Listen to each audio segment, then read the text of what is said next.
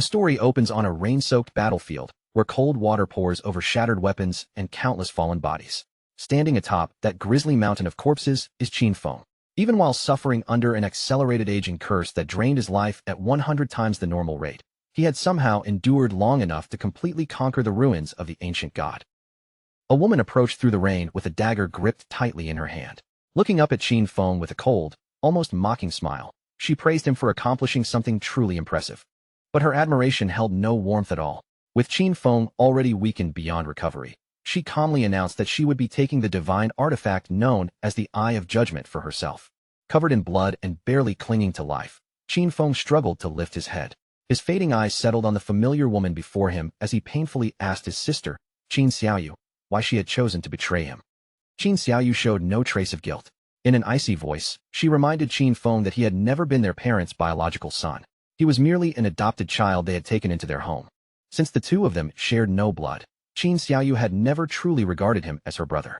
To her, the bond Qin Feng had spent years protecting had never meant anything in the first place. At that moment, a blonde-haired man named Song Fei stepped out from nearby. Glancing at the dying Qin Feng with open satisfaction, he remarked that Qin Feng had ultimately proven far more useful than expected. Song Fei casually rested one hand on Qin Xiaoyu's shoulder while holding the divine artifact in the other. With a triumphant smile, he thanked Qin Feng, saying that without all his sacrifices, neither he nor Qin Xiaoyu could ever have obtained the Eye of Judgment. To empty Qin Feng's remaining lifespan in a single strike, Song Fei had gone to enormous lengths to acquire the soul-stealing blade now buried inside his body. Leaning closer, he mockingly asked whether Qin Feng liked the farewell gift he had prepared for him. After their parents died, Qin Feng had been the one who raised Qin Xiaoyu and supported her through school. Even after the mysterious game descended upon the world, he continued risking his life for her again and again.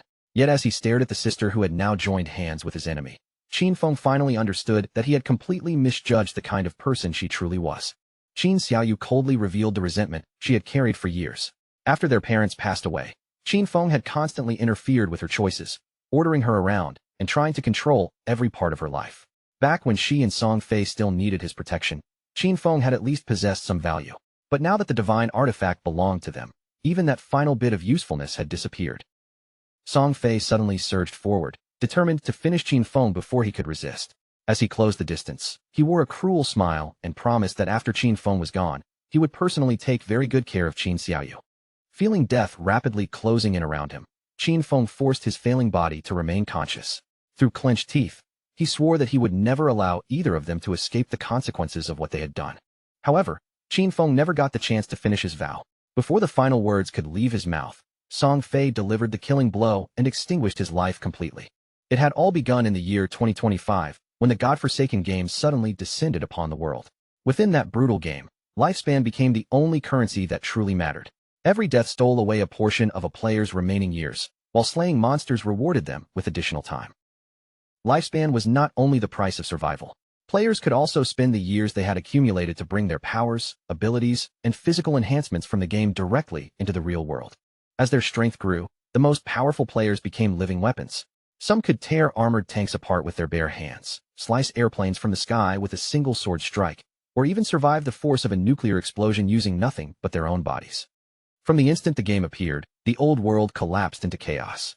Qin Feng fought desperately to survive while protecting Qin Xiaoyu, enduring one nightmare after another until he barely managed to rank among the top 100 powerhouses on the planet. After facing endless dangers and escaping death more times than he could count, he finally conquered the ruins of the ancient god and claimed the divine artifact known as the Eye of Judgment. With that artifact in his possession, Qin Feng had finally obtained the qualifications needed to challenge the highest level of power. For the first time, the summit that had always seemed unreachable was standing directly before him. Yet he never imagined that the reward waiting at the end of that long and bloody road would be betrayal. The only family he believed he still had was the very person who helped destroy him. Every sacrifice Qin Feng had made was dismissed as unwanted interference. Every battle he survived, every treasure he surrendered, and every hardship he endured had done nothing but prepare the path for someone else to seize the glory. As his consciousness faded into darkness, only one final thought remained in Qin Feng's mind. Should he ever receive another chance at life, he would no longer sacrifice himself for anyone else. This time, he would fight solely for his own future. But just when everything should have ended, something impossible occurred. Qin Feng's eyes suddenly snapped open, and instead of finding himself surrounded by corpses and rain, he discovered that he was lying inside his own familiar bedroom. He immediately pushed himself upright, breathing hard as his eyes swept across the room. The furniture, the walls, and every ordinary detail around him confirmed that this was not the game world. Somehow, he had returned to reality. Confusion flooded Qin Feng's mind because he clearly remembered Song Fei killing him. He quickly reached for his phone, and the moment the screen lit up, the date staring back at him revealed that the current year was 2025. Qin Feng hurried to the window and looked down at the peaceful, brightly lit city below. Seeing the streets untouched by destruction, he finally understood what had happened. He had been reborn 9 years into the past, on the exact day the godforsaken game first descended upon Earth. The following day, the bedroom door was suddenly kicked open with a loud crash. Qin Xiaoyu stormed inside, and when she saw Qin Feng sitting calmly at home while drinking coffee, irritation immediately twisted her face. Without even greeting him, she angrily demanded to know why he had ignored all her phone calls. Still fuming, Qin Xiaoyu lashed out and kicked the nearby trash can across the floor. Watching her tantrum unfold, Qin Feng remembered this day clearly. In his previous life, he and Qin Xiaoyu had gotten into an enormous argument shortly before the Forsaken game descended, and the cause of that fight had been Song Fei. Posters of Song Fei covered the wall, making Qin Xiaoyu's obsession impossible to miss. Before the game arrived, Song Fei had been a moderately famous underground idol, and Qin Xiaoyu was one of his most fanatical supporters. Although he appeared charming and glamorous in public, the man was actually a shameless scoundrel who manipulated female fans, stole their money, and exploited their bodies. Qin Feng had repeatedly forbidden Qin Xiaoyu from getting involved with him because he wanted to keep her from being deceived. In the end, however, all his attempts to protect her were twisted into accusations that he was trying to control her entire life. Qin Xiaoyu pointed an accusing finger directly at Qin Feng's face and demanded to know whether he had gone deaf. She blamed him for Song Fei losing first place in that month's rankings, then threatened to throw an even bigger fit unless Qin Feng immediately gave her money so she could help her idol climb back to the top. Qin Feng's expression turned completely cold. Before Qin Xiaoyu could continue shouting, his arm moved without warning, and a powerful slap struck her across the face. The impact knocked her off balance and sent her crashing onto the floor. Qin Xiaoyu sat there in stunned silence, one cheek rapidly swelling beneath the clear mark of his hand. Blood trickled from her nose while tears gathered in her widened eyes. She could not believe that Qin Feng, who had always tolerated her behavior, had actually hit her. Qin Feng stared down at her with a gaze so sharp that it seemed to pierce straight through her. In a calm but threatening voice, he told her that he had neither the desire nor the time to waste arguing with her. If she continued barking at him, he warned, the next thing he would break would be her mouth. He then pulled out a credit card and tossed it over Qin Xiaoyu's head, letting it land behind her. Qin Feng explained that the account contained the money their parents had left behind. No matter how difficult their lives had become over the years, he had never taken even a single cent from it for himself. For the sake of the parents who had raised him, Qin Feng decided he would not drag the argument any further or lower himself by continuing to quarrel with Qin Xiaoyu. Even so, there was one final boundary he intended to establish. Looking at her without the slightest hesitation, Qin Feng declared that from this day forward, he no longer had a sister like her. The declaration struck Qin Xiaoyu harder than the slap. Tears spilled down her face, but instead of reflecting on her behavior, she became even angrier and began crying out in frustration. In his previous life, Qin Feng had sacrificed far too much to keep Qin Xiaoyu safe. He had abandoned countless opportunities, passed up rare secret treasures, and refused to explore dangerous dungeons because the risks might have prevented him from returning to protect her. Now that his decision had been made, Qin Feng took out several sleeping pills.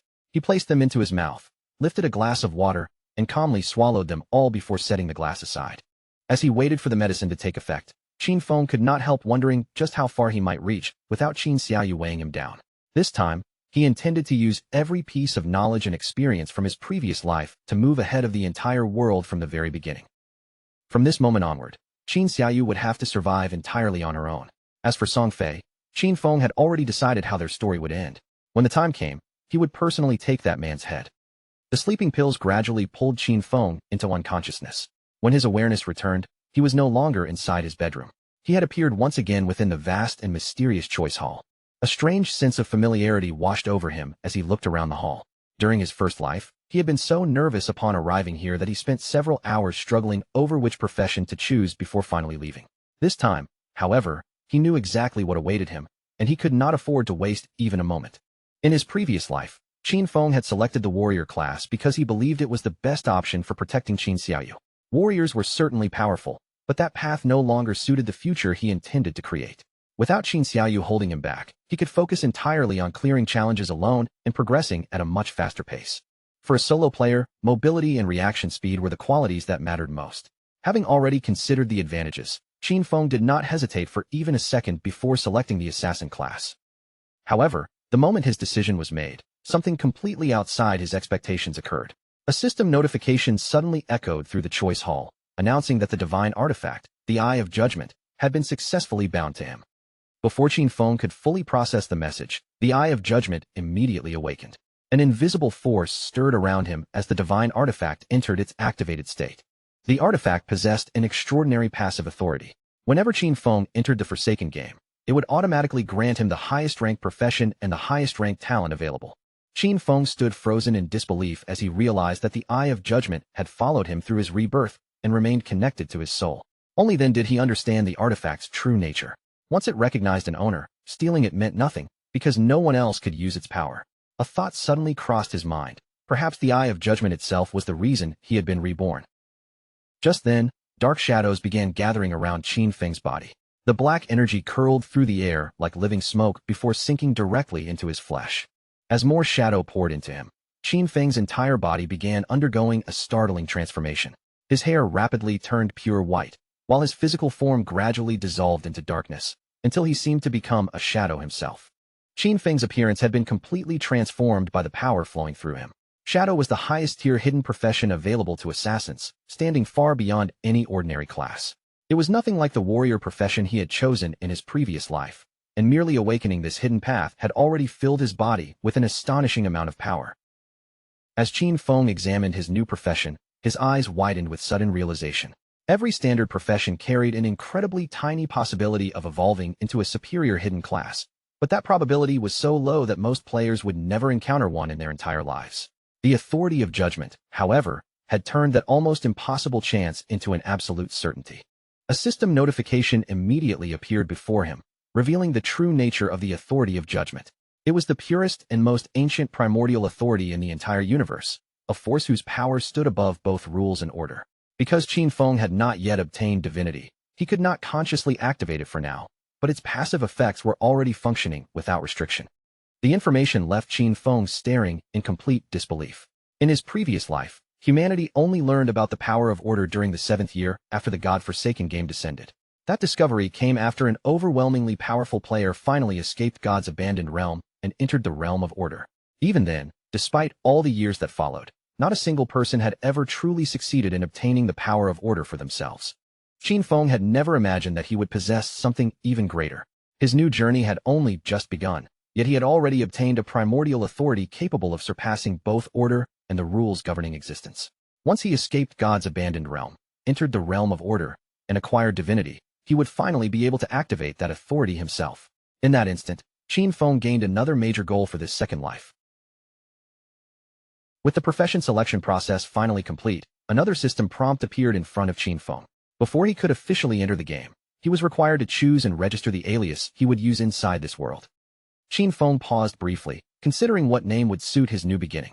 His profession had been born from darkness itself, and his body had already taken on the form of a living shadow. After only a moment of hesitation, he entered the alias Shadow. The instant the name was confirmed, a powerful teleportation force wrapped around Qin Feng. His surroundings blurred and vanished, and in the next moment, he was transported directly into God's abandoned realm. A ruined and desolate world unfolded before him, its broken land crawling with countless vicious monsters. Every creature wandering beyond the town walls was ready to rip players apart and devour the lifespan they carried. Players could leave the settlement, hunt those monsters, and earn lifespan that could be traded with others. However, dying inside the game came with a horrifying price. Half of both their tradable and non-tradable lifespan would be taken away. For now, Qin Feng had appeared inside Shell Town, one of the game's protected safe zones. No monsters were able to enter Shell Town, and players within its boundaries were forbidden from attacking one another. Lifespan was also consumed at only the normal 1x rate here, making the town one of the few places where newcomers could temporarily lower their guard. All around Qin Feng stood people who had been dragged into the game without warning. Some had merely lain down for a nap after finishing a meal, while others had fallen asleep from exhaustion after a long day of work. None of them expected to open their eyes and find themselves trapped inside this strange and terrifying world. Before long, nearly everyone nearby had turned to stare at Qin Feng.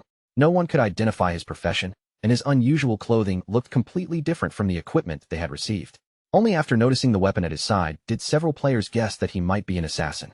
Qin Feng knew that powerful figures from country after country would soon emerge here, and their rise would completely reshape the order of the real world. If Qin Feng wanted to seize opportunities before those future powerhouses appeared, he could not afford to remain in town wasting time. Progress would never pause and wait for anyone, so every second he delayed could place him another step behind. At that moment, 3 men and an archer suddenly materialized inside the town through flashes of teleportation light. Players who died while hunting monsters outside would be forcibly returned to the safe zone, and judging from their frightened faces and furious shouting, this group had just suffered exactly that fate. They were both enraged and terrified by how powerful the wild monsters had been. One of them shouted that the monster had taken away their lives with a single bite.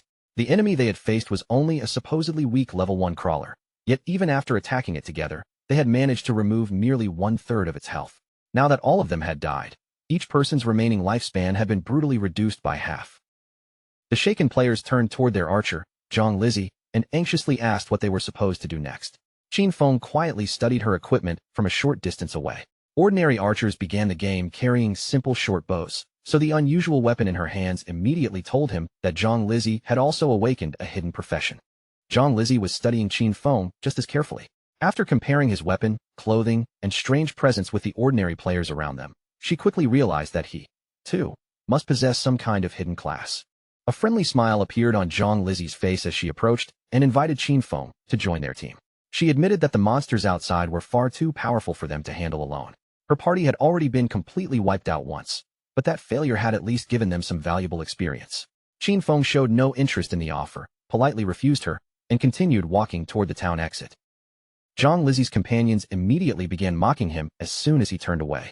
In their eyes, Qin Feng was merely pretending to be some kind of expert. All 5 of them together had failed to defeat a single monster, so there was no possibility that one person could succeed alone. They were convinced that Qin Feng was marching straight toward his own death. Zhang Lizzie opened the system interface and checked the information available about the mysterious player. Although most of his details remained hidden, she was able to see the alias he had registered, Shadow. As Qin Feng continued toward the gates of Shell Town, Zhang Lizzie watched his retreating figure with growing curiosity.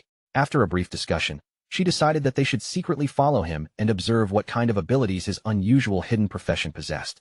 A faint smile tugged at Zhang Lizzie's lips as she considered the possibilities. Even if Qin Feng failed, watching him might reveal new information about the monsters outside. At the very least, they would learn what happened when a lone player tried to face those creatures, and perhaps witness exactly how Shadow met his end. Beyond the safety of the town walls, the land abandoned by the gods stretched out beneath a gloomy sky. The ruined wilderness felt deeply unsettling, and danger seemed to be hiding behind every twisted tree, broken stone, and patch of darkness. Zhang Lizzie and her companions quietly followed Qin Feng from a distance, carefully trying not to attract his attention. She still had no idea why she had been dragged into this world, but her many years of experience playing online games had helped her react quickly. Soon after arriving, she had already gathered nearby players and formed a functional team. Unfortunately, their confidence had vanished the moment they stepped outside Shell Town. The very first monster they encountered had wiped out the entire group without giving them any real chance to fight back. After experiencing that crushing defeat firsthand, Zhang Lizzie was certain that such a creature could not possibly be defeated by an ordinary level 1 player. Her companions were still grumbling angrily as they followed. The assassin in their group had started with a regular dagger, while Qin Feng carried a short blade that looked completely different. What bothered him even more was Qin Feng's movement speed, which was clearly faster than his own despite agility, supposedly being an assassin's greatest advantage. Even Qin Feng's clothing bore no resemblance to the basic outfit issued to the group's assassin, making the difference between them impossible to ignore. Everything about Qin Feng suggested that he was no ordinary newcomer. Because of that, Zhang Lizzie became even more determined to keep following him. A player this unusual might reveal crucial information capable of helping her group survive and grow stronger. Without warning, Qin Feng slowed down and turned his gaze in their direction. The moment Zhang Lizzie sensed his eyes sweeping toward their hiding place, she quickly ducked back behind cover. Her heartbeat quickened as she wondered whether Shadow had already noticed them. Qin Feng did not call them out. Instead, he calmly activated Shadow Sneak. His figure melted into the darkness beneath his feet, disappearing from the road without leaving behind even the slightest trace, as though his entire body had become part of the surrounding shadows. Zhang Lizzie and the others stared blankly at the empty space where Qin Feng had been standing. He had vanished directly before their eyes. The assassin in the group quickly recognized what had happened and explained that Shadow had used a stealth ability, an early assassin skill capable of granting temporary invisibility. With Qin Feng completely invisible, Zhang Lizzie abandoned the idea of following him any farther. She decided that their safest option was to return to Shell Town and search for another method of improving themselves. Venturing outside again was simply too dangerous. They had already died once and lost half of their lifespan. So they planned to speak with the town's NPCs and search for hidden rewards, secret missions, or treasure chests instead. Shadow Sneak allowed its user to enter stealth for a limited period. Launching an attack would immediately reveal the user, but the first strike delivered after breaking stealth would gain significantly increased damage. Qin Feng's class also possessed Stealth Mastery, which doubled the duration of his concealment and raised the skill's stealth level by 1. The shadow profession truly lived up to its status.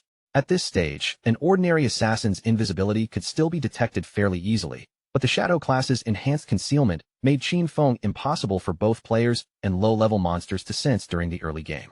While moving unseen through the wilderness, Qin Feng could not help thinking that Zhang Lizzie and her companions were far too naive. Searching around the beginner town might feel safe, but there was almost nothing inside Shell Town capable of truly increasing a player's combat strength. The town was nothing more than a temporary refuge where frightened players could hide from danger. In the Forsaken game, anyone who remained weak would eventually become prey for the monsters outside. A few seconds later, Qin Feng's stealth effect faded and his body became visible again. The skill's current duration was still fairly short, but fortunately, its cooldown had begun the instant he activated it. After waiting only a few more seconds, he would be able to vanish once again. Qin Feng opened his status window and carefully examined the values displayed before him. His registered alias was Shadow, and his profession carried the exact same name. He possessed 75 years of non-tradable lifespan and no tradable lifespan at all.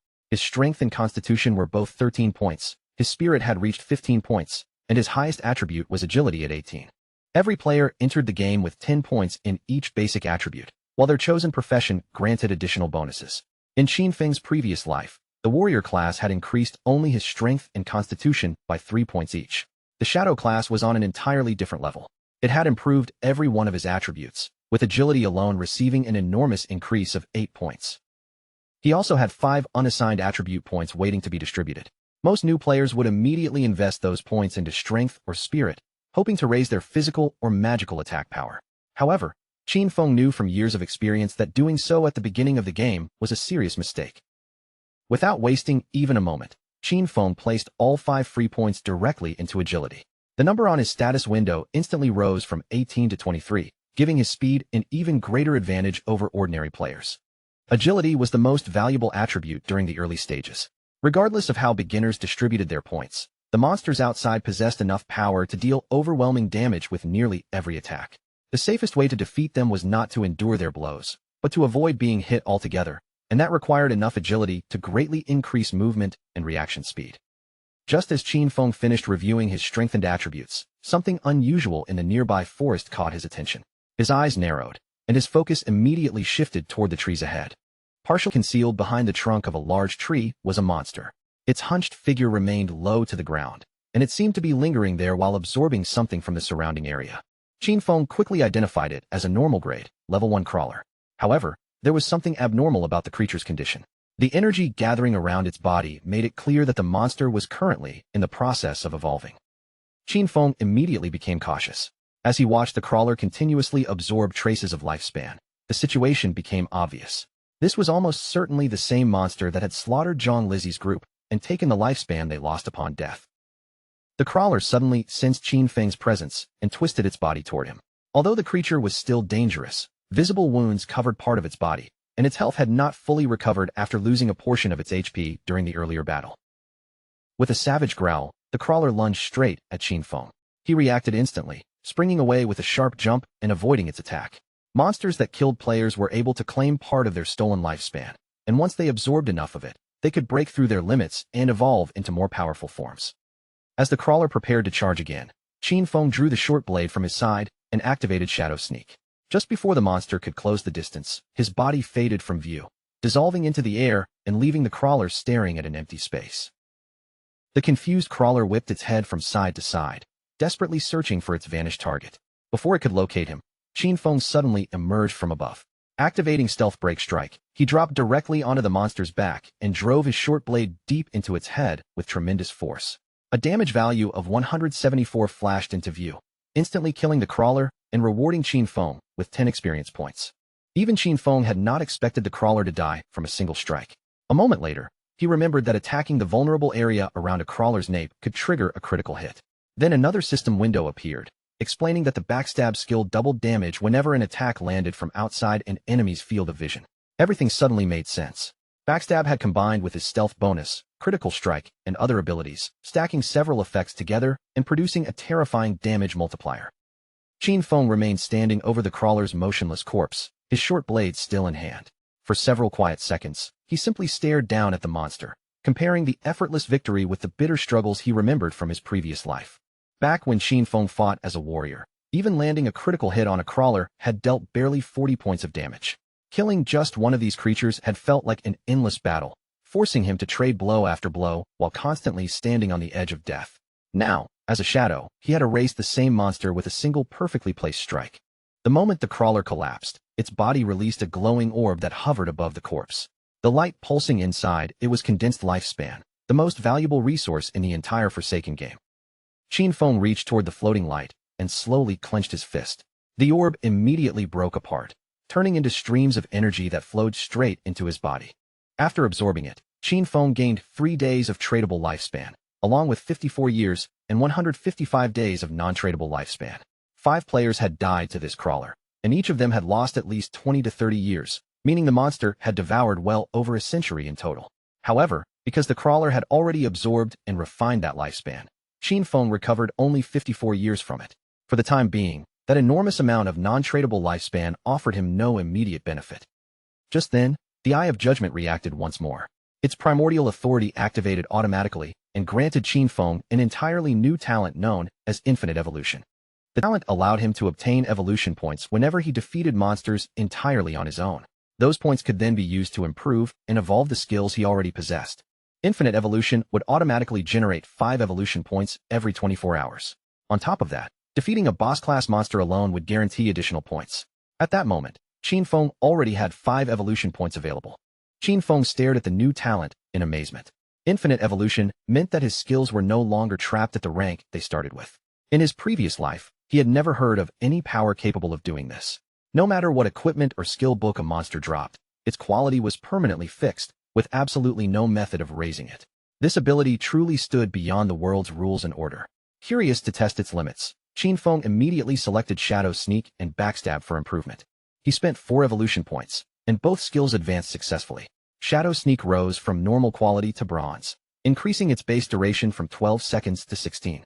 The bonus damage dealt when breaking stealth climbed from 60 to 90, while the cooldown was shortened by 2 full seconds. Backstab also advanced from inferior quality to normal, raising its damage by another 5%. Shadow Sneak could now keep Qin Feng concealed for 16 seconds, and Stealth Mastery doubled that duration to 32. With the skill lasting that long, and its cooldown already counting down during activation, he could now maintain invisibility almost permanently. Had these improvements been available during his previous attack, even a crawler at full health would likely have died from a single strike. At that moment, a muscular young man approached with a woman walking beside him. After seeing Qin Feng defeat the crawler alone, the man laughed and declared that the game looked ridiculously easy. If someone as thin and unimpressive as Qin Feng could kill a monster by himself, then he believed there was nothing to fear. The woman admired his powerful build and confidently said that with a physique like his, he could probably take on 10 opponents at once. Pleased by her praise, the young man smiled broadly and promised that he would protect her. Qin Feng's attention shifted past the overconfident pair toward the branches above them, where another monster was hiding among the leaves. Completely unaware of the danger overhead, the muscular man gave Qin Feng a confident grin and invited him to join their team. A sharp sense of danger washed over Qin Feng before the man could say anything else. Without offering an explanation, he immediately activated Shadow Sneak and vanished into the surrounding darkness. Watching Qin Feng disappear so suddenly, the muscular man misunderstood the situation entirely. Puffing out his chest with satisfaction, he assumed that Qin Feng had been frightened away by the sight of his impressive muscles. Before he could enjoy that pride for long, a massive spider lowered itself from the tree behind them. Its enormous body dropped toward the ground, and the sight of it instantly sent both newcomers into a terrified panic. The creature was a level 1, bronze-grade monster known as the Nurturer. The instant its legs touched the earth, it launched a vicious attack and ended both of their lives before they had any chance to escape. Qin Feng recognized the monster immediately. The Nurturer was a beginner area boss with 1,600 HP, far beyond anything an ordinary rookie could handle. To make matters worse, the enormous spider commanded a swarm of smaller spiders that obeyed its every movement. After killing the two players, the Nurturer lowered its body and began feeding on the lifespan they had left behind. Seeing the boss momentarily occupied, Qin Feng decided this was the perfect opportunity to test the true strength of his newly upgraded abilities.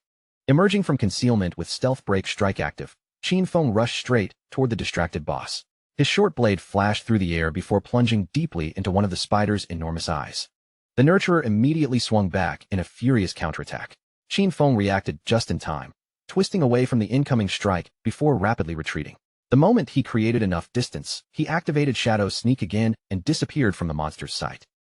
The strike to the spider's eye dealt an astonishing 338 points of damage. Even so, Qin Feng suffered 9 points of damage during the exchange, despite avoiding the full force of the counterattack. Qin Feng had escaped by the narrowest possible margin, relying entirely on his superior agility. His maximum health was only 130 points, and if the Nurturer's attack had landed cleanly, he would have been killed on the spot. Still, seeing that his own strike had dealt more than 300 damage to a boss left him deeply impressed by the Shadow class's offensive power. The wounded Nurturer erupted into a frenzy. Its massive legs swept through the surrounding forest with terrifying force, slicing nearby trees apart and sending broken trunks crashing to the ground. Qin Feng remained hidden as he watched the destruction unfold. He knew perfectly well that monsters in this world possessed intelligence. The spider would not simply remain motionless and allow him to attack it again and again. Unable to locate Qin Feng, the Nurturer began striking wildly in every direction, hoping to force the invisible attacker into revealing himself. Its smaller spiders also spread out and became alert, sealing off possible approaches. With the entire swarm searching for him, Qin Feng knew that charging in recklessly would be suicide. While the Nurturer's attention remained scattered, Qin Feng spotted an opening. He picked up a stone from the ground and hurled it from outside the monster's field of vision. The rock slammed directly into the spider's abdomen and somehow dealt 299 points of damage. Qin Feng immediately reached down and grabbed another stone. His earlier suspicion had been correct. Most of his damage was coming not from the weapon itself, but from the stacked bonuses of Stealth Break Strike and the Shadow class's enhanced abilities. That meant even an ordinary rock could become a deadly projectile as long as he attacked under the correct conditions. The strategy became obvious. Qin Feng only needed to remain concealed until Shadow Sneak finished cooling down, then launch another stone from the darkness before disappearing again. Each thrown rock could trigger the combined bonuses of Ambush Strike, Backstab, and Weak Point Attack. As soon as Shadow Sneak became available, Qin Feng left concealment long enough to throw another stone. It struck the Nurturer for 279 damage, and before the spider could locate him, Qin Feng activated Shadow Sneak once more. His plan was simple but brutally effective. He would stay invisible while waiting for Shadow Sneak's cooldown, emerge only long enough to attack, and then immediately return to the shadows. At the same time, the leaderboard inside Shell Town suddenly updated. A public announcement revealed that the player Shadow had defeated the bronze-grade boss known as the Nurturer. He had also become the first player to reach level 2, instantly taking the #1 position on the ranking list. The other newcomers stared at the announcement in disbelief. Most of them had already been killed by ordinary monsters, so they could not understand how someone had managed to defeat an actual boss so quickly. Zhang Lizzie and her companions were completely speechless when they saw Shadow's name at the top.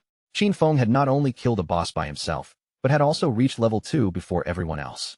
Their entire team could not even defeat a normal monster together, so they began wondering whether the ranking announcement had to be some kind of system error. The muscular man and the woman who had been slain by the giant spider soon reappeared inside Shell Town. When they saw the announcement stating that someone had killed the creature that destroyed them instantly, their faces filled with shock. Only then did they realize that Shadow was the thin young man they had encountered moments earlier in the forest. Back in the wilderness, a system notification confirmed Qin Feng's victory over the Nurturer. He received 300 experience points and 2 evolution points for defeating the boss alone. At the same time, Shell Town's level leaderboard was officially unlocked. Qin Feng also received 1 reputation point before turning toward the Nurturer's corpse and absorbing its remaining lifespan. The instant the giant spider died, all of the smaller spiders scattered into the forest. Watching them escape, Qin Feng felt a trace of regret. He should have eliminated the weaker spiders first and collected their experience before finishing the boss. Even so, the rewards were impressive. He gained 46 days of tradable lifespan, a bronze-quality skill book called Greedy Hand, and a corrosive dagger that provided 35 attack power and 4 additional agility points. Qin Feng immediately learned Greedy Hand. The skill could be used on defeated monsters and carried a 20% chance of producing an additional loot reward from their corpses. He was genuinely surprised that a mere bronze-grade boss had dropped such an extraordinary assassin skill. Greedy Hand could dramatically increase the amount of loot gained throughout the game. During the later stages, even a 20% chance of receiving extra rewards from a powerful boss would be incredibly valuable. Qin Feng remembered a player from the Godslayer Guild in his previous life, whose combat ability had been completely average. Yet because that man possessed Greedy Hand, he became one of the most sought-after players in the world and was constantly escorted by a personal bodyguard. A spark of excitement appeared in Qin Feng's eyes. Greedy Hand might currently activate only 20% of the time, but Infinite Evolution changed everything. By continuously improving the skill, he could raise not only its activation rate, but potentially the amount of additional loot it produced as well. The following morning, students filled the streets as they made their usual way towards school, completely unaware of how drastically the world had already begun to change.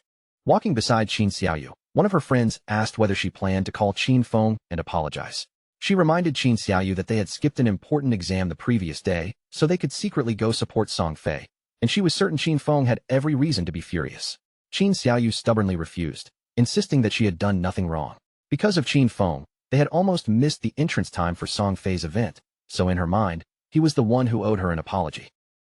Her friend continued trying to reason with her, pointing out that Qin Feng had always treated her extremely well. She then noticed the swelling on Qin Xiaoyu's face and asked what had happened. Qin Xiaoyu refused to change her mind, complaining that Qin Feng did nothing but interfere with her personal affairs. As for the injury, she quickly invented an excuse and claimed that she had simply tripped and hurt herself. When the two girls entered the school building, they noticed a large crowd of students gathered outside one of the classrooms. Everyone was whispering nervously and trying to see what was happening inside. Unable to suppress her curiosity, Qin Xiaoyu's friend pushed through the crowd and stepped into the classroom. There, she saw Shang Wai lying before everyone as his body gradually became semi-transparent. One of Shang Wai's friends tried to explain what had happened, though his voice was filled with uncertainty. Shang Wai had said only moments earlier that he wanted to take a quick nap, but when the others turned around again, his body had already changed into this ghost-like state. The same phenomenon was not limited to their school.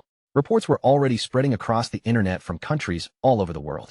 According to several experts, anyone who fell asleep would enter a semi-transparent condition resembling a ghost, but no one yet understood why it was happening. Qin Xiaoyu's friend immediately became alarmed. She pulled out her phone and decided to call her parents, warning them not to fall asleep. She also urged Qin Xiaoyu to contact Qin Feng and alert him, just in case he was in danger.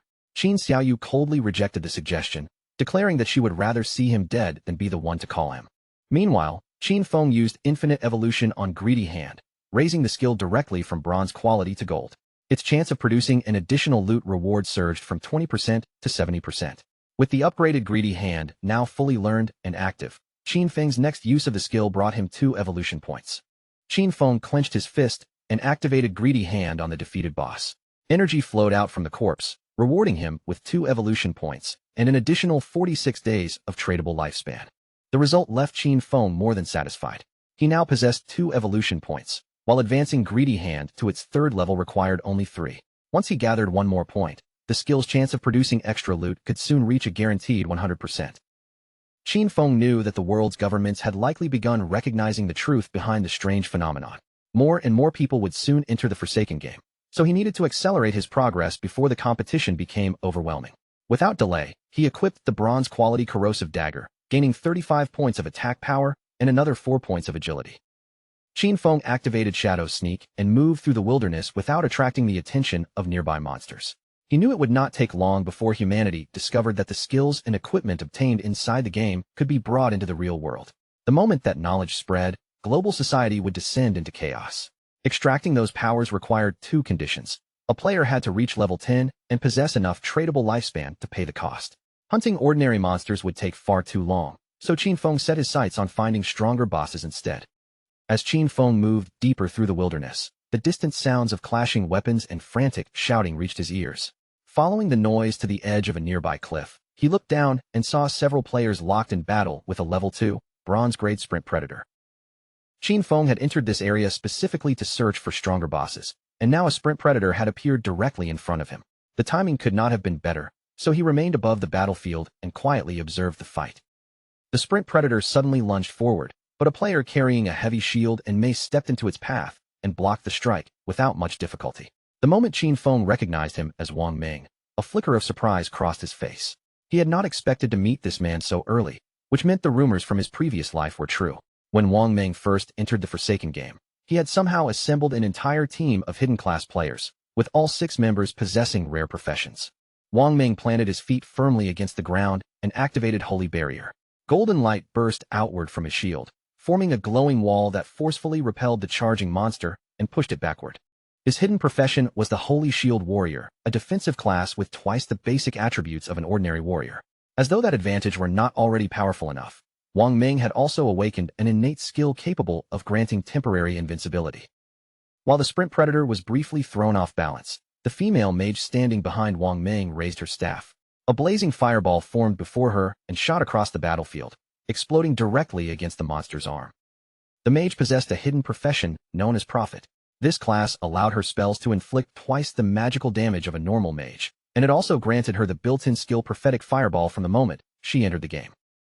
The team's archer was equally unusual, having awakened the hidden class known as Sharp-Eyed Shooter. It doubled the basic attributes of an ordinary archer and came with the rapid shot skill. Their priest had become an oracle priest, giving him twice the healing strength of a normal priest along with the ability to restore the health of several allies at once. The archer and mage launched their attacks together, sending arrows and flames toward the sprint predator from 2 directions. However, the creature slipped between the projectiles with frightening ease before charging straight at Wang Ming and forcing him to retreat several steps. Seeing their ranged attacks repeatedly miss, the archer's confidence quickly disappeared. Her hands tightened around her bow as she stared at the creature's movements, realizing that this boss was far faster than any of them had expected. The priest immediately cast a healing skill on Wang Ming, restoring the damage he had taken. Believing their formation could still hold, Wang Ming decided they would continue attacking while the healers constantly repaired their injuries, gradually wearing down the boss's health. From his position above the battlefield, Qin Feng immediately understood Wang Ming's strategy. The man planned to grind away at the monster's health little by little, which was certainly optimistic. Unfortunately, he had overlooked the greatest danger of fighting for too long in the wilderness. This was untamed territory filled with roaming creatures, and the noise of a prolonged battle would inevitably attract more enemies. Just as Qin Feng expected, movement appeared behind Wang Ming's formation, and 2 additional monsters emerged from the surrounding forest. Qin Feng recognized them at once as corruptors. These ordinary level 2 monsters were covered from head to toe in thick, dark brown mud, and unlike most creatures in the area, they specialized in launching attacks from a distance. The swordsman in Wang Ming's team reacted immediately. Drawing his weapon, he rushed toward the 2 newcomers and slashed fiercely at the corruptor standing closest to him. Judging by the swordsman's unusual equipment and movements, he clearly possessed a hidden profession as well. However, even with Qin Feng's memories from his previous life, it was a class he had never personally encountered before. The sword strike landed cleanly but caused only 33 points of damage. The swordsman's expression changed the moment he saw the number, and he quickly realized that the corruptor's defensive power was much higher than expected. Before he could pull back, the corruptor's swollen body convulsed. It opened its mouth and violently spat a thick stream of filthy mud directly onto the swordsman.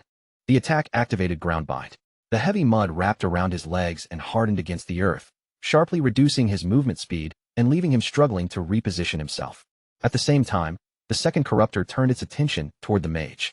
It charged after her relentlessly, forcing the frightened woman to flee across the battlefield with tears gathering in her eyes. Just as the corruptor was about to reach her, Qin Feng sprang down from above. His figure flashed past like lightning, and before anyone could clearly follow his movement, his blade swept through the creature's neck.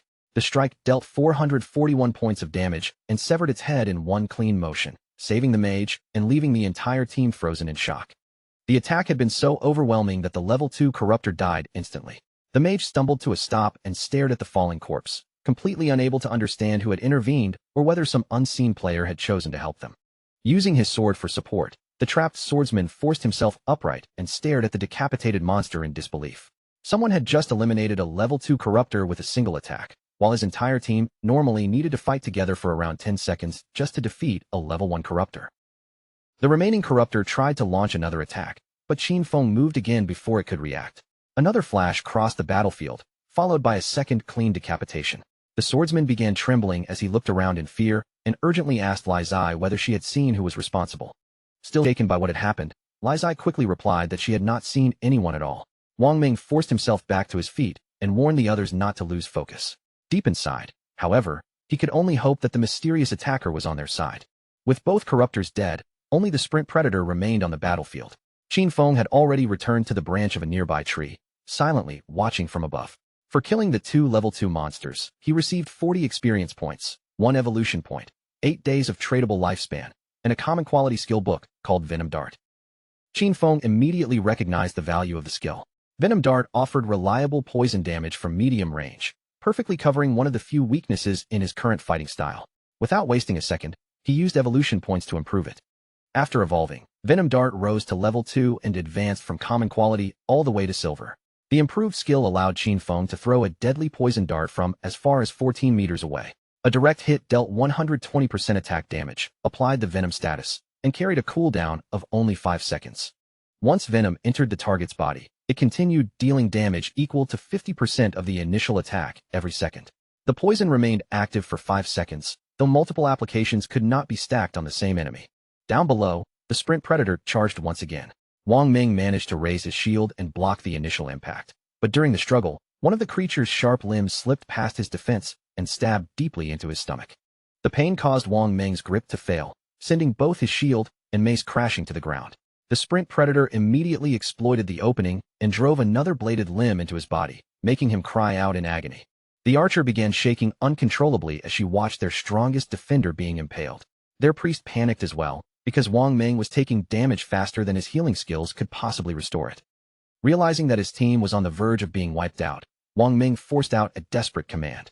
Ignoring his own condition, he told the others to abandon the battle and run while they still had the chance.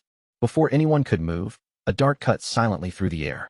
It buried itself deep in the sprint predator's head, and a massive damage value of 845 appeared above the creature. The mage and archer stared in complete disbelief. A single attack from an unseen source had instantly erased nearly half of the boss's remaining health. For a moment, both the sprint predator and Wang Ming twisted in pain. Wang Ming remained trapped beneath the monster's limbs, while the creature staggered as the poison spread through its body. Dark venom began seeping from the wound around the dart. The toxin pulsed through the sprint predator again and again, dealing repeated bursts of 324 damage until its legs finally gave way and its enormous body collapsed onto the ground. Because Qin Feng had inflicted more than 90% of the total damage, the system recognized the sprint predator's loot as his. The kill rewarded him with 600 experience points, raising him to level 3, along with 2 evolution points and 55 days of tradable lifespan. Qin Feng had not expected Venom Dart's damage over time to activate his class's passive bonuses, but the discovery completely changed his combat potential. While concealed by Shadow Sneak, he could remain invisible and continue throwing poison darts from a distance. At this point, almost nothing in the early or middle stages of the game could stop him. Several glowing rewards began materializing around the sprint predator's corpse.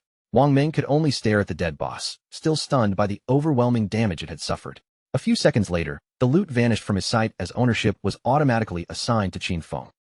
After receiving treatment from the priest, Wang Ming slowly climbed back to his feet. He looked toward Qin Feng's position and sincerely thanked him for intervening and saving the entire team. Qin Feng did not respond warmly to the gratitude.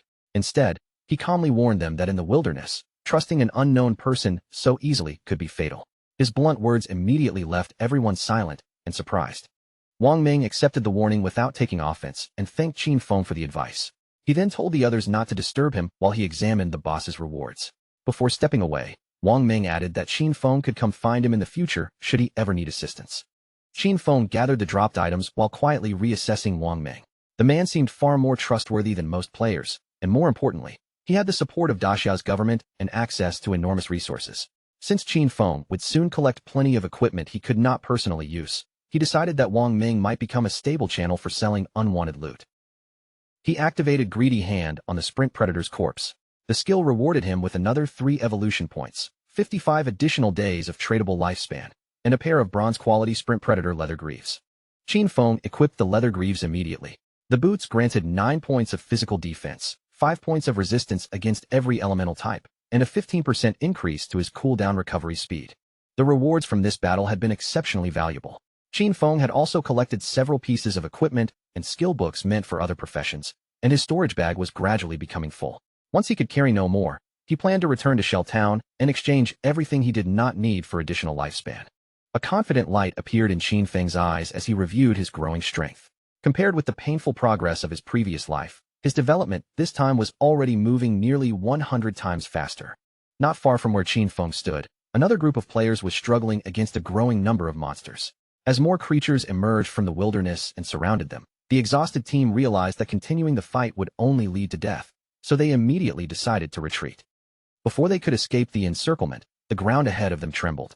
A far larger monster emerged into view, blocking their path and towering over both the players and the smaller creatures around it.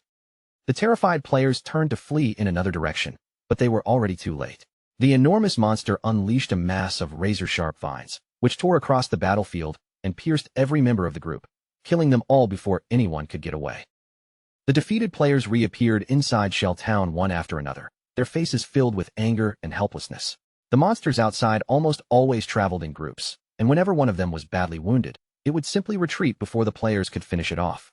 Rumor had it that reaching level 3 was the only way to leave the game, but after experiencing the wilderness firsthand, that goal felt almost impossible. Some players argued that their groups were simply too small. 3 people clearly were not enough, so they suggested forming parties of 6 or even 10. Another player immediately rejected the idea, saying he had personally watched a 10-person team get surrounded and completely wiped out. Large groups only attracted more dangerous enemies. Not long ago, 40 players had accidentally provoked a monster called the Curse Master, and with a single devastating attack, it had annihilated more than 30 of them. Zhang Lizzie and her companions also respawned inside the town after yet another failed hunt. The situation was becoming terrifyingly clear. Anyone who failed to reach level 3 would remain trapped inside the game indefinitely. They had all entered after falling asleep, which meant only their consciousness had been pulled into this world. If they could not escape, their real bodies would eventually weaken and starve to death. Zhang Lizzie clenched her teeth in frustration, unable to understand why the game had been designed to be so brutally difficult. One of her companions began to panic, reminding everyone that they had already died 3 times. Their non-tradable lifespan had fallen below 10 years, and if they continued at this rate, they might truly die in the real world. Zhang Lizzie could not confirm whether every warning was accurate, but one thing was certain: they could not afford another death. When Zhang Lizzie checked the leaderboard and saw that Shadow had already reached level 3, confusion spread across her face. While nearly everyone else remained trapped at the beginning, he had somehow advanced far ahead, which could only mean he had uncovered some hidden method or trick. The more she thought about it, the clearer her answer became. If Zhang Lizzie and her team wanted to escape the game alive, they needed Shadow to carry them until each of them reached level 3. Clenching one hand into a determined fist, Zhang Lizzie ordered her companions to spread the message throughout Shell Town. They had to find Shadow and convince him to help them level up. Once they returned to reality, she was prepared to reward him with 10 million in cash. Her teammates stared at her in disbelief, but Zhang Lizzie remained confident. In her mind, no ordinary person could possibly refuse that amount of money. Meanwhile, deep in the forest, Qin Feng swiftly eliminated another level 2 polluter. The creature collapsed beneath his attack, rewarding him with 20 experience points and 1 additional evolution point. After drawing the lifespan from the fallen monster into his body, Qin Feng checked his available evolution points. He had finally accumulated enough, so without hesitation, he spent all 5 points to evolve Greedy Hand once again. The skill's quality advanced from Platinum to Emerald. Its probability of producing extra loot surged to 160%, meaning it could now guarantee 1 additional reward and even had a chance to produce another. More importantly, every extra item obtained through the skill now carried a 20% chance of appearing 1 quality tier higher. Even Qin Feng was impressed by the new effect. The skill had already become absurdly powerful, and this was still far from its limit. If he continued evolving it, the chance of raising an item's quality could eventually climb to 100%, or perhaps even reach 200% and trigger more than once. Rain began falling across the forest, tapping against the leaves and darkening the soil beneath Qin Feng's feet. As he moved through the wet wilderness, something in the distance suddenly caught his attention. Wandering between the rain-soaked trees was the monster known as the Curse Master, the same terrifying creature the players in town had been discussing. The Curse Master was already a bronze-tier boss, but it was currently consuming vital energy in preparation for an evolution. Once the process was complete, it would advance into a far more dangerous silver-tier boss. After examining the creature, Qin Feng was not surprised that it had slaughtered a team of 40 players. A boss like this could easily destroy unprepared beginners. However, his inventory was already completely full. Even if he killed the Curse Master now, he would have no space to collect its rewards, so he quietly marked its location on his map instead. The Curse Master's evolution would require some time to finish, giving Qin Feng a valuable window. He decided to return to Shell Town, empty his inventory, and come back before the boss completed its transformation. By then, news had spread throughout the town that someone was offering 10 million for Shadow, the #1 player on the leaderboard, to help them level up quickly. Players were repeatedly dying and losing enormous amounts of lifespan, so the wealthy had already started using real-world money to search for an escape route. To many ordinary players, it felt as though those without money had already been abandoned to die. As the crowd continued discussing the offer, Qin Feng suddenly appeared inside Shell Town. The moment players recognized Shadow's name above him, conversations stopped and countless eyes turned in his direction. Qin Feng opened the system interface and activated the market stall function. A public notification immediately announced that Shadow was selling equipment and skill books, with the stall remaining open for only 10 minutes. The surrounding players were stunned when they noticed that Qin Feng was already wearing 2 pieces of bronze-tier equipment while offering 2 additional bronze items for sale. Many of them still found it difficult to believe that he had truly killed a bronze-tier boss by himself. As the crowd gathered closer, one player suddenly asked why Qin Feng's face could not be seen clearly. Another player explained that Shadow had activated the face concealment option. Since a person's appearance inside the game normally matched their real-world face, concealing it was the easiest way to protect one's identity and remain mysterious. A female mage soon approached Qin Feng's stall and examined the displayed items with obvious interest. Her gaze settled on the icicle spell skill book, and she asked how much he wanted for it. Qin Feng answered without hesitation, 100 days of tradable lifespan. The mage was Grey Rose, the player currently ranked 11th on Shell Town's leaderboard. Like Qin Feng, she had also activated face concealment, hiding her true appearance from everyone around her. 100 days of lifespan was a heavy price, even for Grey Rose, so she asked whether Qin Feng could lower it. Qin Feng calmly explained that Icicle Spell was a common tier ability capable of greatly increasing a mage's farming speed during the early game. Considering the advantage it provided, 100 days was already an extremely favorable price. Grey Rose then asked whether she could pay him with real-world money instead. Qin Feng refused immediately. He advised her to use that money to purchase tradable lifespan from other players first, then return and exchange it with him. Unless someone offered more, he would hold the skill for her, but he would not hand it over until she produced the required lifespan. Grey Rose fell silent and began weighing the offer. Through the team channel, she asked her companions whether buying the skill was worthwhile. Under her leadership, they had already reached level 2 unusually quickly, so none of them objected. With Icicle Spell increasing their killing speed, they could reach level 3 and escape the game even sooner. Since survival came first, Grey Rose told her teammates to transfer their tradable lifespan to her and promised to repay them with cash once they returned to reality. After gathering the required amount, Grey Rose transferred 100 days of tradable lifespan to Qin Feng. Seeing that every member of her group had already reached level 2, Qin Feng estimated that they must have killed at least 30 or 40 crawlers. That meant their combined tradable lifespan should have been considerably greater than the 100 days she had just paid. Qin Feng completed the trade and handed over Icicle Spell. With the additional 100 days added to his account, his tradable lifespan increased from 268 days to 368. Just then, Zhang Lizzie pushed through the gathered crowd. The moment she spotted Shadow standing beside the stall, her expression brightened with relief and excitement. Wearing a confident smile, Zhang Lizzie presented what she considered an irresistible opportunity. If Qin Feng helped her and her companions reach level 3, she promised to pay him 10 million once they returned to the real world. The surrounding players reacted with immediate shock. 10 million was an amount most of them could only dream of earning, yet Zhang Lizzie had offered it openly in exchange for a simple leveling service. Qin Feng recognized her immediately. In his previous life, Zhang Lizzie eventually became the leader of a powerful criminal syndicate before the organization was wiped out by the country. Still smiling confidently, she introduced herself as the daughter of the president of Daijong Industries. When Qin Feng showed no sign of believing her, she told him he could search for her identity himself. Qin Feng remembered the reports surrounding her syndicate all too well. Zhang Lizzie had allegedly used cash to tempt desperate people into selling their lifespan, then kidnapped them and forced them into labor. Those who resisted were said to have been murdered in the real world. Knowing exactly what kind of person stood before him, Qin Feng coldly rejected her offer. Zhang Lizzie admitted that Shadow was powerful inside the game, but reminded him that nobody yet understood how this world truly worked. She urged him to join her instead, promising a luxurious life filled with expensive cars, enormous houses, beautiful women, and anything else he desired. Qin Feng's expression did not change. He told her to stop obstructing his business. More than anyone present, he understood that ordinary money would soon become worthless, while tradable lifespan would rise as the only currency accepted everywhere. Zhang Lizzie's friendly expression disappeared, replaced by open arrogance. With a cold glare, she declared that if they were standing in the real world, she would have already taught him a painful lesson for disrespecting her. Qin Feng slowly turned toward her, his eyes carrying unmistakable killing intent.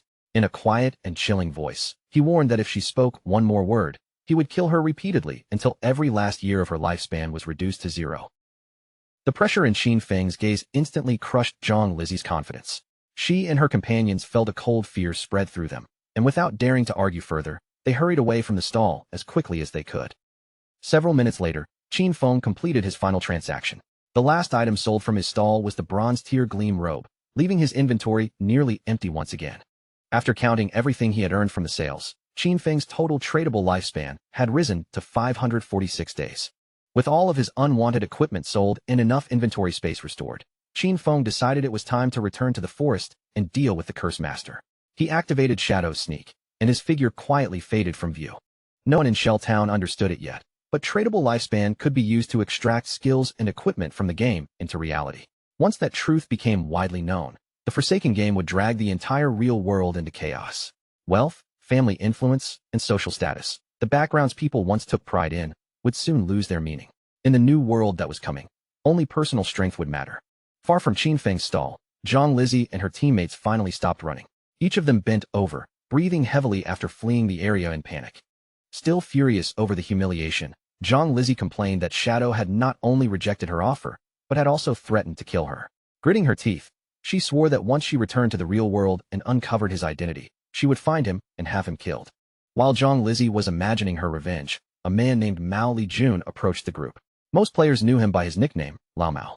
Lao Mao introduced himself as a level 2 player and confidently claimed that he had discovered several useful tricks for progressing quickly inside the game. He then brought up the reward Shadow had refused. Lao Mao asked whether he could accept the 10 million offer instead, and personally help Zhang Lizi's team reach level 3. Zhang Lizi did not agree immediately. Watching him with a cautious expression, she asked exactly what he meant by these so-called tricks. Lao Mao explained that he normally kept his method secret, but because she was offering such a large reward, he was willing to make an exception. According to Lao Mao, the key to leveling safely was to invest every available attribute point into agility as soon as possible. With enough speed, players could run faster than the monsters, dodge their attacks, and gradually defeat them without suffering injuries. Zhang Lizi's eyes widened when she heard his explanation. She had done the complete opposite, placing all of her free attribute points into strength because she believed greater attack power would make leveling easier. After considering the proposal, Zhang Lizi agreed to hire Lao Mao, but reduced the payment to 5 million because he was clearly nowhere near as powerful as Shadow. Lao Mao accepted the lower amount without complaint. Even so, he could not help finding Shadow's behavior strange. No matter how strong someone was inside the game, refusing 10 million in real-world money made absolutely no sense to him. Meanwhile, Qin Feng finally reached the exact location he had marked on the map earlier. Remaining completely concealed in stealth, he studied the creature through the drifting haze and immediately noticed something different. The monster had already advanced into the silver rank, while the thick gray fog curling around its body made one thing obvious. It was still evolving. Without wasting a moment, Qin Feng activated his Venom Dart ability and quietly calculated the time he had left.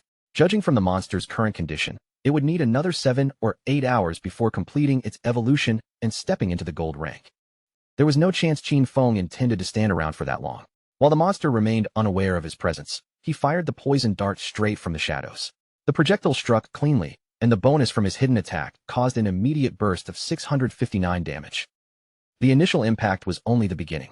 Venom quickly spread through the monster's body, continuously eating away at its health and dealing another 219 points of damage with every passing second. Qin Feng immediately closed the distance, springing toward the creature while activating Shadow's Sneak once again. He already understood the scale of the fight ahead of him. A silver rank boss possessed roughly 2 or 3 times the health of an ordinary level 1 bronze monster, so bringing it down would require several carefully timed attacks. Without warning, the monster raised its hands and began drawing in an enormous concentration of magical energy. The power gathered between its palms at a frightening speed, and as the swirling energy grew denser, the creature's already imposing body appeared to expand even further.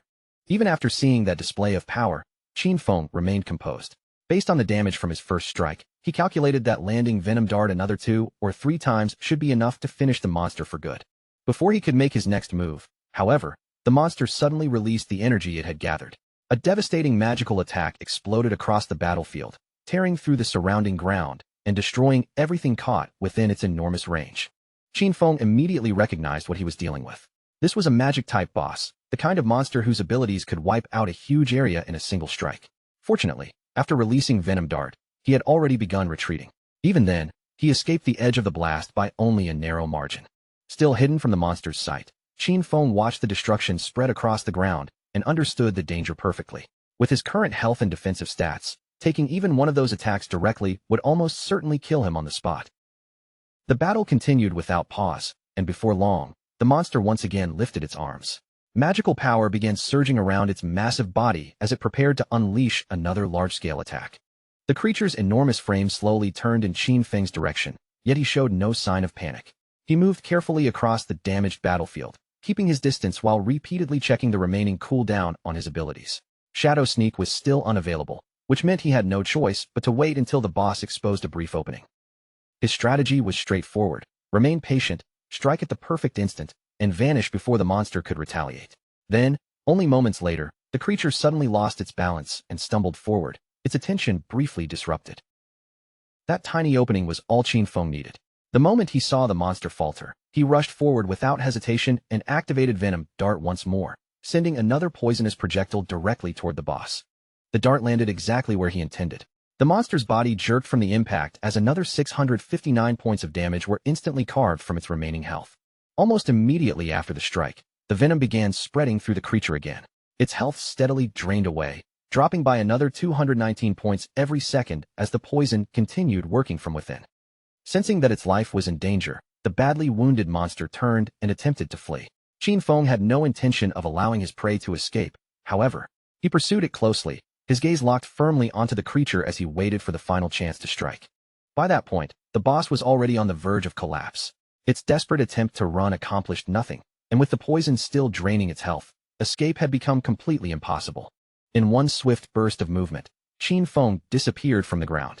He reappeared directly above the creature's head, drove himself downward with tremendous force, and smashed the weakened monster face first into the earth. The moment the monster stopped moving, the system confirmed Qin Feng's victory over the silver-ranked boss. Notifications rapidly filled his vision one after another. He received a total of 1,800 experience points, instantly jumping from level 3 all the way to level 5. On top of that, he gained 4 evolution points and an astonishing 124 days of tradable lifespan. Seeing the rewards, Qin Feng could not help chuckling. A single boss had raised him by 2 full levels while also granting him valuable evolution points. As the defeated monster's enormous body dissolved and transformed into scattered loot, Qin Feng stepped closer and immediately activated his evolved skill, Greedy Hand. The air around the dropped items shimmered faintly before a system window appeared, confirming that Greedy Hand had successfully collected the rewards. The result exceeded Qin Feng's expectations. He received another 4 evolution points, along with an additional 124 days of tradable lifespan. With his gains doubled once again, Qin Feng's lips curled into a satisfied smirk. Receiving 2 additional bonuses so quickly was already impressive. After calculating everything, he realized that this single silver-ranked boss had ultimately brought him 12 evolution points and an incredible 372 days of tradable lifespan. Just as Qin Feng was absorbing the scale of his rewards, another system message suddenly appeared before him. Greedy Hand's secondary effect had activated, upgrading one of the looted items from silver rarity directly to gold. Qin Feng studied the notification with growing interest. A gold-tier item was no ordinary reward, and now he understood why Greedy Hand qualified as a Jade-level skill. It could improve loot beyond the quality it originally possessed. His attention then shifted toward the equipment scattered across the ground. The boss had dropped 7 or 8 separate pieces of gear, but Qin Feng's backpack had only 10 empty spaces remaining. Qin Feng let out a weary sigh as the problem became obvious. If he had to return to town every time he killed a boss, he would waste an enormous amount of valuable time traveling back and forth. A storage ring, or any similar item capable of expanding his inventory, would solve everything perfectly. Just as he reached toward one particular piece of loot to inspect it, the focus abruptly shifted back to Shell Town. Inside the town, the female mage from Wang Ming's party appeared in a sudden flash of light.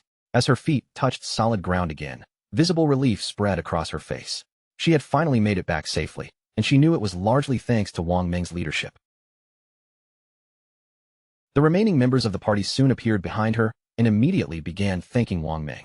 They openly admitted that without him guiding the group, none of them would have reached level 3 or returned alive. Wang Ming simply brushed their praise aside, calmly insisting that their progress had come from everyone working hard together. The mage, however, still carried one frustrating regret. With a disappointed sigh, she admitted that she wished she had managed to add Qin Feng as a friend back in the forest. In her mind, perhaps he had refused because she had been completely covered in mud at the time. One of her teammates grinned playfully and reassured her that she looked far better in her new outfit.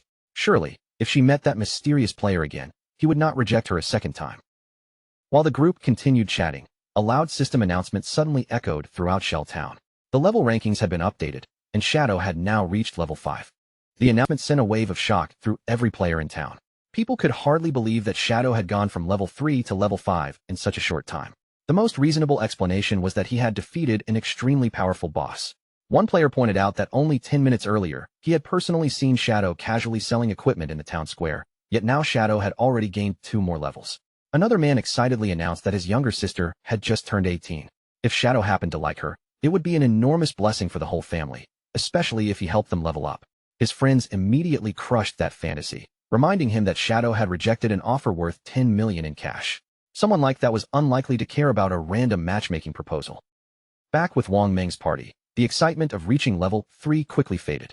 They had only just celebrated their progress, yet Shadow had already surged 2 levels ahead, leaving the entire team uneasy about the widening distance between them. Wang Meng remained far calmer than the others. He told everyone to stop worrying about Shadow for the moment. Their immediate priority was to log out, return to the real world, and warn their families and friends about how dangerous this mysterious game truly was. One by one, their bodies began fading as the system confirmed the logout process. Before Wang Meng disappeared completely, he left the team with one final warning. If the real world was truly heading toward chaos, then they needed to make sure the people closest to them were prepared. The surroundings changed, and Wang Meng's awareness returned to the real world. The instant his eyes opened, an anxious voice rang out nearby, urgently calling for the captain. Wang Meng was not merely another ordinary player trapped inside the game. In reality, he served as a police officer and held responsibility for the people gathered around him. Several fellow officers rushed toward him, their expressions filled with genuine fear. One of them confessed that while Wang Meng had been unconscious, parts of his body had actually begun turning transparent. The horrifying implication was impossible to ignore.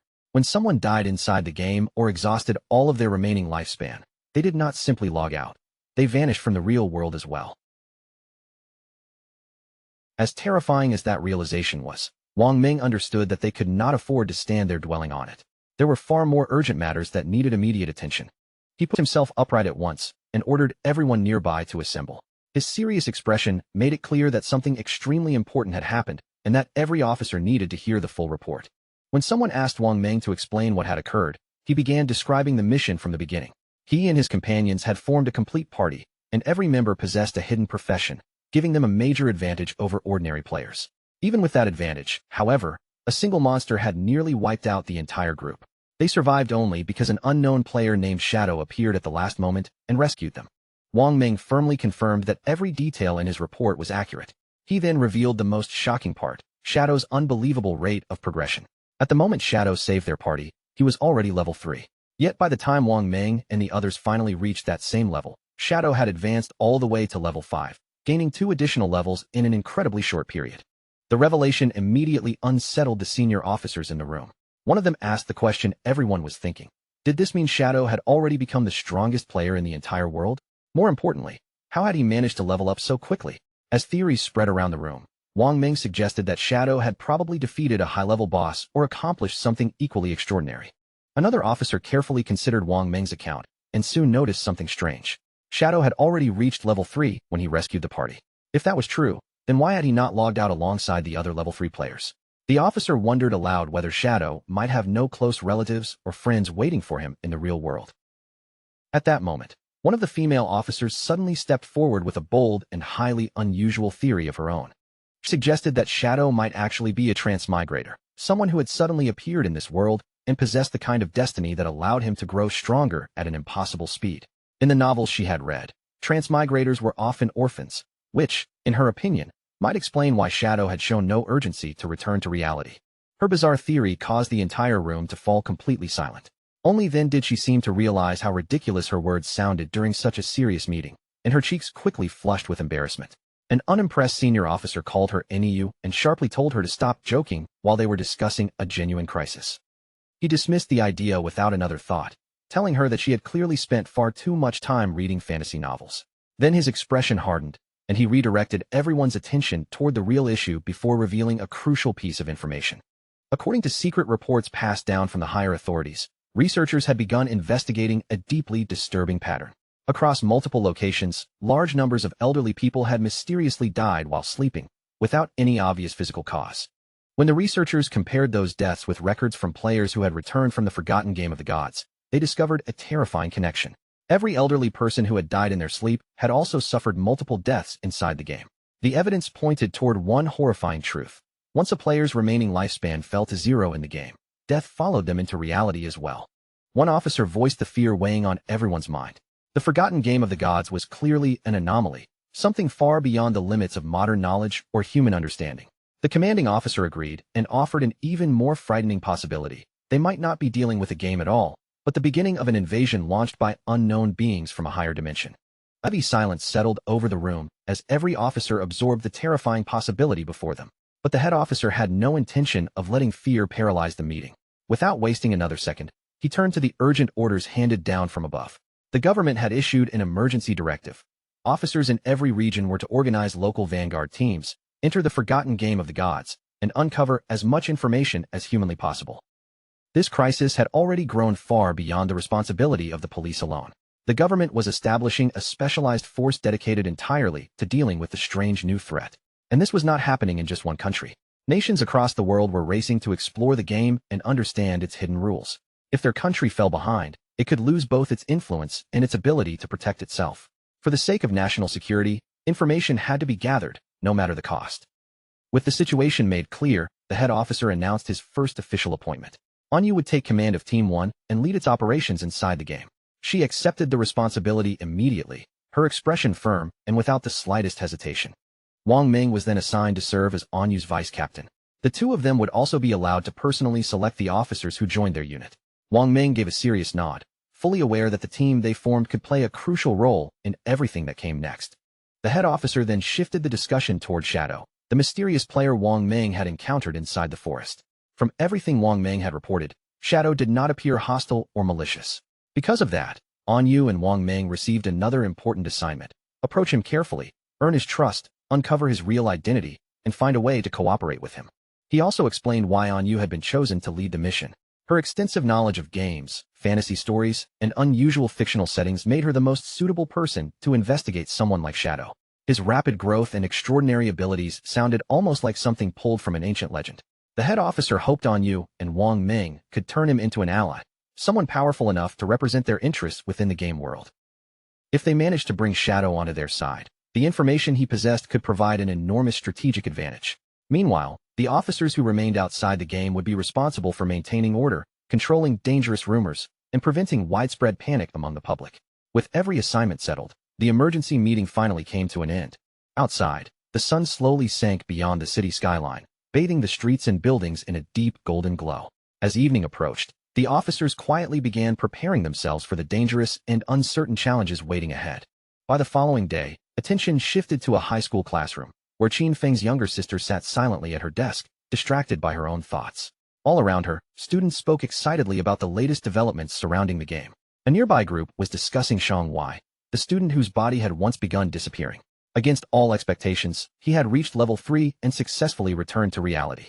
One girl revealed an important detail he had shared. When several people from the same district fell asleep at roughly the same time, they would be sent to the same starter village. The discovery filled the students with both excitement and unease. One frightened girl insisted that she needed to bring her parents into the game with her. They knew nothing about gaming, and she feared they would be helpless if they entered alone. Another student quickly objected, arguing that involving their parents too soon would only increase the danger. Their best option was to become stronger first, so they could protect their families later. While the debate continued around her, Qin Feng's younger sister stared down at the phone resting in her hands. The longer she looked at the silent screen, the more irritated she became. Why had her brother still not contacted her? With something as enormous as the forgotten game of the gods suddenly affecting the entire world, she had expected him to send at least one message. Yet there was nothing, not even an apology for striking her earlier. That kind of silence was completely unlike him.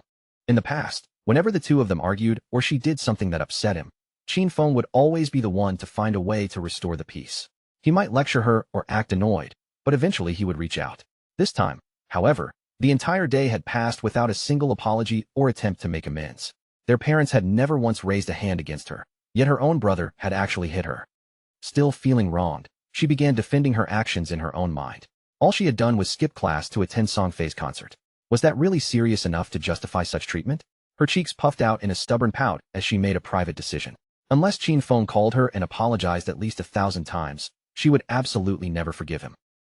Her resentment did not last for very long, though. The instant her thoughts drifted toward Song Fei, the frustration on her face quickly gave way to bright, unmistakable excitement. Looking back on it now, she felt even more thankful that she had attended the concert the previous night. Once the forgotten game of the gods began affecting everyone's daily life, opportunities to see Song Fei perform might become extremely rare. A dreamy smile slowly spread across her face as she remembered the show and how close she had managed to get to him. In her imagination, Song Fei once again stood beneath the stage lights, dazzling the entire crowd with every movement. Merely recalling how incredible he had looked was enough to make her gush silently to herself. Then a sudden realization struck her. If every person entered the game world whenever they fell asleep, Song Fei would eventually be pulled into it as well. The thought immediately sent heat rushing into her cheeks. Her face turned bright red as she began imagining herself unexpectedly meeting Song Fei somewhere inside the game. Could this actually become the opportunity she had been waiting for? Perhaps fate itself was arranging a chance for the two of them to meet. The more she imagined it, the faster her heart began to pound inside her chest. Later, as she prepared to go to sleep, another thought suddenly crossed her mind. Shang Wei had managed to reach level 3 in an incredibly short amount of time. That probably meant he already understood the game far better than most beginners. If she wanted to perform well after entering, getting advice from him beforehand would be the smartest choice. Without hesitating, she picked up her phone and sent Shang Wei a message, asking whether he had any useful tips she should know before entering the game world. At that same moment, Shang Wei was spending time with several classmates when her unexpected message appeared on his screen. Shang Wei lowered his gaze to the phone, and a delighted smile immediately formed on his face. He could hardly believe what he was seeing. Someone like Qin Feng's younger sister had personally come to him for guidance. In his eyes, this was not merely a request for advice. It was a valuable opportunity, and he had no intention of letting it slip away. He quickly replied that she had contacted exactly the right person. According to Shang Wei, the most important secret at the beginning of the game was to place every available attribute point into agility. Without enough speed, she would never be able to escape powerful monsters and would simply die over and over again. She immediately asked whether that advice still applied if she chose to become a mage. Shang Wei confidently assured her that it did. Agility was useful for mages as well because it increased casting speed, which could make an enormous difference during the early stages. Still somewhat doubtful, she asked what she should do if increasing agility was not enough to help her win. Shang Wei told her there was no reason to worry. Once any player in their village reached level 5, the village teleportation formation would activate and connect the different starter villages. After that, she could join any available party and rely on the group to help her level up. He also promised that as soon as the teleportation circle opened, he would personally come and find her. Hearing that reassurance, she immediately felt much happier. Lying comfortably on her bed, she smiled to herself and thought about how useful someone like Shang Wei could be. Just like that, she had already found a person willing to help her inside the game. As drowsiness slowly pulled her toward sleep, another mischievous idea entered her mind. She would enter before Qin Feng, level up as quickly as possible, and become stronger than him. Then, when her brother finally joined, she would make sure he suffered. She would offer no guidance, no equipment, and no support at all. He could struggle on his own. Completely satisfied with her little plan, she closed her eyes and drifted off, eagerly awaiting the adventure ahead. Back inside the game, Qin Feng remained beside the pile of treasure left behind by the defeated boss. As he examined the scattered rewards, one object immediately drew his attention, a faintly glowing orb shining among the equipment. The moment Qin Feng picked it up, a system window appeared before his eyes. He had obtained the curse ring, a gold-tier piece of equipment. Its attributes were impressive. The ring had no class restrictions and granted 8 additional points to every attribute, along with 26 points of dark elemental resistance. Attacks that struck an enemy's weak point would also deal 1.5 times their normal damage. The only condition was that the wearer needed to be at least level 4. After reviewing the numbers, Qin Feng quickly recognized the ring's value. 8 points added to each of the 4 main attributes meant a total increase of 32 points, roughly comparable to gaining 3 additional levels. Its resistance to dark elemental attacks would also be useful against many dangerous enemies, while the increased weak point damage provided another powerful advantage. With benefits like those, Qin Feng had no doubt that the curse ring would become an extremely valuable piece of equipment throughout the journey ahead. Before he could spend much longer admiring the ring, another system notification suddenly appeared. This time, It informed him that he had acquired a new silver-tier assassin ability known as Instant Shadow Slash. The ability's information unfolded before him in detail. Once activated, Instant Shadow Slash would release multiple rapid slashes in a single direction, reaching targets up to 15 meters away. During the attack, the user would gain 5 seconds of temporary invincibility. Every enemy caught within the 2.1-meter-wide path would be struck 3 times, with each slash dealing 100 damage. Every hit would automatically count as a backstab, although the attack could not trigger weak point damage. After use, the ability would enter a 12-second cooldown. Qin Feng immediately understood how powerful the ability could be. It was a strong area of attack that could cut through several enemies at once, while the temporary invincibility gave him a way to avoid danger during the assault. He learned the skill without hesitation. Since he still had evolution points remaining, he then turned his attention toward one of his most important abilities, Greedy Hand. A system prompt deducted 8 evolution points in an instant. Under Qin Feng's gaze, Greedy Hand advanced beyond Jade rank and successfully evolved into a Diamond rank ability. The upgrade dramatically strengthened both of its effects. The chance of gaining additional loot after defeating a monster increased from 160% to 220%. At the same time, the probability of that bonus loot being improved by an entire rarity level rose from 20% to 40%. Qin Feng carefully considered what the new percentages meant. From now on, every defeated enemy would reliably provide 2 additional pieces of loot, effectively making each kill 3 times as rewarding as before. Refusing to leave his remaining points unused, he spent 3 more evolution points on Instant Shadow Slash. The system accepted the upgrade, reducing his balance until only a single evolution point remained. Instant Shadow Slash began evolving immediately. The ability rose from silver rank to gold rank, then continued upward until it finally reached platinum rank. Its effective distance expanded from 15 meters to 21 meters, allowing Qin Feng to strike enemies from much farther away. The duration of its protective effect also increased, now lasting 7 full seconds and giving him more time to remain beyond an enemy's reach. Instead of producing only 3 slashes, the ability would now unleash 5, cutting through every target within a widened path of 3.1 meters. Its cooldown dropped slightly from 12 seconds to 10.43 seconds, making it more efficient while still requiring careful timing. Most importantly, each strike now inflicted 200 damage, exactly twice its original power. Every one of those attacks would still be treated as a backstab, allowing the ability to trigger all related backstab effects even though it remained unable to strike weak points. After studying the improvements, Qin Feng was satisfied. The cooldown reduction was not especially dramatic, but the longer period of protection during the attack could become a decisive advantage in a dangerous fight. Qin Feng then turned his attention toward the remaining boss drops. Most of the equipment had little practical value to him, but one item immediately stood apart from the rest, a silver-tier warrior skill book called Battle Roar. Although he could not use the warrior ability himself, Qin Feng knew the skill book could be sold in exchange for a considerable amount of tradable lifespan. Just as he finished inspecting the last of the loot, a faint movement nearby caught his attention. Qin Feng turned toward the sound and saw 3 enormous creatures crawling steadily in his direction, their massive bodies closing in across the battlefield. He recognized them at once as level 4 limb crawlers, grotesque, dangerous monsters with twisted, oversized limbs. Yet instead of feeling threatened, Qin Feng saw their arrival as perfect timing. They would serve as ideal targets for testing the full power of his newly improved ability. Without giving the monsters any opportunity to surround him, Qin Feng immediately activated Instant Shadow Slash. His figure blurred and vanished into a streak of motion. In the same instant, a storm of rapid slashes surged forward, slicing cleanly through the approaching limb crawlers before they could defend themselves. The 3 monsters were torn apart so quickly that none of them even had time to react. Their bodies collapsed amid the settling dust, and a system notification appeared immediately afterward, confirming that all 3 creatures had been defeated. The system recorded Qin Feng's victory and issued the rewards. He received 80 experience points, along with an additional 5 days of tradable lifespan. Qin Feng stood calmly amid the aftermath, surrounded by the remains of his enemies as a dark and intimidating aura seemed to gather around him. After witnessing the skill firsthand, he could clearly feel how much his combat ability had improved. A battle strategy quickly formed in Qin Feng's mind. If he combined Venom Dart with Instant Shadow Slash, he could poison his targets and tear through them before the battle had truly begun. He then checked his current tradable lifespan and saw that he had accumulated 618 days. However, bringing his equipment and game abilities into the real world required at least 900 days, roughly 2.5 years. With that target in mind, he organized his next steps. First, he would return to town and sell every valuable item, filling his inventory. If the sales went well, he might reach the requirement much sooner than expected. Then, Once he advanced to level 10, he would finally be able to establish a connection between the virtual world and reality. With his plan decided, Qin Feng began making his way back toward the starter town. His concealment ability remained active, keeping his entire figure hidden as he moved quietly along the road.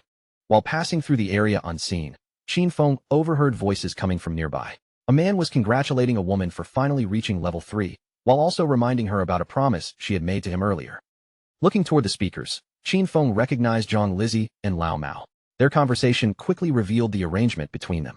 Lao Mao had agreed to help Zhang Lizzie reach level 3 so she could safely log out, and in exchange, she had promised to pay him 5 million in cash. Now that the agreement had been fulfilled, Lao Mao was eagerly waiting for his money. Zhang Lizzie calmly reassured him, asking whether he truly believed her father's company, Young Industry, would be unable to spare such a trivial amount. She would log out first and arrange the payment in the real world. Before leaving, she gave Lao Mao her phone number and instructed him to contact her once he had also returned. Then she presented another tempting offer. She wanted to purchase every day of tradable lifespan he possessed and was willing to pay 10,000 in cash for each one. Lao Mao accepted immediately, his face lighting up as he imagined the fortune he was about to earn. Wearing a smug, self-satisfied expression, Lao Mao mocked Qin Feng for foolishly rejecting Zhang Lizzie's generous offer. He told her they could discuss the full arrangement again once they met in the real world. Neither of them realized that Qin Feng was already moving silently between them, completely concealed despite being only a few steps away. Still unaware of Qin Feng's hidden presence, Lao Mao casually dismissed the importance of tradable lifespan. In his mind, there was no reason to treat it as something precious. As long as he continued killing monsters, he believed he could earn lifespan as easily as ordinary game currency. To Lao Mao, the smartest possible strategy was turning everything he achieved inside the game into real-world cash. The more he thought about it, the more pleased he became, convinced that he had discovered the perfect way to profit from this strange new world. A short while later, Qin Feng arrived at the center of Shell Town and stopped before the dormant teleportation gate. He raised one hand toward the towering structure, and the moment his palm approached it, brilliant blue energy began flowing across the gate's surface. The glow intensified until the entire formation was illuminated. A system window immediately appeared, congratulating Qin Feng for activating Shell Town's teleportation formation and rewarding him with 1 reputation point. It also informed him that he could use the gate once every day without charge, while any additional uses would consume tradable lifespan. Unfortunately, the formation had no practical use for the moment. Since every other teleportation gate in the game remained inactive, there was nowhere for Shell Town's gate to connect to. Qin Feng understood that the teleportation network required 2 active endpoints. Unlocking the gate in Shell Town was only the first step. A player in another starter town would also need to reach level 5 and activate that town's formation before travel between the 2 locations became possible. Memories from his previous life immediately surfaced. Qin Feng knew that Song Fei had started in Firefly Town, so he quietly arranged an altar that would alert him the instant Firefly Town's gate became active. He had no intention of merely waiting for that day. The moment the connection opened, he wanted to be fully prepared to confront Song Fei. As he continued deeper into town, however, his thoughts remained fixed on an even greater objective. Teleportation between starter towns mattered to ordinary players, but Qin Feng knew the true struggle had not even begun. His real target was level 10. Only after reaching that threshold could he enter the god-abandoned realm and finally awaken the authority waiting for him there. When that happened, the true danger of the forgotten game of the gods would finally reveal itself. Not long afterward, Qin Feng opened another temporary shop. A system announcement instantly informed every nearby player that equipment and skill books would be available for only 10 seconds, with all items sold on a first-come, first-served basis. The response was immediate. Excited players rushed toward the stall from every direction, loudly calling Qin Feng an expert as they fought to reach the front. Several players shouted that they had been waiting for Qin Feng to sell again and had deliberately saved their tradable lifespan for this exact opportunity. One man proudly announced that he had accumulated 150 days. Another reminded everyone that during Qin Feng's previous sale, Gray had purchased the Icicle spell and quickly climbed to second place on the rankings because of it. Amid the crowd, one thrilled warrior spotted a silver-tier skill book called Battle Roar. The instant he saw that it was restricted to the warrior class, he purchased it without even pausing to negotiate. A system notification appeared at once, confirming that the Battle Roar skill book had been sold for an enormous price of 300 days of tradable lifespan. The price left the surrounding players staring in disbelief. One person questioned whether a single skill book could possibly be worth 300 days. Another quickly called him ignorant and explained that Battle Roar could dramatically improve a warrior's monster farming efficiency. With that skill, the buyer could recover the entire 300 days in less than 2 days, making the purchase an extremely profitable investment. Once the crowd understood how valuable Qin Feng's merchandise truly was, whatever hesitation remained disappeared. The players surged forward even more desperately, each of them trying to buy something before every item vanished. Within only a few seconds, the stall had been completely emptied. Qin Feng calmly opened his system panel and reviewed the results. In roughly 1 minute, he had earned 650 days of tradable lifespan, while his displayed total had risen to 2,174 days. Even so, he was far from satisfied. Bringing all of his attributes, equipment, and abilities into reality would demand far more lifespan than this. Around him, disappointed players complained that they had not managed to purchase anything and anxiously asked whether he would return to sell again. Qin Feng gave them a simple confirmation that he would. Just as the crowd began settling down, a female player suddenly called out from nearby. She claimed to possess a valuable treasure and directly asked Qin Feng whether he was interested in making a deal. Qin Feng turned toward the voice and immediately recognized the woman standing before him. She was one of the players who had fought alongside Wang Meng's team in the forest. The system quickly displayed the details of the treasure she carried. It was a space ring containing 12 additional inventory slots.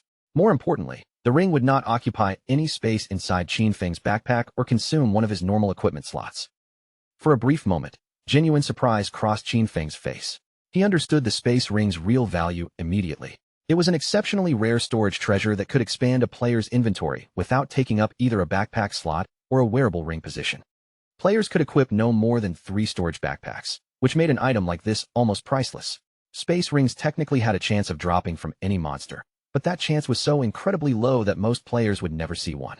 The fact that this girl, whose profession was centered around profit, had obtained one so early was astonishing. Her luck was clearly abnormal. Qin Feng wasted no time asking for her price, already comparing it to what he remembered from his previous life. Back then, a 12-slot space ring could sell for a staggering 3,600 days of tradable lifespan. The girl's answer, however, caught him completely off guard. She did not ask for even a single day of lifespan. Instead, she wanted Qin Feng to add her as a friend and accompany her in defeating a boss monster. Qin Feng accepted the proposal immediately. A system prompt appeared between them, confirming that the player named Big Plum had successfully accepted his friend request. After leaving Shell Town together, Qin Feng asked Big Plum for more details about the boss she had discovered. She explained that it was a gold-tier boss, though she had been too far away to see its actual name. All she knew was that the creature appeared on an old, heavily damaged ship stranded somewhere within the swamp. That description immediately caught Qin Feng's attention. A worn-out vessel in the swamp with a gold-tier boss aboard it. Could she possibly be talking about the Golden Ghost ship? Qin Feng knew the Golden Ghost ship was an extremely rare special boss capable of appearing at almost any level. Its appearance rate was remarkably low, but whenever it surfaced in his previous life, major guilds would launch brutal battles over the powerful equipment it could drop. Merely discovering the Golden Ghost ship was enough to trigger a large-scale conflict. Judging from Big Plum's description and its location near the starter town, Qin Feng suspected this version was only around level 5, making it the weakest and easiest form of the boss to defeat. Even then, he could not understand how Big Plum had stumbled across something so rare this close to Shell Town. His thoughts began moving rapidly as he connected every detail. Big Plum had obtained an early space ring. She belonged to Wang Meng's party, and now she had somehow discovered a rare gold-tier boss through sheer chance. A sudden possibility entered his mind. Could she be the legendary koi fish people had whispered about in his previous life? According to those old rumors, one member of Wang Meng's team possessed almost unbelievable luck. That person could wander aimlessly and somehow encounter rare bosses, hidden treasure chests, forgotten palaces, and ancient temples without deliberately searching for any of them. Qin Feng had always assumed those stories were fabricated to conceal the team's actual intelligence network. But now, after seeing Big Plum's discoveries with his own eyes, he finally understood that the rumors had been true. The famously lucky player from his past life was standing directly beside him. Lost in thought, Qin Feng continued staring at Big Plum as he considered what her existence might mean for the future. She eventually noticed his unwavering gaze, and a faint blush spread across her cheeks. Feeling awkward, she asked why he was looking at her so strangely. Qin Feng immediately returned to his senses, told her it was nothing, and redirected his attention toward the road ahead. As the two of them passed beyond Shell Town's main gate, neither noticed the hidden figure observing them from nearby. A bald player crouched behind a tree, keeping his body concealed while carefully tracking every movement they made. Elsewhere, a group of rough-looking players had gathered around a long-haired man, while numerous bald-headed followers stood listening to him with exaggerated respect. Speaking like an experienced commander, the man boasted about his past victories, including the time he had led his people to defeat the overlord of Sand City. He confidently promised that anyone who followed him would prosper inside this game. Before he could continue his speech, the bald scout rushed back and reported that their target had just left town with a woman. The long-haired leader immediately curled his lips into a mocking grin. To him, the news confirmed that Qin Feng was nothing more than an ordinary young man who could easily be distracted by a pretty woman. Laughing loudly, he called his followers together and ordered them to move out at once. Their chance to strike had finally arrived. Meanwhile, as Qin Feng and Big Plum continued along the road, Qin Feng calmly explained his conditions for helping her party. Any equipment or skill books that Big Plum herself could use would belong to her, while every other drop from the boss would become his property. Big Plum considered the terms for a moment before asking what Wang Meng and the rest of her teammates would receive. Qin Feng explained that different classes required different equipment, and there was no guarantee that the boss would drop anything useful to an assassin. If nothing suitable appeared, he would have risked his life for no reward at all, which would hardly be fair. After hearing his reasoning, Big Plum agreed, though she still had one small request. She asked whether Qin Feng would be willing to sell any equipment suitable for Wang Meng or the other party members to her at a reduced price instead of keeping or selling it elsewhere. Qin Feng agreed without objection. With their arrangement finalized, Big Plum explained that they could head toward the boss after Wang Meng and the rest of her party logged back into the game. However, after walking beside Qin Feng for some time, she suddenly realized she had no idea where he was leading her. Only when Qin Feng plainly stated their destination did she understand. They were already heading to challenge the gold-tier boss. Big Plum's eyes widened in immediate shock. The very idea sounded completely insane to her. Qin Feng was an assassin, while Big Plum was a mage with little ability to withstand direct attacks. He might be capable of disappearing into stealth, but she would never survive a single blow from a gold-tier boss. Challenging something that powerful this early with only 2 people sounded like deliberate suicide. Qin Feng, however, remained perfectly calm. He explained that he had no intention of asking her to fight. She only needed to remain at a safe distance and watch while he dealt with the boss alone. Even after hearing his confident plan, Big Plum struggled to believe what he was saying. She already knew Qin Feng was exceptionally powerful, but defeating a gold-tier boss completely alone was beyond anything she had ever heard of. Such a feat seemed impossible for any player at their current stage. Just as Big Plum prepared to question him further, Qin Feng abruptly stopped walking. Something in the surrounding area had caught his attention. Without offering any explanation, he activated his latent image skill, and his entire figure vanished from sight. Big Plum remained frozen in place, staring at the empty space where he had stood. She quickly looked around, trying to understand what had happened. Qin Feng had been standing beside her only a moment earlier, yet now there was nothing but open road and silence.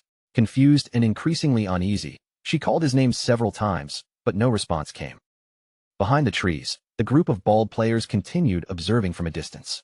Their leader wore a confident smirk, certain that Qin Feng and Big Plum had already fallen into his trap. Then one of his followers noticed that Qin Feng had suddenly disappeared. The men exchanged confused looks and turned toward their boss for instructions. He dismissed the matter without hesitation, assuming Qin Feng had deceived Big Plum and abandoned her. With a cruel grin, he ordered the group to advance. Their first objective was to seize Big Plum, and the leader openly declared that they could entertain themselves with her before dealing with anything else. As the group rushed toward the lone girl, he reminded his followers of the promise he had made earlier, that staying by his side would guarantee them a wonderful life. Now, he laughed, even beautiful women were practically delivering themselves into their hands. But just as the group closed the distance, a dark figure suddenly materialized directly in their path. The long-haired leader stopped mid-step, and the cruel grin on his face slowly vanished as he stared into the shadowy aura swirling before him. Confusion flashed across his features. He barely managed to wonder what had appeared in front of them before the danger was already upon him. Qin Feng activated Instant Shadow Slash. In less than a heartbeat, a cold flash tore through the air, and the entire confrontation was over before any of the attackers could raise a weapon. The bald players and their leader collapsed almost simultaneously, their bodies ripped apart by the rapid strikes before they could even understand how they had been attacked. After finishing them, Qin Feng's figure seemed to melt back into the darkness. Within an instant, he disappeared again, leaving no trace of his presence behind. A system notification appeared before him, confirming the result of the ambush. 5 hostile players had been killed, earning Qin Feng another 12 days of tradable lifespan. Qin Feng gave the fallen bodies only a brief glance before turning away. None of the equipment they had dropped possessed any meaningful value, making their loot barely worth his attention. To Qin Feng, eliminating those players had required almost no effort at all. Cutting them down felt no different from casually dealing with 2 weak, low-level monsters blocking his path. With every trace of the brief confrontation already gone, Qin Feng calmly reappeared beside Big Plum as though he had never left. Still completely unaware of what had happened nearby, She immediately questioned his sudden disappearance. Qin Feng merely shrugged and explained that several people had been following them, so he had sent the group back to town. Big Plum accepted the answer at first, but her curiosity soon returned, and more questions quickly followed. With a teasing smile, Big Plum admitted that she had assumed he had slipped away to relieve himself. She then began joking about how useful invisibility must be, since he could handle private matters without anyone ever seeing him. Qin Feng's expression immediately darkened at the strange direction of the conversation. Cutting her off before she could continue, he told her to focus and move faster. They still had a gold-tier boss to reach. At that same moment inside Shell Town, a patch of ground suddenly began glowing, and bright magical lights spread across the surrounding square. A figure soon materialized inside the radiance. It was Qin Feng's younger sister, who had entered the game as a healer. The moment she noticed the magical staff in front of her, her eyes widened with amazement. She reached down and carefully lifted the staff, and the solid weight beneath her fingers immediately confirmed that everything around her was real. She could touch the weapon and clearly feel its surface in her hands. Nearby players soon turned their attention toward her, instantly recognizing from her unfamiliar expression that another newcomer had just arrived. Her initial surprise quickly turned into delight when she discovered that she had received the hidden class known as life sacrifice. A hidden profession had to be extremely powerful, and she confidently imagined using its strength to catch Song Fei's attention. Even so, one concern remained. She had no idea where Song Fei had appeared, or whether he already knew the secret concerning how players were assigned to starter villages. The moment her thoughts shifted toward Qin Feng, irritation flared in her eyes. Her brother normally watched over her constantly, yet when the most critical moment arrived, he had proven completely unreliable. She quickly pushed him out of her mind. With a hidden class in her possession and Shang Wei already promising to help her level up, she had no reason to depend on Qin Feng anymore. From this point forward, he could take care of himself, because she certainly would not waste time worrying about him. Her gaze then landed on the public leaderboard. The moment she read the top entry, she froze in complete shock. Shadow, the player occupying first place, had already reached level 6. Annoyance immediately surged through her. Shang Wei was only level 3, yet he had spoken as though he were one of the greatest experts in the entire game. Clearly, Shadow was the truly powerful player. She quickly reasoned that following someone like him would allow her to level far faster than relying on Shang Wei. But that realization brought another problem to mind. Where was she supposed to find such an elusive expert? Not far from where she stood, a small group of players was gathered in a tense discussion. They looked increasingly worried because they had been unable to contact Swain, the healer assigned to their party. The group belonged to Wang Ming's team. Knowing they could not remain in town waiting indefinitely, Wang Ming asked whether anyone had another solution. One teammate pointed out that hunting monsters without a healer would be far too dangerous. Another admitted that they were not extraordinary experts like Shadow, who could farm enemies entirely alone, and suggested recruiting a different healer instead. While the party continued debating what to do, a cheerful voice suddenly greeted them from nearby. They turned toward the sound, and saw Qin Feng's younger sister standing there. To her, the situation could not have been more convenient. Wearing a friendly smile, she stepped closer and asked whether their team happened to need a healer. She then proudly revealed that she possessed the hidden class, Life Sacrifice. Meanwhile, far beyond the town, Qin Feng and Big Plum had reached the edge of a high cliff. Below them stretched a dark, murky swamp, and half hidden within the misty water rested the ominous golden ghost ship. Qin Feng activated Shadow Sneak, causing his body to fade smoothly from sight. Before descending, he instructed Big Plum to remain hidden and stay alert in case anyone tried to ambush her while he handled the boss. Though still somewhat confused by his confidence, Big Plum nodded and quietly warned him to be careful. Qin Feng descended from the cliff and stepped into the swamp below. The moment he entered the area, a system window appeared, warning him that the influence of the golden ghost ship had transformed the surrounding swamp into a violent temporal domain where lifespan drained at 100 times the normal rate. Qin Feng immediately calculated the cost. With lifespan being consumed 100 times faster than usual, remaining inside the domain for 15 minutes would burn away the equivalent of an entire day. For most players, that pressure would be terrifying, but with Qin Feng's current reserves, the accelerated loss posed little real threat. The system then identified the golden ghost ship as a level 5 boss. Immediately afterward, something Qin Feng had not expected appeared before him, a countdown timer displaying 45 minutes and 25 seconds. Qin Feng was briefly surprised to learn that special bosses like this one had to be defeated within a strict time limit. Fortunately, the timer had only just begun, leaving him more than 45 minutes to finish the battle. That amount of time was more than sufficient. In Qin Feng's eyes, the boss would be dead long before the countdown came close to reaching 0. Without hesitation, Qin Feng activated Instant Shadow Slash. His figure surged forward like a bolt of thunder, and multiple violent slashes tore across the Golden Ghost ship in rapid succession, inflicting a combined total of 1,500 damage. While the boss was still struggling to understand where the sudden attack had come from, Qin Feng canceled Shadow's sneak and immediately launched a venom dart toward the vessel. The poisonous projectile struck the ship's bell with perfect accuracy. The impact triggered both a critical hit and the additional damage from breaking stealth with an attack. As venom began continuously draining the boss's health, Qin Feng immediately widened the distance between them. Defeating the Golden Ghost ship involved several difficult mechanics, and the first challenge was identifying its true weakness. Most players mistakenly assumed the vulnerable point was either the ghostly skeleton controlling the ship or the vessel's main body. In reality, the true weak point was the eerie ghost flame bell hanging at the front tip of the ship. The moment its hidden weakness was struck, the Golden Ghost ship became enraged. Its power spread outward through the swamp as it seized control of the surrounding water. The boss immediately prepared a massive area attack. The swamp churned violently, and towering pillars of water erupted upward one after another around the ship. Qin Feng advanced while weaving between the erupting pillars, carefully avoiding every strike. Their damage was abnormally high, enough that even an early-stage warrior wearing a complete silver armor set could barely endure a single hit. Qin Feng was silently thankful for the exceptional agility granted by his Shadow class. Without that speed, dodging the attack would have been nearly impossible. Just as the final water pillars began to fade, pale hands suddenly broke through the swamp's dark surface. Rotting creatures known as decaying water ghosts began crawling out of the murky water. Qin Feng remembered this stage clearly. Once the boss's area attack ended, it would summon 12 of these monsters, and every one of them possessed silver-tier combat strength. Because Shadow Sneak still concealed Qin Feng, the summoned ghosts could not detect him even though he stood directly among them. The 12 decaying water ghosts were prepared to attack with brutal ferocity, a sight that would send most ordinary parties into immediate panic. Worse still, the Golden Ghost ship would summon another water ghost every 3 minutes. Any team that failed to eliminate them quickly would soon be overwhelmed by their constantly growing numbers and wiped out completely. Qin Feng, however, had remained invisible from the beginning, leaving the creatures unable to locate their target. All Qin Feng needed now was the correct position. He quietly adjusted his footing and searched for the perfect angle that would place every summoned ghost inside a single attack path. The moment the monsters aligned, Qin Feng activated Instant Shadow / once again. His body became a streak of darkness, racing through the group and tearing apart all 12 ghosts in one devastating burst.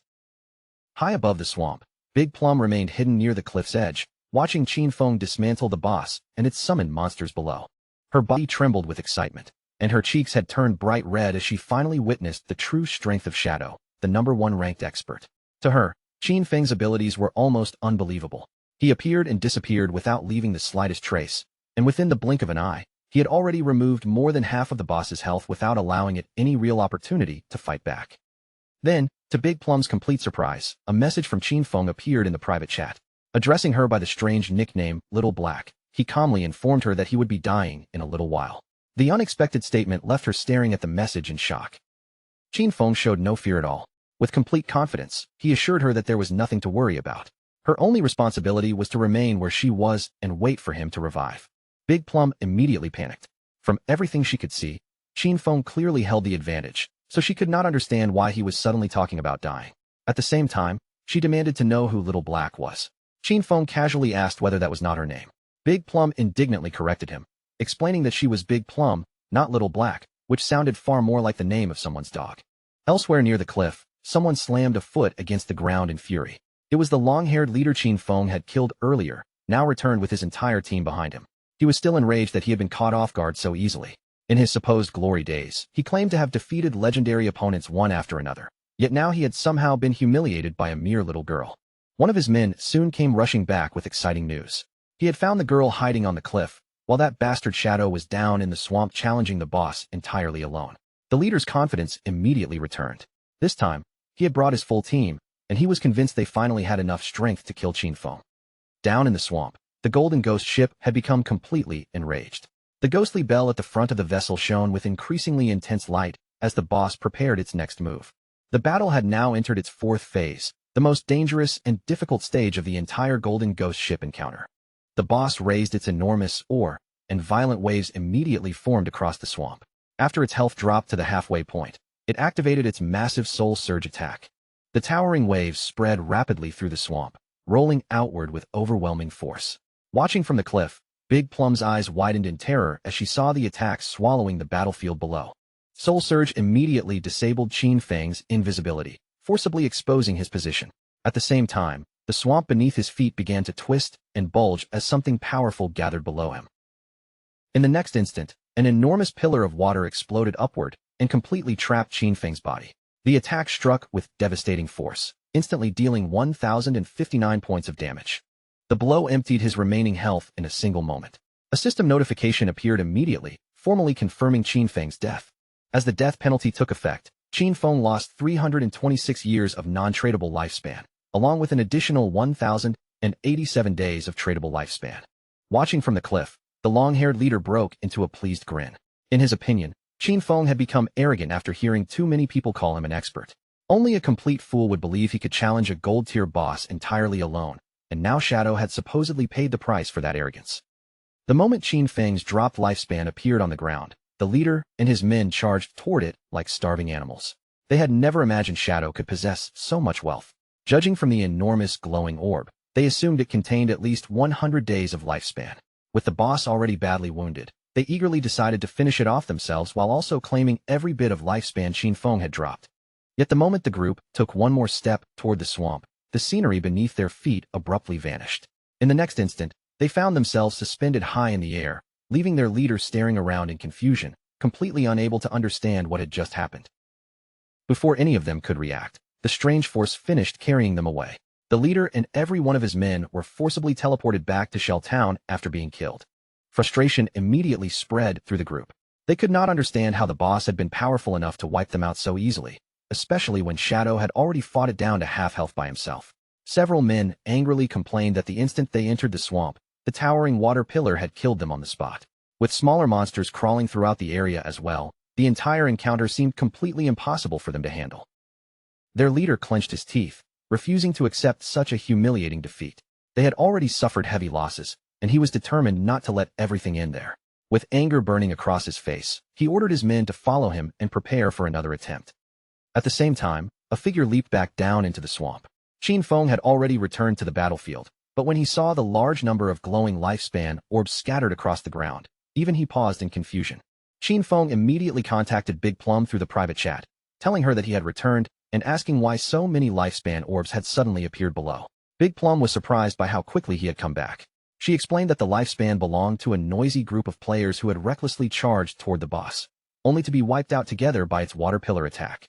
A faint smile appeared on Qin Feng's face when he realized those players had badly overestimated their own strength. Still, the sight reminded him of his previous life, when the Golden Ghost ship had caused him more than enough suffering as well. The boss continued drifting through the swamp, while Qin Feng carefully watched its movements. He knew the Golden Ghost ship would only use its immobilizing attack once, which meant dealing with its remaining health would be much easier. However, once its health dropped below half, every attack carried a fixed chance of making the ship vanish and reappear far away. That troublesome movement was one of the main reasons ordinary players found it so difficult to finish the boss. Without wasting another moment, Qin Feng raised his hand and fired a venom dart. The projectile flew across the swamp and struck the ghostly bell at the front of the ship with perfect accuracy. The Golden Ghost ship flew into a rage and immediately began preparing another powerful attack. The moment Qin Feng noticed the change, he activated Shadow Sneak, causing his figure to disappear from the boss's sight. Qin Feng calmly studied every shift in the ship's movement. He had already seen through its attack pattern long ago, so the instant an opening appeared, he unleashed instant Shadow Slash and tore through the boss with another rapid assault. Meanwhile, the long-haired leader and his men finally returned to the cliff. One of the scouts quickly reported that Qin Feng had already resumed fighting the boss below. Hearing this, the leader narrowed his eyes and decided to wait for the perfect opportunity to eliminate both Shadow and the weakened boss. When Big Plum saw the same group of idiots returning to interfere yet again, anger immediately flared inside her. Shadow was already close to defeating the boss, and she refused to stand by while those shameless players tried to ruin everything. She tightened both hands around her magic staff and focused her power. Electrical energy began gathering around the weapon as streaks of thunder crackled through the air. A brilliant bolt of lightning erupted from the tip of Big Plum's staff and crashed directly into the approaching men. Several of their bodies were instantly scorched black, while the surviving players froze in shock at the sudden attack. The leader spun around furiously and demanded to know who had attacked them. One of his men quickly raised a trembling hand and pointed toward Big Plum, revealing that she was the one responsible. With rage twisting his face, the leader grabbed his axe from the ground and ordered everyone to kill her. The moment Big Plum saw the group turning toward her, fear filled her eyes. Big Plum immediately turned and ran, shouting desperately for help as she fled across the cliff. The leader and his men charged after her, cursing loudly and swearing that they would kill her once they caught up. Not far from the chase, a man remained hidden behind a tree. Keeping his body pressed against the trunk, he silently watched Big Plum and the pursuing group draw closer. The hidden observer was not alone. Another man stood concealed behind him, watching the same scene. As soon as they realized Big Plum and her pursuers were heading directly toward their position, both men quickly withdrew behind the tree again. Back in the swamp, Qin Feng retreated several steps from the Golden Ghost ship while keeping his eyes fixed firmly on it. Judging from its rapidly falling health, the boss was finally approaching death. Even so, the battle had unfolded exactly as Qin Feng expected. Despite being only a level 5 boss, the Golden Ghost ship was still extremely difficult to defeat alone. His current damage remained relatively low, forcing the fight to drag on much longer than he wanted. That delay had already attracted numerous players who now stood nearby watching the battle. When Qin Feng glanced toward the cliff, he immediately recognized several of the spectators. They were the same players who had rushed into the swamp earlier and died beneath the boss's attack. He also noticed another group positioned beside the swamp. Their intentions were obvious. They planned to wait until Qin Feng finished killing the boss, then attack him while he was weakened and seize all the dropped treasure for themselves. The poison continued spreading through the Golden Ghost ship, steadily consuming the last of its health. Its eyes began glowing with an unnatural light, and only moments later, the enormous spectral vessel started fading from sight. A system announcement confirmed that Qin Feng had successfully killed the gold-grade Golden Ghost ship. He received 480 experience points, immediately rose to level 8, and gained 7 evolution points along with 216 days of tradable lifespan. Qin Feng activated Shadow Sneak the moment the boss fell, allowing his figure to disappear once more. The nearby ambushers had imagined a wonderful ending for themselves, but unfortunately, they had completely misjudged the situation. A server-wide announcement suddenly echoed through every region. Shadow of Shell Town had become the first player on the entire server to defeat a gold-grade boss and was awarded 3 additional reputation points. The announcement immediately captured the attention of every player in the surrounding area, drawing shocked reactions from all directions. No one seemed to know Shadow's real identity or how he had become so overwhelmingly powerful. Some players reacted with open anger, insisting that the first person to defeat a gold-grade boss should have come from Han City instead of Shell Town. Back in Shell Town, Wang Ming stared at the announcement in complete disbelief. It had not been long since he witnessed Shadow fighting a bronze boss alone, yet now Shadow had already defeated a gold-grade boss without a party. Wang Ming could not understand how the gap between Shadow and every other player had grown so enormous. Beside him, Qin Feng's younger sister looked at the ranking with renewed determination. Shadow truly was the strongest expert in the game. If she could convince him to help her level up, she might finally gain the chance to meet Brother Song Fei.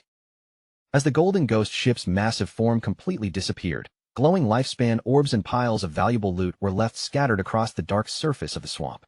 The leader of the group hiding near the trees could not suppress a greedy smile when he saw the enormous amount of treasure. Shadow had vanished through invisibility without immediately collecting the drops, which convinced the man that Qin Feng had become wary of their presence. With a wicked expression, he ordered Guang to use his ability and expose Shadow's location.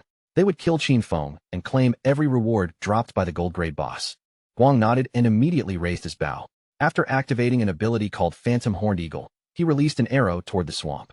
Midway through its flight, the projectile transformed into the ghostly shape of a soaring eagle. The spectral eagle swept over the swamp before suddenly exploding in midair. Countless glowing feathers scattered from the blast and began drifting slowly across the entire battlefield below. Hidden within the swamp, Qin Feng carefully observed the falling feathers. He had not expected this hunter to acquire an anti-invisibility ability so early in the game. No wonder the group felt confident enough to kill him and steal his loot. Unfortunately for them, Qin Feng's assassin class naturally granted his stealth an additional level. Guang's detection skill was only level 1, making it completely incapable of breaking Shadow Sneak. After waiting and seeing no trace of Qin Feng, Guang confidently turned toward his leader. He declared that Shadow must have seen how many of them were present and fled in fear. The leader and his men cautiously began advancing toward the treasure. He ordered everyone to protect the area first, remain alert, and prepare for combat at any moment. The boss drops would remain bound to Qin Feng for 5 minutes. Once that ownership period expired, the loot would become available for them to claim. Proud smiles spread across their faces as they imagined taking everything for themselves. But just then, Darkness began gathering directly among them, and their confident expressions instantly turned to fear. Before a single man could react, Qin Feng surged forward like a bolt of thunder. His attacks flashed through the group in an instant, cutting down every last one of them before they could defend themselves. Once the battlefield fell silent again, Qin Feng calmly turned his attention toward the boss's treasure. Then a sudden question entered his mind. Where had Big Plum disappeared to? He decided not to worry about her for the moment and planned to search for her afterward. Right now, he had accumulated enough evolution points to improve Greedy Hand again. Rather than collecting the boss drops immediately, Qin Feng chose to evolve Greedy Hand first, so its strengthened effects would apply when he gathered the treasure. Greedy Hand successfully advanced from diamond quality to epic quality. It could still be used on defeated monster corpses, but its chance of producing additional loot increased from 220% to 300%. Even more impressively, every piece of bonus loot now had a guaranteed 100% chance of being upgraded by one full tier. With the evolution complete, Qin Feng reached toward the glowing treasure. He intended to take full advantage of that guaranteed upgrade, gathering the scattered light together and drawing every possible reward from the boss's remains. Greedy Hand immediately began absorbing the loot and pulling the surrounding light into Qin Feng's palm. As the rewards accumulated before him, a satisfied smile slowly appeared on his face. A brilliant glow erupted across the dark swamp. When Greedy Hand finished working, Qin Feng had obtained 21 evolution points, 648 days of tradable lifespan, and 2 rare special items known as Ghost Fire Bells. The moment Qin Feng saw the final rewards, his eyes widened with genuine surprise. Greedy Hand had not produced just one Ghost Fire Bell, it had given him 2 of them. The Ghost Fire Bell was an extremely valuable special item. Once equipped, it prevented Qin Feng from losing lifespan when he died, although the protection had a cooldown of 1,560 seconds. The item also possessed 2 abilities, one passive and one active. Its passive skill, Soul Absorption, increased the amount of lifespan dropped by defeated monsters by 20%. Carrying 2 Ghost Fire Bells at once doubled that effect. Its active skill, Soul Shock, allowed Qin Feng to ring the bell and immobilize every enemy within a 100-meter radius for 3 seconds, though the ability required 512 seconds before it could be used again. The Ghost Fire Bell was classified as an item rather than ordinary equipment, meaning it did not consume any equipment slots. Better still, both bells could be stored together inside a single inventory space, making them exceptionally convenient to carry. While Qin Feng was still examining them, an urgent message from Big Plum suddenly appeared in the private chat, begging him to come and save her. Qin Feng's relaxed expression immediately disappeared. Becoming alert at once, he urgently asked where she was. Unable to see where Little Black had gone, Qin Feng could not help feeling uneasy. He immediately tried reaching her through the voice channel, but instead of an explanation, all he heard were her terrified screams as she desperately warned the people around her not to come any closer. Little Black was trembling with fear because the leader and his men had already surrounded her and blocked every possible path of escape. They mockingly praised her impressive resistance, but quickly reminded her that she had nowhere left to run. With disgusting smiles, they told her to stop struggling and come quietly, promising they would make her feel so good that she would practically ascend to heaven. Little Black tightened her fist until her knuckles turned pale. When she glanced over her shoulder, she realized that her heels were already at the very edge of the cliff. Even so, determination hardened in her eyes. No matter what happened next, she refused to let these bastards claim the kill. Without giving herself another second to hesitate, Little Black leaned backward and deliberately threw herself over the cliff. The sudden decision stunned the leader and every man beside him, leaving them frozen in place as they watched her vanish beyond the edge. Her body plummeted through the air at terrifying speed before slamming violently into the ground below. Agonizing pain tore through her entire body on impact, and a dark pool of blood quickly spread beneath her motionless form. Soon, Little Black's body began fading away, dissolving into the lifespan left behind after her death. The leader cautiously leaned over the cliff and stared down in confusion. Only then did he realize that she had truly chosen to jump, and even he had to admit that the woman had been unbelievably decisive. After reviving back in town, Little Black contacted Qin Feng and told him that he no longer needed to rush over and rescue her. She had already died and safely returned, and she was actually relieved that all the party's tradable lifespan had been placed with Captain Wang Meng beforehand. Hearing that she was safe, Qin Feng finally relaxed. He told Little Black to remain in town because he would soon return and hand some items over to her. Her mood immediately brightened, and she happily praised him for all the hard work he had done. Qin Feng gathered every bit of lifespan scattered throughout the surrounding area, completing what had turned into an enormous haul. His tradable lifespan had now climbed to an astonishing 3,115 days, while his accumulated evolution points had reached 21. Without wasting time, he decided to invest those points into evolving Greedy Hand. However, the moment he selected the skill, a system window appeared and informed him that Greedy Hand had already reached the epic tier. Any further evolution would require 10 times the usual number of evolution points. The system then asked whether he wished to spend 210 evolution points to evolve the skill again. Qin Feng showed no surprise when he saw the enormous requirement. He had already expected that further improvement would not be so simple. The higher a skill's tier became, the more evolution points it demanded for its next advancement. Since Greedy Hand was currently out of reach, he decided to leave it alone and focus on strengthening his offensive abilities first. Greater damage meant he could challenge more powerful bosses, and stronger bosses would naturally provide him with far more valuable loot. Concentrating on Instant Shadow Slash, Qin Feng poured his evolution points into the skill and pushed it directly from Platinum Tier to Diamond Tier. Its effective attack range expanded considerably, increasing from 21 meters to 27 meters, while the invisibility duration granted by the skill rose from 7 seconds to 9. The number of slashes delivered against every enemy along his path also increased from 5 strikes to 7, with the complete skill now lasting a full 10 seconds. Even the reach of each individual slash improved dramatically, extending beyond its previous length of 3.1 meters.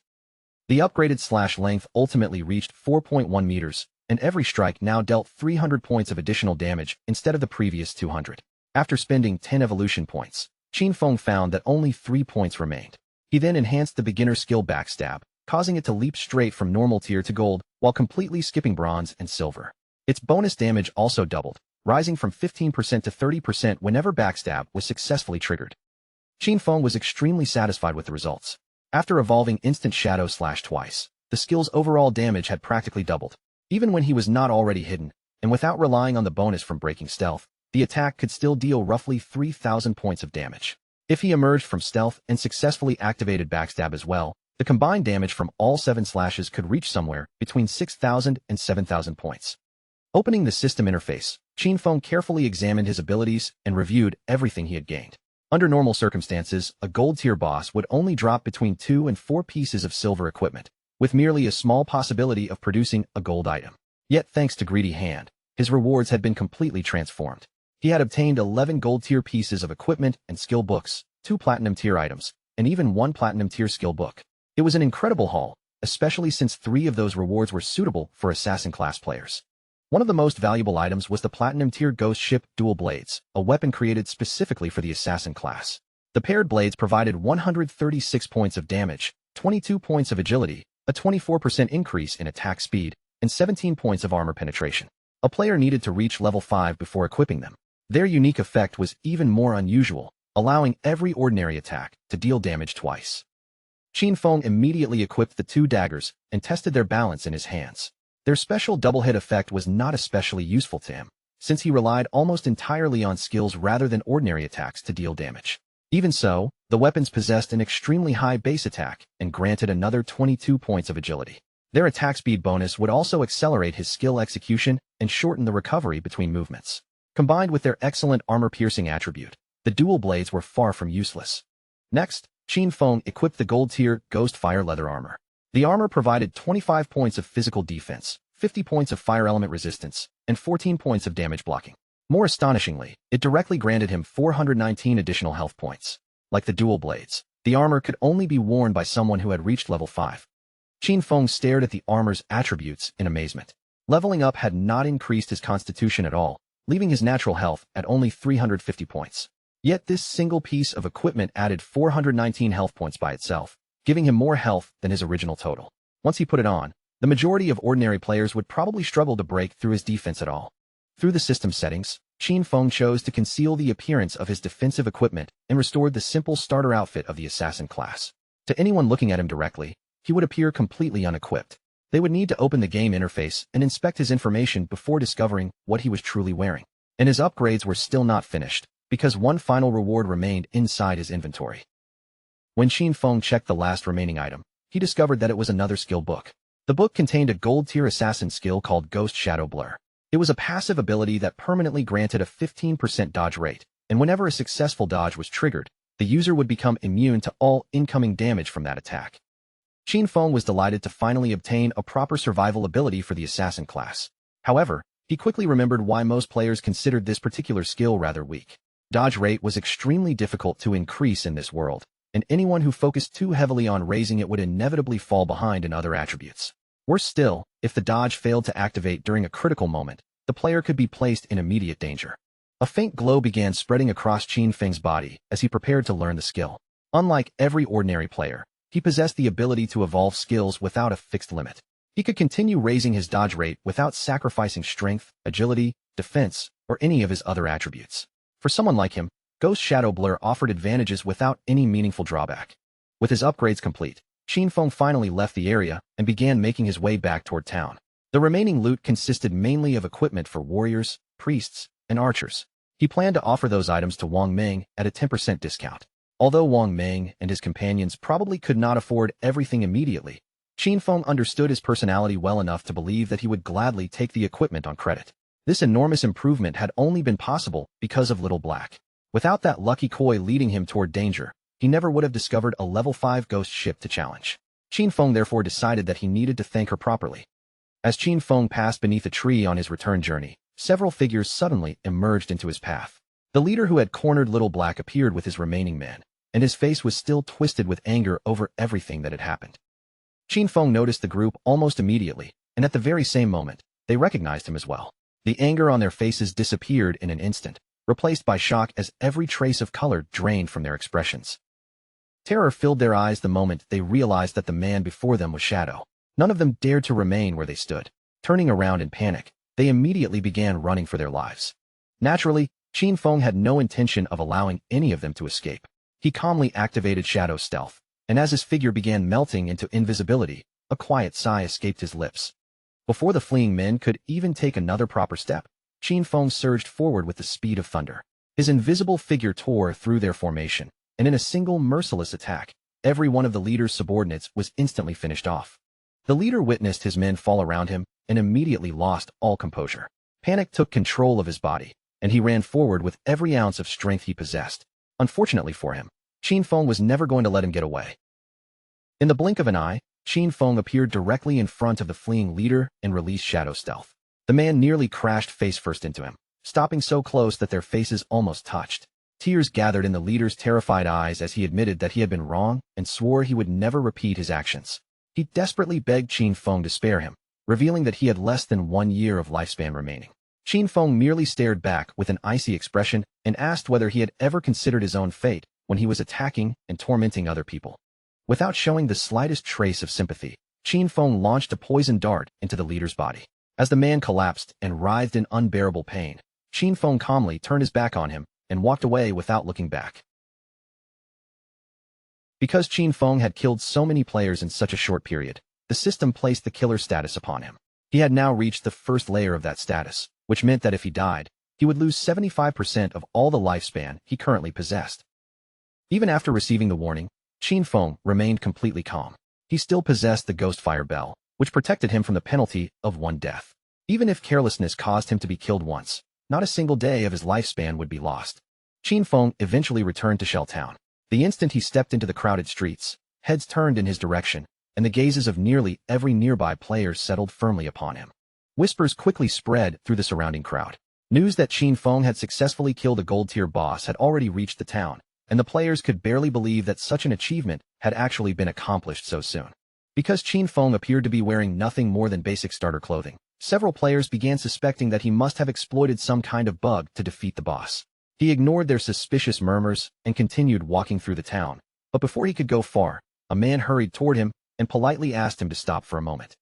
Qin Feng turned around with a curious expression. The approaching man forced a friendly smile onto his face and held out a skill book for him to see. He claimed that his group had accidentally purchased an assassin-class skill they could not use, and asked Qin Feng to accept it as a gift. In exchange, he hoped they could pretend that the unpleasant incident between them had never happened.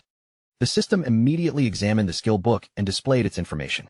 It contained a common tier ability called Impale, a single target attack that added 20 points of damage when it struck. More importantly, a successful hit would stun the target for 2 full seconds. The skill had a cooldown period of 22 seconds. Qin Feng accepted the book, and his eyes widened slightly when he recognized its true value. Although its tier was low, Impale was a genuine control skill, something far more useful than its ordinary appearance suggested. After placing the skill book into his inventory, Qin Feng resumed his journey without another word.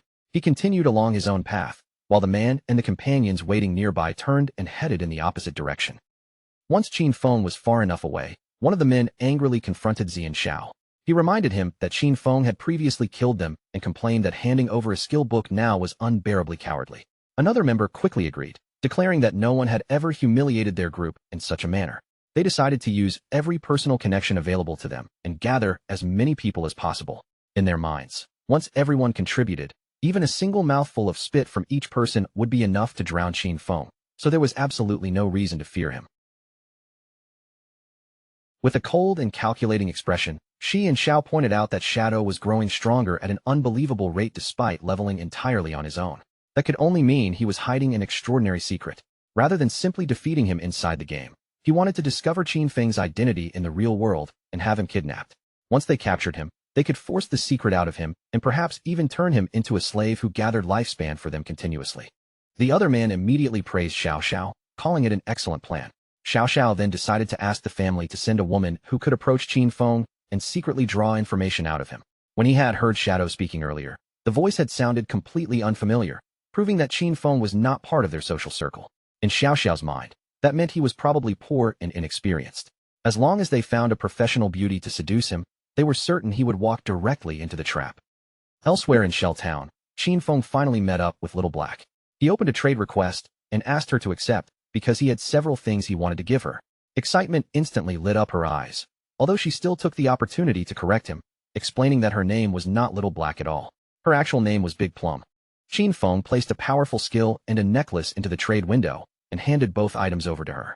The moment Big Plum equipped them, bright flames began swirling from the tip of her magic staff. She stared at the fiery effect in delight, because her damage had multiplied several times over, while her mana regeneration speed had more than doubled. Overwhelmed by the improvement, she sincerely thanked Qin Feng from the bottom of her heart. Qin Feng waved away her gratitude and explained that there was no need to thank him. He was merely fulfilling the agreement they had already made. He then reminded her to hand over the space ring. Big Plum smiled, opened her inventory, and took the ring out before telling him that it now belonged to him. A faint blush spread across Big Plum's face as she remembered something else. While fleeing through the forest, she had accidentally discovered an underground cave that appeared to lead into some kind of ancient ruin. Looking toward Qin Feng with clear anticipation, she asked whether he might be interested in exploring it. Qin Feng could not hide his surprise. First, Big Plum had led him to the gold-tier ghost ship, and now she had uncovered the entrance to a mysterious ruin. Becoming friends with this girl was proving more beneficial than he ever could have imagined. Still, he understood that their sincerity worked both ways. Had he not willingly given her 2 pieces of gold-tier equipment, she might never have trusted him enough to share such valuable information. After equipping the space ring, Qin Feng's inventory capacity finally expanded to 27 slots. He then asked Big Plum where Wang Meng had gone, explaining that once he sold the remaining equipment to the group, he would visit the ruin entrance she had discovered. Big Plum raised one hand and explained that the captain and the others had taken their newly recruited priest out for training, so they would not be returning anytime soon. Big Plum opened the map and carefully marked the exact location of the ruin entrance for Qin Feng. She explained that a stone slab was hidden on the ground behind a cluster of bushes. While escaping, she had pushed the slab aside and crawled into the passage to hide. However, she had only advanced a few steps when horrifying screams echoed from somewhere deeper inside. The sound frightened her so badly that she immediately fled from the cave. Had she remained hidden there, the leader and his men would never have managed to catch her. Qin Feng wasted no time lingering in town. After deciding that he could trade with Wang Meng once the captain returned, he quickly disappeared from sight and headed straight for the newly discovered ruins. Big Plum remained where she was, watching him leave with a slightly confused look on her face. Leaving the busy streets of Shell Town behind, Qin Feng crossed beyond the town's boundary and stepped into the dense forest, following the route marked on his map. Originally, Qin Feng had planned to find a suitable hunting ground and grind monsters until he reached level 10. Now that an unexplored ruin had appeared, however, there was no longer any reason to waste time on ordinary enemies. Within the territory of a beginner town, ruins generally appeared in 3 forms: ancient tombs, cursed ruins, and temples of faith. Regardless of which kind he had discovered, the ordinary monsters inside would at least be bronze tier, and there was even a chance that silver tier creatures were waiting deeper within. To Qin Feng, such a place was not merely dangerous. It was practically an entire ocean of lifespan and evolution points waiting for him to collect. Following the exact location Big Plum had marked earlier, Qin Feng traveled through the forest until he finally reached the hidden entrance leading into the ruins. Without pausing outside, Qin Feng entered the passage immediately. As he moved deeper, he once again considered the three kinds of ruins that could appear near a beginner town: tombs, cursed ruins, and temples of faith. Tombs were the most straightforward. They were packed with enormous numbers of monsters, making it extremely difficult to eliminate every last one, and a gold-tier boss would almost always be waiting at the end. Cursed ruins were far more unsettling. Every creature inside had been tainted by ancient gods or evil gods. Some had once been human before losing their minds, while others had died and transformed into wandering ghosts. Temples were occupied by followers of those ancient or evil gods, and their interiors were usually designed like complicated mazes. Ancient murals covered the surrounding stone walls, their faded images stretching along the passage in long, weathered rows. Anyone capable of clearing either of the latter two kinds of ruins could obtain an unusual item or even a rare skill book as a reward. After studying the murals carved and painted across the walls, Qin Feng quickly recognized the nature of the place. This underground ruin was not a tomb or a cursed stronghold. It was a temple of faith. Qin Feng slowed his steps and examined the murals more carefully, because the figures and symbols within them felt strangely familiar. At that very moment, deep roars echoed through the dark corridor ahead. He continued forward, following the sound, and soon understood exactly where he had entered. This was a temple devoted to the ancient god of judgment, and its power shared the very same origin as his Eye of Judgment. Meanwhile, somewhere else in the forest, Wang Ming and his party were locked in a fierce battle with a monster. Standing at the front of the formation, Wang Ming raised his shield and firmly blocked the creature's repeated attacks. Without warning, the monster suddenly lunged forward. Before Wang Ming could properly adjust his stance, its vicious claws smashed into him with tremendous force. His body was thrown backward through the air, and the brutal strike dealt him an enormous amount of damage. The moment the party's archer saw the captain injured, panic spread across his face. He immediately shouted for the healer to restore Wang Ming's health. Yet Qin Feng's sister stood completely frozen, her body stiff with fear as she stared at the chaos and had no idea what she was supposed to do. Tears gathered in Qin Xiaoyu's eyes as she gripped her magic staff with both hands. Her fingers tightened around it helplessly, and in a trembling voice, she asked them how she was supposed to heal him. While the party's attention was divided, the monster sprang into the air and prepared to strike again. Seeing the danger approaching, the swordsman quickly pulled out his weapon and shouted at Qin Xiaoyu, ordering her to activate her skill immediately. Instead of following the command, Qin Xiaoyu's courage completely collapsed. Her knees struck the ground, the magic staff slipped from her hands, and she began crying uncontrollably as fear overwhelmed her. The monster launched another attack before anyone could recover. Wang Ming and every member of the party were wiped out once again, and their defeated bodies vanished as they were teleported back to Shell Town. After appearing in town, Wang Ming and the others were absolutely furious. Their expressions were dark, and the frustration of yet another failed attempt was written clearly across their faces. Big Plum happened to be nearby when the party returned. She greeted them cheerfully and, still wearing a smile, asked why they had come back so quickly. She then reminded them that the expert Shadow had not returned yet, meaning they still could not purchase any equipment from him. Already boiling with anger, the archer immediately pointed at Qin Xiaoyu and declared that he had never seen anyone so unbelievably stupid. According to him, she could neither dodge a monster's attacks nor use even the most basic of her own skills. Faced with his harsh accusations, Qin Xiaoyu could only lower her head and cry, completely unsure how to respond. Big Plum stepped directly in front of Qin Xiaoyu, shielding the frightened girl from the archer's accusing finger. With a puzzled expression, she asked why he was being so aggressive. Qin Xiaoyu was a complete beginner, and this was her first time playing the game, so dying once was perfectly normal. The archer's eyes burned with rage as he demanded that Big Plum move aside, insisting that he was going to scold Qin Xiaoyu until she finally learned her lesson. The swordsman quickly explained that the problem was not a single defeat. Their party had already been killed 3 separate times in less than 1 hour. Hearing that number, Big Plum's eyes widened, and surprise spread across her face. A confident smile soon returned to Big Plum's lips. She lifted the necklace Qin Feng had given her and proudly displayed it to the group. She offered to accompany them on their next attempt, revealing that the expert had just given her 2 excellent rewards. With her strength now greatly increased, she believed that as long as she joined the party, they would not be wiped out again. Wang Ming stepped between everyone and firmly ordered the argument to end. In his opinion, Big Plum's suggestion was actually quite reasonable. With her improved strength supporting them, their next training attempt should go much more smoothly. And perhaps by the time they returned, Shadow would already be waiting in town. Although Qin Xiaoyu was secretly furious, she forced herself to appear grateful. She apologized to the party and promised that she would work harder during the next battle. Deep inside, however, she could not believe their shamelessness. They had failed to handle the monster themselves, yet they still dared to place all the blame on her. If these people did not have a connection to Shadow, she would never have bothered staying with them. The more she thought about it, the angrier she became. At the same time, Qin Feng continued exploring the underground temple. As he entered a new chamber, something unusual inside immediately caught his attention. Two strange creatures were kneeling on the floor directly ahead of him. The system quickly identified them as devout followers of the ancient god. They were known as the Judged, and both were level 10 monsters of the silver tier. Qin Feng narrowed his eyes as a suspicious light flickered within them. The sight of two powerful monsters kneeling so calmly before him was far too strange to ignore. Even so, he had no intention of carelessly trusting them. Without wasting another second, Qin Feng's expression sharpened, and he launched instant shadow slash directly at the two monsters. Qin Feng vanished into invisibility as the attack swept through them. When he turned to examine the damage, however, he discovered that their health had barely fallen. Even after emerging from stealth and activating backstab, he had only removed a small portion of their health bars. Qin Feng was not particularly surprised.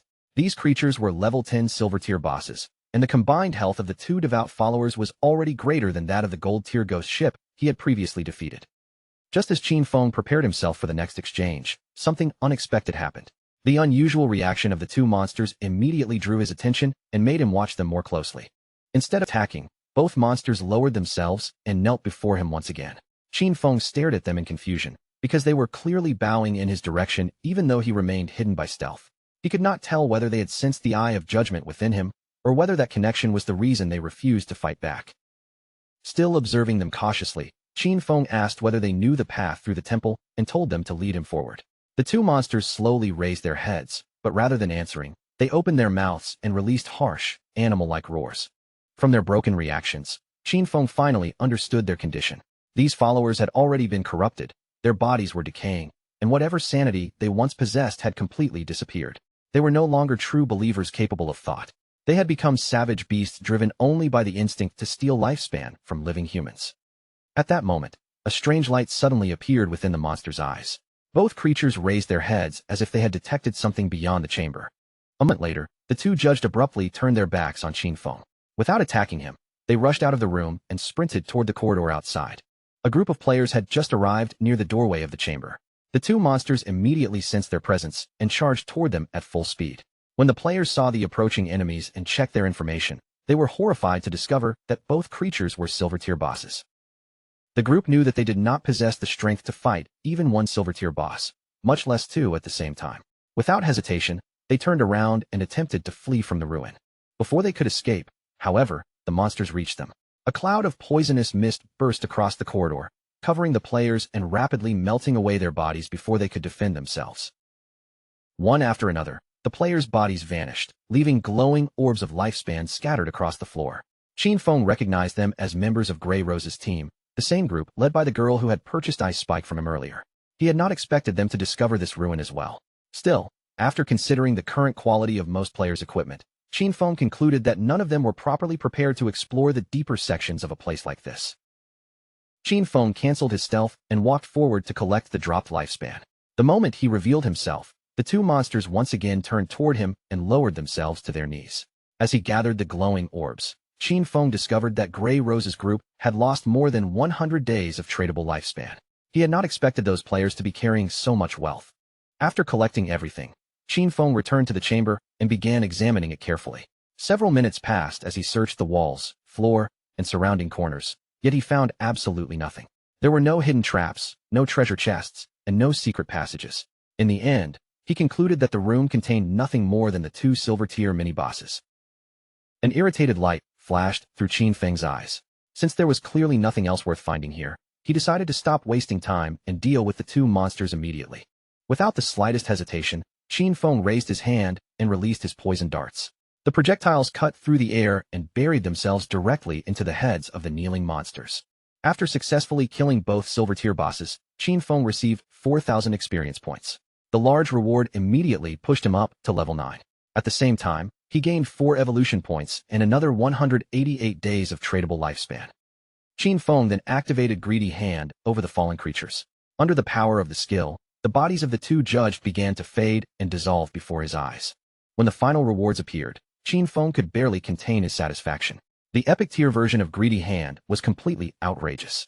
From only 2 silver tier bosses, he obtained 32 evolution points, 1,504 days of tradable lifespan, for pieces of gold tier loot, and 10 additional silver tier items. Qin Feng reached into the newly acquired loot and pulled out a pendant, allowing it to rest in the center of his palm. A pleased expression appeared on his face when he saw that it was a gold-tier accessory designed specifically for assassins. The item was called the Pendant of the Faithful. As an assassin-class accessory, it granted 15 points of agility and reduced skill cooldowns by 20%. Its unique effect was even more valuable, allowing the wearer to summon a silver-tier devout follower to fight on their behalf. The summoning ability had a cooldown of 6,000 seconds. Qin Feng tightened his fist around the pendant, clearly satisfied with its attributes. The 20% cooldown reduction alone would greatly improve his combat efficiency. His stealth skills cooldown would fall from 22 seconds to 19 seconds. Poison Dart would recover in 3.75 seconds instead of 4.35, while Instant Shadow Slash would drop from a 10-second cooldown to only 8. His future grinding speed would become much faster. Since the rest of his equipment required a level above 8, almost no other player could use items of this level yet. Qin Feng therefore decided to keep the pendant for the time being and sell it later when the market was ready. Just as Qin Feng turned and prepared to leave the chamber, the ground beneath his feet suddenly began to tremble and shift. Curiosity flickered across Qin Feng's face as he turned toward the sudden movement behind him. Before his eyes, a short stone pillar slowly pushed its way up from beneath the trembling floor. The moment he saw the pillar emerge, Qin Feng's eyes lit up with delight. It seemed that eliminating every monster inside the chamber had finally triggered a hidden mechanism buried beneath the temple. Rather than approaching carelessly, Qin Feng leaned closer and examined the stone pillar from every angle. After studying its structure and markings, he confirmed that it was indeed part of a concealed mechanism. Only moments later, the pillar's internal mechanism activated with a low rumble. The ground beneath Qin Feng shifted, and a square platform quietly formed directly under his feet. A heavy door embedded in the floor slowly opened beneath the platform. Then, little by little, the entire structure began sinking into the darkness below. Qin Feng immediately realized that he was standing on an ancient lift.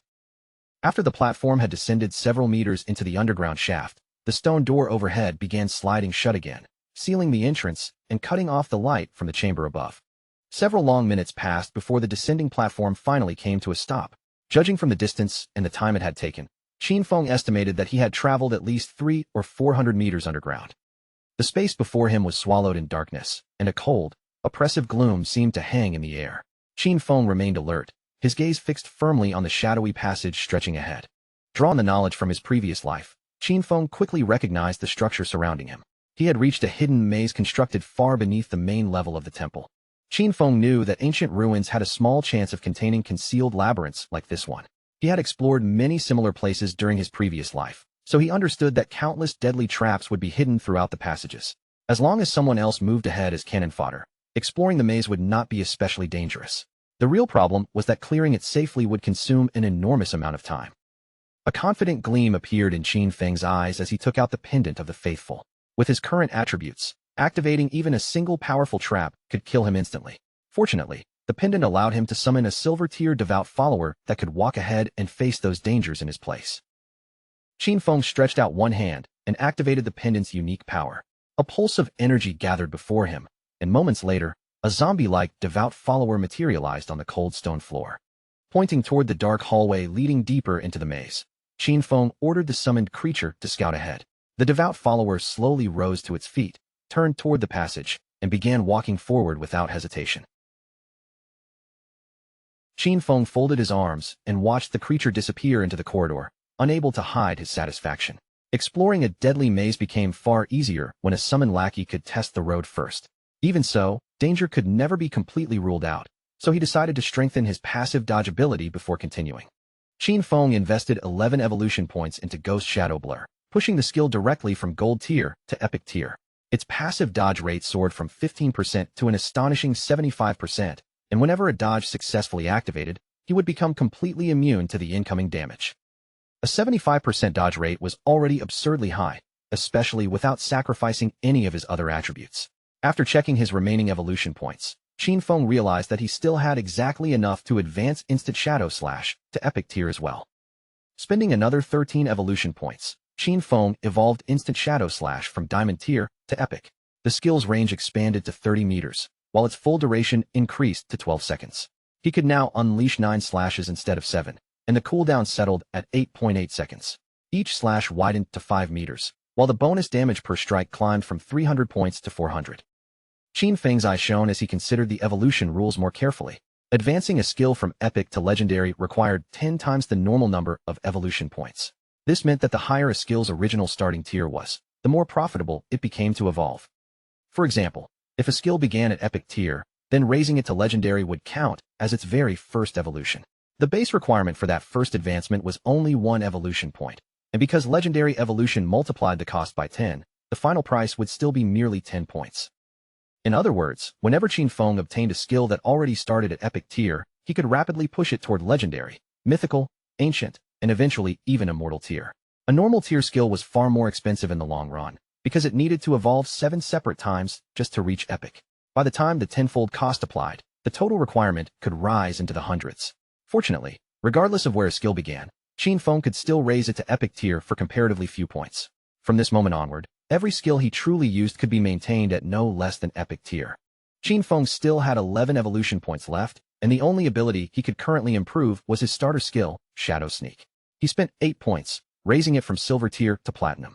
The stealth duration increased from 16 seconds to 24, while the attack triggered when stealth was broken gained an additional 90 points, with the displayed value changing from 120 to 50. Its base cooldown also dropped from 26 seconds to 22. Thanks to Qin Feng's 35% cooldown reduction attribute, the actual cooldown became 16.3 seconds. Even then, he felt that the recovery time was still too long and the stealth-breaking damage remained underwhelming. Sooner or later, he would need to replace this skill. Further down the maze, the devout follower stepped onto an ordinary-looking stone slab. The instant its foot pressed down, a hidden trap activated, and an enormous boulder dropped from above without warning. The giant rock crushed the summoned creature beneath its weight, causing its broken body to dissolve into scattered light. With the follower destroyed, Qin Feng had no choice but to stop and wait for the pendant's cooldown before summoning another. The maze was both intricate and deadly, so this slow method was the only safe way to proceed. All he could do was remain patient and hope that something valuable waited at the end. Meanwhile, on the temple's upper level, a shield-bearing man and a hooded woman cautiously leaned their heads through the doorway of the chamber. After checking the area, the man turned toward his captain, Grey Rose, and reported that the 2 monsters had disappeared. Hearing this unexpected news, Grey Rose could not keep the surprise from showing on her face. The group carefully entered the room, and Grey Rose soon noticed that the lifespan they had dropped was gone as well. Someone had clearly killed the 2 monsters and collected everything left behind, though she had no idea who could have done it. The shield-bearer remarked that only the expert Shadow possessed enough strength to defeat 2 silver-tier bosses. Grey Rose felt that his conclusion made sense, and a wave of relief passed through her. At the very least, they would not be killed by those creatures again. Grey Rose rested one hand beneath her chin and recalled what they had witnessed earlier. When her party first arrived, they had briefly seen a figure who seemed to be communicating with the monsters. She could not confirm whether that person had been Shadow, nor did she know if he possessed some ability capable of enchanting bosses. But if he truly could control creatures of that level, then his power was far more terrifying and incomprehensible than they had imagined. At the same time, far below them on the temple's second layer, Qin Feng's newly summoned devout follower triggered another hidden mechanism and was killed by yet another trap. Beyond the destroyed summon stretched one final, narrow path leading toward a massive door. Qin Feng had already spent 3 full hours navigating the maze, and judging by the structure ahead, this should be its endpoint. Based on what he remembered from his previous life, exploring the same route with actual human lives would have sacrificed at least several hundred people. Once the pendant became available again, Qin Feng activated it without delay and summoned another silver-tier devout follower beside him. The creature immediately began walking down the long path toward the sealed door. This time, Qin Feng followed close behind, carefully watching both the floor and the surrounding walls. When they reached the end of the passage, Qin Feng pointed toward the enormous door and commanded the devout follower to open it. Obeying his order, the monster placed both hands against the door and pushed with all the strength it possessed. Yet the heavy structure refused to move even slightly. The follower strained so hard that its entire body began trembling under the effort. Suspicion filled Qin Feng's eyes as he watched. A silver-tier creature could not open the door no matter how much force it used, which meant ordinary strength was probably not the key. After a brief moment of thought, Qin Feng stepped past the struggling summon, approached the sealed entrance himself, and gently placed one hand against its surface. The instant his palm made contact, the massive door responded. With a deep grinding sound, it slowly began opening on its own, leaving Qin Feng staring at it in genuine shock. As the gap widened, a strange wave of air rolled outward from the hidden chamber. Thick clouds of dust and smoke followed, spilling through the doorway like a dark curtain. Cold sweat formed along Qin Feng's skin as he watched the smoke drift past him. His instincts immediately warned him that whatever waited beyond that door might not be safe. On the other side lay a vast chamber, filled with towering stone pillars. At the exact center of the room sat a treasure chest, its entire surface wrapped tightly in twisting vines covered with sharp thorns. Qin Feng cautiously entered the chamber and studied the chest from a safe distance. The thorny growth had nearly swallowed it completely, and a heavy lock secured the lid. More surprisingly, an unfamiliar NPC stood silently beside it. The NPC was a woman whose lower face had been hidden beneath layers of bandages. Qin Feng immediately asked the system to inspect her attributes, but for the first time, it failed to detect even the smallest piece of information. Qin Feng's eyes widened as the empty result remained before him. Since entering the game, he had never encountered an NPC so mysterious that even the system could not reveal her name, level, or attributes. The bandaged woman began whispering in a strange language that Qin Feng could not understand. Then she slowly lowered herself to her knees.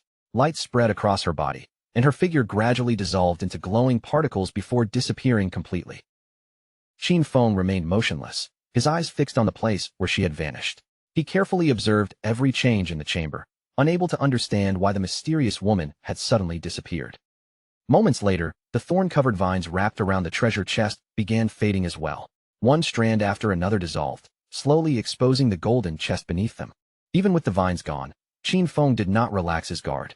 Although he had been unable to inspect the woman's information, he was certain that her strange reaction had some connection to the Eye of Judgment. The uncovered chest began radiating a brilliant golden light, and Qin Feng immediately recognized the aura of epic-tier items inside. Still, he refused to approach recklessly. Treasure chests in ancient ruins could easily be mimics, and even genuine ones might conceal lethal traps. Keeping a safe distance, Qin Feng pointed toward the glowing chest and ordered his summoned, devout follower to open it in his place. The monster stepped forward and obeyed without hesitation. As soon as it lifted the lid, a dazzling beam of light burst from within and illuminated the entire pillar-filled chamber. Qin Feng's eyes opened wide when he saw what was resting inside. It was an extraordinary assassin skill book, a godlike ability that contained both passive benefits and an active effect within the very same skill. Inside the glowing chest rested an epic-tier assassin skill book known as the Stole of Mercy. Its passive effect granted a perfect 100% correction rate when aiming at an enemy's weak points, while also doubling all damage dealt whenever those vulnerable areas were successfully struck. The skill book also contained a powerful active ability called Slit Throat. Once activated, Qin Feng's next attack would inflict the Slit Throat effect, dealing damage equal to 100% of that initial strike every second for the next 3 seconds.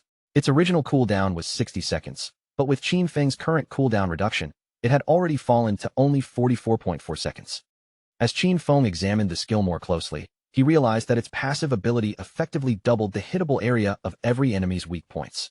That benefit alone was already extraordinary, but the truly outrageous part of the skill was its active effect, Slit Throat.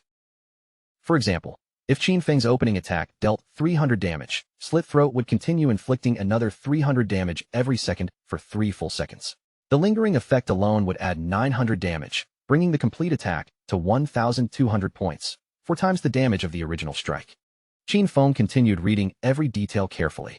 Multi-hit abilities such as Instant Shadow Slash could strike an enemy many times, but Slit Throat would only calculate its effect from the very first hit.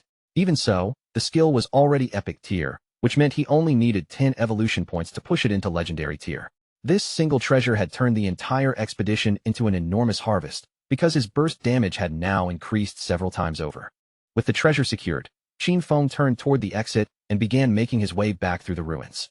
He knew this opportunity had only appeared because Big Plum had shared the location with him, so it was time to return and sell the remaining equipment to her party.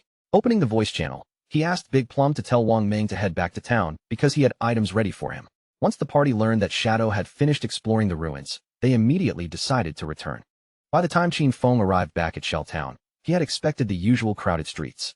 Instead, the sight waiting near the entrance made his eyes widen in genuine surprise.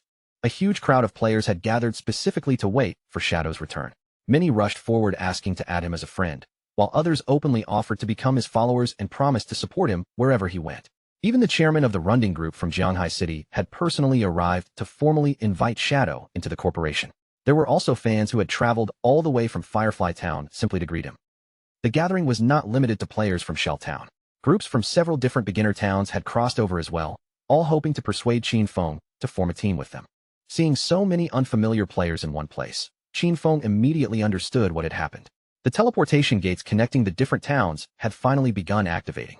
That meant the path to Song Fei's Firefly Town was now open. Qin Feng had no interest in remaining trapped inside the noisy crowd.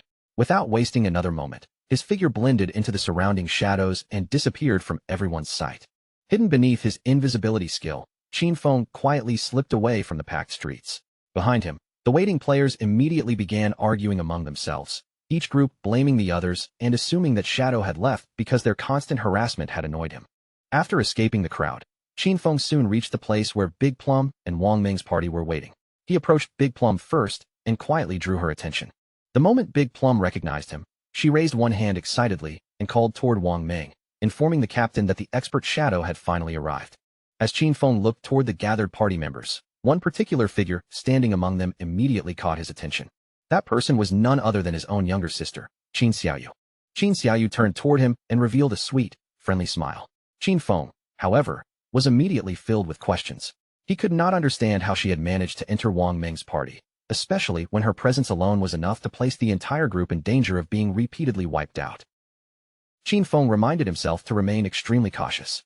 Shadow had now become famous across multiple towns, so revealing his real identity would be far too dangerous. He still possessed no supernatural strength outside the game, and with so many people watching his every move, even an ordinary kitchen knife could easily kill him in the real world. Qin Xiaoyu's cheeks slowly turned red as she secretly studied Shadow from head to toe. Even without seeing his hidden equipment, she could sense how powerful he was. Compared with him, Wang Ming and the rest of the party seemed almost worthless. She immediately began imagining that if Shadow agreed to carry her, she might grow strong enough to reunite with Song Fei within only a few days. Qin Feng opened the trade interface and explained to Wang Ming that the equipment he had brought was perfectly suited to the classes within their party. The accompanying skill books would also raise their overall combat strength considerably. He set the initial total price at 220 days of lifespan. Wang Ming immediately felt pressured by the cost, because the items were all silver or gold tier and the party could not afford them at the moment.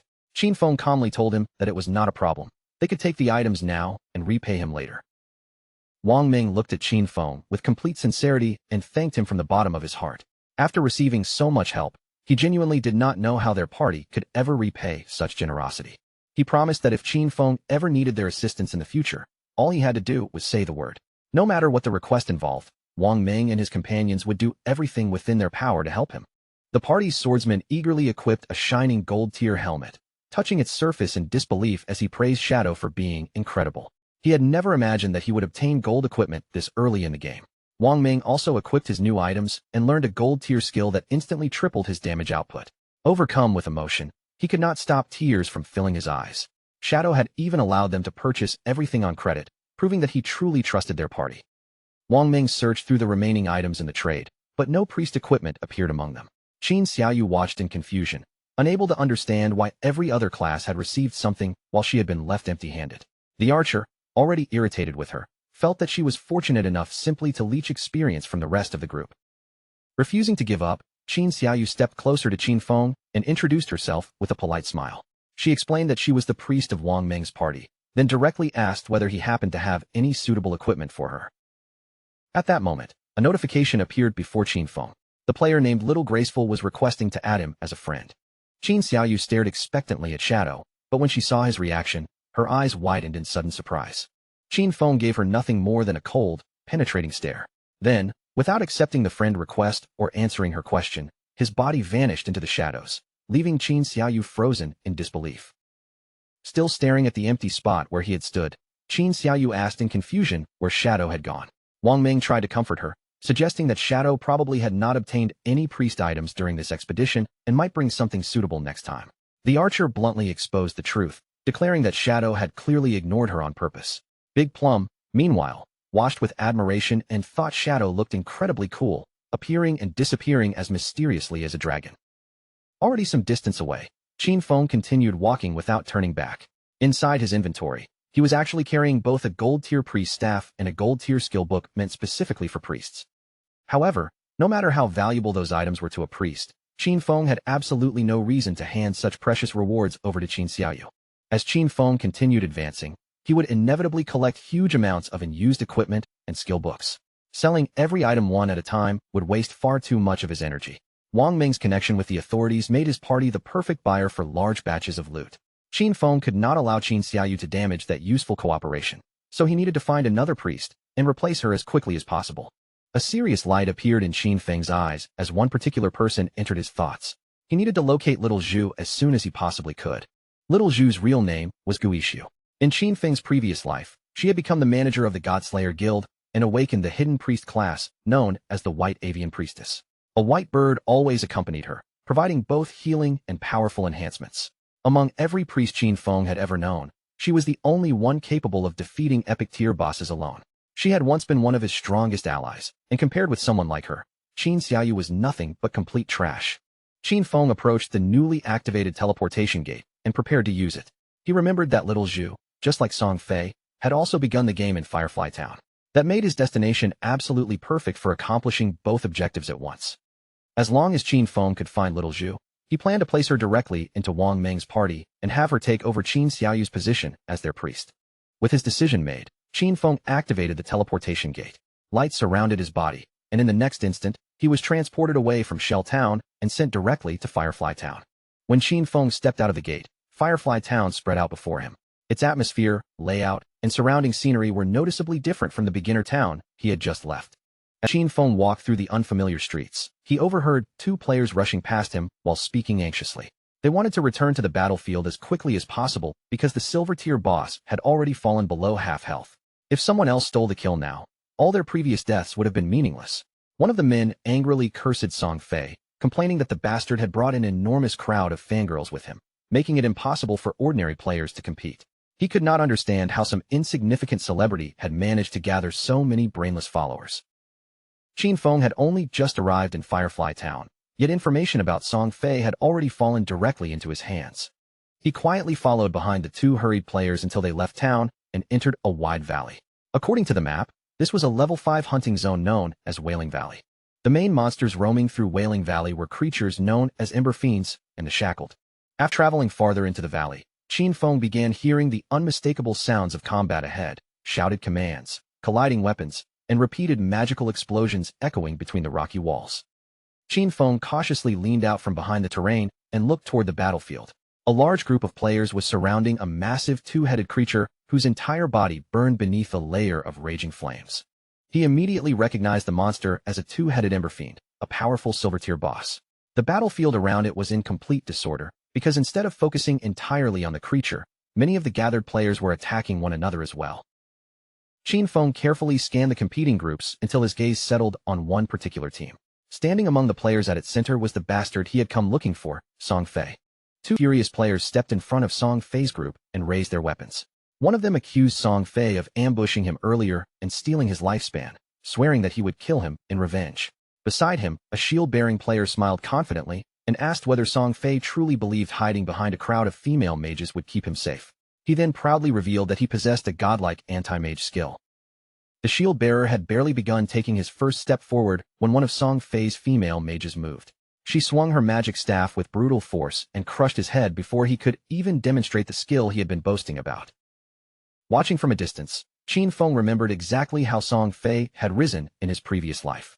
Known by the title Heaven-Defying Mage God, Song Fei himself followed the mage class.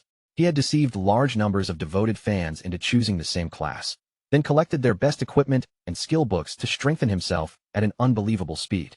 Of course, a proper team could not function with ordinary mages alone, so his fangirls had developed their own solution. Some of the women placed nearly all their attribute points into intelligence, turning themselves into fragile but devastating glass cannon mages. Others focused on agility, becoming fast disruption mages capable of interfering with enemy formations. The remaining players invested heavily in health, transforming their mage bodies into makeshift human shields for Song Fei's team. Others poured their points into strength, choosing the path of battle mages who fought at close range and smashed enemies apart with their staffs. During the opening stages of the game, Song Fei's party was almost unstoppable, roaming from place to place and stealing lifespan from helpless players who had no way to resist them. But as the fighting dragged on, the weakness of his group became obvious. Just as anyone might have expected, most of the fangirls surrounding him were eliminated before long. Song Fei lifted one hand and dramatically pointed straight at the approaching boss. With a sorrowful look carefully arranged across his face, he claimed that watching his devoted fans struggle so desperately made his heart ache. He wished the monster would hurry up and die so that everyone could finally rest, then shamelessly added that he dreamed of a loving world where violence no longer existed. The twin-headed Burfin began lumbering towards Song Fei's group, its massive body steadily closing the distance. One of his fans immediately insisted that this battle was nothing compared to the burden Song Fei himself had been carrying. In her eyes, he had already worked far harder than anyone else and should never be forced to endure such suffering. She thrust a finger toward the monster and declared that they had to kill it before it could lay a hand on their precious Song Fei. Without another moment of hesitation, Song Fei's fans raised their staffs and unleashed a barrage of spells at the monster. Their voices rang out over the battlefield as they vowed to defeat the boss and help Song Fei rise above everyone else as king. No matter where he chose to go from that day forward, they swore they would remain at his side and follow him without question. The monster suddenly threw back its heads and opened its enormous jaws. Flames gathered deep inside its mouths before erupting outward in a violent burst aimed directly at Song Fei. The blazing attack rushed toward him, instantly wiping the smug ease from his face and putting every nerve in his body on alert. Yet before the torrent of fire could reach him, one of Song Fei's fans rushed into its path without hesitation. She planted herself between him and the incoming flames, taking the full force of the attack with her own body and shielding him from every bit of damage. Song Fei quickly reached down and clasped the girl's fading hand, lowering his eyes as he forced a deeply sorrowful expression onto his face. Her body was already dissolving before him, scattering away piece by piece as her remaining lifespan vanished. Even with tears trembling in her eyes, she looked up at him and swore that she would willingly do absolutely anything for his sake. The chubby girl tightened both hands around her magic staff until her knuckles nearly turned white. She urged the others to turn their grief into rage, shouting that once they killed this hideous monster, Brother Song Fei would be able to climb into first place on the rankings. No matter what it took, he had to overtake Shadow and claim the position that she believed rightfully belonged to him. Her words instantly set the rest of the girls ablaze with excitement. One after another, they raised their weapons high above their heads and shouted grand promises into the air. They would conquer the world, stand above the heavens, and continue fighting beside Song Fei until no one remained capable of challenging him. The girls poured their mana into several powerful spells at once, filling the area with surging magical energy. Dark clouds seemed to churn overhead as thick bolts of lightning crashed down in rapid succession, slamming into the monster's enormous body and making the entire battlefield tremble. Watching the boss stagger beneath the repeated attacks, Song Fei realized that it was finally close to death. Even so, the sight left him troubled. A silver-tier boss was already this difficult to bring down, so how could anyone possibly have defeated a gold-tier boss alone? He immediately convinced himself that Shadow must have exploited some kind of bug. Song Fei had an entire crowd of devoted fans supporting him, yet he had only reached level 7. He simply could not understand how Shadow had advanced so quickly. A confident smile gradually returned to Song Fei's face as he imagined what would happen next. Once the silver-tier boss fell, the experience reward should push him directly to level 8. Shadow had remained stuck at level 9 for quite some time, which meant this was the perfect opening. Song Fei planned to seize that opportunity, surpass him, and establish himself as the #1 player in Godforsaken. But just as victory seemed to be within his grasp, darkness shifted behind him without making a sound. A hand wrapped in swirling shadows shot forward and clamped tightly over Song Fei's mouth, cutting off his voice before he could even cry out or warn the others. Everything happened within a single blink. Qin Feng's blade flashed across Song Fei's neck, severing his head before he could understand who had grabbed him. In the same fluid movement, Qin Feng activated Instant Shadow Slash, and several dark arcs tore through the remaining body, cutting it apart into multiple pieces. Blood spilled from Song Fei's mouth as his severed head tumbled through the air. The smug confidence that had covered his face only seconds earlier was replaced by frozen disbelief, while crimson droplets scattered across the ground beneath him. For one stunned moment, all of Song Fei's fans stood completely motionless. Their eyes widened as they stared at what remained of the man they had been worshipping. Yet before any of them could draw another full breath, Qin Feng had already shifted his stance and launched his next attack. Qin Feng moved with the speed and violence of a thunderbolt, becoming little more than a dark blur among them. His blade swept through the crowd in a chain of merciless strikes, slicing apart Song Fei's remaining fans and cutting through the weakened boss at the same time. A system window immediately appeared in front of Qin Feng, confirming that the silver-tier boss had been successfully defeated. The notification flashed brightly before awarding him a total of 150 experience points for delivering the final blow. The massive boss crashed heavily onto the ground, and its enormous body began breaking down into pure lifespan. The surviving players could only stare in disbelief. Shadow had killed the creature with what looked like a single attack. Their own spells had barely inflicted around 100 points of damage at a time, while one slash from him had dealt damage in the thousands. The difference was overwhelming. Shadow's strength was at least 10 times greater than theirs. As the boss's corpse completely dissolved, glowing orbs of lifespan scattered across the ground. Qin Feng calmly deactivated his stealth skill and stepped back into view.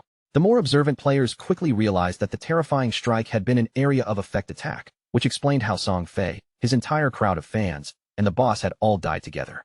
Once they recognized Shadow as the player who had claimed the world's first kill on a gold-tier boss, none of them dared approach the loot.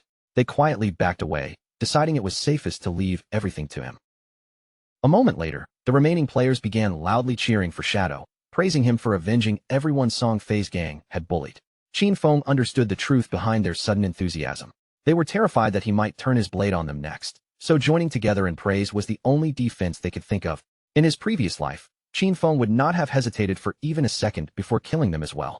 At the same time, Song Fei respawned inside Firefly Town with panic already spreading across his face. The system coldly informed him that Shadow had killed him, costing him 1,106 days of tradable lifespan along with 18 years and 113 days of non-tradable lifespan. The numbers nearly made his mind go blank. Shadow had actually come to Firefly Town. Out of the hundreds of starter towns scattered throughout Jianghai City, Song Fei could not believe that Shadow had appeared in his territory and stolen his boss kill. Song Fei's fans soon respawned around him as well, each of them struggling to understand what had happened. The chubby girl looked especially confused when she realized that Song Fei himself had also died. Another girl clenched her fists in fury, unable to understand why Shadow had attacked them at all. The others quickly convinced themselves that he had only wanted to steal the silver-tier boss. In their minds, Shadow was a despicable villain who had waited until Song Fei was distracted before launching a cowardly surprise attack. Just then, a female archer cautiously approached Song Fei's group. Her shoulders were tense, and her nervous expression revealed how much courage it had taken her to step forward. She asked whether she might be allowed to join his party, then hurriedly explained that she possessed a skill called Eagle Eye, which gave her the ability to detect enemies hidden by invisibility. Song Fei's fans immediately tried to drive the archer away, reminding her that he had clearly stated he only wanted mages in his party. The chubby girl looked her up and down with open disdain. In her opinion, an archer killed monsters far too slowly and would do nothing except drag down Song Fei's leveling speed and damage his progress on the rankings. Song Fei slowly spread his arms, interrupting the girls before they could continue. With his usual warm and forgiving expression, he declared that even though the newcomer was an archer, she could still become part of his family. After all, he claimed to believe that love was powerful enough to fill every gap and overcome every difference between them. He stepped closer and gently took the archer's hand, gazing at her with an expression carefully shaped to appear kind and understanding. Song Fei told her that he could feel the strength of the emotions inside her heart. Her class did not matter to him, he said. From that moment onward, she could join his team, and together they would work hard, gain levels, and advance side by side. Having Song Fei standing so close instantly sent color rushing into the archer's cheeks. She lowered her eyes, overwhelmed by the attention he was giving her, and tears of happiness soon gathered before spilling down her face. To her, being personally accepted by him felt almost too wonderful to be real. Another girl stepped forward, this one an assassin, and announced that she also possessed the ability to become invisible. Her voice hardened as she vowed to make Shadow pay for killing Song Fei. A mage beside her quickly added that she had recently learned a new area of effect spell. As long as they found Shadow, she was confident she could freeze him in place and prevent him from escaping. Song Fei once again opened his arms as though welcoming everyone into a warm embrace. He proudly announced that his family had always been overflowing with love. From now on, any girl who wished to fight beside him would be accepted into the team, regardless of her class or abilities. The girls were immediately moved to tears by his declaration. Several of them covered their mouths as they cried, while others pressed closer around him with shining eyes. In trembling voices, they swore that no matter what dangers appeared in the future, they would remain beside Song Fei forever. To them, Shadow was a dishonorable coward who had ambushed their beloved Song Fei instead of challenging him openly. They promised that he would pay dearly for that humiliation. The moment they located Shadow, they intended to trap him and allow Song Fei to deliver the killing blow himself, teaching everyone exactly what happened to those foolish enough to offend him. Not far away, two other players turned their attention toward the noisy gathering. Neither of them knew what Song Fei intended to do next, but one fact was already clear. Someone had managed to kill him outside the town. Judging by the satisfied expressions on their faces, the news alone was enough to brighten their day. The two players remembered how Song Fei was constantly surrounded by girls ready to protect him, making it difficult to imagine how anyone had gotten close enough to kill him. After thinking it over, however, they both arrived at the same answer. It had to be Shadow. Their admiration for him immediately grew, and when they looked back at the girls weeping over Song Fei, they quietly concluded that something was seriously wrong with all of them. A self-satisfied smile slowly spread across Song Fei's face. With so many witnesses gathered around him, he believed that defeating Shadow would become the perfect public demonstration. Everyone would finally understand that individual strength meant nothing when someone fought alone, especially when that person was merely an assassin. In Song Fei's mind, Shadow was nothing more than a fragile, underhanded killer who had foolishly dared to challenge a great and noble mage like himself. Meanwhile, back at the battlefield, Qin Feng reached toward the scattered rewards and activated Greedy Hand. The loot was gathered into his possession almost instantly. In total, he obtained 16 evolution points, 217 days of tradable lifespan, 6 pieces of silver-tier equipment, and 1 valuable piece of gold-tier loot. Qin Feng immediately chose to evolve Graceful Liberation, spending 10 of the 19 evolution points he possessed. The skill rose from epic rank to legendary, and every part of its effect improved. Weak point attack correction increased from 100% to 200%, while the weak point attack multiplier itself was doubled. Its active ability became far deadlier as well. His next attack would now trigger Throat Slit, inflicting 150% attack damage every second instead of 100%. The effect would last 3 seconds, and the cooldown dropped sharply from 30 seconds to only 18.5 seconds. The greatest change was the additional 100% weak point correction, which brought the total all the way to 200%. In practical terms, the effective size of an enemy's weak points had now been doubled. If the correction continued rising in the future, there might come a time when half of an opponent's entire body would count as vulnerable. Qin Feng even suspected that Shadow Slash could now trigger weak point damage far more easily. The cost of improving the skill, however, rose dramatically with each rank. Graceful Liberation had only required 10 evolution points to advance from epic to legendary, but pushing it from legendary rank into mythical rank would demand 100 times that investment. Qin Feng would need a staggering 200 evolution points before the next evolution became possible. Following the same progression, Qin Feng calculated that the epic-ranked Greedy Hand would require 210 evolution points for its next advancement, and once it reached legendary rank, the following evolution would cost 340 points.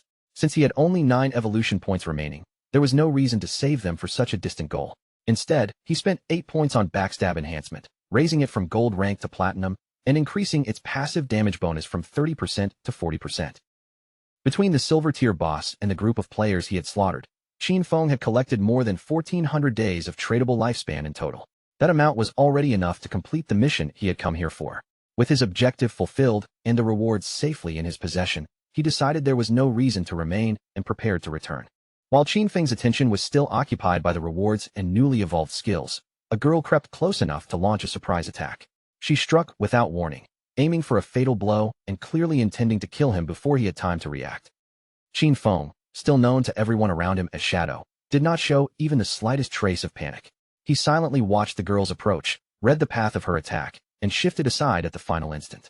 Her weapon cut through empty air, missing him without forcing him to make any real effort. Refusing to accept the failure, the girl immediately adjusted her footing and attacked a second time. She swung faster and aimed more carefully, but Qin Feng calmly moved beyond her reach once again. The strike missed just as completely as the first, and he still looked entirely untroubled. The girl froze in disbelief after seeing her second attack fail. She had expected at least one of her strikes to catch him off guard, yet Qin Feng had avoided both as though he had known exactly where they would land. The ease of his movements left her staring at him in open shock. Realizing that continuing a direct exchange would only place her in greater danger, the girl stopped wasting time.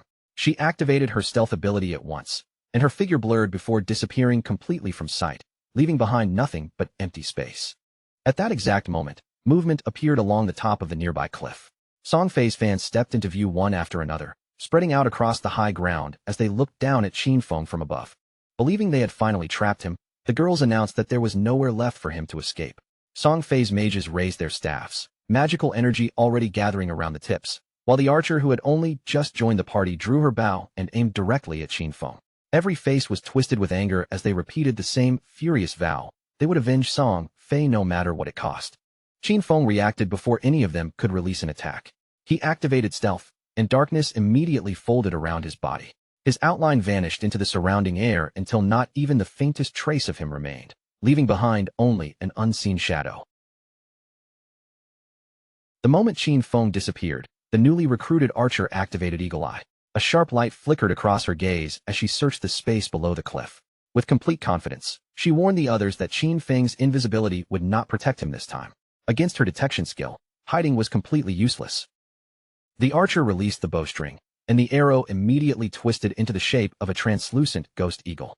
It soared through the air for several seconds before suddenly exploding overhead, scattering countless glowing feathers that drifted down from the sky like a strange, shimmering rain. Those spectral feathers spread across the entire area, and several of them landed directly on the assassin from Song Fei's party. The instant they touched her body, her stealth effect collapsed, forcing her hidden figure back into view for everyone to see. The chubby girl clenched her fist in excitement, completely convinced that they had finally exposed Qin Feng. Without taking another moment to confirm the target's identity, she shouted for the others to unleash their strongest abilities and attack with everything they had. Following her command, Song Fei's fans raised their weapons and released their most powerful skills at once. A dense storm of destructive magic came crashing down toward the exposed assassin. Seeing every spell aimed directly at her, the girl panicked and desperately tried to explain that she was not Qin Feng. Unfortunately, her warning came far too late.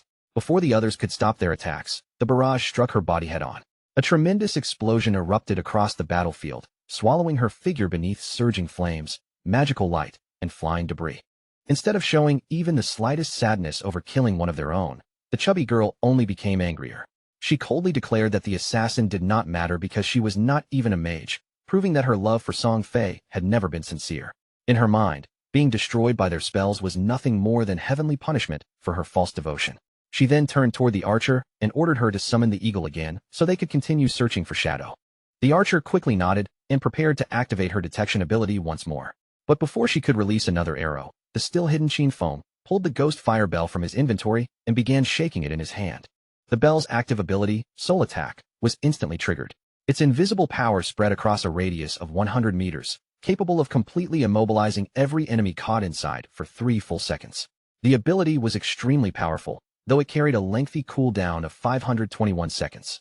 Just before the archer could activate Eagle Eye again, an eerie aura suddenly wrapped itself around her body and the bodies of all her companions. Their limbs locked in place at the same moment, leaving them unable to move even a finger. None of the girls understood what had happened, and confusion immediately appeared across their frozen faces. Before any of them could even draw another breath, Qin Feng emerged from hiding. He activated Instant Slash and shot through their formation like a bolt of thunder. His blade flashed repeatedly, cutting every immobilized girl into pieces before a single one of them had the chance to react. Song Fei had been hiding safely behind a nearby corner throughout the confrontation. Hearing the sudden commotion, he cautiously stuck his head out and stared at the bodies in confusion, unable to understand why all his followers had died at once. His first thought was that Shadow must have done it, but he quickly rejected that possibility. In his mind, Shadow would have been forced to reveal himself the moment he attacked. Still concealed by stealth, Qin Feng silently moved closer until he was standing right beside him. Then Shadow's cold voice reached Song Fei's ears, arrogantly warning him that his death was already near. The instant Song Fei recognized that voice, his eyes widened with terror and disbelief, and his entire body began trembling uncontrollably. Song Fei did not waste another second. Acting entirely on instinct, he raised his staff and activated his defensive magic. A thick, powerful shield of energy immediately formed around his body, enclosing him in what he believed was complete protection. But Qin Feng did not attack the barrier with his blade. Instead, he flicked his wrist and launched a poison dart directly at Song Fei. To Song Fei's horror, the small projectile pierced through the magical shield with almost no resistance, causing the supposedly powerful barrier to crack and shatter into countless fragments. The poison dart struck Song Fei squarely in the center of his forehead. His body immediately collapsed backward onto the ground, and the unbearable poison spreading through him forced the bastard to scream and writhe in agony. Moments later, Song Fei's body began dissolving into glowing orbs of lifespan. Qin Feng finally deactivated his stealth and looked over the reward left behind. Seeing how much lifespan Song Fei still possessed even after dying again, he calculated that the man must originally have held more than 2,000 days of tradable lifespan. Once Song Fei's body disappeared completely, only the scattered lifespan remained behind. Qin Feng studied it for a moment and found the situation rather strange. None of Song Fei's fans had dropped any tradable lifespan at all. After thinking it through, he realized the obvious truth. The girls had already handed every tradable day they possessed over to Song Fei. A considerable amount of time had already passed since Godforsaken appeared, yet plenty of people still treated it as though it were nothing more than an ordinary game. The blind fanaticism of Song Fei's followers was honestly terrifying. It was also a waste from Qin Feng's perspective, because the tradable lifespan they had donated added up to several hundred years in total, and now most of it would eventually be absorbed by the monsters wandering nearby. Back in Firefly Town, Song Fei and his followers respawned once again. Song Fei was nearly trembling with rage. He had once possessed more than 2,000 days of tradable lifespan, but after being killed repeatedly, only 500 days remained. He turned toward the archer with a confused and furious stare, demanding to know why her detection ability had failed to locate Qin Feng. The archer nervously explained that she had indeed activated the skill exactly as promised. However, the only invisible target the ghost eagle had detected was their own assassin sister. The chubby girl opened her attribute panel and pointed out that stealth abilities possessed levels. She began to suspect that Shadow's stealth might be far higher than any of them had expected. The archer then revealed that Eagle Eye only had a counter-stealth level of 1. That meant it could expose targets using level 1 stealth, but anyone with a higher stealth level would remain completely invisible to her. Song Fei's frustration deepened as he listened. Shadow could appear without warning, kill them, and vanish again without leaving the slightest trace. Song Fei had no idea how anyone was supposed to defend against an enemy like that.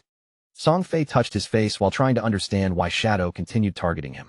As far as he was concerned, he had never done anything to offend the man, and Shadow had already stolen the silver tier boss kill from him.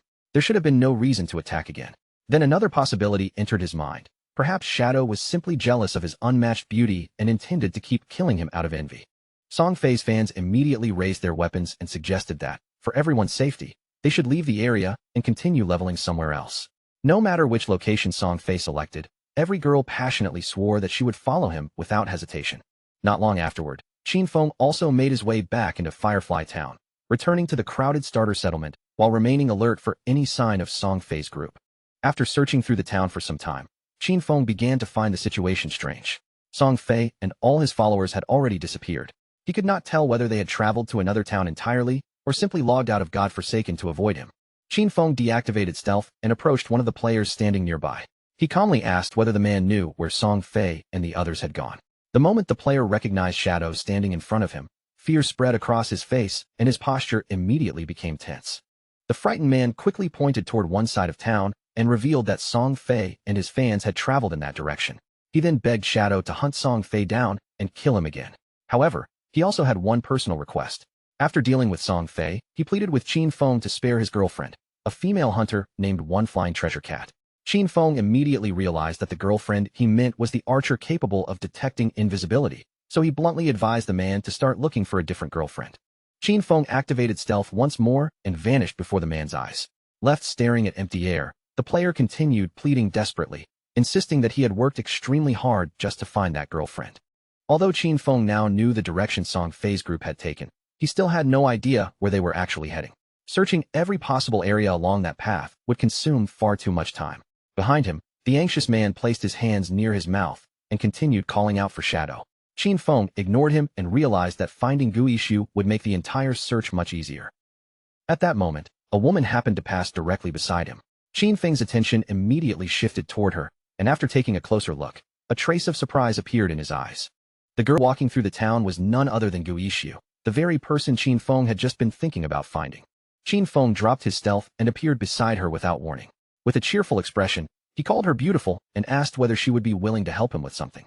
Gu Yishu turned toward the voice, and the moment she saw Shadow standing there, surprise flashed across her face. Qin Feng reached into his inventory and brought out the gold-grade staff he had obtained from the boss. Holding the valuable weapon where she could clearly see it, he mentioned that he had heard her class could search for targets across a wide area. If she could locate Song Fei for him, he promised to sell her the staff at a heavily discounted price. The instant Gu Yishu saw the golden weapon, her eyes began shining with excitement. Gu Yishu opened her system window and looked at Qin Feng suspiciously. She wanted to know how he had discovered that she possessed a wide area tracking ability, since she clearly remembered never telling anyone about it. Qin Feng avoided answering directly and simply asked whether she wanted the gold-grade weapon. She immediately admitted that she did, though she was uncertain whether she had enough lifespan to afford it.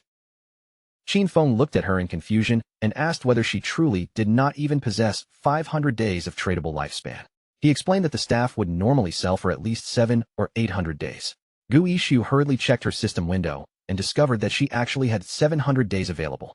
Hearing that, Qin Feng immediately agreed to the deal and handed the staff over to her. A system notification appeared between them, confirming that the transaction had been completed successfully. Gu Yishu grabbed the new staff with both hands and stared at it, as though it were the greatest treasure she had ever seen. Her excitement became so obvious that she actually began drooling while admiring the golden weapon. Seeing her completely lost in admiration, Qin Feng reached out and gave her cheek a gentle tap to bring her back to reality.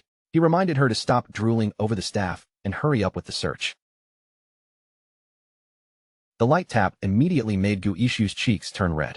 She looked at Qin Feng with visible embarrassment, then smiled and nodded to show that she was ready to begin. Holding the newly acquired staff, Gu Yishu closed her eyes and concentrated on activating her tracking power. Even though this was supposedly her first meeting with Shadow, something about him felt strangely familiar.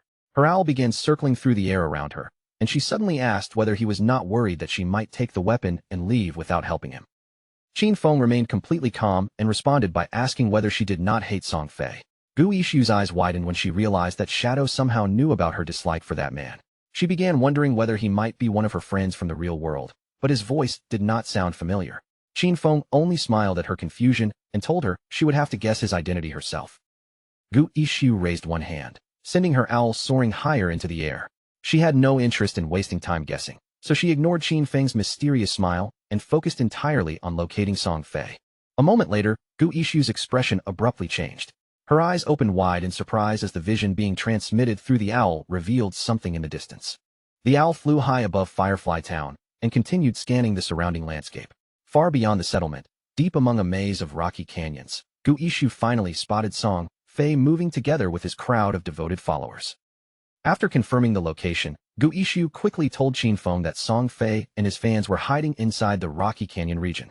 She urged him to move immediately, warning that the group might leave the area before he could reach them. Her owl was capable of flying at impressive speed, but following a moving group for too long would eventually exhaust it. Qin Feng prepared to leave and calmly told Gu Yishu not to worry. He assured her that he would reach Song Fei's location extremely quickly. The next instant, Qin Feng shot forward like a released arrow. He raced across the rough terrain, leaping over rocks and tearing through uneven sections of ground without losing any speed. However, after guiding him for part of the journey, the owl suddenly stopped moving forward. Qin Feng immediately halted as well. The interruption meant that something nearby was interfering with the tracking ability or blocking the path it was attempting to follow. Qin Feng carefully scanned the surrounding terrain. His gaze soon settled on a nearby tree, where an unusual symbol had been carved or marked across the trunk. Wanting to understand what the strange marking meant, Qin Feng contacted Gu Yishu again. Following his request, she redirected the owl and began using it to examine the surrounding area more thoroughly. It did not take long for the owl to discover two additional trees bearing the exact same strange symbol. One stood approximately 100 meters straight ahead, while the other was positioned roughly 100 meters to the left. Qin Feng approached the three marked trees one after another, carefully examining the strange symbols carved into their trunks. He placed his hand against each mark in turn, tracing their shapes with his fingertips while making sure not to overlook even the smallest detail. After touching all three symbols, Qin Feng released a small stream of energy into each one. The marks immediately lit up, and brilliant lines of light stretched through the air, connecting the three trees together to form a glowing triangular pattern. The ground at the center of that triangle suddenly began shining. A moment later, a treasure chest rose out of the earth, surrounded by vivid green light and a dazzling golden glow. Qin Feng stared at it in shock. He had never expected a treasure of this level to appear in an ordinary starter region like Firefly Town. Even Qin Feng could hardly believe his luck. These mysterious treasures had been left behind by ancient gods, and they were so rare that they could appear almost anywhere without warning. Some released terrifying monsters, others summoned entire swarms of beasts, while a fortunate few, like the one before him, contained incredible rewards. Gu Yishu, watching everything through her owl, was equally stunned. A green treasure chest like this could easily be worth 1,000 days of tradable lifespan, which translated to more than 10 million in real-world money. Qin Feng could not help admiring Gu Yishu's sharp instincts for discovering it. Qin Feng remembered how quickly the value of lifespan had risen in his previous life. At the beginning, 1 year of lifespan had been worth around 10,000, but by only the second day, that same amount had already surged to 50,000. Gu Yishu remained fascinated by the discovery. Through the owl's vision, she carefully memorized the shape and arrangement of the mysterious symbols, making sure she could recognize the same markings again in the future. A clever gleam appeared in Gu Yishu's eyes as she studied them. With her extraordinary tracking abilities, there was no telling how many hidden treasures, forgotten locations, or buried secrets she might eventually uncover. Qin Feng finally stepped forward and opened the glowing chest. Inside rested a skill book wrapped in a dark, ominous aura. Its name was Curse of the Blossoms, a powerful emerald-grade ability. Whenever it was used on a defeated enemy, cursed flowers would grow from the corpse and drain that target's tradable lifespan until it reached 0. The skill had no cooldown, but it could only be activated within 15 seconds after the target's death. Qin Feng immediately remembered just how frightening this ability had been in his previous life. Every enemy he killed could now be transformed into an additional source of lifespan. If he defeated Song Fei again and remained beside the corpse for only a short while, he could drain away everything the man still possessed. A cold and sinister smile slowly spread across Qin Feng's face. This time, Song Fei would not simply suffer another defeat. He would be emptied completely. With that thought in mind, Qin Feng hurried toward his target. While far away, events inside the canyon continued to unfold. Deep within a distant canyon, Song Fei's most devoted fans were surrounding another boss and bombarding it with attacks. The girls did all the dangerous work at the front, steadily wearing the creature down, while Song Fei remained safely behind them and waited for the perfect moment to steal the final blow. Song Fei looked completely relaxed and carried himself with his usual excessive confidence. He was certain Qin Feng would never bother chasing them all the way into such a remote canyon. After all, Qin Feng had already taken a silver-tier boss from him and humiliated him twice in succession. Song Fei convinced himself that the matter should have ended there. Unfortunately for him, that assumption could not have been more wrong. Just as their current boss was nearing death, the chubby mage happened to glance across the canyon. Her eyes narrowed when she noticed another party nearby, fighting a different boss of their own. Song Fei immediately began manipulating his followers again. With a smooth voice and a wounded expression, he claimed that the nearby players must be fans of a rival idol who had deliberately come there to steal attention and make him look inferior. The moment his fans heard that, their expressions twisted with anger. Their hands tightened around their weapons, and jealousy burned in their eyes. As far as they were concerned, no rival idol and no opposing group would ever be allowed to outshine their beloved Song Fei. Without stopping to question his story, the girls abandoned their positions and charged directly toward the other party. Seeing them approaching, the players fighting the nearby boss mistakenly assumed reinforcements had arrived and welcomed them with relieved expressions. But before anyone could even finish greeting them, the chubby mage raised her staff and brought it down with brutal force. Her attack struck the opposing party's leader head-on, knocking him out with a single devastating blow. The rest of the team froze in disbelief as Song Fei's fans suddenly turned their weapons against them. The girls attacked wildly while shouting nonsense about rival idols, destiny, and their duty to protect Song Fei's glorious future. One confused player tried to demand an explanation, asking what they had done to deserve this attack. Before he could finish speaking, a spell slammed into him and silenced his question immediately. As the fight continued, Song Fei's fans grew even more ridiculous. Between attacks, they began reciting strange poems and exaggerated praises, speaking of Song Fei as though he were a divine being descended from the heavens. Once the opposing party had been completely wiped out, the girls respectfully stepped aside. They opened a clear path for their so-called Golden Prince, allowing Song Fei to walk forward and deliver the final strike against the weakened boss. Song Fei maintained his carefully crafted performance, acting deeply touched by everything they had done. He showered the girls with empty gratitude, inventing a dramatic story about how he had nearly been caught in a dangerous ambush. Then he praised them as brave heroes who had appeared at the perfect moment to save him. His meaningless compliments worked exactly as intended. The girls blushed, covered their smiles, and giggled among themselves, completely immersed in the imaginary world Song Fei had created for them. However, their celebration was about to end. At that very moment, a silent figure arrived at the edge of the canyon. Shadow stood above them, watching everything from the rocky ridge. Song Fei suddenly felt that something was wrong. A cold sensation crawled down his back, and the hairs on his neck rose as though an unseen danger had fixed its gaze directly on him. He instinctively began turning his head to look behind him, but by the time he reacted, the danger had already reached him. Qin Feng's sword flashed through the air like a blade delivering judgment. The strike arrived in an instant, too fast for Song Fei to defend himself or even understand what was happening. With one clean and effortless motion, Qin Feng severed Song Fei's head from his shoulders. The head flew aside, while the lifeless body collapsed heavily onto the canyon floor. Unlike the previous attacks, Shadow did not immediately turn around and leave after killing him. This time, he remained beside Song Fei's fallen body for a reason. Qin Feng knelt beside the corpse and activated Curse of the Blossoms. A massive crimson flower burst out from the center of Song Fei's chest. Its petals twisted and pulsed as though the plant were alive, steadily drawing every remaining drop of tradable lifespan out of the young troublemaker.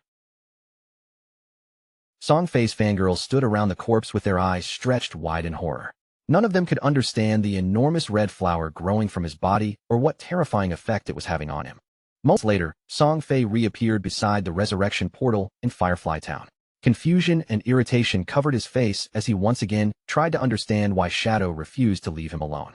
Following his usual twisted reasoning, he quickly decided that jealousy had to be the only possible explanation. Perhaps Shadow envied the attention Song Fei received from so many girls. Or maybe one of those fangirls was secretly someone Shadow cared about. Song Fei gradually convinced himself that Shadow's repeated appearances in Firefly Town were all part of some complicated revenge plan. While he was still trapped inside those absurd guesses, a system warning suddenly appeared. His face changed when he saw that his tradable lifespan was rapidly falling, disappearing far faster than the normal loss caused by death. At first, Song Fei assumed the rapid decline must be an additional penalty for dying too many times within such a short period. Before he could properly investigate the warning, flashes of light appeared around the resurrection portal. One after another, the members of his fan club began respawning beside him. The chubby mage was among the first to return.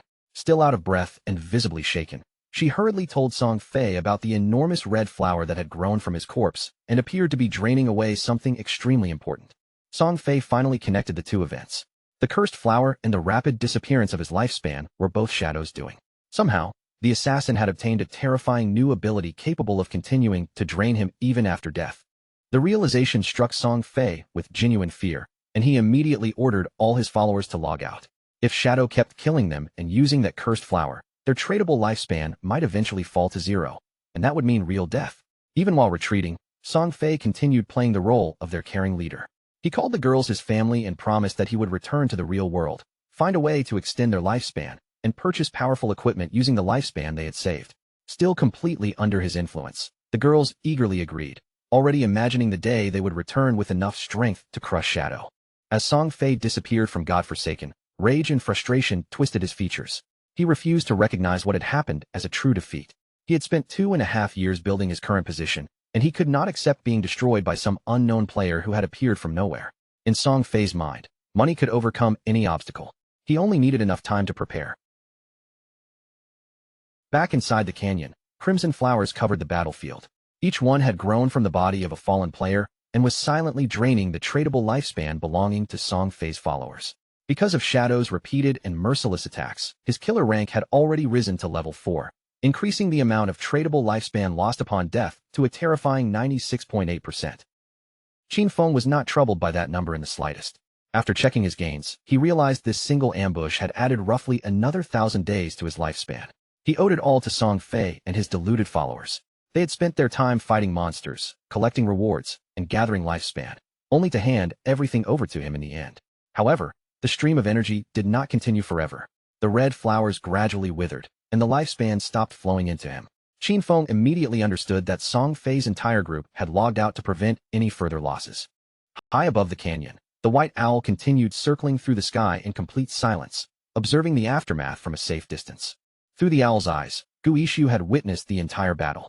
Even she was left shaken by Qin Feng's overwhelming power. Watching the highest-ranked player fight with everything at his disposal was completely different from merely hearing stories about him. Qin Feng looked toward the owl and asked Gu Yixu whether Song Fei had truly logged out. She confirmed it with a nod, explaining that every member of the group had disappeared in order to protect whatever lifespan they still had left. Qin Feng calmly instructed her to continue watching the area. If Song Fei ever logged back into the game, he wanted Gu Yixu to inform him immediately. Gu Yixu wondered aloud whether that meant her assignment was finished, but Qin Feng told her to continue helping him a little longer. He then revealed that he had recently obtained a gold-tier priest skill called Sword of Divine Judgment. The moment she heard the name and rank of the skill, her curiosity was instantly awakened. She clearly wanted it, and Qin Feng noticed her interest right away. Qin Feng offered to sell her the skill for 500 days of tradable lifespan. However, he added that he would reduce the price by half if she agreed to one additional condition. Gu Yixu's eyes narrowed suspiciously, and she immediately warned him that she would never trade away her dignity, leaving Qin Feng completely caught off guard. Qin Feng hurriedly explained that she had misunderstood him entirely. He was not asking for anything improper. All he wanted was for Gu Yixu to join his party and serve as the team's primary healer. Hearing the actual condition, Gu Yixu finally relaxed and burst out laughing. She accepted the offer without hesitation, though she playfully warned Qin Feng that if his team turned out to be a complete disaster, she would hold him personally responsible. Shadow assured Gu Yixu that the others were dependable and that she would be joining a solid team. With the matter settled, he immediately opened his contacts and reached out to the rest of the group so they could gather without wasting any more time. Elsewhere in the game world, Wang Ming stood proudly over the corpse of a poisonous monster, pleased with the experience points he had earned from the difficult fight. However, the poison was still spreading through his body. He urgently called Zhao over, asking her to heal him and remove the toxin, but she remained frozen in place, completely unsure of what she was supposed to do. Wang Ming tried once again to remind her that priests possessed an ability specifically meant to cleanse poison. Before Zhao could properly understand his instructions, she hurriedly activated the skill, and somehow cast it on a nearby tree instead of Wang Ming, the person desperately waiting for treatment. With every second slipping away, the poison continued eating through Wang Ming's remaining health. His legs finally gave out, and he collapsed onto the ground, dying from the toxin moments after defeating the monster. All the effort he had put into winning the battle was wasted because the healer had failed to save him. The rest of the team could only stare in stunned silence. Frustration quickly spread across their faces as they turned toward Qin Feng's sister, unable to believe that a priest standing right beside them had managed to be so completely useless when someone actually needed healing. Later, as the group gathered beside the teleportation stone, their leader stood with a troubled expression. The situation had forced him into a difficult decision, and he knew he could no longer keep avoiding it. They desperately needed a new healer, but nearly every capable priest with a hidden class had already joined another party. Finding a replacement would not be easy, yet continuing with Zhao as their only support was clearly impossible. Zhao, meanwhile, remained completely unaware of how badly she had failed. Lost in her own fantasies, she imagined herself as the chosen one, a divine goddess destined to dominate this new world. She believed her rapid leveling proved that greatness awaited her, and she eagerly dreamed of joining Brother Song Fei and sharing in his future glory. Just as the team's mood reached its lowest point, a message from Shadow arrived for Wang Ming. The moment he read the news, the tension on his face disappeared and was replaced by a sudden burst of excitement. A healer with the hidden class White Bird Priest had agreed to join their party, and her abilities were useful in several other areas as well. This was exactly the opportunity they had been waiting for. Wang Ming immediately asked Shadow where the new member was located, and Shadow told him she was currently in Firefly Town. The area was not ideal for efficient leveling, but gathering everyone together and beginning to move as a proper team was far more important. Wang Ming readily agreed and prepared to travel to Firefly Town. Before the group could leave, however, he knew he still had to deal with the uncomfortable problem standing right beside them, Zhao. Choosing his words carefully, Wang Ming told her that the party planned to move into a higher-level region because Shell Town had become far too crowded. His tone remained polite, as though the change were simply a matter of finding a better place to train. He deliberately phrased everything in a way that made Zhao's lower level sound like the only reason she could not accompany them. Wang Ming hoped this gentle excuse would prevent her from realizing that the team was actually abandoning her because she could not perform her role. Before Zhao could give a proper response, the entire party quickly departed. Their hurried steps and relieved expressions made it obvious how happy they were to leave behind a healer who had repeatedly proven incapable of healing anyone. Zhao, however, did not appear offended in the slightest. Instead, she convinced herself that their departure was a blessing. In her mind, those players had never been strong enough to deserve a goddess like her. She decided that she would simply locate Shadow instead and force the game's strongest player to help her gain levels. Meanwhile, Wang Ming successfully reached Firefly Town. After searching through the busy streets, he soon found Shadow standing together with Guishu. As soon as they met, Wang Ming handed over the share of lifespan he had collected during their previous battle, settling what he owed without hesitation. With the rewards divided and the new team beginning to take shape, they prepared to move on. Wang Ming was already starting to understand just how difficult it would be to remain competitive in Godforsaken. While discussing their next plans, Wang Ming casually mentioned another potential ally, a captain who went by the name Yanyu. The instant Qin Feng heard that name, his footsteps stopped completely, and several memories flashed through his mind.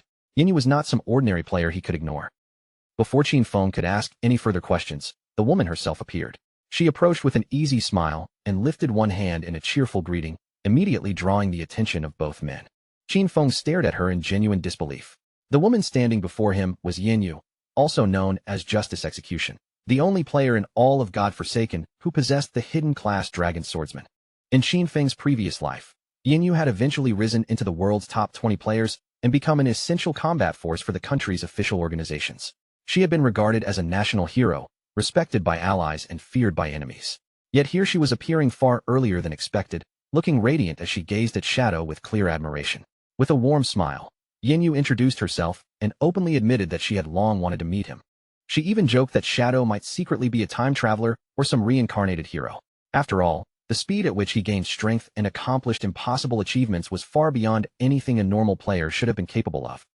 Qin Feng remained silent as his thoughts returned to his previous life, when he and Yanyu had crossed paths much later under far darker circumstances. She had never been part of Wang Meng's team back then, making this early meeting an unexpected change.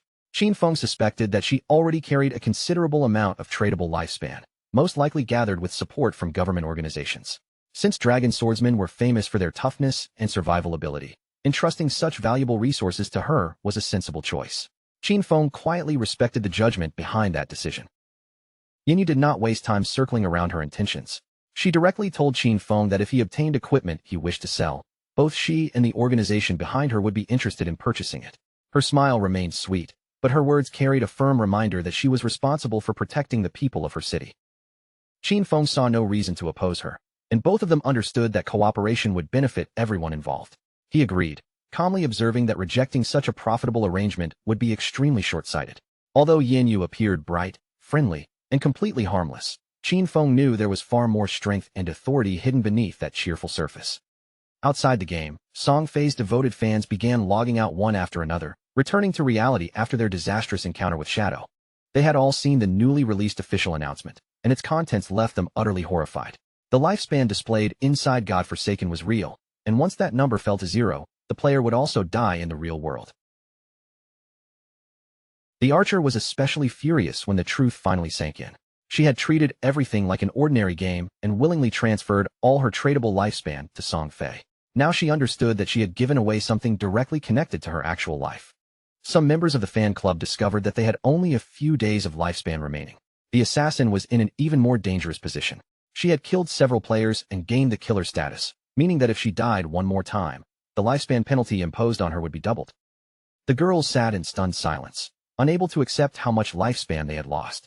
They had only died 3 times inside the game, yet those few deaths had already brought several of them dangerously close to the end of their real lives. The chubby mage began reading through the warnings, and cold sweat quickly covered her face. As a tank mage, she had always rushed into the front line, killing numerous players while also dying again and again. Now, after checking the remaining number, she realized that she had only 1 day of lifespan left. The moment it reached 0, she would truly die. Just when panic was beginning to overwhelm her, another message caught her attention. Brother Song Fei was currently purchasing lifespan from his fans. Hope immediately returned to the chubby girl's face. She decided to find Brother Song Fei at once, completely convinced that he would never abandon such a loyal supporter and would certainly help her survive. She hurriedly changed her clothes and considered dressing entirely in Song Fei support merchandise from head to toe. The thought delighted her, and she eagerly prepared to meet the idol who, in her mind, would definitely rescue her. She even selected merchandise promoting his latest release, the Song Fei Ultra Thin Anti-Side Leak. After covering herself in Song Fei branded clothing and accessories, she rushed out of her home without wasting another second. From there, she began heading directly toward the location of his concert. Not far from her home stood another cluster of apartment buildings, their windows overlooking the surrounding streets. Inside one of those apartments, Qin Feng's sister had also logged out of Godforsaken. For several moments, she looked around in confusion, no longer entirely certain whether she had truly returned to reality or was still trapped inside the game. She picked up her phone and checked the latest lifespan prices. A smile immediately spread across her face when she saw that a single day could now be sold for 15,000. With more than 200 tradable days remaining, she believed she could instantly turn herself into a millionaire. Her excitement vanished the moment she saw another piece of news. Shadow had hunted down and killed Song Fei 3 separate times. Tears quickly filled her eyes, born from a mixture of sorrow and fury. She remembered the official warning that reaching 0 lifespan inside the game would cause a person to die in reality, which meant every attack against Song Fei had placed his actual life in danger. Even though she had once possessed 100 years of non-tradable lifespan, dying 3 times had reduced the amount to barely 12 years. Her thoughts immediately turned back to Brother Song Fei, and she could not understand why Shadow was targeting him so relentlessly. According to the group chats, Shadow had cut through dozens of people and killed Song Fei 3 times despite everyone protecting him. To her, that made Shadow both unimaginably powerful and terrifying beyond words. At that moment, the chubby girl began flooding the fan group chat with urgent messages. She announced that Brother Song Fei was facing a crisis and desperately needed the support of every loyal fan. She called for any sister living in Shanghai City to meet her and sell their tradable lifespan. Song Fei was currently at Dajiang Plaza, and he was offering an exchange rate of 1 day for 10,000. In her words, this was the perfect chance to become rich while also helping brother Song Fei survive. Qin Feng's sister immediately began getting dressed. She could hardly believe that brother Song Fei was at Dajiang Plaza, which was located only a short distance from her apartment. She told herself that she could not stand by and watch his lifespan run out. Thanks to Shadow and the other players helping her earn rewards, she had managed to preserve more than 200 tradable days. Just enough, she believed, to save brother Song Fei. Without hesitating any longer, she grabbed her belongings, left the apartment, and hurried toward Dajiang Plaza. Back inside Godforsaken, Qin Feng continued cutting through groups of monsters. None of the creatures in his path could offer meaningful resistance, and he slaughtered them one after another without much difficulty. A system window suddenly appeared before him, announcing that he had successfully reached level 10. His basic attributes increased by 2 points, and he also received 5 free attribute points that could be distributed however he wished. Reaching level 10 also unlocked the class promotion system. More rewards followed immediately. As the first player in the Jianghai City region to reach level 10, Qin Feng received 7 reputation points. As the first in the entire Great Xia Kingdom, he gained another 14.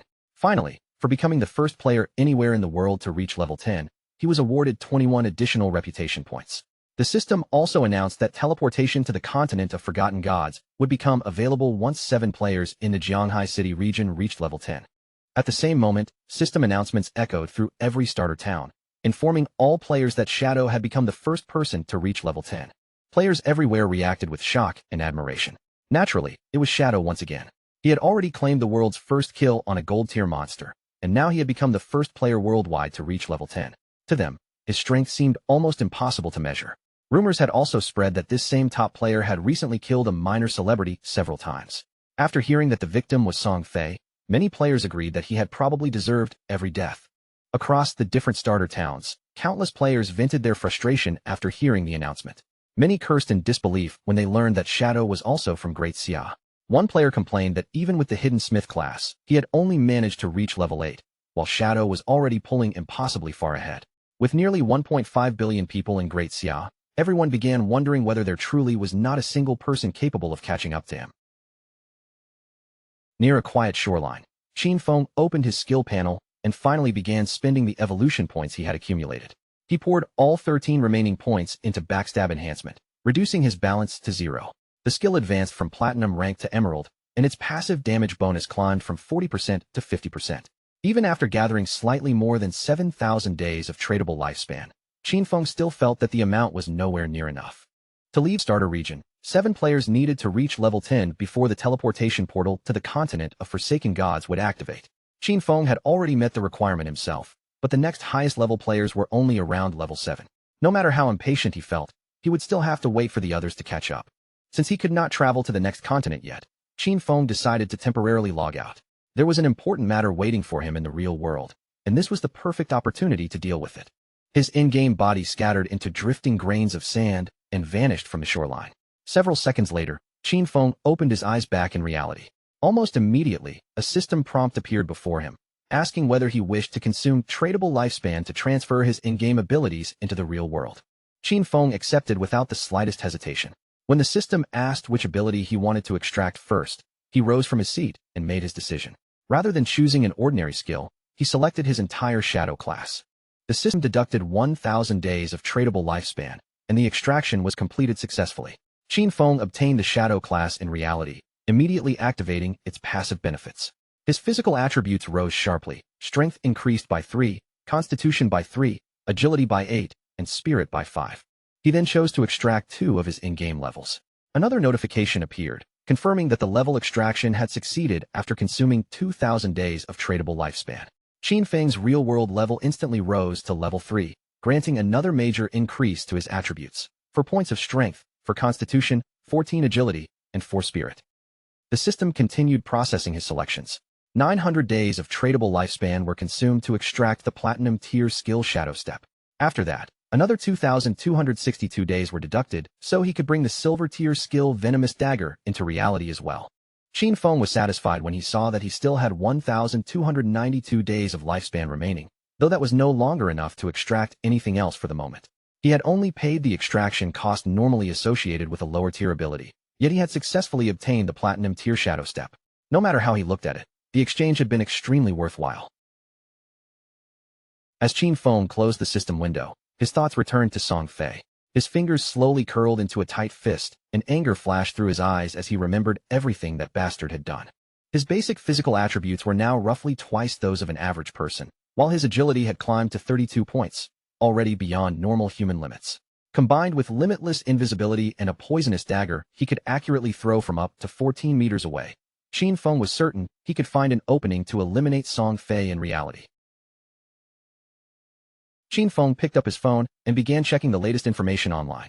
He soon discovered that Song Fei was aggressively purchasing lifespan, which made him wonder whether the bastard intended to return to God-forsaken and retaliate against him. The posts also revealed that Song Fei was currently at Dajiang Plaza. It was only 7 or 8 kilometers away, and with Qin Feng's present speed, he could reach it in a little over 10 minutes. Just then, the phone vibrated in his hand. The moment Qin Feng saw a message from Hu Cabin, the arrogant and powerful supervisor from his company, his fingers began trembling with restrained irritation. Hu Cabin was furious that Qin Feng had become bold enough to ignore her calls after gaining a little confidence. In her eyes, the young lady's interest in him was an opportunity most people would beg for. She could not understand why he refused to cooperate when such an enormous chance had supposedly been placed directly in front of him. Qin Feng blocked Hu Cabin without bothering to reply. As he continued walking, he casually tossed the phone aside and activated Shadow Step, causing his body to fade from sight. Those people still had no idea what God-forsaken truly represented, but Qin Feng knew they would understand soon enough. Several hours later, Dajiang Plaza was packed from end to end for Song Fei's public concert. Excited girls filled the audience, many of them dressed in his merchandise and holding signs bearing his name. Among that enormous crowd was Qin Feng's younger sister. At the center of the brightly lit stage, Song Fei sat comfortably beside a blonde woman. The two spoke quietly while the roaring audience continued cheering below them. With an amused smile, the blonde woman mentioned that she had heard Shadow had killed Song Fei 3 times inside the game. She told him not to worry, explaining that she had already dispatched people to investigate Shadow's real identity. Song Fei leaned slightly closer, curiosity appearing in his eyes as he asked how far the investigation had progressed. Hu Cabin revealed that someone had already been sent into Firefly Town to make direct contact with Shadow. Their plan was to offer Shadow an amount of money he would be unable to reject. The moment he entered the real world to collect the payment, they would capture him.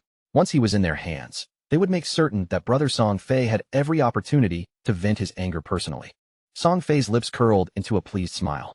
He told Hu Cabin to inform him immediately when Shadow had been caught.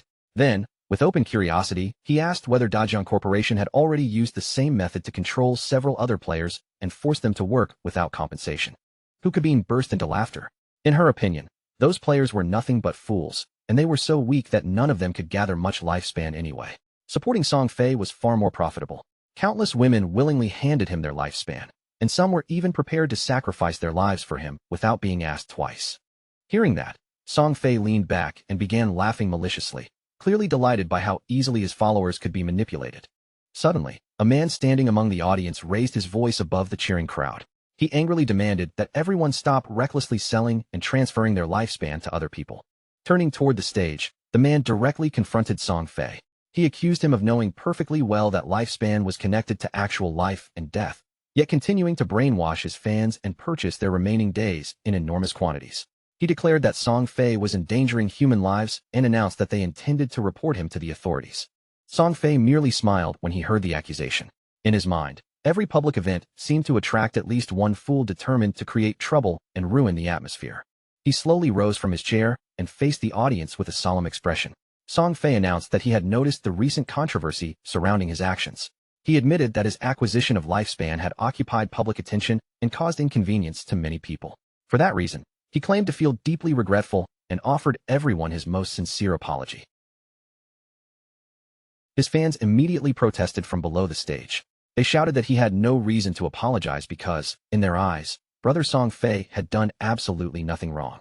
Song Fei gave them a warm, sincere-looking smile. With emotion filling his voice, he said he was truly grateful for every bit of affection, trust, and support his fans had given him. At the same time, he earnestly reminded everyone that love should always remain positive and uplifting. He encouraged his followers to support their idols rationally. During this extraordinary period brought about by the game, they first needed to protect their personal safety, then unite in a positive way, contribute to society, and spread uplifting energy to those around them. Tears filled Song Fei's eyes as he continued. He explained that while the entire nation struggled with the effects of God-forsaken, he had been actively cooperating with the authorities and working tirelessly inside the game. That was supposedly why he had spent his personal fortune purchasing Lifespan. He wanted to become a worthy and responsible idol within the game, someone who deserved the affection of his supporters. Everything he had done, he claimed, was meant to repay his fans, help them gain something beyond the game, and allow everyone to live peaceful, safe, and happy lives while working together toward a better tomorrow. Song Fei lowered his gaze and said he had never imagined his actions would create so much controversy or bring so many problems to everyone. His trembling voice and tearful expression immediately caused countless fans in the audience to begin crying with him. He apologized once more for all the trouble he had caused. The sight of him appearing so remorseful made the audience even more emotional, and the girls began shouting through their tears that Brother Song Fei had never done anything wrong. Their sadness quickly transformed into anger toward the man who had confronted him. The fans insulted him as an uncivilized savage and demanded that he leave the plaza. They insisted that they were helping Brother Song Fei voluntarily and warned him not to mock or insult the sincerity of their feelings. The chubby mage pushed through the crowd and climbed onto the stage. Once she stood beside Song Fei, she raised her voice and urged everyone not to believe the ridiculous rumors spreading outside. She angrily asked how anyone dared question Brother Song Fei. In her opinion, only pig-brained fools believed every rumor they heard. She even challenged the idea that lifespan inside a game could somehow affect a person in the real world. Pressing one hand firmly against her chest, the chubby girl declared that she was personally willing to die for Brother Song Fei. When she logged out, the system had shown that she had less than 1 day of lifespan remaining, yet she was still standing there perfectly fine. Even if the rumors eventually proved true, she insisted that anyone without the courage to die for Brother Song Fei had no right to claim they truly loved him. Her passionate declaration ignited the crowd. The other fans became even more excited, and many decided on the spot that they would transfer every remaining day of lifespan they possessed to Song Fei. Song Fei looked across the emotional crowd with satisfaction hidden beneath his gentle smile. The overwhelming devotion of his fans clearly pleased him. He reached one hand toward the chubby girl and told her that receiving such pure and selfless love from someone like her made him feel truly honored. The chubby girl broke down in tears at his words. Standing beneath the stage lights, she looked at Song Fei with complete devotion, fully prepared to sacrifice her life for him. At that exact moment, something tore through the air at terrifying speed. Before anyone could understand what they were seeing, the projectile pierced straight through Song Fei's head, leaving the entire plaza frozen in shock. Blood immediately spilled from Song Fei's mouth. His expression went blank, and strands of his hair began drifting downward like dead leaves falling from a tree. Song Fei's lifeless body tipped forward and collapsed onto the chubby girl's shoulder. The instant his weight struck her, terror flooded her eyes as she realized something was horribly wrong. Unable to support him, the chubby girl stumbled backward and fell heavily onto the ground. She began screaming in confusion and fear, still unable to understand what had just happened in front of everyone. The moment the crowd realized that Song Fei was truly dead, complete panic erupted throughout the plaza. His fans screamed, shoved against one another, and desperately tried to escape the chaos. The security guards immediately surrounded Hu Kabin and began escorting her away from the stage. Her composure shattered as she cried out and screamed at them in terror. Hu Kabin shouted that she had seen this kind of thing before. Whenever Song Fei died inside God-forsaken, his body became surrounded by lifespan orbs. She urged everyone to leave immediately, because the person who had killed him had clearly used an ability transferred from the game. A horrifying possibility struck Hu Kabin as she was dragged away. Could abilities from God-forsaken truly be used in the real world? How could something like that even be possible? She thought about the invisible attacker, the instant killing blow, and the ability to collect lifespan afterward. There was only one person she knew who could accomplish all of that. The killer had to be Shadow. At that exact moment, another dart tore through the air and buried itself in her head. She dropped dead before she could react, leaving every guard nearby frozen in stunned disbelief. Hidden among the shaken crowd stood Qin Feng, quietly watching everything unfold without drawing attention to himself. By the time dusk settled over the city, every major news channel was reporting the same horrifying story. Superstar Song Fei had tragically died in the middle of Dajang Plaza. The reports also revealed that Song Fei's most devoted fans had willingly sacrificed every remaining year of their lives. One after another, they collapsed beside his corpse, and the police investigation eventually confirmed that his death had been caused by supernatural abilities. As the grim report played, Qin Feng's sister and her friends stared at the screen with tear-streaked faces, their expressions filled with both grief and lingering fear. Qin Xiaoyu still could not accept what had happened. Only the day before, They had excitedly gone to Song Fei's concert, yet now, less than a day later, he was already dead. Her friend quickly connected the clues. Throwing knives and invisibility were clearly abilities from the godforsaken game. Remembering that Shadow had killed Song Fei 3 separate times inside the game, she began wondering whether Shadow had also been responsible for his death in reality. Qin Xiaoyu looked completely bewildered. She could not understand how abilities that existed inside a game could possibly appear in the real world. Even so, she refused to believe that Shadow had truly been the one who murdered Song Fei. But then she remembered how Shadow had repeatedly killed him inside the game. As that memory sank in, suspicion hardened into certainty. In her mind, Shadow was the only person who would have any reason to kill Song Fei in reality. Throwing knives and invisibility. Weren't those the signature abilities of an assassin? The more Qin Xiaoyu thought about it, the more certain she became. Shadow had to be the killer. Shadow had taken her beloved brother Song Fei away, leaving her entire world trapped in darkness. If he had truly discovered a way to bring game abilities into reality, then she would find him and get close to him. No matter how great the price, she would become stronger. From that day forward, revenge would be the only goal guiding her life. The taxi pulled over at the side of the road, and the two girls immediately opened the doors and stepped outside. Her friend noticed something was wrong and cautiously asked whether she was all right. Qin Xiaoyu said nothing at first, but the burning fury in her eyes gave away everything. All she wanted now was to kill Shadow with her own hands and avenge Song Fei. Meanwhile, completely unaware of the hatred now aimed at him, Qin Feng was sitting quietly inside a restaurant, calmly eating a bowl of noodles. Although players of Godforsaken were nearly invincible in the real world, their bodies still consumed energy. They could still grow hungry, which meant ordinary meals remained necessary. Just then, Qin Feng's phone began to ring. He unlocked the screen and found a newly arrived message warning him that Fat Who was furious. The man had already blocked both his phone number and WeChat, and unless Qin Feng returned immediately, he would be fired and lose his entire salary for the month. The message had come from Yang Xiaoya, a kind-hearted but physically delicate girl who was often bullied by others. In Qin Feng's previous life, she had eventually become a member of his Zhanshun guild as well. He calmly told her not to worry about him or the job and advised her to concentrate on leveling up inside the game instead. Yang Xiaoya was surprised and asked whether Qin Feng had also entered the game. She had heard that Godforsaken was incredibly difficult and that many players had nearly exhausted their lifespans already. Qin Feng explained that no matter which profession she had chosen, she should focus on increasing her agility during the early stages. She agreed to follow his advice, though she mentioned that the lifespan generated in the game was currently selling for an extremely high price. Curious about his own progress, she asked how far he had advanced and how much he had earned. Qin Feng casually replied that it was not much, since he had already spent almost everything. Qin Feng knew Fat Who was nothing more than a lackey. The real threat was the woman controlling him from behind the scenes, Qian Shishir, daughter of the Qian group. Her reputation was already outrageous. She had entered a hotel with 6 middle-aged foreign men, driven around in a sports car with 3 African men purely for entertainment, and recently, she had even begun showing interest in Qin Feng. Qian Shishir was deeply obsessed with foreign culture. After Godforsaken descended, she abandoned Great Xia and traveled to North America, where she helped establish Alice's Wonderland, one of the region's 3 most powerful guilds. That guild had deliberately opposed Great Xia.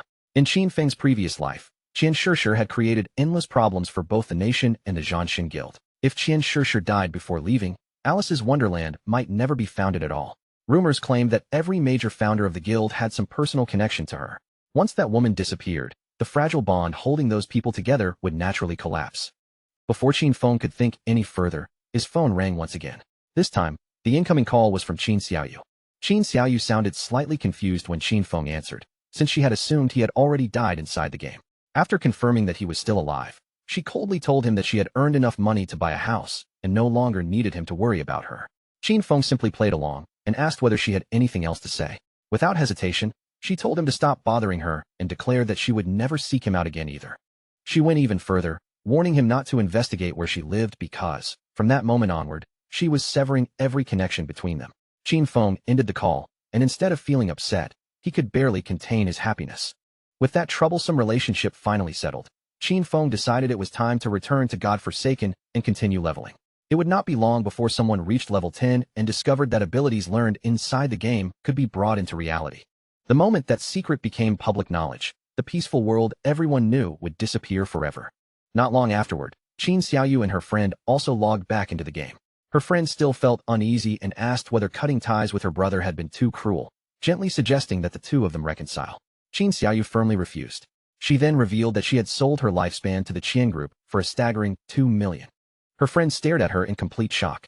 Qin Xiaoyu continued, explaining that she had already purchased a house where the two of them could live together. More importantly, she believed she would soon meet Shadow. Once that happened, Qin Feng would no longer hold any importance in her life. At that moment, a passing player approached the area and immediately caught Qin Xiaoyu's attention.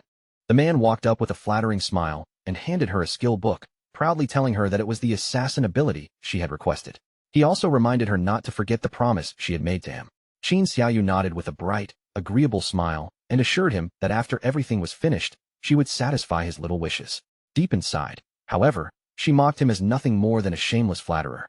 Once she succeeded in meeting Shadow, no one would care about worthless trash like him. Qin Xiaoyu quickly contacted Wang Meng and informed him that she had obtained an assassin skill book containing a control ability. She asked him to check whether Shadow needed it, saying that she was willing to give the book to him. A pleased smile slowly appeared on her face. In her opinion, Zhang Wei might be an annoying flatterer, but at least he had managed to provide such a valuable skill book. To her, this book would become the invisible red thread connecting her fate with Shadow's. Soon, she imagined herself successfully approaching Shadow and remaining quietly at his side. She would heal his injuries, help him defeat enemies, and accompany him as they leveled up together. She intended to make him notice every bit of assistance she provided. Little by little, she would earn his trust until he finally regarded her not merely as a companion, but as the other half meant to stand beside him. But once Qin Xiaoyu became powerful enough and Shadow no longer had any value to her, she would personally kill him. She would even tear out his eyes with her own hands, all for the sake of avenging her beloved brother Song Fei. Her fantasy shattered almost immediately. Wang Ming replied that Shadow considered the ability complete trash and had no need for it whatsoever. He told her she could keep the skill book or sell it herself for money. Sometime later, Shadow also logged back into Godforsaken. Almost immediately after entering, he heard the violent sounds of someone battling a boss nearby, and from the intensity of the commotion, the creature was clearly no ordinary monster. Qin Feng followed the crashing sounds through the area. When he reached the source, he spotted a man gripping a shield and desperately fighting against a terrifying boss covered in multiple arms. Realizing he could not win, the shield-bearing player turned and tried to flee, but his escape was hopeless. The monster caught him within moments and sliced his body into several bloody pieces. After taking a closer look at the creature, Qin Feng immediately recognized it. This was a golden arachnid, a level 8 boss of the gold tier. Even more dangerously, the golden arachnid possessed a level 2 anti-stealth ability, allowing it to detect enemies hidden from ordinary sight. That meant Qin Feng's invisibility would be completely useless while facing this particular opponent. The golden arachnid threw back its monstrous body and released a deafening roar. Qin Feng gathered his strength, burst from his hiding place, and launched an immediate attack. Shadow Slash flashed across the creature's body, carving through it and dealing several thousand points of damage in an instant. Qin Feng possessed a buff that doubled his damage whenever he attacked from outside an enemy's field of vision. However, because the golden arachnid could see through invisibility, that effect could not activate during this battle, causing his overall damage to drop considerably. Fortunately, the legendary effect of graceful liberation increased the golden arachnid's head and heart weak points by 200%. Of Shadow Slash's 9 consecutive strikes, 3 were judged to have landed directly on those vulnerable areas. Each one dealt triple weak point damage, perfectly compensating for the damage Qin Feng had lost from his inactive buff. The result made Qin Feng appreciate just how powerful a legendary ability truly was. He also silently thanked Sister Hai, because without her help, he would never have discovered that mysterious temple of faith. Not far from the battlefield, a female mage watched the clash with wide eyes. In her view, Shadow's damage was completely absurd. A single ability had already erased roughly 1/6 of the golden arachnid's entire health bar. Qin Feng followed up by flicking a venomous throwing knife through the air. The blade stabbed directly into the monster's head and instantly inflicted another 1,783 points of damage. Even so, the venomous throwing knife was still only a silver tier ability. Compared with Qin Feng's rapidly increasing strength and the tougher enemies he now faced, its damage was already beginning to fall behind. To make his invisibility even harder to detect, Qin Feng still needed to advance his profession and unlock a higher-level version of the ability. Before Qin Feng could make another move, the golden arachnid suddenly sprang forward, its enormous body rushing straight at him as it prepared to launch a vicious attack. The female mage immediately panicked when she saw the monster charging. Qin Feng, however, remained perfectly composed, and a confident gleam appeared in his eyes. The golden arachnid unleashed one. Mage and her companions stared in disbelief, unable to comprehend the speed unfolding before them. Yet they soon realized that speed alone could not explain it. Qin Feng's reactions were astonishingly sharp, and every movement suggested that he understood the boss's attack patterns almost perfectly. His movement speed was already nearly equal to the golden arachnids. Each time the monster attacked, Qin Feng shifted away at exactly the right moment, dodging as naturally as though he had battled this same boss countless times before. In his previous life, Qin Feng had traveled with Qin Xiaoyu, but she had barely been capable of protecting herself, much less healing him during battle. Forced to depend on his own ability to survive, he gradually sharpened his movement and evasion to an extraordinary level. After all, a warrior could not rely solely on enduring damage. Quick footwork and the ability to avoid fatal attacks were equally essential. A fierce light flashed through Qin Feng's eyes as those memories returned. That hard-earned skill was precisely how he had managed to climb into the world's top 100 despite possessing nothing more than an ordinary warrior class. Seeing an opening, Qin Feng surged forward and carved a rapid series of slashes across the boss's body. By the time he pulled away, the golden arachnid's health had already fallen below half. Qin Feng activated invisibility and vanished from sight once more. Compared with unusual bosses such as the golden ghost ship, whose attacks could not be avoided, the golden arachnid was far easier for him to handle. The mage's eyes widened in astonishment when she noticed that the once ferocious golden arachnid had actually turned around and begun trying to flee from Qin Feng. Qin Feng had no intention of allowing his prey to escape. He drew his dagger, closed the distance in an instant, and sliced directly across the monster's throat. As the golden arachnid collapsed, a system window appeared, confirming that he had killed a level 8 gold-tier boss and received 640 experience points, 7 evolution points, and 497 days of tradable lifespan. Without wasting a moment, Qin Feng activated Greedy Hand on the fallen boss. The ability rewarded him with another 21 evolution points and an additional 497 days of tradable lifespan. Qin Feng was delighted by the final rewards. One gold-tier boss had brought him a total of 28 evolution points and nearly 2,000 days of tradable lifespan, making the hunt more than worthwhile. Just when he thought the rewards were finished, another system window suddenly appeared. This time, he had obtained Blacklight Shield, an assassin skill. When activated, it converted his entire dodge rate into layers of damage reduction shields for 8 seconds. The skill had a 60-second cooldown and required level 8 to use. Under its original conversion rule, every 20% dodge chance created one shield layer. Once the duration ended, or once every shield layer was broken, the effect would disappear and his dodge rate would return to normal. Qin Feng could hardly believe such a valuable skill book had dropped. His epic skill, Phantom Blur, already granted him a 75% dodge chance. When paired with Blacklight Shield, that amount could be converted into 3 layers of damage reduction. With protection like that, he could challenge many powerful bosses without suffering even a single point of damage. Qin Feng immediately invested 6 evolution points into the new skill, raising Blacklight Shield from Platinum tier all the way to Epic tier. Its duration increased step by step, climbing from 8 seconds to 10, then 12, and finally 14 seconds. Its conversion efficiency improved as well. Instead of requiring 20% dodge chance for each shield layer, the requirement dropped first to 15%, then 12%, and finally only 10%. Qin Feng was thrilled. His 75% dodge chance could now provide 7 full layers of damage reduction, giving him enough survivability to explore many dangerous high-level regions far earlier than normal. With 22 evolution points still remaining, Qin Feng turned his attention to Venomous Throwing Knife and decided to raise its damage. He invested 16 evolution points, evolving the skill from Silver tier to Emerald tier. Its maximum throwing range increased from 14 meters to 17. The poison's continuous damage still received no weak point bonus, lasted 5 seconds, and could not stack, but the additional damage on impact rose from 120% to 240% of his attack. The poison damage also increased from 50% to 80% of his attack every second. After evolving Venomous Throwing Knife 3 times, Qin Feng estimated that its total damage had at least doubled. Since its base cooldown was only 5 seconds, he could use it continuously, allowing its sustained damage to rival Shadow Slash. He had also obtained 2 pieces of assassin equipment, so he prepared to equip them immediately. The first item was the Platinum tier Agile Ring, an assassin accessory that granted 20 agility, 20% movement speed. After equipping both items, Qin Feng's total cooldown speed rose to 55%. Shadow Slash, which originally required 12 seconds before it could be used again, now had a cooldown of only 7.7 seconds. His attributes also increased by 51 Constitution, 106 Physical Defense, and 1,517 health. The improvement was far from insignificant. With his current stats, he could survive 3 direct attacks from the Golden Arachnid without dying. Combined with the 7 protective layers from Blacklight Shield, his ability to stay alive had risen dramatically. Once the battle ended, The mage and her companions finally stepped out from where they had been watching. They praised Shadow excitedly, saying the gold-tier boss had looked completely helpless against him. None of them could believe he had defeated such a monster entirely on his own. The mage then asked whether he had obtained any equipment or skills suitable for her class, quickly adding that she was willing to pay for them. Qinfeng told her that he did have something for a mage, a gold-tier skill book called Frostball Bounce. It was a group attack skill that released ice spheres capable of bouncing between targets as many as 10 times.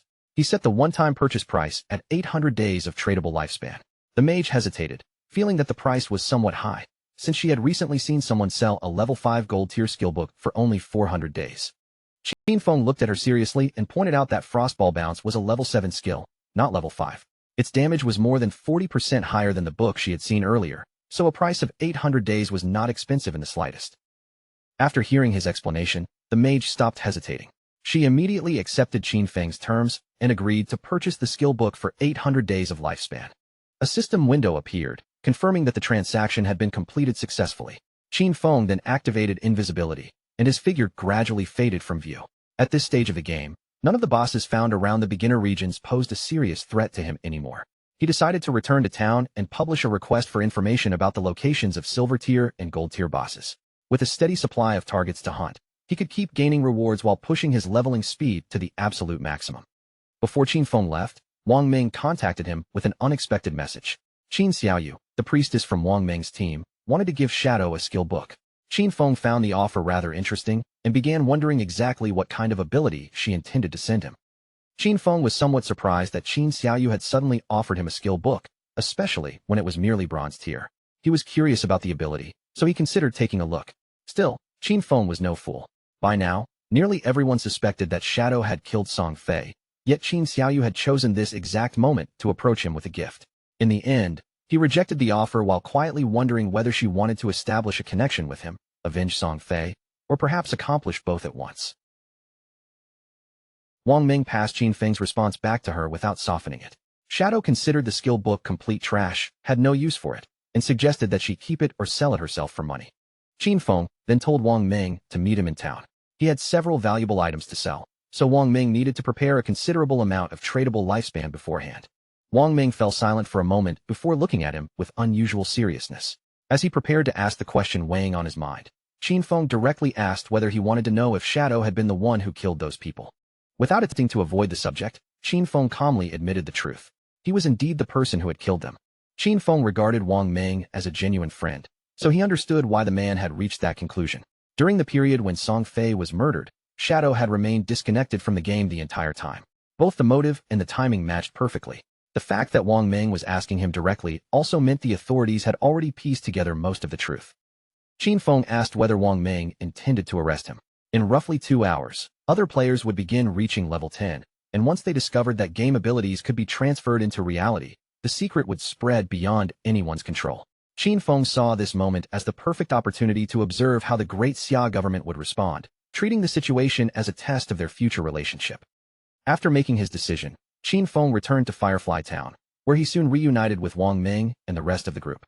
And you studied him closely and asked whether he was truly admitting that he had personally killed Song Fei. Qinfeng gave a calm nod, confirming the accusation without showing the slightest trace of hesitation. A faint smile appeared on Yu's face. She explained that Qinfeng was indeed their primary suspect. However, they were also aware that Song Fei and Jiang Lai had acted against him with malicious intent. The Jiang Industries had even abducted and abused numerous players, forcing those victims to work against their will. Under those circumstances, Yu explained that Qinfeng's decision to kill the two men could, strictly speaking, be regarded as an act of self-defense. Qinfeng immediately understood their position. Since the authorities had been unable to uncover Shadow's true identity, they had chosen to maintain a temporary cooperative relationship instead of turning him into an enemy. In his previous life, Qinfeng had also worked closely with government officials, and his record had remained completely clean. This life, however, had already begun moving in a different direction. Qinfeng had directly killed both Song Fei and Jiang Lai. For the moment, Qinfeng decided to sell the platinum tier items he had no intention of using. Since Wang Ming's group was supported by the authorities, they could purchase equipment and skill books belonging to nearly any class. More importantly, they possessed enough resources to make the transaction worthwhile. Qinfeng opened the trade window and displayed his collection. The others immediately stared in disbelief when they saw multiple platinum tier pieces of equipment and skill books. Someone exclaimed that Shadow could not possibly have achieved the first kill of a platinum-grade boss. Yet they quickly rejected that idea, because no global announcement had appeared. Qin Feng casually explained that his luck had simply been decent and that he had discovered several treasure chests. Xiaozhu could verify his claim, since she had personally obtained an emerald-tier skill book as well. The mage quickly confirmed his explanation, telling everyone that she had watched Qin Feng open the emerald-tier treasure chest with her own eyes. Little Black immediately felt a trace of jealousy when she heard Qin Feng affectionately call the mage Xiaozhu. When speaking to her, however, he usually addressed her with nothing more personal than you. Noticing her reaction, Qin Feng jokingly decided to call her Little Blackie instead of Little Black. The new nickname only made her angrier, and she sharply told him that Little Black was already good enough. Wang Ming could only let out a helpless sigh, remarking that some people simply could not be compared with others. The contrast truly was frustrating. His group had struggled tremendously just to defeat a single silver-grade boss, while Shadow casually opened platinum-tier and emerald-tier treasure chests, as though such rewards were completely ordinary. Qin Feng then listed the prices for everything he intended to sell. The platinum-grade archer skill book had a fixed price of 2,500 days. The platinum-grade berserker weapon would cost 1,500 days, while the platinum-grade mage skill book was priced at 3,000. A package containing gold-tier equipment and skill books would cost 8,000 days. Including the rest of the platinum equipment and skill books, 25 items in total, Qin Feng offered them a discounted final price of 16,000 days. Wang Ming was stunned by the enormous figure and immediately turned to Enyu, telling her to pay whatever Shadow requested. He then asked whether she truly had no intention of bargaining. Enyu merely smiled and said the price was actually quite reasonable. She would also add the lifespan that Xiaozhu and Wang Ming still owed her from their previous purchases into the same transaction. The system soon confirmed that the deal had been completed. Qin Feng looked at Enyu approvingly and praised her as a true heroine, straightforward, decisive, and completely unwilling to waste time. Privately, Qin Feng knew that once a player possessed more than 10,000 days of tradable lifespan, the system would begin displaying the amount in years instead. 60 years amounted to roughly 22,000 days, and at the current exchange rate, that lifespan was worth approximately 400 million in cash. Even for the government officials of Jianghai City, spending that much represented an enormous financial burden. Still, the value they gained was far greater than the money they paid. With this collection of equipment and skill books, numerous teams under Jianghai's authority could begin developing ahead of schedule. Qin Feng understood that the stronger the government became, the more unnecessary disasters they could prevent in the future. Greater strength would also give Great Xia an important advantage during eventual confrontations with foreign powers. Once the transaction was finished, Enyu informed Qin Feng that Dejiang Industries was still holding several players captive. Her group was preparing to launch a rescue operation, and she directly asked whether Shadow was willing to join them. Qin Feng found the situation rather puzzling. He could not tell whether the authorities genuinely wanted to recruit him or were simply searching for a way to justify the fact that he had killed Song Fei. He refused to join their rescue operation, but before leaving, he decided to reveal something important. Their suspicions had been completely correct. He had indeed used abilities taken from the game to kill both Song Fei and Zhang Lai. The blunt confession instantly left everyone around him staring in shock. Qin Feng then explained the secret clearly. Once a player reached level 10 inside the game, they could spend their accumulated lifespan to extract a learned skill and bring that ability into the real world. Enyu immediately understood the danger behind his warning. That was likely why Dejiang Industries had suddenly begun purchasing large amounts of lifespan. Once their own players reached level 10 and transferred their powers into reality, any attempt to rescue the captives would face far stronger resistance. Seeing that she had grasped the situation so quickly, Qin Feng gave a satisfied look and decided it was time for him to leave. A moment later, Qin Feng's body melted into a dark shadow. His figure faded completely, and before anyone could react, he had already vanished from the area. After Qin Feng disappeared, Enyu's expression turned serious as she issued Wang Ming a new order. From that moment onward, their members would stop leveling as one group and split apart instead. Their 6-person squad was already too powerful for the nearby monsters, often destroying ordinary enemies with a single strike and wasting much of their combined damage. By separating and having each veteran lead a different team, they could greatly increase the group's overall leveling efficiency. Wang Ming nodded in agreement. Enyu then emphasized that their most urgent goal was to push every important member to level 10 as quickly as possible. Once the decision was made, Enyu instructed Wang Ming to log out temporarily and report the crucial information Qin Feng had just revealed. Elsewhere in Firefly Town, 2 nearby players noticed that Shadow had opened another roadside stall. This time, however, he was not displaying items for sale. Instead, he had posted a request to buy information. A system notice appeared above the stall, clearly announcing Shadow's offer. He would pay 30 days of lifespan for the coordinates of a silver-tier boss and 100 days for the location of any gold-tier boss. After reading the notice, one of the men standing nearby suddenly curled his lips into a confident smile, as though he had finally found an opportunity. The man stepped toward Qin Feng and delivered a message from his young lady. As long as Shadow agreed to help her level up, she was willing to pay 300 million in cash and even give him shares into Jiang Industries.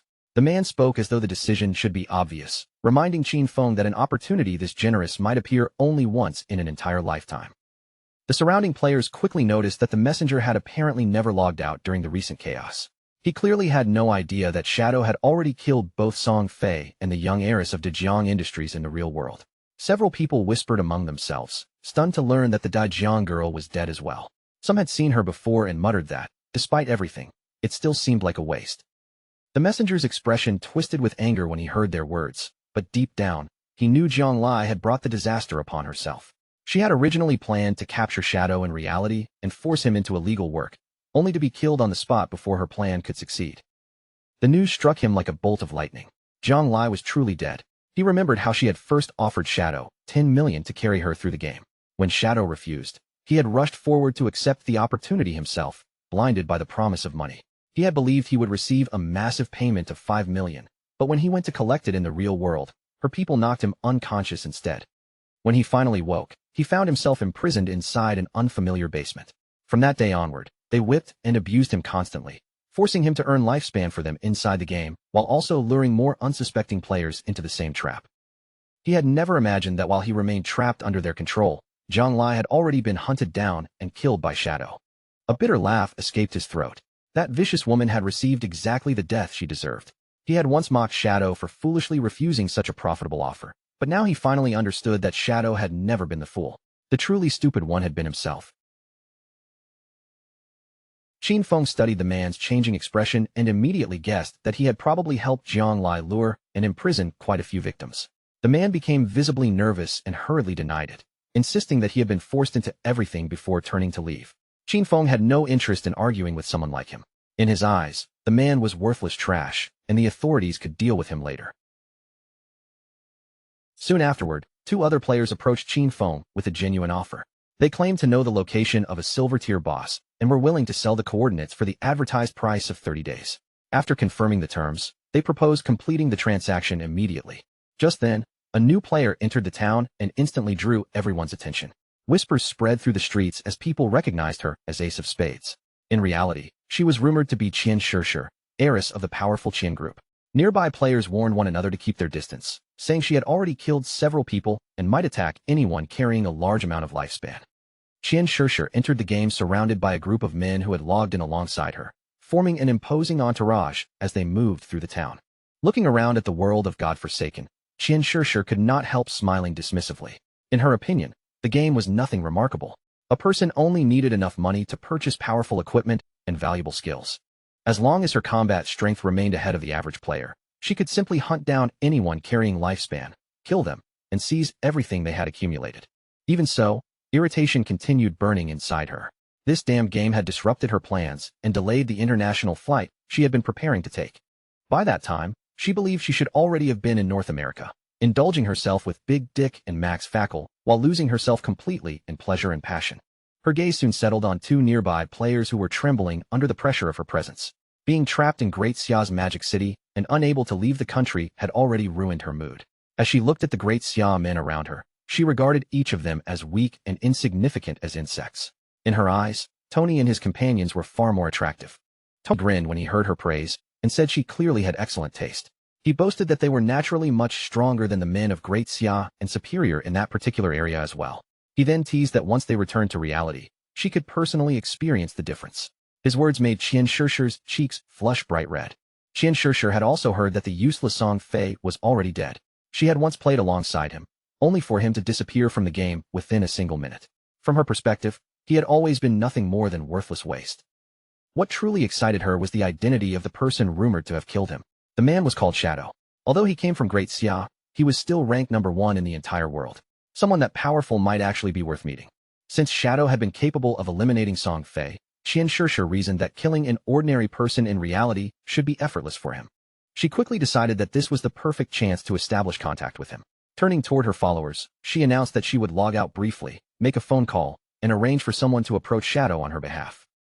Qian sure believed that Shadow might ignore ordinary cash, but there was no chance he would reject an offer of 3,000 days of lifespan. In her mind, earning that reward would require nothing more than killing an ordinary person with a casual flick of his hand. A quiet, sinister laugh echoed inside her thoughts. She had never forgotten the look on Qin Feng's face when he rejected her offer, and she coldly promised herself that he would soon be dead. At the same time, deep inside a forest, a player finished off a monster.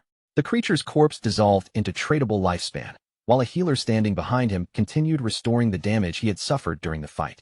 The exhausted man bent forward, struggling to catch his breath, before complaining to Qin Xiaoyu. He begged her not to be so extreme with her healing next time, saying he had nearly been sent off to meet his great-grandmother. Qin Xiaoyu immediately turned her back on him and demanded to know why he was speaking so harshly. After all, he was still alive. The man looked confused and hurriedly explained that he had not meant to sound fierce. He had only been offering her a reminder. Qin Xiaoyu then mentioned that the system had warned her that her hunger level had reached 90%. She decided to log out and eat with her friend Yin Yan. The two girls disappeared from the forest a moment later, leaving the man standing there in bewildered silence. Once they were gone, anger surged through him. Qin Xiaoyu had once addressed him respectfully as her boss, but after catching a single glimpse of Shadow, she had started looking at him with open disgust. Humiliated by the change, he swore to himself that sooner or later, he would tear the clothes from her body. Meanwhile, Qin Xiaoyu disconnected from the game and opened her eyes inside the new house she had recently purchased. The moment she woke, the emptiness in her stomach became impossible to ignore. She picked up her phone and searched for something to eat, only to stare at the screen in disbelief. Every nearby restaurant had closed, and not a single delivery driver was accepting new orders. Qin Xiaoyu could not help wondering whether everyone had entered godforsaken. Her thoughts drifted back to the days when she lived with Qin Feng. He had always prepared delicious meals for her, and she had never needed to lift a finger or even think about feeding herself.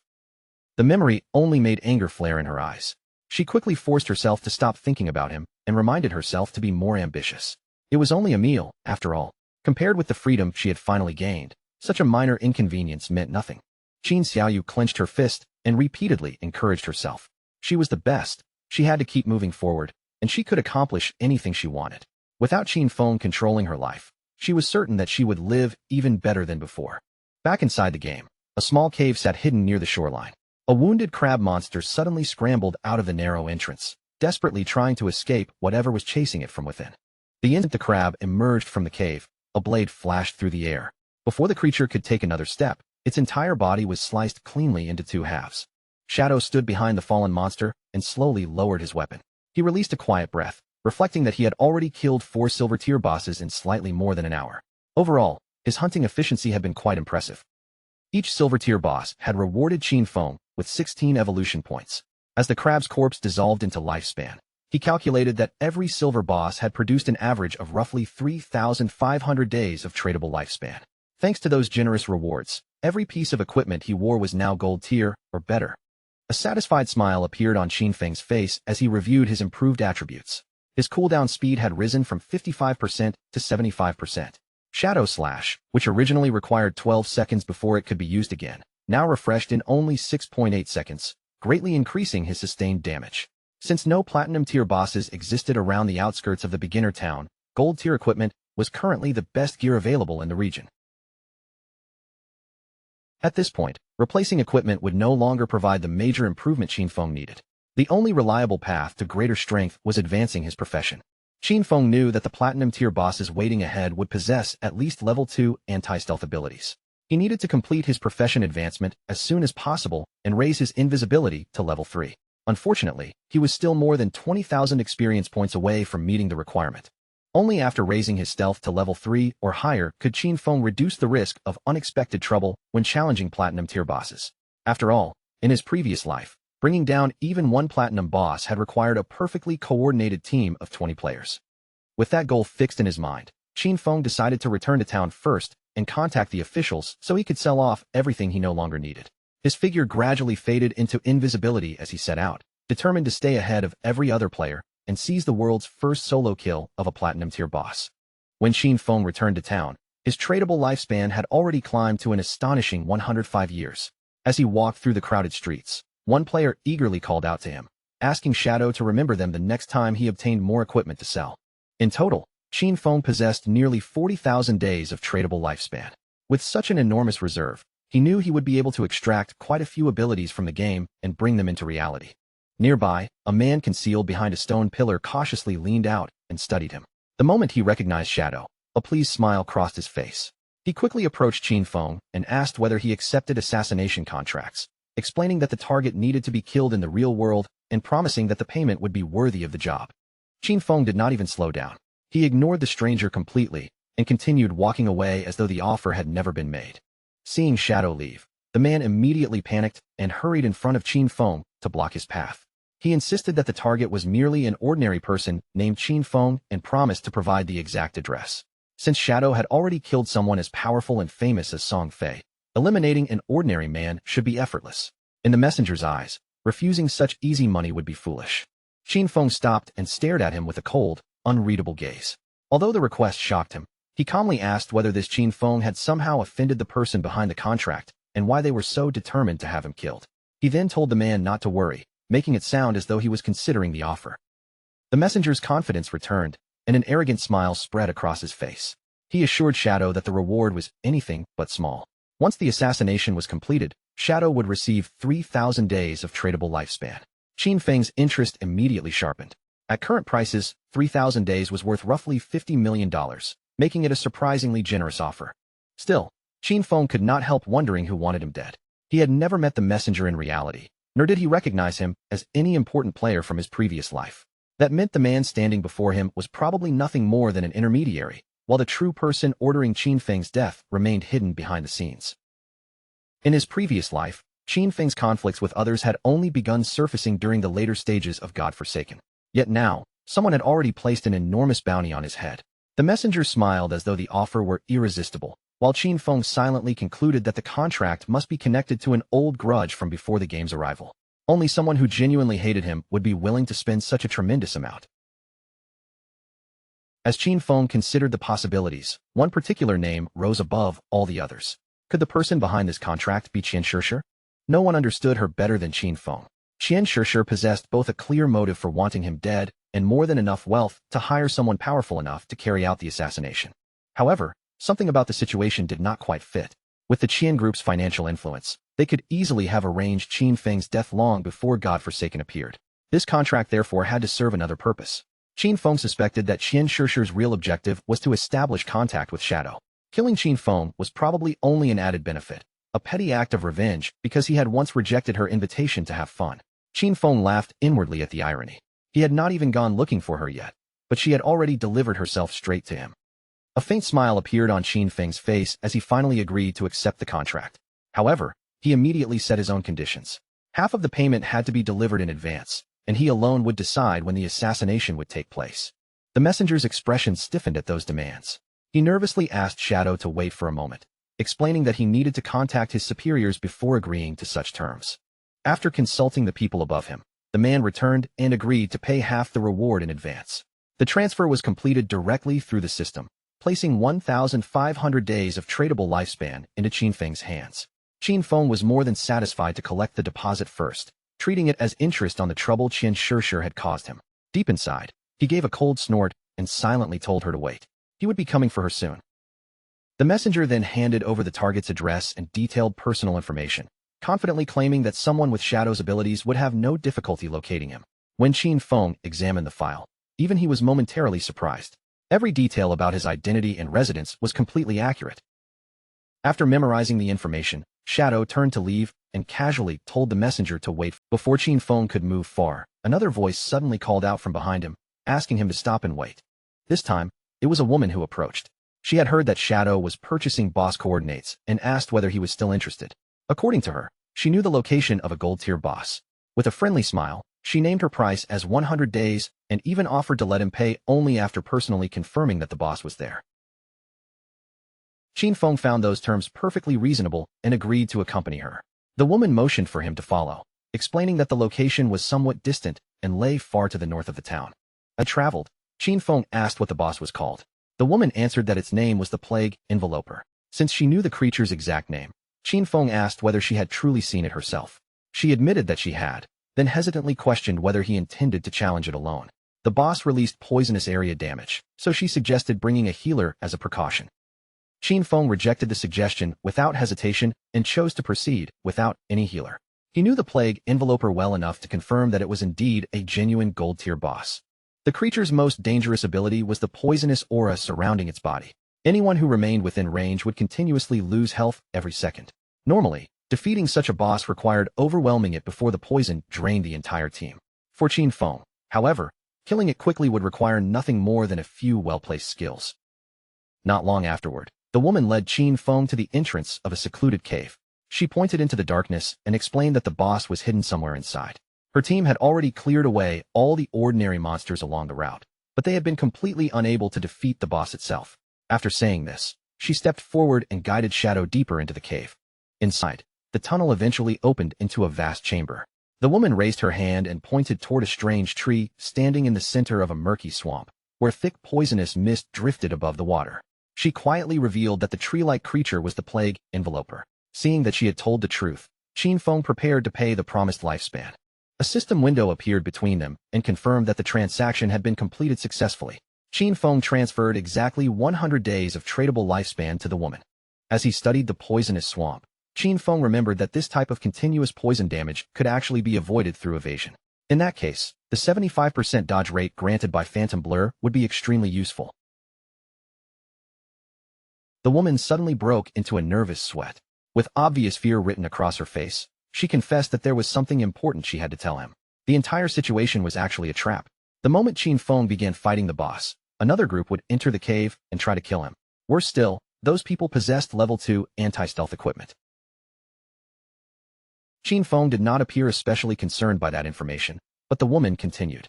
As part of the plan, she had been ordered to pretend to stand against the attackers so she could gain Shadow's trust and move closer to him.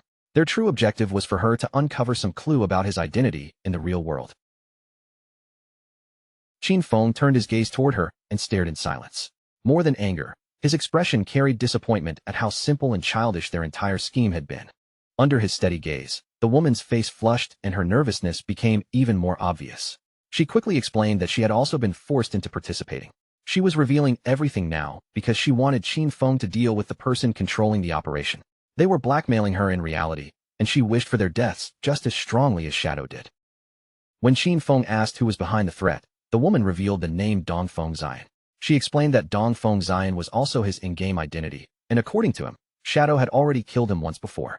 Hearing the name, Qin Feng immediately remembered the player who had first attempted to steal the Golden Ghost ship boss from him. It was the same man who later sent over a skill book and begged Shadow for forgiveness. The woman grew increasingly desperate. Since Shadow had been capable of killing Song Fei in reality, she believed he could also eliminate Dongfeng Xian. She had risked everything by revealing the truth and begged Qin Feng not to expose her betrayal.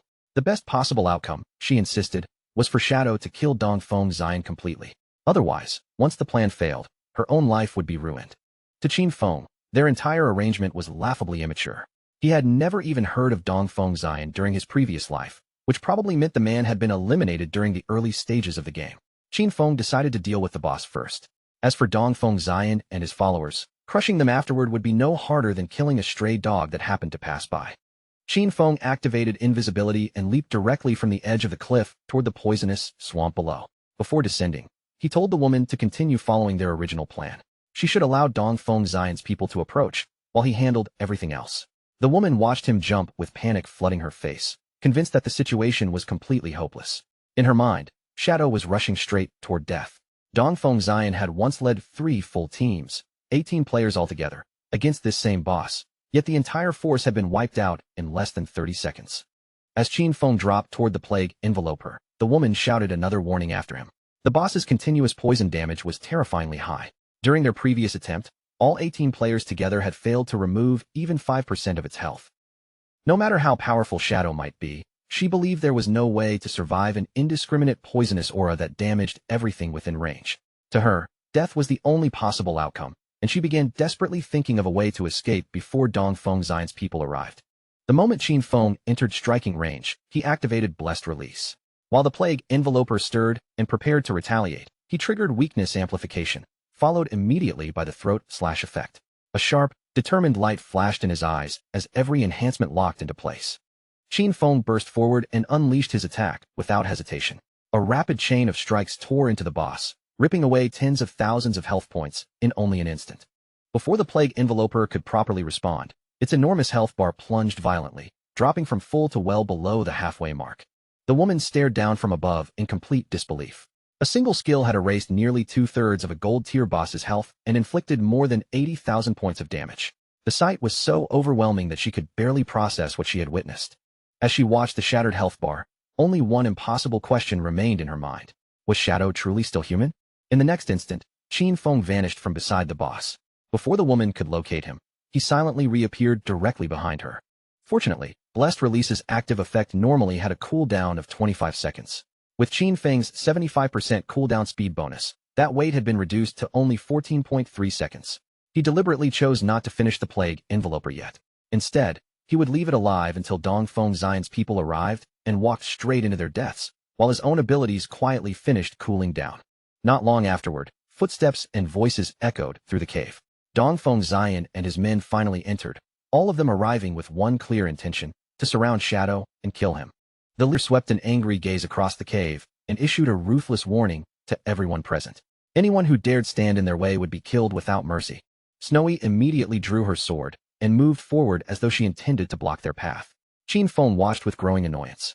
Of all the people who could have appeared, it was this troublesome man again, and now he had become involved with Dongfeng Xian as well. Qin Feng wondered whether their plan, having Snowy pretend to resist the group, could truly succeed. More than 10 players were rushing toward them at once, and he had no idea whether Snowy's combat strength was actually enough to hold them back. Snowy raised her hand and activated her ability, causing a radiant golden shield to form in front of her. The moment Qin Feng saw its solid glow and overwhelming defensive presence, he immediately understood why Dongfeng Xian's group had specifically chosen her to play this role. With protection at that level, very few players in the early stages of Godforsaken would possess enough power to break through her defense by force.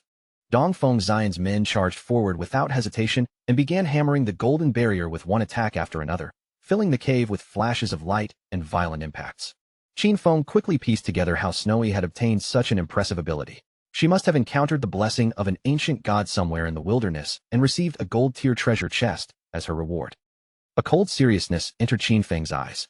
Activating Instant Shadow, he vanished from his position and swept through the attackers at terrifying speed, his blade carving across them before they could even react. In the blink of an eye, their bodies were sliced apart. With fury still burning in his gaze, Qin Feng followed up by activating Blooming Curse. Dark power spread across the fallen bodies, and one corpse after another transformed into eerie crimson flowers. Snowy stood frozen in horror. One ability had wiped out so many players at once, and now their corpses had become strange blood-red blossoms scattered across the cave floor. She could not even understand what those flowers were. At the same time, relief washed over her. Fortunately, she had not continued obeying Dongfeng Xian. Otherwise, she might have ended up dying just as miserably as Song Fei and the others. After gathering her courage, Snowy asked Shadow to add her as a friend. She promised that, once the opportunity appeared, she would uncover Dongfeng Xian's real-world location and send it directly to him. Qin Feng considered the offer for a moment before accepting it. Snowy's cheeks suddenly turned red. Speaking in a softer voice, she added that if Shadow ever required any kind of special service, he could come directly to her. For him, she promised, such services would always be completely free. Only then did Qin Feng understand what she had been implying. No wonder her face had become so intensely flushed while she spoke. Without lingering any longer, Qin Feng stepped off the edge and leaped downward, his body rapidly descending along the steep cliff toward the wounded boss below. The moment he reached the plague enveloper, Qin Feng launched another series of powerful slashes. As his attacks tore through the boss, he noted that the lifespan absorbed from more than a dozen dead players could not even compare with the reward this single boss was about to provide. Those people could have remained in safe areas and farmed monsters honestly, yet instead, they had chosen to leave their proper path and create trouble for others. In Qin Feng's eyes, their deaths were entirely deserved. After finishing the fight, Qin Feng turned back toward Snowy and calmly asked whether there was anything else she needed. Snowy quickly shook her head, said there was no problem, and decided to leave the cave. Qin Feng then activated Greedy Hand on the boss's remains. A pleased smile appeared on his face when he examined the reward. It had been quite some time since he last saw an assassin skill book, and now another one had finally dropped. The new ability was a platinum-tier assassin skill called Darkest Hour. When activated, it released a violent burst of dark light from the user's blade, instantly blinding every enemy caught within its range. Darkest Hour had a 60-second cooldown, required the user to reach level 10, and covered an area extending 20 meters. Its base blinding duration was 10 seconds, although enemies with higher spirit attributes would recover more quickly. Qin Feng tightened his hand into a fist, satisfied with the skill's potential, and decided to learn it immediately rather than saving or selling the book. He slowly drew his dagger while considering how well the new skill suited him. As long as an enemy was blinded and unable to see his position, he could still activate the bonus damage from attacking outside their line of sight, even without entering stealth. From now on, no matter how advanced a boss's anti-stealth ability became, it would no longer be able to completely suppress his damage. The weapon in Qin Feng's hand was the Plague Blade, an assassin-class dagger that granted 216 attack and 42 agility. It also increased the damage multiplier of weak point attacks by 0.3. The dagger required level 10 to equip, and every strike applied a poisonous effect that detonated 3 seconds later. When the poison exploded, it inflicted damage equal to 50% of the original attack. With the new weapon and skill secured, Qin Feng decided to leave the cave, feeling that the day had once again been exceptionally productive. He had already accumulated 98 evolution points, meaning he was close to evolving his epic tier Greedy Hand into a legendary ability. As Qin Feng stepped out of the cave, the nearby monsters immediately recoiled from his presence. Checking his experience, he realized he needed only a little more than 10,000 additional points before he could complete his class advancement. Rather than waste time searching for another boss, he decided to farm ordinary monsters directly. Qin Feng surged through the surrounding area and began slaughtering every monster that entered his sight. The creatures quickly realized they had no chance against him, and panic spread as they turned and tried to flee. Qin Feng had no intention of allowing even one of them to escape. His figure flashed repeatedly across the battlefield, and within moments, every fleeing monster had been cut down. As the final experience points entered his body, Qin Feng looked at the system prompt and could not stop a satisfied smile from appearing. At last, he had fulfilled the requirement to advance his class. Brilliant golden energy suddenly erupted around Qin Feng, wrapping his entire body in a radiant glow. At the same moment, a system notification appeared, confirming that his shadow class had successfully advanced. His class rank officially rose from Tier 0 to Tier 1, marking the first major evolution of his hidden profession. The attribute bonuses granted by the class increased dramatically. Strength rose from 3 to 9, Constitution climbed from 3 to 9, Agility jumped from 8 to 24, and Spirit increased from 5 to 15. His first class passive now doubled the duration of stealth and gained a powerful new effect, allowing him to activate stealth abilities even while he was already hidden. His second class passive improved as well, raising the stealth level bonus from +1 to +2. Finally, the third passive strengthened attacks launched from outside an enemy's line of sight, increasing the damage multiplier from double damage to triple damage. Qin Feng lifted one hand and examined it while absorbing the changes flowing through his body. Advancing to Tier 1 had tripled the attribute bonuses of his class. Even more importantly, he could now activate stealth while already concealed. As long as he reduced his cooldowns far enough, it would become possible for him to remain invisible permanently. On top of that, attacks launched outside an enemy's vision now dealt triple damage instead of double. Qin Feng could hardly imagine the later advancements. This was only Tier 1, yet the class was already displaying why it deserved to be called the strongest stealth profession. At that moment, a citywide system announcement echoed through Zhanghai. 7 players had already reached level 10. The teleportation formation leading to the abandoned Divine Continent would activate in 10 minutes, and every qualified player was instructed to prepare for departure. A ranking board appeared before Qin Feng. Shadow occupied first place, with Gray Rose directly behind him in second. Snowy Day, Black Elf Doll, Lai Zai, and Wang Ming were tied for third, while Huayu and Yuhan held fourth place. Qin Feng glanced at the time and saw that it was already 8:30 in the evening. He had not expected so many Zhanghai City players to reach level 10 this early. Nearly every name on the board was familiar to him. In his previous life, at this exact hour, the entire ranking had been dominated by foreign players. A serious light entered Qin Feng's eyes as he realized the consequences of his actions were already becoming visible. The equipment and skill books he had sold had accelerated the growth of Great Xia's players. Perhaps the world order from his previous life would truly change this time, and Qin Feng sincerely hoped that it would. Meanwhile, night had already fallen in the real world. Under the flashing lights of police vehicles, several men were being restrained and taken into custody. One officer reported that the main members of the Daijiang Industries criminal organization had all been arrested. However, 3 important suspects were still logged into the game. Because their physical bodies were currently in a state of non-existence, the police had no way to capture them and were awaiting further instructions from the commander. The commander praised the team for completing the operation successfully. He then ordered them to contact Yu and assigned her group the task of finding a way to force the remaining suspects to disconnect from the game. The commander explained that the method should work even if the criminals remained inside protected towns where other players could not attack them. Their real bodies would still experience hunger. His subordinate nodded, understanding immediately. Once the suspects became hungry enough, they would have no choice but to log out and eat. The instant they returned to reality, the police could arrest them. Everyone felt relieved that the operation had proceeded so smoothly, and much of the credit belonged to Shadow. He had not only supplied crucial information about Dajiang Industries' crimes, but had also warned the authorities that game abilities could be extracted into reality. Had Shadow delivered that warning even slightly later, the criminal leaders under Jiang Lai's command would soon have reached level 10 themselves. Once the people extracted their skills, any attempt to arrest them could have caused enormous casualties. Several countries had already suffered small-scale uprisings resulting in thousands of deaths. Fortunately, the squads sent into the game by the Zhanghai authorities were now gradually reaching level 10, largely because of the equipment and skills Shadow had provided. The officials fully understood that Shadow had become an irreplaceable talent for Great Xia. No matter what it took, they needed to find a way to bind him firmly to their side and keep him aboard the same warship. At the same time, Qin Feng returned to Firefly Town. The moment Snowy spotted him, she approached with admiration written across her face, saying she never expected him to be such a great hero who had freed the town from evil. Qin Feng frowned and asked what nonsense she was talking about, telling her to stop rambling and get directly to the point. Snowy playfully stuck out her tongue before smiling at him. She told Qin Feng there was no need to act modest, because the authorities had already released an official statement. Dajiang Industries and Song Fei had been exposed as the people behind the kidnapping, imprisonment, and murder of numerous players. The announcement also claimed that Shadow had killed Song Fei and Jiang Lai under official orders. Qin Feng fell silent after hearing that explanation. He had not expected the authorities to publicly clear his name so thoroughly. After considering it, Qin Feng then asked whether Snowy had discovered Dong Feng Xine's location in the real world. She explained that he still had not disconnected from the game and asked Qin Feng to remain patient a little longer. The moment she obtained the information, she promised to send it to him. Qin Feng continued walking through Firefly Town while organizing his priorities. Every other matter could wait. The most urgent task was entering the abandoned Divine Continent.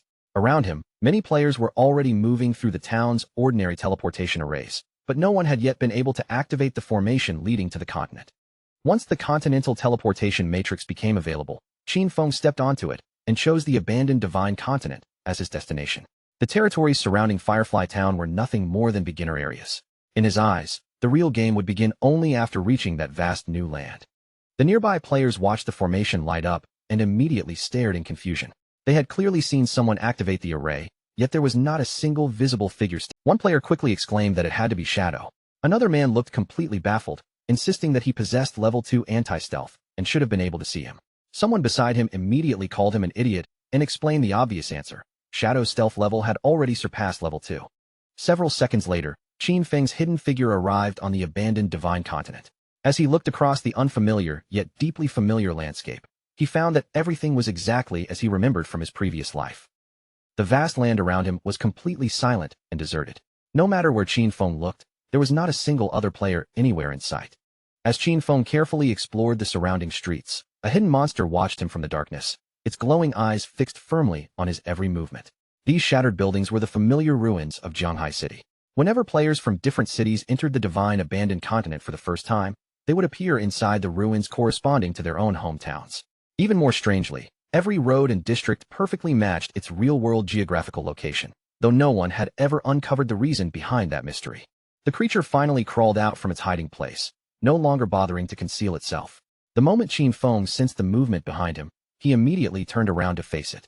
A massive worm-shaped monster burst into view, its twisted body rising above the broken ground as it opened its mouth and released a thunderous roar.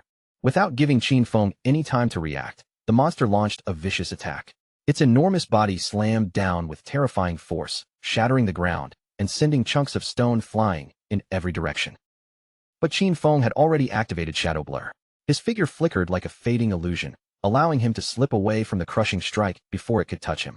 In the very next instant, Qin Feng activated Instant Shadow Slash.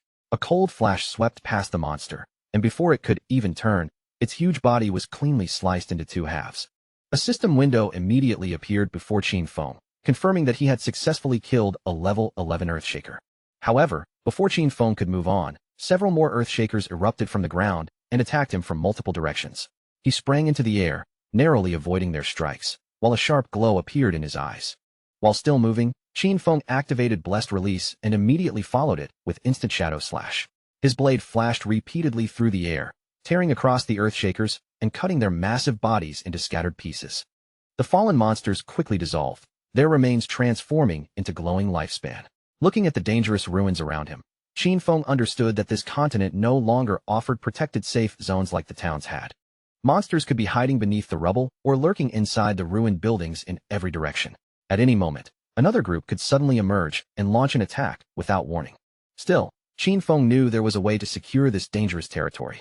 As long as someone discovered one of the refuges hidden beneath the ruins, they could establish a fortress there and gradually take control of the entire surrounding area.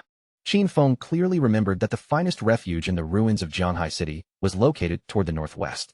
In his previous life, that exact underground stronghold had eventually become the refuge belonging to the Godslayer Guild. At the same time, elsewhere within the Divine Abandoned Continent, another group of players had also completed their arrival. The newcomers were none other than Wang Meng and his party. Little Black stared around with visible surprise, while Wang Meng could not understand why this place looked exactly like the ruins of a modern city. Every broken street and damaged building felt strangely familiar to them.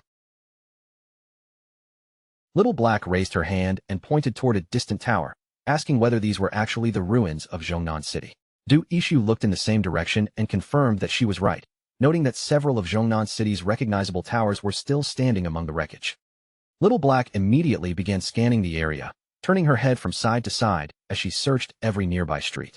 She had heard someone claim that Shadow had teleported here, so she kept wondering where he had gone. Gu Ishu told her to stop looking so desperately, reminding her that Shadow possessed the ability to turn invisible. At that exact moment, the ground suddenly split open and two Earthshakers forced their way out from beneath the ruins. Wang Meng reacted instantly, pulling out his shield and shouting a warning that monsters were attacking them. Gu Ishu quickly raised her hand and activated her support skill, Elven Blessing, covering the party with its strengthening effect. The Earthshakers charged forward almost immediately, striking Wang Meng's shield with tremendous force. He planted his feet firmly and held the defensive line, and with Gu Ishu's enhancement strengthening him, he managed to endure the monster's powerful blows. Gu Ishu urgently warned Wang Meng to remain careful. These were only ordinary monsters, yet every one of their attacks struck harder than the silver tier bosses they had encountered around the starting town. The archer in their party pulled back his bowstring and activated Binding Shot. A glowing arrow immediately flew through the air, racing directly toward the attacking Earthshakers. The instant the arrow reached its target, it erupted with energy. Several luminous ropes spread outward and tightly wrapped themselves around the monsters' thick bodies, locking them firmly in place. Seeing that the skill had worked, the archer smiled with confidence. He pointed out that the Earthshakers were clearly vulnerable to control effects, so he planned to keep them restrained while unloading all of his damage to finish them off. Little Black lifted her magic staff high above her head. Magical energy gathered around its tip as she summoned a blazing prophetic fireball. Two streams of searing flame shot forward and slammed directly into the immobilized monsters, engulfing their bodies in burning fire. Unable to escape the combined assault, both Earthshakers collapsed and died. Their enormous bodies then began dissolving into glowing particles, gradually transforming into lifespan. With the immediate threat eliminated, Wang Meng turned to Xiaoxiu and ordered her to send her owl high into the sky so it could scout the surrounding terrain. Xiaoxiu nodded, and her owl immediately spread its wings before circling upward above the ruins. Through its vision, she quickly reported that monsters were scattered everywhere, and there were far more of them than expected. The noise from their recent battle had already attracted several groups, which were now moving directly toward their position. She could not find any nearby safe zone either, so she anxiously asked Wang Meng what they should do next. Wang Meng was stunned when he realized there truly was no safe zone anywhere close to them. The archer became even more alarmed, complaining that this ridiculous continent had somehow transformed their adventure into a brutal survival game. Little Black quickly asked Ziozu to search for Shadow instead. She explained that he had arrived roughly 10 minutes before the rest of them, meaning he could not have traveled very far. As long as they managed to locate him, she was certain their group would be safe. At first, she could not spot a single human figure anywhere among the ruined streets. But after searching more carefully, she began noticing traces of glowing lifespan in the distance.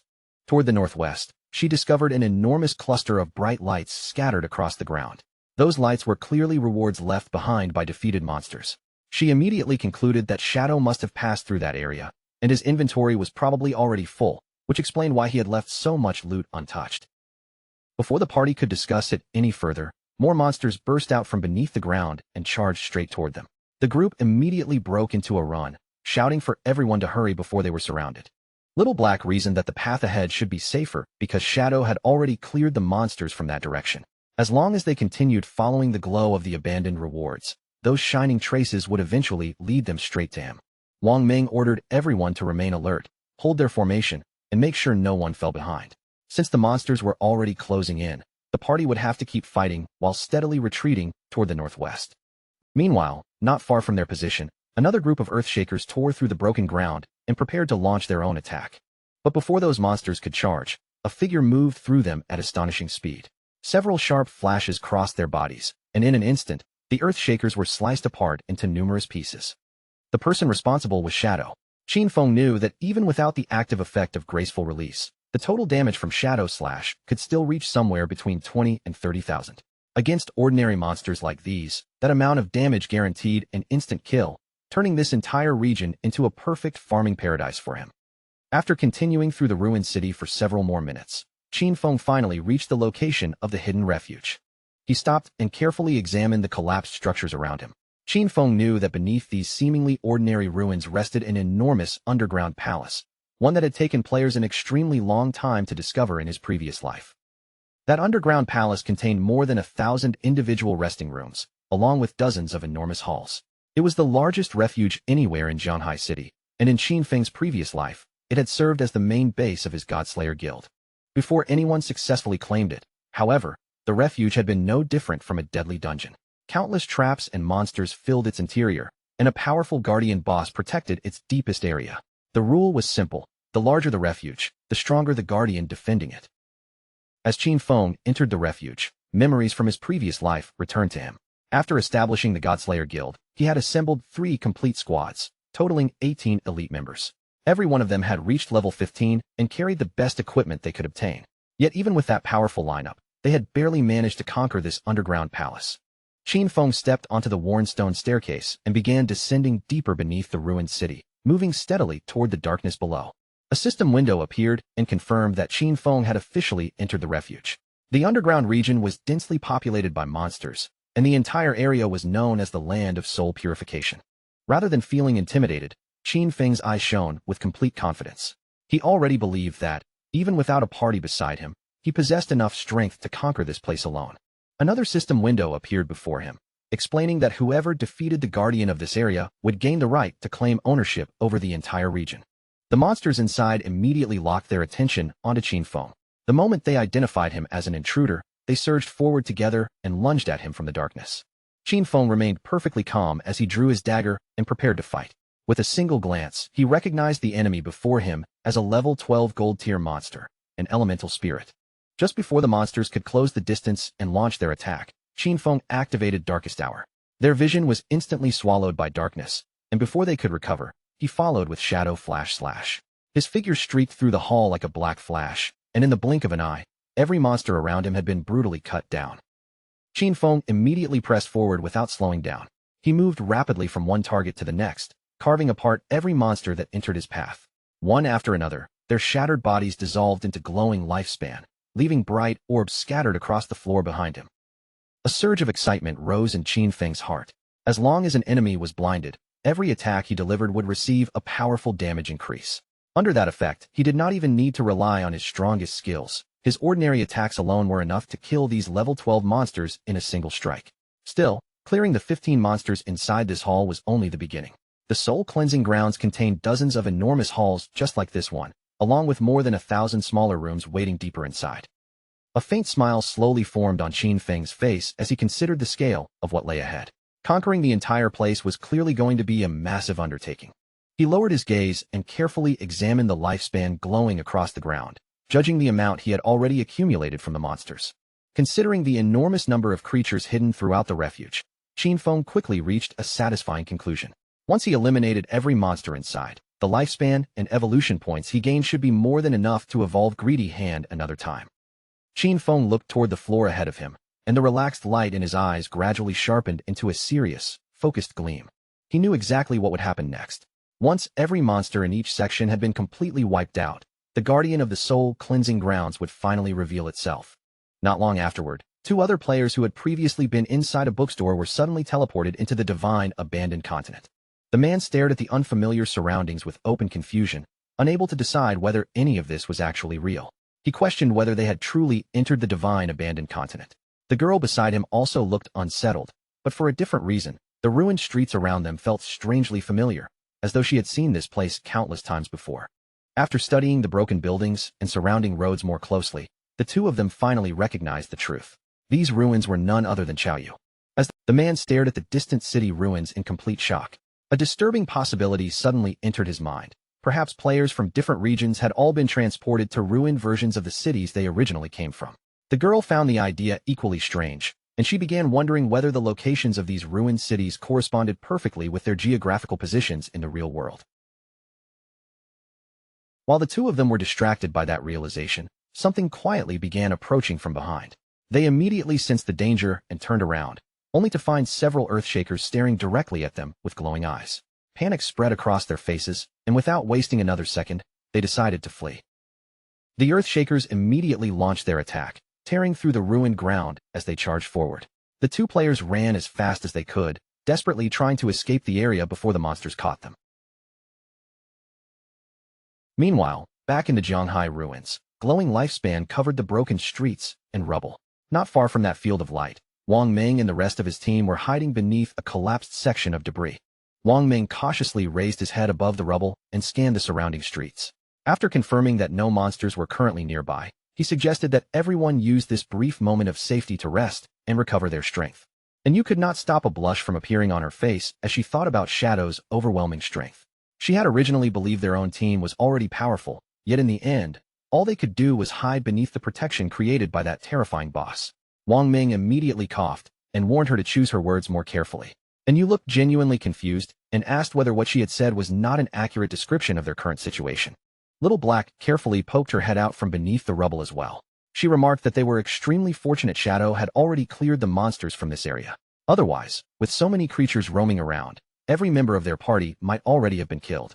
Then, with a curious expression, she wondered aloud where players would actually reappear if they died somewhere on this continent. While Gu Ishu controlled her owl and continued scouting the area from above, Wang Ming turned toward Yu. He suggested that the six of them temporarily postpone any further exploration. In his opinion, they should wait until every member of their larger team reached level 10, and only then advance together as a complete group. And Yu considered his proposal and nodded in agreement.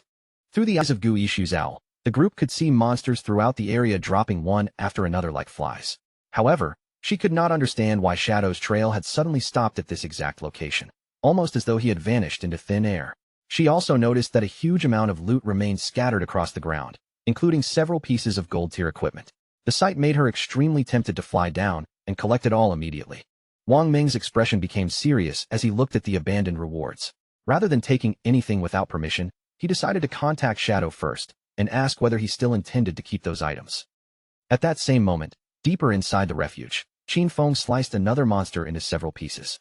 The creature collapsed, and its remains transformed into yet more glowing lifespan orbs that joined the countless others filling the area. Qin Feng finally released a quiet breath of relief. After a long and relentless sweep through the refuge, he had at last eliminated every ordinary monster inside. By that point, he had completely cleared more than 40 large halls and searched through over 1,000 smaller rooms. Altogether, more than 400 monsters had fallen beneath his blade. Among those enemies were 4 bronze-tier bosses and 2 silver-tier bosses. Defeating them had rewarded Qin Feng with over 80,000 experience points, while his accumulated evolution points had climbed to an impressive total of 205. Qin Feng continued walking through the now-silent refuge, knowing he needed only 5 more evolution points before Greedy Hand could evolve again. At that moment, a message arrived from Wang Ming. He explained that their party had discovered some of the loot Qin Feng had left behind from the monsters he killed. Wang Ming asked whether they could collect those items and later compensate him with an equivalent. After hearing the message, Qin Feng realized that Wang Ming and his official squad had also arrived in the divine abandoned continent. He saw no reason to refuse their proposal, so he gave them permission to gather the abandoned loot. Qin Feng also mentioned that he would contact them later because he had an entire batch of equipment he wanted to sell. Wang Ming thanked him and said their group would wait at coordinates 89,554 and 66,666 inside the shelter hidden within the ruins. Just then, thin arcs of electricity suddenly began appearing throughout the chamber. Qin Feng immediately stopped moving, his full attention locking onto the violent energy gathering ahead. The crackling electricity surged together and began racing rapidly toward Qin Feng, illuminating the surrounding darkness with blinding flashes. The moment he saw the lightning converging, Qin Feng understood what it meant. The guardian of the soul-cleansing grounds had finally appeared. From within the raging electricity, the figure of a lightning maiden slowly took shape before him. This creature was the platinum-tier boss known as the Soul Purifier. A stem window appeared beside the boss and displayed its information. The Soul Purifier was the guardian of this entire domain, and anyone capable of defeating it would immediately become the recognized master of the Soul Purifier's territory. Qin Feng quietly evaluated the enemy before him. He knew that the highest-level monsters found anywhere within the city ruins could only reach level 15. This Soul Purifier, Faisal, stood at the very peak of the city ruins. It was not only the highest-level monster in the region, but also the highest-grade boss hidden there. If Qin Feng's memory was accurate, Faisal possessed a massive total of 750,000 health points and would pass through 3 separate combat phases before it could be defeated. Qin Feng decided to seize the initiative before the boss could fully begin its assault. He activated Instant Shadow Slash and struck first, but the attack barely seemed to affect the Soul Purifier's enormous health pool. Without hesitation, Qin Feng closed in and followed with Throat Slash. This strike landed more effectively, cutting into the boss and finally removing a visible portion of its health. The Soul Purifier responded by slowly raising one hand. Electricity twisted above its palm, rapidly condensing into a deadly spear of electricity. In the next instant, countless lightning spears appeared overhead and began raining down toward Shadow. Qin Feng immediately accelerated, weaving across the battlefield at high speed as each electrified spear crashed down around him. As Qin Feng dodged between the descending attacks, he clearly understood the danger. With his current defense and resistance to lightning, even a single direct hit from one of those attacks would almost certainly kill him. Any skill or attack released by a platinum-tier boss, or something even stronger, carried an innate hit correction. Against ordinary monsters, Qin Feng's current 75% evasion rate meant they had only around a 25% chance of striking him. However, the Soul Purifier's attacks still had at least a 50% chance of connecting. Fortunately, Qin Feng's agility had already reached 182 points. At maximum speed, he could run faster than 40 meters per second. As long as he remained completely focused on the lightning's trajectory, he could move away before each strike fully descended. A fierce light burned in Qin Feng's eyes as memories from his previous life returned. Back then, he and his guild had only barely survived this battle, relying heavily on the priest's protective shield and an incredible amount of luck. This time, however, Qin Feng had no intention of repeating that desperate struggle. He unleashed his full strength from the beginning, determined not to give the Soul Purifier even the slightest chance to control the battle. Under Qin Feng's relentless assault, the boss had already lost a full quarter of its health. The Throat Slash damage enhanced by Graceful Release, combined with Shadow Slash and the explosive effect of Plague Blade, had directly erased an astonishing 250,000 health points. Qin Feng knew the Soul Purifier was about to enter its second phase. Sure enough, the boss began summoning several spheres of condensed electricity.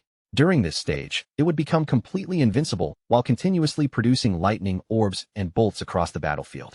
Qin Feng also knew the most important rule of this phase. The 3 lightning orbs had to be destroyed first. If they remained intact for too long, the Soul Purifier would enter a frenzied state. The sight brought another memory from Qin Feng's previous life rushing back. During their first attempt, his entire team had been annihilated by the boss's frenzied damage. Afterward, Qin Xiaoyu had thrown an enormous tantrum and flatly refused to continue the raid. Because of that, Qin Feng left her behind during their second attempt, and without her, the team cleared the boss in a single run. Qin Feng immediately drew his venomous flying darts and hurled them toward the lightning orbs. He knew that every time one of those orbs was destroyed, the Soul Purifier would suffer a corresponding amount of damage. Once all 3 were eliminated, the boss would be forced directly into its third and final phase. Qin Feng flicked enough. The boss's eyes flared with violent rage. It stretched one hand toward the battlefield, and crackling electricity immediately began spreading outward in every direction, covering more and more of the surrounding area. Qin Feng remained completely calm despite the lightning rapidly filling the chamber. He already knew that during the third phase, the Soul Purifier would repeatedly unleash enormous wide-area lightning attacks without giving him any room to relax. Qin Feng remembered just how desperate this battle had been in his previous life. Back then, the Godslayer Guild had outfitted every participating member with a complete set of lightning resistance equipment. They had also brought 4 priests and relied constantly on healing spells and protective shields. Yet even with all those preparations, the team had only barely managed to survive the boss's devastating final phase. This time, however, Qin Feng had no intention of going through that much trouble. He suddenly leaped high above the electrified floor, and as his body rose into the air, a dark defensive barrier rapidly formed around him. Qin Feng activated graceful release and immediately surrounded himself with the blacklight shield. Since violent lightning was continuously sweeping across the ground beneath him, he decided to abandon the floor entirely and launch his next attack from the air. Looking down, Qin Feng saw one lightning strike after another exploding across the entire chamber floor without pause. Rather than risk being caught inside that deadly field, he committed himself fully to an aerial assault. With graceful release empowering his damage and the black light shield protecting his body, Qin Feng steadied himself in midair and prepared to deliver the finishing blow. A fierce light of determination flashed through his eyes. He had already endured enough of the Soul Purifier's attacks, and he was ready to end the battle right there. Qin Feng activated Shadow Slash and shot forward with explosive speed. His blade swept across the boss in a single dark arc, cleanly severing the Soul Purifier's head from its body. With the Guardian finally defeated, Qin Feng descended from the air and landed steadily on the ruined floor as the electricity around him began to fade. A system window immediately appeared before him, confirming that he had successfully slain the Platinum-tier Soul Purifier Faisal. The rewards arrived one after another. Qin Feng advanced to level 11, raising each of his 4 main attributes by 4 points and granting him another 10 free attribute points. On top of that, he received 20 evolution points and an enormous reward of 1,520 days of tradable lifespan. A trace of satisfaction appeared on Qin Feng's face. By defeating Faisal, he had achieved the world's first kill of a platinum-tier boss and earned 10 reputation points. More importantly, ownership of the entire soul cleansing grounds now belonged to him. Glowing lifespan covered the ground around Qin Feng, but the refuge itself was far more valuable than any reward scattered across the floor. He understood that a hideout was not merely a place for shelter and item storage. Its greatest value was that it could eventually be extracted from the game and brought into the real world. That function would become essential after the game descended, because ordinary real-world weapons would gradually begin to corrode. The most destructive weapons would fail first. Even nuclear bombs would become completely useless from the very first day. Aircraft, tanks, and other military machines might continue functioning for another month or two, but eventually, they too would decay into piles of worthless scrap. Once that happened, every battle in reality would depend entirely on the abilities, equipment, and power people extracted from the game. Once a hideout was transferred into reality, it could generate a powerful magical barrier around itself. Qin Feng fell silent for a moment before slowly walking away from the battlefield. Memories of his previous life surfaced in his mind, reminding him that the Godslayer Guild had once used this very underground palace as its central base, relying on it to expand and grow stronger without interruption. Many of those memories were filled with laughter and genuine happiness. Yet Qin Feng had also watched countless people enter and leave the guild over the years, bringing ambition, schemes, betrayal, and layer after layer of deception with them. The hesitation in Qin Feng's eyes disappeared, replaced by an unshakable determination. This time, he would not repeat the same path or place his future in the hands of a guild. He would continue strengthening himself alone until he stood at the absolute peak. Outside the refuge, rain poured heavily across the dark battlefield. Through the curtain of water, a towering monster tightened its grip on a massive axe and swung the weapon down with terrifying force. Qin Xiaoyu's friend threw herself onto the wet ground and narrowly rolled away from the descending blade. As she scrambled aside, she shouted for Qin Xiaoyu to move out of the way, her voice quickly turning into a desperate scream for help. Qin Xiaoyu failed to react quickly enough. The enormous axe tore straight through her position, and with one brutal strike, the weapon split her body cleanly in half. A moment later, Qin Xiaoyu respawned inside the town. A system notification appeared in front of her, informing her that the death had cost 14 years of non-tradable lifespan and another 2 days of tradable lifespan. Qin Xiaoyu stared at the notification in disbelief, horrified that she had died yet again. The tank in their party immediately erupted in anger, calling her an idiot and demanding to know how she had failed to dodge such an enormous and obvious axe attack from the boss. His insult instantly enraged Qin Xiaoyu. She snapped back, asking who he thought he was talking to like that. Since he was supposed to be their tank, she argued that it was his responsibility to hold the boss's attention. If he could not even keep the monster focused on himself, how was she supposed to avoid every incoming skill? The tank became even angrier and called her an idiot again, shouting that an area of effect attack could not be redirected through aggro in the first place. Their argument rapidly grew worse, and in the end, the furious tank simply left the party. The moment Qin Xiaoyu's friend realized their tank had abandoned them, panic spread across her face. The boss had already turned its attention toward her, and as it closed in, she began screaming repeatedly for someone to help. The boss raised its enormous axe and attacked once again. Not long afterward, Qin Xiaoyu's friend also vanished from the battlefield and respawned back inside the town. Still shaken by what had happened, her friend looked toward Qin Xiaoyu with obvious worry. She suggested that they stop challenging bosses for now and focus on killing weaker monsters until their levels increased. Their remaining lifespan was already dangerously low, and the thought of losing even more made her deeply uneasy. Hearing that, Qin Xiaoyu lowered her gaze and quietly considered their situation. At that moment, a global system announcement appeared before every player. It declared that Shadow, a player from Jianghai City, had achieved the world's first kill of a platinum-tier boss and had been rewarded with 10 reputation points. Everyone nearby froze as their attention locked onto the glowing announcement. Many players could hardly believe what they were reading. The idea that someone had already killed a platinum-tier boss alone seemed completely absurd. Most of them had only just managed to reach the divine abandoned continent. Yet Shadow was apparently powerful enough to farm its monsters entirely by himself. Once again, the name Shadow spread through the crowd like thunder. Players everywhere began wondering who he truly was. The achievement was beyond anything they could imagine, especially when most people had not even encountered a single gold-tier monster yet. Whoever Shadow was, there was no doubt that his strength had already reached a terrifying level. Qin Xiaoyu stared at the announcement with a confused expression. She could not understand why everyone around her seemed so weak, yet Shadow was progressing at such an impossible speed. Her own group had nearly destroyed itself merely trying to defeat a silver-tier boss, so she could not imagine how Shadow had somehow secured the first kill of a platinum-tier boss. Back inside the refuge, Qin Feng began gathering the glowing lifespan orbs scattered around the chamber. Defeating the soul purifier had raised him to level 11. He knew that after reaching level 10, every new level granted 4 points to all 4 main attributes, along with 10 freely assignable attribute points. Without hesitation, he placed every free point into agility once again. With enough speed combined with his nearly endless invisibility, Qin Feng believed he could kill many powerful bosses without allowing them to touch him even once. What surprised him most, however, was the 20 evolution points awarded directly from the boss kill. That reward meant Greedy Hand could finally undergo another evolution. Qin Feng could not suppress his excitement as he examined the new benefits. The number of additional loot rewards had increased from 3 to 5, and the skill had also unlocked a separate storage space containing 100 slots. Evolving it had consumed 210 evolution points, leaving him with only 15 points remaining.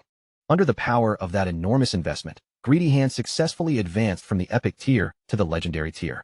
The legendary version of the skill now granted a 500% chance of producing an additional loot reward, and every extra item obtained through that effect had a guaranteed 100% chance of increasing by a full quality tier.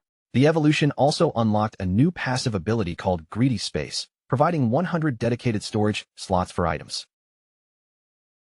Qin Feng immediately activated his newly evolved legendary Greedy Hand and used it to collect the Soul Purifier's drops. The skill triggered at full strength, granting him 5 additional pieces of loot. Among the rewards, Qin Feng also received another 100 evolution points, raising his remaining total from 15 to 115.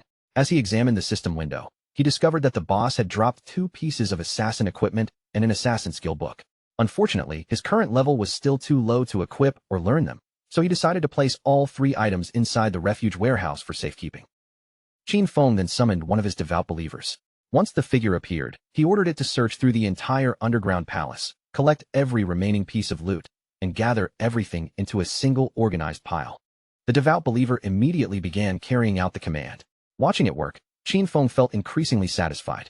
With 115 evolution points still available, he could now strengthen several abilities that had not yet reached the epic tier. He first spent 42 evolution points on Shadow Stealth, evolving the ability 3 consecutive times until it finally reached the epic level.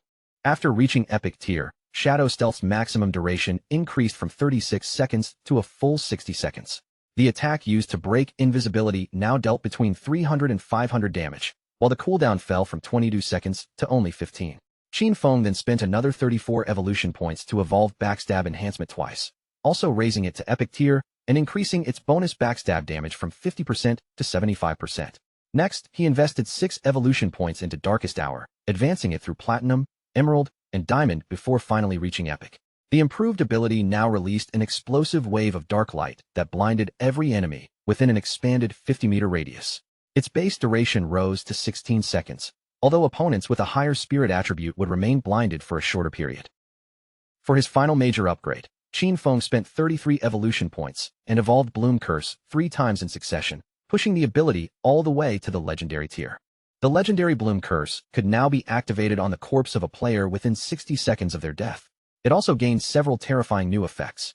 The ability could absorb 50% of the target's remaining non-tradable lifespan, while simultaneously collecting any scattered spheres of non-tradable lifespan nearby. Once Bloom Curse completely drained a corpse, the body itself would disappear without leaving anything behind. Qin Feng's eyes widened as he read the final part of the ability's description. He had never expected Bloom Curse to gain the power to absorb non-tradable lifespan orbs directly.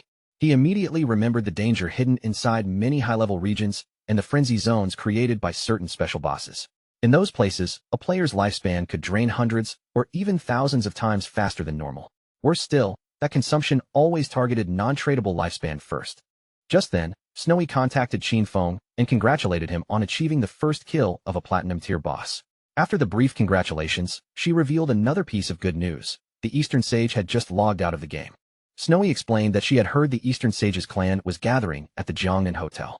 Apparently, they had purchased a massive quantity of lifespan and planned to convert it into combat strength inside the game.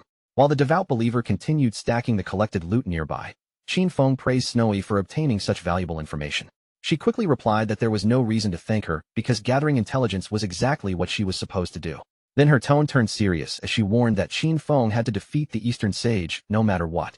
If he failed, her own future would be doomed. Qin Feng calmly told Snowy not to worry and began transferring the gathered loot into greedy space.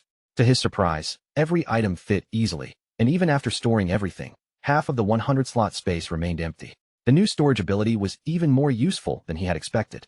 With the palace cleared and the loot secured, Qin Feng decided it was time to find Wang Ming and sell the entire batch of equipment to his team. When Shadow finally returned to the shelter, Yu and Little Black immediately recognized him. Their eyes widened with unmistakable joy as they watched him approach. Yu came so excited that she rushed directly toward Qin Feng with her arms opening as though she intended to embrace him. However, just before she could reach him, he raised one hand and stopped her in place. Without wasting time on greetings, Qin Feng went straight to business. He reminded them that the arrangement would be the same as always. He would set the price, and if they did not accept it, they were free to walk away. More than 30 of the items were ordinary-grade equipment and low-value bronze-tier pieces, so rather than pricing every item separately, he offered them a discounted package deal. The entire batch would cost exactly 950 days of lifespan. A faint mark from Qin Feng's palm still remained on Yu's face where he had stopped her, yet she only smiled and agreed without hesitation. She explained that the equipment they had collected earlier was worth roughly 1,000 days of lifespan. To keep the transaction simple, their team would round everything together and pay him 2,000 days for the entire batch. Qin Feng looked at her in confusion and immediately corrected the misunderstanding. This new batch contained silver dash, gold dash, and even platinum tier equipment, bringing its total value to nearly 18,000 days of tradable lifespan. Yu hurriedly opened the system window and began checking the contents herself. The deeper she scrolled, the wider her eyes became. She could hardly believe that platinum tier equipment was actually included. Even she possessed only a single gold tier item, so in her mind, only a true powerhouse would casually offer equipment of this quality for sale. Realizing how much these items could accelerate Jianhai City's development, she excitedly thanked Shadow again and again. Qin Feng calmly told her there was no need for so much gratitude, since both sides were simply helping each other. Little Black, however, stared nervously at the mountain of equipment and asked how Shadow could possibly have so many inventory slots. With a suspicious look, she even wondered whether he was secretly Doryman. Qin Feng ignored the strange comparison and pointed out that their own bags were probably already full. As a friendly warning, he told them that beneath the statues standing in the center of the city ruins, a hidden staircase led directly to a teleportation portal connected to the starting town. Qin Feng turned and began walking away from the group, but before leaving, he gave them one final warning. Activating the return portal for the first time would consume 500 days of lifespan. Any future trips through it would be free, but whether spending that initial cost was worthwhile was something they would have to decide for themselves. After saying everything he needed to say, Qin Feng disappeared into the distance. Yu immediately pointed after him with a triumphant smile, declaring that she had been right all along. In her opinion, Shadow had to be a reborn player. Otherwise, there was no reasonable way he could know about such deeply hidden information. Watching her growing more excited by the second, Wang Ming looked increasingly uncomfortable and asked Captain and not to behave so strangely, because she was honestly beginning to frighten him. Yu's cheeks immediately turned red. Then, with a surprisingly serious expression, she asked the others what they would think if she actually tried flirting with Shadow. Once Qin Feng had moved far enough away from Wang Meng's group, a system prompt appeared before him. It asked whether he wished to consume tradable lifespan in order to extract his abilities into the real world. Without hesitation, Qin Feng selected both level synchronization and class advancement synchronization, preparing to transfer his current growth beyond the game. The system immediately deducted 27,000 days of tradable lifespan. A moment later, another notification confirmed that both his level synchronization and class advancement synchronization had been successfully completed. Excitement rose in Qin Feng's chest, because the next stage was the extraction of individual skills. He had previously brought Shadow Meld into reality, but the ability had remained at only level 1. This time, he intended not only to raise Shadow Meld to level 10, but also to extract several additional abilities that would greatly strengthen him outside the game. Qin Feng first spent 1,946 days of lifespan to raise Shadow Meld all the way to level 10. He then extracted Backstab Enhancement for 900 days, Greedy Hand for 1,000, Shadow Flash Slash for 3,200, Ghost Blur for 5,366, Bloom Curse for 16,099, and Blacklight Shield for another 11,313 days. Once those abilities had fully synchronized, he still possessed 7,480 days of tradable lifespan. From that remainder, he spent 3,600 days extracting the gold tier Boots of Concealment, followed by 3,394 days for the equally valuable gold tier Pendant of the Devout. With the skills completed, it was finally time for his equipment to manifest in reality. Qin Feng continued navigating through the system interface, while carefully considering his choices. The Pendant of the Devout did more than reduce his cooldowns. Its greatest value was the silver tier follower it could summon, a creature powerful enough to be nearly invincible against ordinary threats in the real world. After spending almost everything in one enormous wave, Qin Feng was left with only 486 days of tradable lifespan.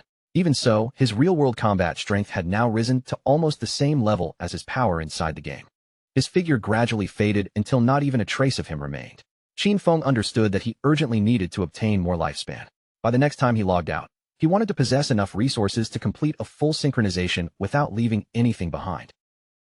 Several minutes later, dark shadows rolled away from Qin Feng's body as his eyes opened inside the real world. Qin Feng remained still for a moment, silently considering his next move. Kai and Shirshir already knew where he lived, which meant remaining in this apartment was no longer safe. Extracting the entire soul purification sanctuary would require more than 1,300 years of lifespan, far beyond what he currently possessed. Until he accumulated enough, he would need to abandon this place and find a temporary location where no one could easily track him. A serious light settled in Qin Feng's eyes. He raised one hand, activated Greedy Hand, and began drawing every belonging inside the room into his newly acquired storage space. Furniture, clothing, supplies, and personal possessions vanished one after another without leaving the slightest trace behind. Qin Feng was deeply satisfied.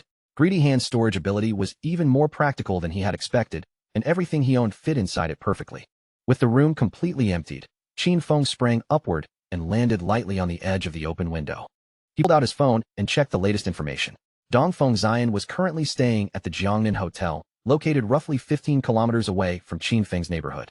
Qin Feng looked down from the apartment window toward the distant street below. After activating invisibility, he silently descended along the side of the building until his feet touched the ground. Based on his current movement speed, covering 15 kilometers should take no more than 10 minutes. Hidden from ordinary sight, Qin Feng accelerated through the darkness, racing across the sleeping city toward the Jiangnan Hotel. Only several minutes later, he arrived outside the hotel and quietly approached the building.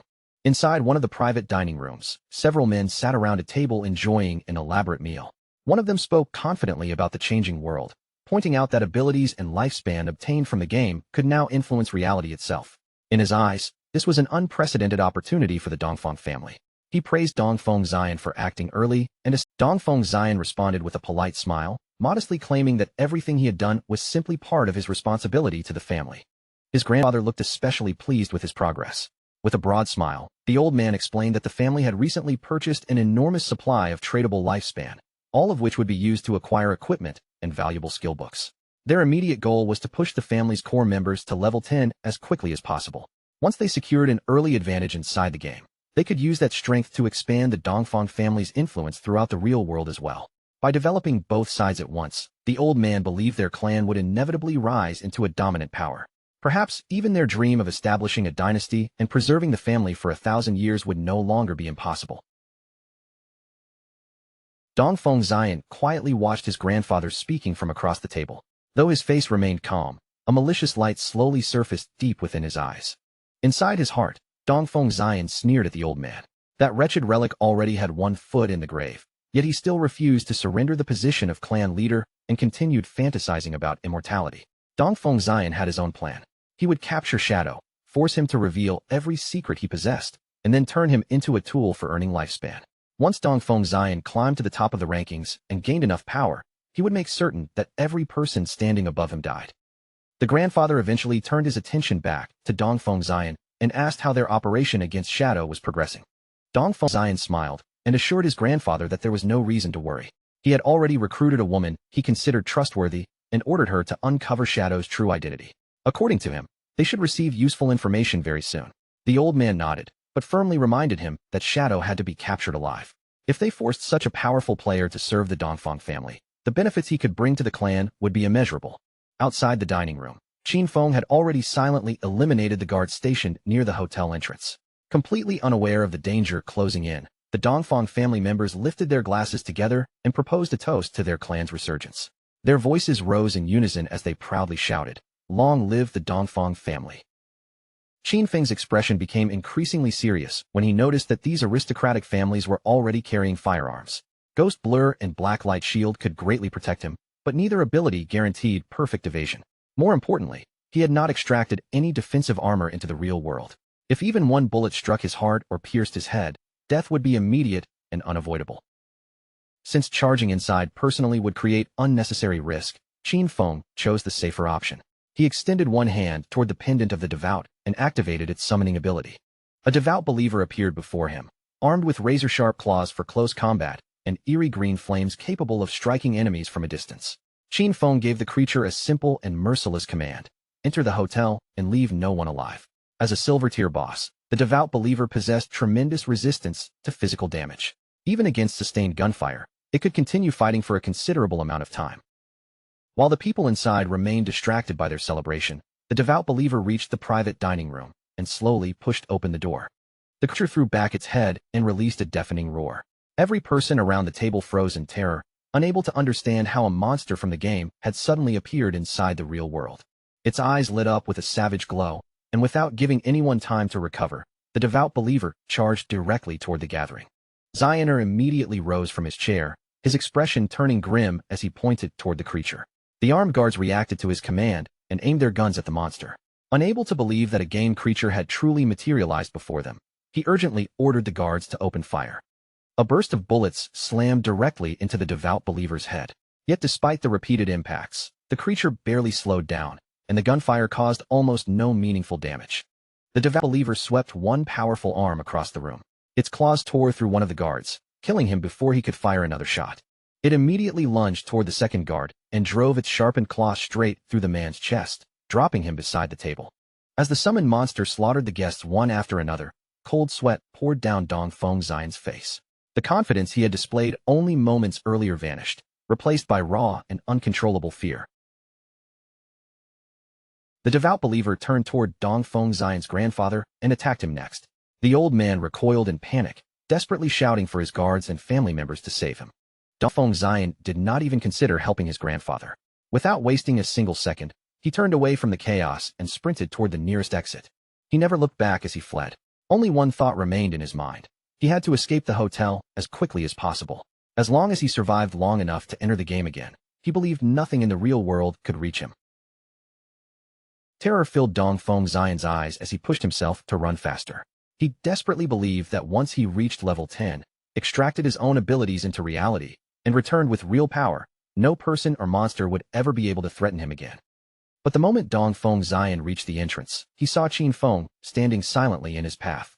Before he could draw another breath or understand what was happening, Qin Feng moved. A single lightning-fast strike swept past, and Dongfeng Xian's severed head flew through the air. Blood burst from the open wound at Dongfeng Xian's neck as his body remained upright for one final instant. Qin Feng did not spare it another glance. He turned his back on the corpse and began calmly walking away. Dongfeng Xian's eyes remained wide with bewilderment. Even in his final moment, he could not understand how Qin Feng had found him or why death had arrived so suddenly. Not long after his body struck the ground, strange flowers began sprouting from the corpse. Their roots spread through his flesh as Bloom Curse silently activated. Qin Feng stopped and watched the flowers carefully as they completed their absorption. A system notification soon appeared, confirming that he had drained 27,000 days of tradable lifespan from Dongfeng Zion, along with an astonishing 482 years of non-tradable lifespan. Qin Feng's eyes lit up with unmistakable delight as he looked over everything he had gained. There was no question about it. This haul had been far better than he expected. Before his eyes, Xiener's lifeless body scattered into a bed of blooming flowers, leaving nothing behind. Qin Feng smiled in satisfaction, because this time, Blooming Curse had finally displayed its true value. The skill had done far more than erase the bodies and wipe away every trace of spilled blood. It had also drained every remaining drop of lifespan from Dongfeng Zion, pushing Qin Feng's non-tradable lifespan all the way up to an astonishing 2,327 years. With such an enormous reserve of lifespan now stored away, Qin Feng would no longer have to carry the same crushing pressure whenever he entered the dangerous rage zones in the future. Not long afterward, an alarm shout suddenly rang through the hotel. Someone urgently called for the police, claiming that both gunshots and terrified screams had just come from one of the private rooms. Qin Feng's expression immediately turned serious. At that exact moment, several police officers came sprinting toward the room after remembering that it was the private suite where the Dongfeng family had been holding their meeting. Everyone was certain that a shooting had taken place, yet the moment the officers rushed inside, they froze in complete shock. There were no bodies and no visible victims anywhere, making the entire situation feel almost impossible. One officer slowly swept his gaze across the ruined private room, unable to hide his confusion. Furniture had been overturned, objects were scattered everywhere, and the destruction clearly proved that a vicious battle had happened here. What made no sense was the complete absence of people. He immediately asked the others whether anyone had been seen leaving the hotel, but none of them had noticed a thing. The same unsettling question soon filled everyone's mind. Where had the entire Dongfeng family gone? It was as though every last member had vanished into thin air, leaving the officers with no choice but to contact the investigation unit. By then, Qin Feng had already slipped out of the hotel and was steadily putting distance between himself and the building. With the Dongfeng family dealt with, he turned his attention toward his next target, the Kane Corporation. Unfortunately, the corporation's main headquarters had relocated to North America before the game descended upon the world.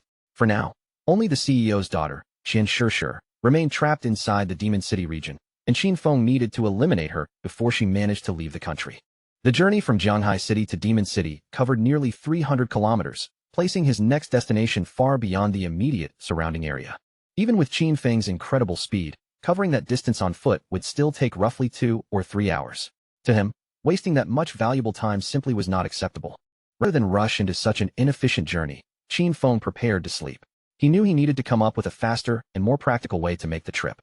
Once he returned to the godforsaken game, Qin Feng rose to his feet and quickly remembered that several silver and gold tier bosses were still roaming the ruins. Since they remained untouched, he decided to spend the time hunting them down and farming their rewards. Just then, Captain and Yu contacted Shadow, her voice overflowing with excitement as she announced that she had excellent news. Sister Hai had accidentally discovered the entrance to a tomb, but a gold-tier vengeful spirit was guarding the way, and their party was completely unable to defeat it. The unexpected news caught Qin Feng slightly off guard.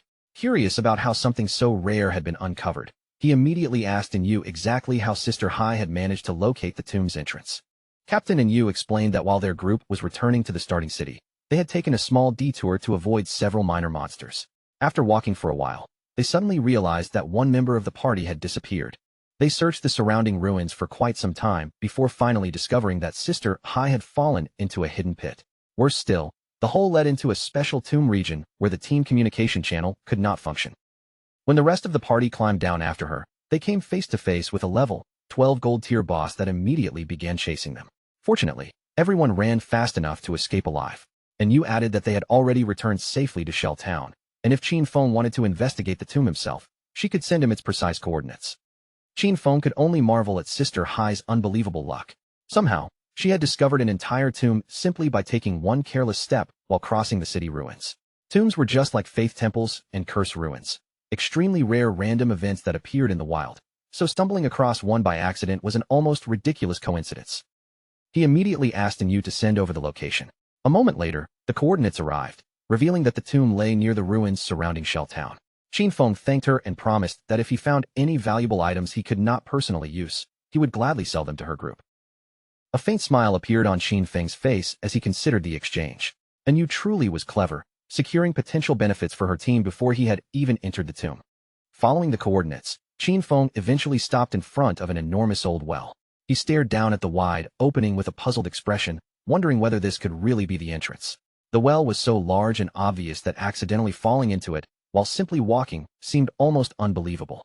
There was no doubt about it. Sister Hai was truly one of a kind. Without wasting even a second, Qin Feng stepped forward and leaped straight into the well. As darkness swallowed him, a system window appeared, welcoming him to the Tomb of Resentment and warning that all long-range communication would be blocked inside. Qin Feng landed steadily at the bottom of the shaft. After briefly examining his surroundings, he entered the narrow passage ahead and began making his way deeper through the tomb. Before he had gone far, an enormous figure emerged in front of him and blocked the corridor. It was the Wailing Spirit, a level 12 monster possessing the terrifying rank of Gold Tier. Qin Feng remained silent as his eyes carefully studied the boss from head to toe. He had never encountered this particular Wailing Spirit during his previous life, but its massive body and heavy weapon revealed plenty. Its attack power was almost certainly monstrous, its striking range was broad, and it clearly relied on devastating physical damage. That explained why Yu's party had fled the instant they saw it. The equipment and skill books Qin Feng had sold them provided very little additional defense. Even Wang Meng, a Holy Shield warrior who should currently possess around 5,000 HP, would likely lose at least half of his health from a single direct blow. As Qin Feng continued watching the towering creature, his expression grew increasingly cautious. He understood perfectly that if the Wailing Spirit's enormous axe landed cleanly on his body, death would be unavoidable. The moment an opening appeared, Qin Feng activated Blessed Release together with instant Shadow Slash. His figure flashed forward at terrifying speed, and the sweeping blades cleanly severed both of the monster's arms. Qin Feng already knew that the boss possessed extremely high defense, while instant Shadow Slash dealt only 80% of its normal damage. Even so, that reduction did not concern him. Once Blessed Release triggered its follow-up throat-cutting damage, the Wailing Spirit would have no chance of surviving. Just as Qin Feng believed the battle was over, one of the severed arms suddenly began crawling toward him on its own. The unexpected movement made his heart tighten with immediate alarm.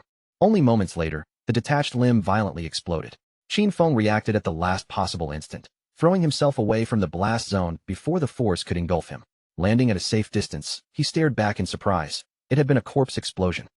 Qin Feng quickly admitted that he had been careless by failing to evade sooner. Fortunately, Ghost Blur had activated at the critical moment and protected him. Without that skill, the sudden explosion would have killed him on the spot. As the boss's remains dissolved and transformed into lifespan, Qin Feng recalled a similar incident from his previous life. Back then, a team had defeated an unidentified boss, and one excited member had rushed forward to loot the corpse. Without warning, the body exploded and erased him instantly. Some entire parties had even been wiped out by this same kind of trap, though corpse explosions usually appeared only on platinum tier bosses or stronger. Qin Feng had never expected a mere gold tier boss hidden inside this tomb to possess such a deadly self-destruction ability. Once he confirmed that no further danger remained, Qin Feng activated Greedy Hand and gathered every piece of loot scattered around the corridor. A stream of system notifications immediately appeared before him. For defeating the gold tier Resentful Ghost, he received 1,010 days of tradable lifespan and 20 evolution points. The boss also dropped the platinum tier skill book, Dark Knight Ringblade. Thanks to Greedy Hand, Qin Feng gained an additional 630 days of tradable lifespan, along with a platinum tier piece of equipment known as the Resentment Leather Armor. Qin Feng looked over the rewards with genuine surprise. This time, he had not received useless miscellaneous drops. The boss had actually given him both a skill book and a piece of equipment perfectly suited for his own use. According to the system description, Dark Knight Ringblade was a platinum tier skill designed for assassins. It infused the user's weapon with dark energy, striking every enemy within a 5-meter radius, while adding 500 points of dark elemental attack damage. The skill originally had a 10-second cooldown, but Qin Feng's bonuses reduced it to only 5.7 seconds, while the level requirement was 11. He was naturally delighted, because this was exactly the type of elemental attack his assassin class needed. Since the Shadow class gained more benefit from spirit than strength, Qin Feng's magical attack power already surpassed his physical attack. That made elemental abilities like Dark Knight Ring Blade an ideal match for him. From now on, increasing his spirit attribute would be essential if he wanted to draw out the skill's maximum damage. At present, Qin Feng had 9 points in strength, 9 in constitution, 24 in agility, and 15 in spirit. After letting out a slow breath, he decided to evolve Dark Knight Ring Blade all the way to epic tier and see how powerful it could become. Without hesitation, Qin Feng spent 6 evolution points, reducing his remaining total to 36. Dark Knight Ring Blade advanced step by step, rising from Platinum to Emerald, then Diamond, and finally Epic Tier. Once the evolution ended, its Dark Elemental attack radius expanded from 5 meters to 12, while its additional Dark attack climbed from 500 points to an impressive 1,300. The improvement was immediately obvious. After reaching Epic Tier, the skill could now strike everything within a 12-meter radius instead of only 5, and its bonus Dark Elemental attack had increased from 500 to 1,300 points. Even with those impressive numbers, Qin Feng's gaze remained serious. He understood better than anyone that because this was a large area attack, its concentrated damage against a single enemy was still limited. The total power of one activation could not compare with the devastating burst of Shadow Slash. However, when it came to wiping out large groups of weaker enemies, Dark Knight Ringblade was nothing less than a divine skill. Shadow Slash could cut across 5 meters, but its attack still traveled in a straight line.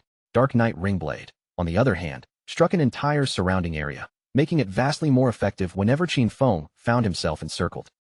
The system then displayed the attributes of the Platinum Tier Resentment Leather Armor. It provided 55 points of physical defense, 45 points of resistance against every element, 42 points of damage block, and an additional 777 HP. The armor required level 11 before it could be equipped. It also carried a special effect called Resentment, which granted Qin Feng 30 points of base attack power whenever he was struck by an enemy. Qin Feng continued toward the enormous door at the end of the corridor while evaluating his new armor. The resentment effect itself was not especially useful to him, but the item's defense, elemental resistance, and damage block were all exceptionally high. It was more than good enough to replace the level 5 golden Ghostfire leather armor he currently wore. The remaining loot consisted of roughly 20 additional items, and selling everything should earn him over 10,000 days of lifespan. Now that the tomb had opened before him, Qin Feng hoped something truly valuable was waiting beyond the door. Best of all would be a mount, which could solve his current transportation problem. At the same time, elsewhere in the game, a goblin swung its sword with brutal force. The blade tore straight through Qin Xiaoyu and her companion, cutting both of them in half before they could escape. A moment after their deaths, Qin Xiaoyu and the rest of her defeated party reappeared at the town's respawn point, their failed battle ending with everyone sent back together. The man standing among them was overwhelmed by fury. Unable to control himself any longer, he began screaming at the top of his lungs like someone who had completely lost his mind. Still consumed by rage, the man seized Qin Xiaoyu by the collar and hauled her toward him. He called her completely useless, sneering that although her body had grown taller, her brain clearly had not. According to him, every time the team was wiped out, it was always because of her mistakes, and after this latest disaster, he had only 2 years of non-tradable lifespan remaining. With a violent shove, he threw Qin Xiaoyu hard onto the ground. Before leaving, he pointed at her and issued one final threat, warning her not to even think about approaching him at school, because if she did, he would personally deal with her. As Qin Xiaoyu lay on the ground, her friend hurried over and reached down to help her back up. The furious man had no interest in staying any longer, and in the next moment, he disconnected from the game.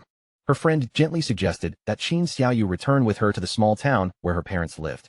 She had heard that a community support group had been established there specifically to help elderly residents and inexperienced players like them who had no idea how to survive in the game. Listening to this, Qin Xiaoyu clenched both fists until her fingers tightened, unable to suppress the anger burning inside her.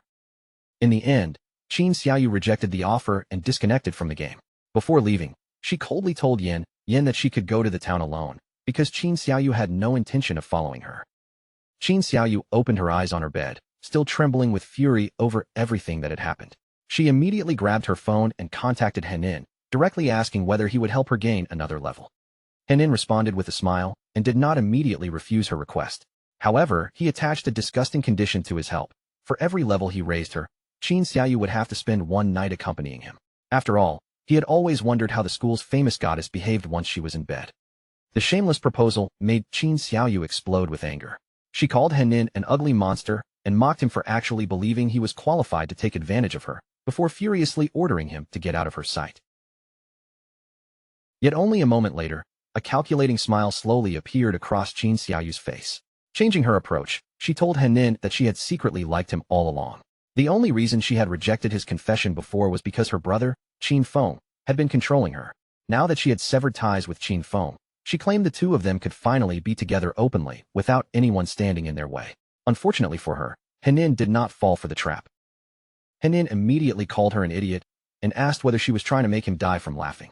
He pointed out that if Qin Xiaoyu could abandon her own brother so easily, then there was no telling what she might do to him in the future. With that, he bluntly told her to get lost. Refusing to give up, Qin Xiaoyu began contacting every man she thought might still help her. First, she messaged Sharp Young Master and invited him to come over to her house, keep her company, and help her level up while he was there. However, he immediately saw through her intentions. Laughing at her, he boasted that he now possessed platinum-tier talent and already had more than enough women around him, before ordering her to disappear. Qin Xiaoyu then tried her luck with brother Xiaoma, sweetly telling him that she was bored and waiting for him in Shell Town. His reply was just as merciless. He reminded her that everyone already knew how she had deceived Zhang Wei, and he even threatened to test his newly acquired skill on her if she came near him. With one rejection following another, Qin Xiaoyu sank into sadness and desperation.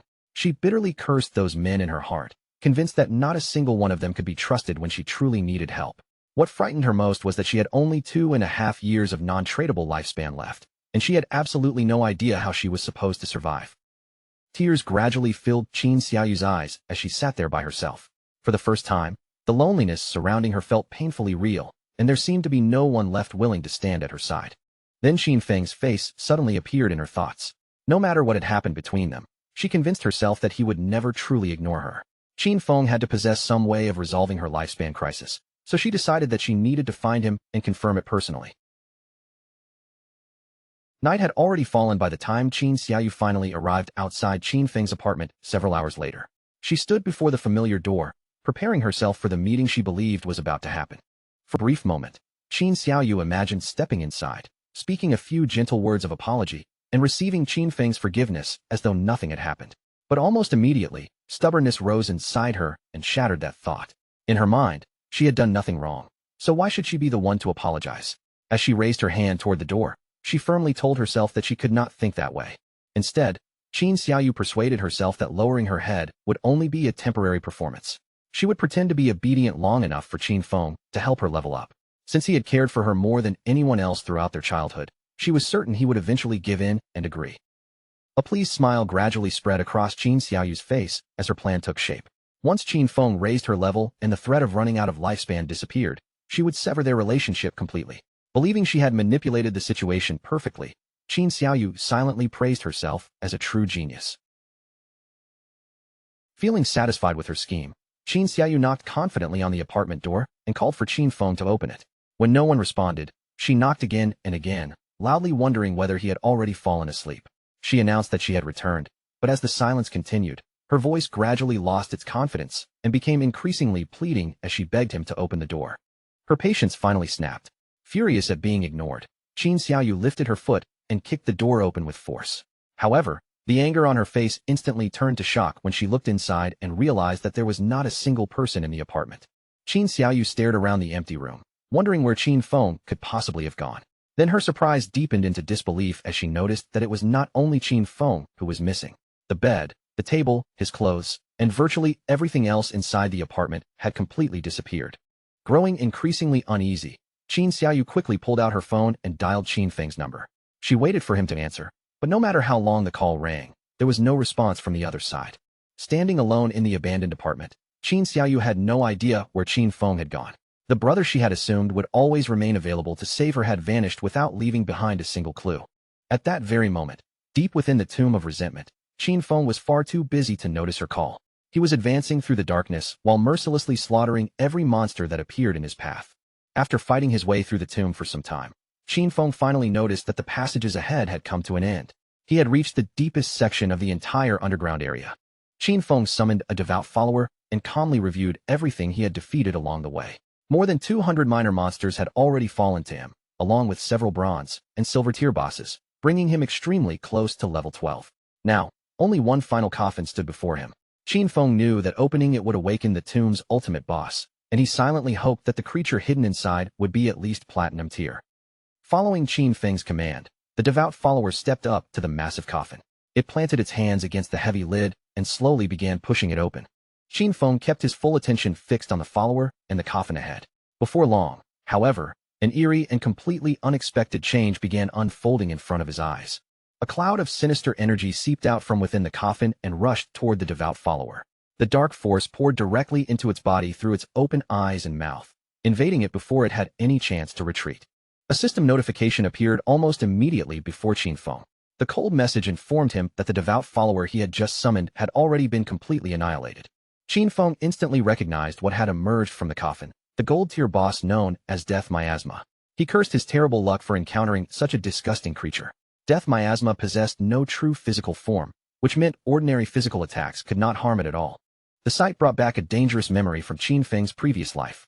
Someone had once carelessly released this very type of boss, allowing the miasma to escape the tomb and spread toward a nearby survivor base. The consequences had been horrifying. Countless civilians who had no idea what was approaching were caught in the disaster, leaving enormous numbers of innocent people either dead or severely injured.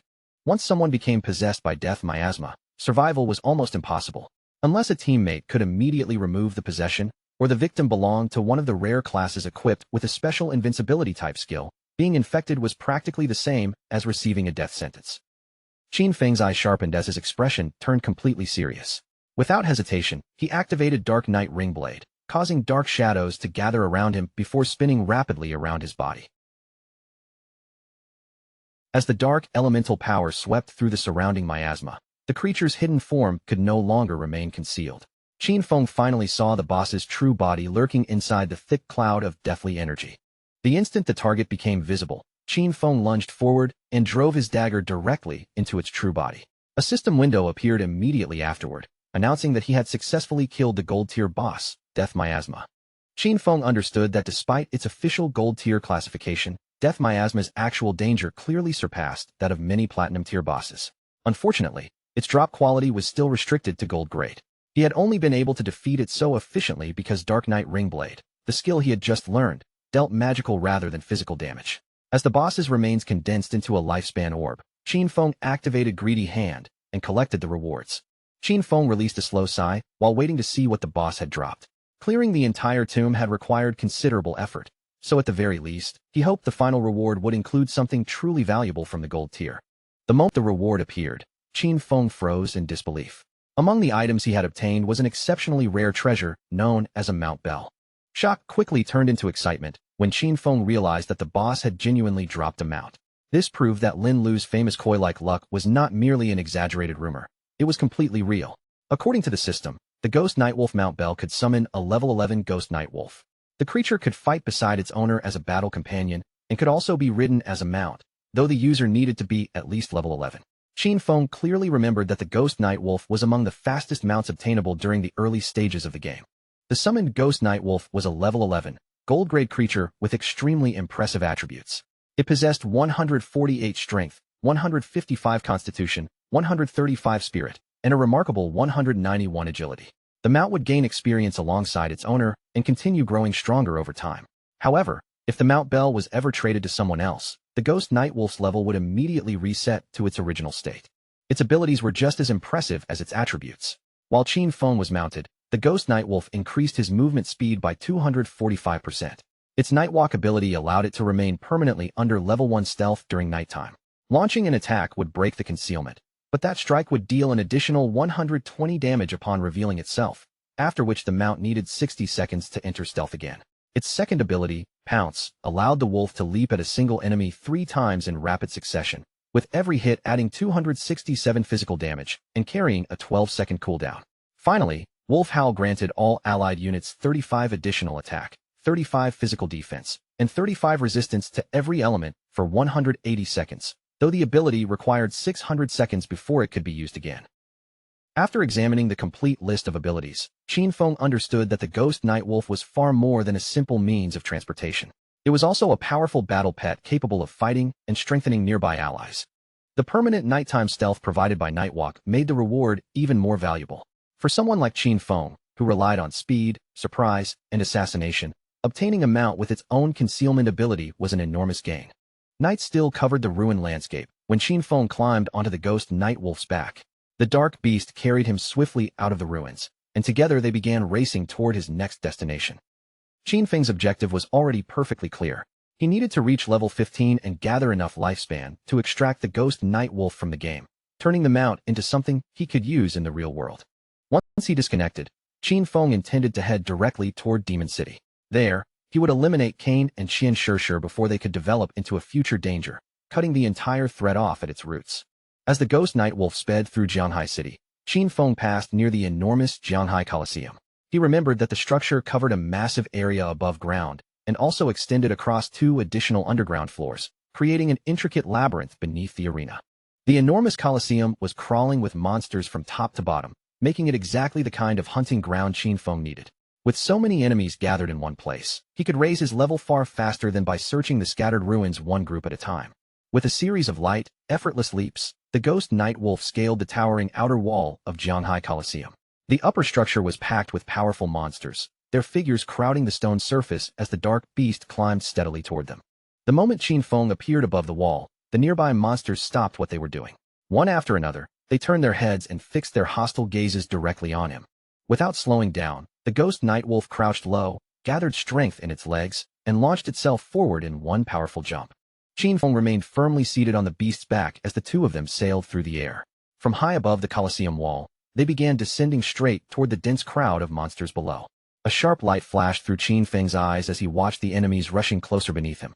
His expression hardened with determination, and he prepared to tear through the entire group the instant he landed. The moment he entered striking range, Qin Feng unleashed instant shadow slash. Blades of light ripped across the monsters in rapid succession, and he immediately began massacring everything surrounding him. Meanwhile, in another section of the ruined city, Yu was leading her own party through battle. With a swift movement of her sword, she delivered the final strike and killed one of the monsters blocking their path. The defeated creature collapsed before its remains dissolved and transformed into lifespan. Seeing the reward appear, Yu finally relaxed slightly and let out a quiet breath of relief. Her teammate, Ma Naoyang, the son of a department head in Jianhai City, immediately began applauding. He loudly praised Captain N, declaring that her damage was as terrifying as expected and that the Hidden Dragon Swordsman class was truly powerful. With obvious admiration in his voice, he even announced that Yu was undoubtedly the woman he had chosen for himself. Yu, however, remained focused on the battle.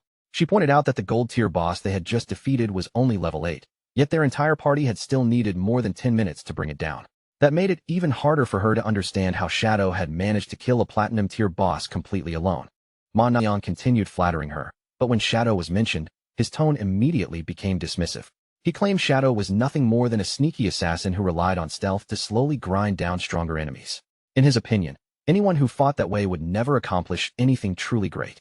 Secretly, Ma Naoyang felt pleased because Yu did not appear to have any powerful backing. With his status as the son of an official, he believed bringing her under his control would be effortless. Yu calmly turned his argument back on him, asking whether a mediocre archer like Ma Naoyang was not even better suited to hiding at a distance and slowly wearing down a boss. Her blunt response caught Ma Naoyang completely off guard, and he stumbled backward before dropping onto the ground on his backside.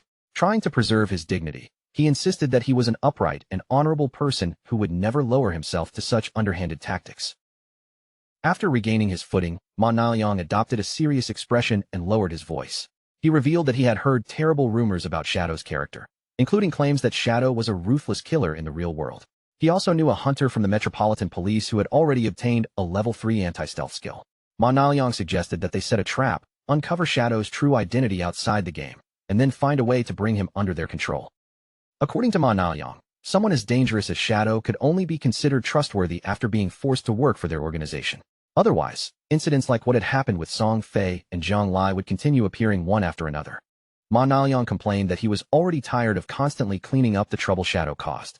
Hearing this, Yu and Wang Meng exchanged a glance, and neither of them could hold back their laughter. They asked Ma Naoyang whether he truly still failed to understand the situation. Shadow had never begged them to clean up after him. In reality, they were the ones voluntarily handling whatever remained in his wake. Doing so was the only way to align their interests with his and preserve the possibility of future cooperation. They then reminded Ma Naoyang of what Shadow had already accomplished. The world's first kill of a gold-tier boss and the first kill of a platinum-tier boss, both achieved entirely on his own. Ma Naoyang's face darkened with fury. To him, Shadow was still nothing more than a fragile assassin who depended on remaining unseen. As long as their anti-stealth level could match Shadow's concealment, he argued there was no reason they could not control him. He then called the others a group of nobodies and angrily berated them for daring to lecture someone of his status. He turned toward Yu and told her to watch carefully. Ma Naoyang declared that he would personally destroy Shadow's reputation and capture him. Once that happened, he claimed Yu would have no choice but to kneel before him, apologize for doubting him, and beg for his forgiveness. Ignoring Ma Naoliang's arrogant outburst, Wang Ming turned to Yu and asked what rewards the gold tier boss had dropped. Yu checked the items and replied that among them was one piece of gold tier equipment intended for a priest. The remaining rewards consisted of one silver tier piece of equipment and a silver tier skill book. Yu rested her fingers against her chin as she thought about Shadow, who regularly sold their group multiple pieces of gold tier equipment and had even offered platinum tier items. She began wondering exactly how many bosses he had killed to accumulate so much valuable gear. Another possibility crossed her mind. Perhaps his talent specialized in treasure hunting, and those items had actually come from opening hidden chests. At that moment, Wang Ming's expression became unusually grave. When he admitted that something had been worrying him, Yu looked over in confusion. Wang Ming then brought up the Zhongnan restaurant case, where the entire Dongfang family had been murdered during a private gathering. Wang Ming raised an unsettling possibility. If Shadow had truly been responsible for wiping out the Dongfang family, were they still expected to keep handling the consequences for him? Wang Ming admitted that he still could not understand Shadow's real personality, and what frightened him most was the possibility that Shadow might actually be a merciless serial killer outside the game. Yu's expression changed slightly. She had already heard about the Zhongnan restaurant case and understood exactly which incident Wang Ming was referring to. The higher authorities were treating the matter with extreme seriousness. Within their organization, speculation was spreading rapidly, and many people were already questioning whether Shadow had been connected to the Dongfang family's disappearance. Yet Yu answered with a calm and confident smile. Even if Shadow had truly been responsible for the incident, she would still choose to cooperate with him.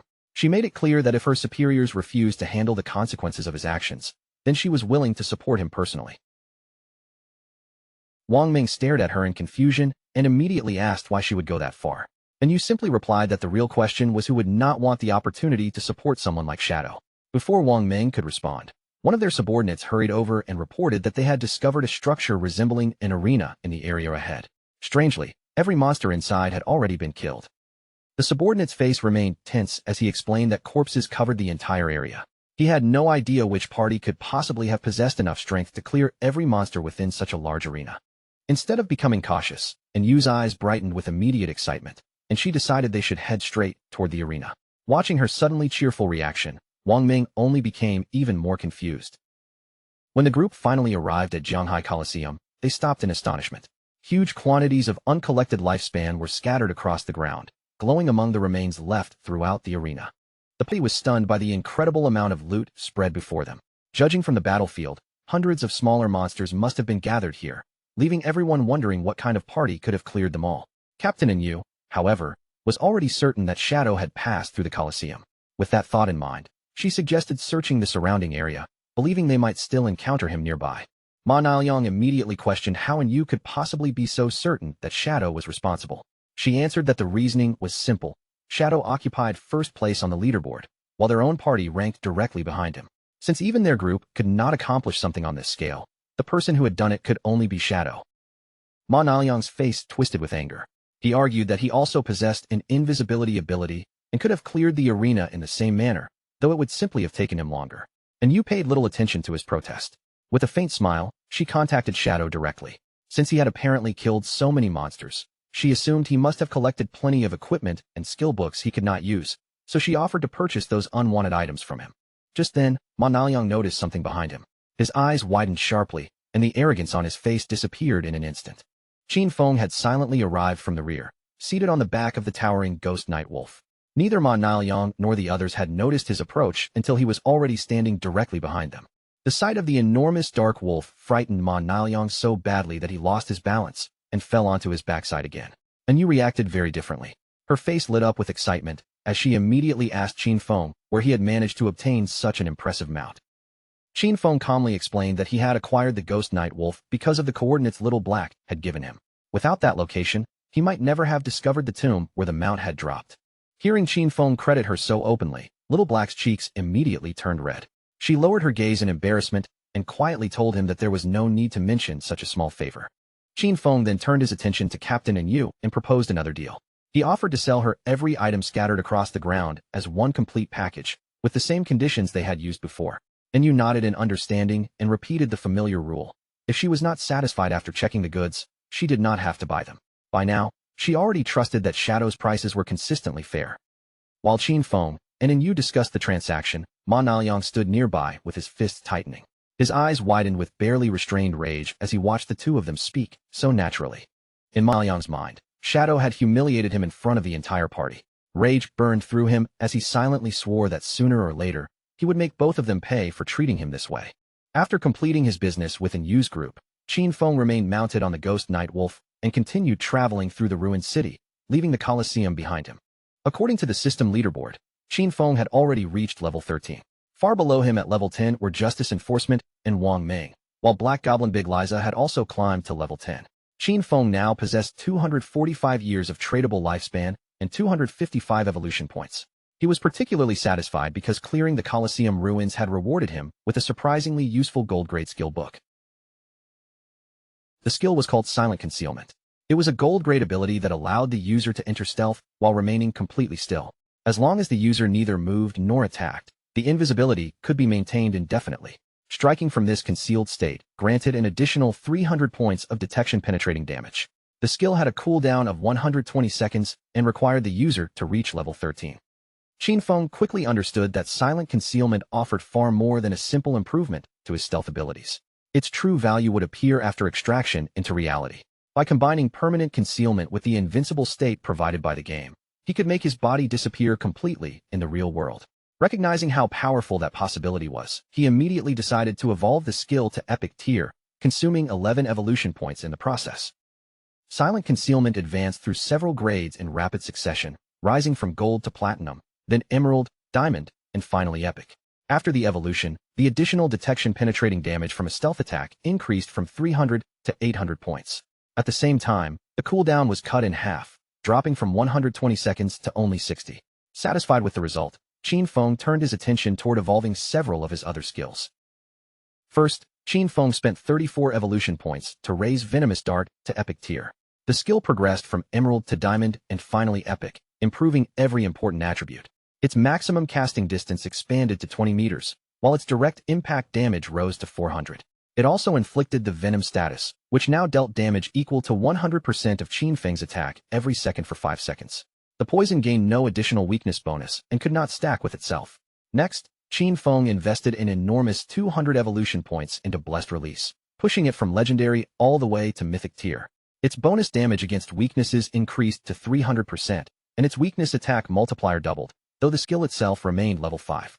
When activated, it now inflicted Throat Slash, dealing 200% of the original attack's damage every second for 3 seconds. Its base cooldown fell to only 15 seconds, which became 9.7 seconds after Qin Feng's bonuses were applied. Qin Feng could not hide his satisfaction. Mythic tier skills were every bit as overwhelming as he had expected. Unless he encountered a monster with unusual defenses, nearly every attack he launched would now count as a strike against a weak point. He then took out a necklace, examined it closely in his hand, and decided that the time had come to evolve that item as well. The necklace was the platinum-grade Deceiver's Pendant, an assassin accessory that granted 45 physical attack, 20 strength, and 20 constitution. It required level 13 to equip and possessed a rare additional effect that increased the wearer's stealth level by 1. After combining the pendant's bonus with his existing skills and equipment, Qin Feng calculated that his total stealth had now reached level 4. At the current stage of the game, he was convinced that almost no one possessed the ability to detect him. Qin Feng also possessed another valuable item known as the Shadow Veil. Once its bonus was included, his total evasion rate had climbed to an astonishing 83%. The Shadow Veil itself was gold-tier assassin equipment, granting 5 constitution, 5 spirit, and an additional 32% evasion. At that moment, a muffled explosion suddenly echoed through the nearby ruins. The brief blast disturbed the surrounding silence and immediately caught Qin Feng's attention. Qin Feng slowed the ghost Nightwolf and brought it to a stop. Rather than continuing forward without knowing the cause, he decided to investigate what had just happened behind him. As Qin Feng turned around and directed his gaze toward the source of the explosion, something unexpected began emerging from within the ruined surroundings. From the settling smoke emerged a gigantic boss with a terrifying mechanical form. Heavy chains served as both of her arms, and at the end of each one was a long, razor-sharp blade capable of slicing straight through anything nearby. The moment Qin Feng recognized that monstrous figure, his gaze sharpened. It was the Steel Saintess, and he immediately wondered which reckless fool had been insane enough to release such a dangerous boss into the ruins. Memory from Qin Feng's previous life quickly surfaced. Back then, the Steel Saintess had also appeared in the ruins of Jianghai City, drawing more than 1,000 players into a massive hunt. Yet instead of defeating her cleanly, that disastrous battle ultimately caused over 4,000 deaths.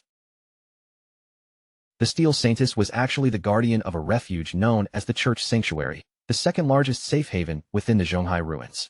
Qin Feng had originally intended to eliminate Cain and Qian Shishir before challenging her, but now that the boss had appeared directly in front of him, he changed his plans and decided to deal with her first. With one powerful leap, the ghost night wolf sprang upward and landed on the roof of a nearby building. From that elevated position, Qin Feng could clearly observe the chaos unfolding below. The Steel Saintess began rotating her chain-like arms with terrifying force. Her bladed hands swept through the surrounding area in wide circles, instantly turning the nearby players into helpless targets. One unfortunate player was caught by the spinning blade and killed almost immediately. Seeing how effortlessly the boss had taken him down, the others finally realized that the Steel Saintess was far stronger than they had expected. However, they were given no time to retreat or reorganize. Before the players could properly react, the Steel Saintess violently swung both bladed arms again and began cutting through the rest of the group one after another. Watching from above, Qin Feng could already tell that these players intended to challenge the Steel Saintess directly. In his eyes, they were not being brave at all. They were simply overestimating their own strength by an absurd amount. Among them, one player charged forward while riding a large tiger and began confronting the boss head-on. Qin Feng recognized him immediately as Chen Wuming, the owner of the hidden paladin class. Chen Wuming had once been an old rival of Qin Feng.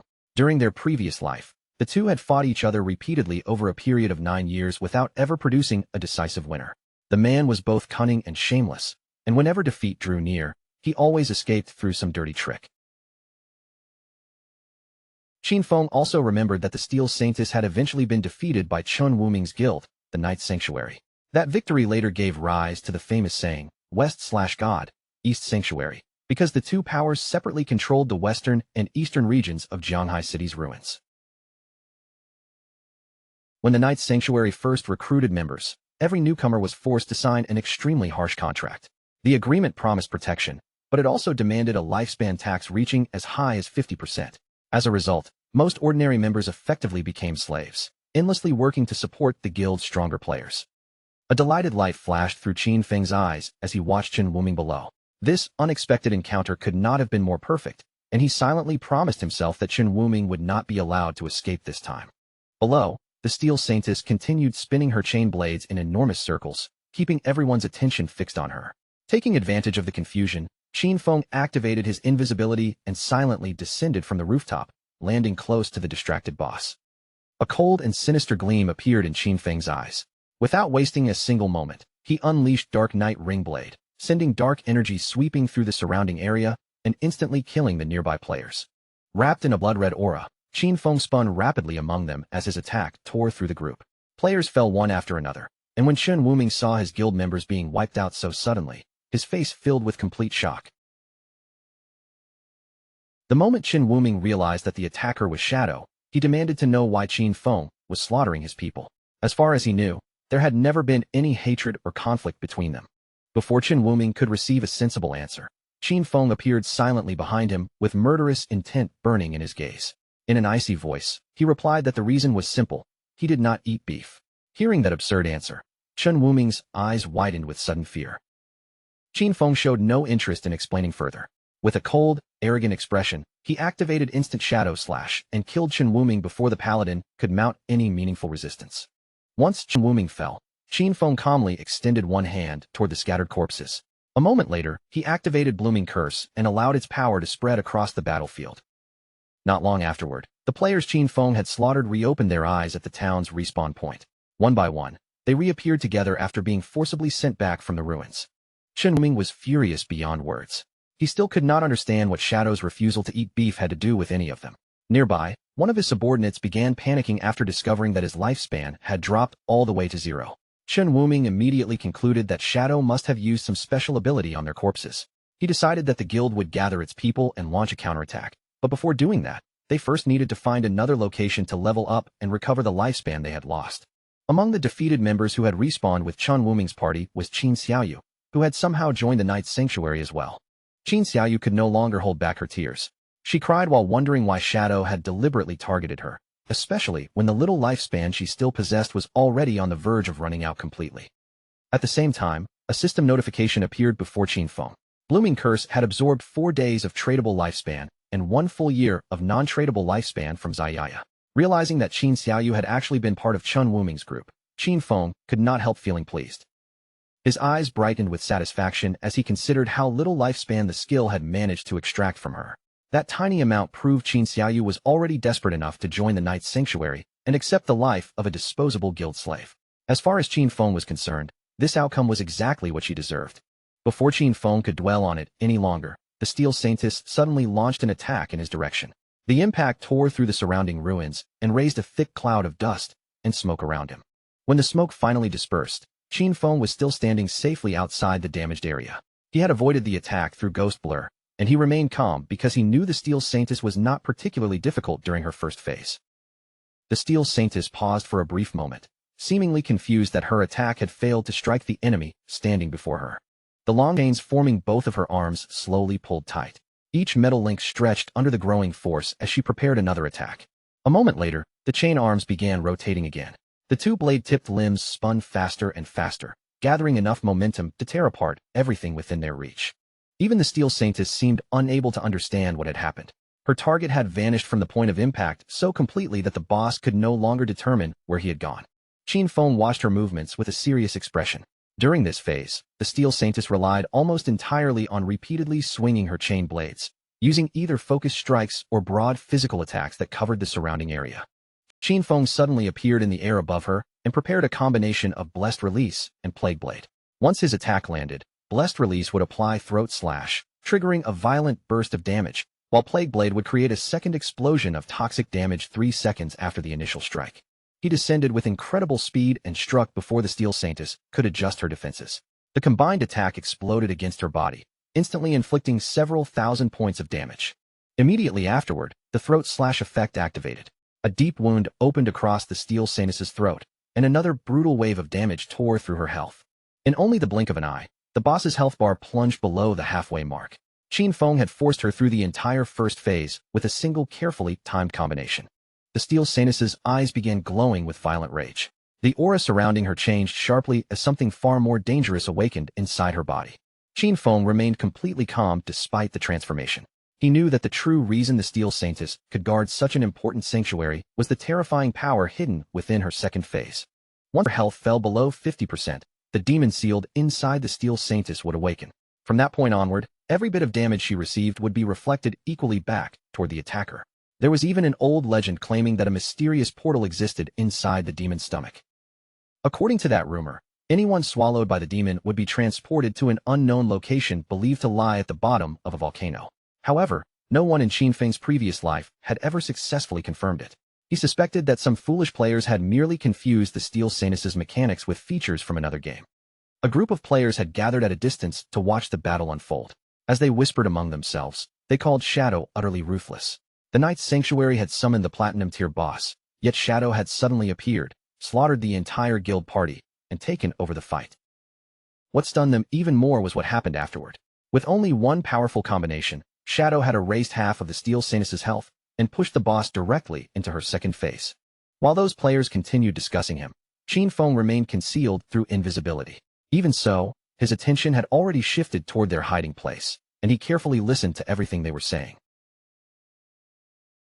A serious light entered Qin Feng's eyes as he reviewed the boss's second phase weakness. Whenever the Steel Saintess launched an attack of her own, the damage reflection effect surrounding her would disappear for one brief instant. That meant Qin Feng could attack at exactly the same moment she did and avoid having the damage reflected back at him. The real problem was that several of his strongest abilities, Instant Shadow Slash, Throat Slash, Plague Blade, and Venomous Dart, continued inflicting damage after the initial hit. If he used any of them now, the delayed damage would still be reflected, and with his current health, even one such backlash would kill him instantly. As Qin Feng considered how to overcome this problem, he remembered the players secretly observing the battle from the nearby cliff. A new idea immediately formed in his mind, and he decided those spectators could be put to good use. At the edge of the cliff, one of the players pushed through the crowd and told the others to move aside. He wanted a clearer view so he could personally see exactly what was happening below. The man was known as Anxuan, and the surrounding players became visibly excited the moment they recognized him. One of Anxuan's subordinates explained that they had already been watching the battle for a long time and had memorized every ability the Steel Saintess had used. Fortunately for them, the boss appeared to possess only a small number of skills. With a confident smile, the girl stretched out both hands and explained what they had witnessed. The moment the boss's health fell below half, she had abruptly stopped moving, while subtle changes across her body suggested that new abilities were awakening. At almost the exact moment the Steel Saintess entered her second phase, Shadow vanished without a trace. Anxuan could hardly believe that Shadow had truly been challenging such a monster entirely alone. A furious light flashed through Anxuan's eyes as he stared toward the battlefield. Refusing to believe Shadow had escaped unnoticed, he immediately ordered his subordinate, Xiao Tu, to activate Red Eye and determine whether Shadow was still hiding nearby. Xiao Tu gave a quick nod and focused her attention on the area below. Her expression became serious as she began channeling the special detection power of Red Eye. A small spectral rabbit materialized beside her and immediately darted toward the Steel Saintess. The tiny creature slipped close to the boss without making enough noise or movement to draw her attention. After searching the surrounding area, Xiao Tu admitted that she could not locate Shadow anywhere and guessed that he had already left. Seeing that even her level 3 anti-stealth ability had failed to uncover him, Anxuan reached the same conclusion. In his mind, there was no possibility that Shadow could possess level 4 invisibility, so he had to be gone. Certain that the battlefield was now free for the taking, Anxuan leaped from the building and descended toward the ground below. His sudden decision left Xiao Tu watching him with a slightly puzzled expression. Before landing, Anxuan looked back and instructed Xiao Tu to continue watching the entire area carefully. If Shadow returned or revealed himself, she was to warn him immediately without wasting even a second. Xiao Tu nodded to show that she understood. Anxuan then landed firmly on the ground, straightened his posture, and drew both swords as he prepared to confront the Steel Saintess himself. Excitement shone in Anxuan's eyes, and a confident smile spread across his face as he approached the Platinum-tier boss. Several nearby players whispered that he was clearly seeking death by challenging such a monster alone. However, one spectator quickly recognized him. He had personally watched Anxuan defeat a gold-tier boss in the starting town without suffering a single scratch. Anxuan possessed the Hidden Soul Warrior class, which granted 100% evasion whenever he successfully rolled. He was also the famous player known as Safety First, a former top global streamer in Souls-like games whose lightning-fast reflexes had earned him a massive reputation. The Steel Saintess quickly noticed the approaching challenger. Her hostile gaze shifted away from the surrounding ruins and locked directly onto Anxuan. Without hesitation, the Steel Saintess swung her razor-edged arms toward him. The chain-mounted blades tore through the air with enough force to slice apart anything caught in their path. Fortunately, Anxuan reacted at the final instant. He dropped his body low and slid across the ground, narrowly passing beneath the sweeping blades as they cut through the space where he had just been standing. The Steel Saintess immediately formed another pair of enormous arms from condensed energy and brought them crashing down to crush him. Anxuan rolled at precisely the right moment, slipping beyond the impact zone and avoiding the second attack without taking any damage. When the boss reached forward and attempted to seize him, Anxuan remained perfectly composed. He rolled once more, escaping her grasp and rapidly widening the distance between them. His subordinates erupted into excited praise as they watched him evade one deadly strike after another. They admired not only his remarkable technique, but also the discipline behind it. Anxuan never allowed greed to tempt him into squeezing in one unnecessary attack, and to them, that calm restraint made his performance look absolutely brilliant. One spectator smiled in amazement and declared that Anxuan was truly incredible, perfectly avoiding every attack the boss threw at him. Even more strangely, flashes resembling sword cuts kept appearing across the Steel Saintess's body, making him wonder whether the Soul Warrior class was really that powerful. The black-haired woman beside him explained that Anxuan's rolls activated the class's unique passive counterattack. Every successful dodge automatically struck the boss at the same time, which was why her health continued decreasing whenever he rolled. Xiao Tu smiled and clarified that perfect evasion was merely the foundation of Anxuan's strength. What truly distinguished him was the destructive offense hidden behind those movements. Every attack was delivered with force, precision, and flawless timing, allowing him to turn defense into a continuous assault. Dodging kept him untouchable, but his deadly combinations were what allowed him to end battles quickly. The Steel Saintess continued pursuing Anxuan relentlessly. Her blades and energy-formed limbs struck again and again as she desperately tried to catch the slippery opponent moving around her. Confidence brightened Xiao Tu's eyes as she revealed another advantage of the Soul Warrior class. Whenever Anxuan triggered a successful dodge during his roll, his next direct attack would ignore 50% of the target's defense. After avoiding another strike, Anxuan suddenly turned and planted his feet toward the boss. A powerful blue aura began rising from his body as energy gathered around both of his swords. The moment his subordinates saw the brilliant blue effect, their faces filled with anticipation. They recognized the preparation immediately and confidently predicted that the incoming blow would deal damage in the 4-digit range. An Xuan's eyes gleamed with excitement as the power reached its peak. He tightened his grip on both weapons, eager to unleash the devastating strike he had prepared. Before the Steel Saintess could react, An Xuan surged forward and released the attack.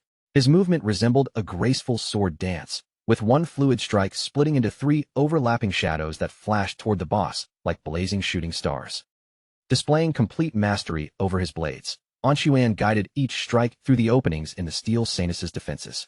The swords carved deep wounds across her body, and within a single instant, her health bar plunged to well below half.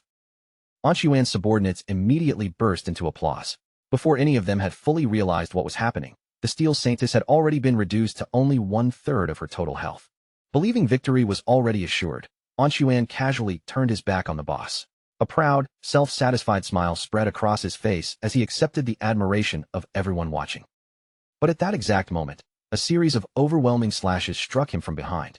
More than 34,000 points of damage erupted at once, instantly erasing An Xuan's health and killing him before he could even understand what had happened. His subordinates immediately fell into panic.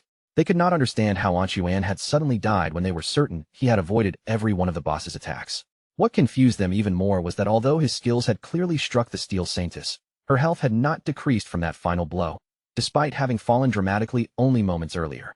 Not far from the chaotic battlefield, Qin Feng stood silently in concealment. From his position, he had witnessed everything that had just unfolded.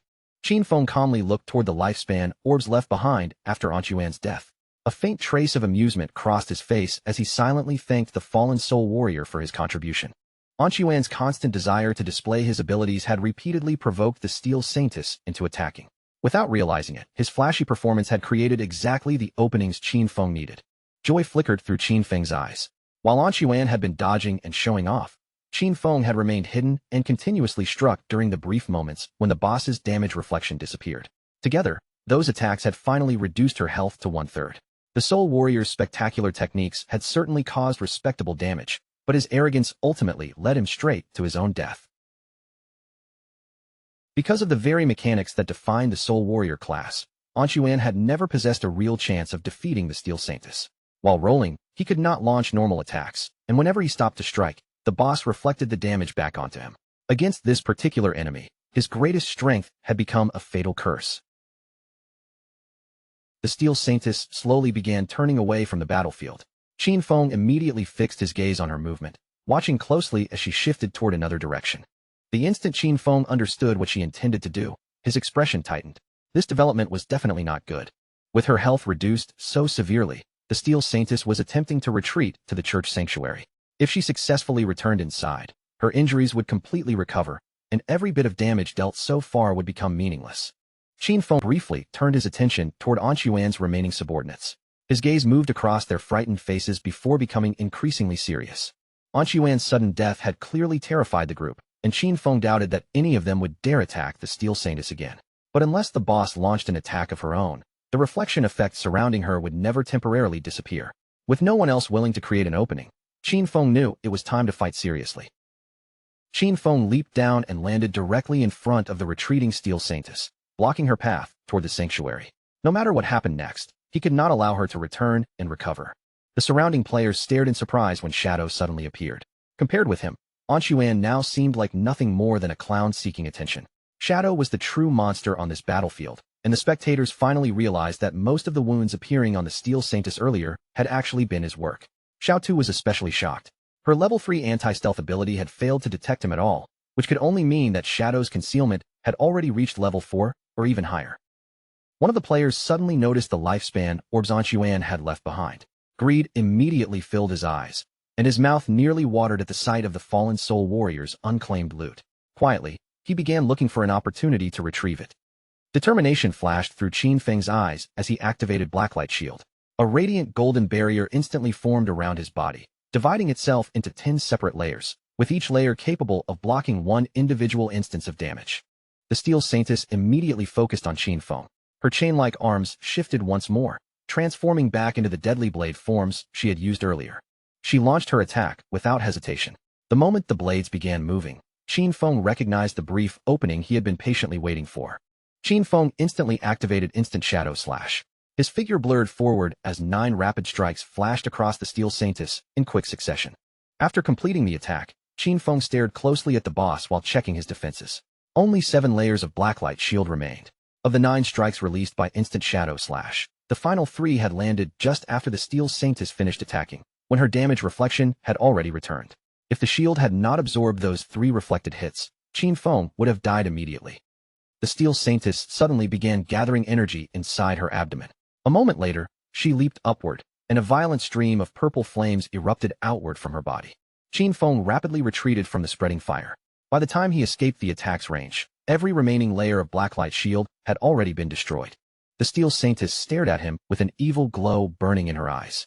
Qin Feng immediately understood that the flamethrower produced damage far too frequently to rely on ordinary evasion. Even with an evasion rate exceeding 80%, the rapid flames had erased all 7 shield layers almost instantly. Had he reacted even half a second later, the attack would have killed him on the spot. While Qin Feng's attention appeared focused on the Steel Saintess, the greedy player quietly rushed toward Anshuan's abandoned loot. Qin Feng noticed the movement from the corner of his eye and flicked his hand without hesitation, launching a venomous dart that buried itself directly in the man's forehead. The defeated player's body vanished from the battlefield, confirming that he had been completely eliminated. Qin Feng's attitude was unmistakably firm. No matter who came forward, he had absolutely no intention of allowing anyone to snatch away the loot that now belonged to him. A string of system notifications immediately appeared before Qin Feng. From Safety First, he had obtained 612 days of tradable lifespan along with 67 full years of non-tradable lifespan.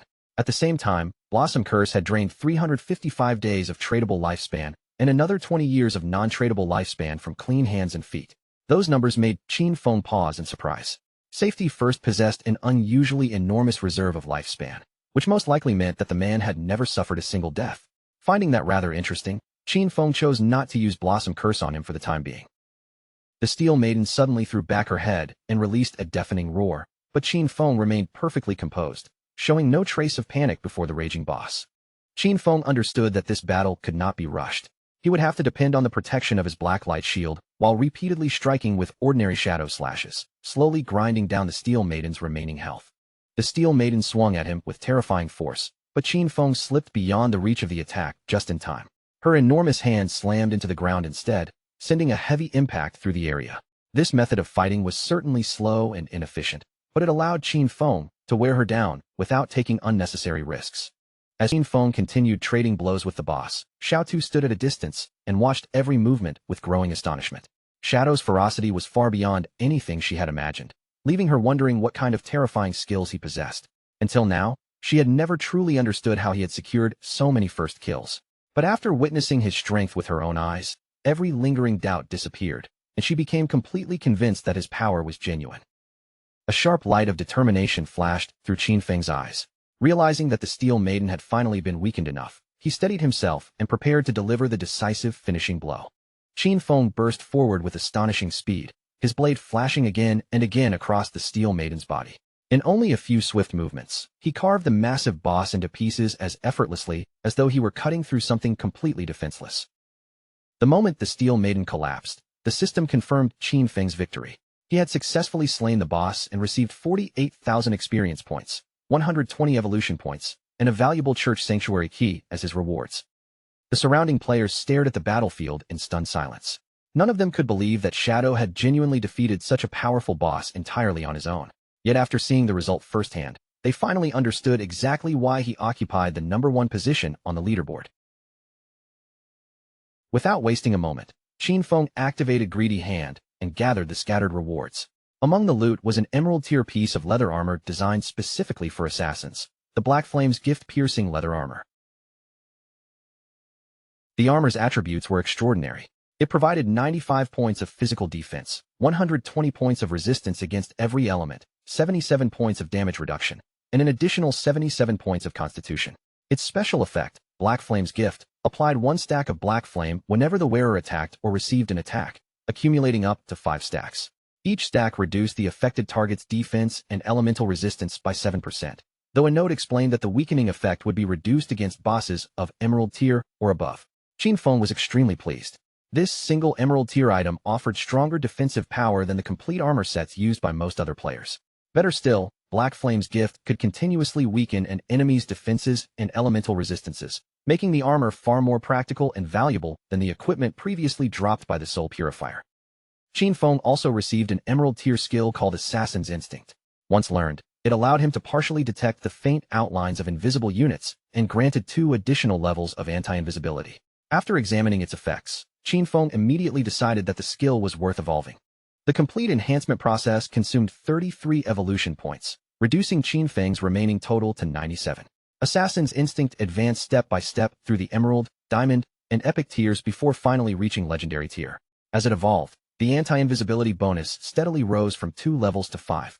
Its new legendary effect also sharpened Qin Feng's ability to sense an opponent's weak points, granting a 50% modifier to critical hit damage.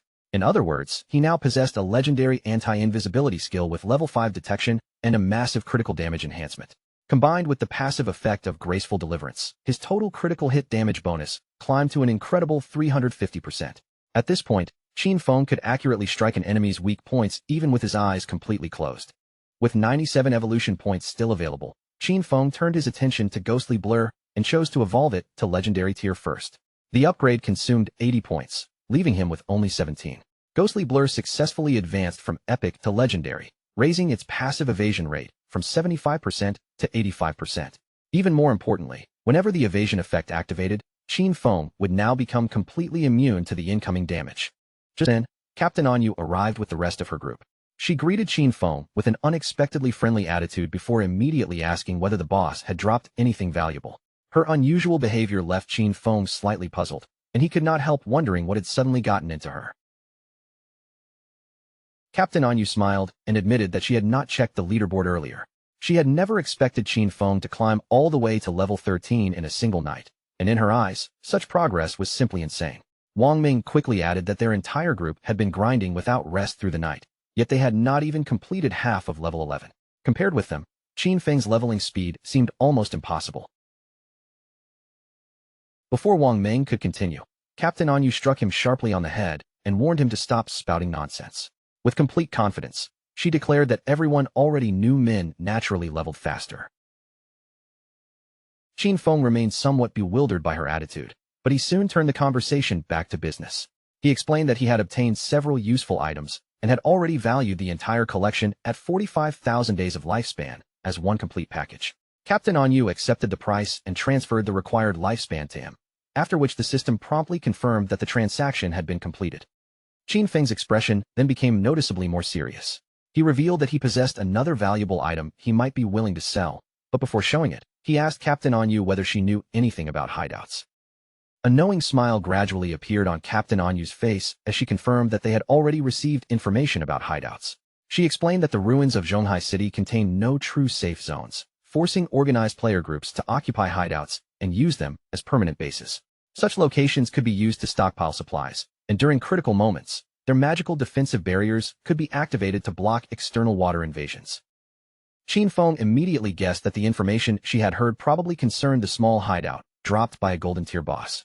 Captain Anyu nodded and explained that Qin Feng reached into his inventory and withdrew a gleaming golden key. Now that Captain Anyu clearly understood how valuable a hideout could be, he revealed that this was the key to the church sanctuary hideout, dropped by the Steel Maiden he had only just defeated. He went on to explain that the sanctuary occupied more than 800 meters of land.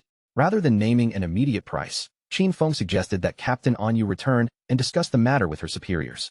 Once they decided how much they were prepared to offer, he would consider whether selling the hideout was worthwhile.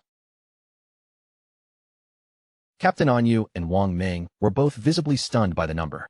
They understood that the larger a hideout was, the stronger its defensive abilities would be, and the more complete its internal facilities were likely to become. A sanctuary spanning more than 800 meters was enormous, large enough for every member of Zhonghai City's official forces to receive a private room of their own.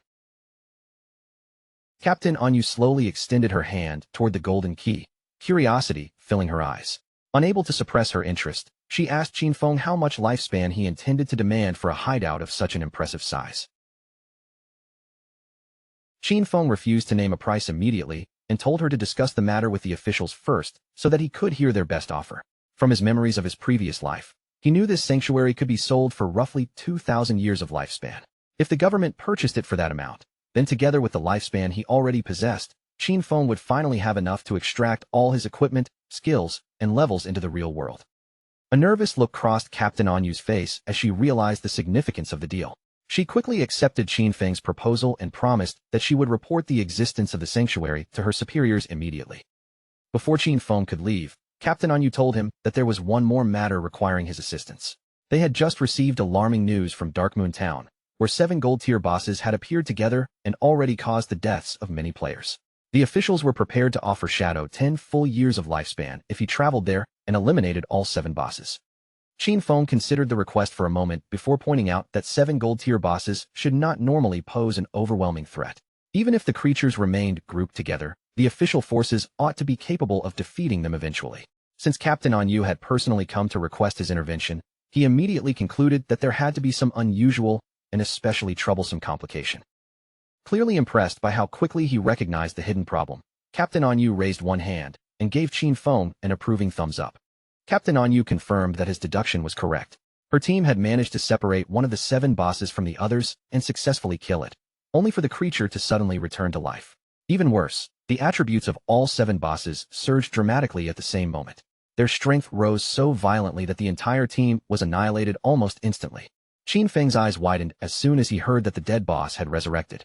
A memory surfaced in his mind, the existence of rare group-type bosses that were linked together and capable of reviving one another.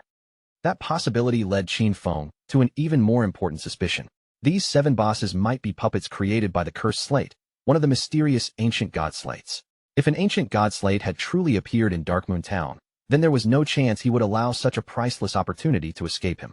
Qin Feng decided to depart immediately and asked Captain Anyu to send him the exact coordinates. She quickly provided the location and wished him good luck. In Qin Feng's opinion, Captain Anyu was surprisingly sincere. The loot from 7 gold-tier bosses alone could probably be sold for 40 or 50 years of lifespan, yet she had still offered him an additional 10 years as payment. Truthfully, the reward was extremely generous. Riding atop the Ghost Knight Wolf, Qin Feng raced through the ruined city toward his destination. As he passed an enormous statue, however, something nearby suddenly caught his attention, causing his eyes to widen in surprise. Not far from the statue, a group of players had surrounded a young woman and were viciously beating her. After taking a closer look, Qin Feng recognized the victim immediately. It was his own younger sister, Qin Xiaoyu. One of the women stepped forward with a cruel smile and delivered a heavy slap across Qin Xiaoyu's face. She accused the girl of being a shameless slut who had only just joined the guild, yet was already trying to seduce its leader. Qin Xiaoyu's face was covered in dark bruises, and tears streamed helplessly down her cheeks. The woman glared at her with open hostility and declared that this beating was merely a warning. Qin Xiaoyu had better stay far away from the guild leader, or the next time they met, the woman would completely destroy that pretty face of hers. The group showed no mercy whatsoever. They surrounded Qin Xiaoyu and continued striking and kicking her as she curled up beneath their relentless attacks. Watching from the rooftop of a nearby building, Qin Feng quickly understood what had happened. After joining the Knight's Sanctuary, Qin Xiaoyu had once again become entangled in the guild's petty internal conflicts. These meaningless struggles for attention and influence were nothing new to him. In his previous life, whenever his sister found herself trapped in situations like this, Qin Feng had always been the one who stepped in and resolved them for her. Qin Feng descended from the building and told Qin Xiaoyu that she should simply enjoy living her life alone. Meanwhile, she continued sobbing and begged the women to stop, crying that every blow hurt terribly and that she truly felt as though she were about to die. Her attackers ignored her pleas completely. They cursed her as a filthy slut, swore that they would kill her, and sneered that no one could possibly know how many men she had already seduced. Rather than approaching the group, Qin Feng entered the enormous statue standing at the center of Jianghai City's ruins. He remembered that a secret chamber was hidden beneath it, containing a passage that allowed players to return to the starter town. It was an obscure piece of information known by only a tiny number of people. As Qin Feng stepped into the hidden chamber, a glowing magic circle formed directly before him. He knew that using this teleportation route came at a steep cost. The first journey required 500 days of lifespan, the second demanded 1,000 days, and the third would consume 2,000, with the price doubling after every use. As more time passed, starter towns would gradually evolve into dangerous higher-level regions.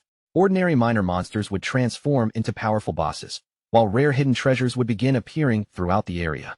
The ancient god slate connected to the present situation was one such treasure, and Qin Feng had no intention of allowing an item that valuable to slip through his fingers. A system prompt appeared, asking whether Qin Feng wished to teleport back to the abandoned land of the gods, Dark Moon Town. The name immediately made him thoughtful. Dark Moon Town was supposed to appear during a much later stage, yet even in his previous life, he had never heard any information about it. Despite that mystery, Qin Feng did not hesitate and immediately confirmed the teleportation. The system deducted 500 days of lifespan as the required fee. A flash of light then enveloped Qin Feng's body, transporting him directly into Dark Moon Town. Upon arriving, Qin Feng found the town unexpectedly lively. Elderly men and women filled the streets, standing in small groups and chatting comfortably with one another.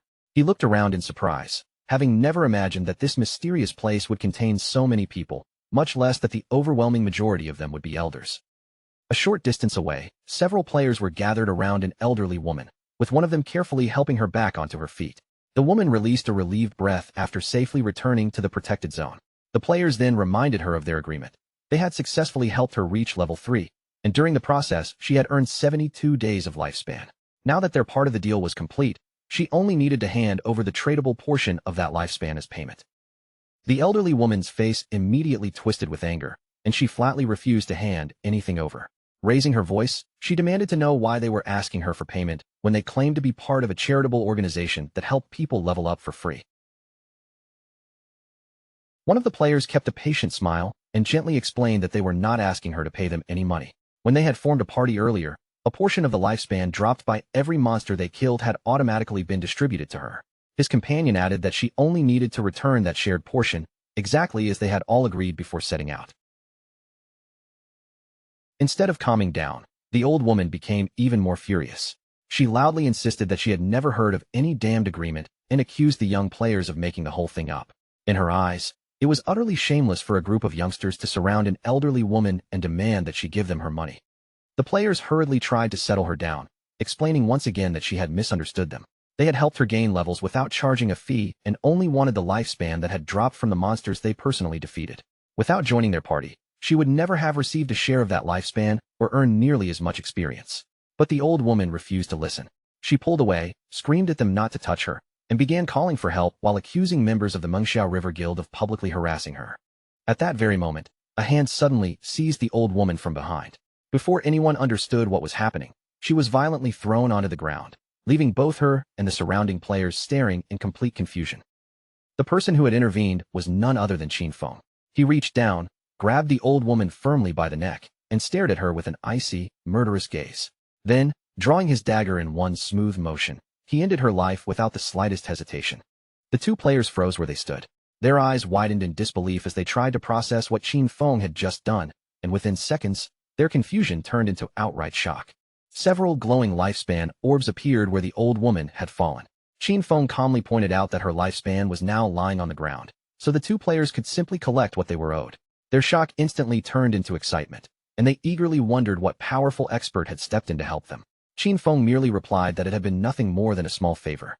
Without waiting for further questions, Qin Feng turned his back on them and calmly walked away. The two players rushed forward to collect the fallen lifespan, celebrating when they discovered that they had recovered all 72 days. They called after Qin Feng and thanked him repeatedly.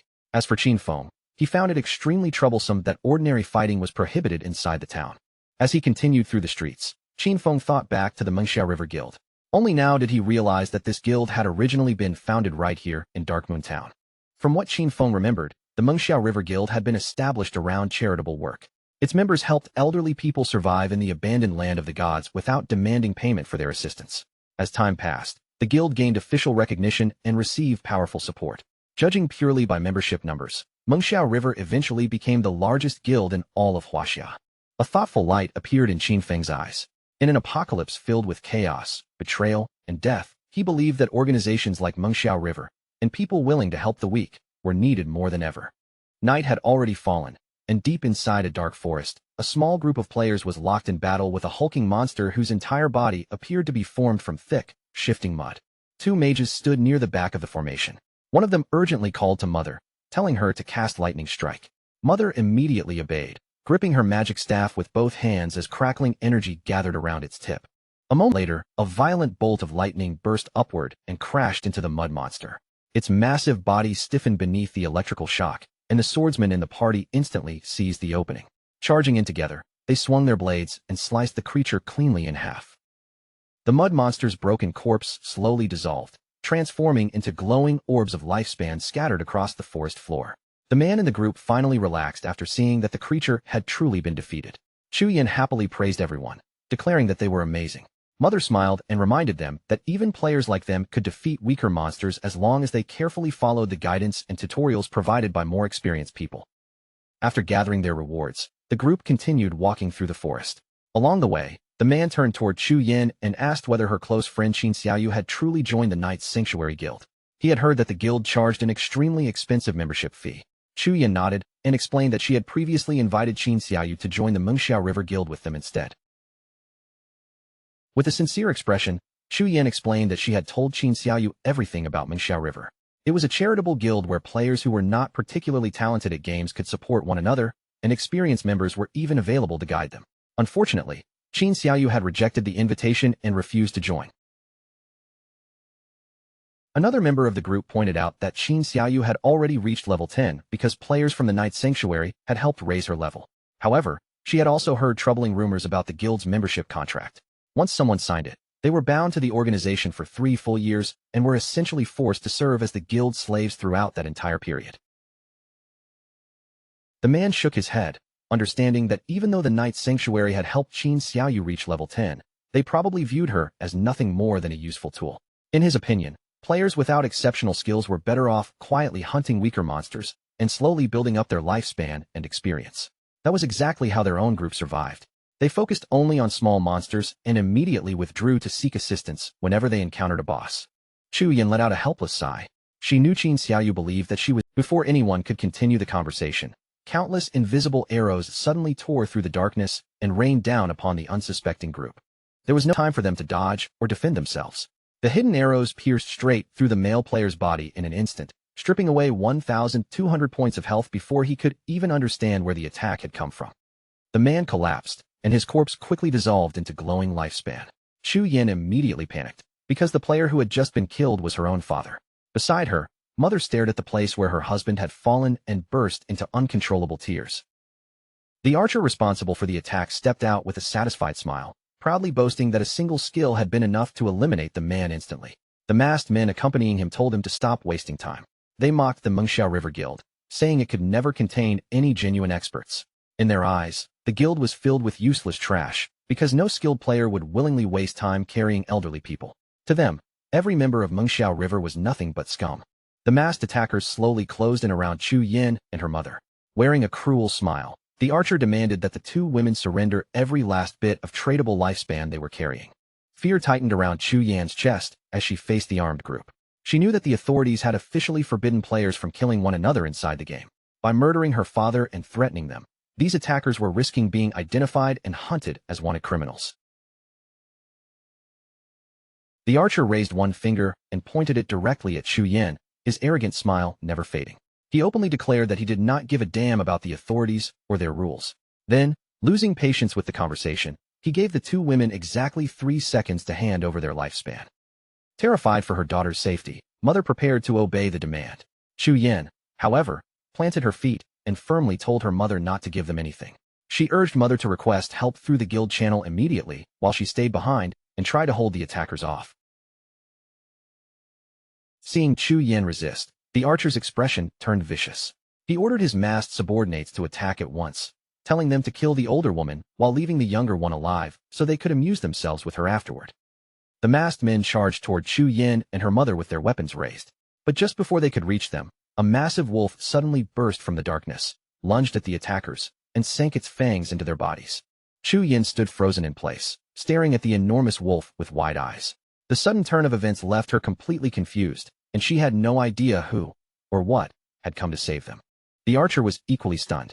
His confidence vanished as confusion filled his eyes, and he frantically looked around for the person controlling the attacking wolf.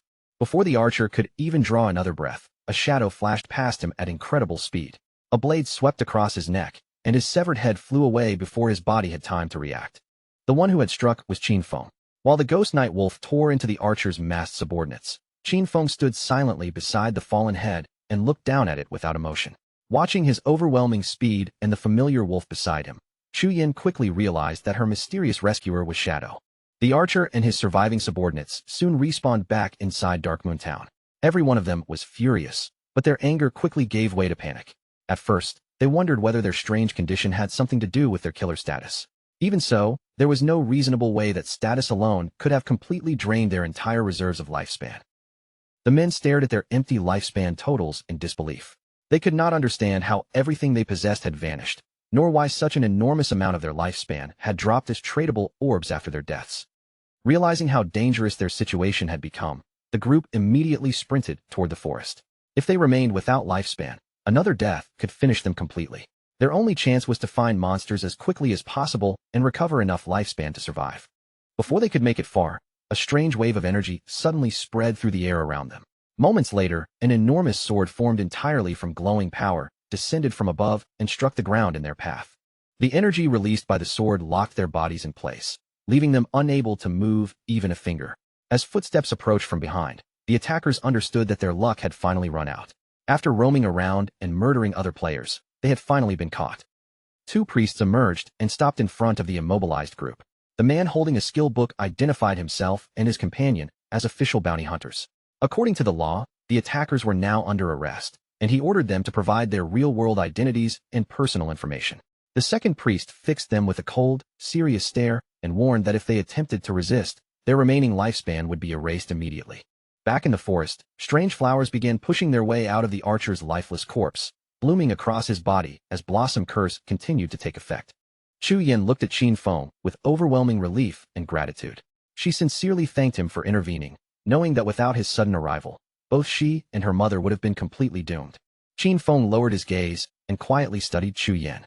He had never expected Qin Xiaoyu's closest friend to possess such a kind heart or enough courage to stand against armed killers for her mother. In both personality and character, Chu Yin was completely different from Qin Xiaoyu. Qin Feng could not understand how the two of them had ever become best friends, but fortunately, they had eventually chosen separate paths. Before Chu Yin or her mother could say anything else, Qin Feng's figure vanished without leaving the slightest trace behind. The two women stared at the empty space where he had been standing, both of them confused by his sudden disappearance. Chu Yin bent down and picked up one of the glowing lifespan orbs, but uncertainty immediately filled her eyes. She could not tell whether the lifespan inside had belonged to her fallen father. Her mother looked around in confusion, wondering where the other attackers had gone, before asking how Shadow had managed to disappear so suddenly. Chu Yin admitted that she did not know. The only thing she knew for certain was that the man who saved them was Shadow, the world's #1 expert. Elsewhere in the forest, another group of players waited near the location of the 7 bosses. Captain Anyu had told them that Shadow would arrive within a few minutes, yet almost half an hour had already passed. Growing impatient, they began wondering what could possibly be delaying him. One of the waiting players glanced toward the dangerous area ahead and asked whether Shadow could truly defeat the bosses inside. His companion openly doubted it. After all, those bosses could return to life after being killed, and he found it unbelievable that Shadow had accepted a mission involving enemies that could seemingly resurrect forever. Neither of them noticed Qin Feng, concealed by invisibility, silently passing directly between them. Qin Feng left the waiting players behind and continued toward the bosses. He clearly remembered that every ancient god slate could add 1 beneficial affix and 1 harmful affix to a piece of equipment. With enough luck, those special affixes could even alter the fundamental traits of a player's class. Qin Feng also remembered an astonishing event from his previous life. The player ranked 7th in the entire world had once gathered 7 ancient god slates and used their combined power to summon the ghost of an ancient god, which then destroyed a legendary tier boss. Some of these bosses could conceal themselves completely, possessing stealth levels so high that ordinary players had no chance of detecting them. Anyone wandering too close could be killed instantly without ever seeing the attacker or understanding what had struck them. The group-type bosses created through an ancient god slate followed unusual battle mechanics unlike those of ordinary monsters. Every boss within the group possessed its own abilities, meaning no 2 encounters would necessarily unfold in the same way. Qin Feng looked ahead and spotted several monsters standing together, their eyes glowing with unmistakable malice. He knew that encounters involving an ancient god slate could take many forms. Sometimes, the bosses remained invisible behind terrifyingly high stealth levels, eliminating nearby players before their victims even realized they were under attack. In other cases, the apparent bosses were merely summoned creatures, while the true enemy was a summoner-type sorcerer hiding somewhere nearby. Unless that hidden caster was found and killed, the monsters confronting the players would continue respawning without end. According to everything the officials had learned, killing any one of the 7 bosses would cause it to revive. Worse still, every resurrection granted all 7 monsters another stack of a powerful berserk attribute. Official reports claimed that even eliminating a single boss was enough to trigger both effects. But Qin Feng considered another possibility. What would happen if all 7 were killed at precisely the same time? Would the resurrection mechanic still activate? It was an idea worth testing. Rather than entering the battle himself, Qin Feng decided to gather more information first. He equipped the follower's pendant and summoned a devout follower, intending to use the expendable servant to test the boss's strength and abilities. The devout follower immediately rushed straight toward the clustered bosses and launched an attack. Its strike connected cleanly, removing more than 1,400 points of health from its target. The eyes of one boss suddenly burned with rage as it turned its attention toward the devout follower that had dared to attack it. The enraged boss slowly turned around. Only a moment later, the devout follower's entire body exploded violently, disappearing before it could make another move. Even after destroying the summoned follower, the bosses barely reacted. None of them spared the unfortunate creature another glance, as though killing it had required no effort whatsoever. Qin Feng's expression became serious as he assessed the results of the test. All 7 bosses were level 10, and none possessed any form of damage reflection. Their overall attributes were intimidating, but only around twice as powerful as those of ordinary gold-tier bosses. That meant they were dangerous, yet still within a range he could handle. Having confirmed their basic strength, Qin Feng finally made his move. He activated Shadow Ring Blade, causing a strange crimson energy to spread outward and engulf the entire area around the 7 bosses. Before the enemies could properly respond, Qin Feng followed up by releasing his poison darts. The projectiles streaked through the air and buried themselves directly into the bosses' throats. The 7 bosses collapsed almost together, and their corpses gradually began fading away. Yet Qin Feng frowned when he saw that not a single piece of loot had appeared, leaving him uncertain whether the battle had truly ended. At that moment, the disappearing remains suddenly gathered together. The bodies of all 7 bosses began merging, twisting into one another as they formed an entirely new and far more powerful monster. The newly formed creature towered over the battlefield with a gigantic body. The instant its transformation was complete, it lowered itself and charged directly toward Qin Feng with overwhelming force. Qin Feng immediately raised his guard. His guess had been correct. Killing all 7 monsters simultaneously had prevented the ordinary resurrection cycle and pushed the encounter into its next phase. As the massive creature approached, Qin Feng noticed that strange symbols covered nearly every part of its body. The giant swung at Qin Feng, but he moved aside and avoided the crushing blow. While dodging, he studied the markings and instantly recognized them as ancient god script. By separating the individual symbols, deciphering their meanings, and arranging them in the proper order, he uncovered the monster's true name, Euthos, the Calamity Ancient God. Euthos continued closing the distance, but Qin Feng hesitated because the correct method of fighting it remained unclear. Then a possibility entered his mind. Perhaps he needed to strike the symbols across the boss's body in the exact order indicated by the ancient god characters. After all, he had once invested enormous manpower and resources into researching ancient god script specifically so he could conquer the ancient god ruins. Qin Feng slipped past another attack and immediately put his theory into practice. He first struck the symbol carved into Euthos's leg, then moved upward to slash the marking on its arm, before finally attacking the character positioned across its chest. The moment the third symbol was struck, poisonous energy began pouring from the boss's enormous body. Euthos threw open its mouth and released an agonized roar that echoed throughout the surrounding valley. Cracks spread across the creature as its massive body started breaking apart piece by piece. It then lost its balance and collapsed into the water below. Qin Feng remained on high alert, unsure whether this destruction meant victory or the beginning of another transformation. Before the water could settle, several coffins suddenly rose from beneath the surface. At the same time, the remains of Euthos began floating above the water, shifting and changing shape once again. The boss's body twisted through another grotesque mutation. Moments later, multiple monsters tore their way out from within it, landing around the coffins and roaring loudly into the night. Qin Feng carefully compared the newly emerged creatures with the coffins surrounding them. The raised inscriptions carved into each coffin corresponded perfectly with one specific monster. From this, he immediately understood the rule of the current phase. Every creature had to be killed beside its matching coffin. Beyond the monsters, Qin Feng could already see the ancient god slate waiting in the distance. Its appearance meant that he had most likely reached the final phase of the encounter. The summoned creatures roared together and began charging toward him from every direction. Qin Feng held his ground without taking a single step backward. Determination sharpened his gaze as he prepared to face the final wave head-on. Above the battlefield, flocks of crows suddenly swept across the night sky, circling over the valley where Qin Feng was fighting for possession of the ancient god slate. The violent disturbance immediately drew the attention of every player nearby.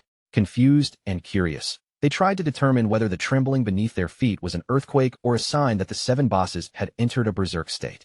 Unable to ignore the movement coming from the valley, several groups decided to approach and investigate. One of the team's mages looked around impatiently and demanded to know where Shadow was. Her companion doubted he would appear at all, insisting that there was no possible way for one player to defeat bosses like these. Before the mage could reply, the swordsman's eyes suddenly widened, and he urgently called for everyone to come closer and look. When the group reached the battlefield, they found the entire area completely empty. There was no sign of Qin Feng, but even more astonishingly, the 7 bosses had vanished as well. The players could only stand there in shock, unable to understand what had happened. They cautiously walked through the abandoned battlefield and noticed deep cracks spreading across the ground. Some began wondering whether the earthquake itself had somehow killed the bosses. Just then, Captain Anyu contacted the group and ordered everyone to withdraw, explaining that Shadow had already handled the entire situation. The players stared at one another with eyes full of disbelief. None of them could accept that Shadow had genuinely defeated all the bosses alone. The coffins were now empty, and the heavy chains surrounding them had been shattered. Only moments earlier, these players had openly doubted that Shadow could defeat 7 bosses capable of resurrection. Yet barely 10 minutes later, every monster had disappeared, and none of them had even noticed Qin Feng entering the valley. They could not imagine how he had accomplished it, especially when the bosses were supposed to revive endlessly. For the first time, they began to understand why their leader placed so much trust in Shadow's abilities and decisions. Meanwhile, Qin Feng walked alone beneath the pale moonlight, holding the ancient god slate securely in one hand. Looking over the rewards he had gained, he decided that the results of this trip were not bad at all. A pleased light appeared in Qin Feng's eyes. The battle had raised him all the way to level 14, and after killing all 7 bosses and collecting their rewards through greedy hand, he had obtained a total of 294 evolution points. More important than the levels or evolution points, however, was the ancient god slate now in his possession. Its mechanics were far too complicated for the authorities to decipher quickly. Qin Feng estimated that they would need at least a month to understand it, and the number of players lost during that period could have been catastrophic. Without hesitation, Qin Feng invested 210 evolution points into another upgrade. Once the process was complete, he still had 115 evolution points remaining. His Shadow Flash successfully evolved from epic to legendary tier, bringing enormous improvements to every part of the skill. The maximum blink distance increased to 40 meters. The following stealth effect could now last for 15 seconds, and the cooldown was reduced to only 8 seconds. With its new 8-second cooldown, Shadow Flash could now release 9 rapid slashes across a wider 6-meter area. Every individual strike received an additional 700 points of attack power. Yet, even those enhancements were secondary compared with the completely new effect unlocked by the legendary evolution. Each successful slash now granted Qin Feng a shield equal to 100% of his maximum health. These shields could stack up to 9 times, and every layer would remain active for a full 60 seconds. Qin Feng could not suppress his cheerful confidence after understanding the new effect. As long as all 9 slashes connected, the accumulated shields would raise his effective health to 10 times its normal amount. His ability to survive mistakes or unexpected attacks had just increased dramatically. Qin Feng activated his invisibility and quietly continued through the surrounding area. Based on his current leveling speed, he calculated that he would reach level 15 in approximately another 5 hours. Once that happened, it would finally be time to travel toward Magic City. Several hours later, Qin Feng returned to the ruined city. To his surprise, the same group of women was still gathered around Qin Xiaoyu, continuing the beating they had started earlier. Judging from the force behind every strike, the women seemed fully prepared to beat Qin Xiaoyu to death. Qin Feng watched with mild surprise, unable to believe that the assault was still going on after so much time. These women were far more ruthless and persistent than he had expected. The white-haired woman finally stepped away and stretched both arms, trying to loosen her aching body. Completely exhausted, she complained that both her back and waist were hurting. Her companion was equally irritated, staring at her badly swollen hand and grumbling that after hitting Qin Xiaoyu for so long, her palm practically felt as though it were smoking. Before leaving, the women spat contemptuously on Qin Xiaoyu's battered body. They decided that she had suffered enough for one day and declared that the beating should serve as a lesson she would not soon forget. After the women walked away, Qin Xiaoyu slowly pushed herself upright. Her body was covered in painful bruises, cuts, and swollen wounds from the prolonged assault. Tears immediately began streaming down Qin Xiaoyu's face. Instead of blaming the women who had attacked her, she bitterly decided that everything was Qin Feng's fault. She had told him to cut ties with her, yet he had truly taken her words seriously and ignored her. In her mind, he should have understood that when a girl said something like that, she often meant the exact opposite. Using her magic staff for support, Qin Xiaoyu struggled back onto her feet. Fortunately, she had already signed a 3-year contract with the Night Sanctuary, so she believed she no longer needed to worry about surviving during that period. Although the guild would take 50% of all the lifespan she earned, the remaining half would still belong to her. That advantage, she believed, would allow her to grow much faster than Chu Yin and the others. Qin Xiaoyu then cast Holy Healing, a skill capable of fully restoring the target's health. As her wounds rapidly recovered, resentment hardened her expression. She swore that once she became powerful enough, none of the people who had looked down on her would escape without punishment. Neither Qin Feng nor the vicious women who had beaten her would be allowed to get away so easily. To everyone's surprise, the golden light from Holy Healing did not settle over Qin Xiaoyu at all. Instead, the spell drifted toward the invisible Qin Feng nearby and began restoring his health without revealing his hidden figure. Poor Qin Xiaoyu stared at her empty hands before sinking helplessly to her knees. Believing that she had somehow failed to cast the spell yet again, she looked around in complete confusion, wondering where all that healing energy had gone. At the same time, far away among the shattered streets of Magic City's ruins, a large group of players was locked in a fierce battle against a towering boss formed entirely from solid rock. The stone boss brought its enormous arm crashing down, but the party's tank immediately stepped forward, bracing both feet against the ground. He raised his shield and absorbed the heavy blow for everyone behind him. Not far from the battlefield, 3 players remained hidden among the ruins, silently watching the entire fight from a safe distance. Qian Shishir was among them, waiting patiently for the right moment to make her move. Watching the 18-player team struggle against a single boss, Qian Shishir curled her lips in contempt. In her opinion, the men of Daxia were pathetically weak, gathering so many people for one enemy, while still looking terrified of fighting it. Her companion playfully winked and told her not to speak so harshly. After all, those players were exhausting themselves for their benefit, so they ought to show at least a little gratitude. Qian Shishir blew him a teasing kiss and laughed, calling him unusually polite. Even so, she complained that those Daxia pigs dealt such miserable damage that defeating one pathetic gold-tier boss was taking them forever. Unaware that they were being watched, the players continued surrounding the rock boss and attacking from every direction. After their long effort, its health bar had finally fallen below the halfway mark. The maid leading the assault broke into an excited smile and urged everyone to keep pushing with everything they had. The boss did not have much health remaining, and if they maintained their formation, the final blow would soon be within reach. Before he could finish encouraging the team, a spear suddenly burst straight through his chest from behind. The attack killed him instantly, and his body dissolved into glowing lifespan before the others could react. The attacker who had delivered that fatal strike was one of Qian Shishir's subordinates, who had been waiting and hiding alongside her. With a satisfied smile, the man looked toward the fallen mage and mockingly thanked him for all his hard work, as well as for the generous offering provided by such a helpless weakling. The remaining players immediately panicked when they recognized their attackers as members of the Spade Gang, a notorious band of thieves composed of mysterious women from Daxia and several foreigners. They could not understand how people this vicious could exist, traitors willing to lead outsiders in slaughtering their own countrymen. Despite the shock, the surviving players quickly raised their weapons and charged forward. Their leader shouted for everyone to remain calm and attack together, insisting that the enemy group contained only a few people. Seeing that the players still dared to resist, Qian Shishir's expression turned vicious. She promised to slaughter every Daxia pig in front of her and coldly warned them to prepare for death. One of her subordinates pulled out a pair of heavy war hammers and slammed them down while activating thunderous tremor.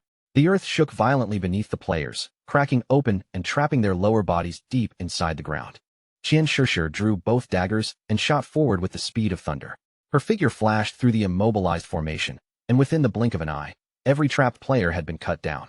Looking over the bodies scattered around her, Qian Shishir could not resist laughing in contempt. As far as she was concerned, the men of Daxiao truly were nothing more than a crowd of useless fools. A malicious light gleamed in her eyes as she considered the situation. Daxiao's authorities had already circulated information about their crimes, but she found that completely meaningless. In her eyes, the entire country was merely a filthy garbage dump overflowing with worthless trash. Her companion casually pointed out that the people they had killed were only ordinary players. There was never any possibility that such powerless individuals could compete with people like them, who possessed the backing of enormous capital. As the corpses around them continued transforming into lifespan orbs, Qian Shishir reminded the others that their real identities had not yet been exposed. Even so, remaining in Daxiao was becoming increasingly dangerous, so they should leave as soon as possible and relocate to North America. Qian Shishir lowered her gaze toward the scattered rewards and decided that once they arrived there, they would establish a guild devoted entirely to hunting Daxiao players. The black man beside her immediately agreed that it was a wonderful idea, while the other companion curiously asked what they planned to name this new guild. Qian Shishir slowly raised one of her gleaming daggers and admired its edge. With a pleased smile, she declared that their new organization would be known as the Alice Guild. She then dropped lazily onto the ground and began fantasizing about being surrounded by black men. Deciding that they had caused enough trouble for one day, Qian Shishir announced that it was time to log out and celebrate the founding of the Alice Guild with a huge party. Elsewhere, Captain Anyu contacted Qin Feng with a bright smile and waved toward him. She told him that the officials had already arrived, then suggested that they meet and properly discuss the price of the sanctuary hideout. Qin Feng immediately asked what price they were prepared to offer. Captain Anyu answered with 1,500 years of lifespan, but he rejected the figure without hesitation, stating plainly that it was far too low. Captain Anyu admitted that she had known 1,500 years would never satisfy him. She explained that she had argued fiercely with her superiors and finally persuaded the highest-ranking official to increase the offer to 2,000 years. This time, Qin Feng accepted the deal and instructed her to meet him beside the enormous statue standing at the center of the ruins. He knew Captain Anyu was extremely clever, though even she had still attempted to test him with an intentionally low opening price. A short while later, Qin Feng reached the central statue. Captain Anyu was already waiting there, accompanied by several heavily equipped knights who stood watch around her. Captain Anyu smiled with a faint blush and explained why she had brought such an imposing escort. She was currently carrying an enormous amount of lifespan, and the High Command had considered it too dangerous for her to travel alone, so they had arranged military protection. Qin Feng studied the knights with a serious gleam in his eyes, but he was not impressed. The authorities still had no understanding of his true strength, and these escorts appeared to know only one or two useful combat techniques. Without wasting any more time, Qin Feng handed the Golden Sanctuary key over to Captain Anyu. A system notification immediately appeared, confirming that the exchange between both parties had been completed successfully. The church sanctuary hideout key disappeared from Qin Feng's possession. In return, his account received an astonishing 2,000 years of fully tradable lifespan. With the transaction finished, Qin Feng turned and prepared to leave, while Captain Anyu cheerfully said goodbye. The knights beside her looked confused, unable to understand why the authorities had paid 2,000 years of lifespan for a single key. Captain Anyu explained that they did not grasp its true value. This sanctuary could shelter hundreds or possibly thousands of people, and aside from Shadow, almost no one would willingly surrender something so valuable. For Qin Feng, the timing of Captain Anyu's payment could not have been better. With this lifespan in hand, he could finally complete his preparations before traveling to Magic City. Qin Feng immediately began spending the tradable lifespan he had received. He first consumed 71.2 years to raise himself to level 15.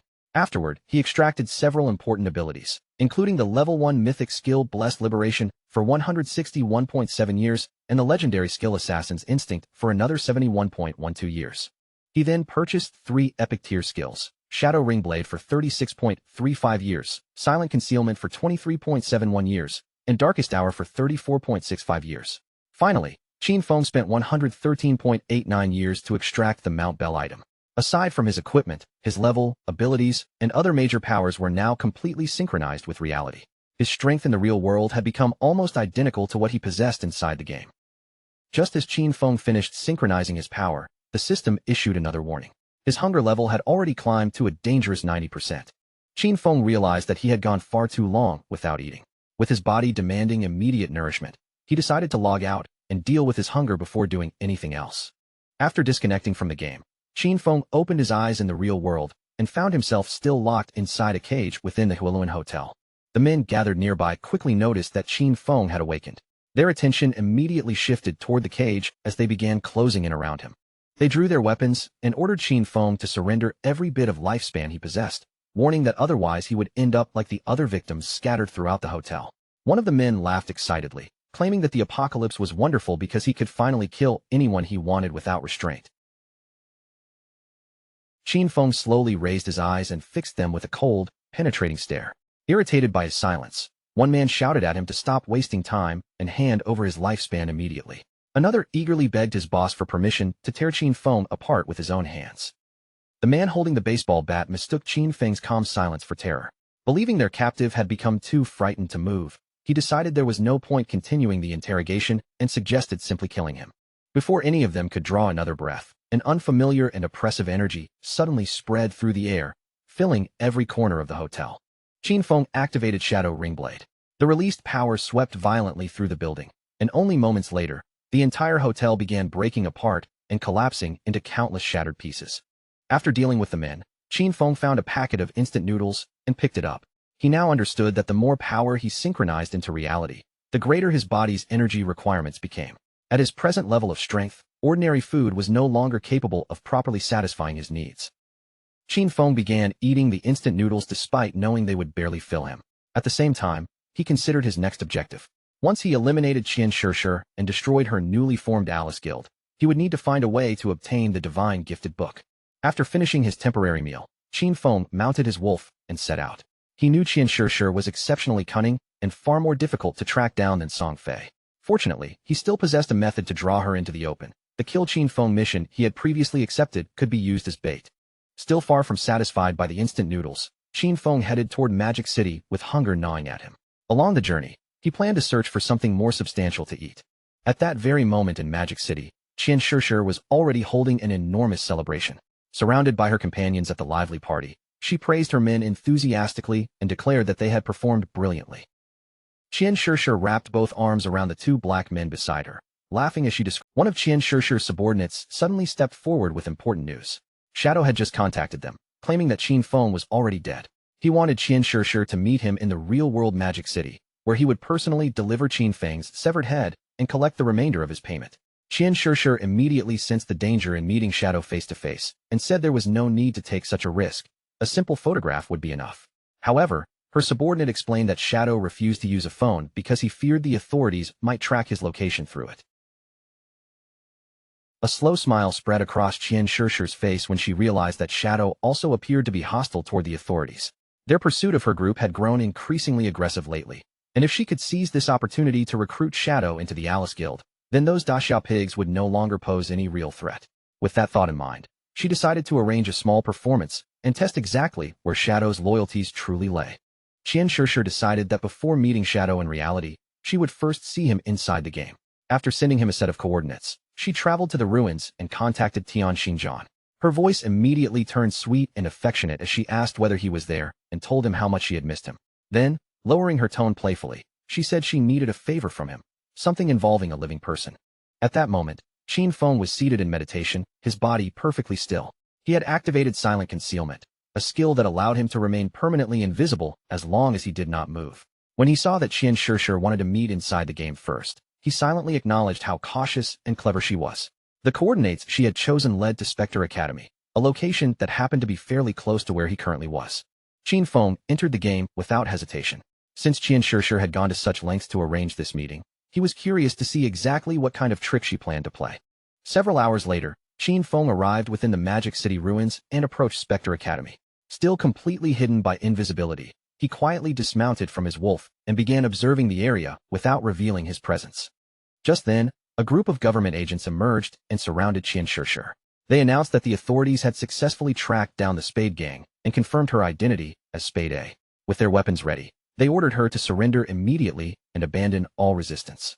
Otherwise, the authorities would have no choice but to respond with military force. Qian Shishir showed no fear at all. Instead, she smiled at Tian Xinjian and told him to return to his Daxia superiors with a message they should remember clearly.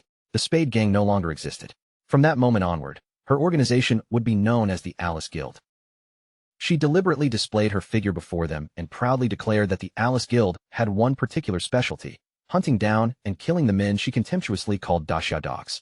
Tian Xinjian and the agents standing behind him could not stop themselves from blushing at her shameless display.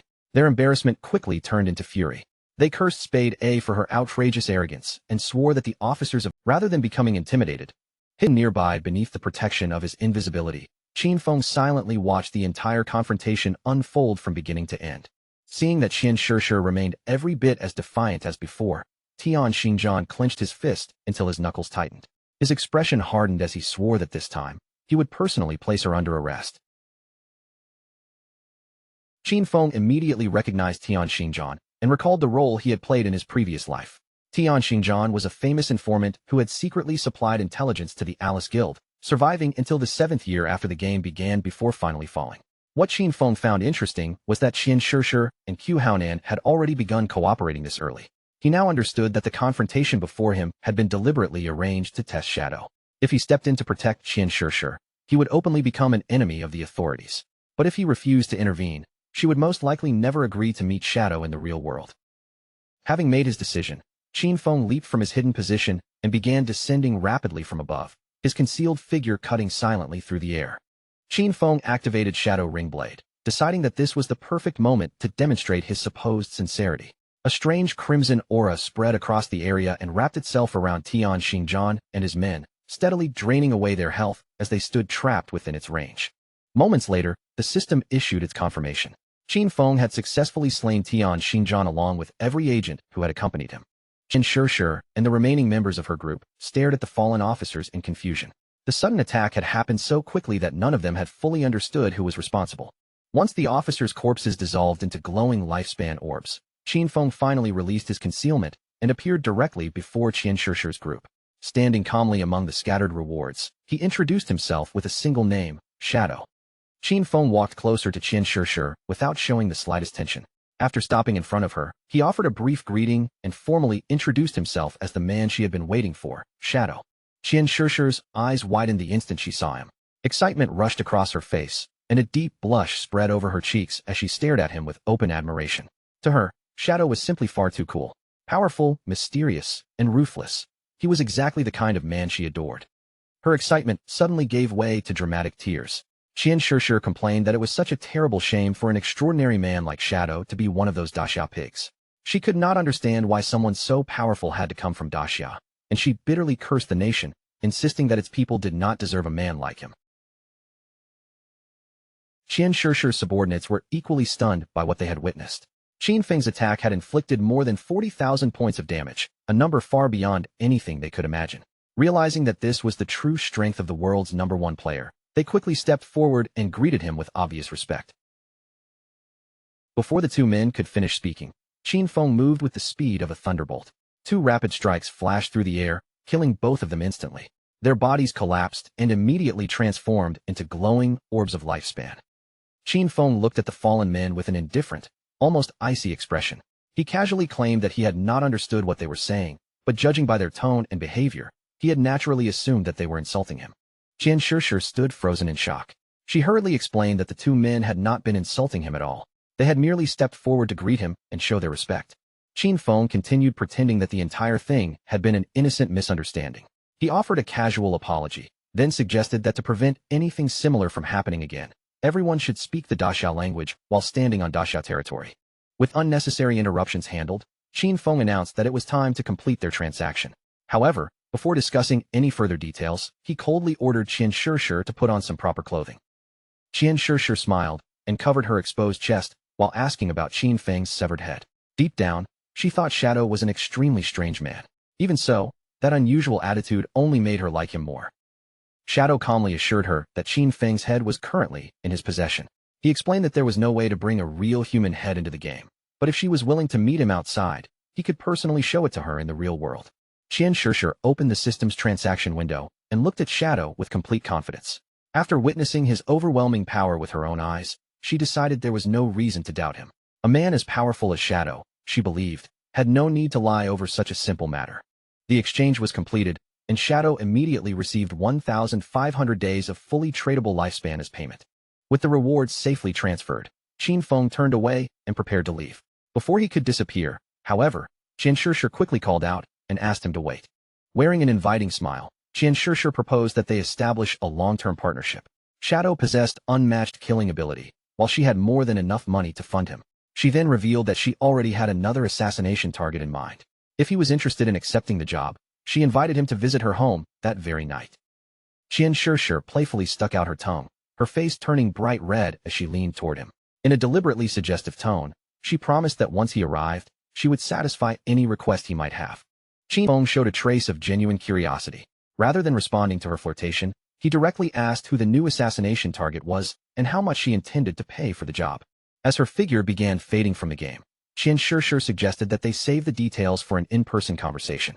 She assured him that the next payment would be several times greater than what he had just received. Before logging out completely, She told Shadow that she would be waiting for him that night at Magic City's port. Qin Feng's expression became serious after hearing the meeting location. He immediately wondered whether Qian Shishir's residence at the port might actually be the yacht she owned. At the same time, near the statue and not far from where the meeting had taken place, Tian Xingjian and the agents who had been killed finished respawning. Tian Xingjian was furious and loudly cursed Shadow, convinced that the man would eventually betray the authorities completely. Even so, from his perspective, their operation had succeeded. Qian Shishir had now established a connection with Shadow. Tian Xingjian believed the fools in Jianghai City deserved much of the blame, since their repeated conflicts with Shadow had helped push him toward the end. He immediately ordered Lin Qingyu to lead the others in recovering their dropped lifespan, warning that another confrontation might begin very soon. The white-haired woman, Lin Qingyao, answered with a quiet nod. Inside the game, Lin Qingyao used the nickname Late Night Drizzle. As she considered what had just happened, a grim possibility formed in her mind. Shadow might truly have allied himself with Spade A. If that were the case, then they would need to discover some way to eliminate him, even if attempting it cost them their own lives. Late Night Drizzle lowered her eyes toward her own hand and sank deep into thought. She understood all too clearly how enormous the difference between her and Shadow had become. During the entire attack, she had not even managed to glimpse the outline of his body before everything was already over. Several hours later, deep in the middle of the night, a hooded man arrived at Qian Shishir's yacht. Keeping his face concealed beneath the hood, he introduced himself as Shadow and stated that he had come to meet Spade A. The guard stationed near the vessel immediately recognized the name and understood that their expected guest had finally arrived. The guards informed Shadow that they had been awaiting his arrival and that the yacht was already prepared to depart. They respectfully invited him to come aboard, but Shadow offered no response and remained completely silent. Under the darkness of night, the yacht sailed steadily through the open sea. Before long, it had traveled far beyond the lights of Magic City and the reach of any nearby shore. While Shadow appeared distracted, Qian Shishir approached him with a glass of wine. Shadow ignored the wine and wasted no time on pleasantries. Fixing his attention directly on Qian Shishir, he asked her to name the person she wanted him to kill. Qian Shishir stepped closer with a mischievous smile curling across her lips. She told Shadow that rushing straight into business took all the fun out of their meeting. With such a beautiful night surrounding them and such pleasant company at his side, she suggested that they leave those dull matters until later.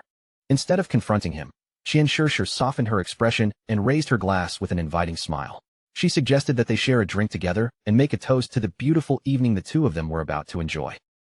Shadow calmly accepted the wineglass from her hand. Without showing the slightest trace of suspicion or hesitation, he brought it to his lips and took a measured sip. Seeing him drink so readily, Qian Shishir could barely contain the happiness rising inside her. Before long, Shadow settled onto the sofa, looking completely unaware of the trap that had already been set around him. Qian Shishir quickly lowered herself onto the cushion beside him and wrapped both hands around his arm. Wearing a sweet, knowing smile, she leaned closer and asked whether he was beginning to feel anything yet, proudly revealing that the wine contained a special secret recipe of her own. Her breathing gradually grew heavier as excitement spread across her face. She explained that anyone who swallowed her concoction would soon become completely obedient and follow every command she gave.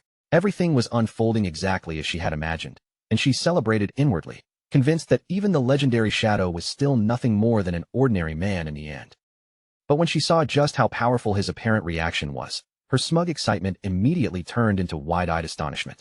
Nearly drooling with anticipation, Qian Shishir positioned herself in front of Shadow and gently told him not to be tense, urging him to relax and simply enjoy what was happening. She then revealed the fantasy she had prepared in advance. When the two of them finally reached the highest point together, she would personally lift his hood and look clearly at the face hidden beneath it, certain that a man like Shadow had to be unbelievably handsome. Until that moment arrived, however, she wanted the mystery surrounding him to remain untouched. Qian Shishir soon lost herself completely in the encounter, stunned that Daxia could possess such an extraordinary man. Only then did she feel as though she truly understood why he had earned the name Shadow. A blazing sensation swept through her entire body, growing hotter with every passing second as the overwhelming experience pushed her further beyond control. Breathless and flushed, she kept urging him not to stop, crying out that she was ready and begging him to continue until the rising wave finally broke over her and carried her to climax. Right at that critical moment, something completely unexpected happened.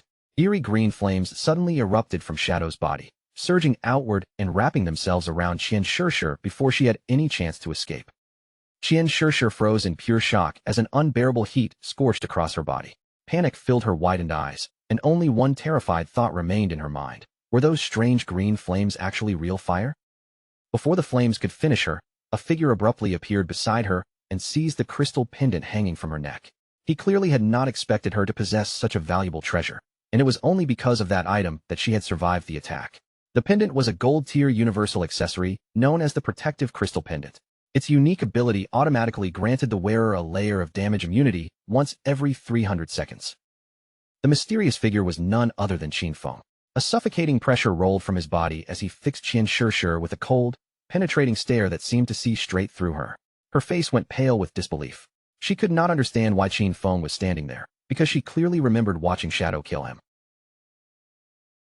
Qin Feng finally gave her the answer, and the truth was devastatingly simple. There had never been two separate mysteries to solve. Qin Feng himself was Shadow. Terror instantly overtook Qian Shishir. She scrambled away from the hooded Shadow still seated on the sofa, staring at him with eyes stretched wide as the horrifying realization settled over her. The hooded man on the couch had never been Qin Feng at all. He was merely a devout follower Qin Feng had summoned in order to impersonate Shadow in his place. Judging from the follower's delighted expression, he had thoroughly enjoyed every moment of his time with Qian Shishir. The proud and arrogant Qian Shishir from only moments earlier disappeared without a trace. She dropped to her knees before Qin Feng and repeatedly smashed her forehead against the floor, no longer caring about dignity or appearance. With her voice trembling, she begged Qin Feng to spare her life and admitted over and over that everything had been her fault. In desperation, she offered him every year of tradable lifespan she possessed and swore that she would become his slave. She promised he could command her however he wished, as long as he allowed her to keep breathing. Qin Feng showed no interest in her desperate promises. Instead, he coldly asked about the 5 foreign players who had been accompanying her. Tears flooded Qian Shishir's eyes as she lowered herself even further. She began barking like a frightened little dog and pitifully called him daddy, asking whether he would let her live if she gave him the information he wanted. She did not even get the chance to finish her bargain. Qin Feng reached forward and snapped her neck in one merciless motion. As her body twisted in agony, he took the phone from her possession and searched through it, quickly discovering that the 5 foreigners were no longer aboard the yacht. With Qian Shishir dead, Qin Feng successfully collected a total of 659 years of tradable lifespan from her. He had originally hoped to trap all 5 foreigners and eliminate them in a single sweep, so learning they were gone was rather disappointing. Still, there was no point dwelling on it. His next move was to use Qian Shishir's phone to contact the authorities while he remained close to her luxurious yacht. Soon, the roar of engines cut across the dark water as several police boats raced toward the yacht at full speed. A large-scale murder had been reported aboard the vessel, and one of the alleged victims was the daughter of the president of the powerful Qian Group. According to the anonymous informant, the abilities used by the killer closely resembled Shadow's skills from the game, making his identity almost impossible to doubt. Because of the seriousness of the case, an investigation team was immediately sent to secure and examine the yacht. Qiu Haonan was among the officials riding on those approaching boats. In his eyes, Shadow was a lawless monster who respected neither order nor human life. Such a senseless massacre was not merely a crime. It was a deliberate challenge to the laws of their entire country. Once he boarded the yacht, Qiu Haonan planned to use his tracking ability on the bodies. The moment Shadow's position was confirmed, every officer would unleash their full firepower and erase him on the spot. More than anything, Qiu Haonan swore that he would avenge his beloved Shishir. Within seconds, the police boats spread out across the water and completely encircled Qian Shishir's yacht, cutting off every visible path of escape. The officers immediately began examining Qian Shishir's remains. Their preliminary inspection determined that she had died from a severe fracture of the cervical spine. They also discovered unidentified DNA traces inside her mouth, along with obvious burn injuries across her body. Enraged by what he saw, Qiu Haonan cursed Shadow under his breath, accusing him not only of murdering Qian Shishir, but of humiliating her even after death. Qiu Haonan placed one hand directly against Qian Shishir's corpse and activated a special ability called Last Words of the Deceased. By making physical contact with a victim's body, the skill could reveal the killer's current location for 5 full minutes. Gritting his teeth, Qiu Haonan swore that he would personally see the murderer captured and forced to answer for every crime. The instant the skill took effect, Qiu Haonan's expression changed completely. His eyes suddenly widened as the location revealed to him defied everything he had expected. He immediately raised his guard, drew his pistol, and warned every officer nearby to stay alert. Shadow was not somewhere far away, he was right there with them. Qiu Haonan began shouting urgent orders, commanding the entire team to concentrate their attack toward the 6 o'clock direction. Before Qiu Haonan could even finish turning around, a powerful venom-coated dart tore through his head. The attack was so sudden that every officer nearby froze in stunned disbelief. Xiao Haonan's lifeless body collapsed beside Qian Shishir's corpse with a heavy thud.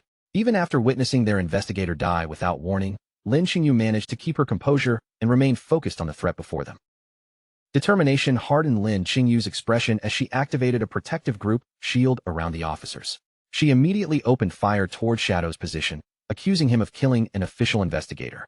With her weapon still raised, she demanded to know whether this attack meant he had chosen to become an enemy of the authorities. Qin Feng calmly told everyone to stop panicking. He explained that Xiao Haonan had been killed because he was a traitor who secretly leaked official information to Qian Shishir in return for personal benefits. As for proof, Qin Feng pointed out that the evidence should still be stored on Xiao Haonan's phone. The officers were welcome to examine it as thoroughly as they pleased. One of the officers quickly unlocked Xiao Haonan's phone and searched through its contents. A moment later, he reported to Captain Lin that Qin Feng had been telling the truth. They had discovered extensive communication records between Captain Xiao and Qian Shishir. The information on the devices also confirmed another shocking fact. Qian Shishir was the player known inside the game as Black Ace. Lin Xingyu found the revelation difficult to accept. Refusing to rely only on someone else's report, she decided that she needed to look through the evidence with her own eyes. She reached out and took the phone, but the officer beside her suddenly panicked and hurriedly asked her to wait. Lin Xingyu paused in confusion, wondering what could possibly be on the device that even she, the captain, was apparently not supposed to see. Her question was answered the moment the screen came into view. Lin Xingyu's eyes widened as she found herself staring at a photograph of Xiao Haonan and Qian Shishir locked in an intimate kiss. Curiosity pushed her to open the photo gallery, but the images waiting inside made her entire face turn as red as a tomato. The gallery was filled with private photographs of Xiao Haonan and Qian Shishir together. Standing awkwardly beside her, the nervous officer could only remind Captain Lin that he had already tried to warn her. After seeing the messages and photographs for herself, Lin Xingyu could no longer deny the truth. Every accusation Shadow had made was accurate, and the hidden structure behind the entire incident finally became clear to her. The previous time Shadow had killed them inside the game, it had merely been a performance designed for Qian Shishir to witness. By putting on that display, he successfully earned her confidence and encouraged her to seek him out in the real world. Once he located her, he dealt with her personally. Then, after reporting the murders to the authorities, he drew Xiao Haonan into the same trap and eliminated the corrupt investigator as well. With a single calculated plan, Shadow had quietly helped the authorities remove two major threats at once. The officer beside Lin Xingyu finally asked why she was still staring so intensely at the photographs on the phone.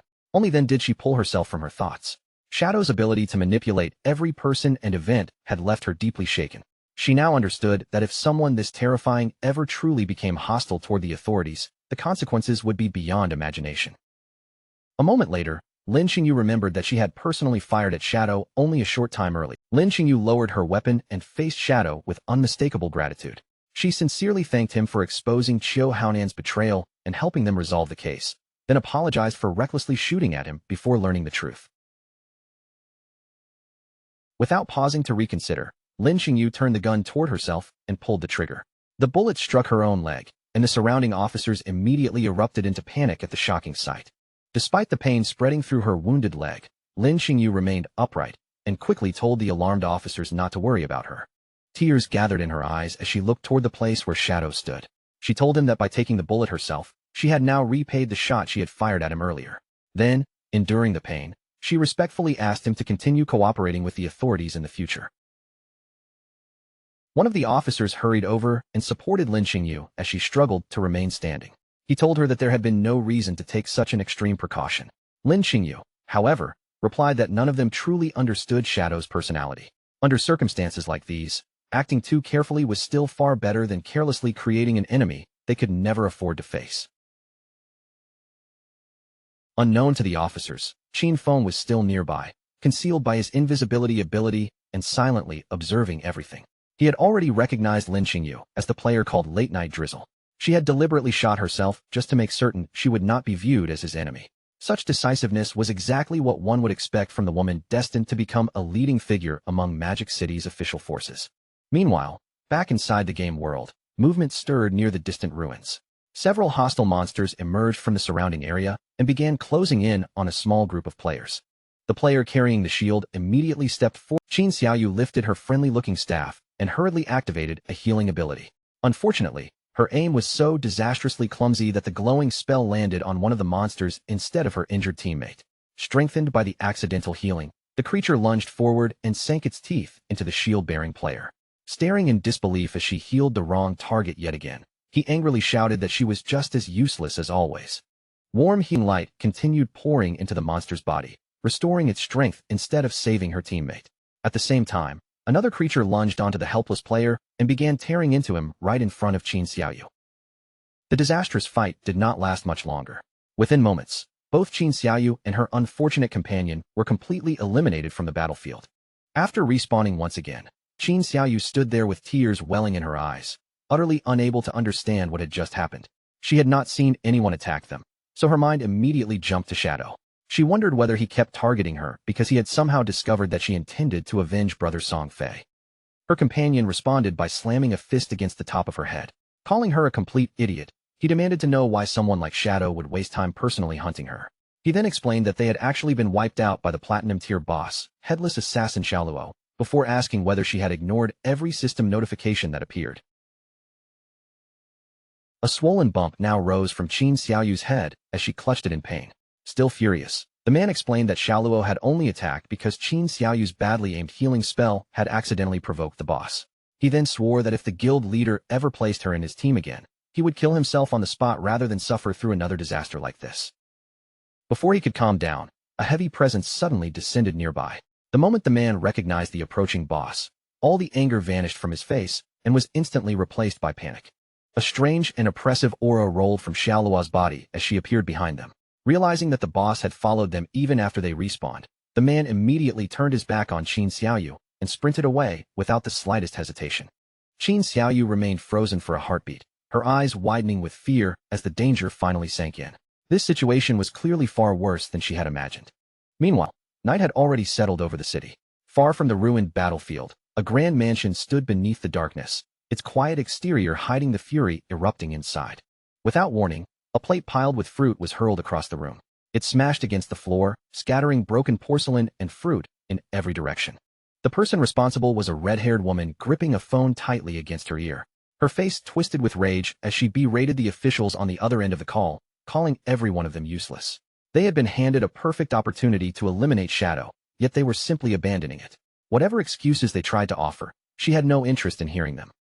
Shadow had slaughtered members of her Dongfang clan, and she refused to let their blood be shed without repayment. The people she was speaking to had spent years infiltrating the government, only to prove completely worthless when the most important moment finally arrived. She ordered them to make Shadow pay for everything he had done, no matter the cost. Standing behind the furious woman was a young boy holding a whip in one hand. She turned toward him and reminded him that Shadow had killed his father-in-law, then sharply demanded to know why he was still hesitating instead of seeking revenge. Behind the boy lay a badly wounded woman, her eyes still glowing with wicked confidence despite her condition. The boy looked toward his mother and calmly revealed that he had already devised a plan capable of killing Shadow. His mother's anger gave way to curiosity. She asked her son, Nantian, exactly what kind of plan he had created, reminding him that the godforsaken game only allowed adults over the age of 18 to enter. Since he was still underage, he could not personally confront Shadow inside the game. Nantian's eyes gleamed with confidence as he explained that entering the game was unnecessary. Even if he could not fight Shadow directly, he could still defeat him with his intelligence. Since Shadow had a habit of killing those who provoked him, Nantian planned to send several people to anger him and then lure him toward his father's fireworks factory. Everything inside the factory would be prepared beforehand. The moment Shadow arrived to kill the bait, they would detonate the entire building at once. Tens of thousands of fireworks would erupt together and transform the factory into Shadow's enormous funeral pyre, allowing the whole world to witness his death. Better still, even if the scheme failed, Shadow would have no way to trace the operation back to their family. A pleased smile gradually spread across the mother's face. Looking at Nantian, she decided that they had not done such a poor job raising him after all. She then turned toward Chu and coldly mocked him, saying that even her young son had proven more useful than he was. Chu did not argue with her insult. Instead, he warned that the entire operation had to remain completely secret. The authorities' official position was still to recruit Shadow rather than destroy him, and neither his eldest brother nor his second brother would support such a reckless assassination attempt. After hearing his warning, the red-haired woman abruptly ended the phone call. Since the officials refused to act and others within the family would oppose her, she decided she would personally handle the matter herself. She then walked closer to Nantian and shifted her attention toward the woman tied up behind him. After examining the captive's battered condition, She asked her son why the woman still refused to surrender her lifespan. Nantian apologized with an embarrassed expression. Blushing slightly, he rubbed his cheek and admitted that he had lost control for a brief moment and accidentally killed the woman before she could hand over anything. At the same time, back inside the godforsaken game and deep within the ruins of Magic City, the boss pursuing Qin Xiaoyu and her companion suddenly attacked. Just as the two players were about to escape, Xiaoluo moved with the speed of thunder and sliced them apart before either could react. Qin Xiaoyu stared in horror, unable to comprehend how any boss could move so unbelievably fast. Moments later, their bodies dissolved and transformed into glowing orbs of lifespan. Nearby players immediately noticed the sudden deaths and began shouting in alarm. Since none of them had seen the attacker, they concluded that an invisible player had killed the pair instantly, and in their minds, the only possible culprit was Shadow. Before those players could even catch their breath, Xiaoluo struck again. Her unseen attack swept through them in an instant, killing the entire group and reducing their bodies to more floating lifespan orbs. The remaining players finally lost all courage and scattered in every direction. Convinced that Shadow had gone completely mad, they fled the ruins while shouting that he was slaughtering innocent players without reason. Far away from that chaos, Qin Feng stood calmly above the open sea, lightly whistling as he admired the vast stretch of water below. Since he was well beyond the city and far from ordinary people, he decided this isolated location was suitable for extracting his hideout into reality. A system prompt appeared before Qin Feng, asking whether he wished to consume a total of 1,315.2 years of lifespan to complete the extraction. The lifespan would be spent to bring the soul-cleansing land out of the game and into the real world. Because the hideout was an underground structure, before the process could begin, the system issued one final warning. Any existing material overlapping with the hideout's extraction area would be completely obliterated, and Qin Feng was required to confirm that he still wished to proceed.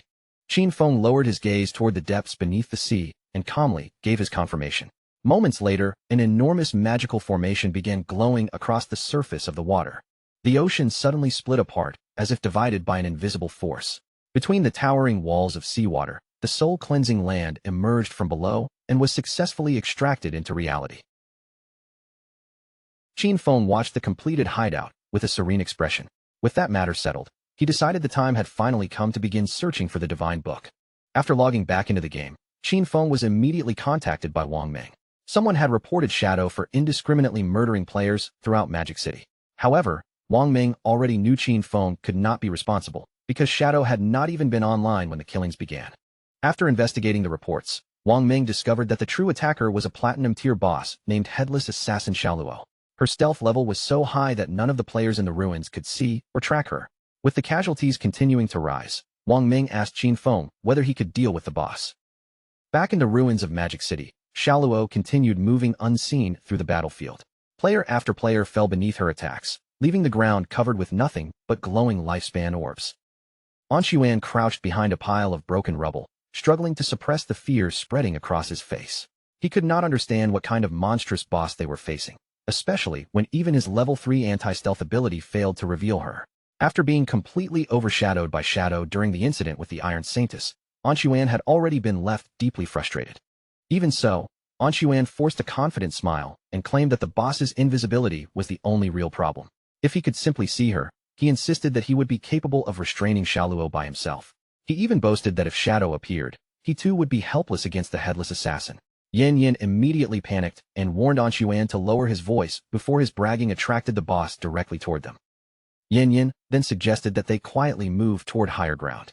From an elevated position, they would have a clearer view of the surrounding ruins and a better chance of spotting any unusual movement. Anshuan began creeping forward as quietly as possible, carefully placing each foot between the scattered debris. Unfortunately, he stepped directly onto a banana peel lying on the ground. His foot shot forward, and the poor man crashed onto his back, while angrily wondering who could possibly have thrown a banana peel there. Before he could finish complaining, however, danger arrived. Xiaoluo flashed through the area like a bolt of lightning and sliced Yan Yin and the accompanying subordinate cleanly in half. They're still lying on the ground. Anshuan stared in disbelief. In a single instant, the invisible boss had wiped out every subordinate who had been standing beside him. Without wasting even a second, Anshuan reached out and snatched one of the nearby lifespan orbs. But the moment he turned around, his body stiffened. Xiaoluo was standing directly before him. The boss slowly raised one arm, preparing to finish him with another strike. Rather than showing fear, Anshuan forced himself upright and loudly challenged her, shouting that he was not afraid of her at all. As Xiaoluo gathered herself to attack, An Chuan suddenly threw his body into a desperate roll. A second later, panic crossed his face when he realized he had dodged far too early. With no time to think of another strategy, An Chuan simply continued rolling. He tumbled across the ground again and again, refusing to stop long enough for the boss to strike him. After several frantic rolls, confusion began replacing his fear. An Chuan's eyes widened as he wondered what Xiaoluo was waiting for and why she still had not attacked him. Unable to trust the strange silence, An Chuan kept circling around the boss by rolling non-stop. He pushed the ridiculous maneuver to its absolute limit until the entire ruined battlefield seemed to spin around him and dizziness overwhelmed his senses.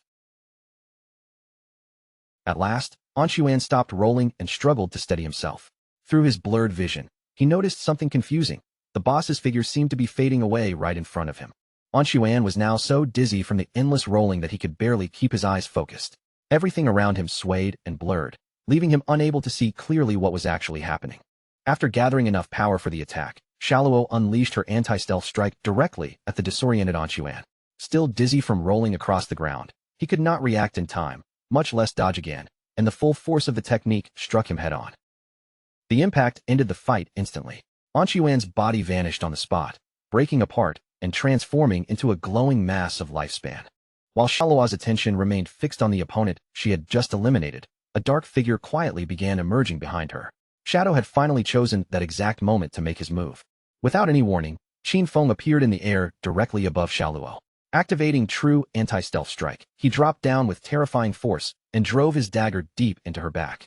The blow inflicted more than 28,000 points of damage, killing the Platinum Tier boss in a single attack. Qin Feng had moved so quickly that Xiaoluo never sensed him approaching, nor did she have enough time to turn her head before dying. As her information appeared before him, he could not help feeling slightly surprised when he noticed that the boss's name was Xiaoluo. A few minutes before Qin Feng arrived, the guild members gathered throughout the ruined city had surrounded poor Qin Xiaoyu and pointed accusing fingers at her. They blamed her misdirected healing spell for awakening the headless assassin, claiming that Xiaoluo had locked onto her and followed her all the way back to the respawn point. Qin Xiaoyu stood beneath their angry stares with tears filling her eyes. Her shoulders drooped as she tried to explain that none of it had been intentional and that she had never meant to provoke the boss. Two furious players immediately told the guild leader that their teams would never accept someone as dangerous as Qin Xiaoyu. With her around, they might suddenly die without even understanding what had killed them. The guild leader quickly ordered everyone to lower their voices, sharply asking whether they wanted their shouting to attract Xiaoluo back to them. The guild leader studied Qin Xiaoyu with a serious expression and finally accepted that she simply was not suited for direct combat. He informed her that from that moment onward, her duty would be gathering information about hidden bases instead of joining battle teams. If she discovered a gold-tier hideout, she would receive 3 years of lifespan, while locating a platinum-tier hideout would earn her 10 years. Thinking back, he remembered how excited they had been when they first discovered that she possessed a hidden class, believing the guild had uncovered a priceless treasure. Pointing toward Qin Xiaoyu, the guild leader added that he would personally provide her with 1 year of lifespan every day from now on. Since she died so frequently, allowing her limited lifespan to keep disappearing would be far too wasteful. A system window immediately appeared before her, announcing that she had received 2 days of tradable lifespan. Her remaining balance had now risen to 2 days, 13 hours, and 32 minutes. Overwhelmed with gratitude, Qin Xiaoyu sincerely thanked the guild leader from the bottom of her heart. The other women in the guild immediately burned with jealousy when they witnessed the exchange. In their minds, Qin Xiaoyu had somehow turned her terrible luck into an advantage, and they became convinced that this had been her plan all along, so she could meet the guild leader every single day. Cursing that little vixen Xiaoyu under their breath, they declared that they would start doing the same thing.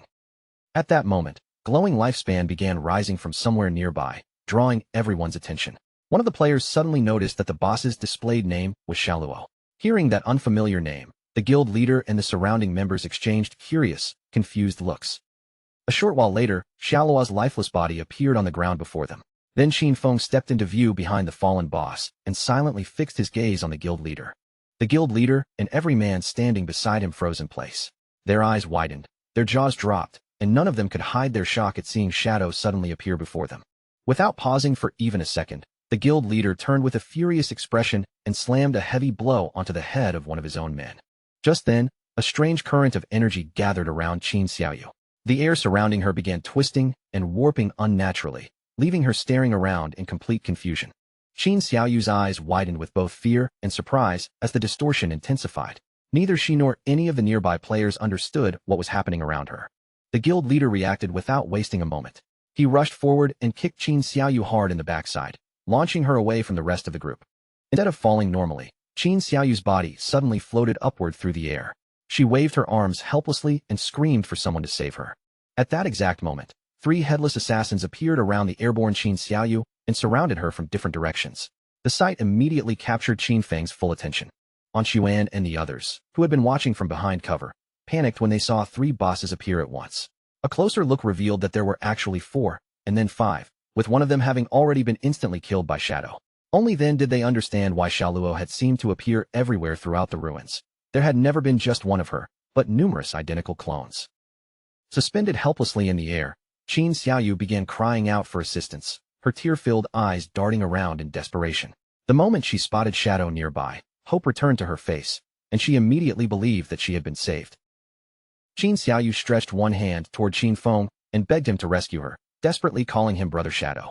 But hearing the word brother from the mouth of someone who had once betrayed him caused a cold fury to flare within Qin Feng's eyes. The headless assassin clones closed in from every side, raising their weapons and preparing to strike Qin Xiaoyu at the same time. Before their attacks could land, Qin Feng activated his newly acquired Shadow Dash. His figure flashed through the air in the blink of an eye, and a storm of slashes tore through the clustered bosses, along with the unfortunate Qin Xiaoyu caught between them. Qin Xiaoyu stared in stunned disbelief as her body was cut apart. Even at the moment of death, she could not understand why Shadow had chosen to kill her as well. A system notification immediately informed Qin Feng that he had killed headless assassin Xiaoluo and Qin Xiaoyu. From the battle, he received 48,000 experience points, 20 evolution points, and a total of 1,520 days of tradable lifespan. As countless lifespan orbs rained down through the air, Qin Feng turned his back on Qin Xiaoyu's fading remains. Without the slightest warmth in his voice, he simply remarked that she had been unlucky. Qin Feng activated Greedy Hand and gathered all the scattered loot toward himself. He quickly realized that the 1,520 days of lifespan had come from Xiaoluo herself, while the boss had also dropped a large collection of additional glowing orbs. Those were the non-tradable lifespans she had recently absorbed from other players but had not yet finished digesting. Captain Anyu and Wang Meng soon appeared nearby. With a bright smile, Captain Anyu greeted Qin Feng and offered to purchase any items he did not need. Qin Feng could not help feeling mildly surprised, wondering how Captain Anyu and Wang Meng always seemed to appear wherever valuable loot was involved. Remaining calm, Qin Feng told them that they had arrived at exactly the right time. He knew another location containing worthwhile rewards, and if their offer was generous enough, he could lead them there. He instructed Wang Meng and the other men to accompany him, but specifically stated that Captain Anyu could not come. Her expression immediately darkened as she demanded to know why she was being excluded. Qin Feng raised one finger and pointed directly toward Wang Meng. He then clarified his meaning in a completely matter-of-fact tone. To be precise, no women were allowed to join them. Captain Anyu's cheeks reddened as she deliberately emphasized her attractive figure and asked the great boss why he was treating her this way. Pretending to be deeply hurt, she accused him of discriminating against women and joked that she had even considered seducing him, only to discover that he apparently preferred men. Qin Feng answered by lightly knocking her on the head. He then explained that outside the northern gate of the ruined city stood a tower of divine authority. Anyone who completed its challenge could obtain valuable rewards, but the NPCs inside held a deep contempt for women. If even one woman joined the team, the difficulty of the entire challenge would increase tenfold. Xiao smiled as she said goodbye to Qin Feng and wished him good luck, while her companion watched him with open admiration. Captain Anyu turned away in fury, loudly condemning the tower's NPCs as sexist trash. She swore that once she became strong enough, she would return and kill every one of them. Still fuming, she told Xiaohei that they would explore the nearby mountain, hunt some monsters, and vent her anger there instead. Qin Feng instructed Wang Meng and his men to follow him, and a system message immediately announced that Shadow had sent them a party invitation. One of Wang Meng's subordinates became visibly nervous, admitting that this was his first time joining a team with the legendary Great Boss. Wang Meng quickly scolded him and reminded everyone that this was a rare chance to study Shadow's movements and learn from him directly. In the next instant, Qin Feng had already opened a huge distance between himself and the group. Wang Meng's men stared in panic, unable to understand what they were seeing. Shadow appeared to be walking at an unhurried pace, yet even while running at full speed, they could not keep up with him.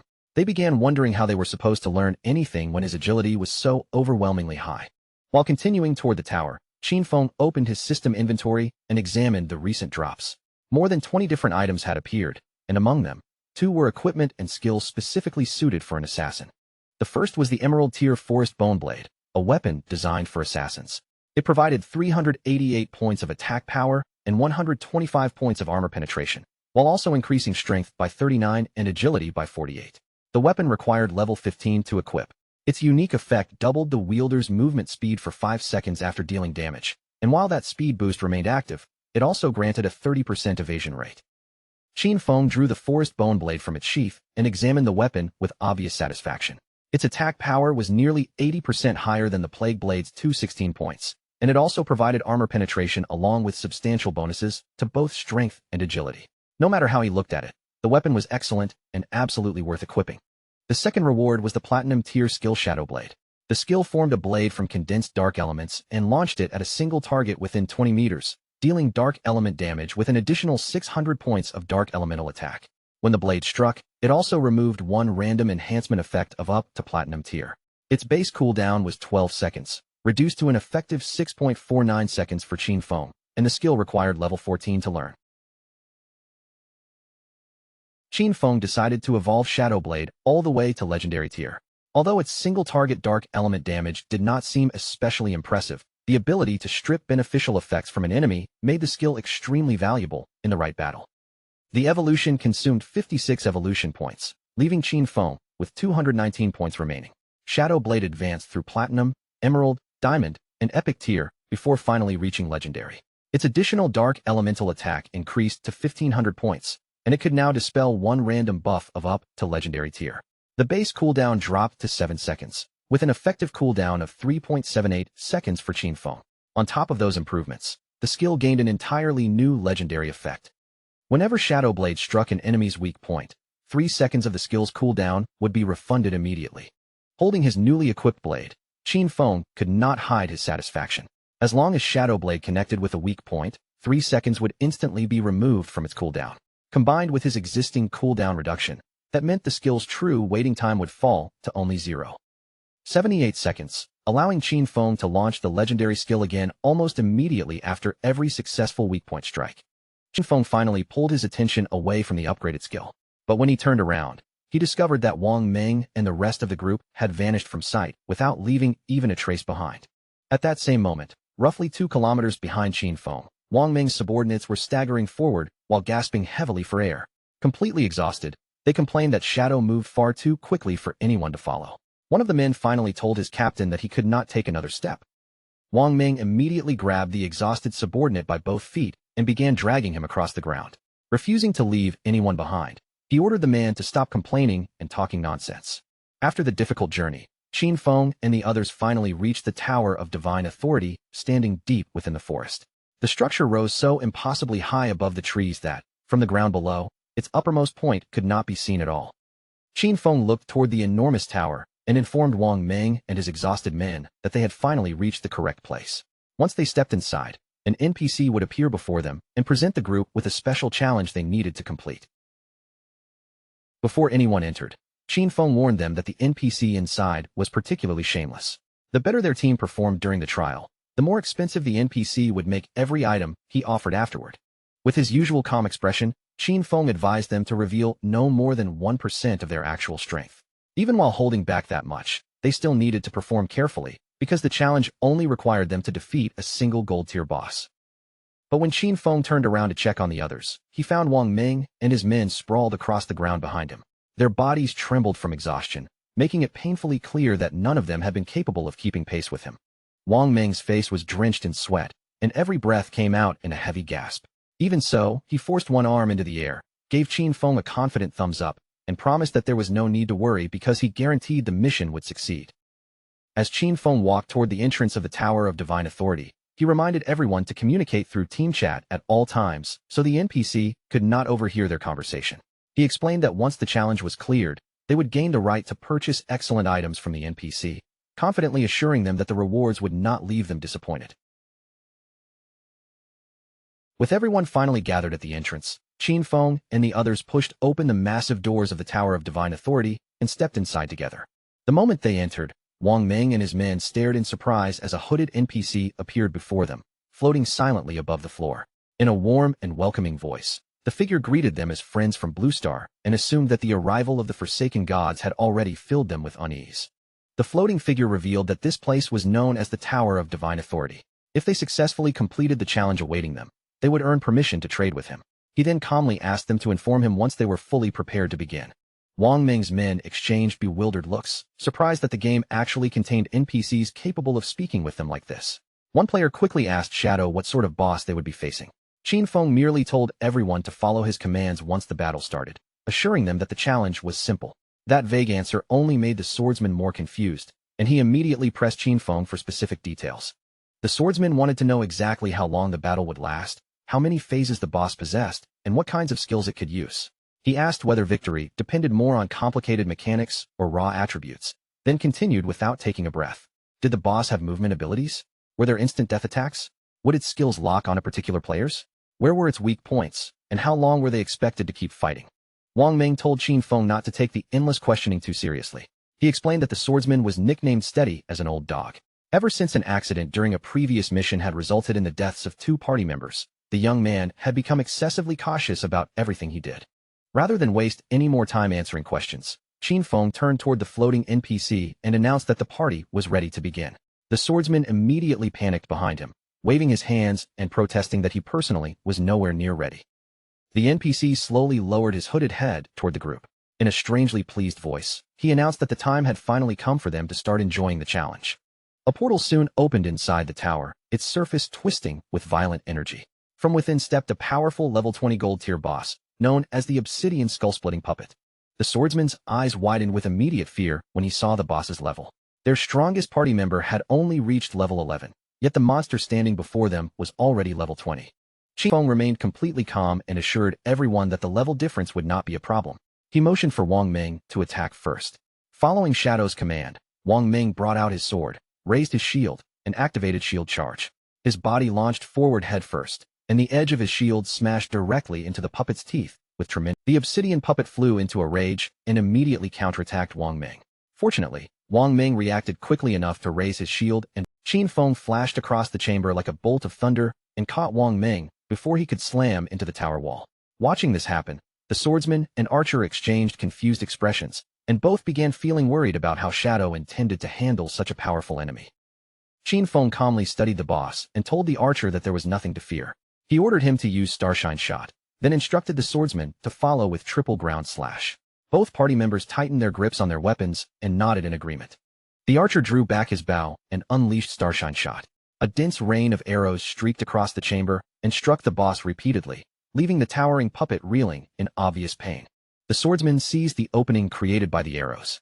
Moving as swiftly as the wind, he closed the distance and delivered a series of controlled, yet powerful slashes directly into the boss's lowered guard. Blood began spilling from the puppet's open mouth as the attacks tore into it. Enraged by the damage, the boss raised its arms and brought them crashing down against the ground with violent force. A crushing aura erupted around the puppet's body. At the same time, an unnatural black energy began gathering around the swordsman's position. The moment Qin Feng saw the change, he understood that the boss had entered its berserk state. Qin Feng immediately told the group that he would handle the berserk effect himself. He also warned everyone to stay far away from the patches of black oil spreading across the floor. The swordsman dropped low and hurriedly crawled away from the dark energy forming around him. On the opposite side of the chamber, the archer twisted aside at the last possible moment and narrowly avoided one of the puppet's incoming attacks. Qin Feng sprang high into the air, gathered dark energy into his hand, and hurled his newly upgraded shadow blade straight toward the raging monster. The condensed blade crossed the distance so quickly that the boss had no opportunity to react. It struck the puppet directly in the face and exploded with enough force to deal more than 4,500 points of damage. Instead of calming down, the injured puppet threw back its head and released an even louder roar. Qin Feng immediately triggered Shadow Blade's special effect, stripping away the enhancement and forcibly dispelling the boss's berserk state. Wang Meng could not help smiling when he saw how little damage Qin Feng appeared to be dealing compared with his legendary reputation. It almost looked as though Shadow had removed his equipment before entering the tower. The swordsman brightened with excitement and praised Qin Feng's acting, pointing out that he had remained near the edge of the fight for most of the battle. From the NPC's perspective, Shadow probably looked like a completely inexperienced beginner. The archer became increasingly curious and asked Qin Feng how he had learned that the NPC raised his prices whenever players performed too well. What puzzled him even more was how Qin Feng could possibly have discovered such a hidden rule in the first place. Qin Feng paused as though considering the question before explaining that the game contained countless secrets waiting to be uncovered. A great deal of valuable information remained buried throughout the ruins. He told them that they should regularly ask themselves whether they had truly made an effort to explore and whether their personal knowledge of the game had actually increased. The archer and swordsman both fell silent after hearing that answer. They stared at Qin Feng without knowing how to respond, unable to tell whether he had genuinely explained anything at all. While the party remained distracted by the conversation, the obsidian puppet opened its enormous mouth. Flames gathered deep inside its throat as it began charging a rapidly growing fireball. The fireball expanded little by little, becoming hotter and more powerful with every passing second. Qin Feng warned the group that the boss was about to rotate clockwise while spraying fire across the room. He ordered everyone to dodge carefully, explaining that anyone caught standing in the black oil when the flames reached it would burn to death within only 3 seconds. Wang Meng and the others immediately scattered across the chamber to avoid the coming flames. In the middle of the confusion, Wang Meng noticed the swordsman moving the wrong way and shouted that Old Dog was running directly toward danger. Qin Feng quickly judged the boss's angle and realized that it was already too late for the swordsman to escape normally. He ordered Wang Meng to activate his invincibility skill and intercept the fire attack before it could strike their teammate. Wang Meng obeyed without hesitation. He planted his feet firmly, raised his shield, activated invincibility, and used his body to block the full force of the puppet's fiery assault. Qin Feng praised Wang Meng for reacting correctly. He then instructed the entire party to wait until the flames disappeared before unleashing their strongest damage skills and attacking the boss with everything they had. The moment the fire subsided, the archer released another overwhelming rain of arrows. At the same time, the swordsman leaped into the air with his blade raised, while Wang Meng followed closely behind them, prepared to block any counterattack the boss attempted. Their coordinated assault worked perfectly. Before the obsidian puppet could even recover enough to take another breath, Wang Meng and his companions dealt more than 25,000 points of combined damage, destroying the boss instantly. A system notification appeared and congratulated the party for defeating the level 20 obsidian skull-splitting puppet. Wang Meng and the others finally relaxed, their exhausted faces filling with relief and happiness. Qin Feng, however, did not immediately lower his guard. He remembered that the truly troublesome feature of this boss was its ability to enter berserk mode once its health dropped below 70%. After that enhancement was removed, its actual strength fell to roughly the level of an ordinary silver-tier boss. The hooded NPC reappeared above the battlefield and warmly congratulated the group. He announced that they were the first players from Blue Star to successfully overcome his trial. As various items slowly materialized around him, the NPC began laughing with delight. He revealed that from this moment onward, they could offer him lifespan in exchange for the treasures he carried, including the divine gifted tome. The NPC released a pulse of power, and his identity finally appeared above his head for everyone to see. His displayed name was Vickley. As the swordsman looked more closely at Vickley, his expression shifted into surprise. The strange NPC did not have ordinary hands. One of them clearly possessed 6 fingers. The moment the swordsman noticed that detail, Vickley's eyes began glowing with an ominous light. His expression turned cold as his gaze locked directly onto the swordsman. Without offering any warning, Vickley raised his hand and summoned a violent bolt of lightning from above. The thunder struck the swordsman directly, inflicting more than 99,000 points of damage and killing him on the spot. The swordsman's body immediately broke apart and transformed into glowing lifespan orbs. Wang Meng stared at the remains in panic, completely unable to understand why the NPC had suddenly attacked one of their party members. Remaining as composed as ever, Qin Feng calmly explained that the taboo established by this particular NPC was connected to one very specific subject, his fingers. He went on to clarify the rule in greater detail. NPCs and players were forbidden from attacking one another unless the player personally violated the taboo imposed by the NPC first. That meant they were perfectly safe for now. As long as nobody brought up Vickley's fingers again, he would have no reason or authority to harm them. A troubling question suddenly crossed Wang Meng's mind. He had no idea whether Qin Feng was actually capable of defeating an NPC as terrifying as Vickley. Qin Feng answered honestly, admitting that, at least for the moment, he could not.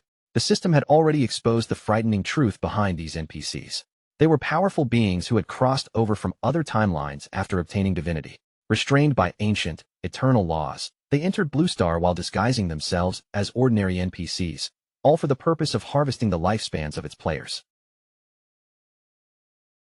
Vickley looked down at the group with open arrogance, clearly having no patience left for them. He coldly ordered them to select whichever divine skill books they needed, trade away the required amount of lifespan, and then immediately get out of his sight.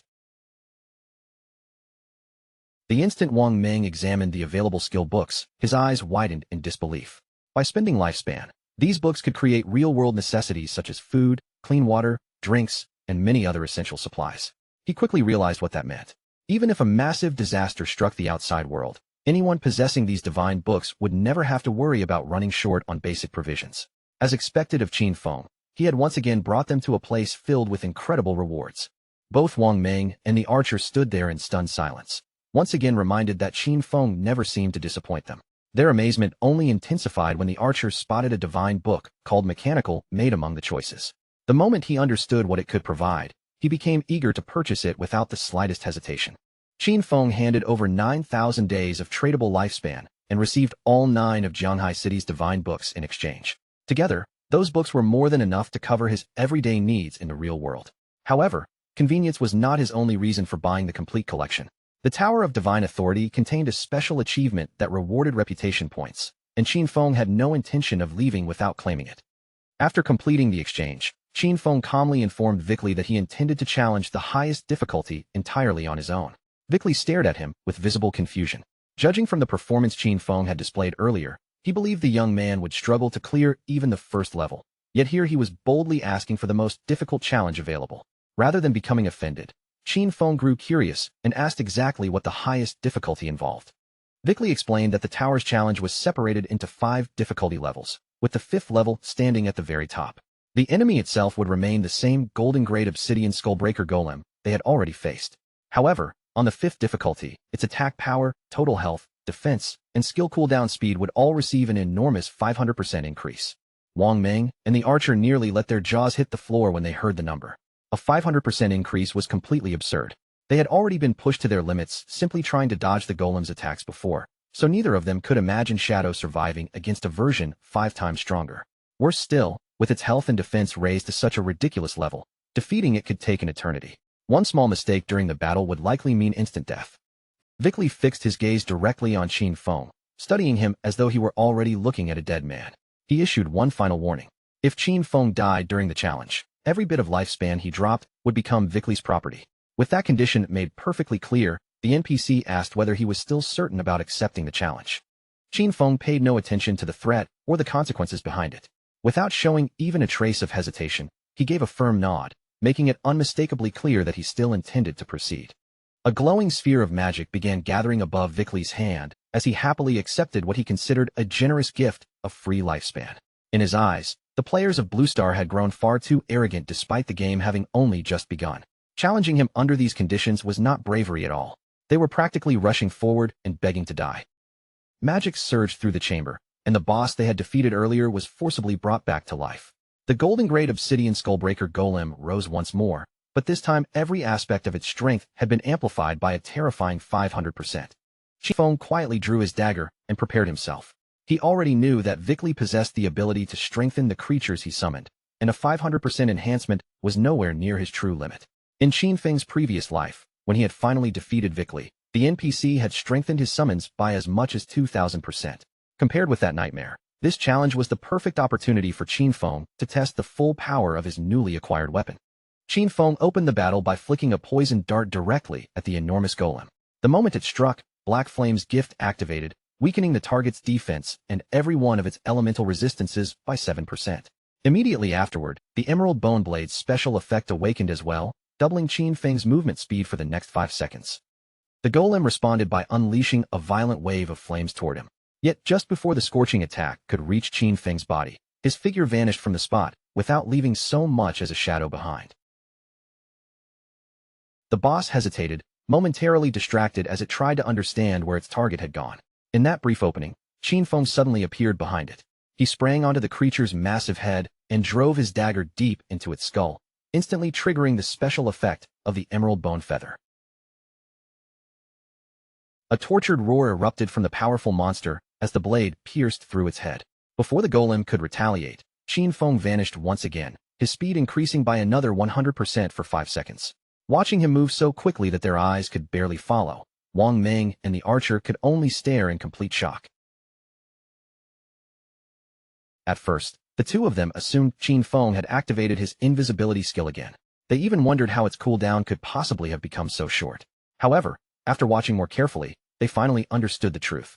Shadow had not used invisibility at all. His raw movement speed had become so extreme that, to anyone watching, it merely looked as though he was disappearing from existence. Seeing that the battle had reached the right moment, Qin Feng activated Blessed Liberation. The effect empowered his next strike, ensuring that the attack would trigger the devastating throat-slash effect upon landing. Qin Feng immediately followed with Shadow Dash, his body surging forward with the speed and violence of a thunderbolt. A chain of attacks tore through the boss and dealt more than 100,000 points of damage. At the same time, the repeated strikes continued stacking Black Flame's gift, reducing the golem's defense and all of its elemental resistances by a staggering 64%. Even after Qin Feng unleashed some of his strongest abilities, the monster's health bar had only fallen by a limited amount. Instead of becoming discouraged, he looked genuinely pleased. He knew the damage had reached this level only because of the enhancement provided by the ancient God's Stone Tablet. Without that item raising the maximum stacking limit of Black Flame's gift, each individual strike from Shadow Dash would have dealt no more than roughly 18,000 damage at best. Wang Ming was completely stunned when he realized that a single offensive sequence had erased nearly 1/3 of the boss's enormous health bar. He could not stop wondering what kind of skill Qin Feng had just used. For the first time, the archer had managed to see part of Qin Feng's attack clearly. To him, it resembled an instantaneous Shadow Slash, but the version of Shadow Slash he knew was limited to only 3 strikes. What Qin Feng had performed was clearly far beyond that. Meanwhile, Vickley remained silent at the edge of the battlefield, his eyes following Qin Feng's every movement. He could not understand how a Blue Star player had already become so powerful when the game had only recently begun. The question continued circling through his mind. Just what level of talent did this young man possess? Qin Feng's eyes gleamed with unconcealed excitement as he watched the accumulated damage take effect. The time had finally come to activate Throat Slash, an ability that would continuously deal 200% of the damage from his previous attack every single second. In the next instant, deep wounds opened across the golem's massive body. Thick streams of blood began spilling outward, running down its hardened frame as the Throat Slash effect took hold. The monster threw back its head and roared in unbearable agony. At the same time, its health bar began plunging at a frightening rate, with each passing second tearing away another enormous portion of its remaining life. Only a few seconds later, the powerful monster's remaining health was completely exhausted. Its enormous body collapsed, and then dissolved into glowing orbs of lifespan. The system immediately congratulated Qin Feng for completing the achievement challenge on the 5th difficulty level of the Divine Authority Tower.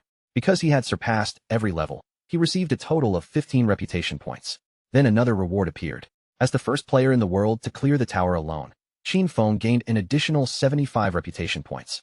Finally, a global announcement rang out across the entire game, declaring that player Qin Feng had become the first person in history to clear the Divine Authority Tower's maximum difficulty challenge. Rather than celebrating the announcement, players across the world were left completely bewildered. None of them even knew what the Divine Authority Tower was. In the ruined cities where they had awakened, they had never encountered any structure that resembled such a tower. Yet despite not understanding where the challenge had taken place, they all reached the same conclusion once again. Shadow was already several steps ahead of everyone else. Vickley's expression darkened with anger. From his perspective, the entire transaction had turned into a complete scam, with him being the one who had suffered the loss. He cursed the cunning nature of Blue Star's people and bitterly regretted setting the prices so low. Had he known this would happen, he would have charged 10,000, or perhaps even 100,000, days of lifespan for every single Divine Authority book. Unable to tolerate the sight of them any longer, Vickley raised his hand and summoned an intensely bright sphere of magical energy. The light expanded through the chamber as he furiously shouted at the group to get out, declaring that he never wanted to see any of them again. The blinding radiance forced Wang Ming and the archer to cover their eyes. Believing the furious NPC was about to unleash a devastating attack, both of them became convinced that they were finished and instinctively braced themselves for death. Vickley's glowing spell came crashing down over the group. Wang Ming and the archer crouched lower, shielding their heads with both arms as they waited for the impact. Qin Feng, however, did not move at all. He remained standing in the same spot, perfectly calm and completely unafraid.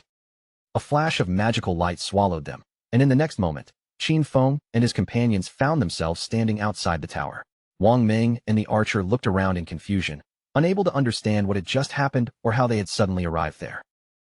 The two of them immediately panicked, fearing that they had somehow been killed without realizing it. After quickly checking themselves, however, they discovered that they were still alive and unharmed. Vickley had not attacked them at all. He had merely teleported the entire group out of the Tower of Divine Authority. Qin Feng calmly reminded them that there had never been any reason to panic. As he had already explained inside the tower, NPCs were unable to attack players unless their specific taboo was violated. Vickley's display had looked threatening, but it could never have truly harmed them. Now that they had successfully obtained everything they had come for, Qin Feng decided there was no reason to remain online. He told the others that he was going to log off and get something to eat. Wang Ming sincerely thanked him for guiding them through the tower and asked Qin Feng to bring them along again if another opportunity like this appeared.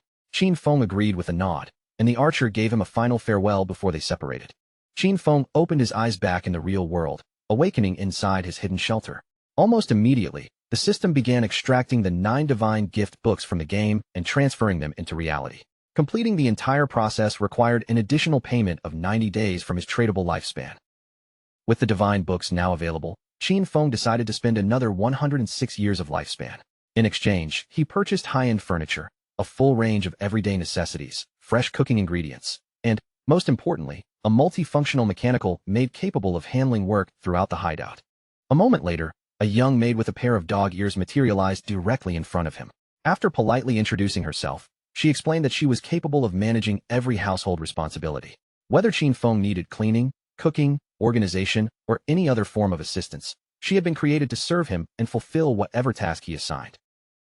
Qin Feng sank comfortably into his newly purchased luxury sofa and immediately issued his first command. He ordered the mechanical maid to begin a complete cleaning of the entire hideout without delay. She obediently started with the floor, carefully working her way across the room, while already planning to prepare a lavish feast for him once the cleaning was finished. At that very same time, elsewhere in the real world, the atmosphere in Jianghai City was far less peaceful. Local authorities were in the middle of investigating a disturbing series of murders that had begun spreading fear throughout the city. The officer assigned to the case reported the grim details to his superior. This was already the 3rd female body discovered within a single week. Just like the previous 2 victims, the woman's limbs had all been severed, and both of her eyes had been removed. The repeated method made it highly likely that all 3 murders had been committed by the same person. After listening to the report, the superior immediately asked whether the investigation team had uncovered any useful evidence. The officer responded that the killer clearly understood how their investigative abilities worked. Every body had been abandoned at a carefully selected time, just beyond the effective duration of the investigator's skills. Whoever was responsible was deliberately avoiding the period in which those abilities could trace what had happened. Hearing this, the superior's expression became even more serious. He ordered the officers to ask around and determine how much longer remained before the researcher completed his professional advancement. They could no longer afford to waste time. No matter what it took, this murderer had to be caught. The officer beside him nodded in acknowledgement, but another investigator suddenly asked everyone to wait. The superior immediately turned toward him and asked whether he had discovered something. The investigator's eyes sharpened as he stared at the information in front of him. He had noticed an alarming pattern. Shadow's login and logout times matched precisely with the estimated times when each of the girls had been murdered. The superior fell silent and considered the discovery carefully. Matching schedules alone were nowhere near enough to prove that Shadow was responsible. The officer acknowledged that point, but argued that the coincidence still gave them a possible direction from which to begin investigating. He added that rumors were already spreading throughout the city, accusing Shadow of being the murderer and claiming the authorities were deliberately covering for him because they feared his overwhelming power. The superior raised one hand and stopped Xiaoma before his suspicions could go any further. He reminded the officer that Shadow might have humiliated him in front of Anyu, but personal resentment could not be allowed to influence an official murder investigation. Their conclusions had to be based on evidence, not anger or wounded pride. The superior assured Xiaoma that the technology department would provide support around the clock until the case was solved. The hideout was not especially difficult to locate, nor was it concealed particularly well. Even so, rumors claimed that the defensive barrier surrounding it was the most powerful protective formation anywhere in Huaxia. A system notification appeared before Qin Feng, informing him that creating the guild named Shadow had consumed 2.74 years of his tradable lifespan. His objective was straightforward: seize control of this hideout, register it as territory belonging to his new guild, and establish a permanent sanctuary within the ruins of Magic City. Qin Feng immediately leaped forward, already thinking about the advantages this place would provide. Sanctuaries were connected through teleportation, meaning that once this one belonged to him, traveling between Magic City and Jianhai would become far quicker and much more convenient. Activating his invisibility, Qin Feng slipped through the entrance without making a sound. His figure vanished completely as he moved deeper into the hideout, carefully walking through its silent corridors while keeping his presence concealed. Several minutes passed as Qin Feng continued descending through the structure. Yet even after reaching the third underground floor, the deepest level of the entire hideout, he had not encountered so much as a single monster. That unusual emptiness told him something important. Someone had already cleared this place before him, and judging by how thoroughly it had been emptied, it was likely either one powerful individual or an entire group of highly capable players. Just then, a man's shout suddenly tore through the silence, declaring that the woman ahead of them had nowhere left to escape. The unexpected voice immediately caught Qin Feng's attention. Remaining invisible, he quietly approached the corner and glanced around it. On the other side, several men had formed a tight circle around a lone woman, cutting off every path she could use to flee. Fear filled the woman's eyes as she watched the men closing in. Her body tensed, and she desperately warned them not to take another step toward her. They were standing on a narrow bridge, and the woman had already been forced all the way to its edge. Behind her, a blazing river of lava churned below, leaving her with nowhere else to retreat. One of the men smiled and told her not to be frightened, because they had no intention of killing her, at least, not yet. Dongfang Yu had ordered them to capture her so that his son could personally show her some affection. The man demanded that she reveal where she was hiding in the real world. If she refused, they would hunt her down and kill her repeatedly until every remaining year of her lifespan had been drained away. He also warned her not to consider jumping into the lava. Members of their guild, Shura Hall, were already stationed at the respawn point, ready to seize her the moment she returned. The orange-haired man stepped forward with a relaxed smile and suggested that they settle the matter through a simple deal. He reminded the woman that she had already killed Dongfang Yu twice inside the game. Based on the lifespan dropped from those deaths, he estimated that she must have taken no less than 30 years from him. The woman said nothing, her expression tightening as countless thoughts raced through her mind. Seeing her hesitation, the orange-haired man continued. All she had to do was return those 30 years of lifespan, and then spend a little time entertaining the three of them. In exchange, he promised that they would allow her to leave alive. Tears gathered in the corners of the woman's frightened eyes. Her voice trembled as she cautiously asked what, exactly, the three men intended to do with her. The men exchanged knowing smiles, their expressions becoming increasingly disgusting. Then one of them reached down and pulled open his pants, causing the trapped woman's face to turn pale as panic surged through her. The orange-haired man watched her reaction with a lecherous grin. Gesturing toward his companion, he told her that this was the kind of game they wanted to play with her. For a moment, the woman lowered her gaze and remained silent, as though she were struggling with the decision. Then she turned her face aside, a blush spreading across her cheeks, and softly asked whether they truly promised to release her once they had finished playing. The orange-haired man immediately brightened, clearly believing that she had finally surrendered. With a cheerful smile, he gave his word and eagerly invited her to begin with him. The bald man beside him quickly added that he intended to have his turn next. The woman slowly began walking toward them, every step accompanied by the visible trembling of her body. To the men, she appeared terrified and obedient. But as she closed the distance, the fear in her eyes abruptly hardened into fierce determination. In one swift motion, her hand darted toward her weapon, and she pulled out a poisonous dart that had been hidden from their sight. She suddenly lunged at the orange-haired man, driving forward before any of them could react. However, the blindfolded man moved at that exact moment. Activating Golden Cauldron Earthquake, he came crashing down with tremendous force and slammed the woman's body violently against the ground. Looking down at her pinned beneath his attack, the blindfolded man coldly remarked that their little captive was clearly refusing to behave herself. Unable to move under the crushing pressure, the woman could do nothing except squeeze her eyes shut. The orange-haired man approached her with a twisted expression, slowly sticking out his tongue as he leaned closer. He stopped directly in front of her and warned that this was the final opportunity he would give her. His voice turned commanding as he ordered her to open her mouth. But instead of obeying, the fear suddenly vanished from the woman's face. A confident smile curled across her lips, and without warning, she released the powerful ability she had been holding back. Her attack flashed through the air with terrifying speed. Before the bald man or the orange-haired man could defend themselves, both of their bodies were sliced cleanly in half. The blindfolded man froze where he stood, completely unable to understand how the situation had reversed so suddenly. His eyes widened behind the cloth covering them, and disbelief spread across his face as he stared at what remained of his two companions. Nothing about what he had witnessed made sense to him. One moment the woman had been helpless beneath his skill, and the next, both of his allies had been instantly killed. Before the blindfolded man could even draw another breath, a long strip summoned by the woman shot through the air and coiled, still observing from behind the corner. Qin Feng immediately recognized the fighting style she had displayed. There was no mistaking that unusual weapon or the way she controlled it. Her profession was chainblade. After eliminating the three disgusting men, the woman walked over to the orange-haired man's fallen body. Still burning with anger, she raised her foot and mercilessly crushed his most vulnerable area. The corpses soon dissolved into glowing orbs of lifespan, leaving no bodies behind.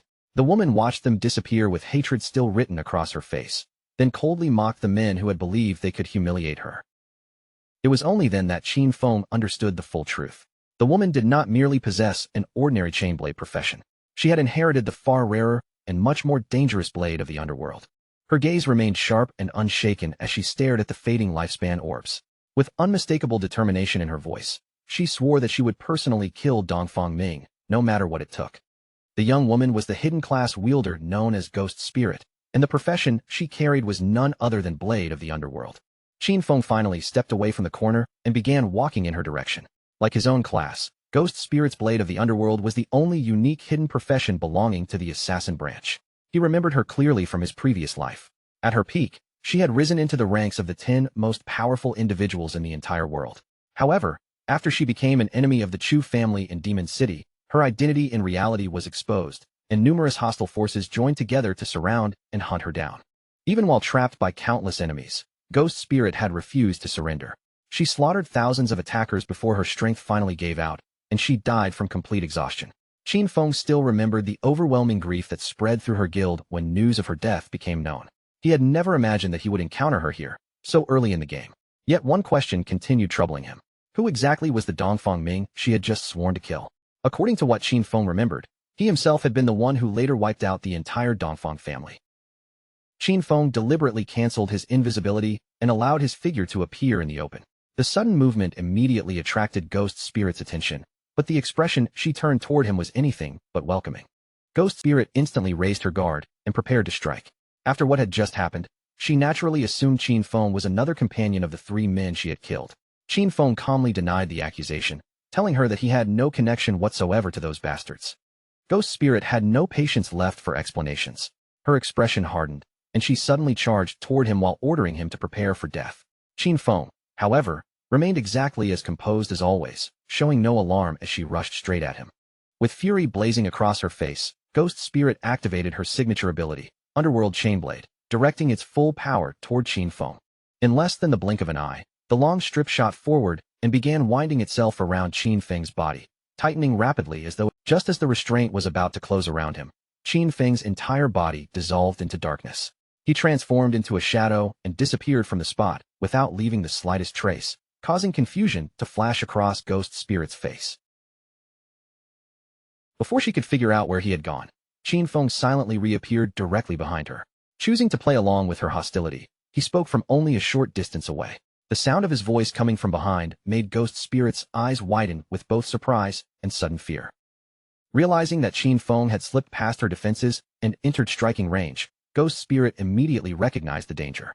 She pushed off the ground and jumped away, rapidly creating distance between them. Without wasting another second, she activated Shadow Stealth. Her physical form melted into a dark silhouette, and then even that shadow faded away until she had vanished completely from sight. Qin Feng's eyes shifted slightly in surprise when he realized that Ghost Spirit had successfully concealed herself. Her invisibility was clearly far more advanced than what an ordinary assassin should have possessed at this stage. Rather than searching for her openly, Qin Feng activated Shadow Stealth as well. His body merged with the surrounding darkness, and in the next instant, he disappeared from the area just as thoroughly as she had. Several long minutes passed, in complete silence. Neither of the hidden assassins revealed their position, and no attack disturbed the stillness of the underground floor. As the silence continued, Ghost Spirit became increasingly confused. She could not locate Qin Feng anywhere. The Blade of the Underworld granted her an innate level 4 anti-stealth ability, which should have allowed her to expose nearly any invisible opponent at this point in the game. Yet Qin Feng remained entirely beyond her perception. That impossible result forced a startling possibility into her mind.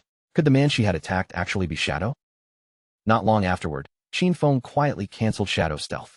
His figure emerged without warning directly behind Ghost Spirit, so close that his sudden presence immediately drew her attention. The moment Ghost Spirit heard Shadow's voice behind her, Panic rushed through her body. What frightened her most was not simply that he had found her. Even while she remained protected by level 4 stealth, Qin Feng could still see her position with perfect clarity. Ghost Spirit realized that ordinary attacks would never be enough against Qin Feng. Her expression sharpened as she finally decided to fight seriously, unleashing her strongest ability, Evil Ghost Soul Chase.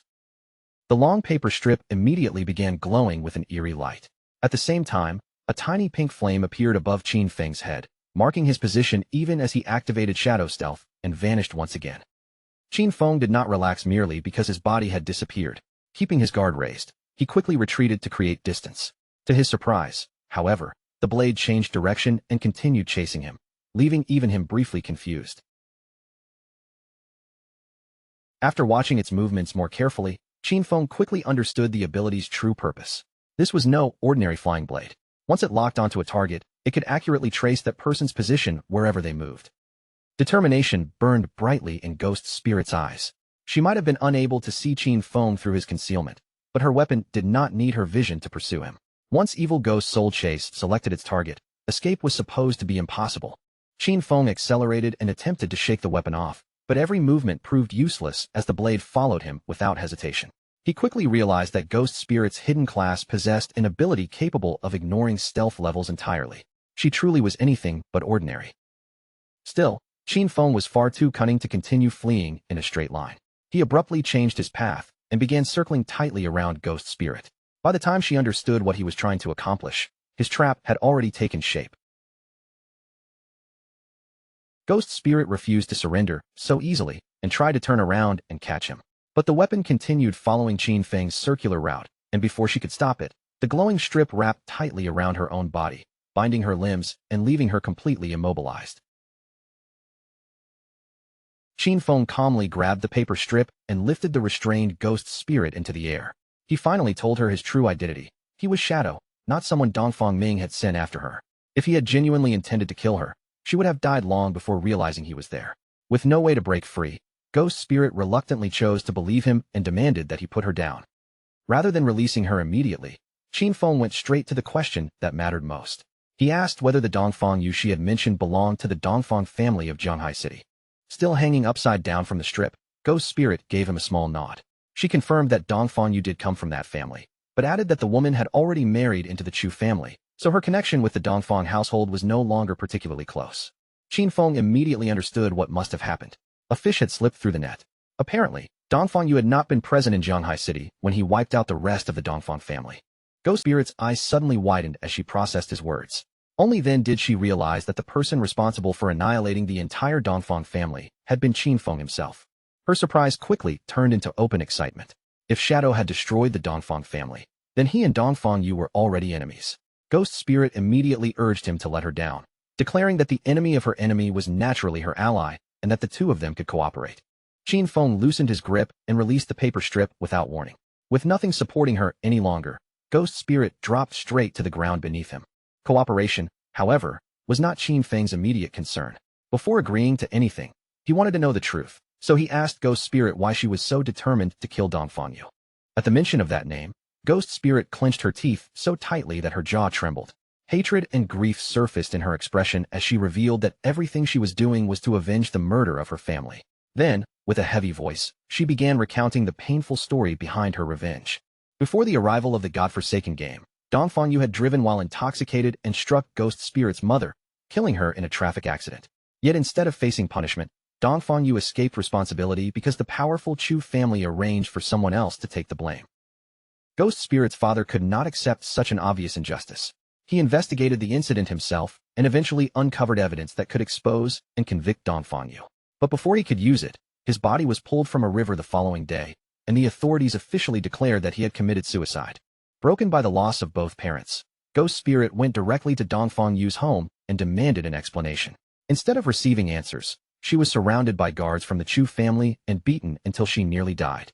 Consumed by despair and prepared to end her own life, she reached her lowest point just as the godforsaken game descended upon the world. The moment Ghost Spirit entered the game, the first thing she did was hunt down and kill Dongfang Yu. But killing her once was nowhere near enough. To erase Dongfang Yu permanently, Ghost Spirit would have to drain every last year of lifespan she possessed.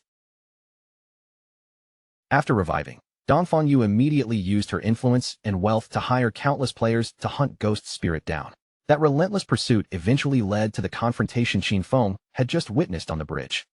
Qin Feng remained completely silent while Ghost Spirit told him everything. He did not interrupt her even once, allowing her to finish the entire painful account in her own words. By the time her story ended, tears were streaming freely down Ghost Spirit's cheeks. Looking directly at Shadow with desperate hope, she begged him to help her kill Dongfang Yu. Qin Feng did not soften his answer or attempt to comfort her with empty promises. His expression remained cold as he refused her request without the slightest hesitation. Even after being rejected, Ghost Spirit refused to give up. Tears of grief continued gathering in her eyes as she pleaded with him once more, desperately asking Shadow to help her take Dongfang Yu's life.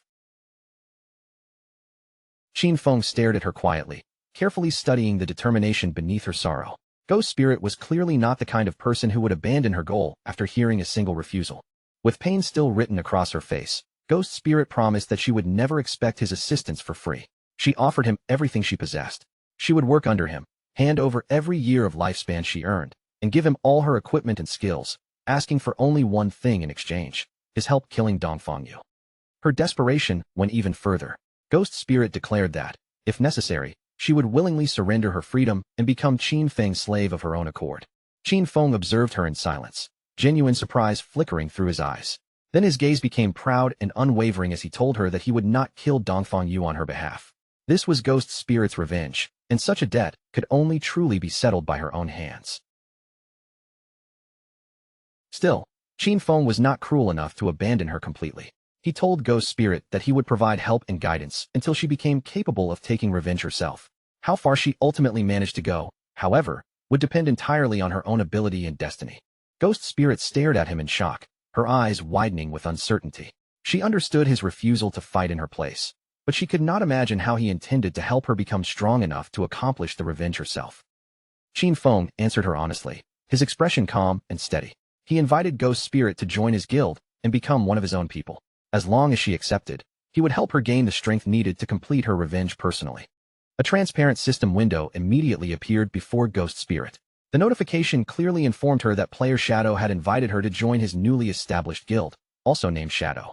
Ghost Spirit fell silent and considered the invitation carefully.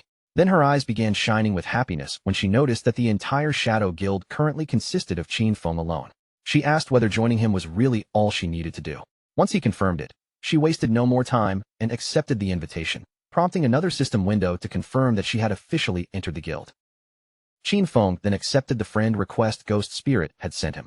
Pleased that she had agreed to follow his guidance, he told her that there was now only one immediate task she needed to complete: her class advancement. Turning his back toward her, Qin Feng explained that she would have to discover for herself what class advancement involved and how it could be completed. He would not give her every answer. Once she successfully advanced her class, she could come and find him again. Still kneeling on the ground, Ghost Spirit raised her head, and fierce determination began glowing in her eyes. Qin Feng gave her one final warning. If she could not overcome even this challenge by herself, then she had no hope of completing her revenge and should abandon it now. Qin Feng activated Shadow Stealth and silently disappeared from the area. As he left, he reflected on the limitless potential of the blade of the Underworld class. With only a small amount of proper guidance, Ghost Spirit could undoubtedly rise far beyond the level she had reached in his previous life. After leaving Ghost Spirit behind, Qin Feng continued deeper into the underground structure until he finally arrived at the very heart of the Evil Spirit Academy. Waiting there was a level 15 boss, a grotesque woman surrounded by several floating spiritual heads. The system identified her as Stana, the platinum-grade aberrant witch. After observing her form and position, Qin Feng quickly determined that she was the guardian protecting the Evil Spirit Academy. Qin Feng launched his attack without giving the boss any time to react. In the blink of an eye, he leaped into the air and unleashed Dark Knight Ringblade. The strike tore into Stana, dealing 26,000 damage while successfully triggering Weak Point Strike. As Qin Feng landed lightly back on the ground, memories of the battle's mechanics surfaced in his mind. During Stana's first phase, only one of her 4 spiritual heads would become active, while her main body remained completely immune to physical damage. Because of that immunity, Qin Feng could only rely on elemental abilities, which dealt somewhat less damage than his strongest physical attacks. Qin Feng summoned a shadow blade into his hand, confidence shining in his eyes. He possessed the pale white bone blade, which greatly increased his movement speed, and his shadow blade ability had another crucial advantage. its cooldown reset every time the attack successfully struck a target. Taking full advantage of that effect, Qin Feng began summoning shadow blades one after another until hundreds of them filled the air around him. He then launched the entire barrage at Stana, driving the blades deep into one of her spiritual heads and dealing more than 200,000 damage. With an endless stream of elemental blades firing from his position, Qin Feng had effectively transformed himself into a mobile Gatling gun. It did not take long for the golden spiritual head to reach its limit. Under the relentless bombardment, it exploded into countless fragments. Qin Feng remained perfectly composed, already remembering what would happen next. During the second phase, 3 of Stana's heads would awaken and attack at the same time. Stana's eyes flared with intense rage as the destroyed head vanished. Her furious gaze immediately locked onto Qin Feng, identifying him as the sole target of her hatred. Moments later, the 3 awakened spiritual heads opened their glowing eyes and began firing rapid bursts of energy. Stana twisted and danced wildly across the battlefield, causing the beams to sweep through the surrounding area in a chaotic storm of indiscriminate attacks. For an ordinary player, avoiding such a dense barrage would have been nearly impossible. But to Qin Feng, the seemingly chaotic pattern was not especially difficult to read or evade. With little effort, Qin Feng slipped between the incoming energy blasts and avoided every attack aimed at him. The moment he found an opening, he launched another wave of shadow blades and drove them into the boss's spiritual head, dealing more than 200,000 additional damage. As Anna twisted in agony beneath the relentless assault, Qin Feng descended lightly to the ground. Without even looking back at the wounded boss, he turned away with complete confidence, knowing the battle had already reached its conclusion. With a casual motion, Qin Feng released one final shadow blade behind him. The weapon pierced Stana's body, and a massive explosion immediately tore through the chamber, blowing the platinum-gray boss apart. The system confirmed that he had slain the aberrant witch Stana, awarding him 50,000 experience points along with the platinum-tier hideout key to the Evil Spirit Academy. Qin Feng's eyes widened slightly when another system notification appeared, informing him that he had finally met the requirements for class advancement. Without hesitation, he chose to proceed. Darkness surged around his body as his shadow class advanced from Tier 1 to Tier 2. The transformation caused every class-based attribute bonus to rise dramatically. Strength increased from 9 to 27, Constitution from 9 to 27, Agility from 24 to 72, and Spirit from 15 to 45. This advancement had effectively tripled every attribute bonus provided by the Shadow class. Qin Feng immediately felt the difference as his Strength, Constitution, Agility, and Spirit all soared, raising his attack power, defenses, elemental resistances, and every other combat-related statistic. His non-tradable lifespan had now surpassed 4,510 years, while his tradable lifespan exceeded 566 years. Even more importantly, he unlocked his 4th class passive, allowing him to attack without leaving stealth while still receiving the bonus damage normally triggered when stealth was broken. Qin Feng's gaze shifted toward the golden key on the ground, and satisfaction shone brightly in his eyes. His class bonuses had tripled, and attacking would no longer expose his position. The Tier 2 Shadow class was not merely a simple improvement. It completely overturned the usual rules of combat. Several minutes later, outside the Evil Spirit Academy, a group of familiar figures returned. The moment Ghost Spirit saw them approaching, alarm flashed across her face. She had not expected those men to dare come back so quickly. They were the same men Ghost Spirit had killed earlier, but this time, the 3 of them had not come alone. Every member of their guild had accompanied them. The bald man smiled coldly and admitted that he had been careless before because he had not known she possessed a chain blade. Beside him, the orange-haired man confidently revealed that he had summoned the entire Shura Palace Guild. With so many players surrounding her now, he wanted to see where she could possibly escape. The bald man wasted no time and charged straight at Ghost Spirit, his weapon already raised to strike. With a vicious expression, he warned that he would not treat her as gently as he had before.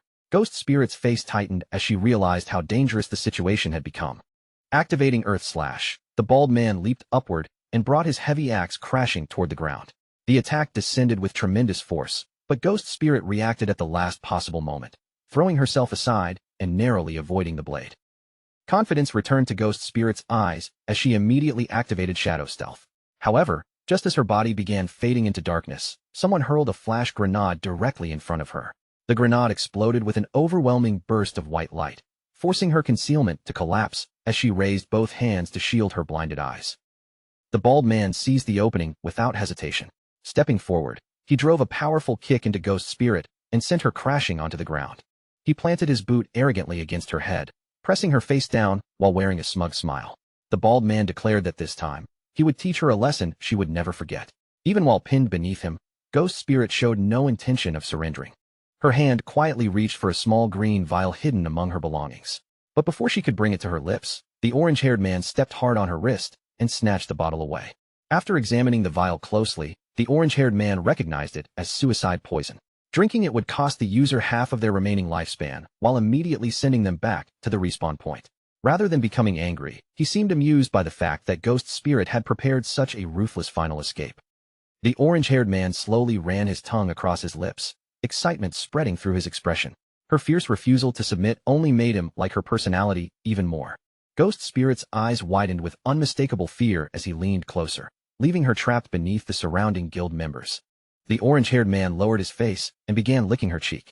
But in the middle of his disgusting behavior, his eyes suddenly widened as a system window appeared before him. The message announced that the great platinum sanctuary known as the Evil Spirit Academy now belonged to the Shadow Guild. Its protective barrier had been activated, and every person who was not a member of that guild would immediately be classified as an intruder. The sanctuary's defense system activated at once. Before the intruders could even react to the warning, a massive bolt of lightning descended from above and struck the gathered members of Shura Palace. In less than a heartbeat, every intruder caught inside the sanctuary was annihilated. Their bodies vanished and transformed into scattered, glowing orbs of lifespan. Ghost Spirit stared at the scene in astonishment. Only then did she realize that the Evil Spirit Academy was actually a sanctuary and that it now belonged to the guild she had just joined. That meant Shadow had entered the academy, defeated its guardian, obtained the hideout key, and claimed the entire location within only a matter of minutes. Along with the hideout key, Qin Feng had also obtained the Jade Tier Aberrant Witch's Ring. The level 14 accessory could be equipped by any class, increasing every attribute by 22 and raising cooldown speed by 30%. Its unique effect expanded the area of effect of all abilities by 25% while increasing area damage by another 10%. As though that were not already valuable enough, Stana had also dropped the platinum-grade skill Virulent Poison Trap. Virulent Poison Trap was a platinum-grade ability designed for assassins and hunters. It allowed Qin Feng to place a trap concealed by level 5 stealth. Any enemy who triggered it would immediately suffer 500 additional poison damage, have their movement speed reduced by 50% for 5 seconds, and continue taking poison damage equal to 100% of Qin Feng's attack power. He could maintain up to 3 traps at the same time. Each trap had a cooldown of only 4.65 seconds and could remain active for a full 3,600 seconds. Qin Feng was quite satisfied that the boss had dropped 2 items perfectly suited for an assassin. The ring was especially useful because both Instant Shadow Slash and Dark Knight Ringblade were area of effect abilities, meaning its bonuses would provide an enormous improvement to his combat power. Qin Feng's eyes brightened further when he noticed that he had accumulated 363 evolution points, exactly enough to upgrade Backstab Enhancement to Legendary Grade.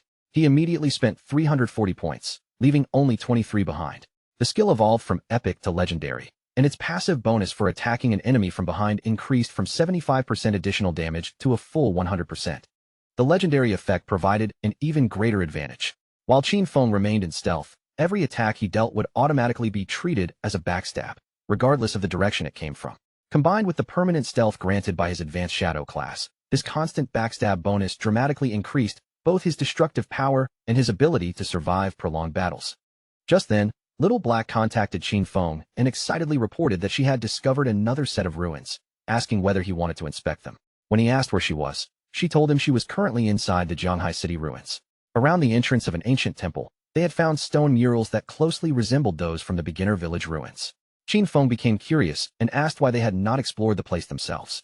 Considering their current progress, their group should already have been capable of fighting a platinum-grade boss. Little Black admitted that they had tried. However, after clearing every enemy and reaching the end, they encountered a mysterious teleportation orb. When the group touched the orb, nothing happened. Instead, the system informed them that only a fated person was qualified to enter. Little Black therefore wondered whether her boss might be the person it was waiting for. Qin Feng agreed to investigate and told her to remain there.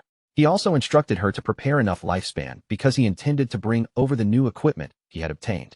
With the sanctuary teleportation network now established, traveling from the Magic City ruins to Zhanghai had become far more convenient.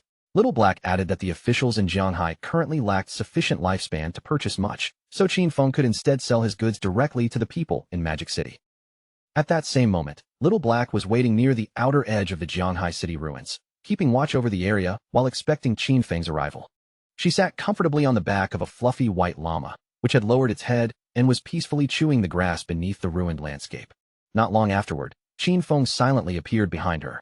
Without announcing his arrival, he casually asked where the newly discovered ruins were located. The sudden sound of his voice startled both Little Black and the llama beneath her. She spun around and complained that he should stop appearing behind people like that. Qin Feng had frightened her deliberately, but he calmly lied and promised that he would be more careful the next time. Little Black leaned forward and cautiously peered over the edge of the nearby cliff. Pointing into the depths below, she explained that the entrance to the ruins was located at the very bottom. When Qin Feng asked how they had managed to discover such a hidden place, she sighed and told him it was a long story. Turning toward the white llama, Little Black explained that she had originally come across the creature in this area and had managed to obtain it as her personal mount. Affectionately, she referred to the fluffy animal as her little sheep. While she had been happily playing with her newly acquired mount, a powerful silver-grade boss suddenly emerged nearby. Its unexpected appearance frightened both Little Black and the animal. In her panic, Little Black lost her footing and tumbled over the edge of the cliff. Fortunately, instead of falling all the way to her death, her body became caught in the branches of a tree growing near the bottom. From that position, she happened to notice the hidden cave entrance. Little Black carefully began climbing down the steep cliffside, warning Qin Feng to watch his footing and avoid slipping. She explained that after she eventually respawned, she contacted Captain Un and Uncle Wang Meng, then brought them back so the three of them could explore the cave together. Qin Feng simply stepped off the cliff and descended with a controlled leap, remarking that discovering a place in such an absurd manner suited Little Black perfectly. Impressed by his smooth landing, she praised his movement and mentioned that Wang Meng had attempted the exact same jump earlier. Unfortunately, he slipped during the descent and died from the fall. The two of them entered the cave and began moving through the dark passage. Along the way, Little Black explained that a large labyrinth waited farther ahead, though her group had already eliminated all the monsters and explored every available route. Qin Feng warned her that from now on, she should avoid dying whenever possible. Allowing her non-tradable lifespan to fall all the way to 0 would place her in an extremely dangerous position. Little Black smiled confidently and assured him that she understood the danger. She already knew about abilities capable of draining another player's lifespan, but their group had prepared a method for restoring non-tradable lifespan whenever necessary. Qin Feng looked at her with mild surprise and asked whether they had truly found a reliable way to replenish it. Little Black raised one finger as she explained their method. Inside the city ruins, they deliberately searched for monsters that had absorbed large amounts of non-tradable lifespan, then lured those creatures into an isolated location where no outsiders would interfere. After killing the monsters, the group left all of the dropped non-tradable lifespan stored in that secluded area. Whenever one of them needed to replenish their own supply, they could simply return to that location and absorb what had been saved. Qin Feng became genuinely interested after hearing her explanation. He admitted that the method was surprisingly effective, then asked whether a newcomer in their group had been the one to think of it. Little Black stared at him in shock, amazed that he had guessed correctly so easily. Qin Feng, however, remembered the method from his previous life. Back then, it had also been invented by a newcomer, and as time passed, nearly every major group eventually adopted the same strategy. Before long, the pair reached the mysterious teleportation orb at the end of the ruins. Little Black placed her hand against its surface once again, but the system immediately informed her that she was not the fated person and that the mechanism would therefore remain inactive. Pulling her hand away, Little Black asked Shadow to try touching it. She explained that everyone believed this hidden temple might somehow be connected to the ancient temple they had discovered near the beginner village. Qin Feng did not touch the orb immediately. Instead, he stood before it in thoughtful silence, carefully examining its surface and the strange energy hidden within it. After a brief pause, Qin Feng finally extended his hand toward the orb. The instant his fingers made contact, the entire sphere lit up, and a wave of intense energy began surging outward from its core.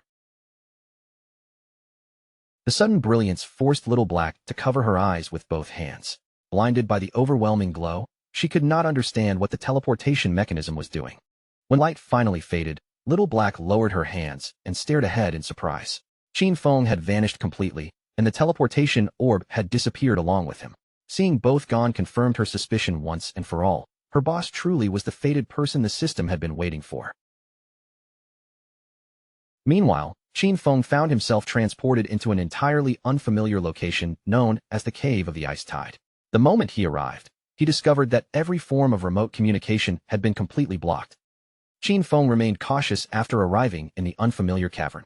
Refusing to expose himself before understanding the danger around him, he immediately activated Shadow Stealth and concealed his presence completely.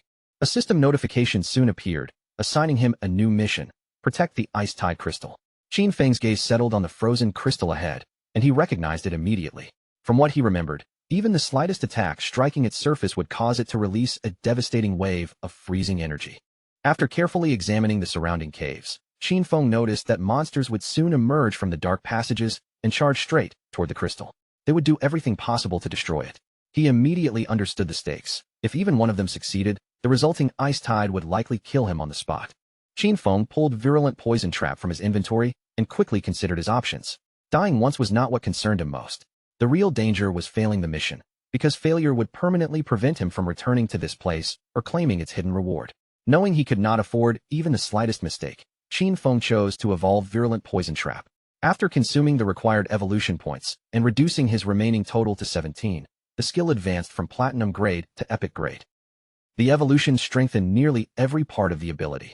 The trap's concealment rose from level 5 to level 8, while enemies who triggered them would now suffer an additional 1,200 poison damage and remain slowed for 8 seconds.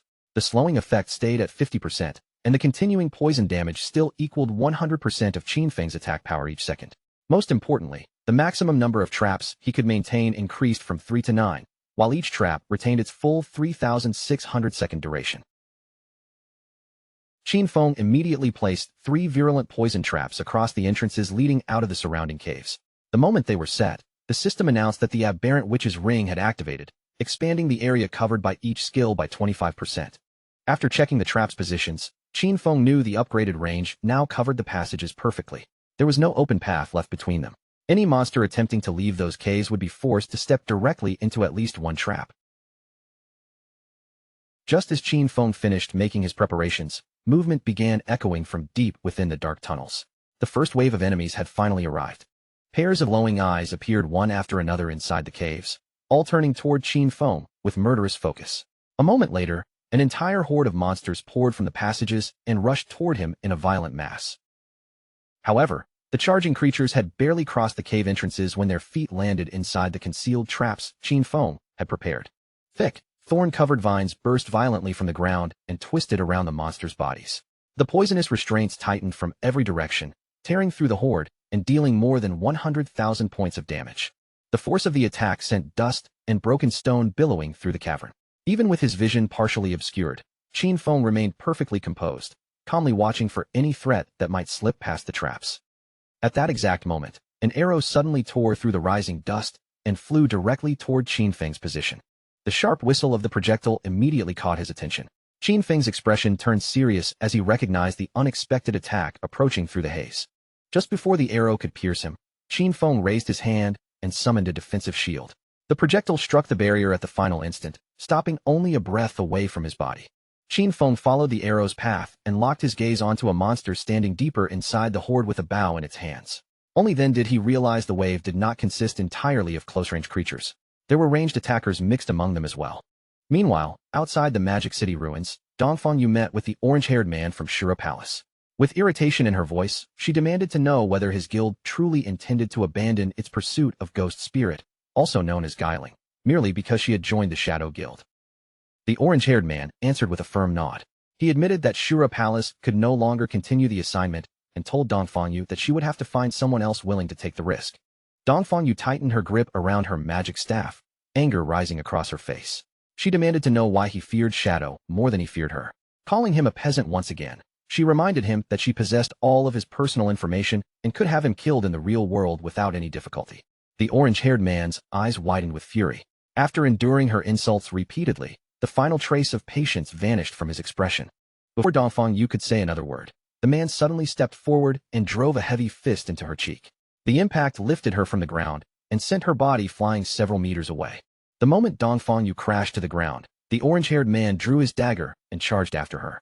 He struck her again and again, roaring that he was completely sick of her arrogance. He might not have been strong enough to defeat Shadow, but killing her was still well within his ability. Furious over being called a peasant so many times, he screamed for her to die with every vicious blow he delivered. The assault ended almost immediately. Dongfang Yu's health was completely exhausted, and her fallen body dissolved into a collection of glowing lifespan orbs. Dongfang Yu opened her eyes again in the real world, awakening inside the Chu family residence with her gold-cased phone still in hand.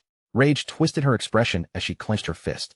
She could not accept that those lowly members of Shura Palace had actually dared to turn against her and kill her. Without wasting a moment, Dongfang Yu ordered her husband to send people out and capture every member of the group. Confused by her sudden demand, he asked whether she was referring to Shura Palace, the same guild she had personally hired to capture Ghost Spirit. Still trembling with anger, Dongfang Yu explained that Ghost Spirit had joined Shadow's guild. Because of that connection, the members of Shura Palace had become too afraid of Shadow's retaliation to continue hunting her. Her husband calmly replied that they would deal with those peasants later, after Shadow himself had been eliminated. He then revealed that he had already arranged for members of Black Dragon Hall in Magic City to target Shadow. The plan was already underway, and he assured Dongfang Yu that she would soon have the chance to avenge what had happened to the Dongfang family. Dongfang Yu's eyes widened as fury surged through her once again. Her hatred was no longer directed solely at Shadow. She now wanted revenge against the Shura Palace members who had humiliated her as well. The thought of retaliation filled her with growing excitement.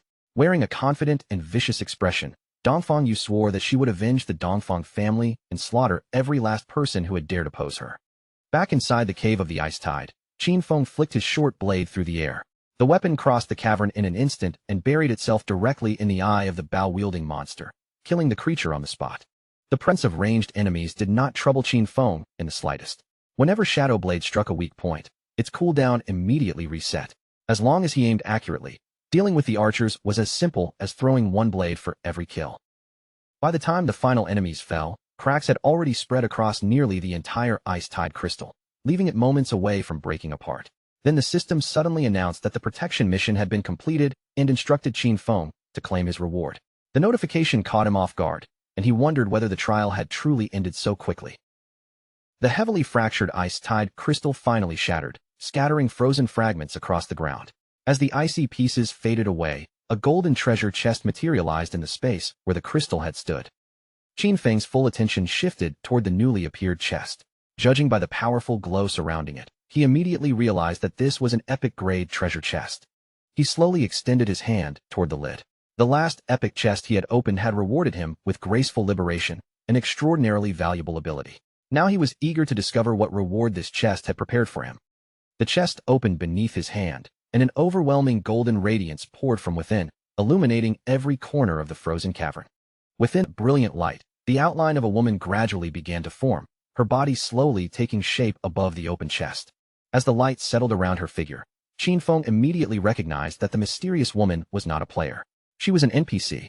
A hint of surprise crossed Qin Feng's face when he took a closer look at her. She was the very same NPC who had appeared beside the epic treasure chest during his previous temple trial. With her eyes still gently closed, the woman began speaking in an ancient and unfamiliar tongue. Qin Feng recognized the strange words as the language once used by the old gods. Her words carried a clear message. Qin Feng had successfully passed both trials and had proven himself to be the chosen one. The situation felt strange to him.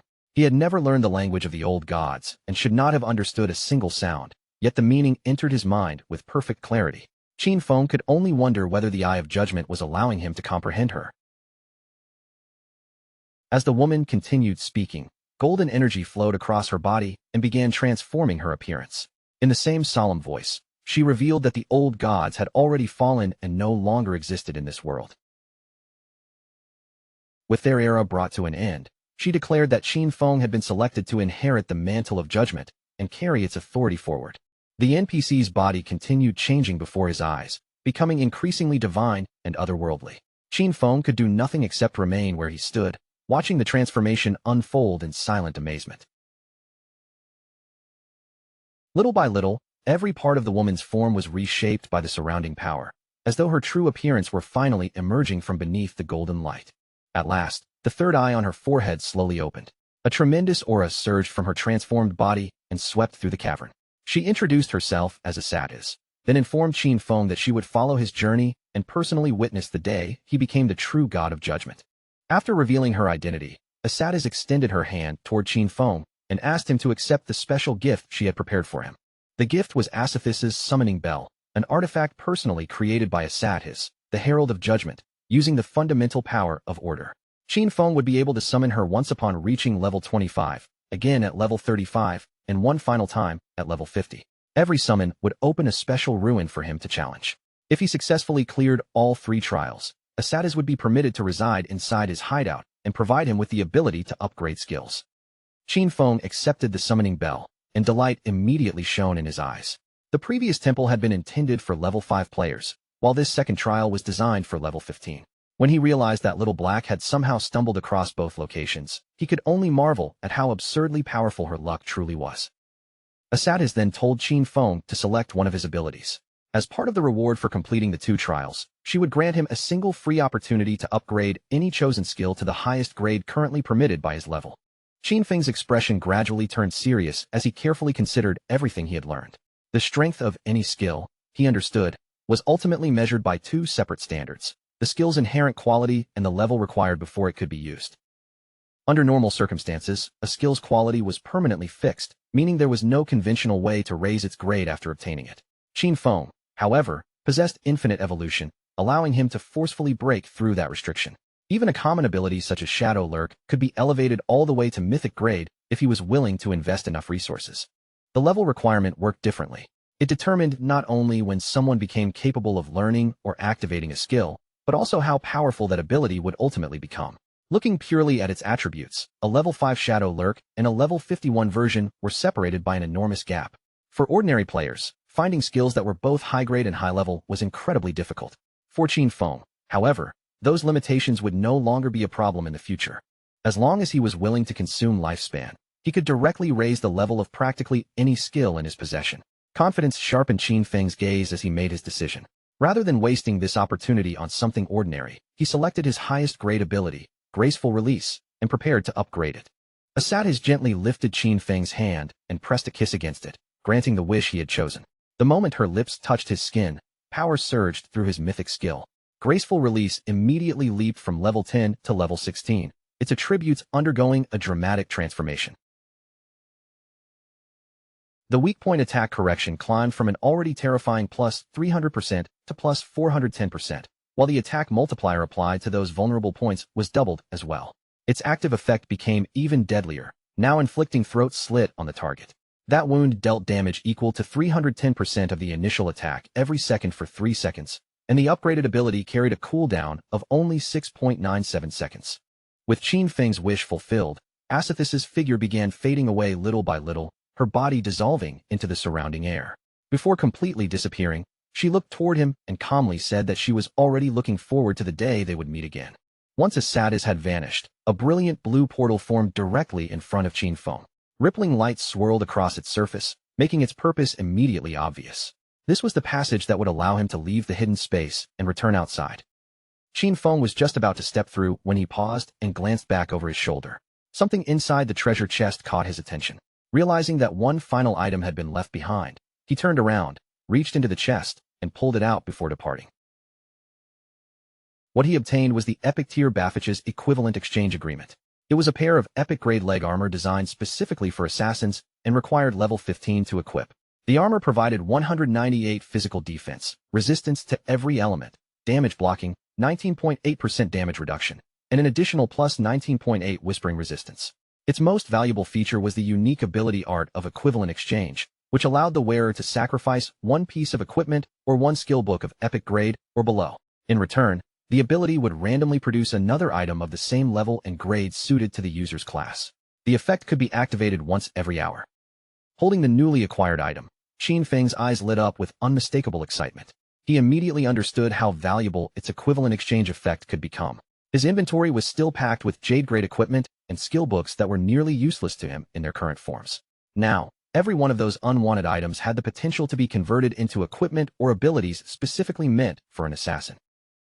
After checking over his rewards one last time, Qin Feng decided there was no reason to remain inside the ruins any longer. The amount of loot he had gained from this trip was far beyond his expectations. Thinking back on how everything had started, he knew he truly owed Little Black a proper thank you for leading him to such an incredible opportunity. Outside the cave, Little Black remained beside the entrance with her small llama, patiently waiting in the same place. When Qin Feng finally emerged, he could not help looking at her with mild surprise. An entire hour had passed, yet she had not used that time to hunt monsters or gain levels. Instead, she had stayed near the exit the entire time, waiting for him to return. The moment Little Black spotted Qin Feng stepping out of the cave, relief and happiness appeared across her face. She explained that she had deliberately guarded the entrance in case another player arrived and attempted to ambush him when he came out. Appreciating her loyalty, Qin Feng took out one of the skill books he had collected inside the ruins and handed it to her as a reward. Little Black stared at the skill book in complete disbelief. It contained the level 13 Platinum Magic Shield skill, an ability far more valuable than anything she had expected to receive. After recovering from her shock, she hurriedly thanked her boss. With this defensive skill in her possession, her chances of surviving dangerous battles would increase tremendously. Still delighted by the unexpected gift, Little Black climbed onto the back of her small llama. She turned toward Qin Feng, waved goodbye with a cheerful expression, and then guided her unusual mount away from the cave, gradually disappearing into the distance. Once Little Black had left, Qin Feng saw no reason to remain online either. His body slowly became transparent as the log-out process began, fading from the game world piece by piece. After spending so long exploring and fighting, he had finally decided to return to reality and take care of his empty stomach. Meanwhile, elsewhere among the crumbling remains of Jianghai City, a newly claimed silver-grade guild sanctuary stood proudly within the ruins. This fortified shelter now belonged to the Knights Templar, giving the guild its first true base in the chaotic world. Standing before the gathered members, the guild leader could not keep the broad smile from spreading across his face. With obvious pride in his voice, he announced that this was a truly important day. After all their struggles, the Knights Templar Guild finally possessed a home that they could call their own.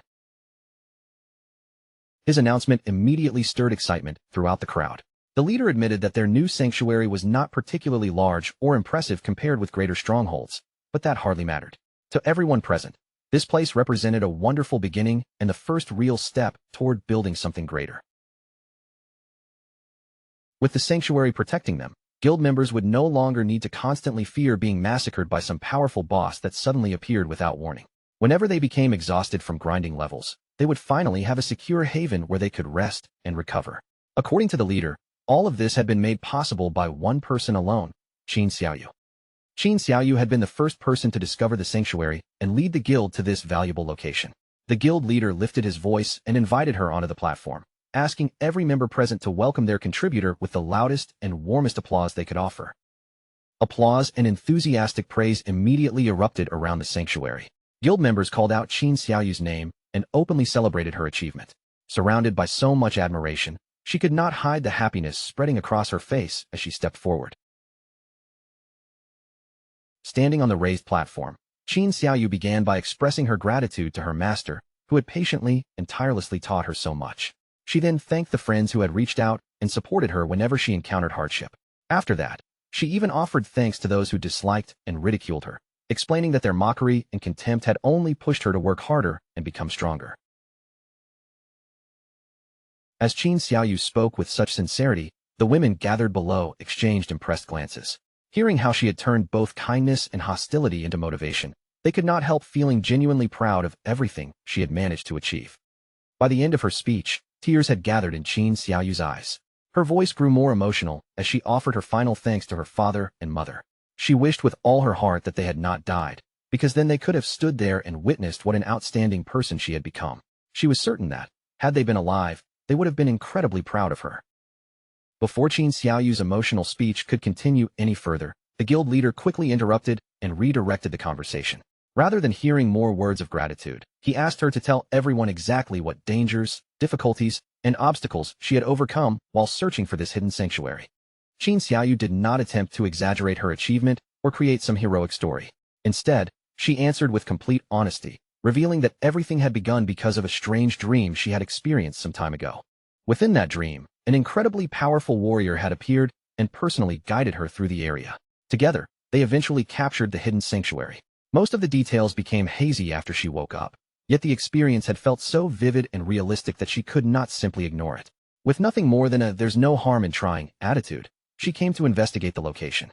Even she had never expected the sanctuary from her dream to actually exist. For a brief moment, the gathering fell silent. Then the surrounding guild members burst into laughter and began teasing her without restraint.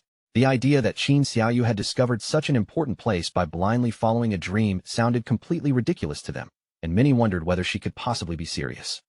The guild leader was also struggling to keep himself from laughing. Forcing his expression to remain composed, he thanked Qin Xiaoyu for her wonderfully memorable speech.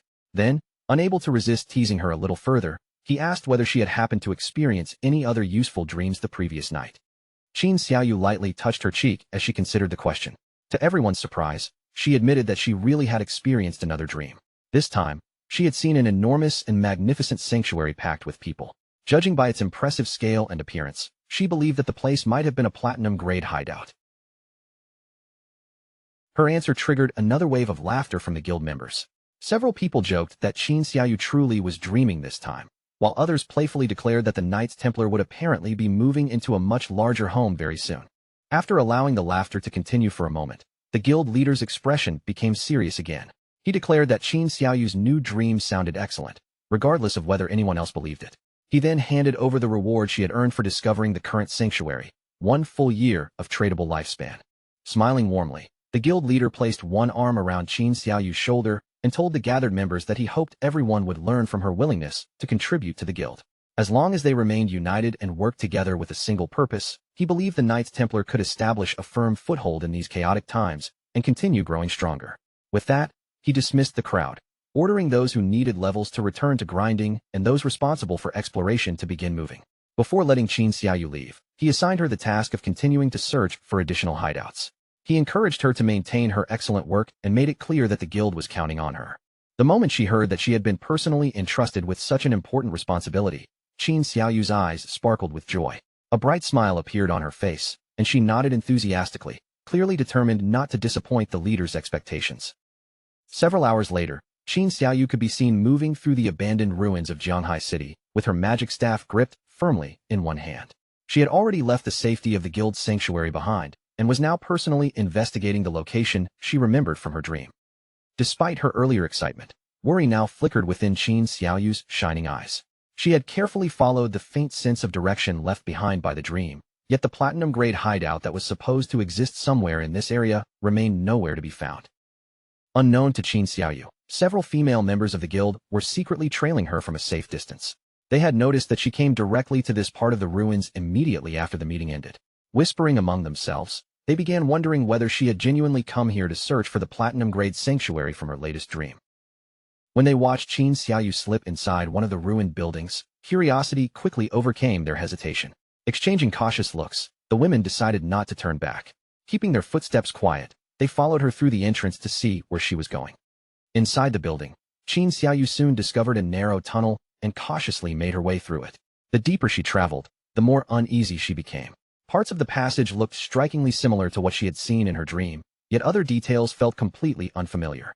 To make matters worse, a persistent feeling crawled across her back, warning her that someone might be following behind her. Qin Xiaoyu stopped for a moment and tightly closed her eyes. After releasing a slow breath, she gathered what courage she had and forced determination into her heart.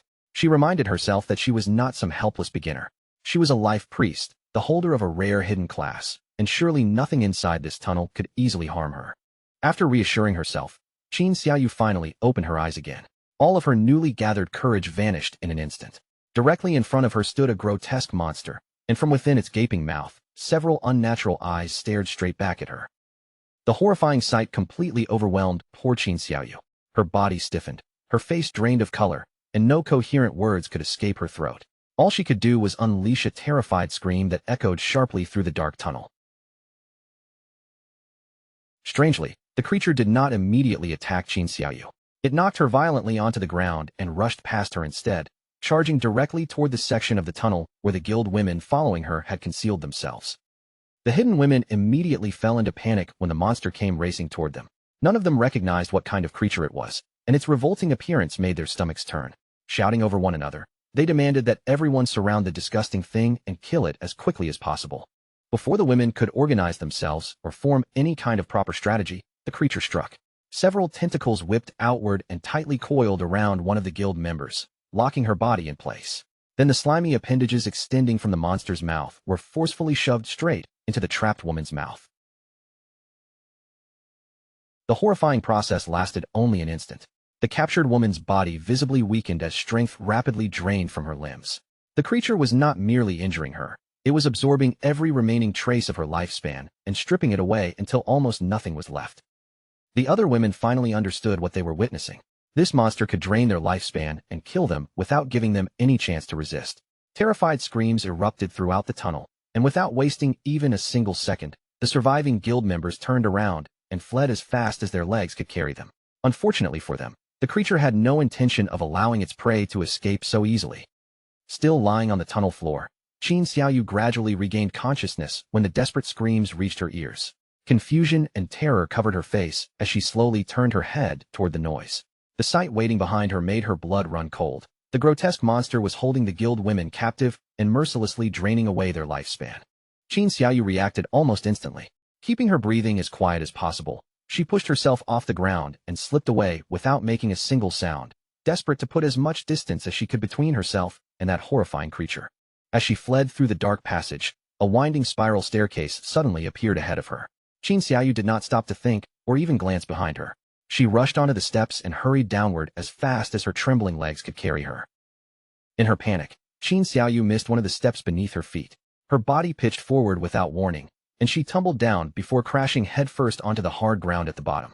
The impact sent a sharp wave of pain through her body, immediately bringing tears to the corners of her eyes. Grimacing as she slowly raised her head, Qin Xiaoyu carefully studied the unfamiliar surroundings, wondering where her desperate escape had brought her. Directly in front of Qin Xiaoyu stood a large, tightly sealed door. Its silent presence dominated the space, making it impossible for her attention to settle anywhere else. The moment Qin Xiaoyu recognized the entrance, her eyes widened with astonishment and she froze in place. This was the exact door she had seen within her dream. After searching for so long, she had finally discovered the platinum-grade hideout. Realizing how important this was, she knew she had to inform the guildmaster immediately.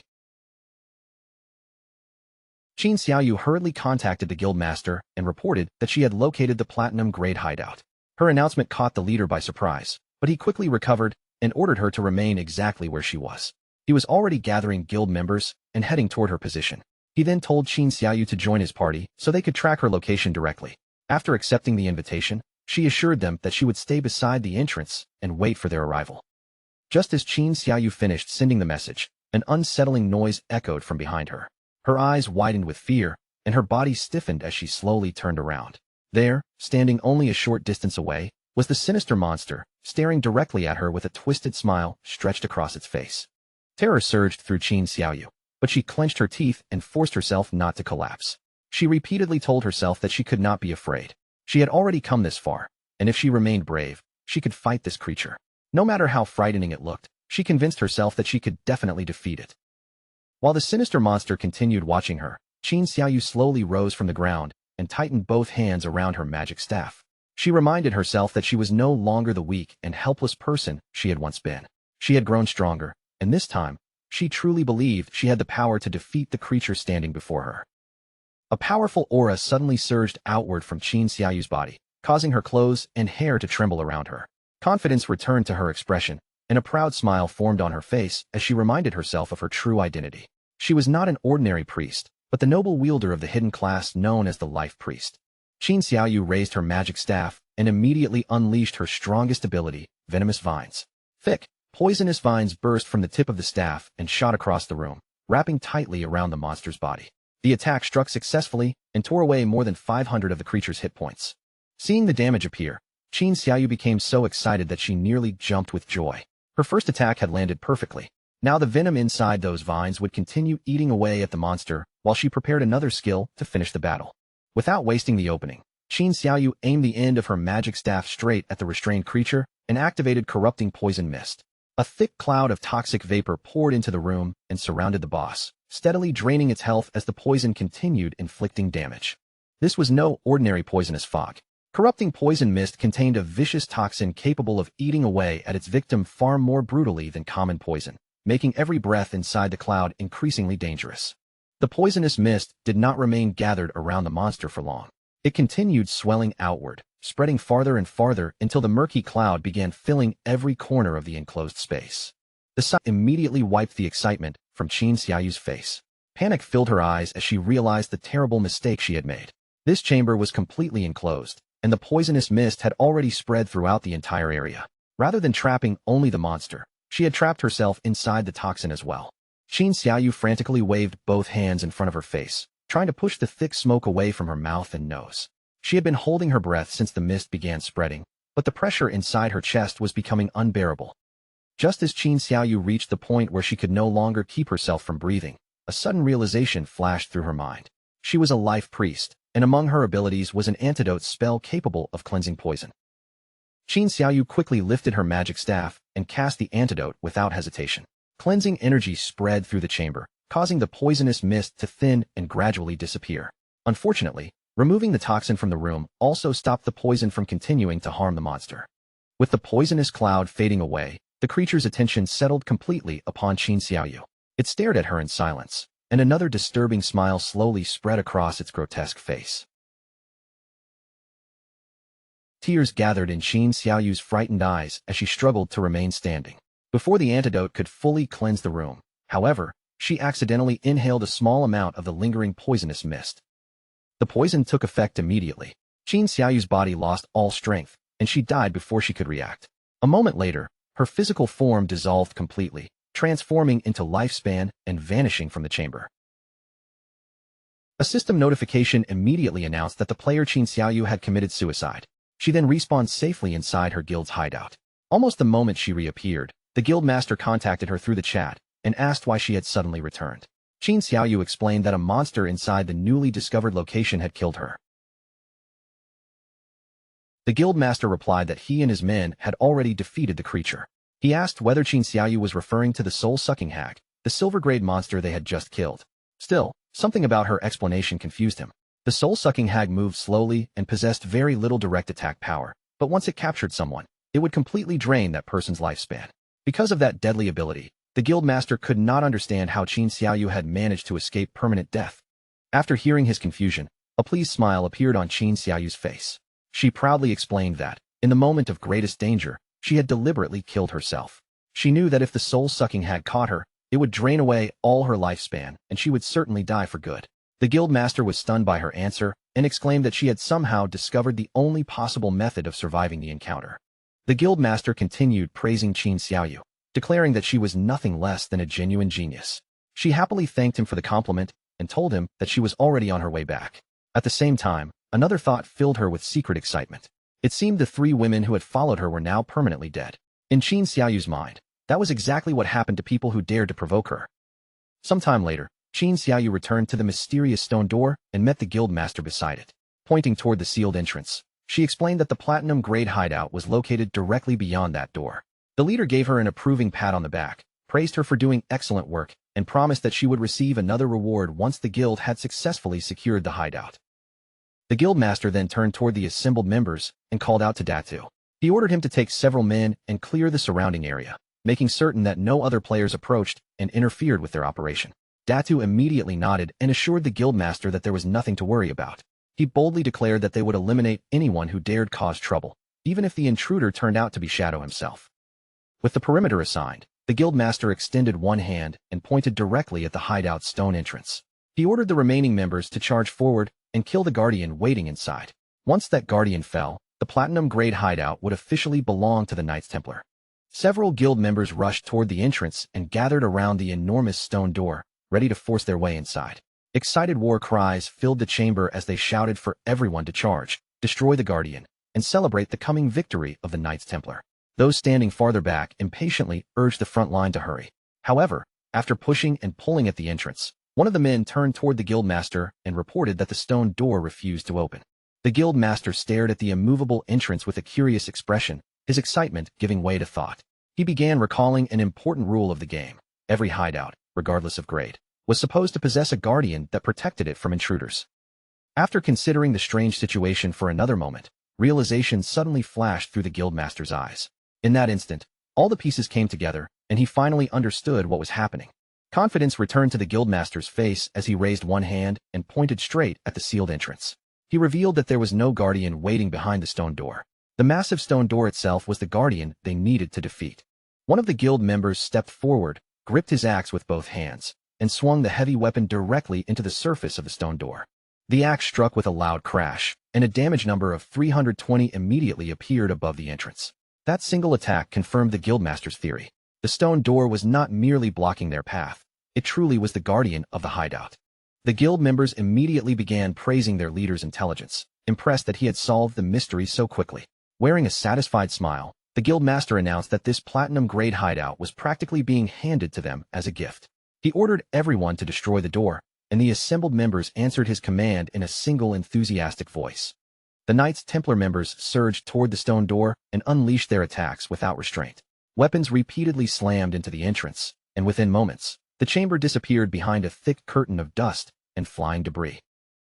At that exact moment, several system windows appeared before Qin Feng, warning him that his hideout, the land of purified souls, was under attack.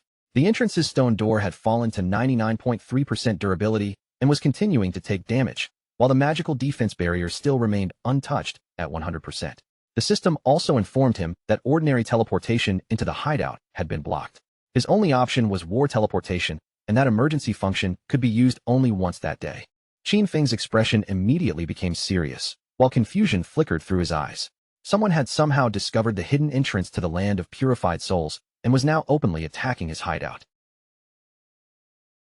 Rather than immediately consuming his only war teleportation, Qin Feng mounted his wolf and began riding toward the hideout. Judging from how slowly the entrance's durability was dropping, the invaders' attack power was almost laughable. At their current speed, it might take them an entire year to break through the door. Since there was clearly no urgency, Qin Feng decided to travel there normally and see for himself who had caused the disturbance. After riding for some time, Qin Feng finally reached the outskirts surrounding the land of purified souls. He slowed his wolf as he approached the hidden area, carefully observing everything ahead. Before Qin Feng could continue toward the entrance, something nearby suddenly caught his attention. His eyes sharpened and lit up as he turned toward the unexpected commotion. Not far away, two men were pursuing a fleeing woman through the ruins. They repeatedly ordered her to stop, shouting that if she continued running, they would catch her and slaughter her on the spot. Before the woman could escape in another direction, a man armed with a heavy spiked mace stepped directly into her path. Blocking the way forward, he looked at her with a threatening expression and demanded to know where she thought she was going. The exhausted woman barely had time to draw another breath before the man swung his weapon and struck her with brutal force. The impact lifted her body from the ground and sent her flying violently through the air. As the woman crashed down, a purple-haired man watched with a satisfied smile. He calmly extended one hand toward her helpless body and activated his ability, Sacred Chains. For glowing swords formed high above the woman and plunged downward in an instant. The energy blades pierced through both of her hands and both knees, pinning her firmly in place and forcing a scream of unbearable pain from her throat. One of the men stepped closer and coldly reminded the woman that she had already been warned. This entire area had been claimed by their guild, the Knights Templar. He then demanded to know whether she had honestly believed she could ignore their warning and force her way into guild territory. Despite the pain and danger surrounding her, the woman raised her head and met them with a serious gaze. She insisted that she had only been passing through the area and had never attempted to force her way anywhere. From her perspective, the truth was obvious. The Knights Templar members were merely inventing an excuse so they could rob her. Qin Feng immediately recognized the woman pinned helplessly before those men. It was Yang Xiaoya, one of his former colleagues from the company. From what he remembered, she had always been a kind-hearted girl, and she had even gone out of her way to warn him about trouble in the past. After hearing that the surrounding territory had been claimed by a guild, Qin Feng quickly connected the pieces. The people attacking the land of purified souls had to be members of the Knights Templar. Meanwhile, the purple-haired man stared down at Yang Xiaoya arrogantly and declared that if they said she was trespassing, then that was exactly what she was doing. A lecherous smile crept across the purple-haired man's face as he reminded his companions that, according to their usual rules, he would be taking the first turn. Another man immediately laughed and stepped forward, claiming that this time, he intended to cut ahead of him. Before any of them could move closer to Yang Xiaoya, a figure flashed through the area with the speed of thunder. A cold streak of light swept past, and in the very next instant, all three men's heads were severed cleanly from their bodies. The person who had appeared so suddenly was none other than Qin Feng. Qin Feng turned his full attention toward Yang Xiaoya, studying her closely as an eerie glow began shining from his eyes. She stared back at him in complete shock, wondering whether the man before her was really Shadow. Yet almost immediately, doubt surfaced in her mind. Those eyes felt far too familiar. They looked exactly like Qin Feng's. Without saying a word, Qin Feng casually lifted one hand and snapped his fingers, activating one of his abilities. The skill was Blooming Curse. Brilliant crimson spider lilies immediately burst from the bodies of the three fallen men, their glowing petals spreading across the ground as the flowers drained away every trace of lifespan still remaining within the corpses. Qin Feng stood silently among the blooming red flowers and waves of crimson energy. Despite the gruesome sight surrounding him, his expression remained calm, serious, and completely undisturbed. A short distance away, Yang Xiaoya could only watch him with stunned eyes. The longer she looked at that familiar gaze, the stronger the strange feeling in her heart became. Unable to hold back any longer, she quietly wondered aloud whether the man standing before her could actually be Qin Feng. The lifespan orbs extracted from the three dead men rose into the air and were pulled toward a swirling vortex of blue energy. One after another, they vanished into the spinning light until not a single orb remained. Yang Xiaoya stared at the now empty space and murmured that everything had disappeared. Her mind raced as she tried to understand the unbelievable scene she had just witnessed. For a moment, she could not stop thinking about how closely Shadow's glowing eyes resembled Qin Feng's. Still, she quickly dismissed the thought as nothing more than coincidence. If Qin Feng truly were the overwhelmingly powerful Shadow, there was no way he would allow his younger sister, Qin Xiaoyu, to remain in the Knights Templar, a guild where ordinary members were treated little better than slaves. Not long afterward, Qin Feng arrived outside the land of purified souls, where the Knights Templar members had gathered around the entrance to his hideout. The moment the Knights Templar Guild Master and his players noticed Shadow approaching, their hostility vanished. The entire group erupted into an almost fanatical welcome, shouting excitedly and cheering for Big Brother Shadow, as though they had just seen their greatest idol. Trying to appear friendly, the Guild Master hurriedly explained that several of his men had just attempted to rob another player. He then thanked Shadow with exaggerated enthusiasm for arriving at the perfect moment and personally teaching those troublemakers a lesson. The Guild Master went on to explain that ever since Shadow had rescued them from the Headless Assassin, every member of the Knights Templar had become one of his devoted admirers. He continued pouring out shameless praise, claiming that the Knights Templar now followed Shadow's positive example and was working hard to become a bright and righteous guild. Only after finishing this long string of flattery did he finally ask why Shadow had personally come all the way to visit them. Qin Feng paid no attention to the Guildmaster's enthusiastic compliments. His glowing eyes remained cold as he went straight to the matter at hand, asking whether the Knights Templar was currently attacking a hideout. The Guildmaster's smile immediately stiffened. Surprise and nervousness flashed across his face as he stammered, asking how Shadow had learned about it. After hesitating for a moment, he cautiously wondered whether Shadow had also taken an interest in the hideout they were trying to capture. Qin Feng's glowing gaze swept calmly across the gathered players. Then, in an even and emotionless voice, he revealed the truth. The hideout they had been attacking belonged to him. The declaration struck the Knights Templar Guild Master like a bolt from the sky. His entire body froze in place, and for several seconds, he looked almost as though he had turned into stone, unable to process what he had just heard. The guild members standing behind him were no better. Every one of them stared at Qin Feng with widened eyes and hanging jaws, completely speechless from the overwhelming shock. Cold sweat began pouring down the guildmaster's face as he desperately tried to find some contradiction. He nervously pointed out that Shadow's hideout was supposedly located in Magic City, and as far as he knew, a player could only own one hideout. At that moment, one of his subordinates leaned close and whispered a crucial detail into his ear. Although an individual player could normally possess only one hideout, a guild established by that player could also own a separate hideout of its own. Qin Feng calmly confirmed the man's explanation. Without the slightest change in his expression, he stated that he possessed hideouts in both Magic City and Zhanghai City. As those words sank in, a horrifying realization slowly dawned upon everyone present. They had not stumbled upon some unclaimed sanctuary waiting to be conquered. They had been trying to invade the private territory of Shadow, the most powerful player in the entire world. Terror washed over the Knights Templar members as they looked upward in despair, feeling as though the sky itself was collapsing on top of them. Qin Xiaoyu stood among them with tears gathering in her eyes, unable to believe what she was hearing. She could not understand how this hideout possibly belonged to Shadow. After all, Shadow had never once appeared in the mysterious dream that had supposedly guided her to this place. Now that the hideout's true owner stood directly before him, the Knights Templar Guildmaster abandoned every trace of dignity. He bent deeply at the waist and began groveling before Qin Feng, frantically explaining that they had no idea the territory belonged to him. He desperately asked what they could possibly do to make amends.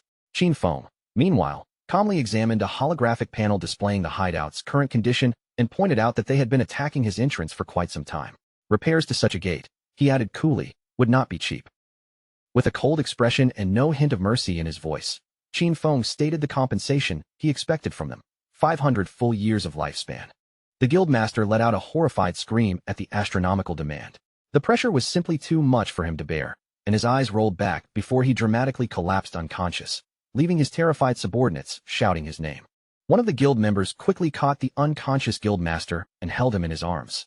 Looking up at Qin Feng's imposing figure, the man pleaded desperately, asking whether there was any possibility of lowering the compensation. Qin Feng looked down at him coldly and asked whether he had any idea how much it cost to repair a gate of this level. When the subordinate timidly admitted that he did not know, Qin Feng immediately told him to shut his mouth. A short while later, The Knights Templar Guildmaster slowly regained consciousness. His expression was still dazed as he muttered about the outrageous price, wondering what terrible thing he had done to deserve such a devastating disaster. Then, without warning, the despair on his face twisted into violent rage. He sprang to his feet, rushed toward Qin Xiaoyu, and seized the front of her robes with both hands. The Guildmaster furiously blamed Qin Xiaoyu for everything that had happened. Shaking her by the collar, he screamed that she was clearly trying to ruin him and dragged the entire Knights Templar Guild down with him. Qin Xiaoyu lowered her head with shame written across her face. Rather than defending herself, she quietly accepted his accusations, admitting that the entire situation was her fault and that she had recklessly dragged everyone else into the disaster. Gathering her courage, Qin Xiaoyu turned toward Qin Feng and took full responsibility before everyone present. She begged him to punish her alone instead of the guild, promising that she would obey any command he gave and was even willing to pledge her life to him. She swore that she would become Qin Feng's servant and hand over every bit of lifespan she earned from that day forward until the entire debt had finally been repaid. Still facing Qin Feng, Qin Xiaoyu continued pleading without hesitation.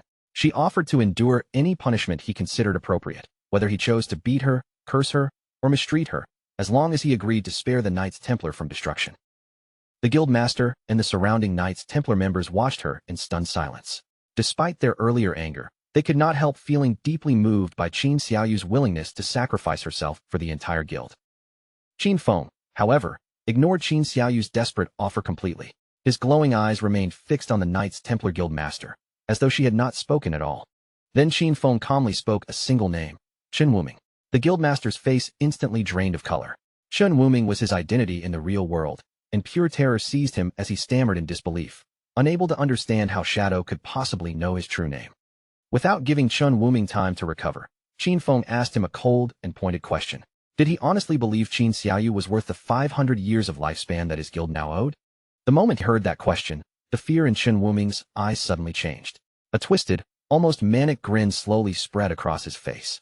In a shocking reversal, Chen Wuming spun around and launched himself at Qin Xiaoyu. His fist flew forward with furious force as he screamed at her to die. The blow sent Qin Xiaoyu flying through the air before she crashed heavily onto the ground. Chen Wuming continued shouting, accusing her of leading the guild into an invasion of Qin Feng's hideout, and then pretending to be some noble hero afterward. His true jealousy finally spilled out as he screamed that she had only offered herself because she wanted to get close to Qin Feng and become his servant, an opportunity he insisted she did not deserve. With Qin Xiaoyu lying unconscious nearby, Chen Wuming dropped to his knees before Qin Feng and immediately resumed begging for mercy. He bitterly lamented that his own plan to build a connection with Qin Feng had completely failed. Then he pleaded for another option, explaining that the Knights Templar was only a small guild and could never gather 500 years of lifespan.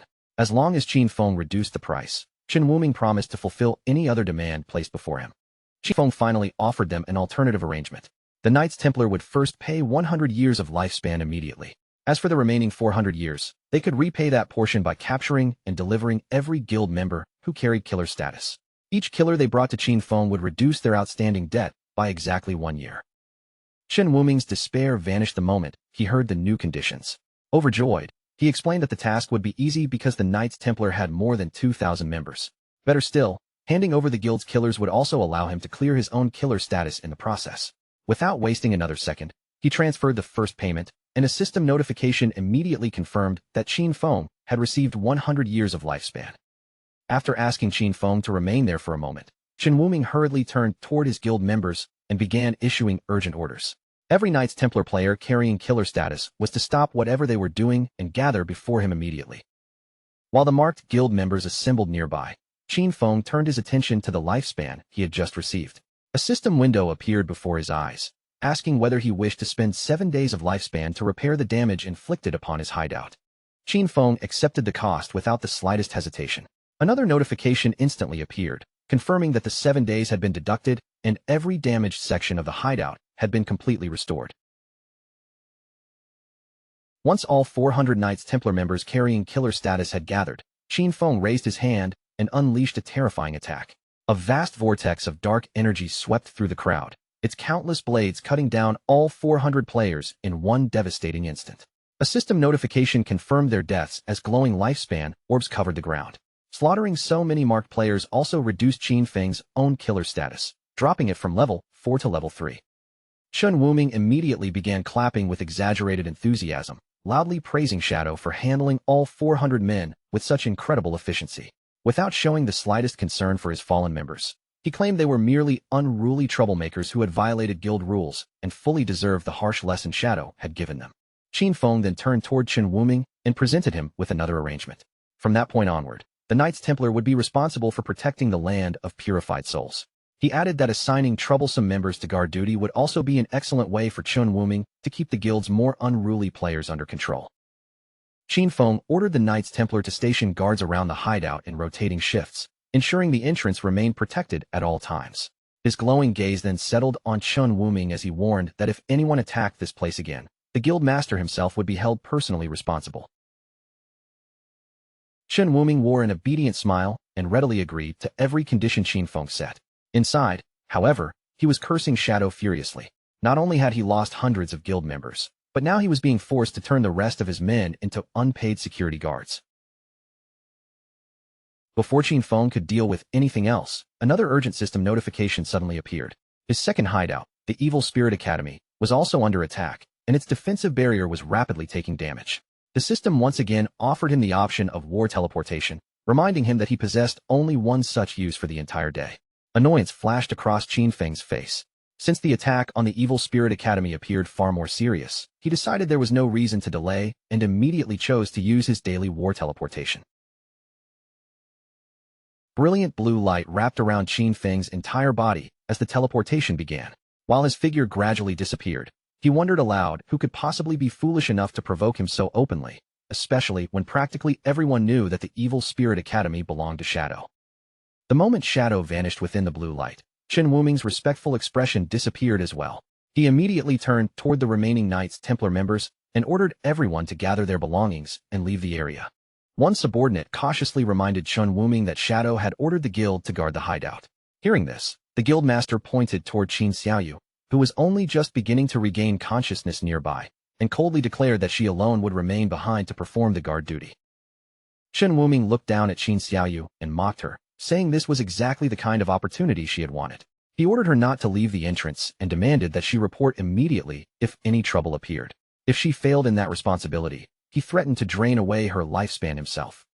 Meanwhile, deep within the ruins of Magic City, the Evil Spirit Academy towered above the surrounding wreckage.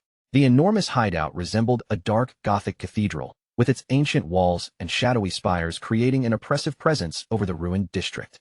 Outside the cathedral's massive main entrance, a large group of players from the Magic City Black Dragon Hall launched attack after attack. Their weapons and abilities repeatedly crashed against the glowing magical barrier as they desperately tried to force their way inside. A burst of blue light suddenly erupted within the Evil Spirit Academy. Qin Feng emerged directly from the war teleportation and landed safely inside the besieged hideout. Qin Feng soon appeared atop the academy's towering outer walls, silently looking down at the attackers gathered below. Confusion flickered in his glowing eyes. He could not remember ever dealing with the Magic City Black Dragon Hall, so he had no idea why they had suddenly chosen to make an enemy of him. Below the walls, the leader of the Magic City Black Dragon Hall raised his weapon and shouted to his exhausted men. The barrier was already close to collapsing, so he ordered everyone to gather their strength for one final, decisive strike. At their leader's command, the surrounding players stretched out their hands and poured their power toward a single point. Streams of dark energy twisted together above them, gradually forming an enormous sphere filled with their combined strength. Once the attack had reached its limit, the Black Dragon Hall leader thrust both hands forward and roared the name of the technique, Black Flame, Magic Dragon Break. The colossal mass of darkness shot across the battlefield and slammed violently into the Academy's defensive barrier. Deep cracks immediately spread across the magical barrier, and its remaining durability plunged to only 13%.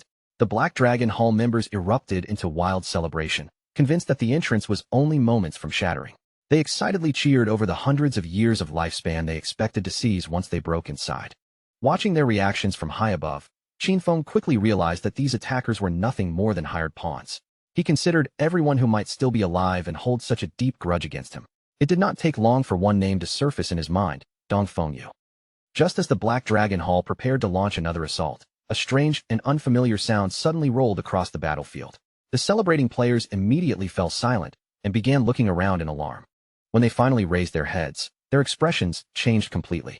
An enormous ethereal dragon was descending from the sky, its translucent body stretching across the darkness as it approached the battlefield from above.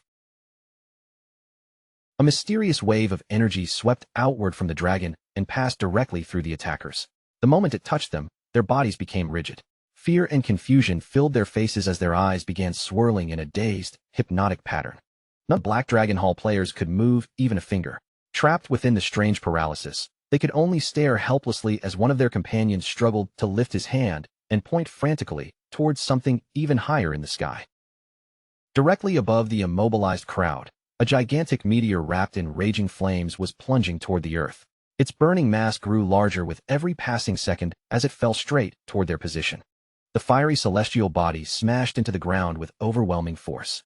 A deafening explosion tore through the area, and a towering sea of flames swallowed the helpless Black Dragon Hall members before any of them could escape. One heavily built player clenched his teeth and braced himself for death. Yet when the fire finally cleared, he was astonished to discover that he was still standing. Laughing in relief, he proudly announced that the meteor had dealt only 3,000 damage and boasted that his high-health build had saved his life. His celebration ended before the laughter could even leave his mouth. A sudden strike severed his head from his shoulders, and dark tendrils immediately wrapped around the remaining body. Within moments, the corpse was completely consumed and disintegrated into nothing. After the battlefield fell silent, another group of players arrived near the Evil Spirit Academy. They stopped in shock when they discovered the Magic City Black Dragon Hall members scattered dead across the area, and they immediately began wondering who could have wiped out the entire group. Among the newcomers was a young woman with pink hair and a pointed witch's hat. After examining the destruction around the entrance, Zhang Yaoying quickly voiced her suspicion that the person responsible had to be the legendary player Qin Feng.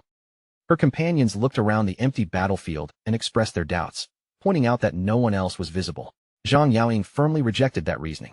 Shadow's abilities could not be measured by ordinary standards, and for all they knew, he might possess a skill that allowed him to remain permanently invisible. Hidden from their sight, Qin Feng quietly observed the newcomers from his concealed position. Their insignias and equipment immediately revealed that they belonged to the Sky Dome Guild. Qin Feng's attention settled on the pink-haired woman standing at the front of the group. He recognized her as Zhang Yaoying, a well-known player who possessed the rare and unique hidden class known as Soul Painter. With her identity confirmed, Qin Feng immediately understood where the ethereal dragon and flaming meteor had come from. Zhang Yaoying had used her enchanted brush to paint those creatures and attacks into existence before unleashing them against the Black Dragon Hall. Qin Feng remembered that the Soul Painter was an exceptionally powerful class during large-scale battles. Its painted creations could overwhelm entire groups from a distance, though the class itself remained dangerously vulnerable whenever an enemy managed to launch a surprise attack. Certain that Shadow was somewhere nearby, Zhang Yaoying stepped forward and looked around the battlefield. Raising her voice toward the seemingly empty surroundings, she respectfully asked whether Senior Shadow would be willing to come forward and speak with her. To the astonishment of Zhang Yaoying and every companion beside her, Qin Feng's voice suddenly answered from empty air. Without revealing his position, he calmly asked what business she had with him. A faint blush appeared on Zhang Yaoying's cheeks as she explained her reason for coming. She needed to enter the Evil Spirit Academy and retrieve something required for the advancement of her hidden class. In return for being allowed inside, she promised that Shadow would be paid generously. Qin Feng immediately connected her request with what he remembered from his previous life. Back then, the Sky Dome Guild had controlled the Evil Spirit Academy, and now he finally understood how that had happened. Zhang Yaoying must have discovered the hideout while completing this advancement quest. Once again, his actions had altered the course of history. As he listened to her speak, Qin Feng found himself remembering the popular gaming broadcast Zhang Yaoying had once hosted alongside her grandfather. He had spent many hours watching the pair, and those old memories remained surprisingly clear. Zhang Yaoying's grandfather, widely known as Old Man Zhang, was the founder of the Sky Dome Guild. Under his leadership, the organization had steadily risen until it became one of the most powerful and respected guilds in the entire nation. Hidden behind his mask, Qin Feng felt his face grow slightly warm. He silently admitted that the reason he knew so much about Zhang Yaoying and her grandfather was quite simple. Before his rebirth, he had genuinely been one of their fans. Qin Feng pushed those old memories aside and quickly made his decision. He told Zhang Yaoying and the others to come inside so they could discuss the matter properly. As his voice echoed through the area, the enormous sealed doors of the Evil Spirit Academy slowly swung open, revealing the dark and cavernous passage beyond. Deep inside the Gothic halls of the Evil Spirit Academy, Qin Feng sat upon a massive throne while streams of dark energy curled through the air around him. Looking down at the assembled members of the Sky Dome Guild, he calmly instructed them to explain exactly what they wanted. Zhang Yaoying stepped away from her companions and approached the throne. She explained that advancing her Soul Painter class required several extremely special materials, and those materials could only be found within the Evil Spirit Academy. She then revealed that the Sky Dome Guild had heard about Qin Feng selling another hideout for an enormous price. Rather than requesting temporary entry, Zhang Yaoying offered to purchase the entire Evil Spirit Academy from him. Her advancement required such a large quantity of the material that owning the hideout would be far more practical than gathering it through a single visit. Qin Feng looked at Zhang Yaoying with renewed interest. Her willingness to purchase an entire high-grade hideout genuinely impressed him, and he began wondering how the Sky Dome Guild had managed to accumulate such an enormous reserve of lifespan. Qin Feng silently credited Zhang Yaoying's confidence to the influence of her grandfather, Old Man Zhang. Even so, he made it clear that the Evil Spirit Academy was not something he intended to sell. As a compromise, he offered her guest privileges instead, allowing her to enter and move freely throughout the entire ground floor whenever she needed. Zhang Yaoying was clearly not satisfied with merely receiving free access. After thinking for a moment, she proposed renting the space instead. She offered Qin Feng an astonishing 500 years of lifespan in exchange for exclusive use of the Academy's first floor for the next 3 years. Qin Feng did not answer immediately. Sitting quietly upon the throne, he studied Zhang Yaoying and carefully considered the unusually generous proposal she had placed before him. He had already offered to let her enter the ground floor for free and collect whatever materials her advancement quest required. Yet she still insisted on paying such an enormous price. That could only mean the Sky Dome Guild's real objective went far beyond gathering materials. They wanted to use this agreement to formally establish a relationship with Shadow.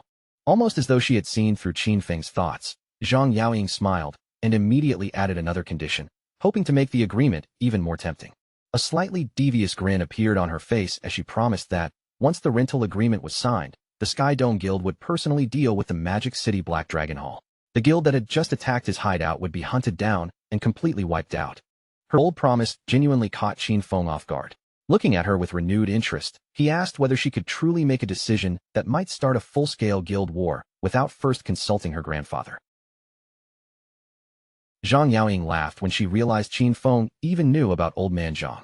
With complete confidence, she assured him that her grandfather usually listened to her anyway. Besides, destroying a minor guild like the Black Dragon Hall would hardly count as a difficult war for the Sky Dome Guild. Qin Feng found himself admiring how decisive and fearless she was. No longer hesitating, he accepted her proposal and casually tossed the prepared rental contract toward her. The moment Zhang Yaoying accepted the contract, a system notification appeared before Qin Feng. The agreement had been completed successfully, and Shadow had received the full payment of 500 years of lifespan. Qin Feng informed the Sky Dome Guild members that they could use the entire first floor however they wished during the rental period. He also told them not to worry about the damaged defensive barrier, since the lava flowing through the Academy's lower levels would gradually repair it on its own. With the deal officially settled, Zhang Yaoying and her companions broke into excited celebration. After the Sky Dome Guild members disappeared into the depths of the hideout, Qin Feng allowed a faint smile to form beneath his mask. Zhang Yaoying was even livelier and more energetic in person than she had appeared during her broadcasts. Realizing where his thoughts were drifting, he felt his face warm slightly, shook his head, and reminded himself that he still had important business to handle. Qin Feng made his way into the hideout's warehouse, where piles of stored equipment and skill books waited to be sorted. By now, he had already activated his equivalent exchange abilities several times, and each use had produced surprisingly useful results. Seeing that the skill's cooldown had finally ended, Qin Feng decided to activate it once more. Golden energy spiraled around his hand as Baffich's equivalent exchange consumed one of his less valuable possessions. A system notification announced that he had lost a wisdom training scroll, but in return, he obtained Scarlet Blade, a powerful Jade-tier finishing skill designed specifically for assassins. Scarlet Blade delivered an extremely destructive close-range strike, making it ideal for finishing an enemy at point-blank range. Even more importantly, the ability restored Qin Feng's health by converting a large percentage of the damage it inflicted into healing. Qin Feng's eyes brightened with pleasant surprise as he examined the new skill. Obtaining a limit break finisher was not merely another small improvement. It represented a major increase in his overall combat power. Limit break finishers were feared for good reason. These ultimate abilities possessed enough explosive power to reverse a losing battle in a single moment, allowing their users to overwhelm enemies who might otherwise have been impossible to defeat. After comparing the numbers, Qin Feng discovered that Scarlet Blade's base damage was already more than twice as high as that of his strongest legendary grade skill, and that was before he had applied any upgrades or bonuses. Recognizing the skill's enormous potential, Qin Feng immediately invested evolution points and raised Scarlet Blade from Jade tier to Legendary tier. Both its damage and healing effects increased dramatically. After calculating the bonuses from his equipment and other enhancements, he estimated that a single strike could now inflict more than 100,000 points of damage. Qin Feng still had plenty of evolution points remaining, so he selected another one of his essential abilities. He poured 500 points into his passive stealth skill and evolved it all the way to Mythic Grade. Besides raising the strength of his concealment, the evolution granted a powerful new passive effect. While hidden, his lifespan consumption inside dangerous regions would be reduced by 90%. Satisfaction gleamed in Qin Feng's eyes as he read the new effect. With his lifespan draining at only a fraction of the normal rate, entering and exploring high-level rage zones would become far safer and much less costly. Now that Shadow had reached level 17, he finally met the requirements for the new Jade tier equipment he had gathered during his recent adventures. One item after another was equipped onto his body: a new veil, a pair of gloves, upgraded boots, and a powerful ring. Each piece added a noticeable increase to his attributes, pushing his already formidable stats even higher. With those final pieces in place, nearly Qin Feng's entire equipment set had reached Jade tier. Yet when he looked down and saw the strange combination of colors and designs covering his body, his face immediately twisted with disgust. He could not help remarking that lower-level equipment always looked unbelievably ugly when worn together. Without another thought, he hid the mismatched appearance and switched back to his familiar default outfit, covering himself once again in the sleek, all-black clothing of Shadow. Now armed with stronger skills, improved stealth, and an almost complete set of Jade tier gear, Qin Feng felt fully prepared. His glowing eyes sharpened as he declared that it was finally time to conquer the next hideout. Meanwhile, far from the game world, an armored vehicle rolled through the suburbs of Magic City and came to a stop outside an enormous, luxurious mansion. One of the armed guards stationed near the entrance approached the vehicle and asked his colleague how many people they had managed to bring back. The other guard answered that, despite their efforts, they had found only 4. The first guard frowned in disappointment at such a small number. His colleague explained that fewer people were willing to sell their lifespan these days. He then struck the side of the vehicle and ordered the newly arrived sellers to get out. 4 figures stepped down from the armored transport: a huge muscular man, a man wearing a long coat, another dressed neatly in a suit, and a young woman whose face was partly hidden beneath a hood. The long-coated man looked up at the magnificent mansion and commented that whoever lived there had to be incredibly wealthy. One of the guards ordered the group to remain outside while he went in to notify Dongfang Yu. The muscular man glanced toward the mansion with obvious annoyance and complained that they were not even being invited inside. Beside him, the hooded woman grew impatient and sharply told the guards to stop wasting time and hurry up. Watching their arrogant behavior, the nearby guard gave a quiet scoff.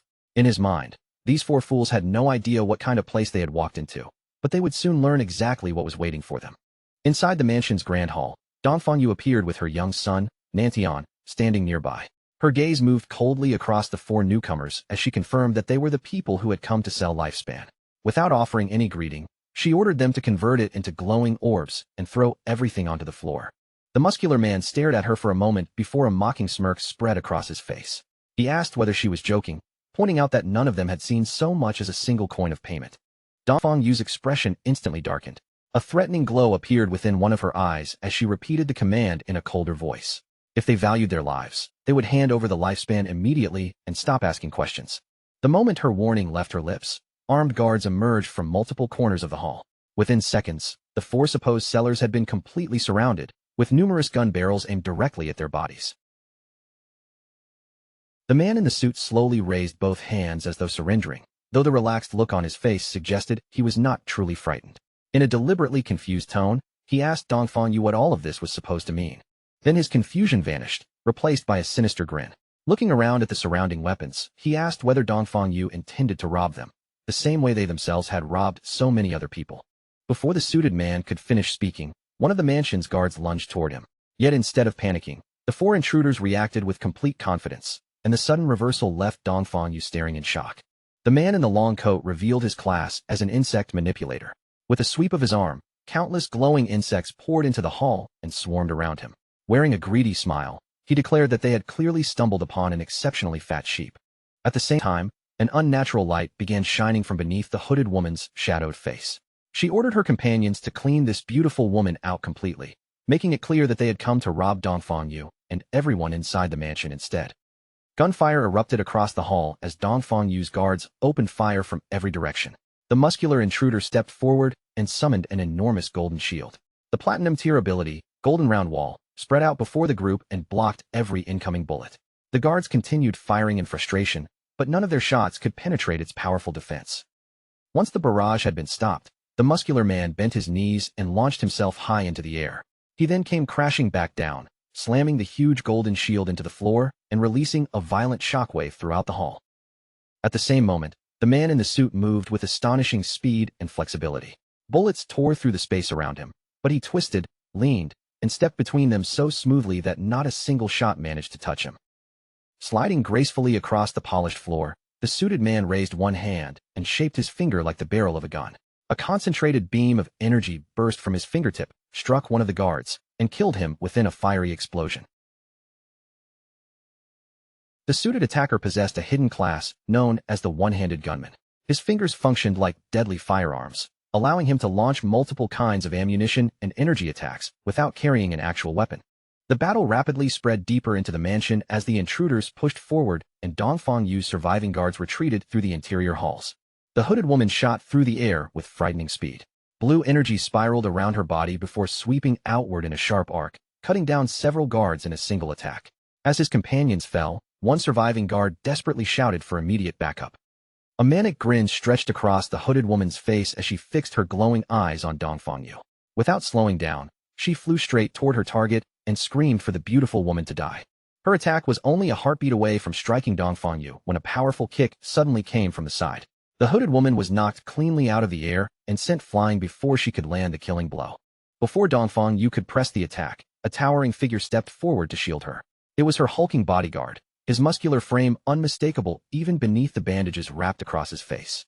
With a sweep of his arm, he stirred the surrounding energy into a violent vortex, forming a protective barrier around his mistress. Keeping his eyes fixed on the enemy, he warned Dongfang Yu not to underestimate them. One of their opponents possessed a hidden class, which made this far more dangerous than an ordinary fight. Dongfang Yu only grew more furious. She coldly ordered him to capture the group alive, planning to turn them into slaves and force them to gather lifespan for her son. The bodyguard's expression remained grim as he judged their strength, admitting that their chances of succeeding were only around 50%. The muscular man raised his gleaming golden shield and studied the enemy formation more carefully. His face tightened as he realized the danger was not limited to a single hidden class player. Several members of the opposing side also seemed to possess rare or specialized classes, meaning this battle would be far more troublesome than they had expected. The insect manipulator's mechanical bug hovered overhead, its metal wings buzzing sharply through the air.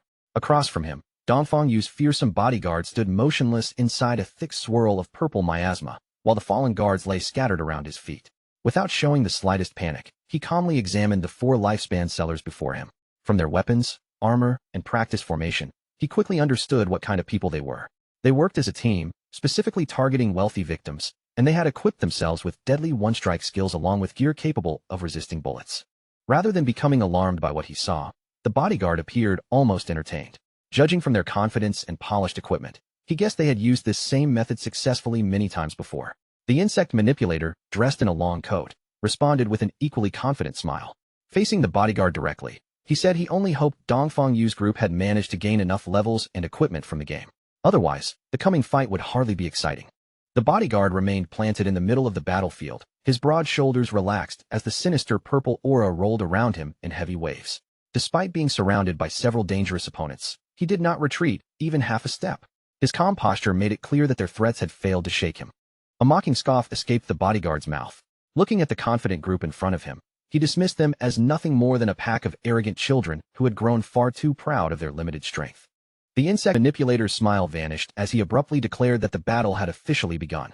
Thrusting one hand forward, he commanded his mechanical insect to attack and shouted for the bodyguard to die.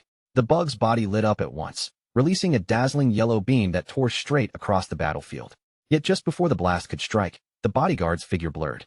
Moving at a speed that seemed impossible for someone of his size, he slipped completely out of the beam's path.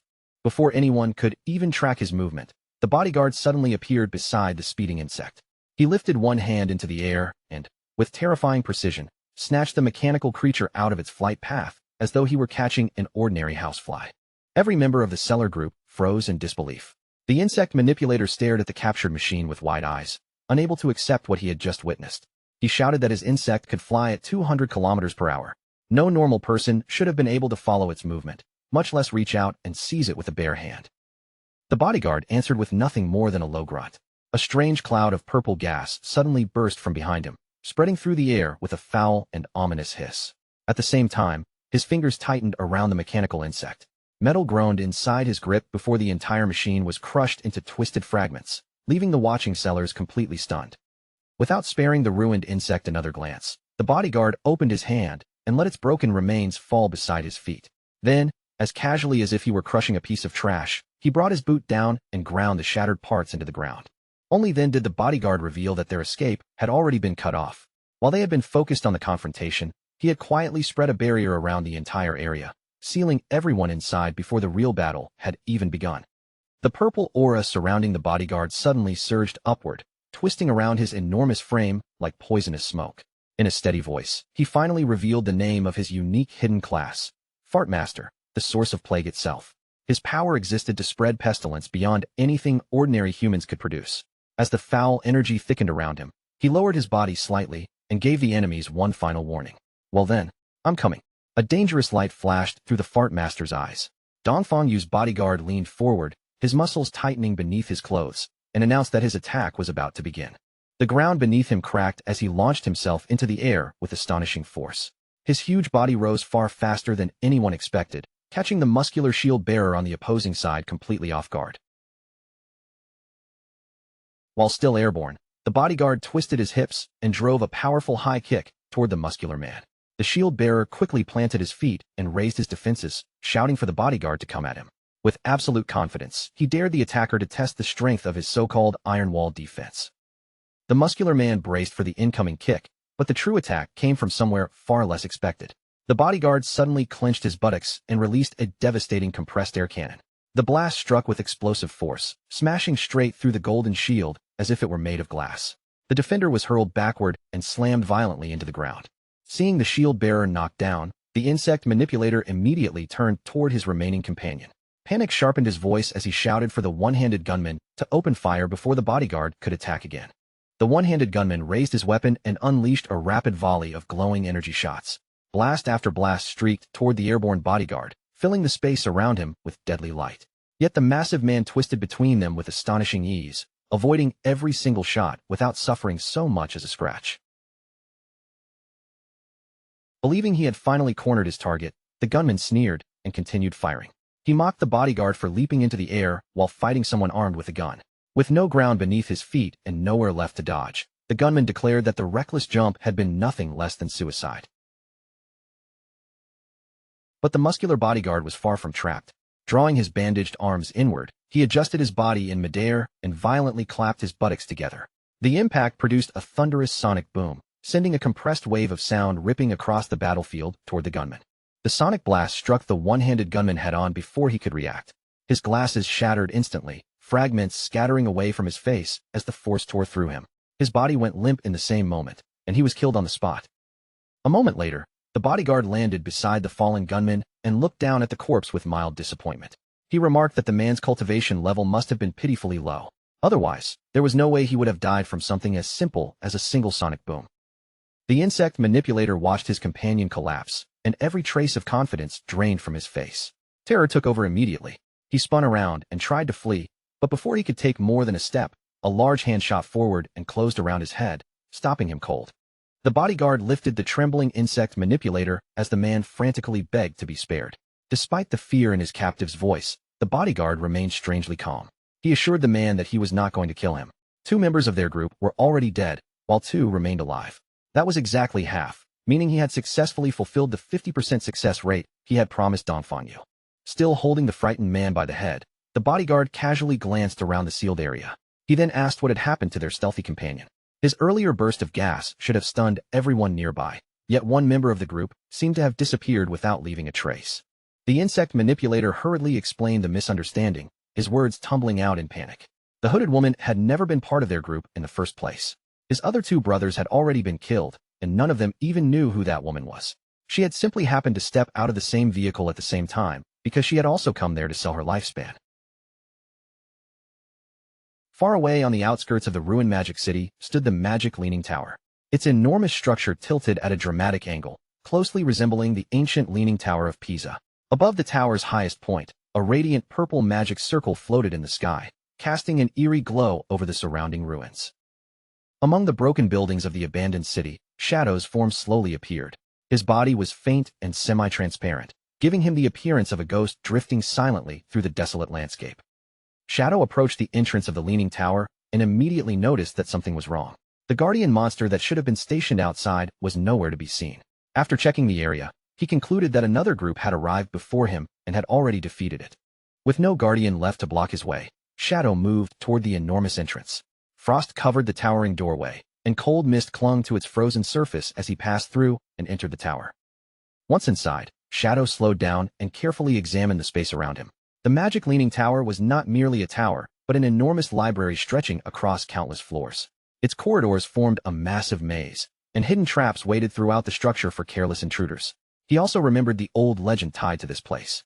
Somewhere deep within the tower, a terrifying monster had been sealed away, a princess who had been transformed by an evil white dragon. Shadow floated silently through the library's maze-like passages, passing rows of towering shelves and scattered books. Signs of recent looting appeared everywhere. Drawers had been opened, items had been taken, and the path ahead had clearly been disturbed. From this, he realized that another party had already pushed deep into the tower. He then remembered that the mechanism capable of teleporting someone directly to the top floor was hidden somewhere in this section. It did not take Shadow long to locate the trigger. Among the countless books on the shelf, one volume glowed with a faint magical light. Its title read, Postpartum Care for Souse. Despite the absurd name, Shadow knew exactly what it was. Pulling that particular book would activate the tower's hidden teleportation spell. Shadow reached out and pulled the glowing book from its place. The moment it moved, brilliant light erupted around his body. Before he could see anything else, the magic enveloped him completely and transported him away. A flash of light appeared on the rooftop, and Shadow materialized high above the ruined city. He floated silently behind two nearby players, both of whom jolted in shock when they realized that a ghostly figure had suddenly appeared at their backs. From his position above the rooftop arena, Shadow took in the battle unfolding below.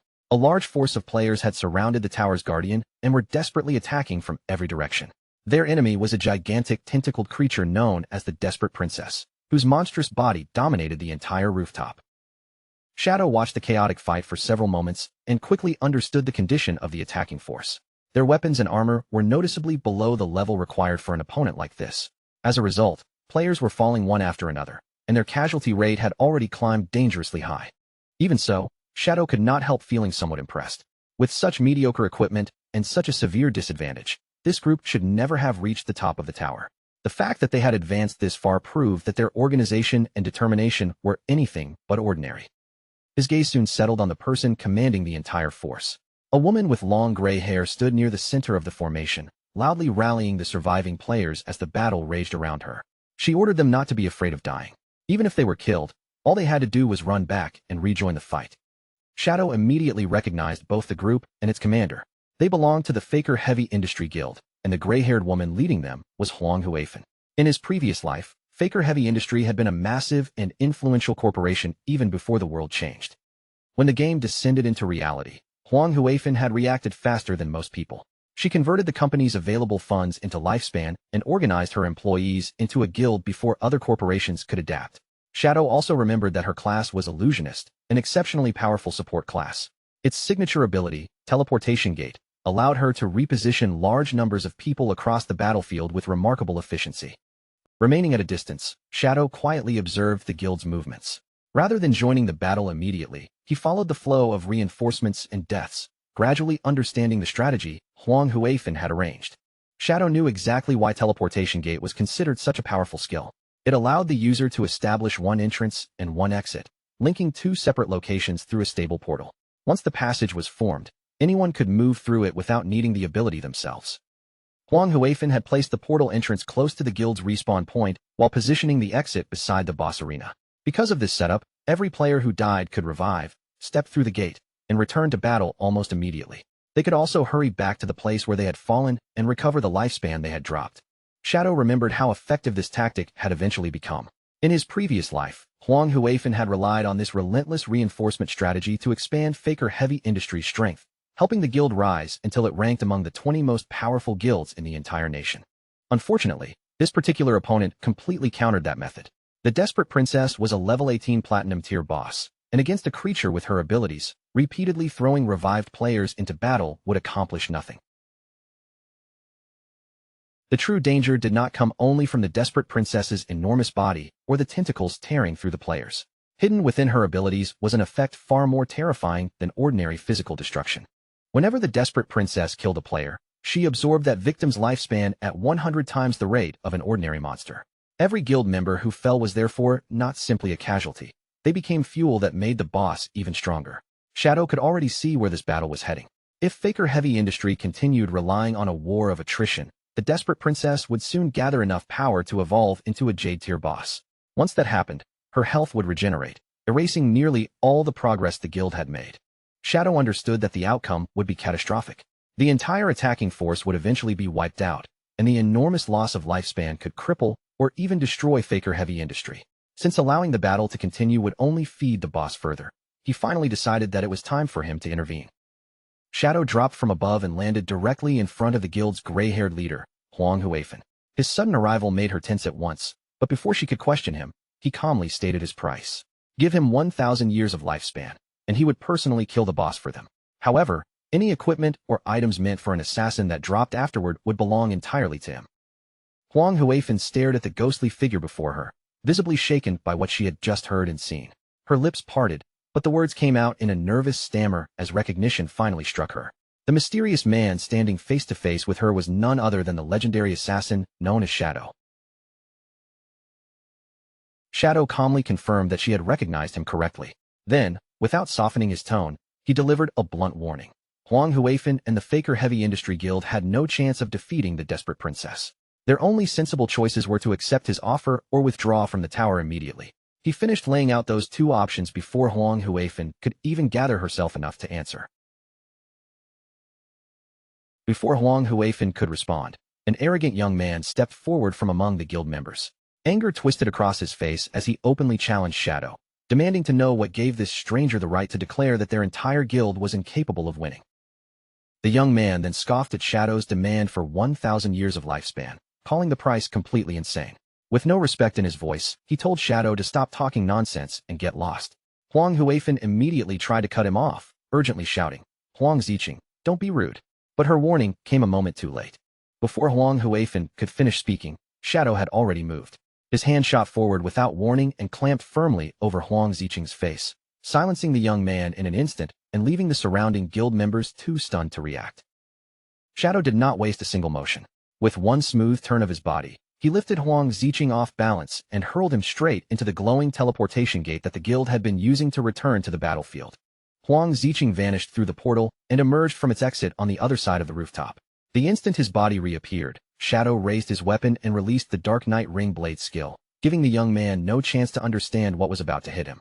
A crescent-shaped wave of dark red energy tore across the rooftop with terrifying speed. It sliced Huang Ziqing cleanly in half before continuing into the teleportation gate itself, shattering the portal and scattering its magical light. As the broken remains of her subordinate fell to the ground, Huang Huifan's composure collapsed, and she screamed out in horror, "Son!" Huang Huifan spun toward Shadow, grief and fury flooding her expression. She demanded to know why he had destroyed the portal that her entire strategy depended on.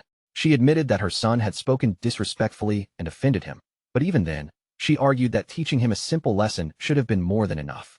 Shadow's golden eyes glowed as he looked down at the furious guild leader. Unmoved by her accusation, he calmly told Huang Huifan that she would understand the reasons soon enough. Then he repeated his terms without changing a word, 1,000 years of lifespan, and he would eliminate the boss troubling her guild. With his offer delivered, Shadow's spectral form dissolved into the air, leaving Huang Huifan and the surrounding guild members frozen in stunned silence. None of them realized the real danger they were facing. Unlike them, Shadow knew that the Desperate Princess was already on the verge of evolving. That was precisely why he had destroyed their teleportation gate. Huang Huifan's strategy of endlessly reviving her guild members and sending them back into battle would not defeat this enemy. Every death would only feed more lifespan into the boss, strengthening her until the entire guild was eventually slaughtered. However, Shadow's decision had not been driven entirely by a desire to save them. Beneath the warning and intervention lay a far more practical reason, one based on his own interests rather than simple kindness. Shadow summoned his spectral wolf and mounted the ghostly beast. In his mind, the possible destruction of Faker heavy industry was only a minor concern. Losing the chance to collect 1,000 years of lifespan, on the other hand, would be a genuinely serious loss. Riding the spectral wolf, Shadow descended into the ruins of the city and landed among the shattered streets below. He remained completely confident in his calculations. The guild members still fighting upstairs carried just enough remaining lifespan to push the desperate princess through her evolution, and the increasingly violent pulse of light coming from the tower confirmed that the final moment was approaching. From Shadow's perspective, the next step required no complicated scheme. His entire plan could be reduced to one simple and perfectly timed move. He would wait until the desperate princess successfully evolved into a Jade-tier boss. Once she reached that higher rank, Shadow would return to the tower, kill her himself, and claim rewards far greater than anything the Platinum-tier version could have provided. Just as Shadow settled down to wait for the evolution, a message suddenly arrived from Ghost Spirit. Her voice carried excitement as she reported that she had located Dongfang Yu inside a manor in the suburbs. However, the woman was protected by an extremely powerful player, and Ghost Spirit admitted that the guard had nearly killed her during their encounter.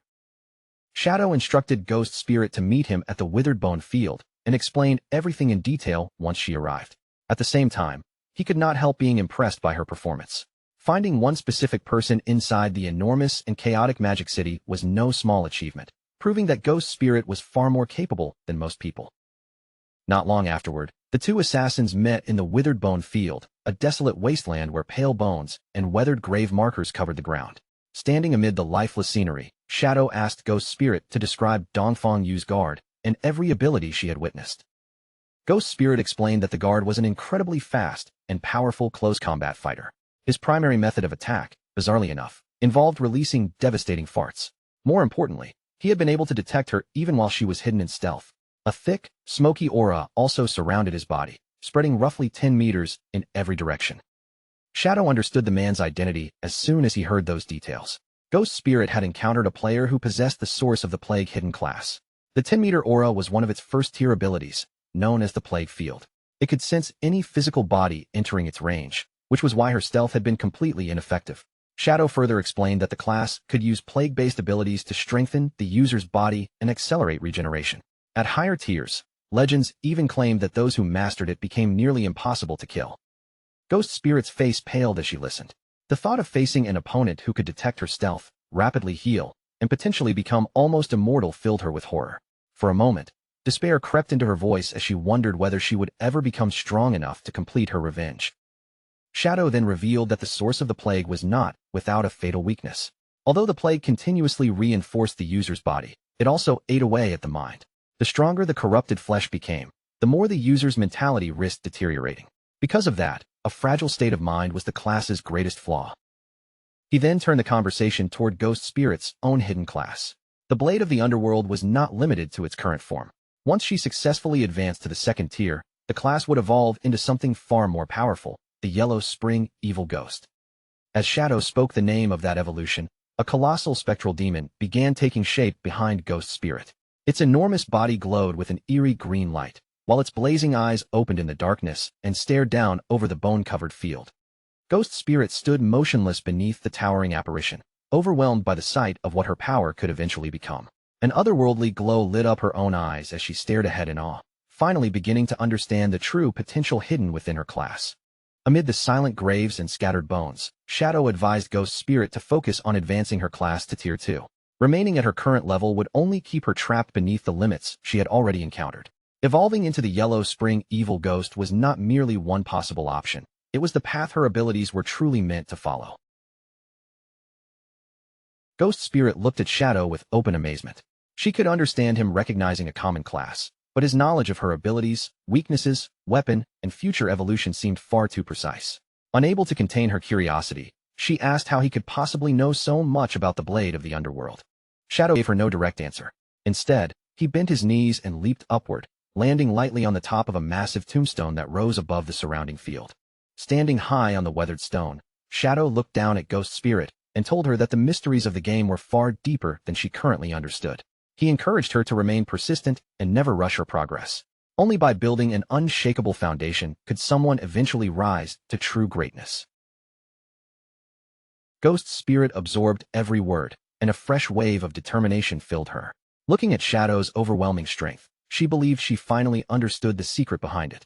Power like his could only have been forged through endless persistence, discipline, and constant hard work.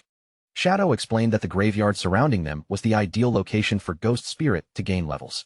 The monsters there respawned quickly, allowing her to fight without long interruptions, and the energy they carried could also help upgrade her class weapon, the Underworld Chainblade. Still, he warned her not to underestimate the area. Every creature in the field was an elite monster, possessing 3 times the health, defense, and attack power of an ordinary enemy.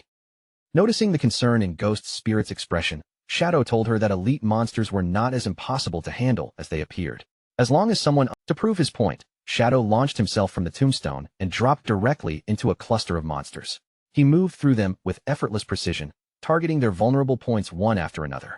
Each strike landed exactly where it needed to, and within moments, the entire group, Ghost Spirit watched the display with wide, astonished eyes.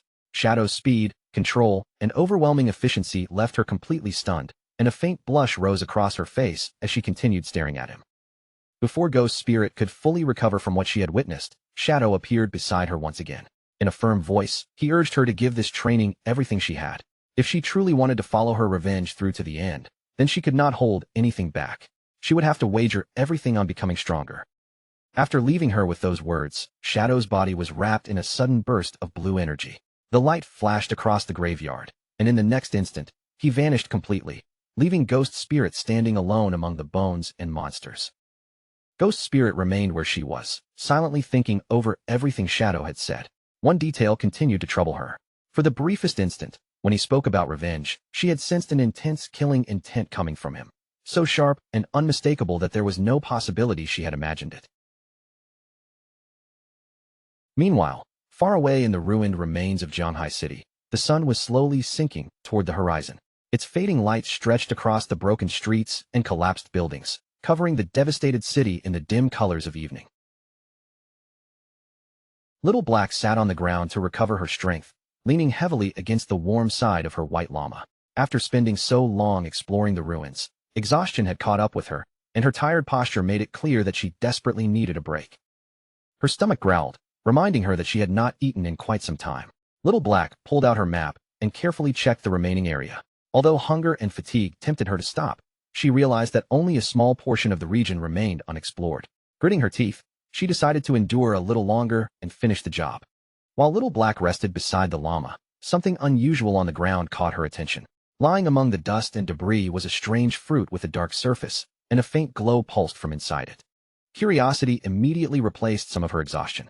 Little Black leaned forward, picked up the mysterious fruit, and turned it over in her hand. Looking at its shape and dark skin, she thought it resembled an unusually glowing plum. Without pausing to question whether the unknown fruit might be dangerous, Little Black opened her mouth and took a large bite. Its sweet flavor spread across her tongue, and her eyes lit up with delight when she discovered that it was unexpectedly delicious. Before she could take another bite, a system notification suddenly appeared in front of her. It announced that she had gained 50 experience points. Little Black stared at the message in amazement, hardly able to believe that eating one ordinary-looking fruit had directly increased her experience. Little Black quickly lifted her head and searched the nearby ground. That was when she noticed the fruit in her hand was not alone. A long trail of identical dark, glowing fruits stretched away through the ruins, forming an easy path for her to follow. Her exhaustion was forgotten at once. Little Black excitedly followed the glowing trail, picking up and eating the fruits one after another as she moved forward. Each delicious bite triggered another notification, rewarding her with 50 more experience points every single time. Little Black's happy feast was suddenly interrupted when an urgent message arrived from Captain Anyu. Anyu told her to come to the corrupted coast as quickly as possible. A man named Manling had been captured by a boss, and the situation was extremely serious because he was carrying more than 500 years of lifespan. With so much at risk, the group desperately needed Little Black's help. Little Black quickly pulled out her map and checked her current position. After comparing the markings, she replied that she was already somewhere near the corrupted coast. Captain Anyu told her not to wander off and instructed her to wait right where she was, promising that the rest of the party would reach her very soon. Still tracing the line of faintly glowing fruit, Little Black lowered herself and crawled along the uneven ground. Under her breath, she complained about Mei Niaoyang, grumbling that he was completely useless and always causing trouble for everyone else. Yet her irritation did not last long. The moment another delicious fruit appeared ahead, all thoughts of him vanished from her mind. By the time night settled over the ruins, Little Black had followed the trail all the way to the crest of a hill. She pulled herself over the final slope, lifted her head, and abruptly froze. The strange sight waiting below was nothing like what she had expected to find. The glowing fruits had guided her straight to the bleak and lifeless corrupted coast. At the very end of the trail sat a tiny creature resembling a slug, its small body resting quietly on the barren ground. From the way the fruits were scattered behind it, the creature seemed to be the source of everything Little Black had been happily eating. But the harmless-looking slug was not the only thing below. Nearby towered an enormous, swollen monster, its bloated body covered with several hideous mouths lined with razor-sharp teeth. One of its massive hands held a tiny humanoid creature that kicked and screamed helplessly while the giant raised it toward its body. Little Black stared down from the hill with fruit juice still smeared around her lips. Her eyes widened at the sheer size and grotesque appearance of the creature. A chill crept through her as she wondered just what kind of terrifying boss had appeared in this place. Her gaze then shifted toward the ground beside the monster. Two players lay there without moving, their bodies sprawled across the desolate coast. Little Black studied their faces and suddenly recognized one of them as Mei Naliang. At that moment, Little Black understood that this grotesque giant had to be the boss Captain Anyu had warned her about. As she continued watching, the creature sat in front of an enormous bowl and brought the struggling humanoid closer. Then, without hesitation, it sank its teeth into the smaller creature. A system window immediately appeared before Little Black's eyes, revealing the monster's identity.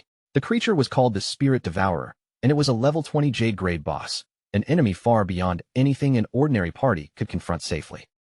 The Spirit Devourer tightened its enormous fingers around the creature in its grasp. With one brutal squeeze, the smaller monster was crushed inside its fist, its struggles ending instantly beneath the overwhelming force. Little Black watched the scene unfold in horror. Only then did she realize that the Spirit Devourer had not captured a player at all. The screaming figure in its hand had been another monster, and the boss was preparing to eat its own kind. The Spirit Devourer opened its fist and tossed the blood-soaked remains into the massive bowl before it. It then began stirring the mangled pieces together, mixing them into a revolting meal while wet. Gruesome sounds carried across the coast. Captain Anyu and the rest of her party finally reached the hilltop, where they found Little Black crouched and silently watching the monster below. Anyu hurried to her side and asked whether she had already spotted Mei Naliang and located the boss responsible for capturing him. The entire party gathered along the ridge and stared down at the horrifying creature. Wang Meng's face changed immediately as he shouted that it was actually a Jade-grade boss. Captain Anyu grimaced in disgust after seeing it eat another monster, while Little Black calmly took another bite from the glowing fruit in her hand and mentioned something strange she had noticed. For reasons none of them understood, the Spirit Devourer had not attacked any of the nearby players. Captain Anyu raised a hand and warned everyone to remain still and keep observing instead of rushing forward. Their current equipment was nowhere near sufficient for fighting a Jade-grade boss, so they would need additional reinforcements before making any move. The party remained hidden on the hill and continued watching the Spirit Devourer from a distance. Their confusion only deepened when the enormous creature lowered its body and settled into an unusually deep squat, its bloated frame tensing as though it were preparing to do something. They exchanged uneasy glances, wondering what the boss could possibly be doing. One member of the party hesitantly suggested that it might be defecating. A moment later, their worst suspicion was confirmed. Glowing purple fruits began dropping from the creature's rear one after another, and Little Black screamed in utter disbelief. The group cautiously examined one of the newly produced purple orbs. Its smooth surface, dark color, and rounded shape looked strangely familiar. After staring at it for several seconds, they realized that it looked exactly like an ordinary plum. A horrifying realization slowly dawned on Little Black. Her trembling eyes moved from the half-eaten fruit in her hand to the squatting Spirit Devourer below. The delicious plums she had been following and eating were actually the monster's feces. Color drained from her face while Captain Anyu and Wang Meng stared at her in speechless shock. Little Black's mouth opened in a soundless scream as the fruit slipped from her fingers and fell to the ground. Her mind raced wildly as she tried to understand what she had swallowed.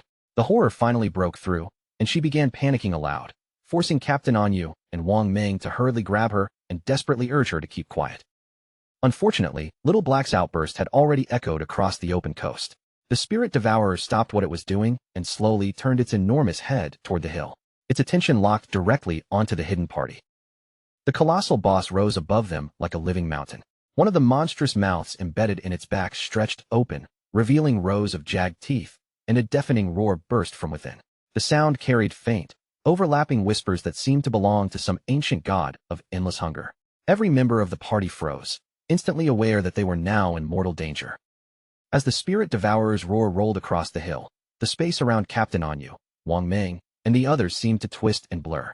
An invisible force swept through their bodies.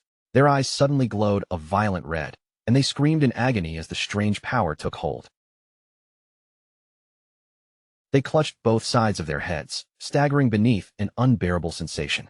A savage hunger flooded their minds, drowning out fear, reason, and every other thought until nothing remained except the desperate need to eat. Little Black watched in complete confusion as Captain Anyu, Wang Ming, and the rest of the party suddenly charged past her. Their faces had become wild and frantic, and they moved with such crazed desperation that they no longer seemed aware of anything around them. They ignored the spirit devourer entirely and sprinted straight toward the enormous bowl at its feet. Inside was the bloody mixture of flesh and remains the boss had been preparing, yet the party rushed toward it as though it were the finest meal they had ever seen. With ravenous expressions, they plunged their bare hands into the revolting mixture. Blood and gore coated their fingers as they shoved fistful after fistful into their mouths, repeatedly muttering that they were starving and needed more food. As the group continued devouring the disgusting meal, their bodies began changing unnaturally. Their stomachs expanded, their limbs thickened, and their faces grew round and swollen. Within moments, each of them had become visibly bloated. From her hiding place, Little Black stared at her companions in horror. She cried out that they had all gone completely insane and were eating until their bodies became obese. Then another unsettling question entered her mind. Why was she the only person who had not been overwhelmed by the same monstrous hunger? The answer to Little Black's question arrived almost immediately, and it was far more horrifying than anything she could have imagined.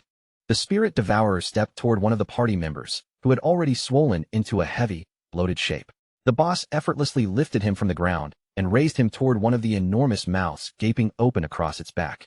Before the helpless player could struggle free, the spirit devourer shoved his entire body into the waiting mouth. Its jaws snapped shut, and the man disappeared completely as the monster swallowed him whole. Seeing the player vanish between those teeth, Little Black finally understood the boss's terrifying ability.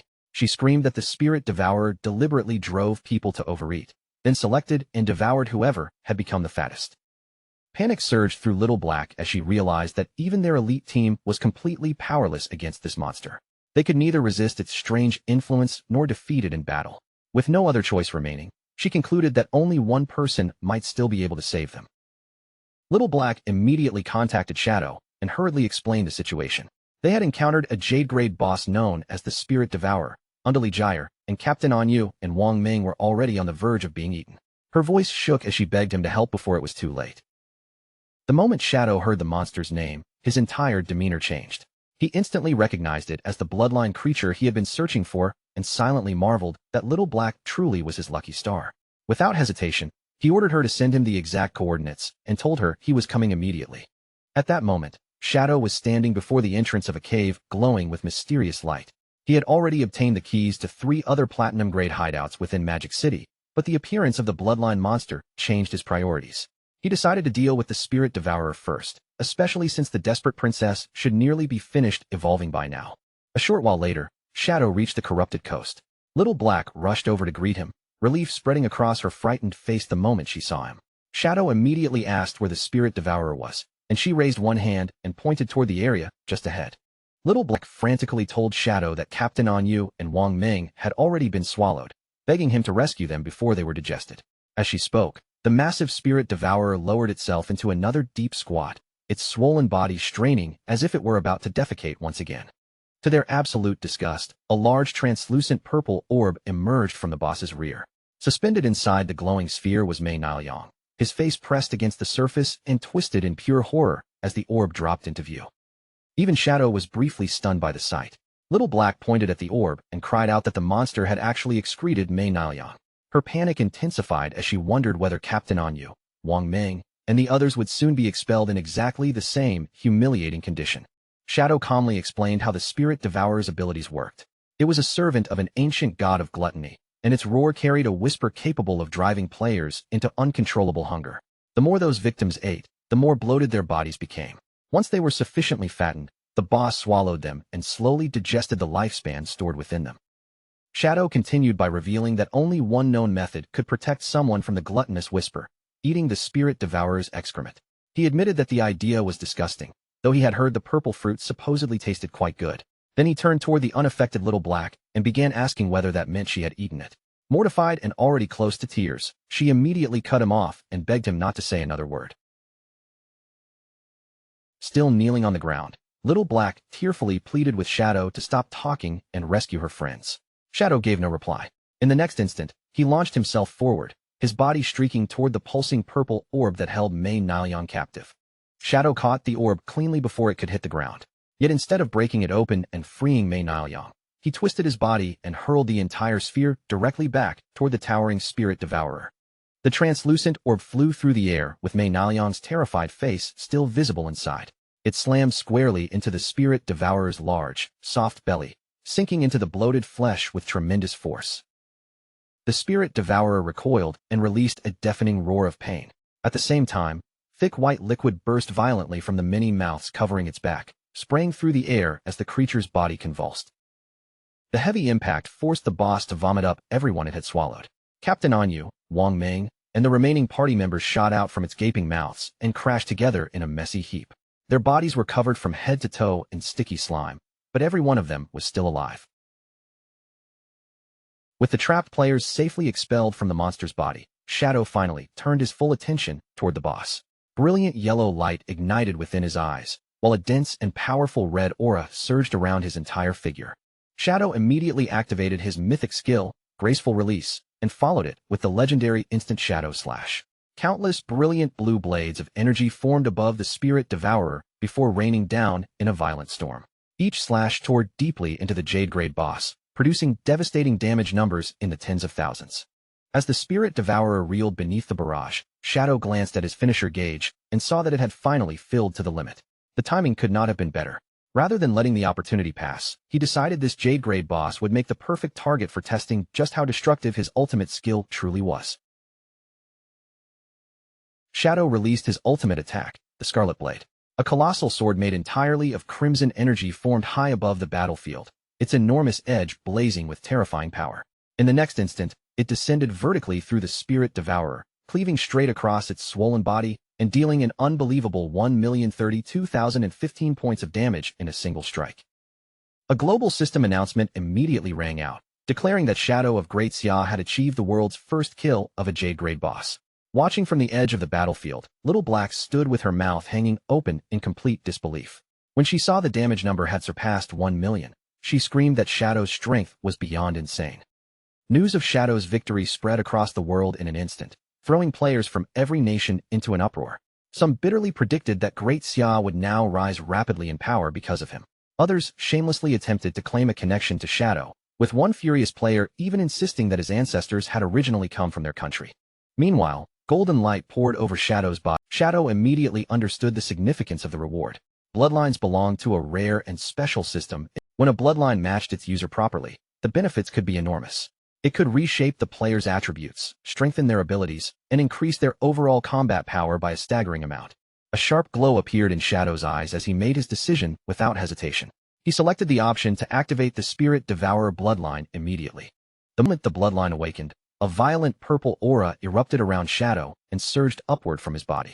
Its power fundamentally changed the efficiency of his attributes. Each point of strength now granted 3 points of physical attack, while every point of constitution provided 50 health and 5 physical defense. Agility became 32% more effective, and each point of spirit now supplied 3 elemental attack and 5 elemental resistance. The bloodline also granted Shadow 2 entirely new abilities. The first was Spirit Devour, a skill that allowed him to consume abilities belonging to his own class in exchange for improving his attribute corrections. The only drawback was severe. Using it would increase his appetite by 200%. The second bloodline ability was called Big Mouth. By activating it, Shadow could create an enormous mouth formed from energy and use it to swallow incoming enemy projectiles. Once absorbed, part of the projectile's damage would be converted into healing for his own body. Shadow quietly considered the possibilities opened by these two abilities. Spirit Devour was especially interesting. If consuming unwanted skills could permanently raise his attribute corrections, then even seemingly worthless abilities might become valuable resources for strengthening him. Attribute correction represented how efficiently a player's basic stats were converted into actual combat power. Under normal circumstances, for example, Every single point of strength gave Shadow 3 points of physical attack. Conveniently, the Spirit Devourer had dropped a bronze tier ability called Poison Blade. Shadow considered the skill nearly useless if learned normally, but its low value made it the perfect material for testing Spirit Devour. Shadow activated Spirit Devour and crushed the Poison Blade skill icon in his hand. The system immediately confirmed that the ability had been consumed. His strength conversion then rose from 3 physical attack per point to 3.3, granting an additional 0.3 attack for every point of strength he possessed. At first, Shadow felt slightly disappointed. Devouring an entire bronze tier skill had only increased the conversion rate by 0.3. But then an important realization struck him. The consumed Poison Blade had not simply disappeared. It had been transformed into a passive ability, which meant it could still be evolved. Without wasting another second, Shadow spent 242 evolution points and upgraded the devoured Poison Blade all the way from bronze tier to legendary tier. The result far exceeded his expectations. A new system message appeared, informing him that his strength conversion had risen from 3 points of physical attack to 5 for every point of strength. Excitement flashed across Shadow's glowing eyes. If he continued devouring skills and then evolved the resulting passive abilities, his attribute efficiency could eventually become hundreds of times greater than that of ordinary players. A confident smile spread across his face as he silently declared that he had become invincible once again. With the battle finally over, Captain Anyu, Wang Ming, and the rest of the party were alive, though their condition was both miserable and embarrassing. Their bodies were still swollen from the gluttony effect, and sticky slime covered them from head to toe. Wang Ming tearfully thanked Shadow for saving everyone, relieved that they had not all been excreted like Mei Niaoliang. While the others struggled to recover, Little Black hurried over to the still bloated Captain Anyu and wrapped both arms around her. Trying to comfort her, Little Black earnestly insisted that Anyu remained beautiful regardless of how large the boss's effect had made her. Once the party's bodies had finally returned to normal, Captain Anyu approached Shadow to discuss the reward he was owed. Captain Anyu readily accepted the alternative arrangement. With their agreement finalized, Shadow's figure vanished inside a swirling mass of dark energy. Now that the rescue mission was complete, Anyu turned toward her exhausted teammates and told them it was time to return as well. As the group began leaving the corrupted coast, Mei Niaoliang remained trapped inside his translucent purple prison, rolling helplessly along with them. Tears streamed down his face as he made everyone promise never to reveal how the boss had expelled him. Too exhausted to argue, the rest of the team reluctantly agreed to keep the humiliating incident secret. The events then returned to the magic Leaning Tower, shortly after Shadow had leaped away from its highest floor and left Faker Heavy Industry to continue fighting without him. At the tower summit, the battle against the desperate princess was still raging. The enormous tentacled creature lashed out wildly across the rooftop, but repeated attacks from the guild had reduced her health to roughly the final third. Huang Huifan remained at the center of the formation, shouting commands over the chaos. Seeing her guild members struggling to endure the boss's attacks, she ordered a healer named Xiao Kuei to activate her Tree of Life skill immediately. Xiao Kuei obeyed at once. Brilliant green light burst from the ground, and an enormous tree made of glowing energy rose above the battlefield. Waves of restorative power spread from its branches, continuously healing every guild member within range. With the Tree of Life supporting them, Huang Huifan rallied the entire guild. She reminded everyone that Shadow had destroyed their teleportation gate, meaning death was no longer something they could recover from quickly. Since they could not afford to fall, she ordered them to give everything they had in one final assault. Convinced that victory was finally within reach, the guild members surged forward with renewed determination. The tanks charged directly at the weakened desperate princess, while the fighters behind them unleashed a concentrated barrage of skills, weapons, and elemental attacks. When the boss appeared to collapse beneath the final barrage, Huang Huifan believed the battle had been won. She turned toward Xiao Kuei in celebration and praised the strength of her life priest class, crediting its continuous healing for carrying the guild to victory. Their celebration ended almost as soon as it began. One of the desperate princess's tentacles suddenly whipped across the rooftop with explosive force. It smashed straight through a tank's shield and killed the heavily armored player instantly. After slaying him, the desperate princess slowly closed her eyes. A strange stream of blue energy rose from the fallen player's body and flowed toward her, disappearing into the monster as she began absorbing it. A moment later, the desperate princess's eyes snapped open. The light inside them had changed completely, now burning with a sinister yellow glow filled with unmistakable malice. Huang Huifan and Xiao Kuei stared in horror as the boss's presence rapidly intensified. The energy surging from the desperate princess grew more violent by the second, making it obvious that something far worse than a normal counterattack was about to happen. The desperate princess suddenly released an enormous explosion of blazing energy. A fiery shock wave erupted from her body and swept across the entire summit of the magic leaning tower, swallowing the rooftop in light and flame. Every remaining member of Faker Heavy Industry was caught inside the blast. Before any of them could escape or defend themselves, the flames consumed their bodies and reduced them to ashes in an instant. When the flames and dust finally cleared, the desperate princess was nowhere to be seen. In her place, a huge glowing blue egg rested upon a pedestal, surrounded by lifespan orbs dropped by the fallen guild members. Even more terrifyingly, the boss's health bar had completely refilled. The desperate princess had successfully evolved. Inside the translucent blue shell, a woman with long, pale blue hair could be seen curled tightly into herself. A system window appeared beside the egg, identifying this evolved form as the Desperate Egg, a level 30 Jade-grade boss possessing an overwhelming 10 million health points. Meanwhile, the guild members who had been wiped out began respawning inside Faker Heavy Industries' hideout, each of them still shaken by the sudden and complete defeat. Huang Ziqing hurried toward his mother in a panic as soon as she reappeared. With anxiety written across his face, he asked Huang Huifan what had happened at the tower and whether the guild had managed to defeat the boss. Huang Huifan explained that they had reduced the desperate princess to almost no health at all. But just when victory seemed certain, the boss suddenly restored her entire health bar, transformed into a massive egg, and released a devastating attack that wiped out the whole guild. Still shaken by the memory, Huang Huifan quickly understood what the full recovery meant. A boss could not ordinarily restore all its health in a single moment. Such a phenomenon only occurred when the creature completed an evolution. Her thoughts immediately returned to Shadow's appearance at the tower. She remembered his expensive offer and his cold warning that Faker Heavy Industry had no chance of winning with their current strategy. The truth suddenly became clear. Shadow had known from the very beginning that the boss was about to evolve. Shadow had predicted that their human wave tactic would fail because each fallen player only supplied the boss with more lifespan, accelerating her transformation. Now that the platinum-grade creature had evolved into a jade-grade boss, Huang Huifan knew her guild had no possibility of defeating it. With no other path remaining, she reluctantly accepted that she would have to seek Shadow's help. Back at the now-silent summit of the magic leaning tower, the air rippled faintly before the enormous blue egg. Shadow's invisible form quietly returned, stopping directly in front of the newly evolved boss. Shadow carefully he observed that the egg possessed no visible means of attacking or defending itself. That made Shadow suspect this was merely a transitional stage, and that an even more powerful creature might eventually hatch from within the shell. Rather than waiting to discover what would emerge, Shadow decided to attack immediately. He sprang into the air, gathered dark energy around a dagger, and hurled the weapon straight toward the center of the glowing egg. The darkened blade struck the egg's surface with a sharp burst of energy. The attack successfully penetrated its defenses and inflicted more than 28,000 points of damage. Yet against the desperate egg's enormous pool of 10 million health points, the damage was almost meaningless. Its massive health bar barely moved, leaving only the smallest visible reduction after Shadow's attack. While remaining in his spectral form, Shadow examined the enormous egg and saw that it possessed a staggering 10 million health points, putting it on the same level as an epic-grade boss. Even so, something about the object felt deeply unnatural, and he knew he could not simply stand by while it continued incubating. After studying it for a moment, he realized its massive health pool was the only real obstacle.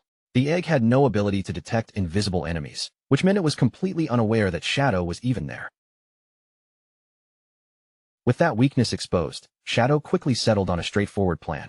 He would keep striking the defenseless egg with one skill after another, steadily building energy until his ultimate finishing move was fully charged. The instant his ultimate became available, Shadow made his move without hesitation. Gathering the accumulated power into his weapon, he unleashed the Scarlet Blade once again. A gigantic surge of crimson energy tore across the chamber and crashed directly into the egg. The attack dealt more than 100,000 damage in a single blow, and thick cracks immediately raced across the shell in every direction. Shadow stood calmly among the fragments of the shattered shell, his posture filled with complete confidence. Against an opponent that could neither move nor detect him, he knew victory had never been anything more than a matter of time. But just as he thought the battle was finished, something unusual suddenly caught Shadow's attention, drawing his gaze toward the remains of the broken egg. After completely destroying the desperate egg, Shadow looked into the cracked shell and froze in surprise. What had been hidden inside was nothing like the monster he had expected to find. Instead of another terrifying creature, an unconscious young woman lay motionless on the floor, her long, pale blue hair spreading around her body. A system window identified her as the desperate princess, yet her status was shockingly weak. She was only level 1 and possessed a pitiful total of 10 health points. Shadow materialized beside the fallen girl and stared down at her in confusion. This fragile human appearance had to be the princess's true form, which seemed to confirm the old legend about a princess cursed by a white dragon. However, the sight of her 10 health points created an uncomfortable question. To officially defeat the boss, was he really expected to kill this completely defenseless girl? Shadow summoned his dagger and raised it, preparing to bring the strange battle to an end. Yet before the blade could fall, he stopped, his hand hovering in place as he reconsidered the unsettling situation before him. That brief moment of hesitation turned out to be crucial. Without warning, the sky above Shadow twisted into a dark, violently swirling vortex, while fierce arcs of blue lightning flashed through its depths. Shadow looked upward in disbelief as an enormous skeletal dragon forced its way out of the portal. Its massive bony frame emerged piece by piece, filling the air with an overwhelming and terrifying presence. A system window appeared and confirmed the identity of the new enemy. This creature was Ates, the cursed white dragon, a horrifying level 100 monster classified at the mythical grade. The moment the desperate egg was destroyed, Ates, the enormous cursed white dragon, descended from the portal overhead. Without giving Shadow any time to recover, the skeletal beast immediately launched a devastating attack straight toward him. Shadow could barely believe what he was seeing. A mythical-grade boss had appeared out of nowhere, and he could not understand why such an overwhelmingly powerful monster had suddenly entered the battle. As Ates threw back his skeletal head and released a thunderous roar, the pieces finally came together in Shadow's mind. This was a hidden boss, and the legend of the princess who had been cursed by a white dragon was not merely an old tale, it had been true all along. Meanwhile, the desperate princess remained on the ground in her restored human form. Her eyelids slowly trembled, and after lying unconscious for several moments, she finally began to awaken. Shadow watched closely as the princess lifted herself from the floor. Her body rose gently into the air, and she began floating upward toward the enormous head of the skeletal dragon. She flew directly toward Ates, but rather than attacking the monster, she reached out without fear. When she arrived before him, the princess wrapped her arms tenderly around his massive snout. Tears streamed down the princess's face as she held the dragon close.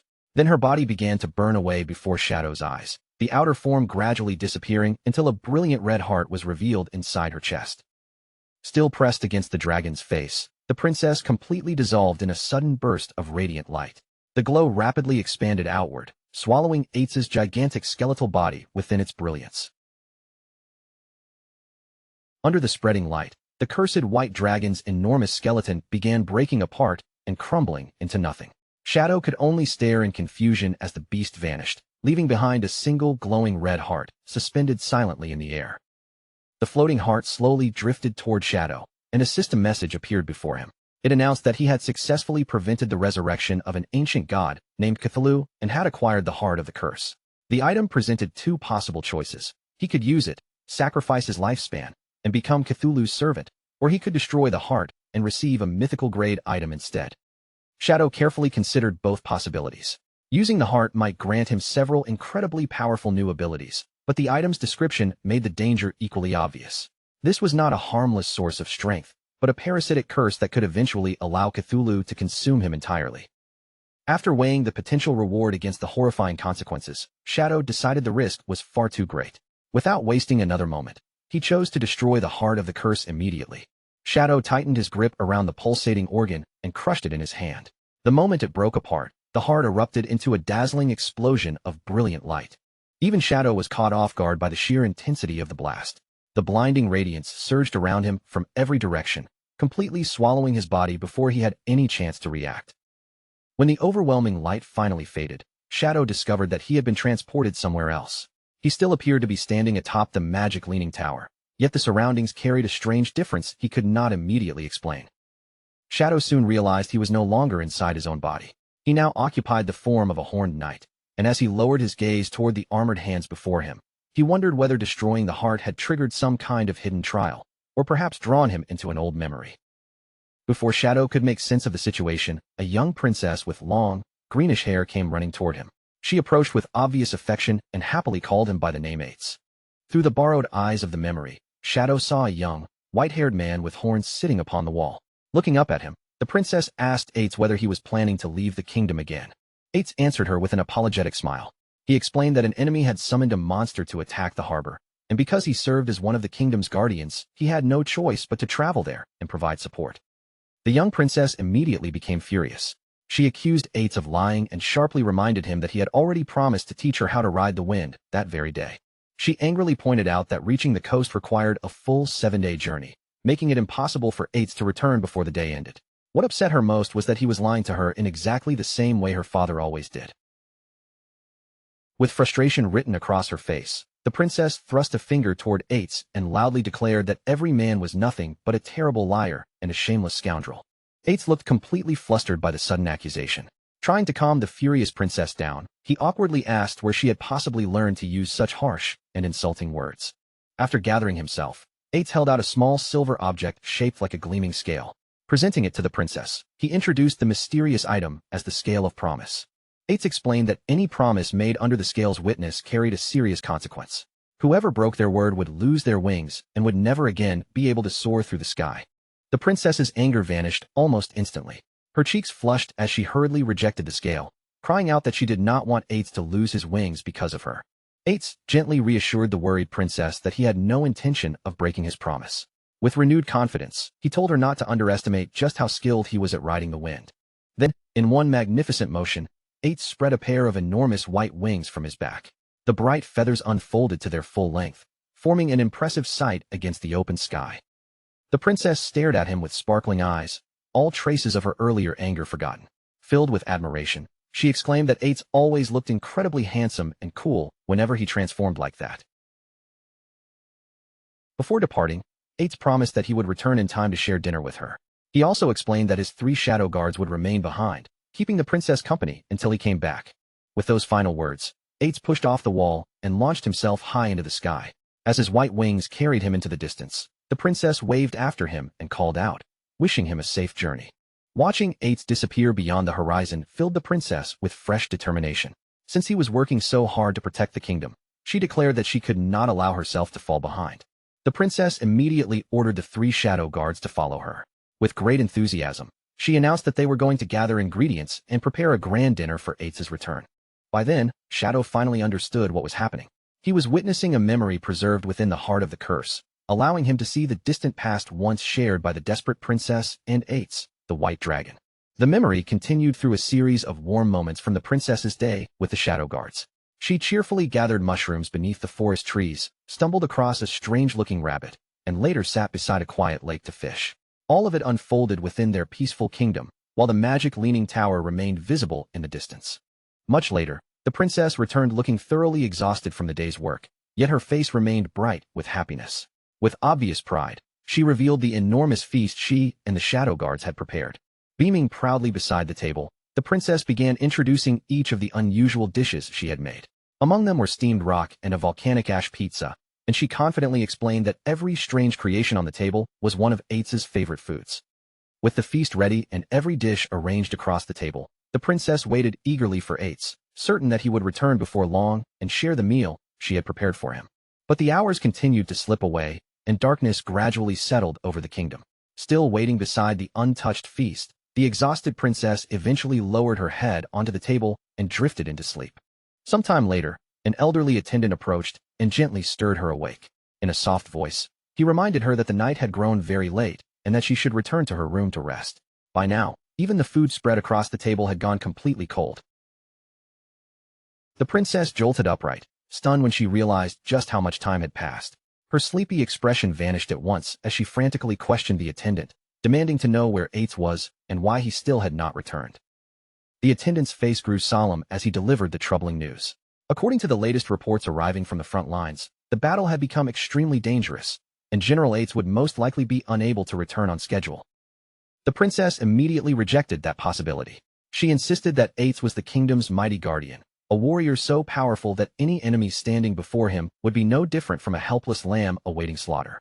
However, the attendant's expression only became graver. He explained that the enemy nation had sacrificed tens of thousands of lives in order to summon a nightmare from the depths of the sea. The creature was said to be as enormous as an entire city, its body covered in countless writhing tentacles and staring eyes. It was so horrifying that merely looking upon it could shatter a person's mind and drive them insane. As those terrifying details sank in, the princess's absolute confidence finally began to waver. Worry clouded her face as she realized that even someone as powerful as Ates might be trapped in a desperate battle against such an unnatural monster. Then, Without warning, the princess's eyes widened in terror. The scale of promise clutched in her hand suddenly cracked apart and shattered. She instantly understood what that meant. Eights had failed to return as promised. Panic seized her as she remembered that if he did not come back before midnight, the scale's curse would strip away his wings forever. The princess grabbed the elderly attendant, Scholar Lu Wan, and desperately begged him to bring her to her father. As a dragon knight, the king might know some way to remove the curse of the scale of promise before it was too late. Ignoring Scholar Lu Wan's flustered complaints, the princess seized his arm and dragged him along at full speed. She anxiously explained that if Eights suddenly lost his wings in the middle of battle, he would be left defenseless and almost certainly doomed. The princess rushed down the corridor and burst through a nearby door, only to stop dead in her tracks. Standing calmly inside the room was Eights himself, completely unharmed and looking as though nothing terrible had happened. Eights turned toward the breathless princess with a calm expression. Seeing the fear written across her face, he simply asked why she had come rushing in with such overwhelming panic. Relief flooded through the princess so suddenly that she could no longer hold herself back. She ran straight into Eights' arms, wrapped herself tightly around him, and tearfully cried that she was incredibly grateful to see him home and safe. Eights gently returned her embrace and reassured her that he had come back because he would never forget the promise they had made. Still clinging to him, the princess admitted that she had been terrified after hearing how disastrous the situation on the front lines had become. Standing nearby, Scholar Lu Wan finally steadied his breathing. He then looked toward General Eights and cautiously asked how the battle at the harbor had actually ended.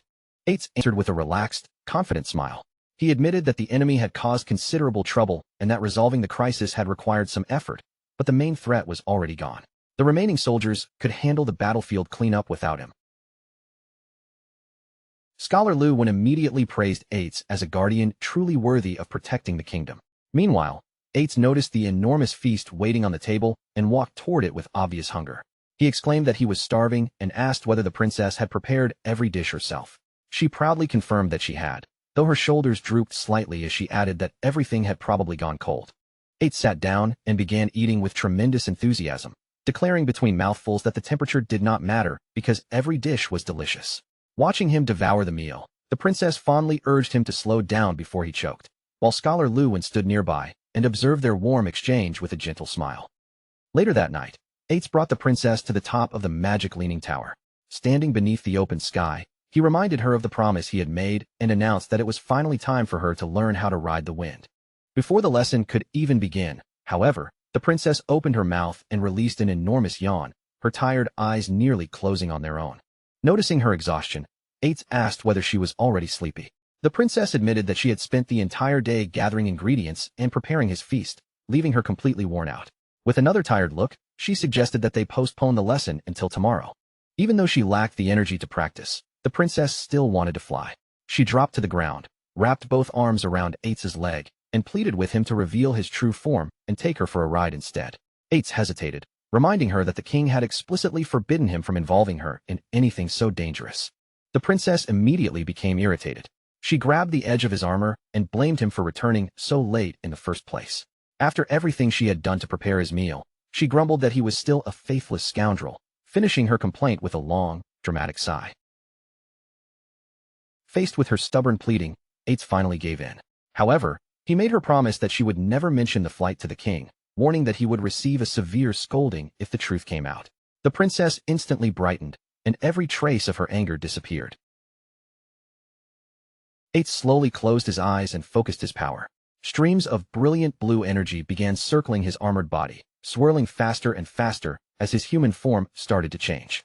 A blinding flash illuminated the top of the tower, and when the radiance cleared, Eights had transformed into a magnificent white dragon. The princess stared upward in complete wonder, overwhelmed by the majesty of his enormous true form. The princess stepped closer to the towering white dragon without fear. Reaching up, she gently placed her hand against his broad snout and affectionately reminded Eights to keep her safe during their flight. A soft current of green energy gathered around the excited princess and lifted her carefully from the ground. Carried upward by the glowing force, she settled securely on top of Eights' enormous head. Eights spread his gigantic white wings and drove them downward with a powerful beat. The force launched him into the night sky, carrying the delighted princess far above the sleeping land below. The memory moved forward once more. After their flight, Eights gently tucked the sleeping princess into bed and placed her teddy bear beside her. Yet while she rested peacefully, The king nearby wore a deeply troubled and serious expression. The king revealed that he believed the enemy empire was carrying out a sinister ritual in secret. He could already sense a dreadful wave of disaster gathering in the distance, preparing to sweep across the entire continent. He warned Ates that everyone needed to be ready, because even someone of the dragon race would not be spared from the danger that was approaching. Beneath the dark and ominous sky, Ates stood firm without showing the slightest hesitation. He pledged his complete loyalty to the kingdom and agreed to follow whatever arrangements the king believed were necessary. Time passed, and the memory shifted to another night. The magic leaning tower rose quietly beneath a vast sky, filled with countless glittering stars. But the peaceful sight vanished almost immediately. Broken pieces of Ates's armor lay scattered across the floor, surrounded by dark splashes of blood, silent evidence that a horrific battle had already taken place. The kingdom had been plunged into a brutal and seemingly endless war. Day after day, terrifying enemy forces continued attacking, leaving the defenders with scarcely a moment to breathe. Throughout the city, soldiers and civilians cried out in horror as word spread that an enemy nation had invaded with an entire army of monstrous, inhuman creatures. Panicked crowds fled through the streets, screaming desperately for help. Behind them, the invading monsters advanced without mercy, crushing anyone unfortunate enough to fall into their path. The capital was soon overrun by savage red creatures whose bodies appeared completely stripped of skin. Snarling like wild beasts, they rampaged through the streets and tore apart everything around them. From a high balcony overlooking the capital, the king stood motionless and watched the catastrophe unfold as endless waves of monsters poured into his city. The king's face hardened as he studied the overwhelming number of creatures below. He grimly declared that the Moraga Empire had truly descended into madness. Their enemies were no longer seeking an ordinary victory. They intended to drag the entire world into ruin along with them. Across the battlefield, the Empire's dark banner rose above the invading army. Amid the screams, collapsing buildings, and spreading chaos, the desperate princess raced frantically through the city, searching for the one person who might still save them. She repeatedly screamed Ates's name, shouting that the enemy had already broken through the city walls. At last, she spotted him sitting silently atop a high wall, with two of his shadow guards positioned beside him. The princess looked down at the bloodshed consuming the streets, then rushed toward Ates and begged him to take action. She explained that the enemy army was made up of unnatural monsters their ordinary soldiers could not possibly defeat. Unable to understand his silence, she demanded to know why he had not entered the battle and pleaded with him to help the kingdom before everything was lost. Ates calmly turned his head toward the desperate princess. Rather than reacting to the destruction below, he told her that he had actually been preparing to go and find her. He instructed the princess to remain inside the magic leaning tower, assuring her that its defenses would keep her safe. She was not to leave the tower or wander anywhere else. The princess quickly agreed, but immediately urged Ates to hurry down and destroy the enemy army. To her disbelief, Ates refused. He stated that he would stay exactly where he was and protect her personally. Confusion quickly turned into anger as the princess demanded to know what he was talking about. She reminded him that he was the guardian of the kingdom, and that his duty was to defend the entire nation, not merely stand beside her. The princess stretched out an arm toward the city below, where the kingdom's soldiers were being overwhelmed and torn apart. With desperation in her voice, she cried that the capital was on the verge of falling and innocent people were being slaughtered in the streets. As the kingdom's guardian, Ates was supposed to assume his dragon form and reduce their enemies to ashes. She insisted that she did not need Ates himself to remain at her side. His shadow guards were more than enough to protect her, just as they had always done whenever he left to fight in the past. Ates offered no answer. Faced with the princess's desperate plea, he simply lowered his head and remained completely silent.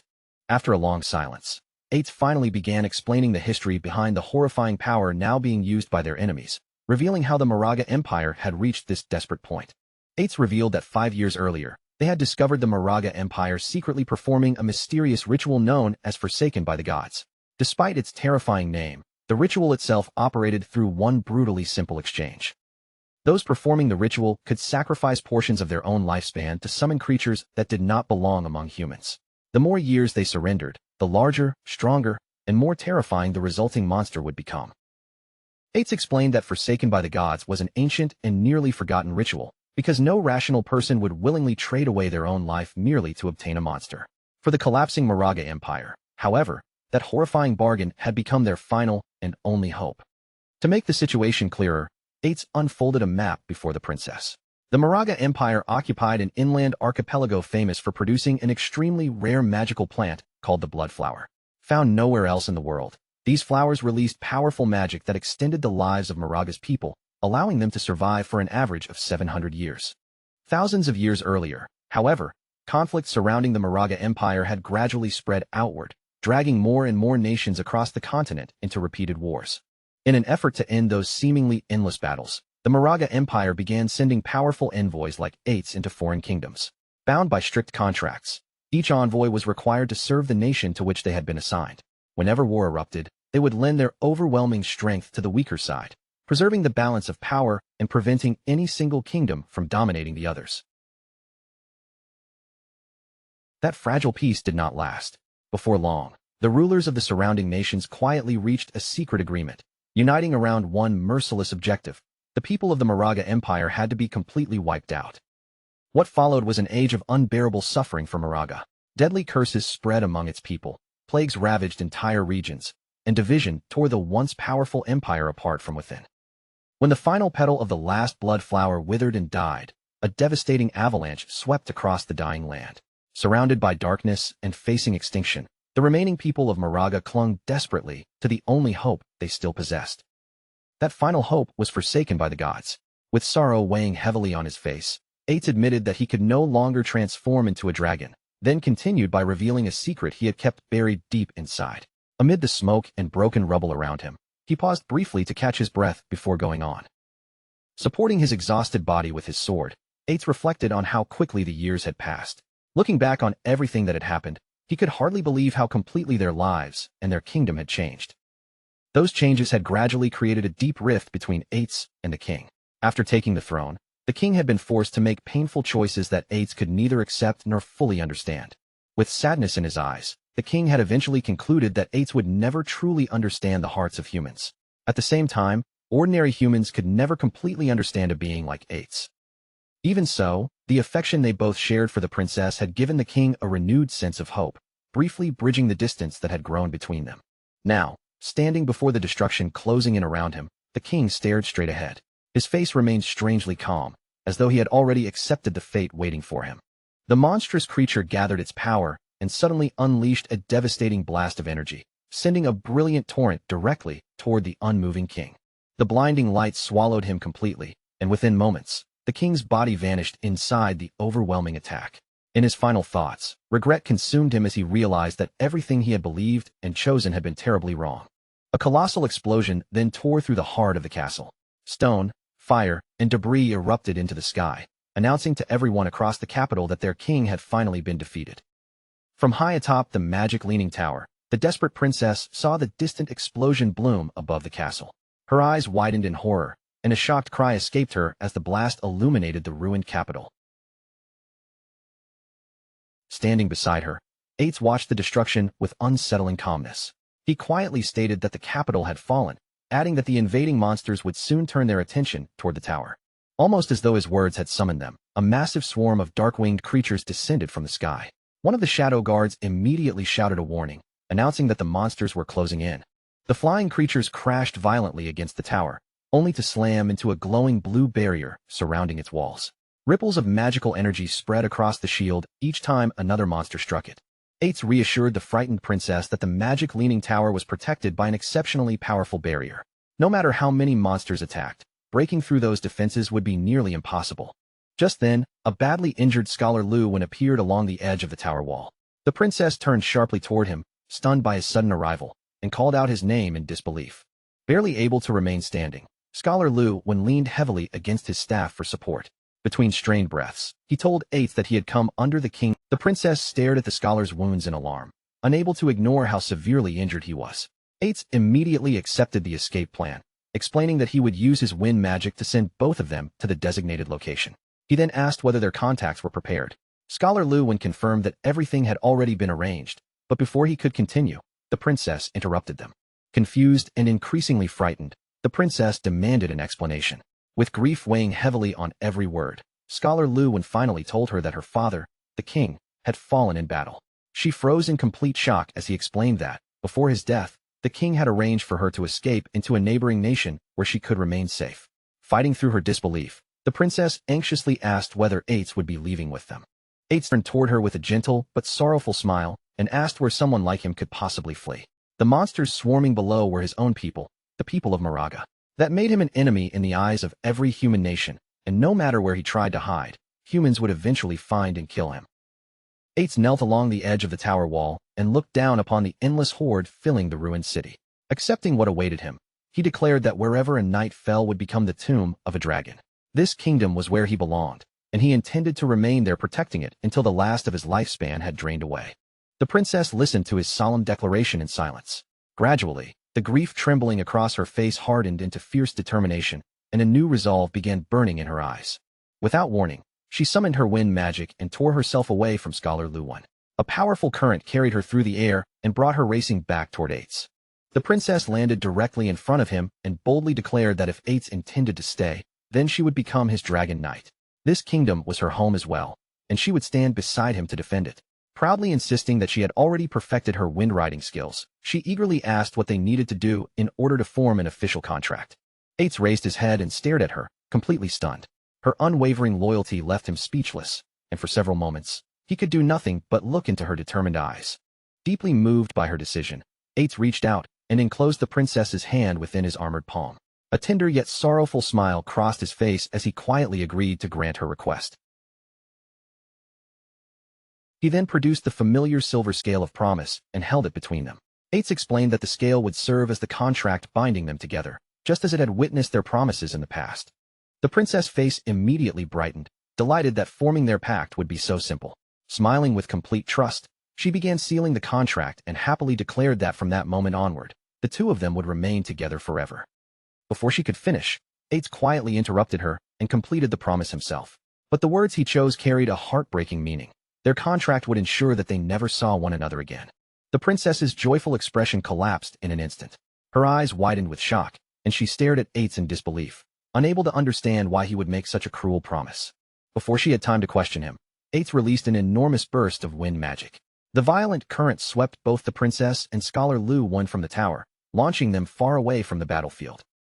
As the powerful wind carried them into the distance, Ates called out to Scholar Luwan and entrusted the princess's life and safety entirely to him. The princess struggled helplessly against the current, screaming Ates's name with confusion and betrayal in her voice.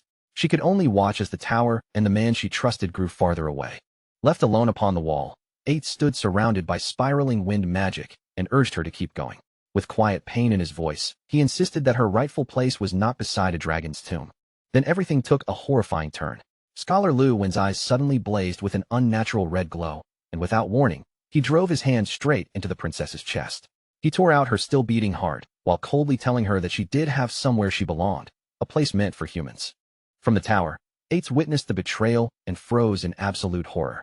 At the same time, the princess stared at the bloody heart in the scholar's hand, her face filled with disbelief as her life was violently stolen from her.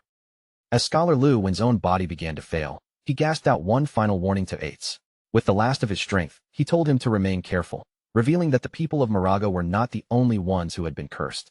A grotesque red growth spread rapidly across Scholar Luwan's face, swallowing his human features. Then a gigantic tentacled monster burst out from his body, seized the princess's heart, and greedily devoured it. Laughing cruelly, the creature mocked Ates over the delicious flesh and lifespan it had consumed. It then asked whether murdering the person he loved was fitting revenge for the pain Ates's dragon flames had inflicted upon it in the past. Ates remained completely motionless, staring at the creature in stunned silence. Seeing his horrified reaction only made the tentacled monster laugh even more wildly. The creature raised the princess's lifeless body while displaying her blood-covered heart before the white dragon. With sadistic delight, it taunted Ates once again, asking whether killing his beloved was enough to repay the agony caused by his dragon flames. Then, in one final act of cruelty, the monster tightened its hand around the princess's heart. Blood spilled between its fingers as the organ was crushed completely inside its clenched fist. Rage exploded across Ates's face as he and his two remaining shadow guards turned toward the abomination. Their eyes burned with fierce, vengeful light, and every trace of hesitation vanished as they prepared to avenge the fallen princess. One of the guards, the Shadow of Sorrow, dissolved into a spiraling vortex of darkness and shot downward to catch the princess's falling body. At the same time, the second guard charged the monster head-on, slashing wildly through its writhing tentacles and cutting them apart one after another. The creature merely laughed and dismissed the furious assault as completely meaningless. Nearby, the Shadow of Sorrow dropped to one knee, carefully cradling the princess against its armored chest, while a protective blue glow wrapped around her motionless body. Behind the narrow opening of the guard's helmet, a single tear formed. It slowly rolled down the dark metal, revealing a grief that even the silent shadow could no longer contain. With the last of her strength fading away, the princess weakly opened her lips and whispered Eitz's name. Then her eyes finally closed, and her body went completely still within the shadow guard's arms. Even though the scholar's borrowed body had already been torn apart, the monstrous presence inside it continued mocking Eitz without pause. It explained that the small amount of lifespan sacrificed by the White Dragon's people had only been enough to summon an insignificant fragment of its true existence. The creature then revealed that its seeds had already been spread throughout the world. Each one quietly burrowed into a living host, feeding and waiting until the perfect moment to mature, rupture the body from within, and emerge just as it had done through Scholar Lu 1. Cthulhu continued tearing at Eitz's mind, coldly reminding him that the monsters now overrunning the world had all been born from the sacrifices made by his own Moraga people. It went even further, pointing out that Eitz himself was already deeply cursed and could lose control at any moment. According to Cthulhu, he had always known that the princess he loved was destined to meet a tragic end. Cthulhu savored Eitz's helplessness, suggesting that he had never possessed the power to save her and might even have become the monster that killed her with his own hands. The ancient entity delighted in the emotions tearing through him: hatred, grief, fury, and despair, calling every one of them wonderfully intense. Then Cthulhu's tone shifted, offering Eitz a path to change everything. It formally declared itself an ancient god of overwhelming power and claimed it could hear his heart pounding violently inside his chest. Cthulhu promised not only to help him destroy the monsters and defend the kingdom, but also to bring the princess back to life, allowing the two of them to remain together forever. According to Cthulhu, accomplishing all of that required only one simple exchange. In return for victory, resurrection, and eternal companionship, Eitz merely had to surrender his heart. Kneeling alone atop the high wall, with dark-winged monsters circling through the ruined sky around him, Eitz was left staring into an impossible decision that offered no painless outcome. He weighed the two paths before him. He could reject the bargain and leave the princess dead inside a tower that would eventually be overrun and devoured by monsters, or accept Cthulhu's offer, revive her as his dragon knight, and protect the kingdom beside her for all eternity. Speaking through its rapidly collapsing host, Cthulhu urged Eitz to choose quickly. The body containing its fragment was fading with every passing second, and the opportunity before him would soon disappear forever. At last, Eitz reached his decision. With no other path left that could return the princess to him, he prepared to make the greatest and most irreversible sacrifice of his life. A wet, sickening burst of blood splashed across the stone beneath him. Nearby, the surviving shadow guard turned toward Eitz in alarm, stunned by what its master had chosen to do. Driven by grief, desperation, and love, Eitz plunged his hand into his own chest and tore out his still-beating heart. As blood poured from the wound, Cthulhu praised him with cruel satisfaction, declaring that he had finally made the correct choice. Cthulhu announced that it would place a divine blessing upon Eitz's heart. The organ rose from his blood-covered hand and floated into the sky, surrounded by a brilliant eruption of energy, destined from that moment onward to continue beating for eternity. The entity explained the terms of their pact in full. The princess would receive Eitz's heart and awaken once more with its tremendous power inside her. Although Eitz himself would be left without a heart, he would neither die nor collapse into a mindless beast. The glowing heart descended from above and sank directly into the princess's chest. As its light spread through her body, Cthulhu proclaimed that Eitz would now become a guardian dragon, eternally bound to remain beside the resurrected princess. Eitz gritted his teeth and let out a tortured grunt as the promised transformation began. At that same moment, a colossal pillar of purple energy erupted from the top of the magic-leaning tower and pierced the darkened sky. His body twisted violently beneath the surging power. Armor, flesh, and bone distorted into an enormous new shape until Eitz had become a terrifying skeletal dragon towering above the ruined capital. The transformed dragon raised his skull-like head and unleashed a thunderous roar. Blue flames spiraled around his massive frame, forming a blazing aura that shook the air surrounding the tower. Now possessing his monstrous new body, Eitz pushed away from the tower wall and launched himself into the open sky.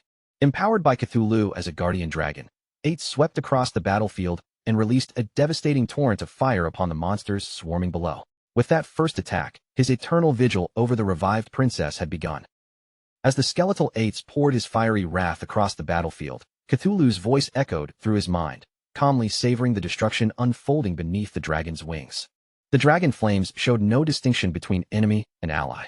Everything below was consumed, burning away the invading monsters and the kingdom's surviving citizens together in the same merciless inferno.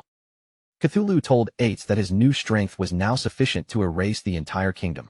Trapped within his destructive transformation, the white dragon continued attacking until the capital itself disappeared beneath waves of fire. Only then did Cthulhu reveal the true horror hidden inside their bargain. Every year of lifespan taken from those who died within Ates's flames was being gathered and redirected toward one carefully chosen destination. Purple lightning crashed down upon the scorched magic leaning tower, and in that blinding instant, the real purpose behind the slaughter was finally exposed. Back atop the tower, the resurrected princess suddenly screamed in unbearable pain. With Ates's cursed heart now beating inside her chest, darkness began spreading through her body as the transformation took hold. Shadowy energy burst violently from the princess in every direction.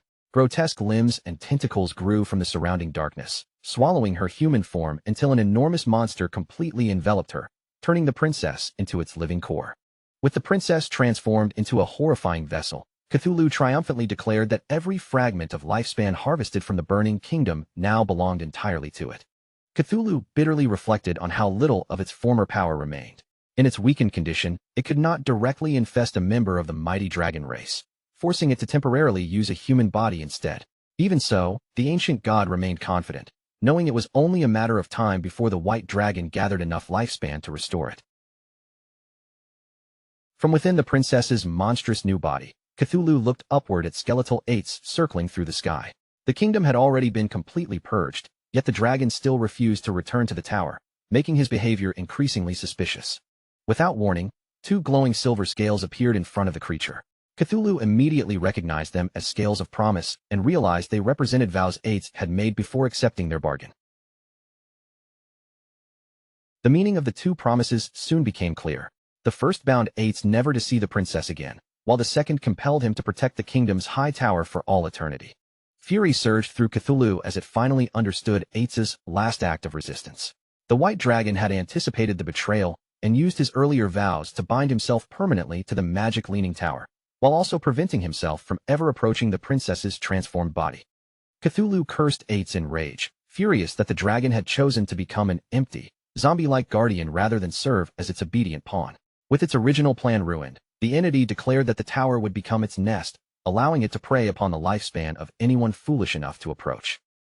The ancient god swore that one day it would fully awaken and rule the world once again. With that vow lingering over the ruins, countless ages passed, while the lonely magic leaning tower continued standing in silence. The ancient vision finally dissolved, and the world around Shadow returned to the present atop the magic leaning tower. Shadow reappeared on the deserted rooftop, with faint purple energy still flickering around one hand. As he absorbed the tragic history he had just witnessed, he could not help wondering whether those vivid events had merely been elaborate background lore created for the game. Yet something deep inside him rejected that explanation. Every face, emotion, and moment had felt far too real, and the account of the monster's origins resembled genuine history rather than a fabricated legend. Before Shadow could think any further, spirals of dark purple energy suddenly materialized around his body and began circling him. A system window appeared and congratulated him for acquiring a new mythical-grade skill known as Shadow of Sorrow. When activated, the ability created 3 Shadow clones for 7 seconds, each capable of copying his skills and dealing 100% of his normal damage.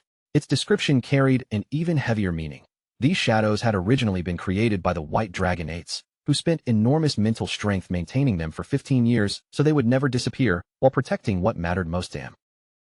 Shadow raised his hand and studied the purple energy flowing around his fingers, immediately recognizing the power he had witnessed within Ates's memory. The implications left him stunned. For 7 seconds, the 3 clones could fight alongside him at full strength, effectively multiplying his total damage output by 4. Only then did he truly understand how terrifying a mythical-grade skill could be. More system notifications rapidly appeared, delivering the remaining rewards from the completed trial.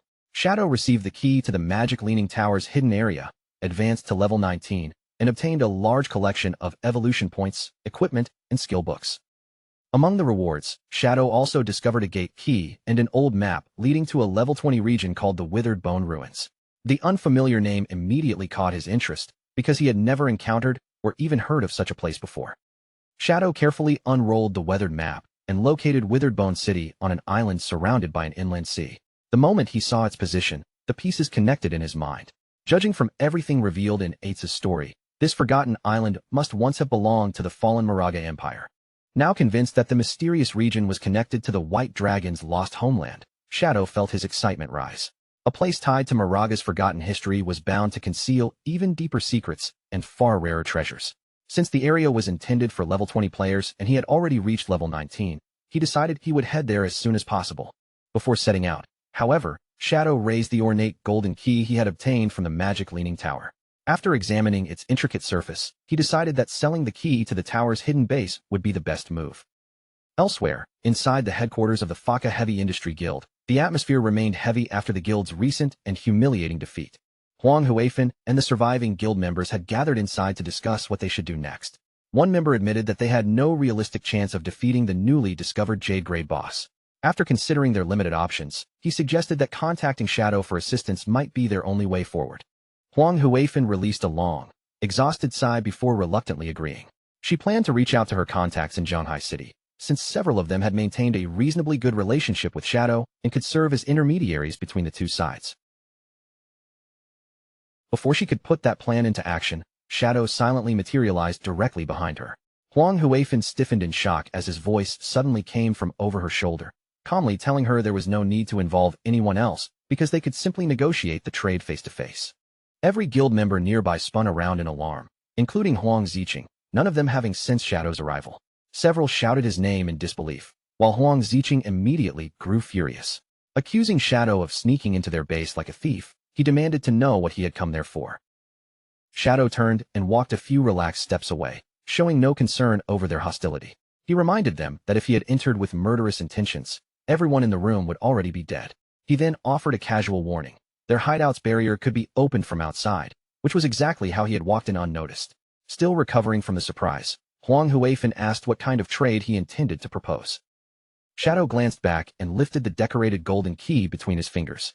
He explained that it unlocked the magic Leaning Tower's hidden base and asked Huang Huifan whether her guild had any interest in purchasing it. The entire room fell silent as the guild members recognized the key. Their expressions quickly changed from confusion to disbelief, because possessing it could only mean one thing. Shadow had somehow defeated the Jade Grade boss that their entire team had been powerless against. Huang Huifan's hesitation disappeared immediately, and she eagerly accepted the offer before asking Shadow to name his price. Without changing his expression, Shadow replied that his terms were the same as before, 1,000 years of lifespan. Huang Huifan was prepared to accept the amount, but Huang Ziqing suddenly exploded with anger. He shouted that Shadow was completely shameless and accused him of having planned this entire situation from the very beginning. Jabbing an accusing finger toward Shadow, Huang Ziqing loudly explained his theory. Shadow had attacked him first, destroyed the guild's portal, prevented their reinforcements from arriving, and indirectly caused their entire team to be wiped out. Now, after taking the boss for himself, he had returned pretending to be their savior while demanding an outrageous price for the key. Huang Ziqing declared that he had never encountered anyone so despicable. Huang Huifan sharply ordered her son to close his mouth, but Huang Ziqing stubbornly refused. He tried to convince her that Shadow was deceiving them, insisting that the key should rightfully have belonged to their guild. In his eyes, there was no reason to let Shadow profit from the losses they had already suffered. Shadow remained completely unbothered by the shouting. Looking directly at Huang Ziqing, he calmly asked what arrangement the young man believed would be more appropriate. A greedy grin immediately spread across Huang Ziqing's face.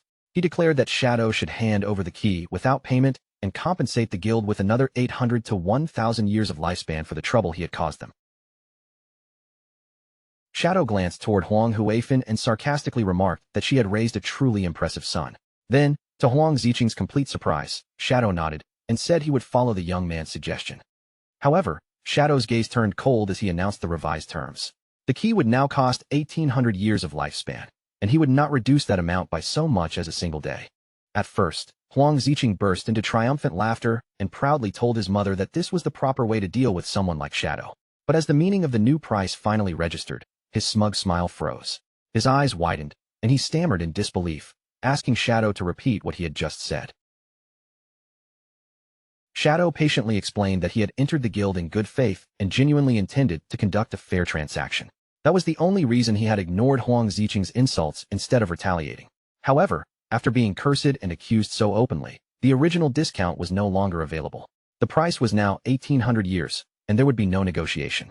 Having finally reached the limit of her patience, Huang Huifan stepped forward and struck her son across the face with a sharp, powerful slap.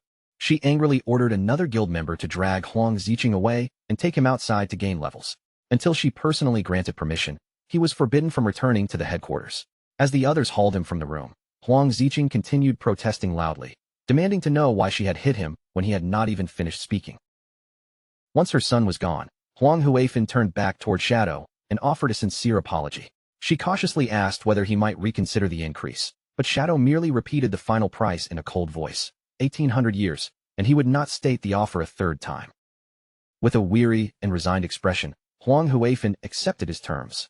She admitted that the price was still reasonable, especially since she had heard that Shadow sold other guild hideouts for 2,000 years. However, because Faka Heavy Industry had suffered such severe recent losses, they could not produce the entire payment immediately. She therefore asked whether he would allow them to pay in installments. Shadow agreed to the request, but established clear conditions. Huang Huifan had to provide 1,000 years of lifespan up front, and he would return in 10 days to collect the remaining 800. Relief spread across Huang Huifan's face as she thanked him and completed the first part of the transaction. A system window appeared moments later, confirming that the golden key had entered her possession and that Shadow had received 1,000 years of lifespan. As Shadow's body gradually faded from the guild headquarters, he calmly said his farewells. Inwardly, he believed Faka Heavy Industry possessed considerable potential. By selling them a powerful hideout, he could help the guild grow into a valuable force for the entire Great Xia server. With the new base officially secured, Huang Huifan turned and addressed the assembled guild members. She announced that the platinum-grade hideout now belonged to Faka Heavy Industry. To repay the remaining debt owed to Shadow, she imposed a 50% lifespan tax on every member. Although she acknowledged that the rate was extremely high, she framed it as a necessary investment in the guild's future and urged everyone to work harder. Her words reignited their determination, and the members responded with renewed confidence. Later, beneath the orange light of sunset in a quiet forest, the small party assigned to Huang Ziqing tried to reason with him. One young woman told him not to blame his aunt and gently pointed out that his behavior had been wrong. Huang Ziqing immediately dismissed her words with irritation. Turning away, he muttered bitterly that sooner or later, he would force Shadow to pay for humiliating him. Their argument ended abruptly when one member spotted movement among the trees. A silver-grade boss had appeared nearby, the terrifying human-faced Spider Emperor. The party instantly drew their weapons and prepared for combat. While the others rushed forward to engage the enormous spider, Huang Ziqing remained safely behind them. His teammates called out that the boss used powerful poison and warned him to keep a detoxification spell ready. Huang Ziqing casually replied that he understood. But instead of supporting the group, Huang Ziqing waited until everyone was distracted by the boss. Then he turned around and fled deep into the forest, abandoning his teammates in the middle of the dangerous battle.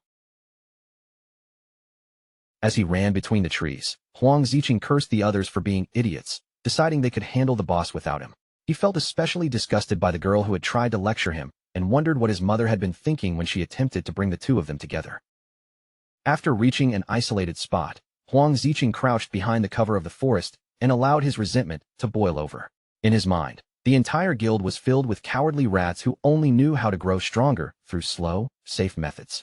None of them understood that true power came from seizing every opportunity, regardless of the danger. Shadow, he concluded, must have followed that same ruthless path, which explained how he had become so powerful.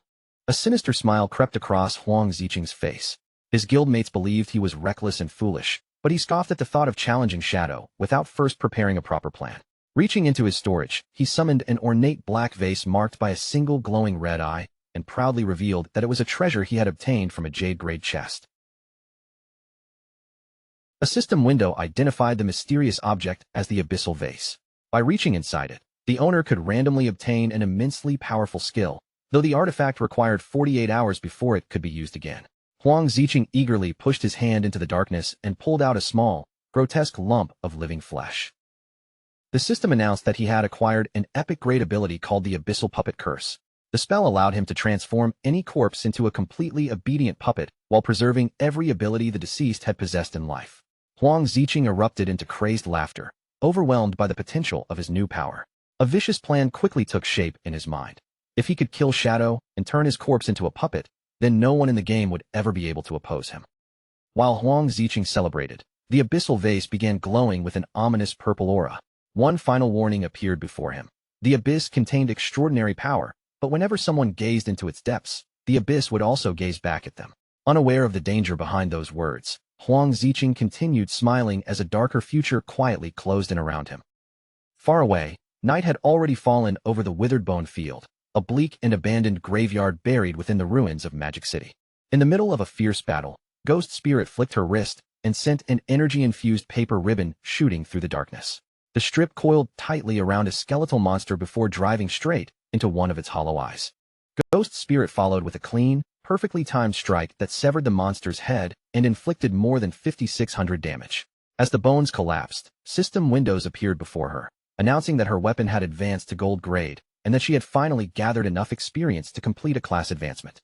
Standing among the glowing energy orbs left behind by her fallen enemies, Ghost Spirit allowed herself a quiet sigh of relief. After so much relentless fighting, she had at last accumulated every bit of experience needed for her advancement. Her expression quickly hardened with determination.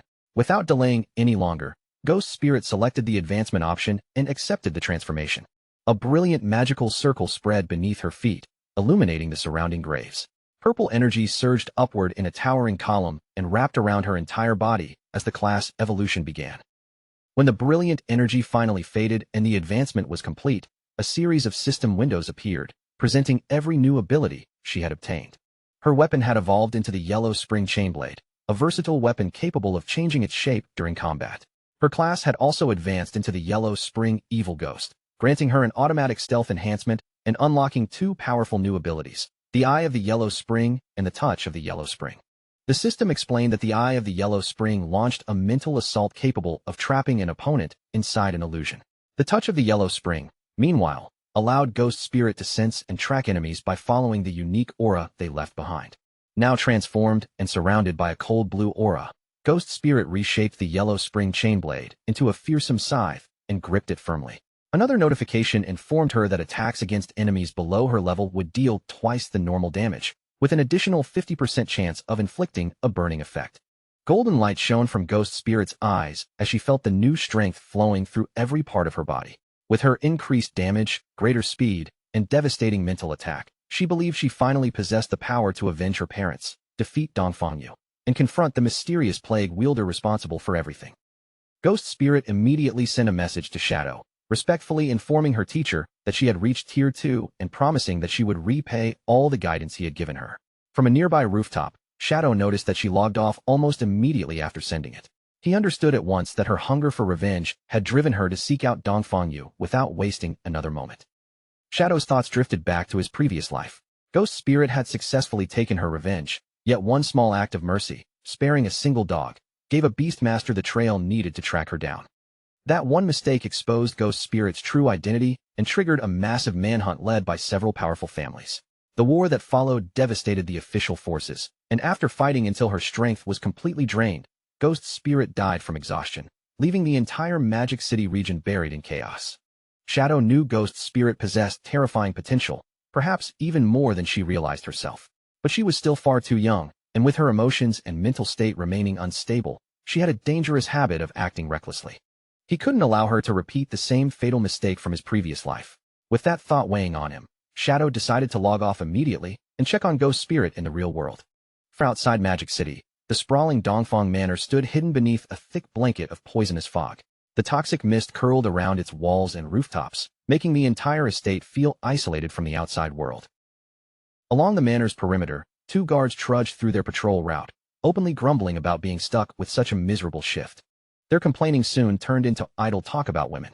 One guard casually remarked that Mrs. Dongfang was still remarkably attractive, and his companion immediately nodded, clearly sharing the same opinion.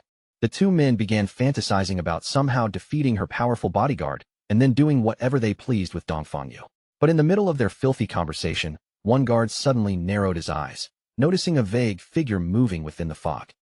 The hazy silhouette slowly became clearer, until an illusion shaped exactly like Dongfangyu appeared before the two guards inside the poisonous mist. She wore a revealing black dress. The illusion leaned closer, lowering her voice to an intimate whisper. She claimed she could no longer endure her useless, weak husband and desperately needed other men to satisfy her desires, before teasingly asking whether the two guards were capable enough. Both men became completely entranced, their mouths hanging open as drool gathered at their lips. Unable to believe such incredible luck had fallen into their laps, They eagerly asked whether she was truly being serious.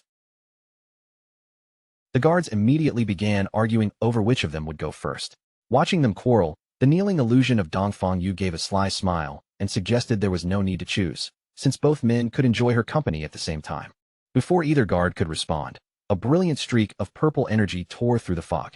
In one clean, lightning-fast motion, both men were decapitated where they stood. Their headless bodies dropped heavily to the ground as the alluring illusion vanished without a trace. Dark energy burst from their severed necks, while a magical ribbon twisted through the air and circled the falling corpses. Ghost Spirit stepped silently out from the surrounding shadows, extending one hand and smoothly catching the returning ribbon-like weapon. Without wasting even a second, she bent her knees and launched herself high into the air, rapidly leaving the manor grounds behind. Elsewhere on the estate, Dongfang Yu's fearsome bodyguard, the Fart Master, was stretched comfortably across a hammock, appearing completely relaxed and unconcerned. Then expression subtly changed. His senses instantly sharpened, and without even rising from the hammock, he muttered that a troublesome little mouse had managed to sneak inside. Ghost Spirit landed soundlessly upon one of the manor's rooftops, her feet barely making contact with the tiles as she steadied herself. Remaining low and alert, she paused for a moment, carefully studying the estate and judging the situation before making her next move. Without warning, Ghost Spirit's eyes widened in shock. The Fart Master came crashing down from above, descending toward her with a speed so great that she barely had time to react. He seized her by the neck while they were still suspended in midair. Locked together, the two of them immediately began plummeting toward the courtyard below. As they fell, the Fart Master unleashed his signature technique, a tremendous blast of gas from his rear. The attack slammed into the ground beneath them with the force of an explosion.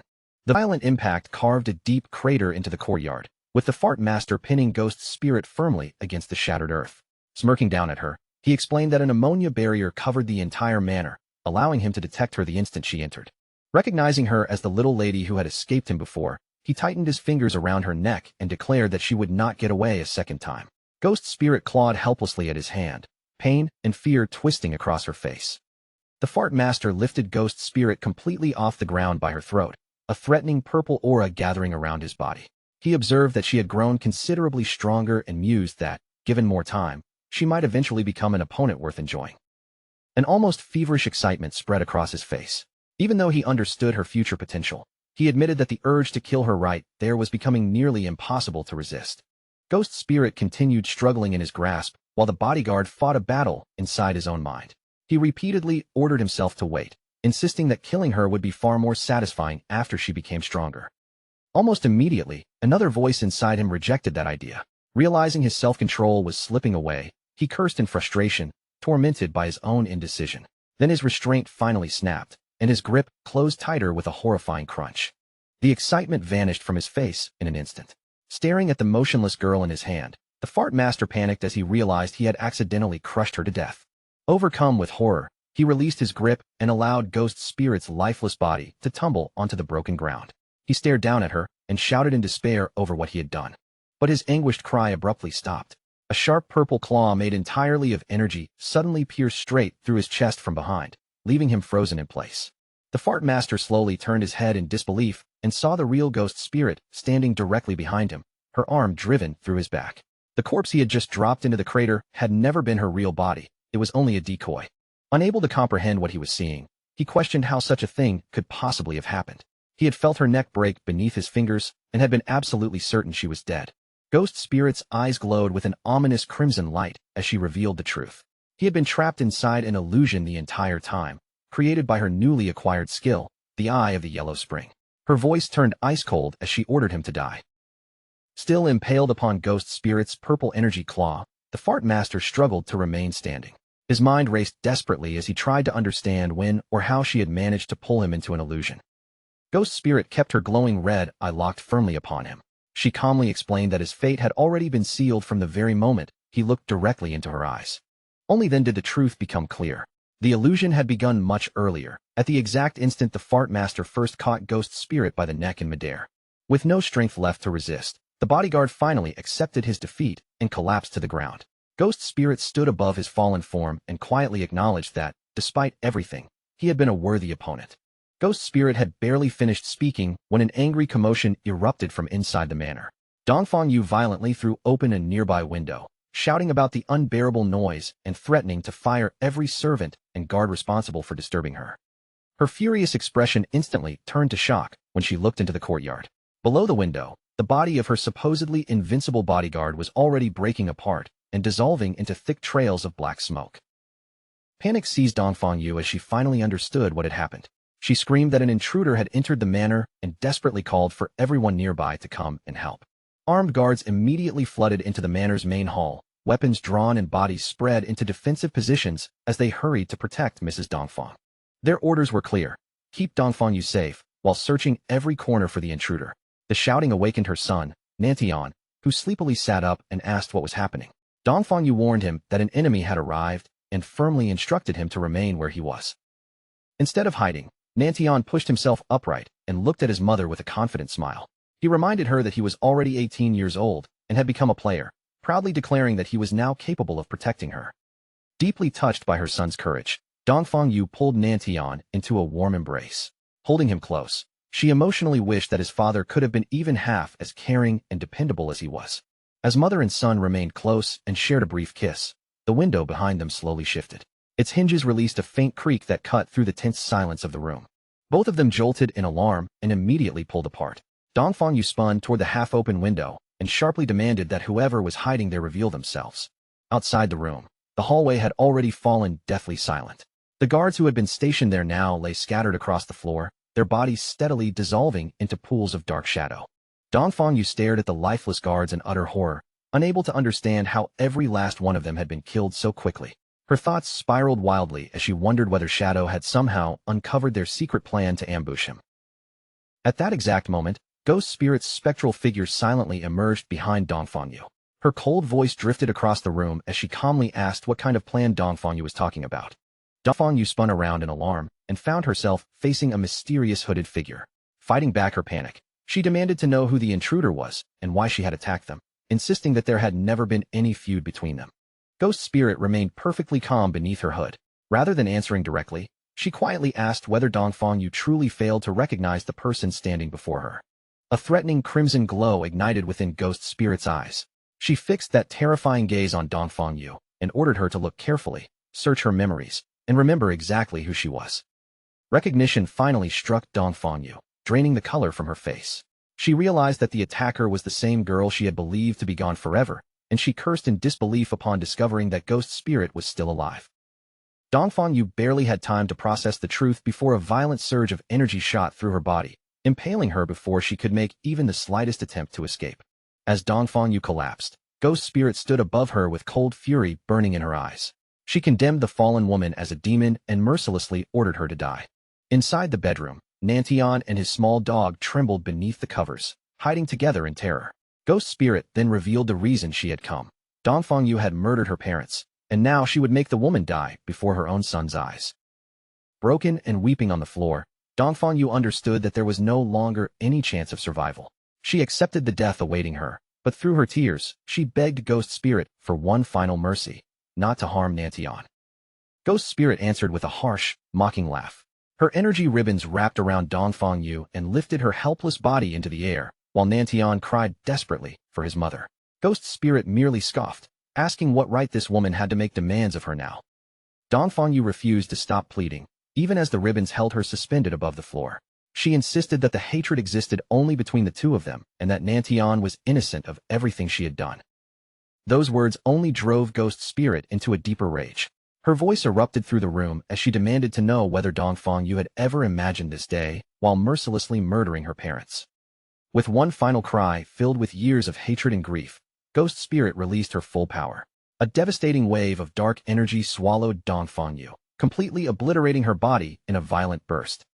From beneath the blankets, Nantian and his dog witnessed everything. Both remained frozen on the bed, staring in horror at the place where Dongfang Yu had just been destroyed. Ghost Spirit stood amid the fading darkness, her chest rising and falling as she struggled to catch her breath. After years of carrying that hatred, her revenge was finally complete. Then Ghost Spirit slowly turned toward the bed. Her glowing red eyes settled directly on Nantian, who stiffened beneath the covers, seemingly paralyzed by overwhelming terror.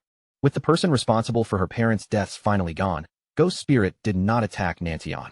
Instead, she turned away from the bed and began walking out of the room. Ghost Spirit passed through the bedroom doorway without looking back, leaving what remained of Dongfang Yu behind on the floor. Nantian and his trembling dog watched silently as she disappeared into the hallway. But the moment Ghost Spirit vanished from sight, the fear on Nanshan's face abruptly melted away. His trembling stopped, and a dark, sinister grin slowly spread across his lips. Nantian revealed that he had long since grown tired of living beneath his mother's control, and rather than mourning her, he felt grateful that Ghost Spirit had killed her. Beside him, the little dog's eyes glowed an eerie red as it eagerly anticipated feasting on the young girl's flesh. Ghost Spirit had not made it far before a disturbing sensation washed over her. Realizing that she was no longer alone, she stopped in her tracks, every muscle in her body tightening with caution. She nervously turned around and raised her gaze.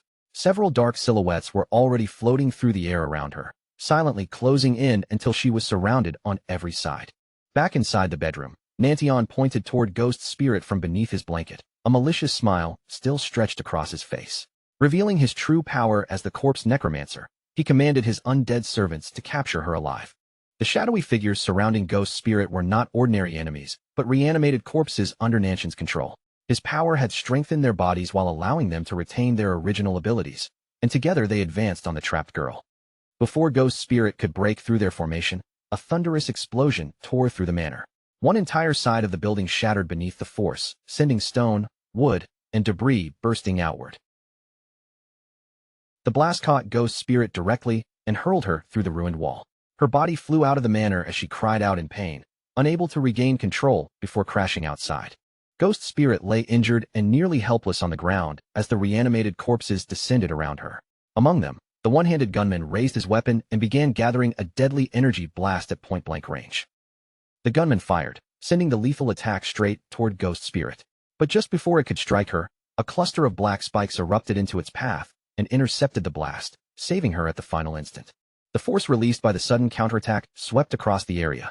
Nanshan's undead servants were struck head-on and knocked violently from their feet, breaking the circle surrounding Ghost Spirit. Still lying on the ground, Ghost Spirit slowly lifted her head. Confusion filled her face as she tried to understand who had intervened and completely overturned the battle in a single moment. Back in the ruined bedroom, Nantian was no longer hiding safely beneath the blankets. He screamed in terror as someone held him aloft by the head, leaving his body dangling helplessly below. A lone figure stood over Nantian, holding his severed head in one hand while crushing the demonic dog beneath his foot. It was Qinfeng. Looking directly at Ghost Spirit through the shattered wall, he gave her one cold lesson. Showing mercy to an enemy was no different from being cruel to oneself. Ghost Spirit remained sprawled on the ground outside, staring up at Qinfeng through the broken opening in the manor. Still uncertain about the identity of the person who had saved her, she cautiously asked who he was. Standing partly concealed by the shadows, Qinfeng repeated that an enemy should never be shown mercy. He then activated his blooming curse on Nanshan's decapitated remains, causing crimson spider lilies to burst from his head and spread outward. Ghost Spirit finally understood that Qinfeng was the one who had rescued her, while also allowing her to finish taking revenge with her own hands. A faint blush colored her cheeks as she sincerely thanked him and addressed him as master. Crimson flowers soon surrounded Ghost Spirit in every direction, transforming the blood-stained ground into a field that reflected the vengeance she had carried for so many years. At last, the emotions she had been suppressing began to overwhelm her. Tears streamed down Ghost Spirit's face as relief and grief struck her all at once. Her voice trembled as she finally said aloud that she had avenged the deaths of her parents. As the flowers drained away the remaining life force, a system notification confirmed that 788 years of tradable lifespan had been absorbed.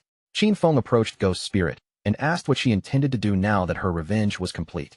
Left without any purpose, she admitted that she did not know and quietly considered dying so she could reunite with her parents. Qinfeng responded sternly, telling her that revenge inevitably left emptiness behind, and that she should have prepared herself for that outcome. He warned that if she truly intended to surrender to despair, then he had nothing more to tell her. But there was still one important truth she needed to hear. Qinfeng revealed a vision of the vast game world before her. He explained that the godforsaken game concealed countless mysteries, and somewhere among its endless secrets, there might even be a method capable of resurrecting the dead. He told Ghost Spirit that anyone who continued moving forward would eventually encounter limitless possibilities. But if she insisted on treating revenge as the final destination of her life, then nothing he said would ever reach her. Qinfeng turned his back to her and placed the choice entirely in her hands. If Ghost Spirit wished to leave the past behind and keep moving forward, she needed only to follow him. but the final decision belonged to her alone. Ghost Spirit remained still for a moment, silently considering his words. Then fresh determination appeared in her eyes. She pushed herself to her feet and hurried after Qin Feng as he crossed the moonlit field. Back in the real world, the night continued to hang over the vast streets and towering buildings of Magic City. Qin Feng brought Ghost Spirit to his hidden base, the soul-cleansing land. The two of them found themselves inside an enormous, otherworldly space that rippled and shimmered like a boundless expanse of water. Ghost Spirit looked around the strange, ethereal surroundings and asked where Qin Feng had taken her.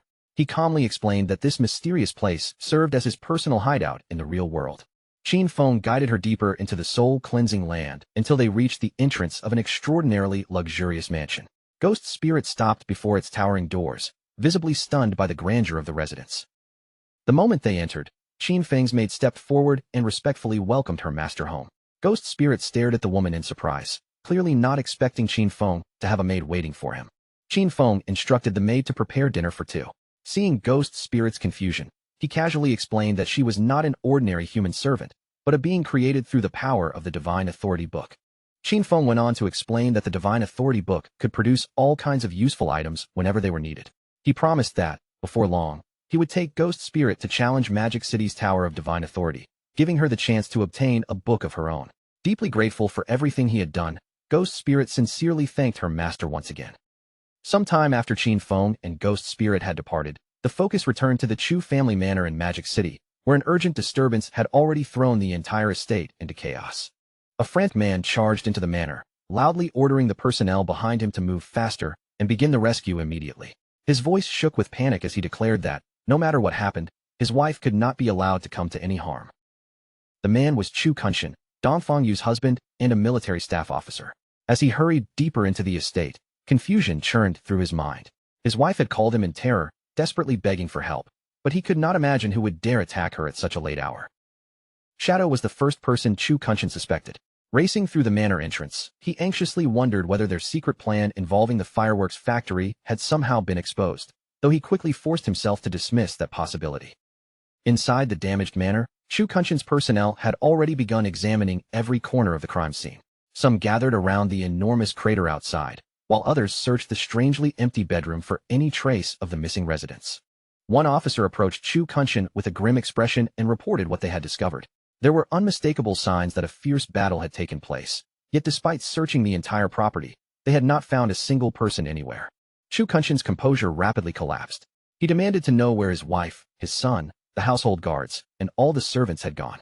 The officer could only confirm the horrifying truth. No one remained inside the manor, and not even a single corpse had been left behind. Fury surged across Chu Kunshan's face as the meaning of those words sank in. It was exactly like what had happened to the Dongfang family. An entire household had disappeared without leaving behind the slightest trace. The terrible possibility that both his wife and son were truly gone struck Chu Kunshan like a physical blow. His body staggered backward, his face twisting in denial as he desperately refused to accept the conclusion forming in his mind. His grief quickly erupted into tearful rage. Chu Kunshan screamed that Shadow must have murdered his family, then furiously demanded that an arrest warrant be issued at once so Shadow could be captured immediately. Lin Qingyu, who had been quietly observing the investigation, finally stepped forward and asked how he could possibly be certain Shadow was responsible. Chu Kunshan snapped back that the answer was obvious, since Shadow had also killed his wife's relatives, the Dongfang family. Lin Qingyu remained completely unmoved by his anger. She calmly pointed out that there had never been any solid evidence proving Shadow was responsible for the Dongfang family incident, making his attempt to connect that case with his wife's disappearance extremely weak. Her gaze sharpened as she pressed him further. Lin Qingyu asked whether he possessed information the authorities did not, then suggested that perhaps his family had secretly formed a grudge against Shadow, and this incident was nothing more than retaliation. That suggestion struck directly at Chu Kunshan's nerves. His expression darkened with fury as he warned Lin Qingyu to choose her words carefully, then demanded to know whether she truly thought she could interrogate a military staff officer. Lin Qingyu met his threatening glare without the slightest hesitation. In an even, controlled voice, she told Chu Kunshan that using his position to intimidate her would accomplish absolutely nothing. She then revealed that, only recently, members of the Sky Dome Guild had captured several people belonging to Magic City's Black Dragon Hall and turned them over directly to the authorities. During interrogation, those captured men had confessed that Chu Kunshan was the one who ordered the assault on Shadow's hideout.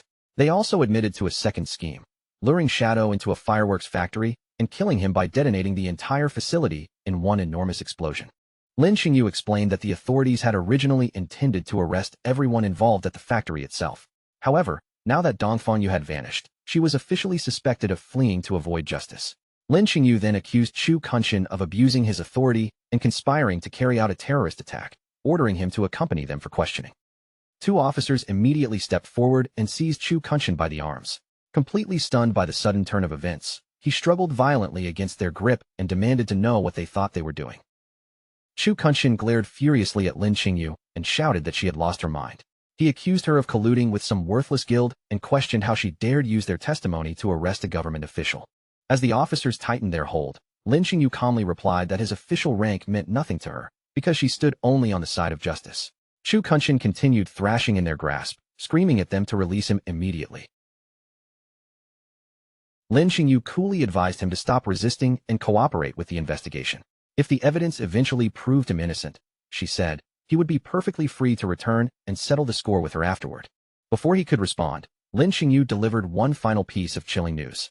Chu Kunshin would be taken to Magic City Prison for interrogation, a place where lifespan drained 100 times faster than normal. Her eyes remained cold as she warned him to prepare himself. The officers dragged Chu Kunshin toward an armored transport truck and forced him inside. Even as the doors closed around him, he continued screaming that they had no right to do this and swore he would report every last one of them. Unknown to everyone below, two figures were watching from the branches of a nearby tree. One of them studied the shouting prisoner being loaded into the vehicle, then confirmed that the man was indeed their target, Chu Kunshin, the military staff officer. The two hidden figures exchanged knowing smirks and bumped their fists together. Purple energy immediately surged around their bodies, making it clear that they were ready to move against the convoy. Later that night, a convoy of heavily armored trucks traveled along a narrow road cutting through the dark forest, their headlights sweeping across the trees as they carried Chu Kunshin away. Inside the lead vehicle, Chu Kunshin continued protesting his arrest, angrily directing every complaint toward Lin Xingyu. The guard beside him remained calm and simply informed him that the command had come from higher authorities, instantly leaving Chu Kunshin with nothing to say. Without warning, a brilliant mass of energy tore through the darkness and came hurtling straight toward the armored vehicle at terrifying speed. The attack slammed into the truck with tremendous force. Metal buckled under the impact as the vehicle veered uncontrollably off the forest road and crashed violently into the surrounding terrain. Inside the overturned truck, Lin Xingyu threw out her arms and braced herself against the twisted interior. Pain shot through her body as she cursed under her breath and tried to understand what had struck them. Turning toward the seat beside her, Lin Xingyu froze in shock. The guard who had been sitting there only moments earlier was already dead, his lifeless face locked in an expression of absolute terror. The mangled wreckage pinned Lin Xingyu firmly in place, making it impossible for her to move. Before she could free herself, the truck's roof began groaning as someone outside tore the heavy metal open by force. A hand suddenly reached down through the opening, seized the unconscious Chu Kunshin by his collar, and effortlessly dragged his limp body out of the overturned vehicle. Standing atop the ruined truck were two attackers, a man with a towering pompadour and a blue-haired girl beside him. The man raised Chu Kunshin's unconscious body like a prize and declared with satisfaction that the mission had been ridiculously easy. At that moment, personnel from the second armored truck rushed toward the wreck with their weapons drawn. They surrounded the pair and loudly ordered them to release the prisoner, put their hands up, and surrender without resistance. The two attackers showed no sign of fear. Instead, they burst into mocking laughter, openly ridiculing the officials who believed they had any chance of stopping them. The arriving officers raised their weapons and took aim at the figures standing above the wreck. But just as they prepared to fire, one of them noticed another danger approaching from the surrounding trees. A huge, muscular man with blazing red eyes descended from above. Both hands gripped a massive hammer engulfed in flames, and he swung the burning weapon downward with terrifying momentum. The flaming hammer crashed into the official's vehicle with overwhelming force. The muscular attacker immediately leaped clear as the truck erupted into a gigantic explosion, and terrified screams rose from within the roaring flames. The pompadour-wearing man watched the destruction alongside another bald, muscular companion. Clearly impressed by the sheer power of the blow, he remarked that the mysterious Mr. Theodore had not been exaggerating after all. The hammer-wielding attacker landed amid the burning wreckage as glowing orbs of lifespan floated upward from the fallen officers. Laughing wildly, he reveled in the strength of his attack and shouted with delight about slaughtering the official dogs of Great Zia. Standing proudly among the flames, the muscular man raised a glowing card in his hand and admired it with greedy excitement. He began boasting about the incredible card that Mr. Theodore had given him. He bragged that Mr. Theodore's card had multiplied all his attributes fivefold, granting him strength comparable to a level 50 player even though he was only level 10. When he complained that the dead officers had dropped barely any lifespan, the pompadour-wearing man dismissed the poor loot and reminded him that their true payment from Mr. Theodore would be 1,000 years of lifespan. Still trapped inside the overturned truck, the injured Lin Qingyu watched through tear-filled eyes. Meanwhile, the attackers believed that with Mr. Theodore supporting them, they would soon be able to kill Shadow and finally avenge Qian Shishir. The group began preparing to leave with their captured target, confident that the ambush was over. But before they could depart, the blue-haired girl abruptly raised a hand and told the others to wait. A sinister smile curled across the blue-haired girl's face as she turned her attention toward the ruined lead truck. With complete certainty, she announced that she could sense a little mouse still hiding somewhere inside the wreckage. Concealed beneath the twisted metal, Lin Qingyu's expression tightened. The moment she heard those words, she realized the blue-haired attacker had discovered that she was still alive. Without giving Lin Qingyu any chance to escape, the blue-haired girl hurled an enormous fireball directly at the already destroyed truck. The blazing projectile struck the wreckage and triggered a second explosion, even larger and more violent than the first.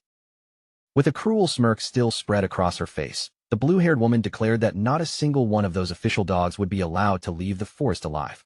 As the group casually walked away from the burning wreckage, the woman complained that the men were still obsessing over Qian Shishir, teasingly asking whether she herself was not beautiful enough. The pompadour-haired man burst out laughing and explained that although she was certainly cute, Qian Shishir had been their longtime partner, and helping an old companion take revenge was simply their tradition. With their business finished, the attackers slipped deeper into the darkness. Their figures passed behind a nearby tree and soon disappeared completely into the night. Not far from the ruined convoy, a naked and badly battered Lin Qingyu secretly watched them leave. As she studied their retreating silhouettes, she finally realized that these attackers were surviving remnants of the Alice Guild. Her passive ability, Killing Intent Perception, revealed even more. The group had been sent by a man named Theodore to seize Chu Kunshan alive. Knowing her entire squad had already been wiped out, Lin Qingyu understood that this information had to be reported immediately. After leaving the real world behind, Shadow brought Ghost Spirit into the game and led her through the ruined remains of Magic City, where the towering structure known as the Tower of Divine Authority stood waiting for them. Seeing Ghost Spirit's surprised expression, Shadow explained that the NPC guarding the tower was commonly called Old Mom. Her true identity, however, was Queen Vier of the Waning Moon. Shadow then told her the tragedy behind Queen Vier's madness. She had personally witnessed the brutal murders of both her son and daughter, and the unbearable trauma shattered her mind. Ever since then, she had lived beneath the delusion that her children were still alive, often assigning players quests that were nearly impossible to complete. However, there was a way to take advantage of that delusion. Shadow revealed that whenever a young man and woman entered the tower together, Queen Vier might mistake them for her long-lost children. If that happened, the challenge would become much easier, and the rewards would improve considerably. Shadow then gave Ghost Spirit an instruction that left her staring at him in horror. The moment they entered, she had to call the NPC Mom. He explained that this habit was exactly how Queen Vier had earned the nickname Old Mom, then told Ghost Spirit to concentrate on playing her part while he handled everything else. Though clearly uncomfortable with the strange request, Ghost Spirit finally nodded and agreed. Together, the two of them approached the tower's enormous doors, which glowed brightly as they drew near. Once they stepped inside, a radiant path stretched out beneath their feet and guided them forward. At its end, Queen Vier waited within a vast, ethereal space filled with shimmering stars. The moment Queen Vier saw them, tears of joy filled her eyes. She warmly welcomed the pair as her beloved children and eagerly asked whether they had returned to claim the Divine Authority book. Shadow immediately played along with her delusion. Keeping his expression composed, he confirmed that the book was exactly why they had returned and naturally addressed Queen Vier as Mom. Ghost Spirit quickly embraced the role as well. Tears gathered in her eyes as she looked toward Queen Vier and emotionally told her how deeply she had missed her. Queen Vier was instantly overwhelmed, her expression softening with motherly affection as she said she had missed her child just as much. She wanted nothing more than to hand over the book immediately, but the tower's rules required them to complete a challenge first. With a wave of her hand, Queen Vier summoned an enormous avatar before them. The towering creature was a level 20 Jade tier entity, and she explained that they would have to defeat it to pass the trial. A system notification appeared at once, confirming that both challengers had received Mother's Blessing. Under its effect, every one of their attributes increased by 20%. Before Ghost Spirit could even steady herself and examine the massive boss, three dark figures suddenly materialized around her without warning. The mysterious figures were not additional enemies. They were the three clones created by Shadow's powerful skill, Shadow of Sorrow. In the very next instant, all three clones attacked together. Their blades erupted into a merciless storm of slashes, dealing hundreds of thousands of damage and completely obliterating the enormous avatar before it could make a single move. The system immediately announced that the challenge had been successfully completed. Ghost Spirit stood frozen in disbelief, unable to comprehend how Shadow had instantly killed the boss or summoned 3 identical shadows out of nowhere. A blinding burst of light swept across the starry space, and just like that, the entire battle ended almost as soon as it had begun. Standing behind Qin Feng, Ghost Spirit remained completely stunned. She could not stop thinking about the unbelievable technique that had summoned 3 clones and erased the boss in one attack, leaving her to wonder just how powerful her master truly was.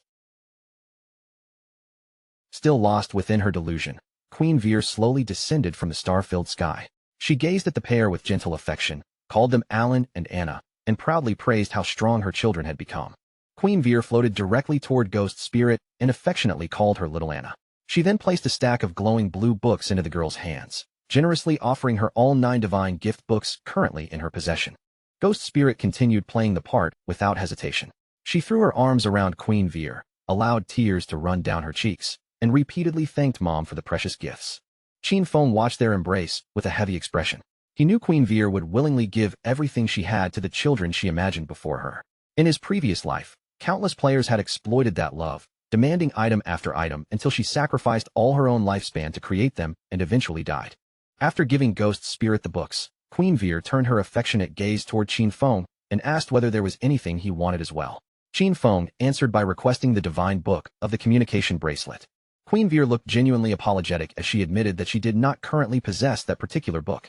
Even so, she immediately offered to spend her own lifespan and create one for him on the spot. A requested book gradually materialized in the air. A system window appeared before Qin Feng. It confirmed that he had obtained the divine book of the communication bracelet, while also deducting 150 days from his lifespan.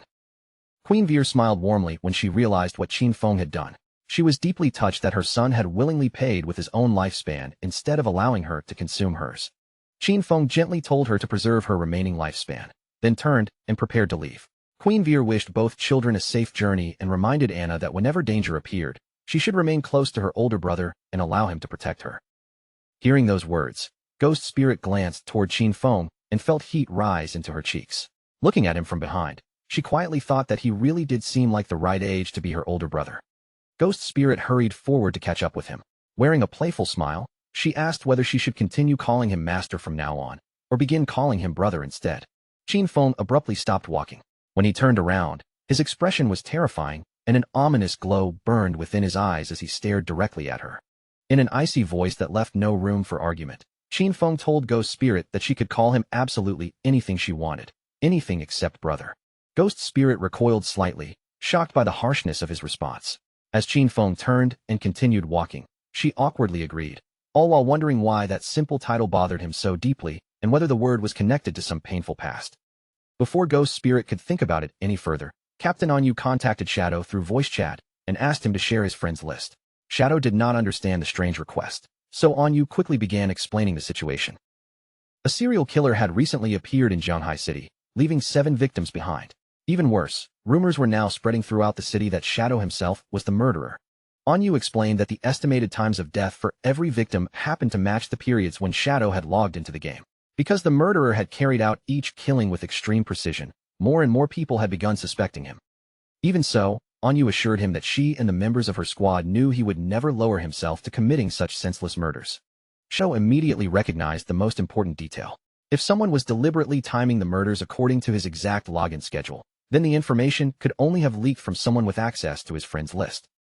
Shadow mentally reviewed every possible suspect: Anyu's squad, Radiant Martial Virtue, Milky Snow, Old Man Zhang and his granddaughter from the Sky Dome Guild, as well as Ghost Spirit from his own guild. He then asked where the victims had been found. Anyu replied that the bodies were scattered throughout Zhanghai City and asked whether he intended to investigate personally. Shadow confirmed that he would, leaving Anyu visibly relieved. She promised to send him the complete case files, confidently saying that with his ability, he would probably catch the true killer within minutes. After ending the call, Shadow turned toward Ghost Spirit and ordered her to log out of the game immediately, explaining that he had a new mission for her. Back inside Qin Feng's mansion hideout in the real world, he handed Ghost Spirit the divine book of the communication bracelet, which would allow them to contact each other across the boundary between reality and the game. He also gave her the Ghost Night Wolf mount to assist in tracking down the murderer. Ghost Spirit was stunned to receive 2 items of such value, though she honestly admitted that she had no idea how to investigate a criminal case. Qin Feng calmly explained the logic behind his decision. He had already examined everyone on his friends list and believed none of them were responsible. However, because Wang Meng and the others routinely reported information to the authorities, he suspected that a mole within the police was secretly leaking his login times. He told Ghost Spirit that she was the best person for this assignment because her touch of the yellow spring could follow a target through traces of aura or scent. Qin Feng sent the case files directly to her and instructed her not to think too rigidly, but to use her abilities as flexibly as possible. Determination immediately replaced the uncertainty on Ghost Spirit's face. Clenching her fists, she vowed that she would uncover the truth and find the real murderer behind the killings. Meanwhile, inside a hotel room somewhere in Magic City, Tony and the blue-haired woman dragged the bound Chu Kunshin inside and threw him roughly onto the floor. Tony faced the shadowed corner of the hotel room and announced that he had successfully brought back the person they wanted. At his words, a bald older man slowly turned around, a thick cigar resting between his fingers as smoke curled around his face. The older man praised Tony for handling the job well. The instant Chu Kunshin saw him, terror spread across his face as he recognized Mr. Theodore from the embassy. Theodore greeted him with a chilling smile, pleased that dear Chu still remembered him, then claimed he simply could not stand by while Chu suffered such injustice. That, he said, was why he had asked his friends to rescue him, leaving the frightened officer drenched in sweat. Chu Kunshin glanced uneasily at the dangerous figures surrounding him and immediately pointed out the obvious problem. These so-called friends were wanted criminals being hunted by the authorities. Keeping his wary eyes fixed on Theodore, Chu Kunshin asked what the man was truly planning. Was his real target Shadow, or was he trying to strike directly at the government of Great Xia? Theodore responded with an amused laugh and asked whether there was really any difference between the two. As far as he was concerned, Shadow and the officials of Great Xia had already become close allies. Chu Kunshin's anger finally spilled over. His wife and son had been killed, yet instead of arresting Shadow, the authorities had seized him, a military officer, and treated him like the criminal. After venting his rage, he lifted his gaze toward Theodore, acknowledged that no one arranged a rescue for free, and bluntly asked what Theodore wanted him to do. Theodore calmly explained that the results of his divination had pointed directly toward Chu Kunshin. According to what he had seen, Chu possessed the ability to help him locate something he desperately needed. He then asked what profession Chu had chosen inside the game. Chu Kunshin initially looked confused by the question, but understanding soon flashed across his face as he realized why Theodore considered him valuable. Lowering his voice and his head, he revealed the secret he had kept hidden. Within the entire priest system, he possessed the sole hidden class known as the Feng Shui Master. Chu Kunshin went on to explain the abilities granted by his class. Yin-Yang Harmony allowed him to manipulate an enemy's emotions while dealing additional damage to ghost-type targets, while Ley Line Perception enabled him to detect hidden treasures and locate nearby monsters. Even so, Chu Kunshin gave a frustrated sigh and admitted that the Feng Shui Master was primarily a support class. Its abilities were useful in special situations, but they would offer little help in a direct battle against someone as powerful as Shadow. Without warning, a sinister light flickered through Chu Kunshin's eyes. A glowing yin-yang symbol materialized before him as he secretly activated his yin-yang harmony ability. The skill took effect almost immediately. Tony and the bald, muscular man suddenly turned on each other, their expressions twisting with hostility as a violent argument erupted between them. Within seconds, their shouting transformed into a savage fistfight, with both men attacking as though they genuinely wanted the other dead. Chu Kunshin watched coldly and explained that anyone affected by his skill would continue fighting to the death, though the ability failed against targets more than 5 levels above him. Rather than becoming alarmed, Theodore watched the chaos with obvious delight. He laughed loudly, clapped his hands in approval, and praised Chu Kunshin, declaring that choosing to find him had clearly been the correct decision. Then Theodore produced a mysterious tarot card surrounded by flickering blue flames. Holding it between his fingers, he ordered his subordinates to stop fighting and casually remarked that internal conflict among allies was never a good thing. Theodore cast the burning card into the air and activated the spell sealed inside it, a powerful purification technique known as Moon God's Purification. A spectral moon appeared high above the room, and from its glowing surface, an enormous pillar of blue light descended, completely enveloping the 2 men locked in combat. The brilliant radiance washed through Tony and the bald man from head to toe.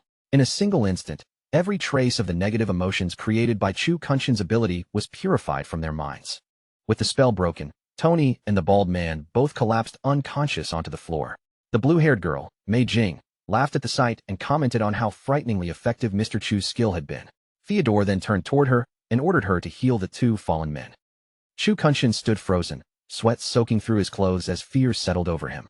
His yin-yang harmony was no ordinary debuff, and he could not believe Theodore had removed its effects so easily with a single purification spell. He stared at Theodore with growing dread, wondering what kind of profession could possess such overwhelming abilities. Theodore merely spread his arms in a grand gesture and formally welcomed Chu Kunshin into their group.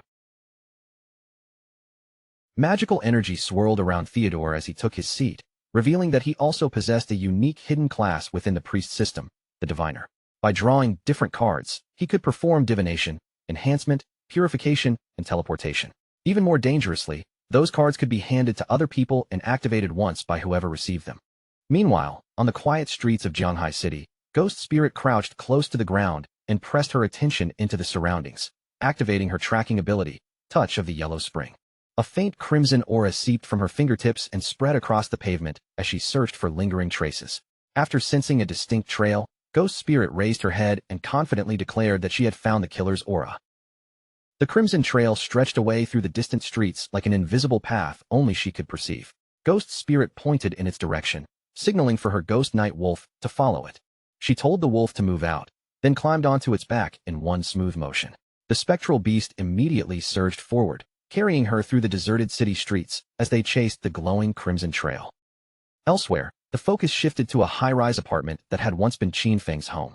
In the stillness outside the door, a sudden knock echoed through the hallway. Inside the apartment, Qin Xiaoyu hurried over and opened the door with a bright, expectant smile. The moment she saw the familiar woman standing outside, she happily greeted her as Mom. Standing in the doorway was a middle-aged woman dressed neatly in a suit, accompanied by a tall white-haired man wearing formal clothes of his own.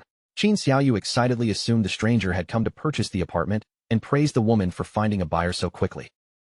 The woman's expression turned apologetic as she gently corrected the misunderstanding. The white-haired man was not a buyer at all, but a diviner she had hired to help locate Qin Xiaoyu's brother. Adjusting his tie with practiced confidence, the stranger introduced himself as Diviner Rintu. Qin Xiaoyu's cheerful expression immediately faded. She asked why anyone needed to divine her brother's whereabouts in the first place. With visible sadness, the woman explained that she would be moving away in only a few days and could not leave peacefully while Qin Xiaoyu remained alone. Caught completely off guard, Qin Xiaoyu asked why the move had been decided so suddenly. The woman explained that Jianghai City's authorities had extracted a platinum-grade hideout known as the Church Sanctuary and invited the Mengsha River Guild to relocate there for protection. The woman gestured toward Rintu and urged Qin Xiaoyu to accept his assistance, assuring her that his divinations were extremely accurate. Rintu stepped forward in agreement and tried to persuade her, claiming Qin Feng was dependable and would surely help if she approached him sincerely and begged properly. Qin Xiaoyu folded her arms across her chest and rejected the offer with open irritation. She thanked the woman for caring, but firmly declared that she needed no such help. After 19 years, she said bitterly, if Qin Feng had decided he did not want her, then there was nothing more to discuss. She demanded to know what purpose finding him would serve now. Deep down, however, Qin Xiaoyu had an entirely different concern. She was currently guarding Shadow's hideout and saw him frequently, and she remained convinced that Shadow would eventually recognize her value and allow her to join his guild. The woman sighed helplessly, clearly accustomed to Qin Xiaoyu's stubbornness. She advised her to at least give the divination a chance, then excused herself to begin packing. When she departed, Rintu stayed behind inside the apartment. Rintu asked whether Qin Xiaoyu had any belongings her brother had personally used, since such an object would help with the divination. Qin Xiaoyu snapped at him and repeated that she had no interest in having him divine anything. Rintu ignored her refusal and walked directly into the apartment, slowly surveying the rooms around him. He mentioned hearing that the siblings had once lived there together and concluded that the apartment itself would serve perfectly well as a medium. Qin Xiaoyu followed close behind, angrily demanding to know who had given him permission to enter. Rintu turned back with a charming smile and claimed he felt a certain destiny connecting the two of them, so he was willing to perform the divination for free. Without waiting for Qin Xiaoyu's approval, he raised a card glowing with blue magical energy and told her to examine the result herself. If she found it convincing, that was excellent. If she did not, then nothing had been lost. Blue light gathered above the card, forming a large holographic tarot image that floated silently in the air before Qin Xiaoyu. Rintu activated the divination card, and its surface shifted into a disturbing vision. Within the image, a dark human figure lay motionless far beneath the surface of a deep and endless sea. Wearing a carefully regretful expression, Rintu interpreted the vision for Qin Xiaoyu. He informed her that her brother had already been burned to death, and that his remains had ultimately sunk into the ocean, leaving Qin Xiaoyu staring at him in complete shock. The claim could not have been further from the truth. At that very moment, the real Qin Feng was comfortably relaxing on a sofa inside his hidden base, while Qin Xiaoyu's shock rapidly transformed into blazing fury. Inside her mind, Qin Xiaoyu furiously cursed Qin Feng as useless trash for dying so easily. In her opinion, he should have survived long enough for her to become powerful and personally trample him beneath her feet. Outwardly, Rinta maintained his solemn expression and offered Qin Xiaoyu a few carefully spoken words of condolence for her supposed loss.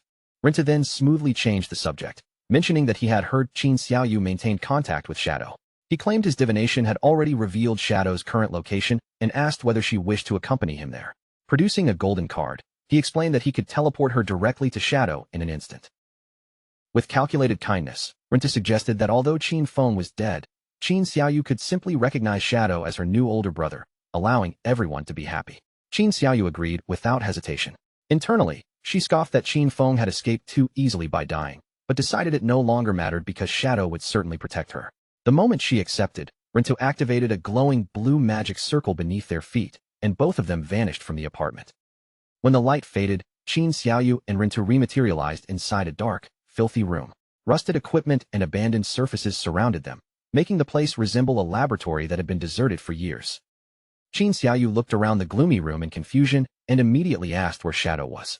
Rintu's friendly act disappeared as he slowly removed his suit jacket, and with a menacing expression, he coldly replied that he should be the one asking her that question. Before Qin Xiaoyu could react to the sudden change in his behavior, Rintu stepped forward and drove a vicious right hook directly into her face. The impact snapped her head sideways and sent blood spraying from her mouth. Without giving her a chance to resist, Rintu seized Qin Xiaoyu by the ankle and lifted her completely off the ground. Her body swung upside down beneath his grip as he coldly demanded that she reveal everything she knew about Shadow. Dangling helplessly in the air, Qin Xiaoyu trembled from head to toe as frightened tears poured down her face. Barely able to form the words, she stammered that she did not truly know Shadow at all. Rintu immediately called her a liar, reminding her that she had personally claimed to guard Shadow's door and see him regularly. Before Qin Xiaoyu could explain herself, he drove a vicious fist straight into her stomach. Still hanging defenselessly upside down, she took the full impact and instantly lost consciousness. Seeing her go limp so quickly, Rintu complained that she had fainted far too easily. He was almost offended that she had not extracted even a single useful ability from the game, nothing that could help her resist him or protect herself. Rintu grabbed the unconscious Qin Xiaoyu and dragged her carelessly across the hard floor. While hauling her along, he spoke into his phone and informed the person on the other end that the prey had been secured. Barely containing his sadistic excitement, he asked when he would finally be allowed to act, grumbling that his blade was already thirsting for blood. Once inside, Rintu tossed Qin Xiaoyu's limp body onto a cold metal table as though she were nothing more than an object. He then checked his phone and saw a message from his boss, warning him not to kill her until further instructions arrived. Rintu clicked his tongue, visibly irritated by the restriction. That disappointment did not last long. A sinister smile crept back across Rintu's face, and a red glow flickered within his eyes. Drawing out a sharp scalpel, he decided that even if killing her was forbidden, no one had said he could not take his time playing with her. Meanwhile, inside a restroom, Officer Xiaoma quietly considered the situation. 2 entire days had passed, yet there had still been no report of Shadow logging out of the game. As Xiaoma stepped out of the restroom, he continued turning the facts over in his mind. After extracting physical statistics from the game, a person's appetite would rise dramatically, so there was no realistic way Shadow could remain online without interruption for this long. That left Xiaoma with only one reasonable conclusion. Captain Anyu had deliberately stopped reporting Shadow's activity because she had already begun to suspect that someone else was committing the murders and using Shadow as a convenient scapegoat. Sayama entered the main police office with measured steps, but his thoughts were anything but calm. Realizing that the situation might soon slip beyond his control, he decided he needed to accelerate his plans. A malicious shadow spread across Sayama's face as he imagined the outcome he desired. If the public could be convinced that Shadow was a bloodthirsty serial killer, fear and anger would quickly consume the city. He laughed to himself, certain that once public opinion erupted, the authorities would be forced to eliminate Shadow whether the accusations were true or not. Elsewhere in the city, the massive paws of the ghost night wolf touched down lightly against the pavement. Despite the mount's imposing size, its landing made almost no sound. Ghost Spirit remained seated upon the wolf's back, her gaze fixed ahead. After finally reaching the location she had been searching for, she calmly declared that she had arrived. A thin stream of crimson energy twisted through the air like a lingering trail. From her elevated position, Ghost Spirit looked down at the stark concrete facility below and confirmed that the killer's aura led directly into that building. Without hesitation, Ghost Spirit sprang from her mount and dropped toward the structure. In midair, she activated Shadow Sneak, allowing her presence to melt into the surrounding darkness as she moved in to investigate. She landed with perfect control upon a narrow window ledge. Not even the faintest sound escaped beneath her feet as she steadied herself beside the glass. Ghost Spirit cautiously leaned closer and peered through the window. At first, a small smile touched her lips, pleased that she had finally tracked down the person responsible. But the smile vanished the instant she saw what was waiting inside.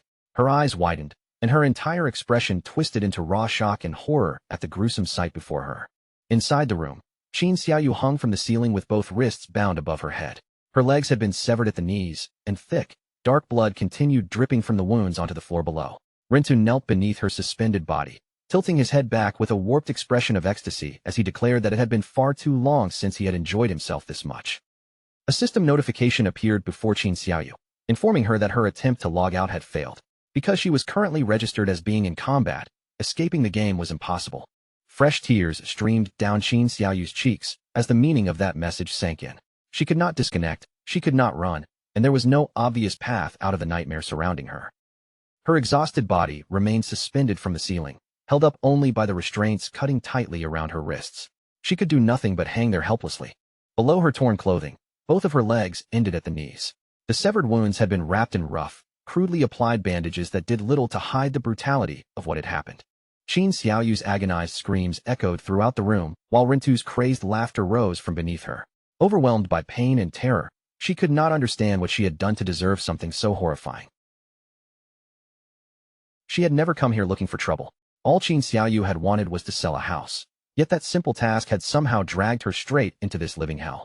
As her strength continued to fade, Qin Xiaoyu could feel death creeping closer with every passing moment. Completely swallowed by despair, she cried out into the room, begging anyone who could hear her to come and save her.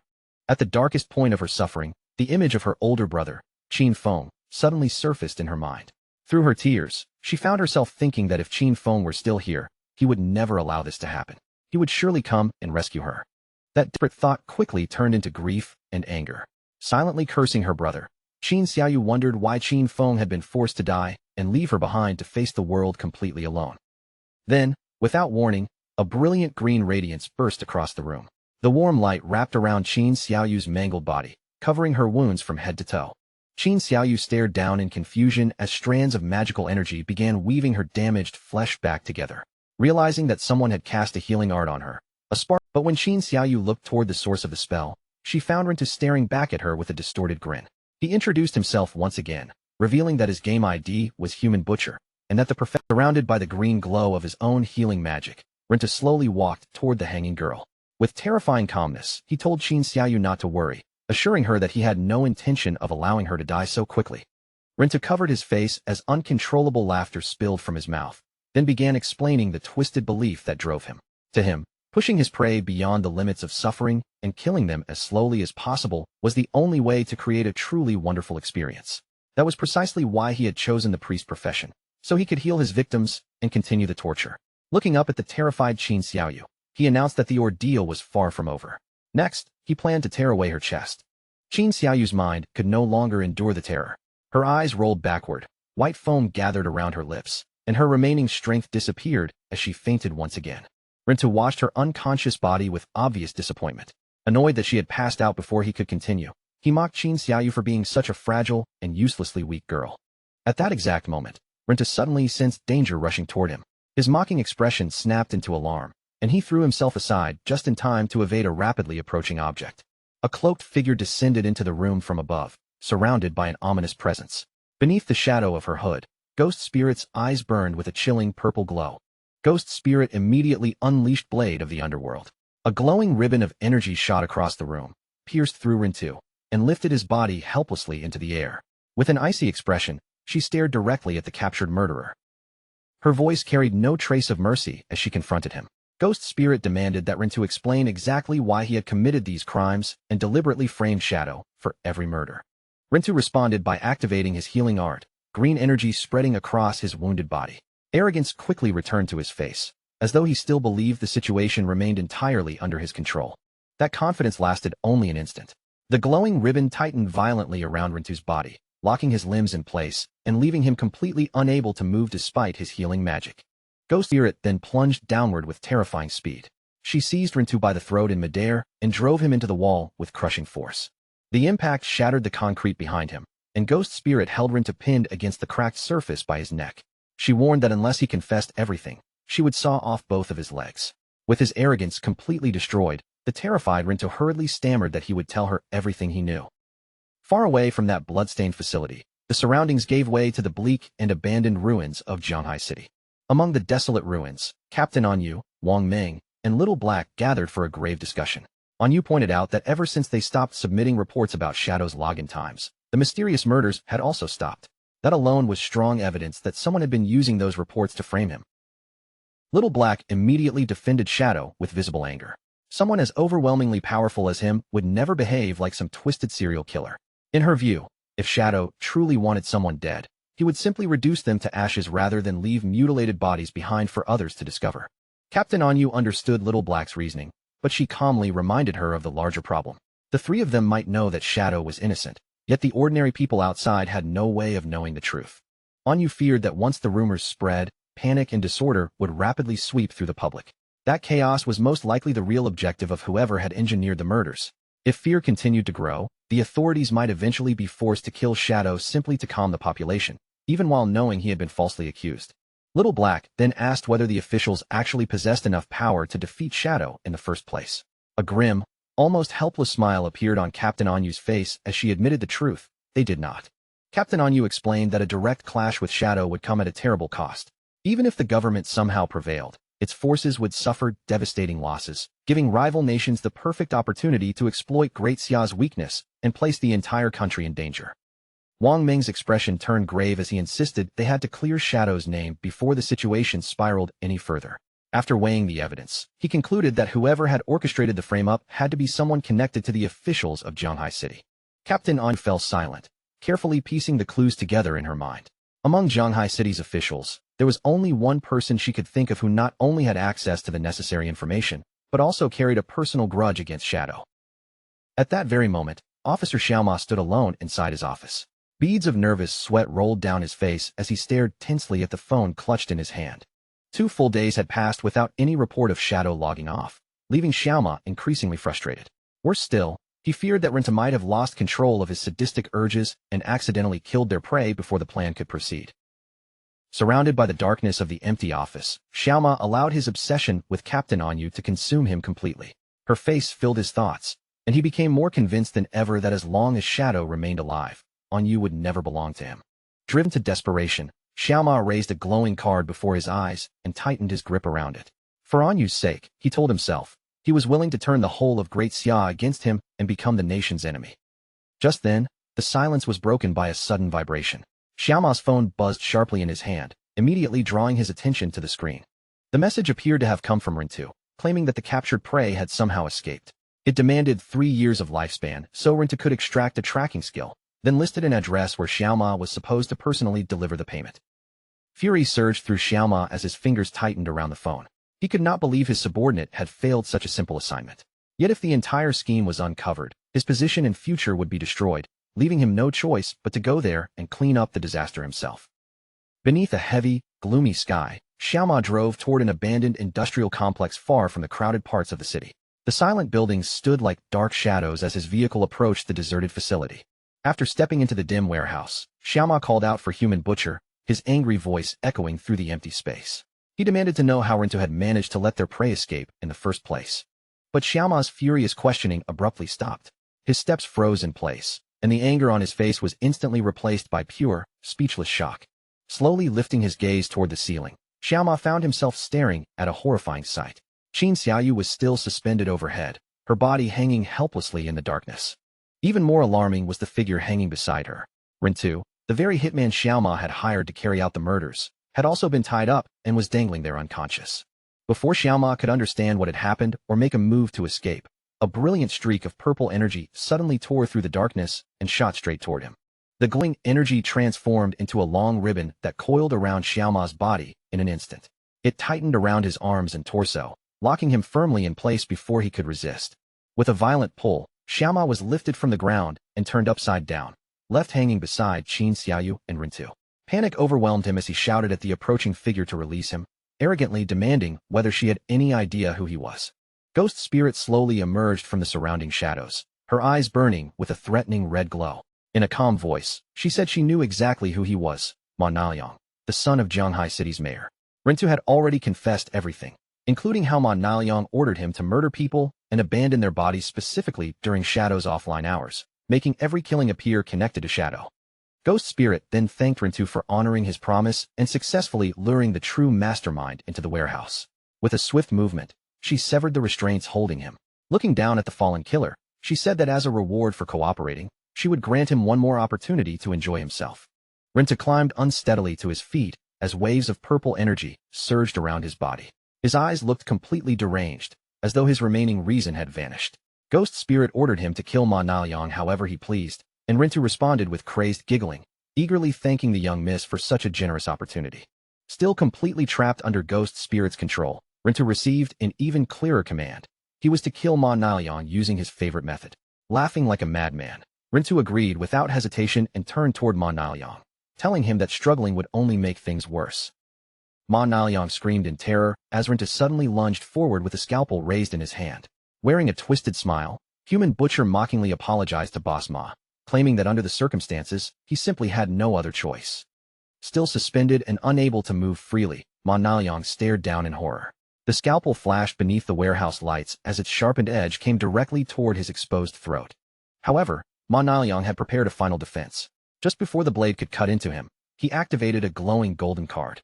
A powerful shockwave exploded outward, blasting Rintu backward while Ma Naoyang broke free and rolled across the floor to safety. An enormous eruption of fire and violent energy swallowed Rintu's body before he could recover. The blast illuminated the entire warehouse, while Ghost Spirit stood at a distance and watched the destruction unfold without the slightest change in expression. When the flames finally faded and the thick smoke began to clear, Rintu was already lying motionless on the ground. His dead body gradually dissolved, transforming into glowing lifespan orbs that floated above the scorched floor. Ma Naoyang struggled back to his feet, breathing heavily after the narrow escape. As he glared at Ghost Spirit through the drifting smoke, he finally realized that this mysterious woman had to be Shadow's disciple.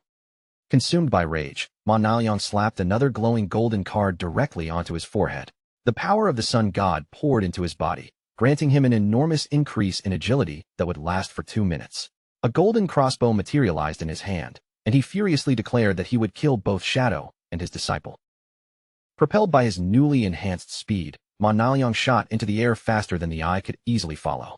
While leaping across the warehouse, he raised the golden crossbow and fired a rapid barrage of energy arrows straight at Ghost Spirit. Ghost Spirit remained completely composed as the glowing projectiles rained toward her. She slipped between the arrows with smooth, precise movements, calmly weaving through the explosions that erupted all around her. Ma Naoyang desperately continued his attack, trying to keep her trapped beneath the non-stop barrage. But Ghost Spirit suddenly activated her stealth ability and vanished from sight. Floating in midair, Ma Naoyang looked around in panic, realizing she possessed the same assassin abilities as Shadow, and that he had completely lost track of her. Without warning, several purple energy ribbons burst out from the surrounding darkness. Before Ma Naoyang could turn or defend himself, the ribbons pierced through both of his arms and twisted tightly around his body, instantly taking away his ability to move. Ma Naoyang screamed from the overwhelming pain as the ribbons dragged him higher into the air, leaving him suspended beside the other captives. Ghost Spirit reappeared beneath him and looked up coldly, asking whether he was truly the one who had dared to harm her master. Her eyes now glowed with an icy purple light as she continued staring him down. Ghost Spirit pointed out that someone as weak as Ma Naoyang could never have obtained such powerful card abilities by himself, then demanded that he reveal the identity of the person supporting him from behind the scenes. Tears streamed down Ma Naoyang's face as pain overwhelmed what remained of his courage. Unable to endure any longer, he confessed that the foreigners connected to Qian Shishir had approached him first. According to Ma Naoyang, those foreigners supplied him with the powerful cards and asked him to cooperate in killing Shadow. They had also promised him that an extremely influential figure was standing behind them and supporting the entire operation. Ma Naliang continued sobbing as he insisted that was truly everything he knew. Beyond those details, he claimed he had never been told anything more about their plans or the identity of the powerful backer. Desperate to survive, Ma Naliang began begging Ghost Spirit for mercy. He promised that if she spared his life, his father, the mayor of Shanghai City, would give her anything she desired in return. Ghost Spirit offered no reply to his desperate bargaining. She simply turned her back on him and muttered in an irritated voice that he was far too noisy. Behind her, the purple ribbons suddenly constricted with brutal force. Ma Naliang's screams were cut short as his body burst apart in a violent shower of blood, killing him instantly. With her eyes still glowing coldly red, Ghost Spirit walked away from the remains without looking back. In her mind, she remembered the lesson her master had taught her clearly: never allow even a single enemy to escape. As she prepared to leave the warehouse, Ghost Spirit paused and glanced back toward Qin Xiaoyu. The young woman was still hanging unconscious from the ceiling, her severed legs leaving her body in a pitiful and horrifying condition. Ghost Spirit felt a trace of sympathy for the injured girl, but she did not personally take her away. Instead, she decided to leave Qin Xiaoyu for the authorities to discover and rescue, believing that whether the girl ultimately survived would depend on her own fate. Not long after Ghost Spirit disappeared, police vehicles arrived outside the abandoned industrial facility. The officers had been directed there by an anonymous report revealing the warehouse's location. The police rushed through the warehouse entrance, only to freeze in shock at the gruesome sight waiting inside. The moment they spotted the badly injured Qin Xiaoyu, one of the officers urgently shouted for a healer to be brought in immediately. The officers quickly began identifying everyone at the scene. One of the dead men was confirmed to be Ma Naliang, while the other, Rintu, remained unidentified for the moment. Qin Xiaoyu was still trapped in a deep coma, but the healers determined that her condition was not currently life-threatening. As the investigation continued, one of the captains suddenly raised his voice and called the others over. He had discovered a message left behind inside the warehouse. 2 mobile phones had been driven directly into the concrete wall, with a written message displayed above them. It declared that the serial murders had been committed by the 2 dead men in order to frame Shadow. The phones contained the supporting evidence, while the injured girl served as a living witness. At the bottom was a peculiar signature, doing good deeds without leaving a name. After examining the phones, the officers uncovered records that confirmed the entire conspiracy. Ma Naliang had worked together with Rintu to murder innocent people and placed the blame on Shadow. Even more disturbingly, they discovered that a mole within the police department had been secretly leaking Shadow's login times to Ma Naliang. Enraged by the betrayal, the captain immediately ordered his officers to identify and arrest the traitor. Meanwhile, back in the real world, Qin Feng sat comfortably before a table buried beneath an enormous spread of food. He was enjoying the massive meal when his phone suddenly rang, and the caller displayed on the screen was Captain Anyu. The moment Qin Feng answered, Captain Anyu eagerly shared the latest development. Her voice carried obvious excitement as she revealed that the investigation into the serial killings had finally achieved a major breakthrough. Qin Feng calmly pretended to know nothing and casually asked whether they had already identified the murderer. Anyu confirmed that Ma Naliang and Rintu had been exposed as the culprits, though both men had already died before the authorities could arrest them. Anyu went on to explain that the police had recovered solid evidence along with a surviving witness. Unfortunately, the young woman had lost both legs and remained unconscious, so they would have to wait until she awakened and gave her testimony before officially closing the case. Hearing this, Qin Feng quietly praised Ghost Spirit in his heart for carrying out the assignment perfectly.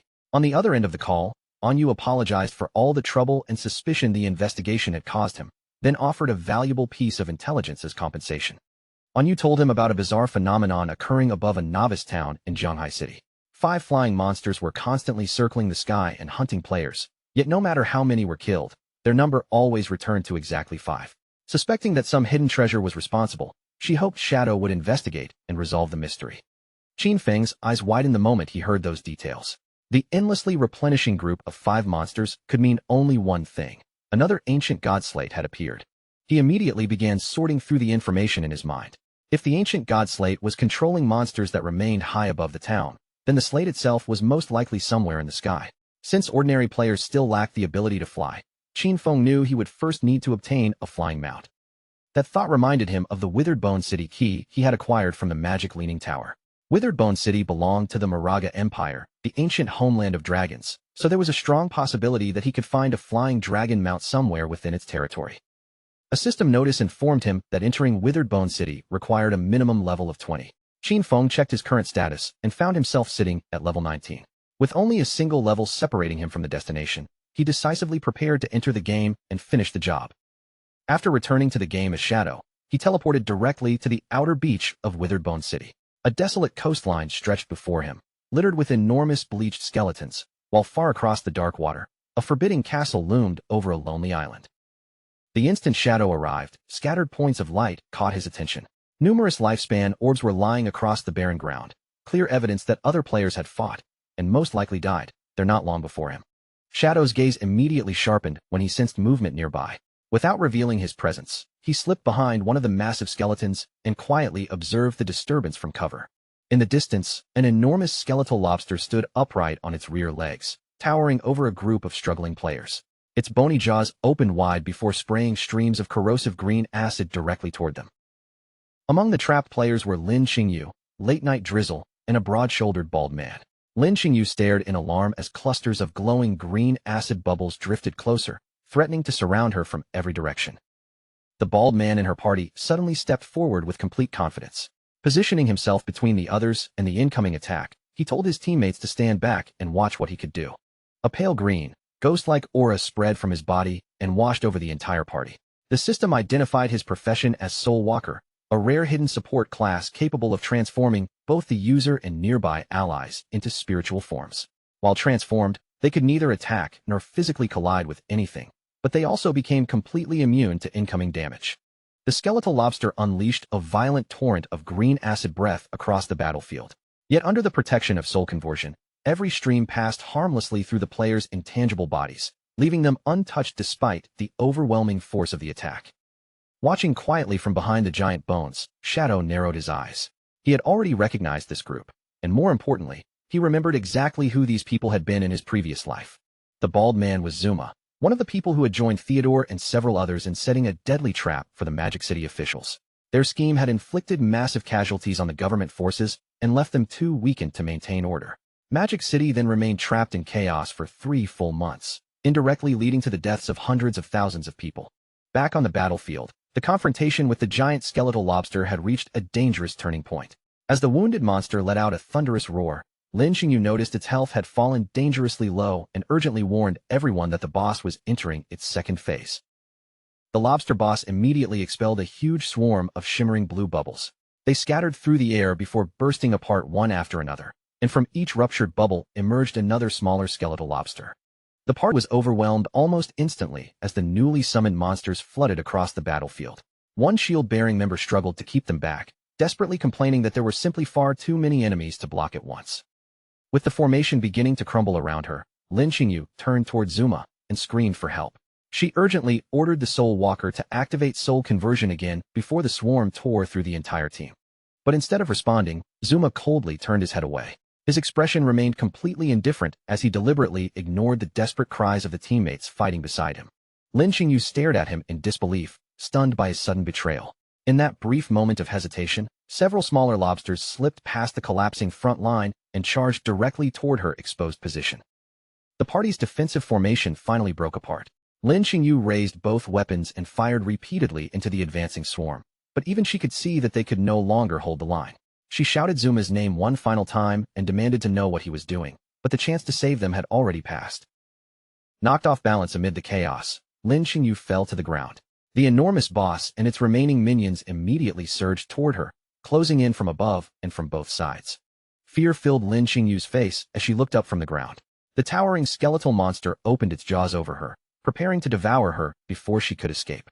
Just as the creature struck, a streak of brilliant blue energy flashed across the battlefield. The attack sliced through the monster's body so quickly that it was cut into several pieces before its claws could ever reach Lin Qingyu. Shadow had finally stepped out from his hiding place and entered the battle, positioning himself between Lin Qingyu and the remaining monsters. Moving faster than the surrounding players could follow, Shadow unleashed another skill. A blur of cutting energy swept through the swarm. Shadow vaulted directly over the stunned Lin Qingyu and descended into the center of the battlefield. The moment he landed, a vortex of dark energy erupted around him, spreading outward in a devastating area attack that annihilated every remaining enemy within its reach. A system window appeared, confirming that Shadow had slain the Jade-grade lobster boss. The victory rewarded him with an enormous amount of experience, a large number of evolution points, and more than 9 years of lifespan. As Shadow stood calmly among the scattered loot, Zuma stared at him in total shock, realizing the legendary Shadow had personally appeared. Before anyone had time to celebrate, the atmosphere abruptly turned violent. Shadow vanished from where he stood and reappeared directly in front of Zuma, fixing the bald man with a murderous glare. No one nearby could react in time. Shadow's arm flashed through the air in a single clean strike, and Zuma's head was severed from his body before he could defend himself or even speak. Zuma's headless body collapsed as a system notification announced his death. His remains dissolved into drifting light, leaving Lin Qingyu frozen in disbelief. She thanked Shadow for saving them, but nervously asked why he had killed someone from their own party. Shadow glanced over his shoulder, one eye glowing coldly, and asked why the Magic City official team had included a foreigner in the first place. Lin Qingyu explained that Zuma had been hired as outside assistance because his hidden class was essential for defeating the boss, though she admitted she never expected him to become distracted at such a critical moment. Shadow gave a cold scoff at her explanation. Zuma had not become distracted at all. His refusal had been intentional. Quoting the warning that those who were not of one's own kin would inevitably harbor different intentions, Shadow made it clear that Zuma had deliberately allowed the team to fall into danger. Nervous sweat appeared on Lin Qingyu's face as the possibility sank in. She asked whether Zuma had truly betrayed them on purpose, unable to understand what benefit he could possibly gain from letting the entire party die. Shadow turned away, his dark cape rolling behind him, and told her that uncovering Zuma's motive was the official's responsibility, not his. He then offered her a deal. Whenever the Magic City officials discovered a boss too powerful for them to defeat, they could contact him directly. Shadow stated his conditions without hesitation. From every kill, he would claim all lifespan rewards and any equipment belonging to the assassin profession. Everything else dropped by the bosses could remain with the Magic City officials, making the arrangement identical to the agreement he had already established with Zhanghai City. Lin Qingyu quickly informed him that several boss coordinates had already been reported, including multiple targets nearby. Shadow activated his flight ability and rose into the air, telling her to send every coordinate while he was already moving. At another battlefield, a red-haired girl blushed as she whispered to her companions that Shadow was supposedly on his way, wondering aloud whether the famous expert might actually be handsome. Some of her teammates remained doubtful, but their skepticism vanished almost instantly when the attacking beast collapsed before them. A system notification confirmed Shadow's victory, awarding experience, evolution points, more than 5 years of lifespan, and the platinum-grade assassin skill smoke bomb. Before the players could recover from their amazement, another terrifying enemy emerged, a J-grade boss known as Traitor Lulu, the noble's eldest son, clad in black lava armor and gripping an enormous flaming sword. One nearby player froze at the sight of Traitor Lulu, convinced his life was already over. But in the next instant, Shadow became a blur and launched his attack, dealing an overwhelming amount of damage before the boss could retaliate. The system soon confirmed another kill, rewarding Shadow with experience, evolution points, more than 10 years of lifespan, and the Jade-grade skill merge into darkness. The rescued players could only stare in stunned silence. They were completely unable to comprehend what they had witnessed, especially after realizing that each one of Shadow's attacks had inflicted more than 300,000 points of damage. Rather than learning the newly acquired skill normally, Shadow chose a more direct method. He activated the power of his Spirit Devourer bloodline and consumed the skill card itself, converting the energy within it into a tremendous increase across his personal attributes. A system notification immediately confirmed the result. By devouring the legendary skill, Shadow had significantly strengthened both his elemental attack power and his resistance against elemental damage. Continuing onward, Shadow noticed that the path ahead began descending at an unusually steep angle. Surprise flickered across his face as he realized the route was carrying him deep beneath the surface. While advancing through the dark, jagged stone corridor, he gradually understood what the passage had been built to accomplish. The tunnel stretched beneath the ocean floor, forming a hidden connection between the mainland coastline and the isolated island in the distance. Shadow continued through the seemingly endless underground passage until a faint opening finally appeared ahead. Shadow stepped through the cave mouth and emerged into a bleak landscape battered by wind and storms. High above him, a ruined black castle stood upon the edge of a towering cliff, its broken silhouette repeatedly illuminated by violent streaks of lightning. A system notification welcomed Shadow to the Moraga Empire's withered Bone City ruins, then immediately issued a severe warning. The entire location was classified as a berserk area, where every player's lifespan would drain at 100 times the normal rate. Standing at the edge of the island, Shadow gazed across the black, restless water and quietly admired the brilliance of the tunnel's hidden design. The sight stirred a memory from his previous life, when a notorious madman had once ranted endlessly about a secret passage buried beneath the sea. Back then, no one had taken the man seriously. Most players simply laughed at him, assuming he had confused this world with the map or setting of some completely different game. But now that Shadow had personally crossed the underwater passage, the truth was impossible to deny. That so-called madman had never been speaking nonsense at all. Every word of his strange story had been real. Leaving the coastline behind, Shadow advanced into a lifeless forest filled with withered trees and bones scattered across the dark soil. He had barely gone far when the ground beneath his feet suddenly began shaking with violent force. Nearby, the enormous skull of a long-dead skeletal dragon began trembling against the earth. Deep cracks spread across its weathered surface as something hidden inside pushed against the ancient bone. Without the slightest warning, a colossal creature exploded out from within the dragon's skull. The massive bones shattered apart in every direction, sending jagged fragments and clouds of dust rolling across the forest floor. Shadow did not retreat. He remained standing exactly where he was, calmly watching as the dust slowly thinned and the grotesque shape of the hidden monster emerged before him. The creature possessed the endless, segmented body of a gigantic skeletal centipede, yet a stitched female torso rose from its upper half, with a single crimson eye glowing from her ruined face. The system identified her as Moire, the thousand-blade centipede and guardian of the withered bone ruins, a powerful diamond-grade boss. Shadow studied Moire without immediately attacking. Her upper body still carried the recognizable outline of a human woman, but everything below her waist had been warped into the enormous, nightmarish body of a many-legged monster.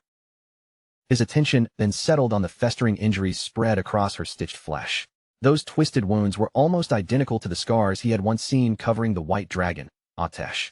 Moire suddenly lunged forward, sweeping her colossal centipede body through the air with terrifying momentum. As Shadow slipped away from the strike, the pieces finally connected in his mind. She had once been a citizen of the Moraga Empire, only to be corrupted by Cthulhu's curse. The scars covering her human torso suggested that even before her transformation, she had endured torture no living person should ever suffer. Moire pressed the attack relentlessly, while Shadow weaved between the rows of sharpened skeletal legs stabbing toward him from every direction. When the entire creature came crashing down in an attempt to crush him, Shadow sprang high into the air. Moire's body smashed into the ground beneath him, splitting the earth apart and sending broken stone flying outward. With enemies' attack spent, Shadow immediately began his counteroffensive. He summoned several Shadow clones around the battlefield, then activated Blessing of Release, greatly amplifying the damage of the assault he was about to unleash. Purple energy flashed across the ruins as Shadow and all three clones moved in perfect synchronization. Together, they released Shadow Flash Slash, striking Moire 4 times within the same blinding instant. A razor-sharp blade of energy swept cleanly across the monster's exposed neck. The strike carved through the corrupted flesh before Moire could twist her enormous body away. A glow appeared in Shadow's eyes as a system prompt confirmed that all of his skill cooldowns had been reset instantly. Without wasting the unexpected opportunity, he prepared to launch the entire combination again. Shadow activated Blessing of Release for a second time. A wild, crimson aura erupted around Moire's towering body, surrounding the cursed guardian with chaotic waves of destructive energy. The 4 shadows spread into position around the boss, sealing every possible escape route. Moving as a single unit, they formed the final arrangement for one last overwhelming attack. Beams of purple light tore through Moire from every direction, slicing across the centipede body faster than it could defend itself. Her monstrous form was cut into pieces and consumed by an eruption of magical fire, while Shadow descended through the fading light and landed safely on the ruined ground. A system notification confirmed that Shadow had defeated Moire, the diamond-grade guardian of the withered bone ruins. The kill granted him a huge amount of experience, numerous evolution points, more than 10 years of tradable lifespan, and several additional items. Shadow lowered his gaze toward the fallen guardian and solemnly told her to rest in peace. As the corrupted body faded, the spirit of the beautiful woman Moire had once been briefly appeared in its place. She offered him a peaceful smile, finally released from the curse that had tormented her, before dissolving into softly glowing lifespan orbs. After putting the diamond-grade guardian to rest, Shadow continued deeper into the barren territory. In the distance, he lifted his eyes toward the ruined castle perched high upon the cliffs, its dark towers wrapped in lightning and storm clouds. Without breaking his stride, Shadow raised one hand and released a long-range strike. A broad wave of dark energy surged from his palm and tore across the desolate landscape ahead. The attack slammed into a creature hiding among the shadows. A piercing scream rang out as the dark energy impaled a monster formed from a woman's human torso, fused grotesquely onto the lower body of a giant spider. A notification appeared moments later, confirming that Shadow had killed Molly, the cursed spider. The victory rewarded him with another enormous amount of experience, more evolution points, and 10 additional years of tradable lifespan. Surrounded by the newly dropped rewards, Shadow paused to examine the horrifying pattern within the ruins. Every monster he had encountered possessed a human upper body, joined to some twisted, inhuman lower form. Even more disturbing, each creature had retained the ordinary human name it once carried. His gaze shifted toward another enormous dragon skull resting among the debris. Even the bones of the dead creatures in this place had not escaped the corruption. The skull contained several unnatural eye sockets, while malformed horns had grown from places where no horns should have existed. Faced with such extreme biological distortion, Shadow concluded that the entire withered bone ruins had once served as a vast ground for horrific biochemical experimentation. He recalled the history Atesh had shared with him. Desperate to win the war, the people of Moraga had summoned Cthulhu, an ancient sea god. But instead of saving them, the being placed a curse upon the city, twisting its citizens until the entire population had been transformed into monsters. The farther Shadow traveled toward the heart of the ruined city, the heavier the cursed presence became. Its oppressive force thickened around him with every step, growing more intense as the city center drew closer. Then, without warning, an enormous shadow appeared overhead. Something massive came plummeting out of the storm-darkened sky directly toward the road in front of him. A gigantic golem covered in rough stone armor crashed into the earth with tremendous force. Dust and shattered rock burst outward as the towering creature planted itself firmly in Shadow's path. The system quickly revealed the enemy's identity. It was Ma Run, former commander of the Royal City Guard, a level 25, platinum-grade boss. Fiery light pulsed through the cracks running across Ma Ren's stone body. Beneath the rocky shell, magma-like energy flowed and glowed as though the entire golem contained a burning furnace. Shadow tilted his head upward to take in the giant's full height, yet his expression showed little concern.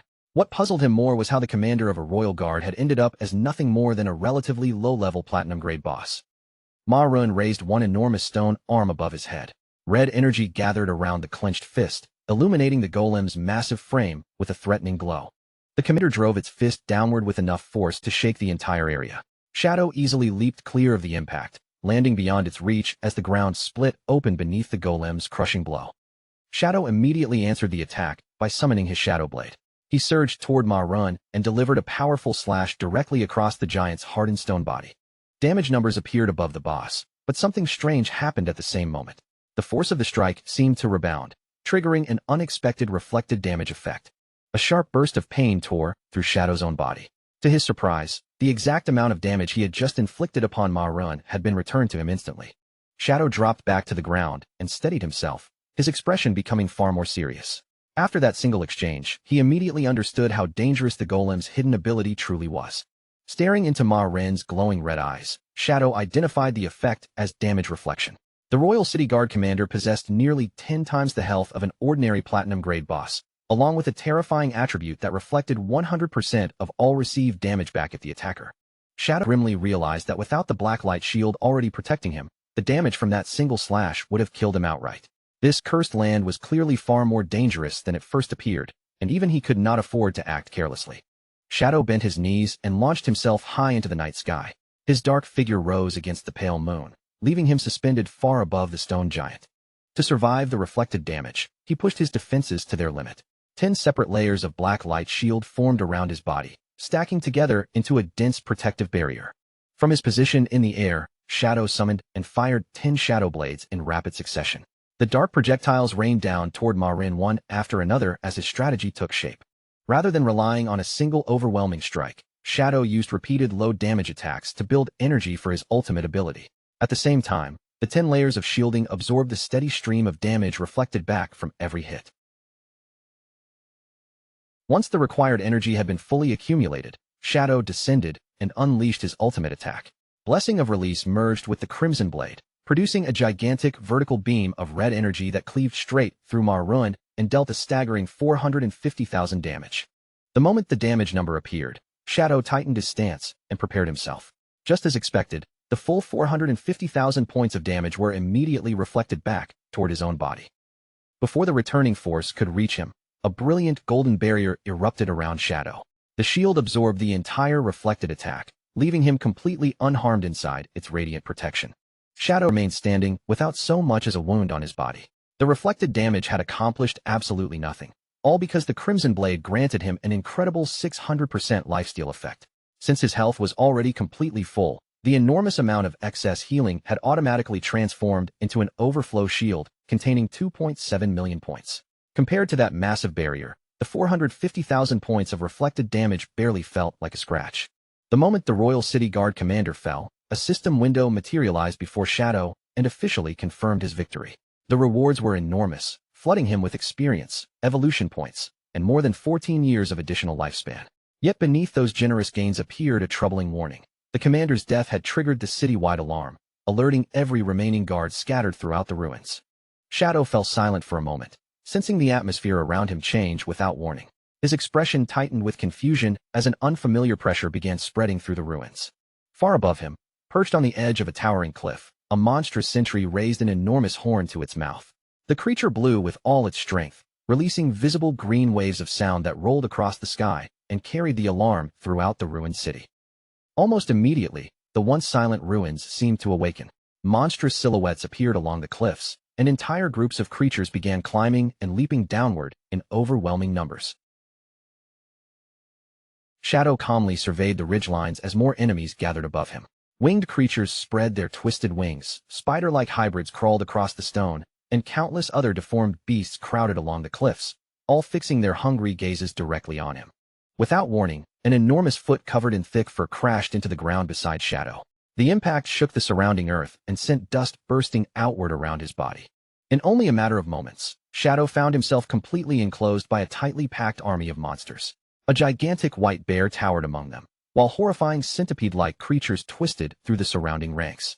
Then a system notification flashed before his eyes, announcing that he had activated the Monster Horde event.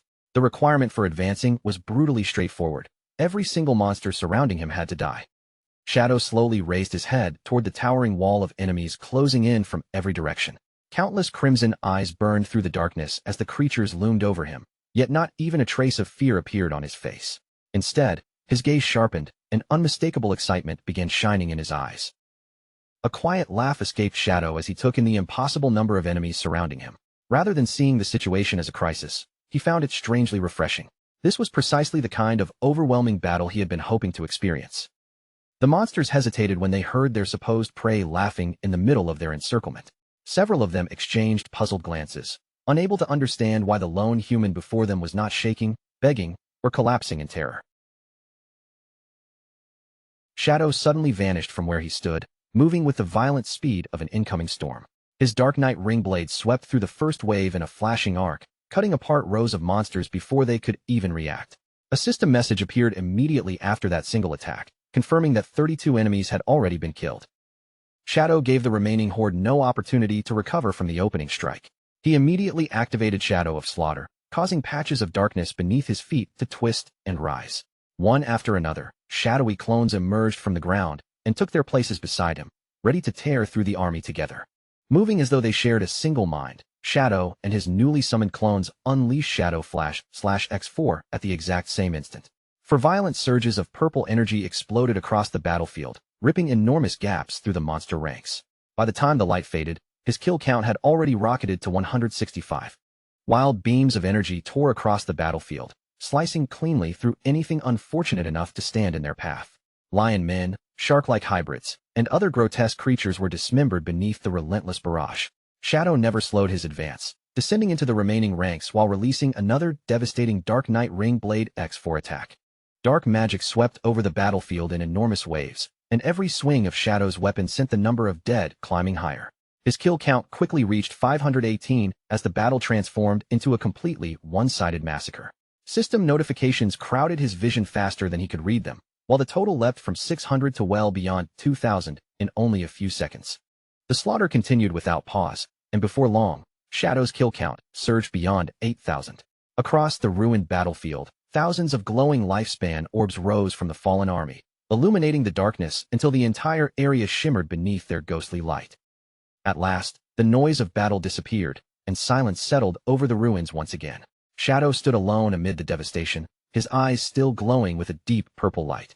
He had killed exactly 10,086 monsters. A system window then confirmed that every enemy had been eliminated and that the route leading to the withered Bone City ruins core was finally open. After wiping out an army of more than 10,000 monsters, Shadow remained standing in the middle of an endless sea of radiant particles. Another notification confirmed that the path toward the Withered Bone Ruins core had been unlocked.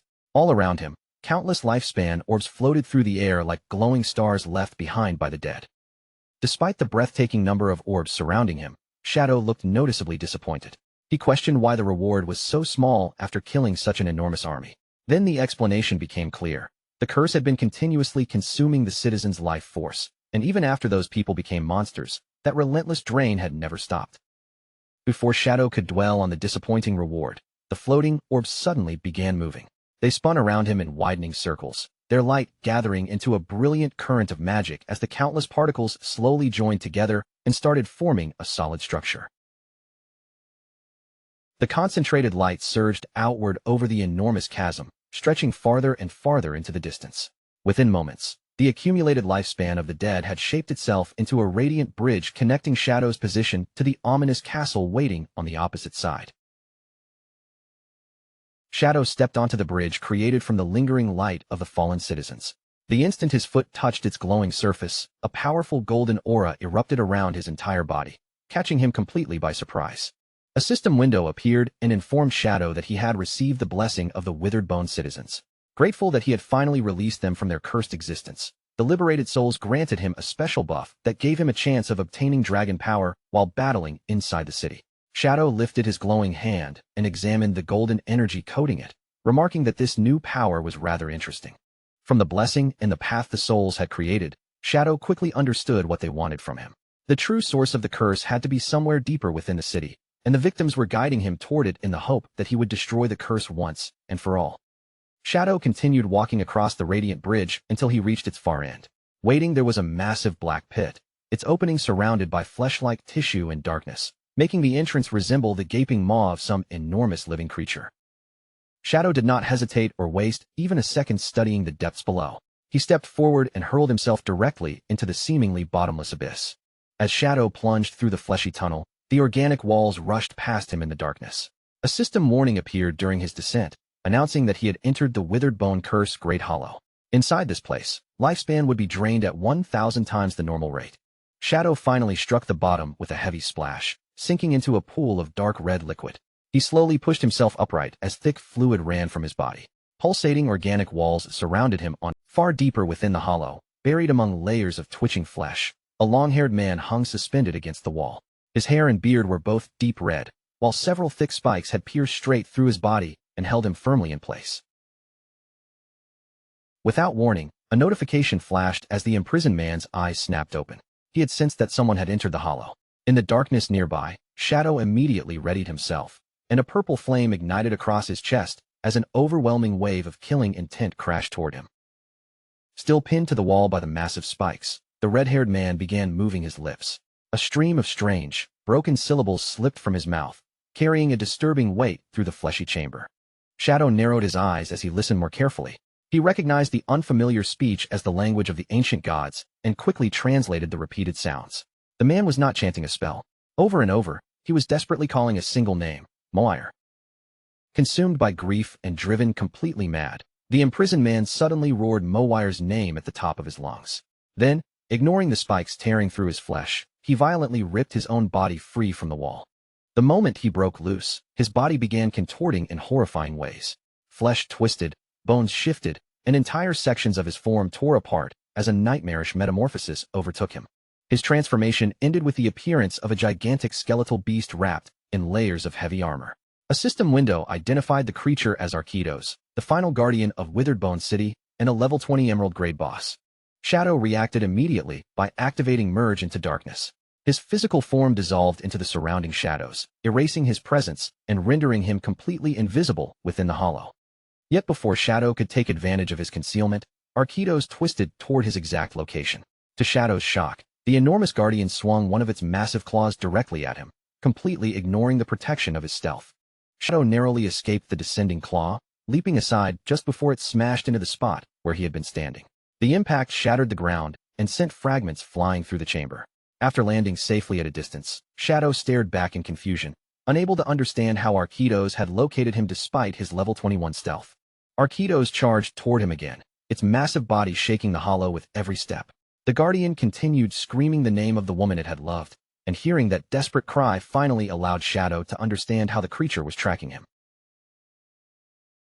Shadow quickly connected the pieces. He had killed Moire and absorbed the lifespan that remained within her body.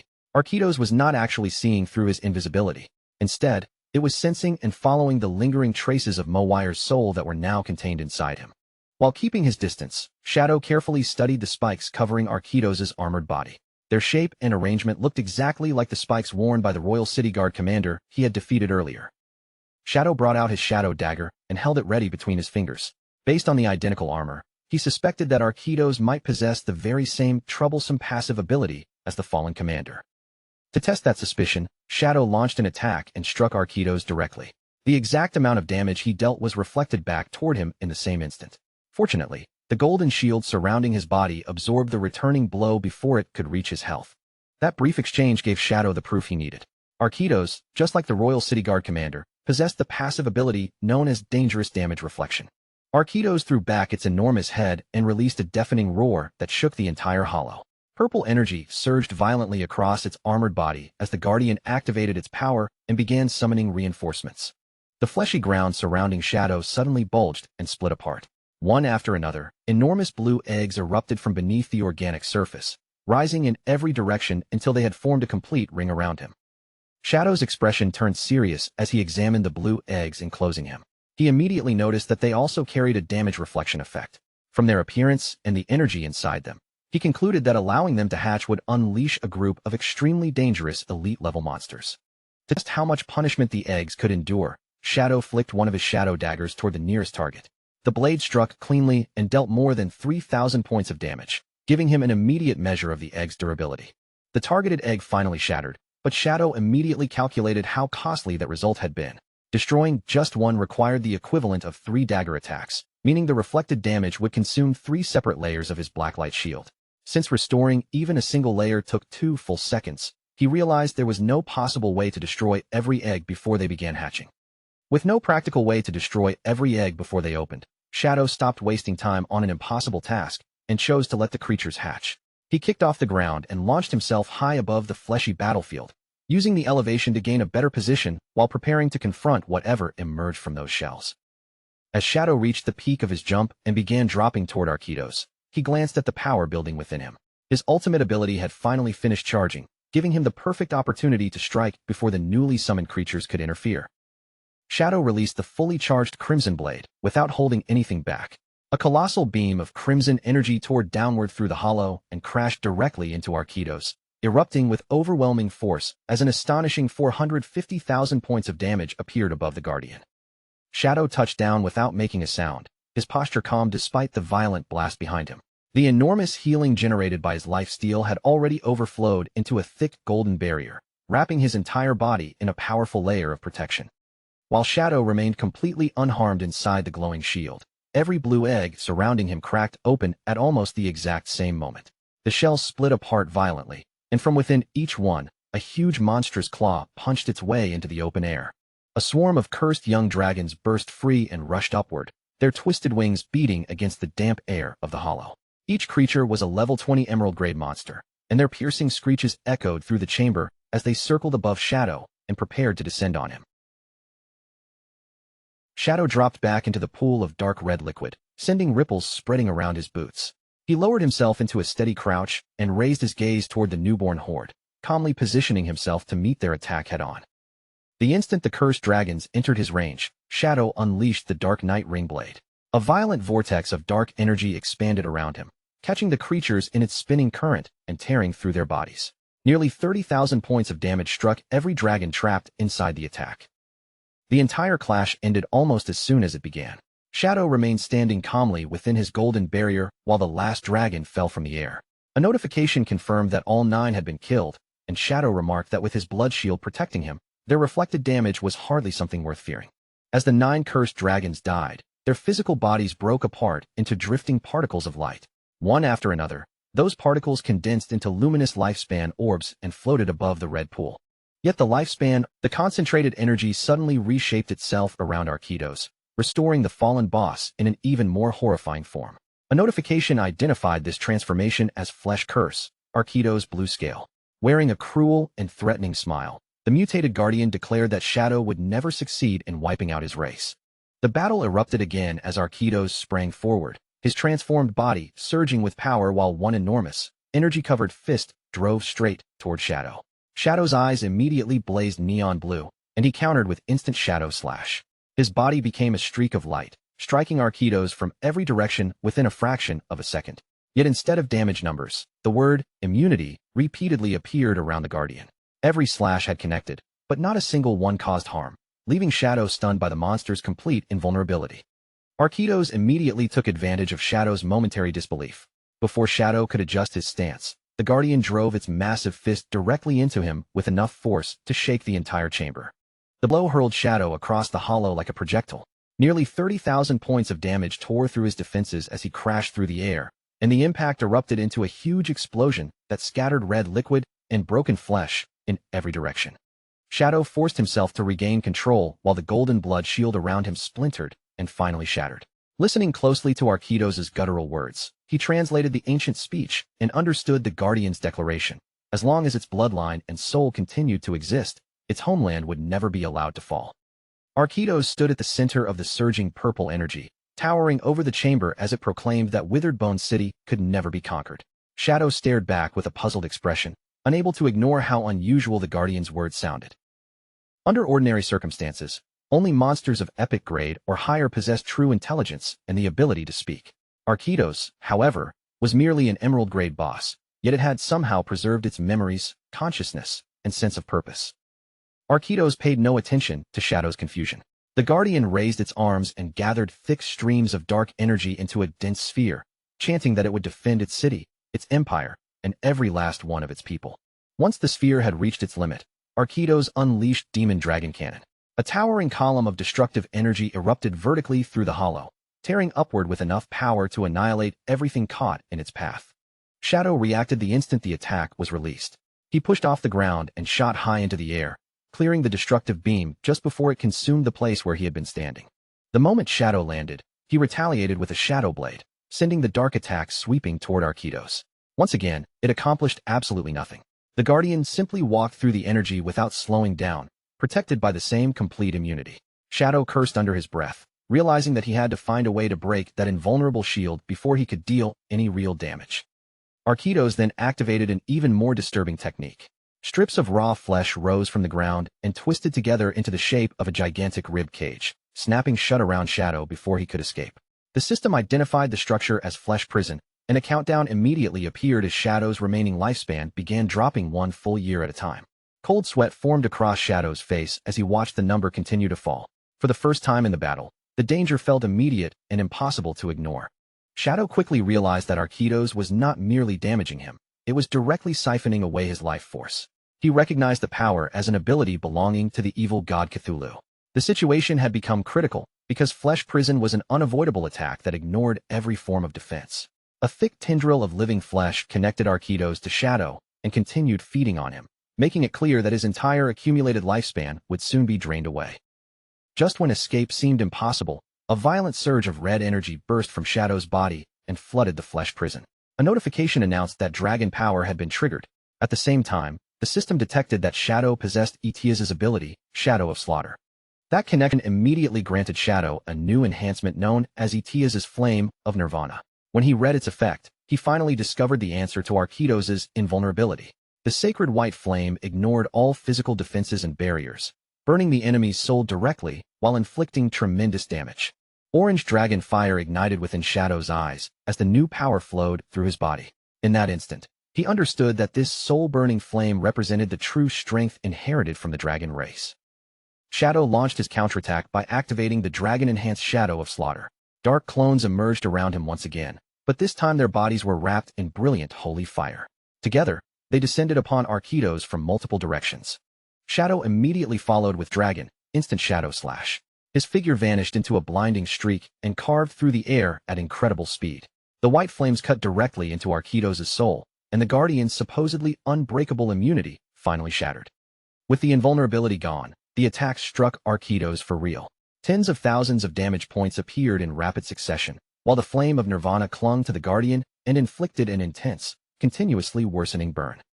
Architos screamed in agony as the white flame spread across its enormous body and consumed its soul from within.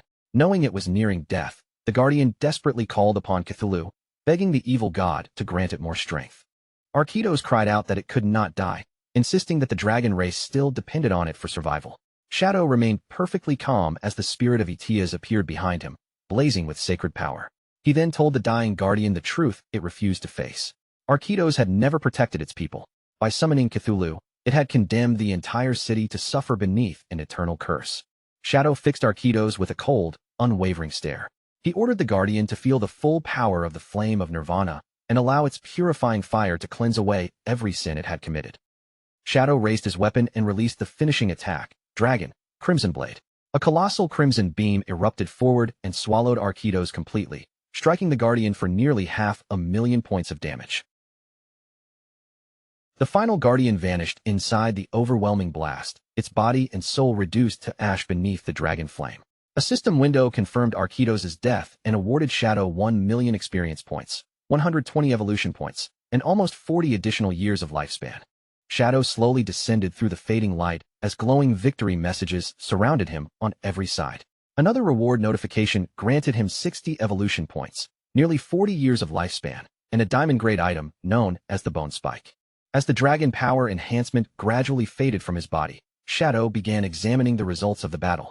The enormous reward of 1,000,000 experience points confirmed that the monsters throughout the city had been funneling their accumulated power into Architos. However, the lifespan reward was strangely small, amounting to only 39.8 years. Shadow suspected that Cthulhu had already stolen the overwhelming majority of the city's lifespan for itself. Before Shadow could investigate further, the red liquid beneath him began bubbling violently. A grotesque treasure chest, covered in flesh-like material, slowly emerged from the pool. A system message then informed him that using dragon power during the battle had unlocked a hidden reward. The strange chest opened with a wet creak, releasing a burst of golden light into the hollow. Resting inside were two radiant items, a withered bone rune and an epic-grade mount bell. Shadow picked up the rune and carefully inspected its information. It served as a key to the tomb of the withered bone god, and the description revealed that collecting 3 of these runes would grant him access to the hidden ruin. He then lifted the golden bell and turned it over in his hand. Intrigued by the fact that it was an epic-grade mount item, Shadow decided to activate it immediately and discover what kind of creature it could summon. The moment the bell was activated, an enormous winged skeletal dragon materialized before him. Its vast bones cast long shadows across the chamber as a system window identified it as Osiris, the king of scavengers. The creature was a level 20 epic-grade entity that had now become permanently soulbound to Shadow. Osiris had once served as one of the city's guardians, but it now belonged to Shadow as both a flying mount and a combat companion. Beyond its own strength, the skeletal dragon also possessed the ability to summon smaller bone dragons into battle. To Shadow's surprise, Osiris was capable of intelligent speech. The huge dragon lowered its skull and stared down at him in disbelief, asking whether Shadow was truly the person who had purified the city and slain Architos. Shadow calmly confirmed that he was responsible for both deeds. Then, looking directly up at the skeletal dragon, he asked whether Osiris knew the full truth behind the curse that had consumed this place. Osiris began recounting the tragic history of Withered Bone City. Long ago, it had served as one of the city's guardians before dying in battle. It was later resurrected through necromancy and forced to fight once again during the war between the Moraga Empire and the rest of the continent, when the empire was already approaching defeat. The skeletal dragon revealed that, in a final and desperate attempt to reverse the war, the Lord of Withered Bone City, Architos, made the decision to summon the evil god Cthulhu. Osiris explained that summoning Cthulhu required a horrifying sacrifice. Architos had to personally offer up the person he loved more than anyone else, his own daughter, Moire. But when the moment of sacrifice finally arrived, Architos could not bring himself to kill Moire. He chose to save his daughter, and in her place, he offered the entire population of Withered Bone City to the evil god, sacrificing every citizen along with his own life. The consequences of Architos' desperate choice were far more horrifying than anyone could have imagined, plunging the entire city into a nightmare from which there was no escape. Every citizen in Withered Bone City was consumed by the curse and granted terrifying power, enough to crush the invading army and save the empire from immediate defeat. But that victory came at an unbearable price. Their bodies warped into monstrous forms, their minds gradually collapsed, and every trace of the humanity they once possessed was stripped away. Osiris then revealed that Moire, the only person who had remained human, endured the cruelest fate of all. The transformed citizens blamed her for their suffering, directing their hatred toward the one life Arquitos had chosen to spare. They tortured her relentlessly until the curse finally swallowed her as well, twisting Moire into yet another monster. Once the tragic account had reached its end, Osiris lowered its voice and expressed its deepest gratitude to Shadow. By purifying the ruins and defeating Arquitos, he had finally released those tormented souls from their endless misery and brought the city's long tragedy to a close. Sensing the immense and unusual aura surrounding Shadow, Osiris slowly bowed its enormous skeletal head. The dragon pledged to follow him for the rest of its existence, then respectfully asked for the name of the new master it had chosen to serve. Shadow raised his glowing eyes toward the towering skeletal dragon. Without offering any grand introduction or unnecessary explanation, he answered with a single calm word. His name was Shadow. Osiris immediately folded its enormous wings and lowered both its head and body in complete submission. From that day onward, the ancient skeletal dragon declared that its life and loyalty belonged to Shadow, whom it now formally acknowledged as its one true master. However, when Shadow began examining the attributes of his newly acquired epic-grade mount, something immediately felt strange. A level 20 epic boss would normally possess no less than 10 million health points, yet Osiris's status interface showed that the dragon had barely more than 100,000. After considering the dragon's history, Shadow quickly understood the likely reason for its weakness. Osiris had died many years ago, and most of its original power had gradually dispersed over time. The skeletal body awakened through forced resurrection could preserve only a small fraction of the strength it had possessed while alive. Shadow continued reviewing Osiris's combat abilities, including its bone shields and the spikes it could launch at enemies. None of those attacks appeared especially impressive. Still, one particular skill immediately caught his attention. Osiris could summon 12 Jade-grade winged dragons. Even if their combat strength was limited, they could spread through the sky and provide Shadow with an excellent view of the surrounding terrain. The dragon's real value did not lie in its defenses or offensive power. Its greatest advantage became obvious the moment Shadow examined its extraordinary mobility. Because Osiris's enormous body consisted almost entirely of lightweight bone, it could move through the air with incredible speed. Its flight speed reached 360%, equal to roughly 450 meters per second, fast enough to smash directly through the sound barrier. Shadow concluded that Osiris might not contribute much in a serious fight, but that weakness hardly mattered.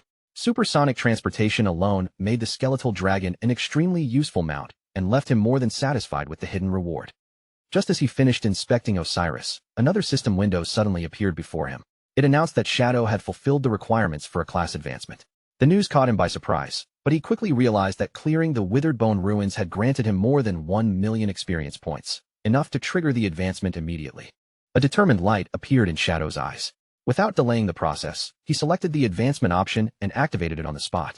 Dark energy erupted around Shadow and began spiraling into a rapidly expanding vortex. Glowing magical runes emerged one after another in the air, circling his body as the surrounding power grew heavier and more intense. Shadow remained perfectly still at the center of the violent current, his eyes burning with concentrated power. As the darkness continued surging around him, a brilliant red ring of energy formed and rotated around his body. The system soon confirmed that the advancement had succeeded. Shadow's class had risen from Tier 2 to Tier 3, causing his attributes to increase dramatically. His strength and constitution doubled from 27 to 54, his spirit rose to 90, and his agility surged all the way to 144. The advancement also granted Shadow a new passive class ability known as Shadow Arc. Its effect was exceptionally powerful. Whenever Shadow suffered damage, received a negative condition, or had his stealth removed while invisible, the result would be delayed for 1 full second. During that brief window, he could take action and potentially erase the incoming damage or status effect entirely. Shadow stared down at his hand before breaking into a confident laugh. As long as his reactions were fast enough, Shadow Arc would allow him to respond within that single second and potentially nullify almost any attack launched against him while he remained hidden. The more Shadow considered his new advancement, the more satisfied he became. In his previous life, he was certain that no player using the Shadow class had ever survived long enough to complete the third advancement. Otherwise, an ability as extraordinary as Shadow Arc would have become famous for dramatically reducing the death rate among high-level players. 1 second might have sounded like an extremely short amount of time to an ordinary person, but elite players possessed reaction speeds far beyond normal limits. For someone at that level, A single second was long enough to activate several abilities, reverse a dangerous situation, and completely change the outcome of a battle. With the class advancement settled, Shadow turned his attention back toward the remaining rewards. He opened his hand, and a mass of glowing crimson energy gathered above his palm before revealing the diamond-grade weapon he had obtained. The system identified the weapon as the Spike of the Skeleton, a powerful dagger capable of greatly increasing both physical and elemental attack power. More importantly, it possessed a special effect that could break through an enemy's defense and elemental resistance. Shadow equipped the dagger immediately and felt its power settle into place. Between the Tier 3 class advancement, his greatly improved attributes, and the new diamond-grade weapon, his overall strength had risen by an enormous amount. Now ready to leave the cursed ruins behind, Shadow gave Osiris the signal to move. The skeletal dragon sprang into action, and with a light, controlled leap, Shadow landed gracefully on top of its enormous skull. Before setting off, Shadow decided to test whether his invisibility could also conceal the mount beneath him. He activated Merge into Darkness, allowing shadowy energy to spread outward across both himself and Osiris. Darkness wrapped around the enormous dragon until its skeletal body faded from sight. Shadow was genuinely surprised when the system revealed that Osiris possessed level 21 stealth, placing the mount's concealment ability even above his own current level. Impressed by this unexpected advantage, Shadow gave Osiris the command to take flight. He wanted to experience the dragon's legendary speed for himself rather than relying solely on the numbers displayed by the system. Osiris obeyed instantly. Its enormous wings spread wide, and with a single explosive burst of force, the skeletal dragon launched itself upward. The two of them raced through the depths of the underground hollow, ascending so rapidly that their bodies became little more than a streak of purple light cutting through the darkness. Osiris tore through the upper reaches of the ruins and burst out of the underground passage, continuing straight upward into the open sky without losing even a fraction of its speed. The acceleration was so extreme that Shadow momentarily found himself without words. Wind roared past his body with crushing force, whipping around his mask and clothing. As one eye glowed against the rushing air, he had no choice but to admit that Osiris was unbelievably fast. Having witnessed the full speed of his new mount, Shadow and Osiris shot completely free of the underground tunnel. Within moments, they were soaring high through the open sky above the vast ocean. As Osiris carried him through the clouds, Shadow began arranging his next course of action. Captain Anyu had previously mentioned a location where both a flying monster and another ancient god slate had been discovered, so Shadow decided that would become his next destination. His plan was to return to the Magic City ruins first, and use the teleporter there to travel to Lucky Town. Shadow remembered that his original journey from the Magic City to Withered Bone City had required several exhausting hours of travel. Far below Shadow's flight path, a party of adventurers was fighting its own battle inside a dense forest. The group had surrounded a massive black bear monster and was in the middle of attempting to defeat the raid boss. The party consisted of a swordsman, a mage, and a healer working together against the enormous beast. The female mage gathered holy light into a blazing fireball between her hands, while another member shouted for everyone to finish the monster before it could retaliate. Before anyone could launch the final attack, an enormous shockwave suddenly ripped through the forest. Osiris had flown directly over them at supersonic speed, and the pressure created by its passage tore across the battlefield like an invisible explosion. The violent wind struck the adventurers and the black bear at the same time. Every member of the party was ripped off their feet, while the enormous monster was thrown sideways and sent tumbling helplessly across the forest floor. When the wind finally subsided, the female mage lifted her head and looked around in complete confusion. The swordsman appeared even more bewildered. By pure accident, the shockwave had hurled the boss directly onto the point of his sword, killing the massive black bear instantly. Completely unaware of, or simply unconcerned by, the chaos left behind in the forest, Shadow continued racing toward his destination. Thanks to Osiris's incredible speed, the return journey to the Magic City ruins took only 10 minutes instead of several hours. Meanwhile, among the abandoned streets of the Magic City ruins, an emotional confrontation was unfolding between a couple. The man tightly held the woman's hands and begged her to forgive him, confessing that he had cheated on her only once with another man while insisting that she had remained in his thoughts the entire time.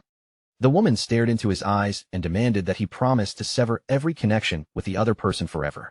The man immediately agreed, and the two embraced before sharing a passionate kiss, openly declaring their love for one another. Their intimate reunion lasted only a moment. Without warning, an overwhelming pressure descended from the sky, violently interrupting the couple before either of them could understand what was happening. The crushing force slammed the man face first into the pavement and flattened his body against the ruined street. The woman was struck by the same pressure a moment later, leaving both of them pinned helplessly to the ground. Shadow calmly stepped down from the skeletal dragon after it landed. His boot touched the pavement only a short distance away from the crushed couple beneath him. With Osiris's gigantic skeleton looming behind him, Shadow briefly touched the surface of his mask. He wondered whether the dragon might have struck something during the landing, but after a moment of thought, he dismissed the possibility and decided it was not worth investigating. Shadow activated his invisibility ability once again. His body faded into the surrounding darkness, allowing him to leave the Magic City ruins without attracting attention or revealing his presence. A system notification appeared as the teleportation completed, informing Shadow that traveling to Lucky Town had consumed 5.4 years of his lifespan. Shadow immediately complained about the price, realizing that every return to a novice town doubled the previous cost and was becoming increasingly expensive. Even though Shadow still possessed more than 2,000 years of lifespan, he remained unbelievably stingy about spending any of it. The loss of only 5.4 years made his heart ache as though he had suffered a major defeat, and he continued grumbling to himself while keeping his entire body hidden from sight. Still concealed by his invisibility, Shadow passed quietly through the entrance of Lucky Town. Two guards stationed beside the gate seemed to notice a faint disturbance as he walked between them, but no matter how carefully they looked around, neither could see the person who had just slipped past. Shadow slowed slightly and studied the clothing worn by the two guards. Their matching uniforms and disciplined posture made their identities obvious, allowing him to conclude that they belonged to the official government forces. After taking in the town's orderly layout, Shadow realized that government personnel had already been stationed here to guide inexperienced players and prevent hostile attacks near the safe zone. What surprised him was the timing. In his previous life, this kind of organized protection had not appeared until several months later. Shadow continued through the peaceful streets, silently considering how much history had already changed. His decision to cooperate with the government had likely allowed the authorities to organize far more efficiently than before. The results were visible everywhere, especially among the elderly players, who were now surviving comfortably inside the town's protected environment. As he passed through a quiet corner of the street, Shadow noticed an unexpectedly heartwarming sight. An elderly man and woman sat close together on a bench, smiling and behaving like a young couple still deeply in love. That peaceful atmosphere was suddenly shattered by a desperate scream for help. The cry rang through the town so sharply that even Shadow was caught off guard and immediately turned his attention toward the commotion. Near the town gate, an enormous black insect monster had grabbed hold of a helpless player. The same two official guards Shadow had passed only moments earlier reacted at once, rushing toward the creature before it could finish its attack. The female guard opened the magic book in her hands and rapidly cast a defensive spell. A radiant holy shield formed around the captured player just in time, intercepting the insect's strike and protecting the victim from further harm. At the same moment, the male guard charged straight at the monster while angrily cursing it. He planted his foot, launched himself high into the air, and brought his weapon down in a powerful leaping slash that dealt more than 1,600 points of damage. The female guard followed his attack without hesitation. Holy energy gathered above her open spellbook, condensing into a blazing fireball before she hurled it directly toward the giant insect. But despite its enormous body, the creature moved with shocking agility. It twisted sharply through the air and avoided the incoming fireball before the holy flames could touch it. Using that brief opening, the insect turned and scurried away at full speed. The male guard could only watch it escape once again, his expression tightening with frustration as the troublesome creature slipped beyond his reach. Both guards looked upward as the fleeing insect rejoined 4 others of its kind, restoring the pack to 5. The female guard's shoulders sank in despair as she explained that killing a single one accomplished nothing, because another monster would immediately respawn and replace it. Watching everything while remaining invisible, Shadow quickly understood why the guards had failed to resolve the problem. The 5 gold-grade monsters were not especially powerful on their own, but whenever they began losing, they simply took flight and escaped. Since the official team had no reliable aerial capability, the ground-bound guards were unable to pursue them. Back on the ground, the male guard hurried over to examine the elderly player they had just rescued. The old man remained on his knees in the dirt, his entire body trembling as tears ran down his frightened face. Yet the old man's fear vanished almost instantly, replaced by furious ingratitude. Instead of thanking the people who had saved him, he raised his head and began screaming at the guards, loudly accusing them of being completely useless. Still sitting in the dirt, the old man continued berating his rescuers without restraint. He complained that the flying monsters had blocked the town for several days, preventing everyone from going outside to hunt. He then accused the guards of neglecting elderly players and threatened to file an official complaint against them. The female guard looked both stressed and bewildered as she tried to calm him down. explaining that Shadow was supposed to arrive and deal with the monsters. Her partner was already losing patience, and he sharply warned the old man to show at least a little respect toward the people protecting him.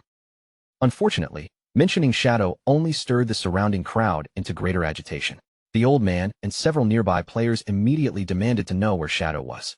They mocked him for acting like some important big shot, claiming he was taking far too long to handle nothing more than a few bosses. The crowd grew increasingly hostile, shouting that someone as powerful as Shadow should already be helping them. A bald elderly man pushed forward and complained that he was waiting for his son to go farm lifespan, accusing Shadow of wasting everyone's valuable time. Within moments, the confrontation began spiraling completely out of control. The female guard continued trying to reason with the furious mob, promising them that Shadow would arrive and suggesting that anyone unwilling to wait could simply log off. The male guard, however, saw that logic was getting nowhere and quietly urged his partner to leave before the situation worsened. The angry players immediately blocked their path, accusing the officials of abandoning their responsibilities without solving the monster problem. Voices rose from every direction, condemning the guards for wasting taxpayer money, calling them useless for failing to kill a handful of bugs, and demanding an immediate explanation. Finally pushed beyond the limit of his patience, the male guard exploded. He reminded the crowd that the government had already spent its own resources power leveling them all the way to level 3, then demanded to know what more they could possibly expect. The ungrateful crowd immediately shouted back that level 3 was worthless and continued jeering at him. Several elderly players then used their age as a weapon, loudly accusing the guard of threatening to beat helpless old people. When the male guard attempted to move through the crowd, the same old man who had been rescued earlier deliberately stepped into his path and bumped against him. The old man instantly threw himself onto the ground with exaggerated force and began wailing that the officials were assaulting the elderly. Clutching his chest, he claimed his heart condition had suddenly returned and cried that he was about to die. The male guard stared down in panic, repeatedly insisting that he had never touched him. The surrounding mob seized on the performance immediately. They closed in around both guards and shouted for the officials to beat them all to death. Claiming their old lives were worthless anyway, they accused the government of refusing to help them and now actively harming them instead. In the middle of confusion, one lecherous old man saw an opportunity to take advantage of the female guard. With the crowd hiding his movement, he reached out and tried to grope her chest, causing her entire body to freeze in a mixture of shock, humiliation, and disbelief. Her body reacted before she could think.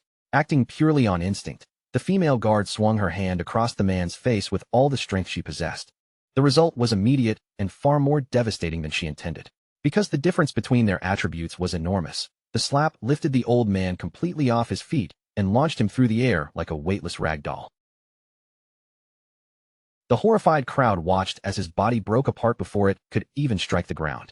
He dissolved into a cluster of glowing golden lifespan orbs, making it clear that the female guard had accidentally killed him. Every elderly player nearby fell silent, stunned and terrified by what they had witnessed. That silence lasted only an instant before the crowd erupted into complete hysteria. People began screaming that the government was murdering elderly citizens. With her face burning from embarrassment and panic, the female guard tried to explain that the man had groped her, but her words disappeared beneath the mob's deafening calls to fight back. Seeing the crowd turn openly violent, the male guard immediately deployed a protective barrier around himself and his partner. He muttered that these people had completely lost their minds, but chose to let them tire themselves out, confident that their weak attacks had no chance of breaking through his shield. The humiliation only grew worse when a glob of spit suddenly flew through the barrier's opening and struck the stunned female guard directly across the face. The one responsible was the same ungrateful old man they had rescued earlier. He stood outside the barrier laughing wildly, clearly delighted by his own shameless act of disrespect. Encouraged by his behavior, the rest of the mob began throwing anything they could find. Shoes, stones, women's underwear, and even clumps of feces hammered against the glowing golden shield while the two guards remained trapped together inside it. Then, without warning, an overwhelmingly terrifying presence descended over the entire area. The shouting crowd faltered as a crushing sense of danger spread across the town gate. Shadow materialized behind the rioters atop the enormous skeletal dragon Osiris. As the dragon's vast frame rose over the crowd, every voice abruptly died away, and a heavy, unnatural silence settled across the entrance. Shadow stared down from Osiris's skull while the dragon lowered its glowing gaze toward the people below.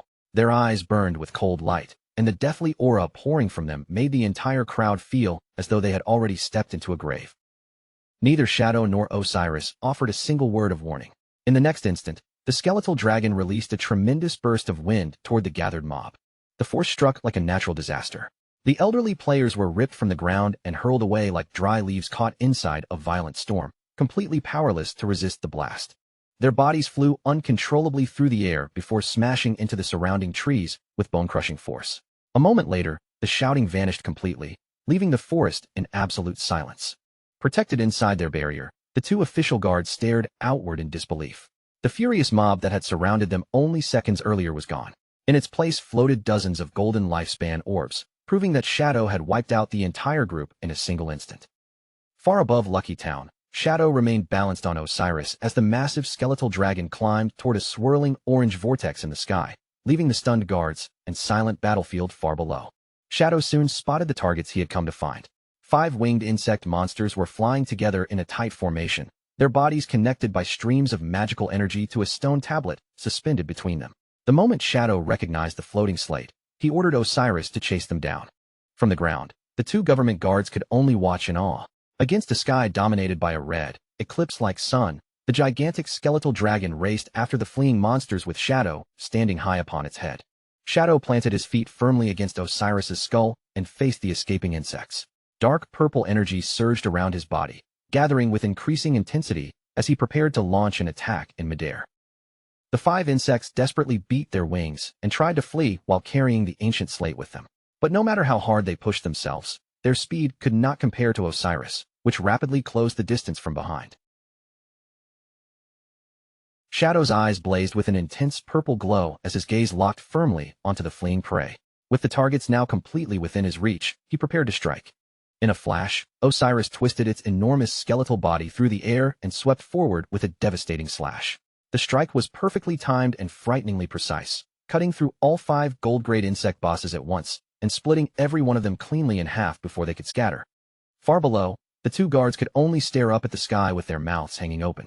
The bosses that had troubled them for days had been eliminated in a single instant, leaving both of them speechless at how effortlessly Shadow had ended the battle. Back on the ground, however, the situation with the elderly mob had taken an absurd turn. The players Shadow had just wiped out with Osiris's wind had already respawned and marched straight back to the scene. Furious and completely unashamed, they began screaming at the guards for attacking old people and once again painted themselves as helpless victims.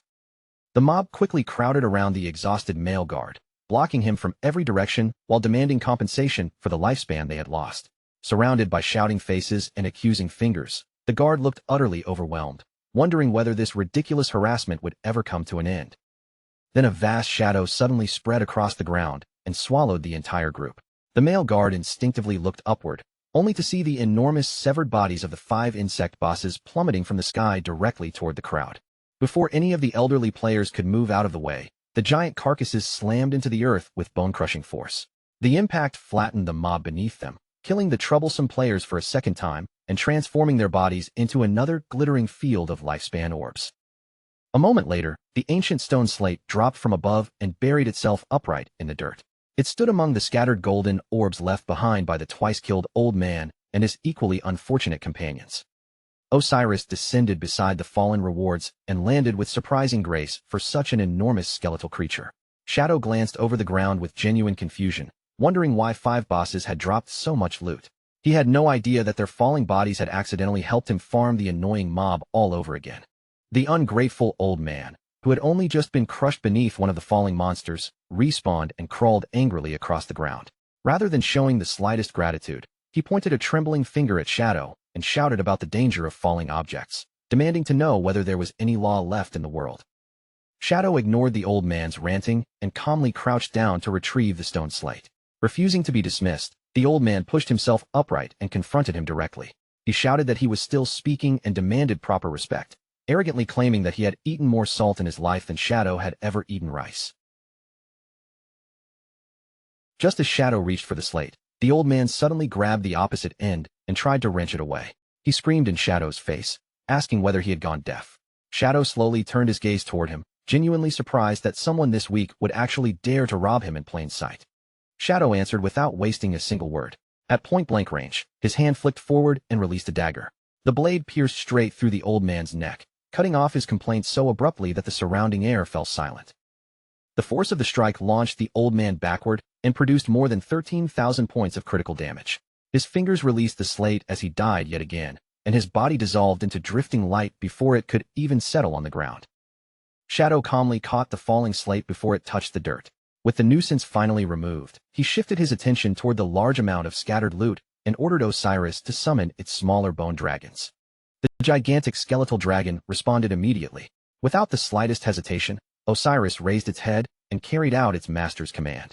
A swarm of small black skeletal dragons soon descended from the sky, their bony wings beating rapidly as they spread across the area. They swooped toward the ground and began collecting the countless lifespan orbs dropped by the mob that had already been killed twice. The female guard and her partner watched the summoned creatures fill the sky above them. Both looked completely confused, unable to understand why Shadow had suddenly called forth so many small dragons or what he intended to do with them. Meanwhile, back at the town gate, the ungrateful old man had respawned for a third time. Standing before the guards and the returning mob, he thrust out an accusing finger and announced that he had finally uncovered the truth. According to him, the officials were secretly working with Shadow to murder innocent players and steal their belongings. The female guard stared at him as though she could not believe what she was hearing.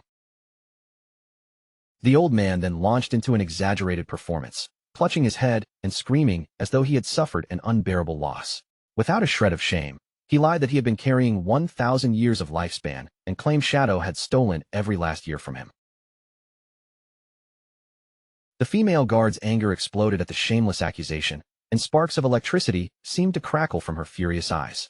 She shouted back, demanding to know who he thought he was fooling. The old man stubbornly insisted that his son had given him the lifespan, then accused her of defending Shadow only because she wanted a share of the stolen reward.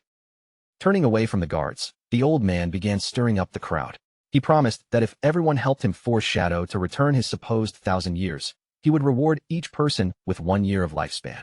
Once again pretending to be a helpless victim, he shouted that they could not allow government officials and Shadow to bully innocent elderly people. The promise of easy lifespan immediately overwhelmed the crowd's judgment. Blinded by greed, the surrounding players agreed to support him and began shouting in unison, demanding that Shadow return the stolen lifespan and give them back what they claimed was rightfully theirs. The male guard clenched his teeth so tightly that his jaw ached. He desperately wanted to arrest the troublemakers, but they were clever enough to remain inside the town's protected safe zone, where neither he nor the other guards were permitted to attack them. Led by the shameless old man, the elderly players raised their fists above their heads and shouted with growing excitement.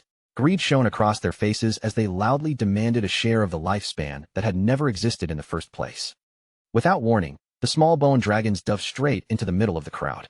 Their sharp claws closed around the elderly players and lifted them from the ground before anyone had time to understand what was happening. The entire mob was hoisted helplessly into the air, their arms and legs dangling beneath the dragons. The old man looked upward in terror, struggling wildly as he demanded to know where these monsters had suddenly come from. The bone dragons continued climbing until they were high above Lucky Town. Carrying the screaming players over the outer wall, they transported the entire mob beyond the protection of the safe zone. The old man thrashed in their claws and frantically shouted for help, repeatedly demanding that they let him go. The skeletal dragons obeyed his words with perfect literalness. All at once, their claws opened, releasing the elderly players and sending the entire group plummeting toward the ground outside the town. As the earth rushed toward him, the old man's face twisted in panic. He screamed that he had not meant for the dragons to release him at that exact moment. But by then, there was nothing beneath him except empty air. Shadow walked calmly through the town gate, while bodies crashed into the ground behind him one after another. The female guard watched him with reddened cheeks as he casually explained that the safe zone only prevented players from directly harming one another. It did not stop the laws of physics, which meant gravity remained perfectly capable of killing them. With a cold and level gaze, Shadow informed the two guards that his bone dragons would remain stationed around Lucky Town. Whenever unruly players caused trouble, the dragons would simply carry them outside the safe zone. Whether the guards chose to arrest and imprison those people or allow them to fall was entirely up to them. He then confirmed that the 5 bosses in the sky had been eliminated and turned to leave. The male guard suddenly called after him, pointing toward the large amount of loot still scattered across the ground. As Shadow's body began dissolving into teleportation light, he simply told the guards to keep everything as a gift. A moment later, he vanished, leaving both officials staring after him in stunned silence. The male guard gazed down at the ground, now covered with glowing lifespan orbs, and could barely contain his amazement. To him, Shadow's willingness to leave behind such a valuable treasure proved just how generous and extraordinary the mysterious expert truly was. He turned excitedly toward his partner and called her by her nickname, Electric Fox.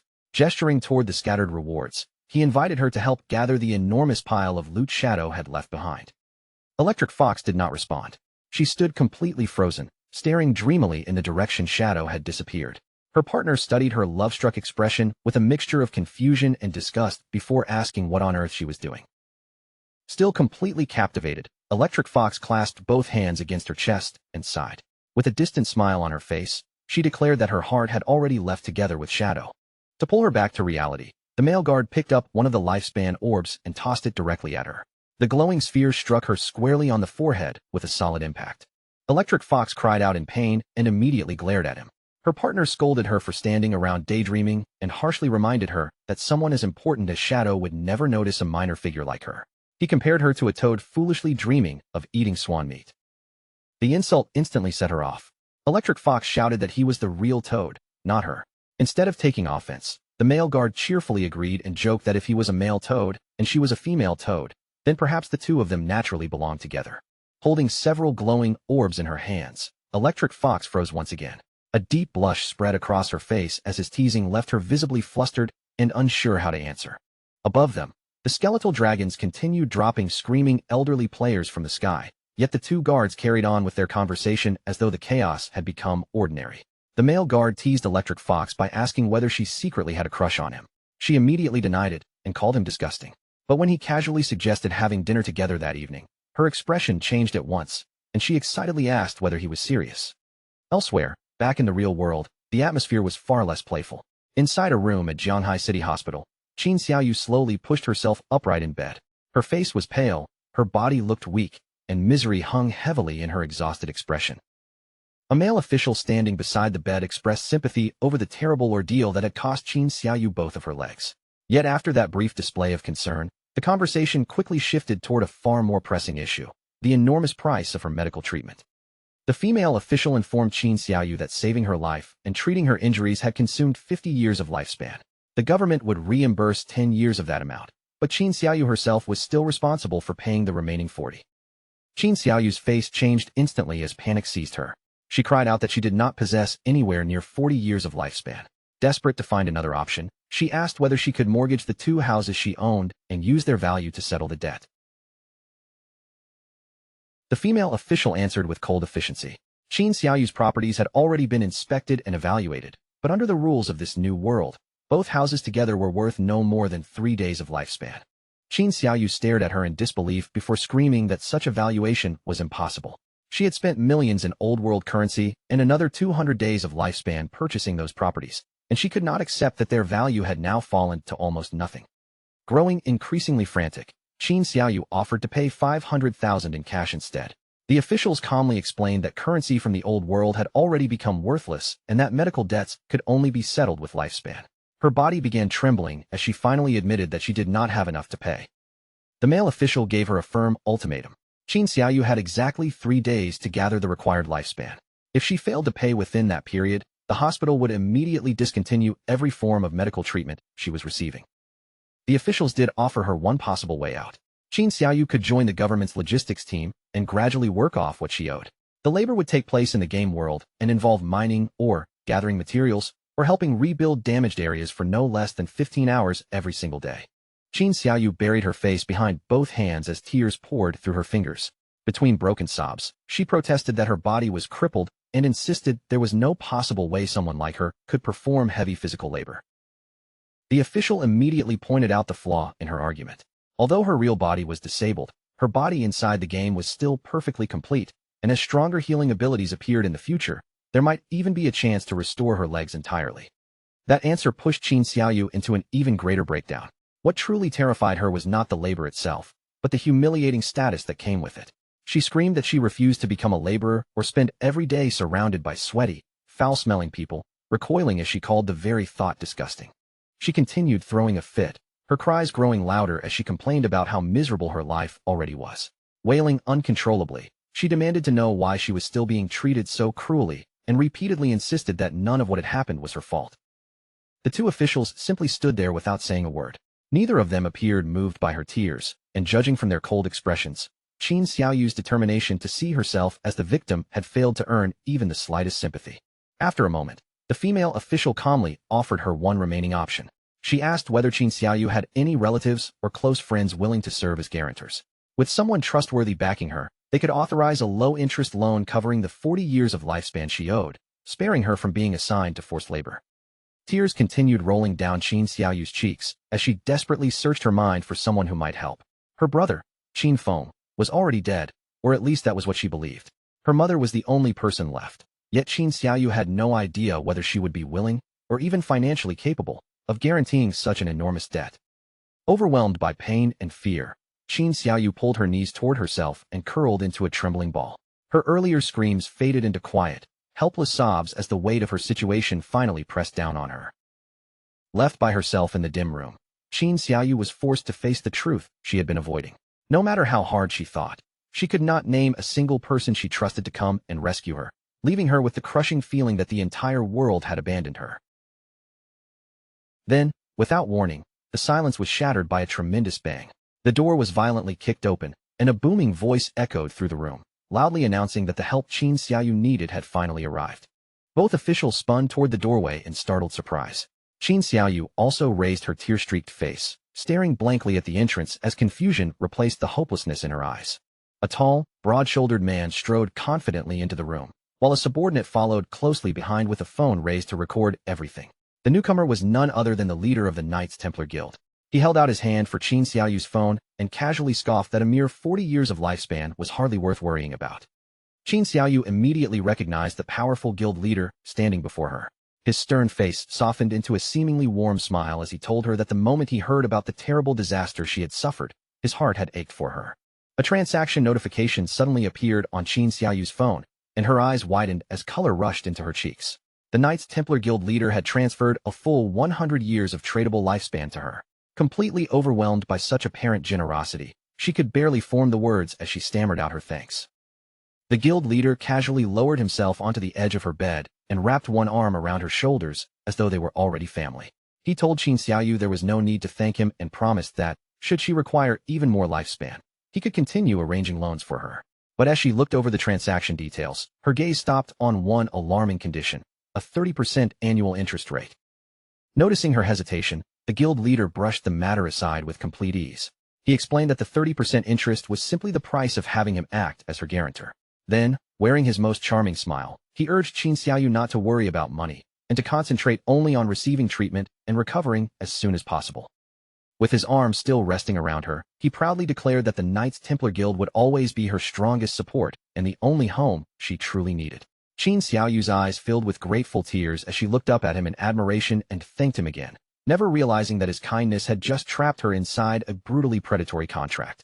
When the Knights Templar Guild leader finally rose to leave, his subordinate kept the phone trained on him, carefully recording every gesture. The guild leader turned back with a friendly wave, telling Qin Xiaoyu to rest properly, because he still had important business waiting for him elsewhere. Before stepping through the doorway, he delivered one final, carefully chosen line. In a warm and reassuring voice, he promised Qin Xiaoyu that no matter when she wished to return, the doors of the Knights Templar Guild would always be open and waiting for her. Once the room fell quiet again, Qin Xiaoyu remained on the bed with tears streaming down her face. Yet the hopelessness from moments earlier had vanished. Her cheeks flushed with emotion, she tightened one hand into a determined fist and vowed that she would work harder than ever, completely convinced by the guild leader's carefully performed act of kindness. The instant he stepped outside the room, however, the guild leader's gentle expression disappeared. His subordinates gathered around and showed him the footage they had recorded. After reviewing it, he nodded in satisfaction and ordered them to edit the video properly before releasing it to the public. As the group moved through the hospital corridor, the guild leader gave precise instructions on how the story should be presented. The finished video had to dwell on Qin Xiaoyu's misery, making her situation appear as tragic as possible, while emphasizing that when everyone else refused to help her, the Knights Templar Guild alone had stepped forward. A sinister smile slowly spread across the guild leader's face as his real intentions finally surfaced. Qin Xiaoyu had already caused the guild a significant loss, so he planned to turn her suffering into a powerful advertisement for attracting new members.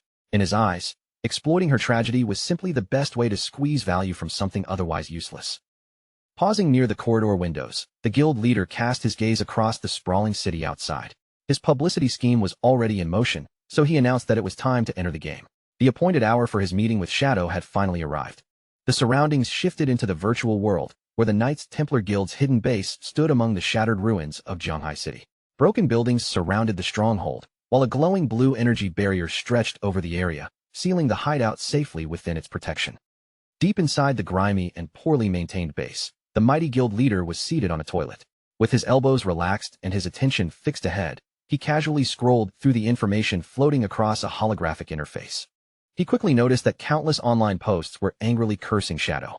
Amused, he laughed and remarked that Shadow had clearly managed to offend an incredible number of people. Yet jealousy soon crept into his expression, and he muttered that had Shadow not been 10 times stronger than him, he would have wanted to kill the man as well. At that exact moment, black mist suddenly gathered inside the room, and Shadow's figure materialized from its depths. The guild leader's arrogance vanished instantly.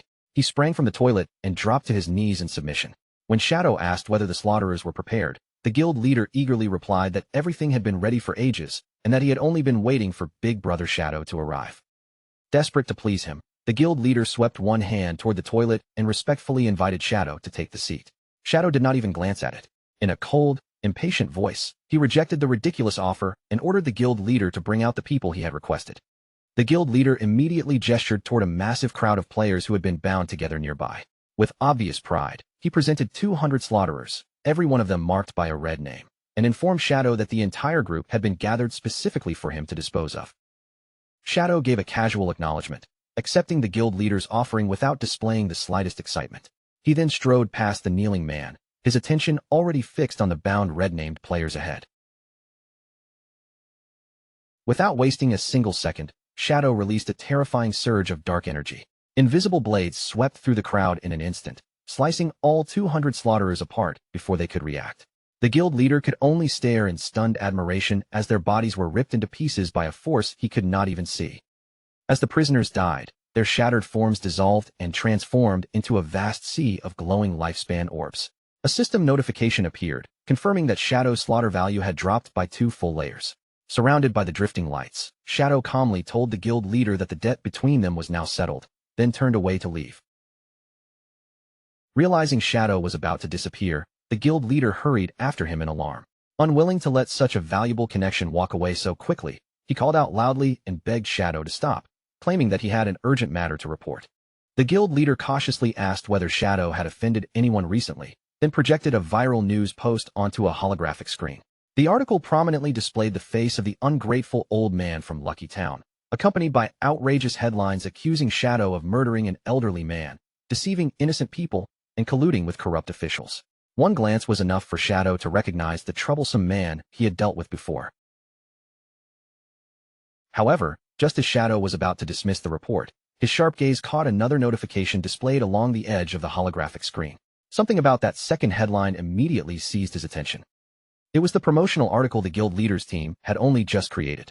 Its dramatic headline announced that a pitiful young woman had been brutally mutilated and lost both legs, only for the Knights Templar Guild to offer her generous aid. Beside the headline was a photograph of Qin Xiaoyu crying, and the moment Shadow saw her face, he froze in genuine shock. Shadow blurted out Qin Xiaoyu's name as recognition struck him. The wounded victim whom Ghost Spirit had rescued from the serial killer Rintu was actually his own sister, Qin Xiaoyu. A quiet chuckle escaped him as he reflected on just how small the world could be and how absurdly incredible this coincidence truly was.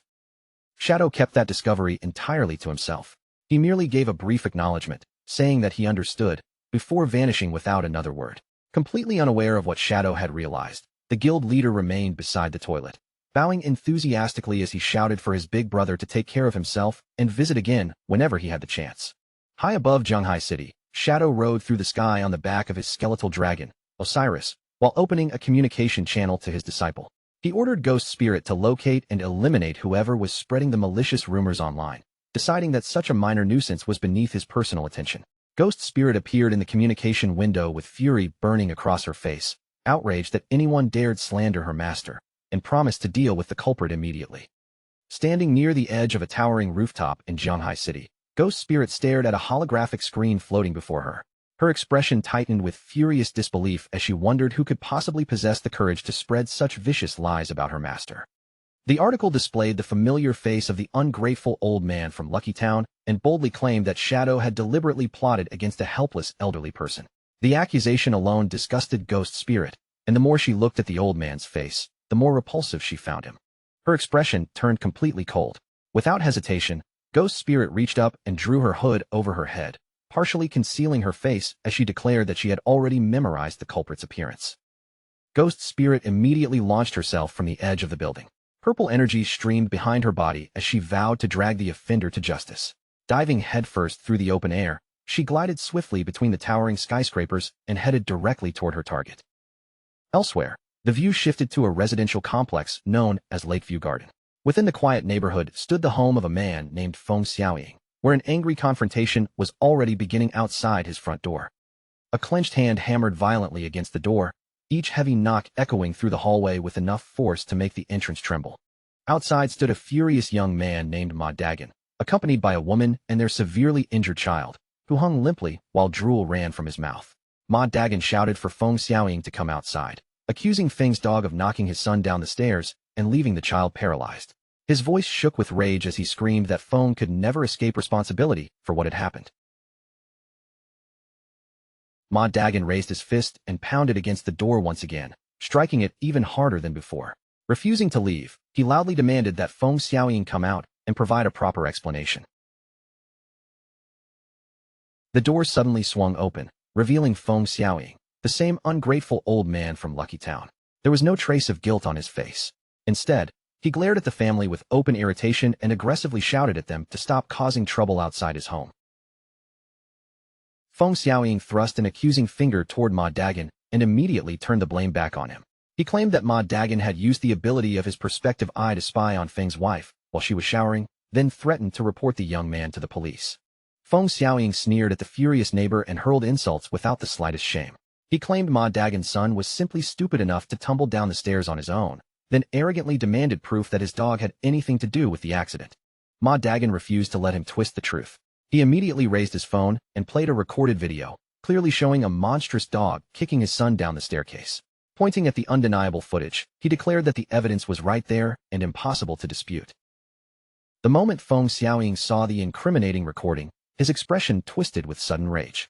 Without warning, he lashed out with a violent kick, knocking the phone straight out of Ma Dagon's hand before anyone could react. After destroying the phone and eliminating the evidence himself, Feng Xiaoying acted as though nothing had happened. With shameless confidence, he spread his hands and demanded to know where this so-called proof was, openly mocking Ma Dagon now that the recording was gone. Ma Dagon's patience finally snapped. Fury burned across his face as he activated his eagle eye skill, and his sharpened gaze instantly locked onto Feng Xiaoying as though fixing a target in place. Keeping his glowing eyes trained on the old man, Ma Dagon issued a dangerous warning. He declared that he could release poisonous fog at any moment, and if Feng Xiaoying continued behaving so unreasonably, he would hunt him down no matter where he tried to hide. Feng Xiaoying did not appear frightened in the slightest. Instead, he looked Ma Dagon up and down with open contempt, then mocked his threat as though the younger man were nothing more than a ridiculous clown. Provoked beyond restraint, Ma Dagon dared Feng Xiaoying to keep laughing. His eyes began glowing a brilliant blue as energy gathered within them, and he prepared to unleash his skill directly at the arrogant old man. A system outline immediately appeared around Feng Xiaoying, confirming that Ma Dagon had successfully selected him as the target. Yet while the old man continued shouting accusations, another unexpected notification suddenly flashed before Ma Dagon's eyes. No matter how hard Ma Dagon tried, the skill would not activate. The energy remained trapped inside him, and the system made it clear that he was completely unable to release any ability at all. Ma Dagon stood rooted to the spot, his glowing eyes widening in confusion. He could not understand why the skill he had already prepared suddenly refused to respond. Seeing his bewilderment, Feng Xiaoying let out a low, sinister giggle. The frightened old man from moments earlier seemed to vanish as his posture straightened and his entire demeanor took on a far more menacing edge. An orange glow suddenly lit up Feng Xiaoying's eyes as he burst into crazed laughter. He taunted the terrified Ma Dagon over his useless skill, sneering as he asked whether the fool had truly believed that stupidity alone could make him fearless. Panic finally broke across Ma Dagon's face. He turned toward his wife and shouted that something was wrong, desperately telling her that none of his skills could be activated. Feng Xiaoying's mocking grin widened as the shadow of a massive figure appeared in the doorway behind him. At last, the old man revealed the truth. His son possessed the hidden class known as Magic Forbidden Warlock, and he had already established a magic forbidden barrier that prevented everyone inside from using skills. The figure stepped forward into the light, revealing a towering, heavily muscled man with a small poodle peeking out from inside his shirt. Feng Xiaoying instantly changed his tone and began playing the victim, crying that Ma Dagon had sexually harassed and terrorized him. The son's expression turned cold, and in the next instant, his huge body moved with shocking speed. Before Ma Dagon could even raise his hands, the muscular son seized him by the throat. Holding him firmly in place, he drove a brutal kick straight into Ma Dagon's stomach with overwhelming force. The impact launched Ma Dagon across the hallway like a broken doll. He slammed violently into the opposite wall, and blood immediately sprayed from his mouth as his body crumpled from the devastating blow. His wife screamed in horror and rushed to his side, desperately trying to cast healing magic over his injured body. But the moment the spell formed, its light flickered weakly and vanished, completely suppressed by the magic forbidden barrier. Before she could try anything else, Feng Xiaoying's son reached down and grabbed her. With effortless strength, he lifted the frightened woman entirely off the floor. Holding her suspended in the air, the muscular man coldly stated that he did not hit women. He ordered her to pick up her husband and disappear, then warned that neither of them should ever dare show their faces before him again. Tears streamed down the woman's cheeks as she struggled in his grip. Through desperate sobs, she insisted that Feng Xiaoying's family was responsible for everything and begged them to accept responsibility for what had happened to her child. The son stared at her without saying a word. His face remained unreadable for several tense seconds before his fingers finally loosened and he released his hold. However, there was no mercy in his eyes. Looking down at the woman with utter contempt, he slowly drew one fist backward and coldly declared that they lived in an age where the strong survived by preying upon the weak. The woman's face went pale with terror as the enormous fist shot toward her. She screamed helplessly, unable to dodge the blow rushing straight at her head. At the final instant, glowing ribbons of purple energy materialized around her waist. They yanked her away with incredible speed, pulling her safely out of the attack's path, just as the son's fist smashed into the wall beside where her head had been. Fragments scattered from the damaged wall as the muscular son pulled back his fist. Confusion crossed his face, and he immediately looked upward, searching for whoever had interfered with his attack. Ghost Spirit now stood between the woman and the threatening father and son, shielding the injured family behind her. When the shaken wife asked who she was, Ghost Spirit answered in an icy voice that they were not qualified to know her identity, though she already knew exactly who they were. A terrifying purple light ignited within Ghost Spirit's eyes as she fixed Feng Xiaoying and his son with a murderous glare. She declared that she knew they were the ones spreading malicious rumors to smear Shadow's name, and she had come to make them pay for it. The muscular son stared at her in shock and asked whether she was Shadow. Before Ghost Spirit could answer, Feng Xiaoying shouted from behind him not to be frightened, pointing out that Shadow was clearly a man and could never be someone with such a small, petite figure. His father's words restored the son's confidence, and a smug smile returned to his face. He boasted that even if the real Shadow appeared, it would make no difference. He was already level 16 and had invested every stat point into strength and constitution, making him invincible inside the magic forbidden barrier, where victory depended entirely on physical combat. Ghost Spirit did not retreat even half a step. Purple energy curled around her body as she looked at the arrogant giant with open pity. Calling him an idiot, she calmly declared that she would personally teach him just how stupid he truly was. With the entire hallway trapped inside the skill-suppressing field, the confrontation erupted into battle. Neither side could rely on ordinary abilities, leaving only speed, strength, and close-range combat to decide the outcome. Feng Xiaoying's son planted his feet firmly on the floor, his massive frame filling the narrow hallway. Completely confident in the barrier surrounding them, he loudly proclaimed that no one could defeat him within his magic-forbidden domain. Ghost Spirit answered his arrogance with a sharp glare. Her lips curled with disdain as she mocked him for being nothing more than a frog trapped at the bottom of a well, mistaking his tiny world for the whole sky. Before the large man could respond, Ghost Spirit vanished from where she stood. She crossed the distance at blinding speed, catching him off guard with an attack far faster than he had expected. Her leg whipped through the air in a swift kick aimed at his body.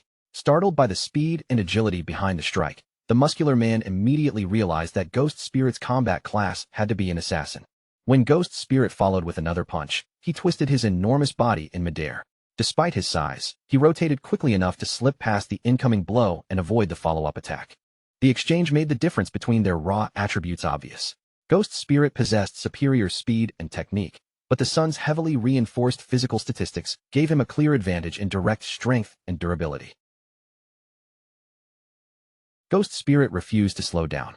She pressed forward with a relentless barrage, sending punch after punch and kick after kick toward the larger man from every opening she could find. She sub-changed direction and attacked from another angle, hoping to break through his defense. But the muscular son had already read her movement. and with almost no effort, he caught her fist in his palm and stopped her attack dead. Keeping her hand trapped in his enormous grip, Feng Xiaoying's son laughed at the difference between them. He admitted that she was fast, but mocked her complete lack of power, reminding her that without skills, her physical strikes felt like nothing more than harmless tickles. Ghost's spirit twisted and struggled to free herself, but his grip would not loosen. The giant suddenly drove a crushing uppercut into her, launching her body violently through the air. Ghost's spirit crashed hard against the ground as Feng Xiaoying cheered excitedly for his son from the side. The muscular man flexed with pride, taunting her over the enormous difference in their strength and warning her not to die before he was finished. Thrown against the wall and battered by the impact, Ghost's spirit lay motionless for a moment. Seeing that she could no longer move, the son guessed that she must be one of Shadow's subordinates and decided she would be useful for interrogation. The towering man stormed over and seized Ghost's spirit by the collar, rage twisting his face. He shouted that Shadow had killed his mother inside the game again and again, and that he was determined to kill him in return. Giving Ghost's spirit only 10 seconds to reveal everything she knew about Shadow, he violently dragged her closer. With one arm, he lifted Ghost's spirit completely off the ground and held her in front of his face. His voice dropped into a threatening growl as he warned that if she refused to speak, he would tear one of her hands from her body. Yet Ghost's spirit showed no trace of fear. Hanging from his grip, she slowly raised her eyes toward him, wearing a mocking smile as she calmly called him an idiot once again. The insult left the muscular man briefly confused, and his expression stiffened as he wondered why she was still so confident. Ghost's spirit then quietly told him to stop staring at her and take a good look at his own body. The moment he lowered his gaze, eerie green flames suddenly erupted across his body. Ghostly fire spread over him without warning, wrapping his enormous frame in a blazing supernatural glow. Han Bingxiong's massive body suddenly gave way beneath him. He crashed to the floor in a fit of violent coughing, and only then did the horrifying truth sink in. He had already been poisoned without even realizing it. Ghost's spirit remained perfectly calm as she watched him collapse, one hand glowing with an eerie green light.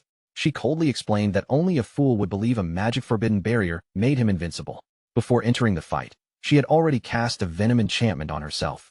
The barrier could prevent her from activating new abilities, but it could not erase an enchantment applied beforehand, meaning every punch she landed had quietly added another layer of poison to his body.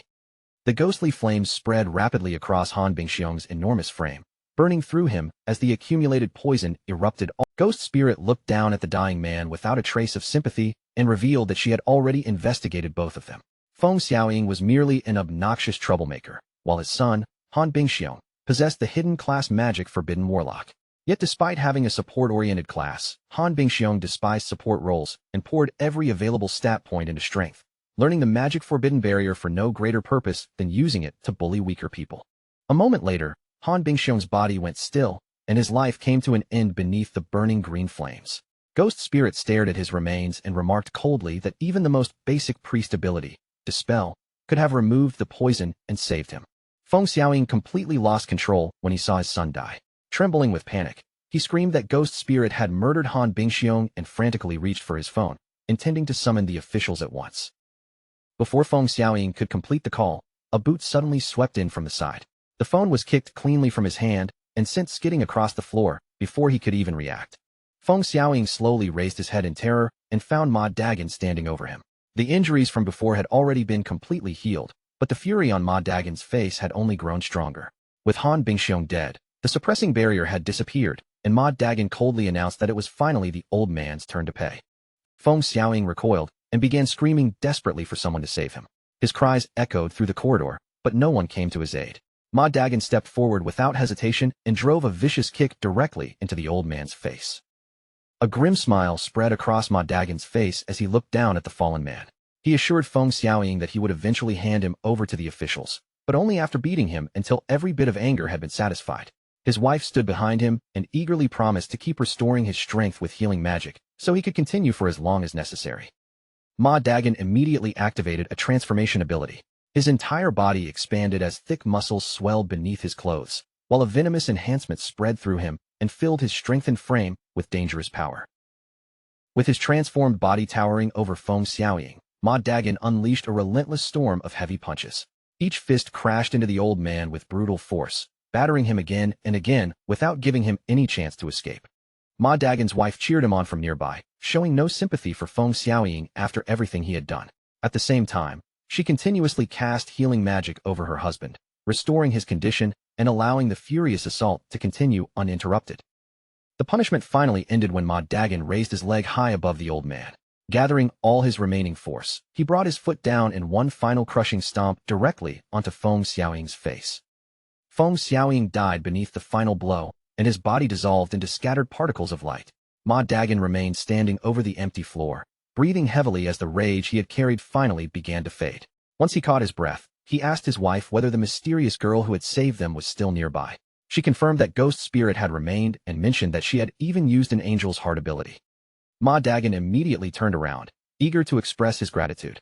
He declared that without Ghost Spirit's intervention, his entire family would have been finished, and he wanted to thank her properly before suggesting that they contact the officials about everything that had happened. However, when the couple searched the corridor, their mysterious savior was nowhere to be seen.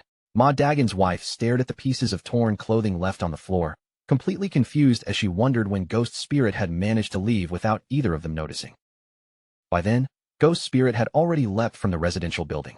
Her slender figure dropped rapidly through the open air, leaving the chaos inside far behind her. As she descended beside the building, Ghost Spirit opened a communication window and reported to Shadow that the mission had been completed. Shadow praised how quickly she had handled the matter, and the simple compliment immediately brought a delighted smile to her face. 300 kilometers from Magic City, four cloaked figures trudged across a barren wasteland under Chu Kunshin's guidance. As they pushed deeper into the desolate region, one of the subordinates glanced around uneasily and asked Chu Kunshin whether he might have led them to the wrong location. Poisonous gas drifted constantly across the scorched landscape, mixing with thick volcanic fumes that burned through the air. Their health continued falling with every passing moment, making the worried subordinate question how any living creature could possibly survive in such a deadly environment. Theodore remained completely confident despite the danger surrounding them. Chu Kunshin focused on his ability to perceive the ley lines beneath the ground and assured the group that the treasure they sought was real and hidden inside a cave somewhere very close to their current position. It did not take long for them to discover an enormous cave mouth carved into the wasteland. Waves of ominous crimson energy poured continuously from the dark entrance, staining the surrounding air with a threatening red glow. Before allowing anyone to enter, Theodore turned toward Zuma, the group's soul walker. He ordered Zuma to transform all four of them into an invincible spirit state the instant any danger appeared. Zuma listened carefully and confirmed that he fully understood the instruction. The four cloaked figures stepped directly into the swirling red vortex and cautiously made their way through the treacherous terrain beyond it. After traveling deeper into the cave, they finally reached the edge of a towering cliff that overlooked a vast sea of glowing red liquid below. Chu Kunshin's eyes suddenly widened as he noticed something in the distance. He thrust out one hand and shouted excitedly for the others to look toward the center of the Crimson Sea. Theodore followed Chu Kunshin's finger and immediately burst into laughter. Rising from the middle of the red pool was an enormous plant engulfed in fiery light, and the moment he saw it, Theodore knew they had finally found what they came for. Chu Kunshin identified the gigantic plant as the Hellflower of Nightmares. Staring at the monstrous flower with complete certainty, he declared that once they used this terrifying object, Shadow's death would become unavoidable. The group had entered the deep Purgatory volcano, a nightmarish forbidden zone where the environment itself could kill ordinary players.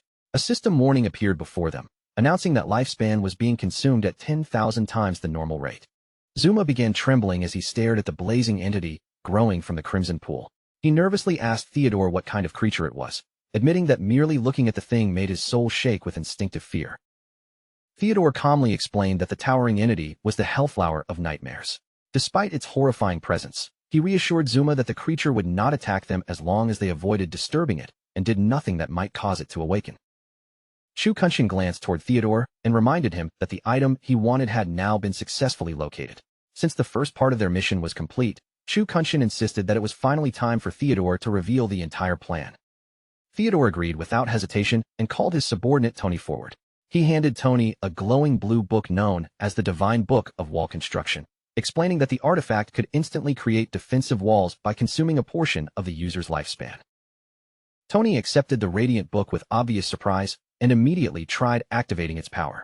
The moment he did, energy surged outward, and a massive stone wall materialized from empty air directly before the group. Tony examined the newly created structure through the system interface. After checking its properties, he reported that constructing the wall had consumed 10 days of lifespan, yet the barrier possessed only 100,000 points of durability. Sweat formed across Tony's forehead as concern replaced his earlier amazement. He reminded Theodore that he had personally witnessed the destructive force behind Shadow's attacks, and openly worried that a wall with such limited durability would never be enough to hold him back. Theodore answered with a stern expression, making it clear that he was already fully aware of the problem. That was precisely why Tony's most important responsibility over the next several days would be repeatedly constructing walls and increasing the divine book's proficiency as quickly as possible. Theodore then pointed toward the Hellflower of Nightmares rising from the red lake below. In a commanding tone, he ordered Tony to train the artifact until the walls it produced possessed at least 10 million points of durability. With the preparations explained, Theodore finally revealed the core of his trap. He intended to lure both the Chinese officials and Shadow into the cave. Once every target had entered, Tony would immediately summon the strengthened wall and completely seal the cave's only exit. Theodore further explained that he and Zuma would enter the cave alongside the targets. By appearing willing to place themselves in the same danger, they could prevent Shadow and the Chinese officials from becoming suspicious or raising their guard too early. He then laid out their method of escape. The moment Theodore gave the signal to awaken the boss, Zuma was to activate his Soul Walker ability without delay. That power would allow their group to enter a spiritual state, pass directly through the sealed wall, and flee safely while Shadow and the officials remained trapped inside. Zuma's nervousness faded as the plan became clear. Filled with renewed confidence, he declared that once the terrifying boss awakened, they could simply leave the remaining work in its hands. Chunshin was not entirely convinced. He pointed out that even if the boss managed to kill every target inside the cave, players normally revived after death. Theodore responded by explaining that the Hellflower of Nightmares possessed a far more terrifying ability than ordinary monsters. The moment combat began, the entire cave would be enveloped by a powerful nightmare field. Once that domain covered the area, every player trapped inside would become subject to its deadly influence. Within the nightmare field, the victims would continuously accumulate energy on a nightmare gauge. Once that gauge became full, they would enter a special state that allowed the Hellflower to drain every remaining year of their tradable lifespan. Combined with the deep purgatory volcano's 10,000 times lifespan consumption, Theodore predicted that the trapped players would suffer true and permanent death. Theodore's expression darkened as he emphasized the scale of what they were preparing to do. If they successfully eliminated Magic City's strongest elite team, especially Shadow, the resulting loss would be nothing short of catastrophic for Great Xia. He spread both arms as though victory were already within reach and promised the others that success would transform them into national heroes in Country M. Once they returned home, they would be rewarded with enough wealth and status to spend the rest of their lives surrounded by luxury. Tony, Zuma, and even Chu Kunshin began smiling as greed filled their eyes. The thought of the rewards waiting in Country M pushed aside their remaining fear, and each of them started imagining the luxurious future Theodore had promised. However, Zuma suddenly noticed a flaw in their preparations. He asked how they were supposed to awaken the boss from a safe distance when none of them possessed a long-range attack. Tony immediately mocked him for asking such a foolish question, then bent down and picked up an ordinary rock from the cave floor. Holding the stone in one hand, Tony explained that the game allowed almost anything to be used as a weapon. They did not need a specialized ranged ability at all. When the time came, someone simply had to throw the rock. Acting on pure impulse, Tony immediately hurled the rock toward the Hellflower of Nightmares. The stone struck the enormous fiery plant dead on, and in that single reckless moment, the sleeping monster was driven into a furious rage. A tremendous wave of power exploded from the Crimson Pool, shaking the entire cave around them. Blazing energy surged in every direction as the terrifying boss slowly began awakening from its slumber. Theodore's face instantly turned pale with panic. He screamed that Tony was a complete idiot, then whipped around and frantically ordered Zuma to activate his Soul Walker ability before the awakening monster could attack them. The boss's horrifying aura poured through the cave like a tidal wave, filling every passage with suffocating pressure. Zuma hurriedly transformed the entire group into spirits, and the four men fled through the tunnel in desperation, racing to escape the monster they had foolishly awakened ahead of schedule. After finally making it back outside the cave, the group returned to their physical forms and struggled to recover. They stood in the wasteland catching their breath, still shaken by how narrowly they had escaped death. Theodore's fear quickly turned into uncontrollable fury. Enraged by the incompetence that had nearly killed all of them, he violently kicked Tony to the ground and screamed that only an absolute fool would awaken the boss before their trap was ready. Tony lay on the ground weeping while Theodore towered over him with a murderous glare. Theodore ordered him to remain there and practice creating walls until he had mastered the divine book completely. He warned that failure would bring the wrath of Count Bold, a powerful figure from Country M who could erase Tony without effort. Terrified by the threat, Tony immediately agreed to obey. Far away from the volcanic wasteland, the surroundings shifted to the corroded forest on the outskirts of Magic City's ruined territory. Twisted trees and decaying vegetation covered the dangerous woodland in every direction. A swift white creature suddenly shot between the trees and lunged at one of the monsters ahead. Its jaws clamped down hard on the tree-like enemy, tearing into it before the creature had time to defend itself. Lin Xingyu stood nearby with the rest of her squad, watching the white creature tear through the surrounding tree spirits. One enemy after another was destroyed, their wooden bodies bursting apart before dissolving into clusters of brightly glowing lifespan orbs. One of Lin Xingyu's teammates stared at the creature in admiration and praised the incredible strength of her dragon, eagerly asking when she had obtained such a valuable treasure. Lin Xingyu laughed and casually claimed she had simply gotten lucky while opening a treasure chest the previous day. The teammate marveled that it might be the first dragon mount in the entire game, adding that its 100% movement speed bonus would have been worth an unbelievable fortune in older games. Before Lin Xingyu could enjoy the praise any longer, her expression abruptly changed. Her eyes sharpened as she sensed an unusual disturbance moving through the forest around them. Green poisonous mist began curling between the trees and circling the party from every side. Lin Xingyu immediately shouted for everyone to stay alert, warning them that additional monsters were hiding nearby and preparing to strike. The ground suddenly trembled beneath their feet as enormous wooden spikes and tangled vines erupted from the soil, surrounding the entire squad. Thick green tendrils whipped through the air with terrifying force, blasting the players and Lin Xingyu's white mount backward amid a chaotic explosion of dirt and shattered wood. From beneath the ruined forest floor, a gigantic tree monster slowly rose into view. Its enormous body towered over the party, radiating a terrifying presence that made the surrounding trees appear tiny by comparison. The system immediately identified the creature as Azura, the corroded ancestor. It was a level 25 emerald-grade boss, far more dangerous than the ordinary tree spirits the squad had been fighting moments earlier. The squad was quickly pinned down beneath the boss's relentless pressure. One of the male teammates lay sprawled on the ground, staring at the monster's information in despair. Azura possessed 1 million health points, while his own damage reached only around 1,000 per second. Realizing how hopeless the difference was, he frantically asked what they were supposed to do. Lin Xingyu hurriedly opened her interface, searching for any possible way out. After seeing the overwhelming gap between them and the boss, she shouted that they had only one solution left. They needed to invite Big Brother Shadow and have him come rescue them. Without wasting another second, Lin Xingyu sent Shadow an urgent message. She reported that an enormous emerald-grade boss had appeared, then invited him into the party so he could track their exact location. Standing among the ruins of Magic City, Shadow calmly accepted the request and confirmed that he understood. Shadow checked the party's coordinates on his interface and immediately sent a reply. He informed them that he was currently more than 10 kilometers away, but assured the desperate squad that he would come to their location at once. Back inside the corroded forest, Lin Xingyu examined the distance on her map, and her heart immediately sank. She shouted that Shadow was on his way, but estimated that traveling more than 10 kilometers would take him nearly half an hour. Her teammates cried out in panic, warning that the poison was draining their health too quickly and their healing abilities could no longer keep up. Realizing the squad would never survive that long, Lin Xingyu cursed under her breath and ordered everyone to retreat immediately. Yet the instant the command left her mouth, Osiris descended from the sky directly above the gigantic tree boss. Standing atop the skeletal dragon, Shadow calmly announced that he had arrived, leaving Lin Xingyu staring upward in complete confusion. A tremendous gust created by Osiris's arrival swept across the entire forest. A system notification informed the squad that the powerful wind had dispersed the poisonous gas and removed all of their negative status effects. Lin Xingyu and her teammates stood frozen with comically wide eyes. The male teammate stammered that their captain had predicted half an hour, yet Shadow had arrived in less than half a minute. Another player trembled in awe as he stared upward and asked whether Shadow was actually riding a flying dragon. High above them, Shadow stood steadily atop the head of the skeletal dragon Osiris. He looked down at Lin Xingyu's squad while every player below continued staring back at him in speechless disbelief. Osiris's purple eyes glowed as the skeletal dragon focused on Lin Xingyu's white mount below. After studying the smaller creature for a moment, Osiris wondered aloud whether it might be some kind of hybrid dragon. The instant Osiris's deep voice echoed through the forest, Lin Xingyu's mount began trembling violently.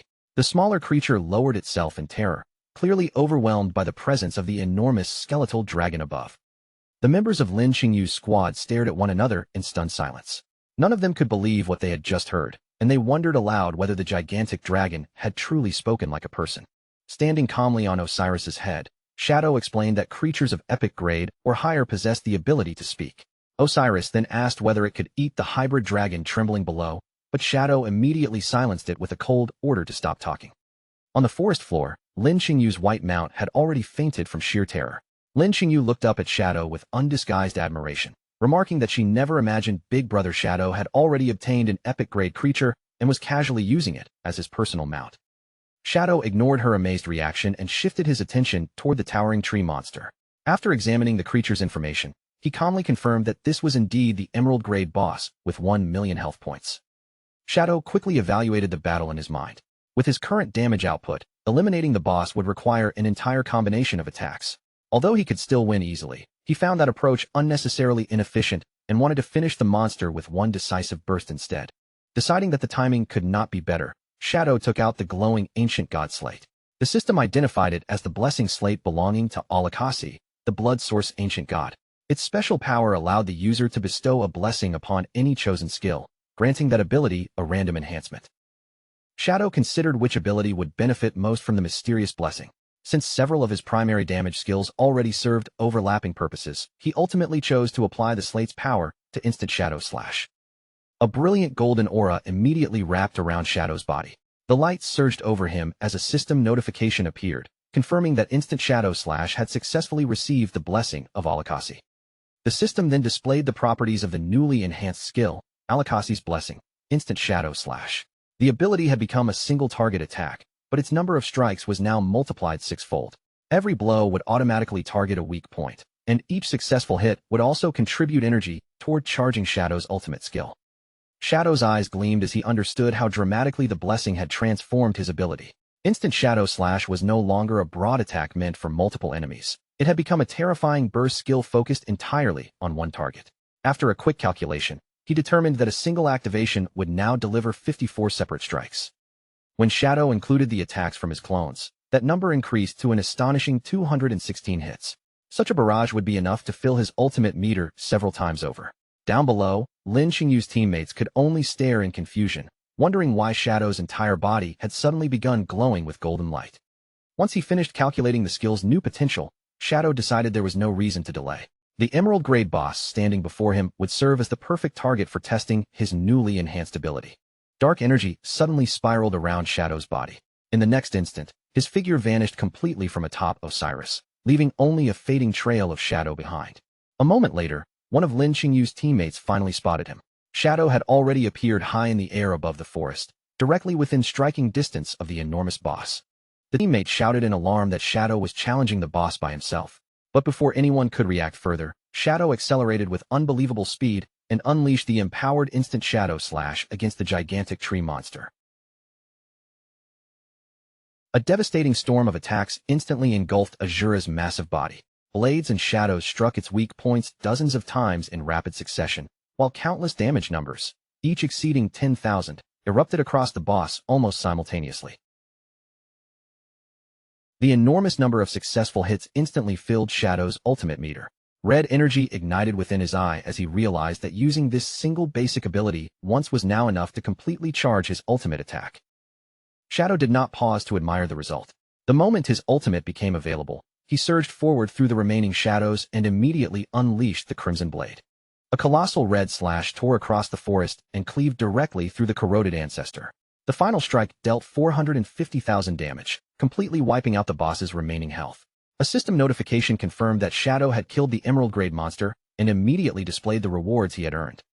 The squad watching from below was left utterly speechless.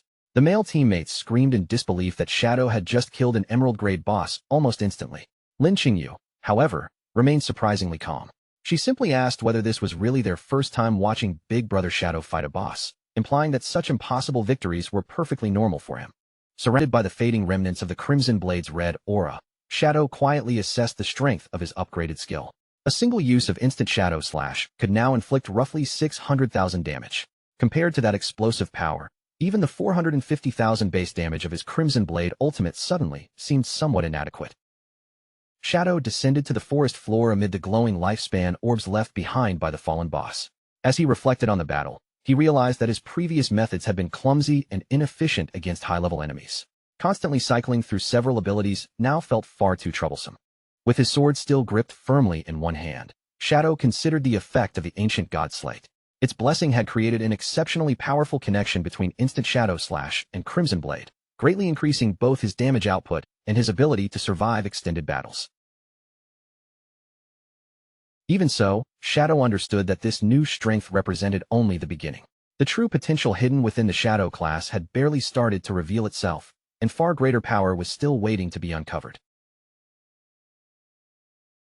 Lin Xingyu hurried over with excitement written across her face, unable to stop herself from praising how unbelievably powerful Shadow was. Shadow barely reacted to the compliment.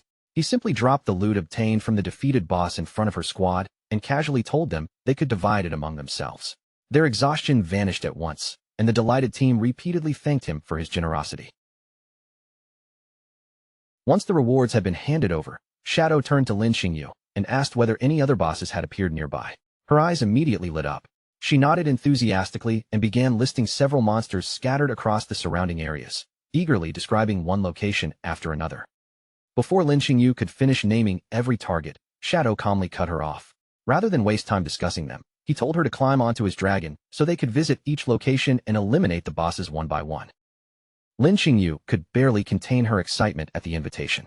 The moment she climbed aboard, Osiris spread its enormous wings and shot into the sky. Shadow remained steady atop the skeletal dragon while Lin Xingyu screamed behind him, their figures rapidly disappearing into the distance. The two male members of Lin Xingyu's squad were left standing alone beneath the trees. They stared silently at the empty sky where their captain had vanished, and after several defeated seconds, one of them finally asked the painfully obvious question: what exactly were the two of them supposed to do now? Meanwhile, in the real world, several officials were gathered around a long table inside a Magic City conference room. At the front of the chamber, a large display screen showed a clear image of Theodore for everyone present to examine. One official reported that Theodore, a representative from the country embassy, had offered them intelligence concerning the first known diamond-grade boss. Another official immediately narrowed his eyes and questioned whether someone would truly hand over information that valuable without demanding payment. The reporting official clarified that Theodore had named only one condition. In exchange for leading them to the diamond-grade boss, he wanted the authorities to arrange a flight that would return him safely to Country M. The senior official at the head of the table did not look convinced. Such an insignificant request seemed completely out of proportion to the value of the intelligence, and that imbalance made the entire offer feel suspiciously like a carefully prepared trap. His subordinate quickly offered another perspective. Theodore had not merely provided a location. He had also volunteered to enter the area and personally accompany their team to the boss. If the intelligence were truly part of an ambush, then joining the expedition himself would be almost suicidal. Even so, the lead official raised a more immediate problem. Before debating Theodore's intentions, they first had to determine whether their forces were even capable of defeating a diamond-grade boss. No player or organization had successfully killed one so far. That uncomfortable fact carried an obvious implication. Even Shadow, the legendary player whose strength had shocked the entire world, might not necessarily possess enough power to bring down a monster of that rank. After considering the problem in silence, the lead official proposed a different approach. Instead of sending their own forces alone, they could reach out to Shadow and attempt to cooperate with him. Another man at the table immediately supported the suggestion. According to their latest reports, Shadow could defeat Emerald-grade bosses single-handedly and with frightening ease. If his overwhelming power were combined with the official's strongest elite professionals, then securing the world's first diamond-grade boss kill might actually become possible. The lead official remained cautious, his expression showing little excitement. He demanded to know whether those reports had been properly verified or whether everyone was simply basing this entire plan on exaggerated rumors about Shadow's strength. In response, the subordinate raised a phone and played a clear recording of Shadow fighting. He explained that the footage had been captured by a special phone created through a divine authority book, making the evidence reliable. After seeing Shadow's power with his own eyes, the lead official was left momentarily speechless. With undeniable proof now in front of him, the lead official finally agreed that cooperation with Shadow offered their best chance. The remaining officials voiced their approval without objection, and the leader announced that someone would be dispatched immediately to establish contact with him. Elsewhere in the virtual world, a heavily armored mechanical monster staggered across the battlefield. Its massive metal body lurched forward unsteadily, already struggling to withstand the damage it had suffered. Shadow faced the mechanical enemy without the slightest concern. Dark energy gathered around him as he launched the attack that had become one of his most recognizable techniques, Instant Shadow Slash.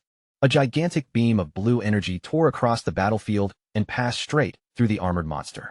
Its metal frame was split cleanly in two by the single strike, while Shadow remained standing calmly nearby, his cape fluttering in the fading wind. Once the enemy had fallen, Shadow glanced toward a nearby tree where Lin Xingyu was cautiously peeking out. He called for her to stop hiding and come collect the lifespan orbs, reminding her that they still needed to move on to the next boss location. Lin Xingyu quickly emerged from behind the tree, her cheeks flushed and her expression still filled with excitement. As she approached, she reported that the officials had discovered a diamond-grade boss and eagerly asked whether Shadow had any interest in joining the operation. The mention of a diamond-grade monster immediately caught Shadow's attention. His eyes narrowed slightly with interest, and rather than dismissing the matter, he asked Lin Xingyu to tell him everything she knew. Lin Xingyu explained that the boss had been located inside a volcano. Then she revealed its name, the Hellflower of Nightmares. The instant those words left her mouth, Shadow's expression sharpened, and the matter gained his full attention.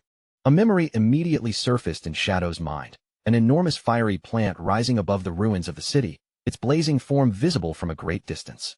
That monster had once triggered the first major disaster suffered by the officials of Great Xia.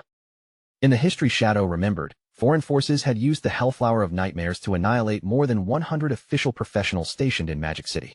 The resulting catastrophe plunged the entire region into chaos for half a year and ultimately caused the deaths of thousands of people. Shadow also remembered the man who had stood behind that disaster. The mastermind responsible for setting the tragedy into motion had been Theodore. Suspecting that Lin Xingyu's people had not discovered the boss themselves, Shadow questioned her more carefully. She admitted that a foreigner had provided the location, and the higher authorities were now preparing a massive force of 100 players to launch a crusade against it.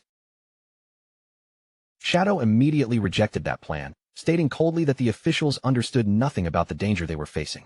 He ordered Lin Xingyu to gather 25 elite players, each at least level 18 and already finished with their first-class advancement. Lin Xingyu stared at him in shock. Players meeting such demanding conditions were already among the strongest professionals available, so she asked whether Shadow truly required that many high-level elites just to support him during the raid. Shadow confirmed that he did. Although the Hellflower of Nightmares was officially classified as a diamond-grade boss, its actual attributes were already close to those of an epic-grade monster. There were only two realistic ways to kill it. The first was to crush it with overwhelming power, and Shadow openly admitted that he did not yet possess enough strength to accomplish that alone. That left them with only the second method, confronting the monster through a properly organized strategic raid. For that approach to have any real chance of success, Shadow explained that the team needed at least 25 capable players. Lin Xingyu still could not understand his objection to the official plan. If 25 people were necessary, then surely sending 100 should make the battle safer and easier. She asked why they could not simply proceed with the much larger team already being assembled. Shadow showed no interest in explaining the hidden danger to her. He fixed Lin Xingyu with an intense stare and told her she had only two choices: follow his instructions and trust his judgment, or ignore him and proceed however she pleased. Under Shadow's cold, yet as Lin Xingyu thought back on everything Shadow had done, her uncertainty began to weaken.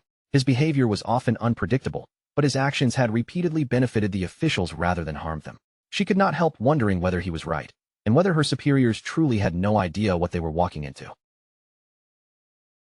After weighing the risk, Lin Xingyu finally made her decision and agreed to help him. However, she warned that his standards were extremely high, and even with her connections, she could probably gather only 10 players who met every requirement. Shadow accepted that number without complaint. 10 would be sufficient, and he would find the remaining members himself. As his body began dissolving into streams of blue energy, he instructed Lin Xingyu to meet him at the Magic City ruins 3 days later. Lin Xingyu was left standing alone as the final traces of blue light faded from the air. She stared at the place where Shadow had vanished, still troubled by uncertainty, and quietly wondered whether placing her trust in him was truly the right choice. That night, a vivid memory unfolded inside Qin Xiaoyu's dream. Qin Feng stood before her in blue armor, planting his feet firmly as he raised a golden shield to block an incoming attack. Without looking away from the danger, he urgently warned his younger sister to be careful. The next instant, Qin Feng surged forward with astonishing speed. His weapon flashed repeatedly through the air as he cut down the surrounding monsters, placing himself between every threat and his sister. When the last monster fell and the danger finally passed, Qin Feng turned back toward Qin Xiaoyu. A warm smile appeared on his face as he extended one hand to her, gently reassuring his sister that everything was all right now. But the comforting dream suddenly changed. Darkness spread across Qin Feng's smiling face, swallowing the warmth in his expression. His familiar features gradually transformed into the cold, masked appearance of Shadow. Within the dream, the masked figure faced her directly. Then, in a voice that seemed to pierce through the darkness, he clearly called out her name, Qin Xiaoyu. The sound struck her like a bolt of lightning. Qin Xiaoyu's eyes flew open in shock, instantly tearing her out of the dream.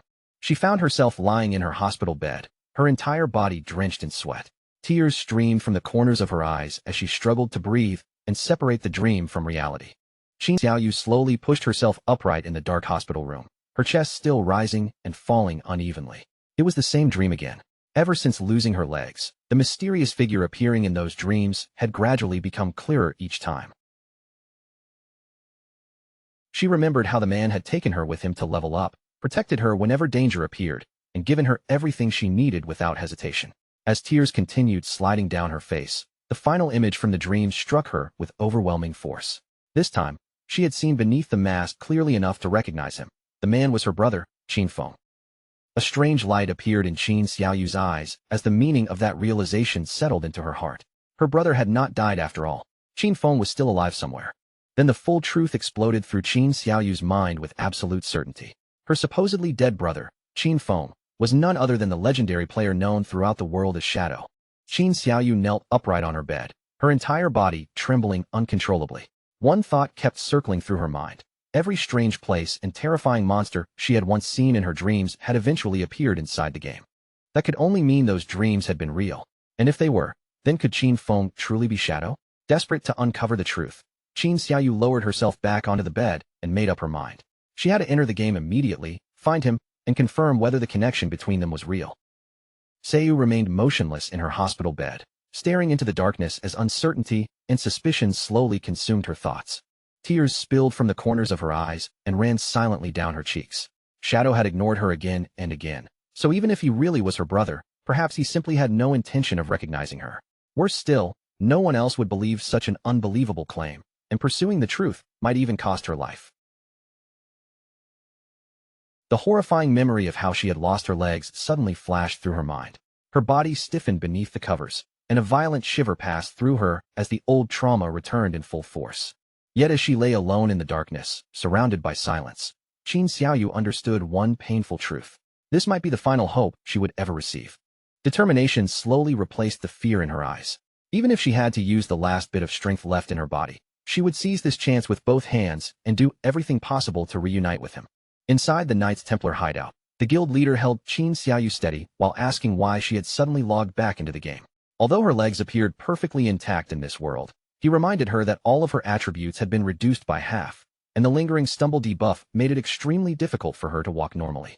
Almost as if to prove his warning, Qin Xiaoyu's legs suddenly gave way beneath her. She lost her balance and toppled helplessly toward the floor. The guild leader hurriedly asked whether she had injured herself. Qin Xiaoyu immediately put on a pitiful expression and tearfully insisted that she only wanted an opportunity to repay the kindness the guild had shown her. With pleading eyes, she begged him to let her continue her previous duty, standing near the entrance and watching the door for Big Brother Shadow. The guild leader pretended to be deeply moved by her devotion. Since Qin Xiaoyu was already familiar with the work, he carefully supported her all the way over to the entrance and helped her settle beside the door. At that exact moment, a system notification suddenly appeared before him. It was a private message from Shadow, addressed directly to the Knights Templar Guild leader, Chen Wuming. Shadow asked whether he was interested in securing the first kill of a diamond-grade boss, and Chen Wuming's calm expression instantly transformed into frantic excitement. Chen Wuming shouted that he had been dreaming of an opportunity like this for ages. In his excitement, he released Qin Xiaoyu without warning and raced away, claiming that urgent business had suddenly come up. As he ran, another message arrived from Shadow, warning him not to act too hastily. Shadow instructed him to locate two specific players, Safety First and Grey Rose, then bring them to the Magic City ruins in 3 days. Chen Wuming accepted the mission without the slightest hesitation. Elsewhere, warm light filled a comfortable room, illuminating a table covered with magical dishes created by the Divine Gift Book. Among the tempting spreads sat an enormous fortress burger, stacked high and looking almost too delicious to be real. Little Black stared at the food with sparkling eyes, saliva nearly dripping from the corner of her mouth. She eagerly praised the Divine Gift Book for producing such incredible meals and reached forward, ready to finally take her first bite. Before she could touch the burger, the door was kicked open with a deafening crash. Captain Anu stormed into the room and shouted for Little Black to come with her immediately, because Shadow was gathering people for a new team. Little Black did not even have time to sink her teeth into the meal. Captain Anu grabbed her and began dragging her out of the room by force. Little Black stretched both hands desperately toward the abandoned burger, screaming after it, while Anu angrily scolded her for thinking about nothing except food. As she was hauled farther down the corridor, Little Black continued crying over her lost meal. Then the meaning of Anu's words finally sank in. This was the very first time Shadow had personally asked them for help. At the same time, Shadow sent instructions to the rest of the group. Everyone was to return to Magic City and gather at the Evil Spirit Academy, a massive Gothic cathedral standing among the broken ruins. Back inside the hideout, one of the heavy doors swung open with a low groan. Zhang Yaoying, the witch, rushed through the entrance and hurried directly toward Shadow. A playful smile spread across her face as she approached him. Looking up at Shadow, she teasingly asked whether the great boss himself had summoned her. Shadow gave her a straightforward answer. There was a boss battle coming in several days, and he needed Zhang Yaoying to join him for the fight. However, after taking a closer look at her status, Shadow noticed something that immediately felt wrong. He asked why she was still only level 10. Zhang Yaoying casually explained that instead of increasing her level, she had poured every bit of experience she earned into advancing the tier of her class. Shadow stared at her in disbelief. Reaching the third-class advancement while remaining at such a low level was an incredibly reckless move, and he could not help commenting on how bold she had been. Zhang Yaoying merely covered her mouth and giggled, clearly pleased with herself. Without warning, magical energy began spiraling through the room. From within the swirling power emerged a horned figure with flowing white hair and crimson skin. It was Qin Xiaoyu. She strode confidently toward Shadow, stopped before him, and proudly announced her arrival while addressing him as master. Shadow was stunned for the second time in only a few moments. His glowing gaze swept over the demon girl before he demanded to know why she was also still level 10. Qin Xiaoyu calmly explained that she had never forgotten her master's teaching that class advancement mattered more than ordinary levels, so she had followed that lesson and completed her third advancement as well. Shadow could only let out a long, helpless sigh. Turning away, he told both girls to follow him and promised that he would raise their levels over the next several days. Qin Xiaoyu and Zhang Yaoying immediately cheered, thrilled by the chance to witness their master's true abilities up close. 3 days later, Captain Anyu, Wang Ming, and Little Black reached the wild volcano within the Magic City ruins. Little Black was somehow still mourning the fortress burger she had never gotten to eat. Captain Anyu completely ignored her complaints and focused her attention on the designated meeting point ahead. The moment Anyu saw what was waiting there, her footsteps stopped, her expression stiffened, and her eyes widened in sudden disbelief. She stared down into the valley, shocked by the gathering below. The crowd was not especially large, yet nearly every face among them seemed familiar, as though the most recognizable players in the entire game had all appeared in the same place. This was no ordinary team. Every person present was an elite, including An Xuan, the swordsman famous for his flawless evasive techniques, and the only man besides Shadow known to be capable of defeating a boss entirely on his own. Nearby stood the proud and arrogant leader of the Knights Templar Guild, carrying himself with the same overwhelming confidence everyone had come to expect from him. Among the gathering was also Dong Fangyu, the mage who currently occupied the #1 position in the rankings and stood above every other spellcaster. Sweat gathered on Wang Ming's forehead as he recognized one famous name after another. Looking across the valley, he finally understood that nearly every top-ranked player there had answered Shadow's personal summons. A short distance away from the main group, Theodore and Zuma stood by themselves, quietly observing the gathering.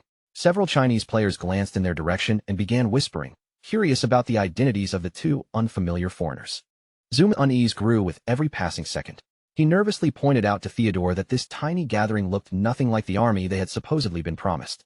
His voice dropped as he wondered whether their plan to trap everyone had already been discovered. Theodore showed no trace of panic. Remaining completely calm, he assured Zuma that every person assembled here belonged among the elite of the elites.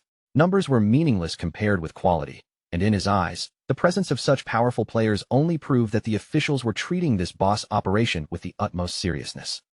Theodore then revealed the true source of his confidence. He had already activated his Omen of the Star God ability and used it to divine the result of the coming battle. According to what he had seen, their victory was already certain. His gaze drifted into the darkness as he recalled every word of the prophecy. A flower would bloom, drawing its victims into an inescapable nightmare, while one fortunate survivor would be guided safely back home. Theodore believed that fortunate survivor could only be him. Everyone else would perish in the nightmare, leaving him free to escape and return to Country M. As he glanced toward Zuma and the others, he silently apologized to them, already convinced that none of his companions would share his good fortune. Without warning, a thunderous shockwave tore across the entire gathering. The ground shook violently, dust exploded into the air, and players were hurled aside before they could even understand what had struck them. One player lay sprawled across the ground, struggling to lift his head. The instant he looked upward, terror flooded his face as an enormous creature descended from the sky above them. A colossal silhouette emerged through the churning cloud of dust. Massive wings, exposed bones, and a terrifying skeletal frame came into view. It was the gigantic bone dragon, Osiris. The gathered players craned their necks and stared upward in stunned silence before panic erupted through the valley. Horrified voices began shouting over one another, demanding to know whether this monstrous dragon was the diamond-grade boss they had been summoned to fight. Then someone suddenly raised a trembling hand and pointed toward the dragon's skull. A lone figure stood calmly upon the beast's head, his glowing yellow eyes radiating overwhelming power. It was Shadow. The entire crowd erupted as they realized the gigantic skeletal dragon was not their enemy at all. It was Shadow's personal mount. Theodore and Zuma stood completely frozen. Cold sweat poured down their faces as they stared at the terrifying creature and the man standing above it. Theodore's confidence shattered in an instant. He began stammering uncontrollably, unable to comprehend how Shadow had grown so powerful in such a short time, let alone obtained an epic-grade mount of this magnitude. Shadow stepped off the skeletal dragon and dropped through the air. A moment later, he landed firmly in the center of the gathering, the impact drawing every player's attention directly toward him. Slowly, Shadow raised his head. His blazing yellow eyes passed over the crowd before locking directly onto Theodore, carrying a killing intent so intense that the air itself seemed to grow colder. Deep within his mind, only one thought remained. Today, Theodore would die. Shadow began walking straight toward Theodore, each step calm and deliberate. The gathered players instinctively moved aside, opening a clear path through the crowd without anyone daring to stand in his way. Theodore remained rooted to the spot as Shadow steadily closed the distance between them. Shadow paid no attention to anyone else, keeping his glowing gaze fixed entirely on him. After briefly sweeping his eyes across the assembled elites, Shadow calmly observed that everyone who had been summoned had finally arrived. He then turned his attention back to Theodore and, in an unquestionable tone, ordered him to move ahead and lead the way. Theodore's body stiffened as he started forward, with Shadow following directly behind him like an oppressive shadow. Sweat streamed down Theodore's face, because they had never met before, yet Shadow had somehow called him by name without hesitation. Forcing down his panic, Theodore tried to convince himself that a top-ranked player like Shadow probably possessed some skill capable of identifying strangers. He turned toward the others with a carefully manufactured smile and invited everyone to follow him deeper inside to hunt the diamond-grade boss. Beneath that false confidence, he repeatedly reminded himself that his divination had never been wrong. The result was absolutely certain, and his plan could not possibly fail. Before long, the group reached the mouth of a vast cave. An ominous crimson glow seeped from the darkness within, bathing the jagged stone entrance in a sinister red light. Deeper inside the cave, Shu Kunshin glanced back with clear irritation and warned his companions that their targets had entered. Tony and Mei Jing were pressed close together behind him, and Mei Jing immediately complained about being interrupted at such an inconvenient moment. With an annoyed expression, Mei Jing grumbled that the intruders had completely ruined the mood. Tony quickly reassured her that once this final job was finished, they would escape to Country M, where they could enjoy themselves however they pleased without anyone disturbing them again. Shadow, Theodore, and Zuma advanced into the narrow tunnel first.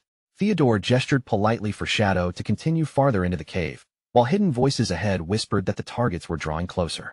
Concealed within the surrounding darkness, Tony, Mei Jing, and Shu Kunshin readied themselves to attack, their eyes shining with murderous light. Tony declared that the moment had finally come to avenge Shir. Beside him, Shu Kunshin glared toward the approaching Shadow with raw hatred, silently screaming for him to die so that the deaths of his wife and son could finally be avenged. The entire team eventually crossed into the depths of the Purgatory volcano. A system warning immediately appeared, identifying the area as a nightmare zone where their remaining lifespans would drain 10,000 times faster than normal. The confidence in the group quickly faded as the players exchanged uneasy looks and cautiously surveyed their surroundings. At the deepest part of the volcanic cavern, Theodore stopped before an enormous plant bud wrapped in blazing heat. Towering above them like a sleeping monster, it was the diamond-grade boss he had promised, the Hellflower of Nightmares. Theodore studied the massive fiery bud, then cautiously suggested that their current numbers might not be enough. In his opinion, they should leave and gather additional players before attempting the battle. Lin Qingyu immediately rejected the suggestion. Their group was already packed with the strongest elites available, so she bluntly told Theodore to stop delaying them and explain how the boss was supposed to be fought. A shadow passed over Theodore's expression. In a low and ominous voice, he asked whether she was truly certain, warning everyone that once this battle began, there would be no opportunity to turn back. Lin Xingyu narrowed her eyes at him, sensing that something about his warning was wrong. She immediately demanded to know exactly what he meant by those words. Instead of answering directly, Theodore claimed that the boss possessed complicated mechanics and that he had no desire to explain everything twice. He then asked them one final time whether they had truly decided to challenge it with only the people currently present. The elites gathered behind Shadow responded with fearless cheers, with Big Boss Shadow standing among them. They shouted that defeating a mere diamond-grade boss would be nothing more than an easy task. Theodore's face twitched as their overwhelming confidence grated against his nerves. Barely concealing his fury, he muttered a few words of sarcastic encouragement beneath his breath.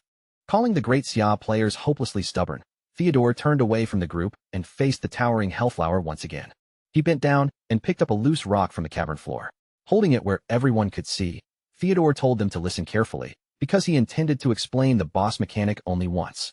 The players focused their attention on him, waiting for the promised instructions. Theodore announced that the Hellflower was actually quite simple to fight, because there was only one important thing they needed to understand.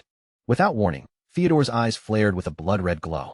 He drew back the rock, preparing to repeat the very action that had awakened the monster before, then screamed that the only mechanic was for every last one of them to die. Shock swept across the faces of the gathered elites. In that horrifying instant, they finally understood that Theodore had never brought them there to kill the boss. They had walked directly into his trap. Laughing and screaming, Theodore hurled the rock with all his strength. It struck the base of the Hellflower of Nightmares, and although the impact caused only a single point of damage, that tiny attack was more than enough to awaken the creature. The colossal plant immediately erupted. Blazing energy surged from its enormous body, flooding the cavern with violent heat and waves of terrifying power. The entire cave sank into a suffocating, nightmarish atmosphere. As the nightmare debuff took effect, distorted shadowy figures began materializing all around the trapped players. Wang Ming shouted in confusion, unable to understand what was happening. Lin Xingyu reacted faster, screaming that they had been deceived and urgently ordering everyone to retreat from the cavern. But when the group turned toward the entrance, their escape route was already gone. Three sinister figures stood directly in their path, waiting for them in the crimson darkness.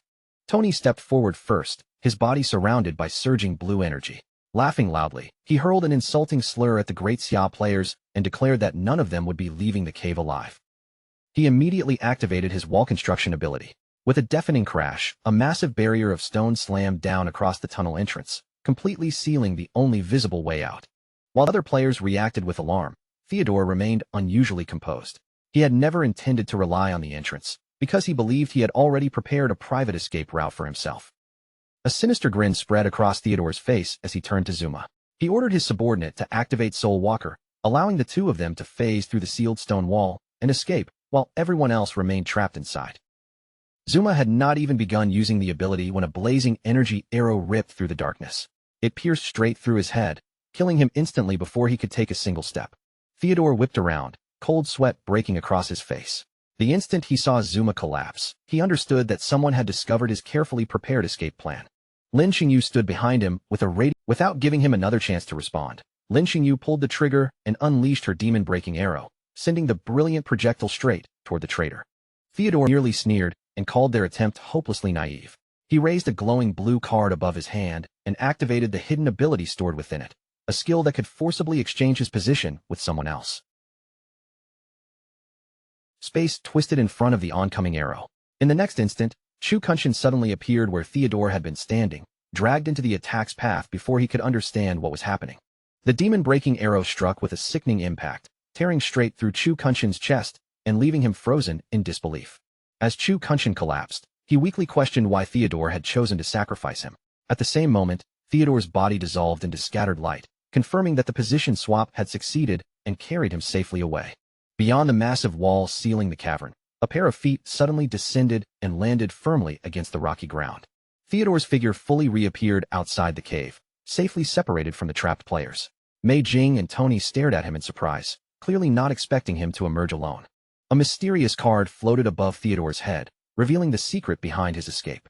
It was the Dark Star Boundary, a trump card that allowed him to exchange positions with anyone carrying a matching card. Theodore had deliberately given one to Chu Kunshin from the beginning, intending to use him as a disposable scapegoat when the time came. Tony frantically demanded to know what had happened to Zuma, while Mei Jing noticed that Chu Kunshin was missing as well. Unaware of Theodore's position swap, Tony immediately assumed Chu Kunshin had betrayed them, angrily cursing the Great Xia people for being completely untrustworthy. Theodore ignored their confusion and accusations. In a sharp, urgent voice, he ordered Mei Jing and Tony to log out of the game immediately, informing them that the time had come to abandon everything and flee the country. As Theodore's avatar began fading from the game world, Lin Xingyu's earlier declaration echoed through his mind. Those who were not of the same people would never share the same heart. Theodore privately admitted that her words were correct, twisting them into an excuse for the betrayal he had just committed. Back in the real world, night covered a dark and silent apartment. Within its unlit rooms, a horrifying consequence of the events inside the game was already beginning to unfold. Zuma and Chu Kunshin lay helplessly on their separate beds, their real bodies jerking and convulsing violently. The fatal consequences of their deaths inside the game had begun taking hold in reality. Theodore looked down at his fallen comrades with a grim, almost indifferent expression. Because they had died inside the boss's territory, their souls had been seized and dragged directly into the nightmare. In a cold voice, he declared that neither of them could be saved now. He offered only the briefest hint of regret, lamenting that Zuma, such a useful and valuable asset, had been lost along with the others. That trace of pity vanished almost immediately, replaced by visible relief.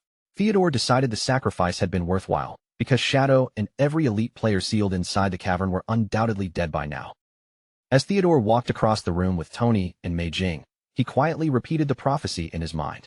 The flower had bloomed, its victims had been pulled into an endless nightmare, and he alone was the fortunate survivor being guided back to the home he had long awaited.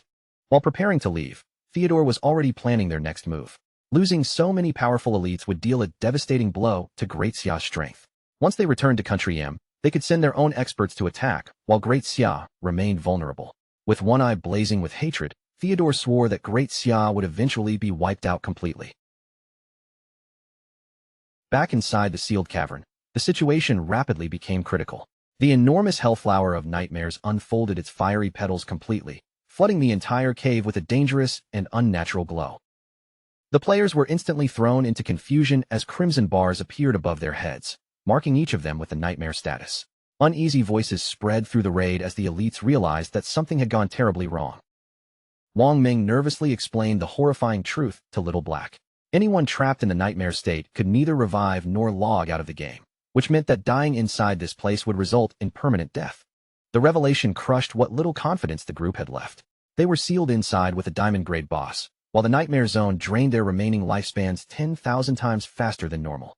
Just as despair began swallowing the entire group, a party invitation from Shadow suddenly appeared before every player, leaving the frightened elites staring at the notification in surprise. Shadow stood ahead of them with his back turned, his dark cape drifting behind him in the scorching air. Without the slightest panic in his voice, he assured everyone that since he had personally gathered them here, he would never allow them to die. He turned his head just enough for one glowing eye to appear beneath the shadow of his hood. Shadow ordered everyone to follow his commands precisely, promising that as long as they obeyed, realizing that Shadow was now their only hope of surviving. The Knights Templar Guild leader and the other elites exchanged determined looks before nodding in agreement. One name after another appeared on the party list as the elites accepted Shadow's invitation. Dongfang Yu, An Xuan, Qin Xiaoyu, Zhang Yaoying, and the rest all officially joined his team. With their lives now entrusted to Shadow, the fear hanging over the group began to fade. The players raised their voices together, cheering loudly for Big Brother Shadow. Shadow wasted no time and immediately began issuing orders. Turning toward the witch Zhang Yaoying, he commanded her to activate Soul Link at once. Zhang Yaoying answered with a playful salute. She lifted her enormous brush and swept it through the air, painting a massive glowing rune above the gathered party. The spell activated the moment the rune was completed. Dark purple chains of magical energy burst outward, wrapping around every party member and linking all of their souls together. As the chains connected, Shadow explained their purpose.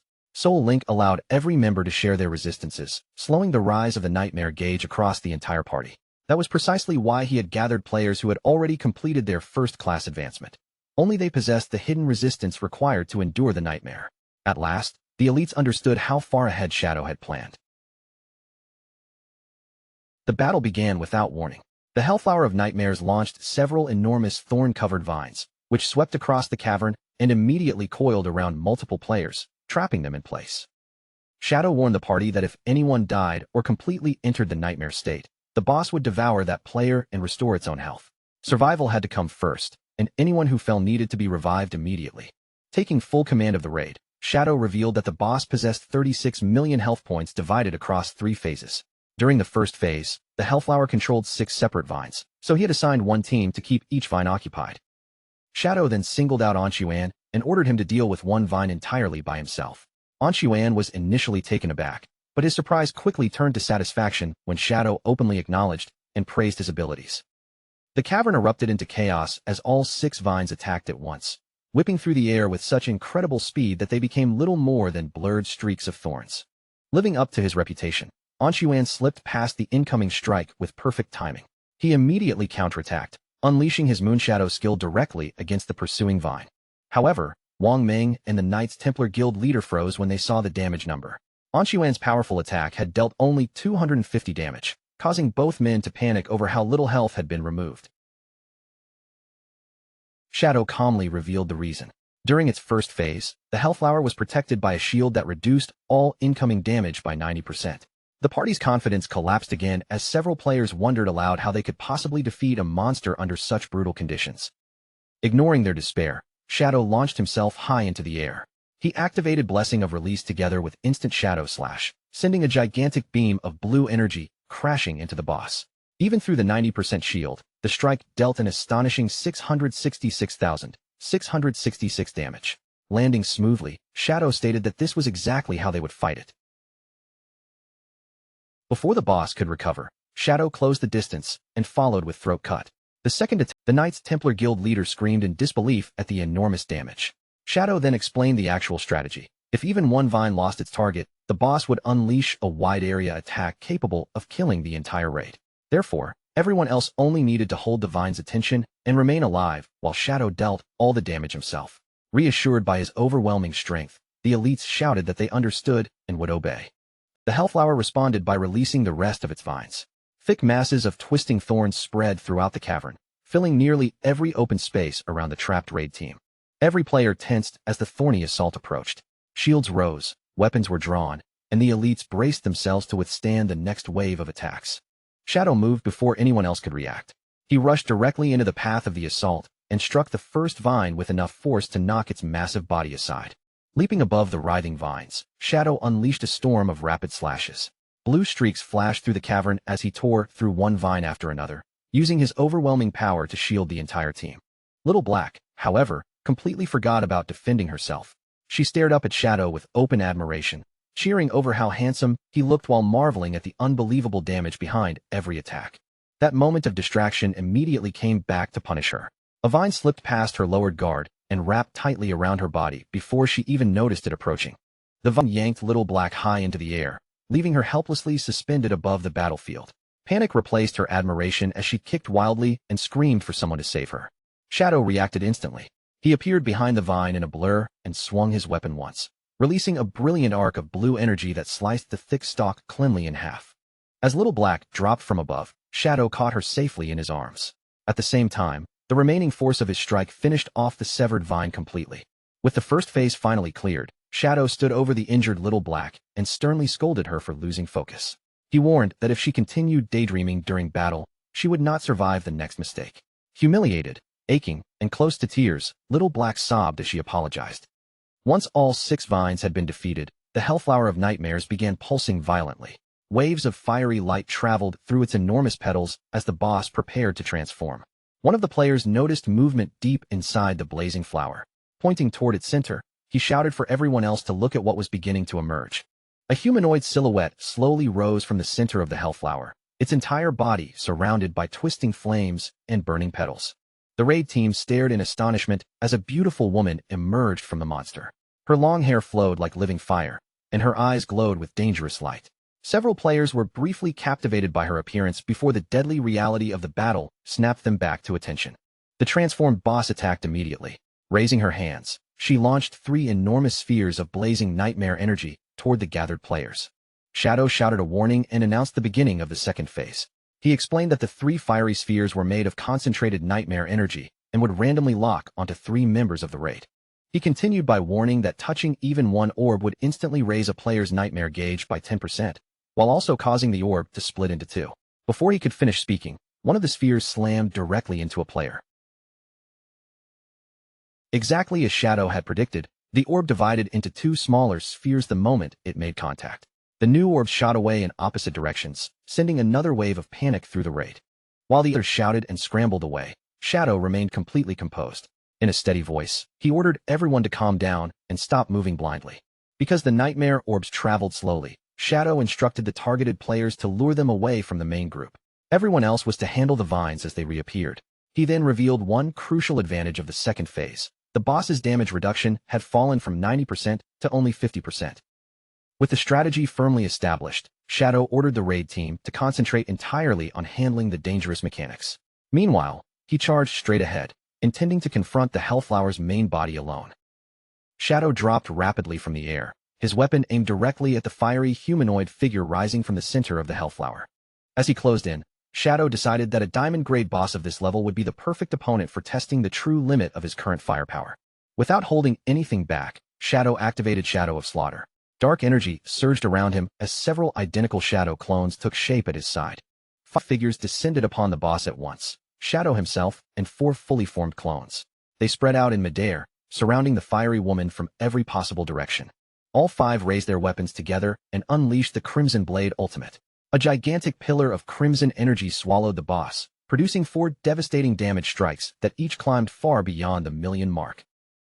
More precisely, every one of those 4 crushing hits dealt over 1.5 million damage, tearing an enormous portion from the Hellflower's health in a single coordinated attack. Shadow gave the boss no chance to recover. He instantly followed with Throat Cut, opening a deep wound and inflicting a powerful bleeding effect that continued draining her health.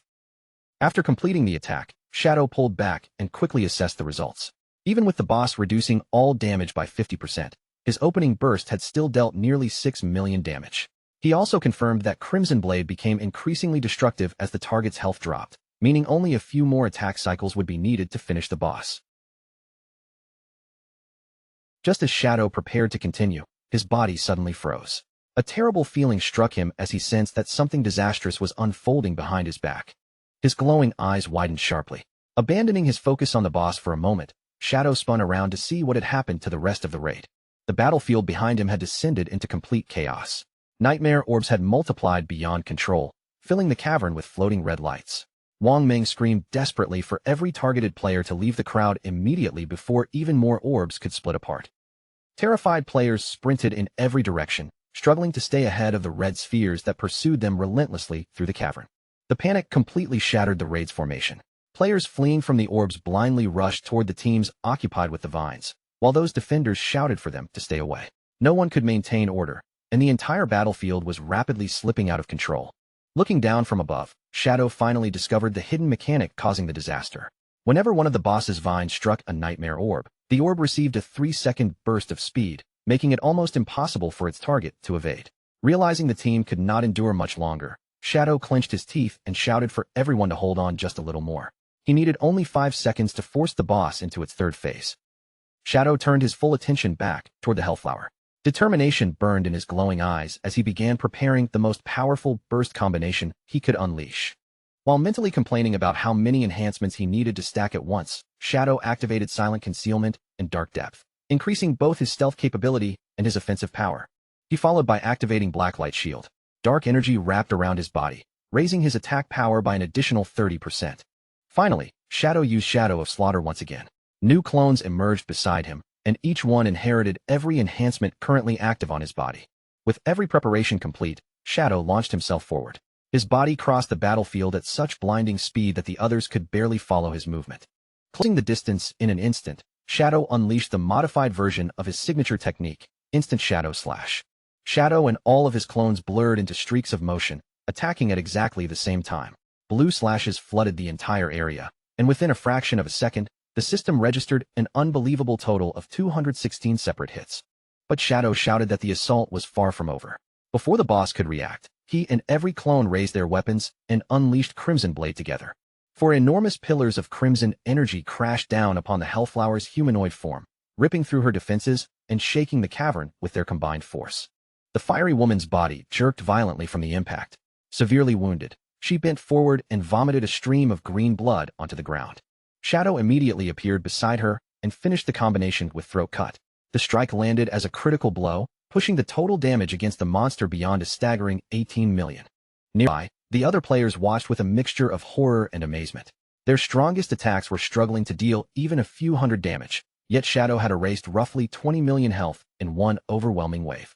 Several of them could only wonder whether he was truly human. The Hellflower's humanoid body reeled backward, trembling and convulsing uncontrollably as the unbearable pain spread through the entire monster. The gigantic stalk beneath her began twisting violently, its fiery surface gradually turning a deep shade of purple. Recognizing the transformation immediately, Shadow warned the raid that the boss had now entered Phase 3. The boss released a piercing scream filled with equal parts agony and rage. Her body became increasingly wild and unstable as she gathered power for the final and most dangerous stage of the battle. An ominous purple light swallowed the cavern. The sudden change in color transformed the entire battlefield, replacing the previous fiery glow with an atmosphere of suffocating dread.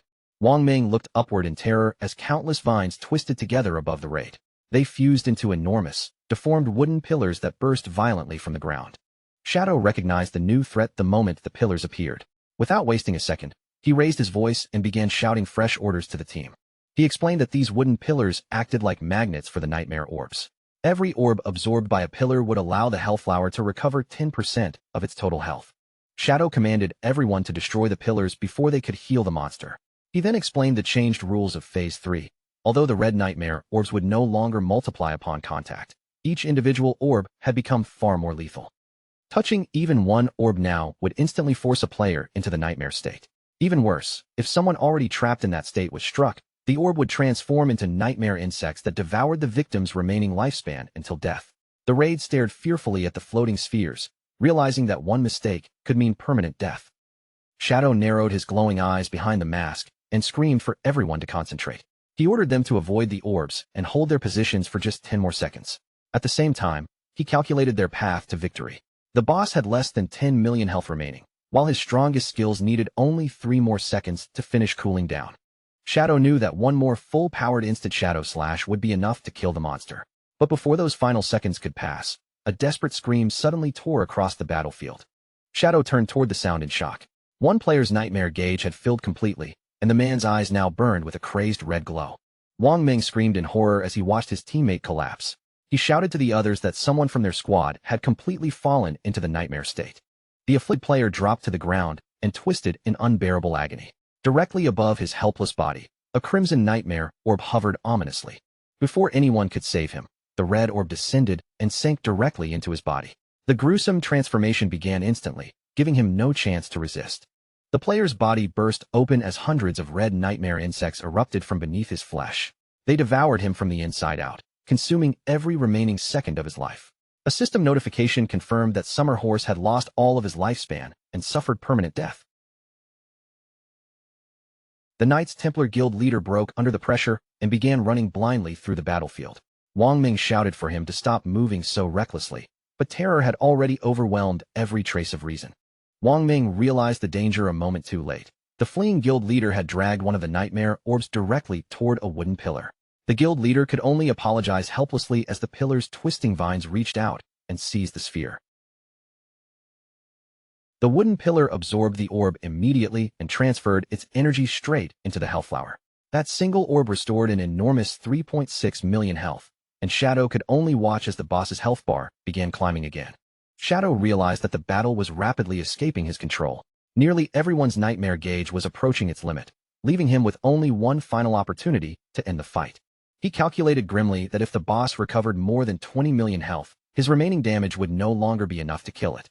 Sweat rolled down Shadow's face as he stared intensely at his interface, waiting for his skills to become available. Across the chaotic battlefield, players screamed at one another to dodge the red orbs. Every floating sphere now carried the threat of permanent death, driving the already frightened raid deeper into panic. The teams assigned to destroy the wooden pillars finally began cracking under the pressure. With their nightmare gauges reaching critical levels, they shouted that they could no longer hold their positions. Shadow watched the battle descend further into chaos, his expression turning grim. At this rate, there was no doubt about it. The entire team would soon be wiped out. With the phasing effect of his boots, Shadow knew he could abandon the fight and escape by himself. Yet he remained rooted in place, painfully aware that everyone else would be left behind to die. Then, without warning, a sword rose sharply above the battlefield, its blade cutting through the confusion and drawing every nearby gaze. Wang Ming strode forward with his weapon raised and activated Holy Barrier. A brilliant light wrapped around him, granting him 7 precious seconds of absolute invincibility. His eyes blazing with resolve, Wang Ming shouted for Shadow to ignore everything else and pour all his strength into damaging the boss. He would take responsibility for the defense and hold the line himself. Shadow stared at the tank in surprise, clearly caught off guard by Wang Ming's sudden determination. He immediately questioned what kind of plan the man was trying to carry out. Wang Ming offered no hesitation and wasted no time explaining. He activated Speed Blessing, lowered his body, and charged directly into the deadly field of floating red orbs. Little Black could only watch in disbelief as Wang Ming slammed his invincible body into orb after orb. By intercepting them himself, he prevented their energy from reaching and healing the boss. Captain Anyu screamed for Wang Ming to stop, warning that his actions were completely reckless.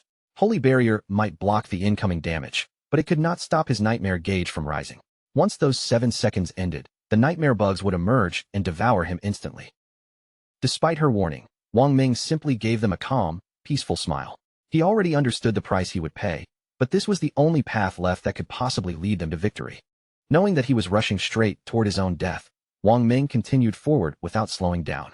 He declared that he trusted Shadow completely and believed their leader would carry everyone to victory. Captain Anyu's eyes began to glow as she made her decision. Rather than reject Wang Ming's desperate gamble, she chose to place her faith in the same plan. She activated Symbiotic Dragon Spirit, and an enormous blue dragon erupted into existence beside her. Its vast body was bound directly to Captain Anyu's own life force. With one forceful sweep of her sword, Captain Anyu pointed toward the swarming nightmare orbs. At her command, the massive blue dragon opened its jaws and began devouring them. Because Captain Anyu's life was linked to the dragon, every trace of corruption passed into her immediately. Her nightmare gauge shot to its maximum, and blood spilled from her mouth as she endured the curse in Shadow's place. At that exact moment, the final seconds of Wang Ming's invincibility disappeared. The protective light faded from his body, leaving him completely exposed to the threat of permanent death. Before long, Wang Ming's strength finally gave way, and he dropped to his knees on the battlefield. Even then, a faint golden aura continued glowing around his battered body. Little Black screamed as she finally understood what Captain Anyu and Wang Ming were doing. They were using their own bodies to consume the orbs and buy Shadow more time, so she immediately rallied the rest of the team to join them. The remaining players rushed forward without turning back, throwing themselves into the paths of the red orbs. They knew they still had a chance to survive, provided Shadow could kill the boss quickly enough. An Xuan, the swordsman, wore a confident smile even as the orbs struck his body one after another. He declared that their only responsibility now was to keep buying time for Shadow. Even Zhang Yaoying, the witch, stood shoulder to shoulder with the others and laughed in the face of approaching death. There was no trace of hesitation left in her expression. One of the support players suddenly realized they could still contribute before falling into the nightmare state. He cast a blessing on Shadow and shouted for everyone to use their remaining skills to strengthen their leader. The other mages immediately understood and followed his lead. One after another, they released every enhancement spell they possessed, stacking all of their remaining buffs onto Shadow. Shadow stood at the center of the raging energy, his body now carrying every buff the team could provide. Blue lightning crackled violently around him as his companions screamed for him to kill the boss and drag them back out of the nightmare. Watching his teammates willingly sacrifice themselves, Shadow felt both amused and fiercely determined. A faint smile touched his face as he muttered that every last one of them was unbelievably reckless. The combined power his teammates had poured into him surged through every part of his body. Shadow's entire form seemed ready to overflow beneath the weight of that enormous energy. Without wasting another second, Shadow unleashed a rapid chain of abilities. Silent Concealment, Deepest Darkness, Shield of Black Light, Shadow of Slaughter, and Grace of Release all activated in succession. With his strength pushed to its absolute peak, Shadow calmly extended one finger toward the boss. Then, in a cold and commanding voice, he issued the order for the final attack. Dark figures instantly materialized across the battlefield. Shadow's clones spread out in a wide circle, completely surrounding the Hellflower of Nightmares from every direction. All of the clones attacked at the same instant, unleashing a perfectly synchronized barrage. Countless purple slashes formed a violent vortex around the boss, tearing through its petals and registering 216 hits in the blink of an eye. Shadow remained motionless amid the storm of energy, his cape whipping behind him. Then he launched himself high into the air, positioning his body directly above the heavily weakened monster. From that height, Shadow plunged toward the flower's center like a falling meteor.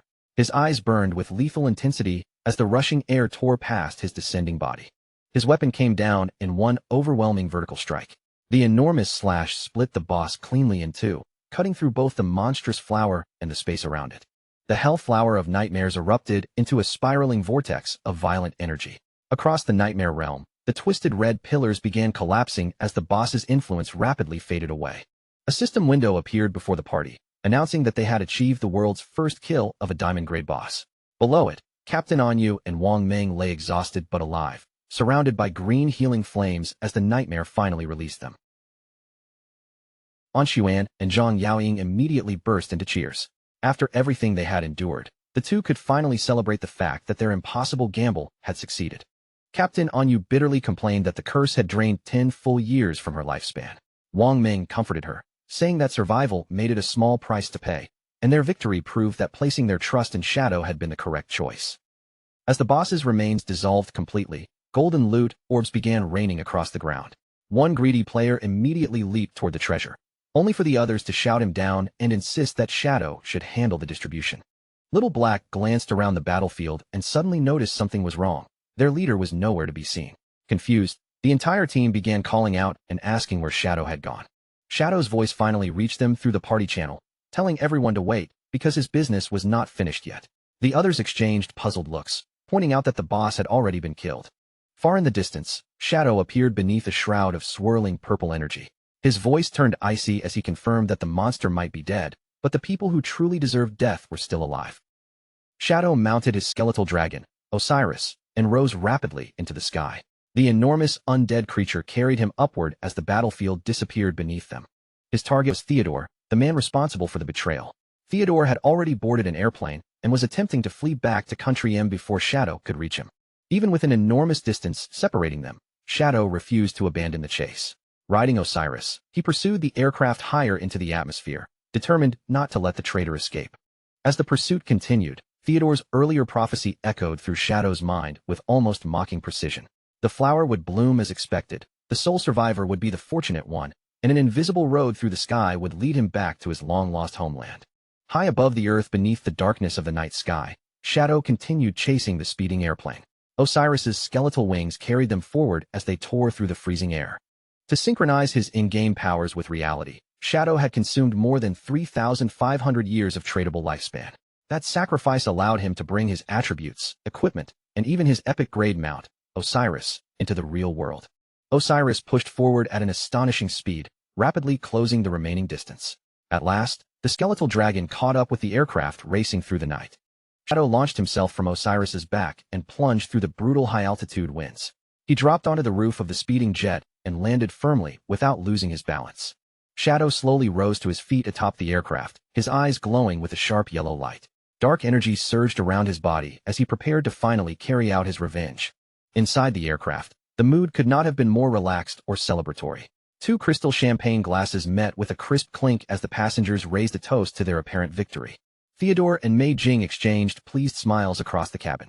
Lifting her glass toward him, Mei Jing warmly congratulated Theodore on finally returning to his homeland in Country M. Theodore leaned back with a thoroughly satisfied look on his face. In a gracious tone, he officially welcomed both Mei Jing and Tony as the newest citizens of Country M.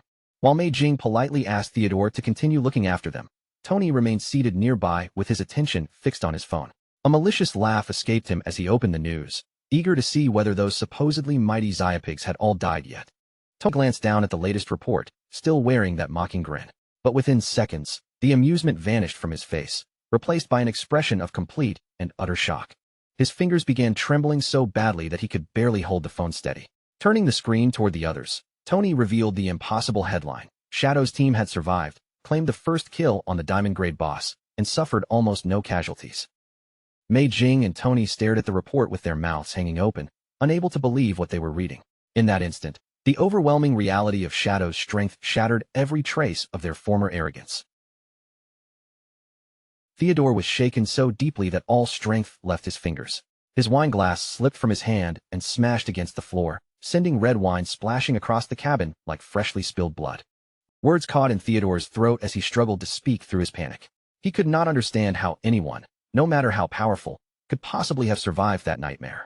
Seated beneath the dim cabin lights, Theodore hurriedly went over his prophecy again and again.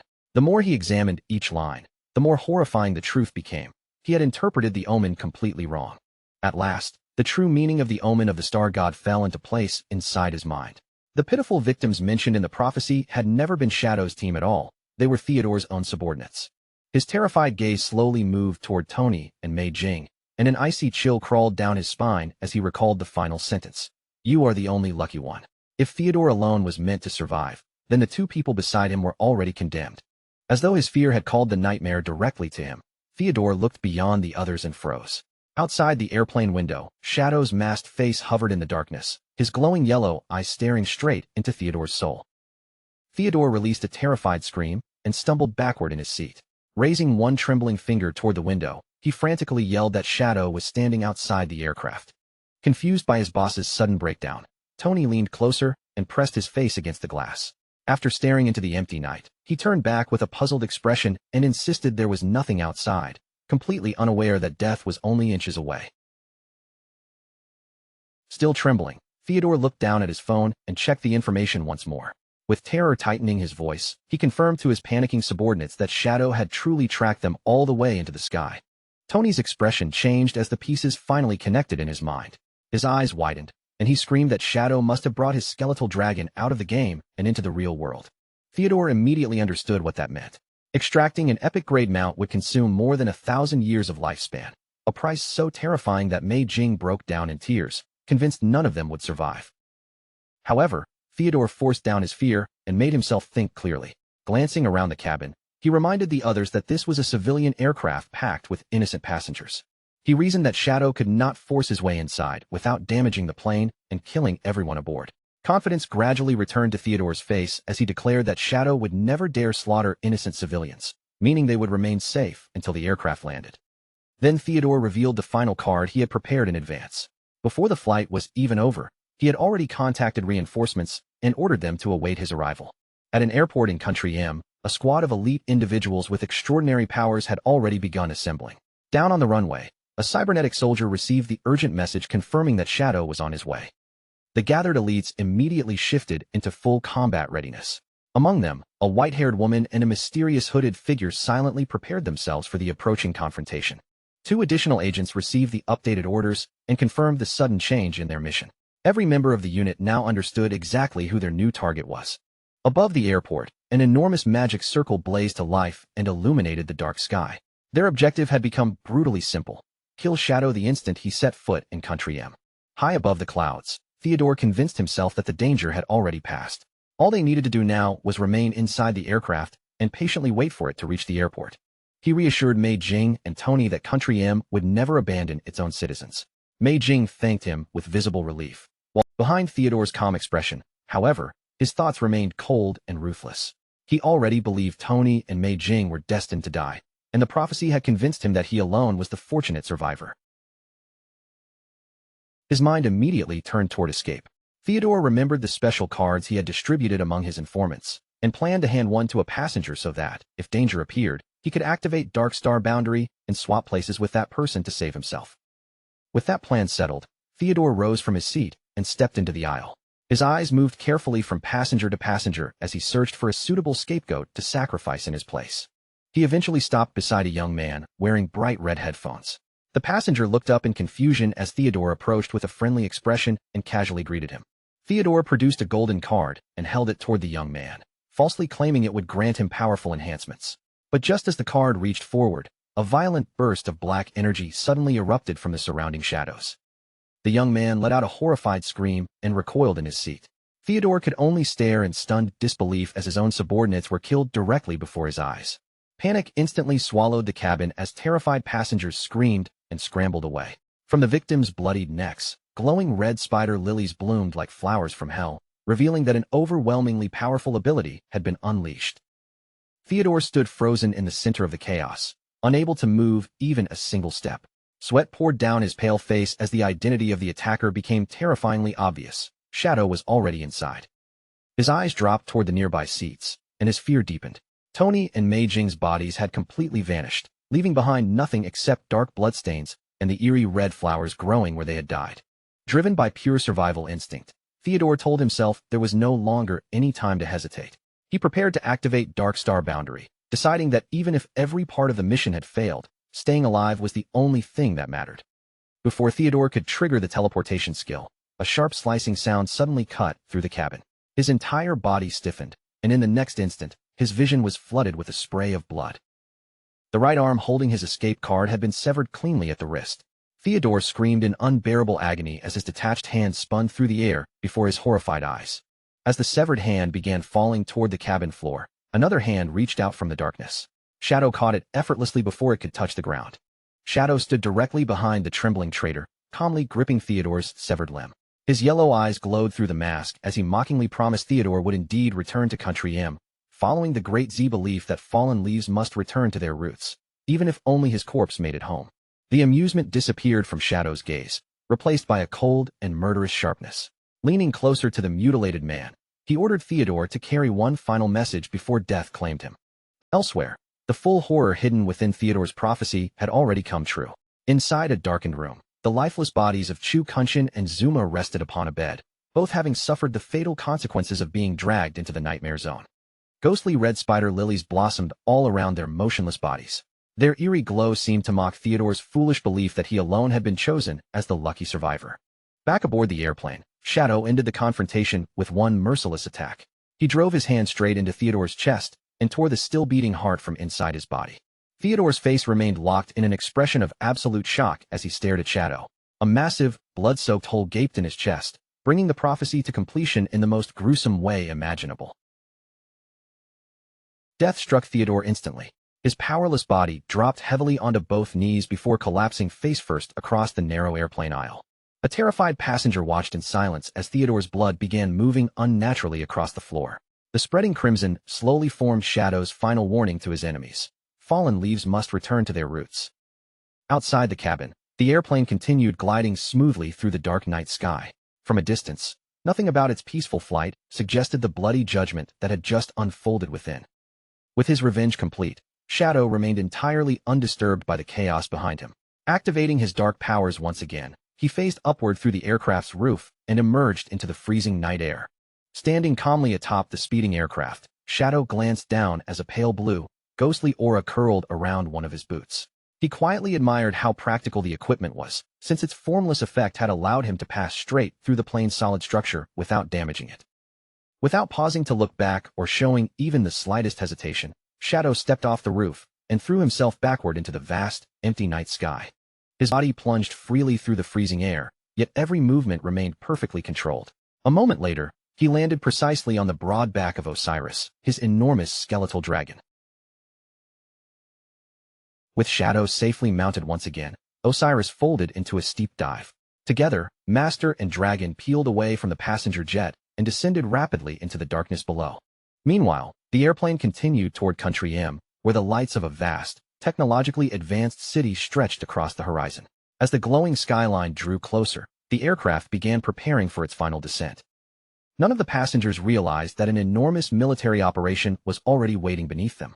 Inside a fortified control room, a commander monitored the approaching plane and methodically ordered every combat unit into its assigned position. The entire airport had been placed under an extreme lockdown. Magical barriers and anti-stealth fields covered the area, while devastating spells and heavy weapons remained fully charged, aimed, and ready to fire the instant the aircraft came down. The moment the plane's landing gear struck the tarmac, the forces hidden around the runway tightened their grips on their weapons. Every unit was already prepared to enter combat without warning. Across the darkened airport, cloaked assassins waited beside concealed snipers and heavily shielded knights. Their orders were brutally clear. Shadow had to be annihilated, no matter what price they were forced to pay. Inside the cabin, however, the ordinary passengers remained completely unaware of the deadly trap surrounding them. The young man wearing headphones peered curiously through the window and innocently wondered whether Country M always welcomed arriving guests with such overwhelming security. Once the aircraft had finished docking at the terminal, the sealed cabin doors finally opened. An armed agent immediately stepped aboard, prepared to confront the target he believed was still inside. Yet as the agent and his partner looked down the length of the aisle, the determination on their faces vanished. Both men stiffened, their expressions turning from focused readiness to stunned disbelief.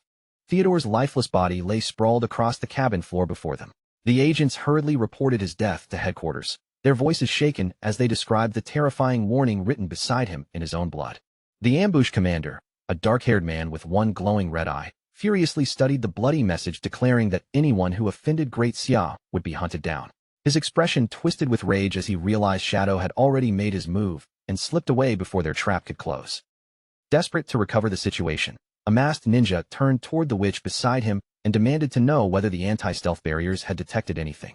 He assumed Shadow had merely concealed himself somewhere inside the aircraft, but after checking her magic, the witch confirmed that no invisible presence had appeared.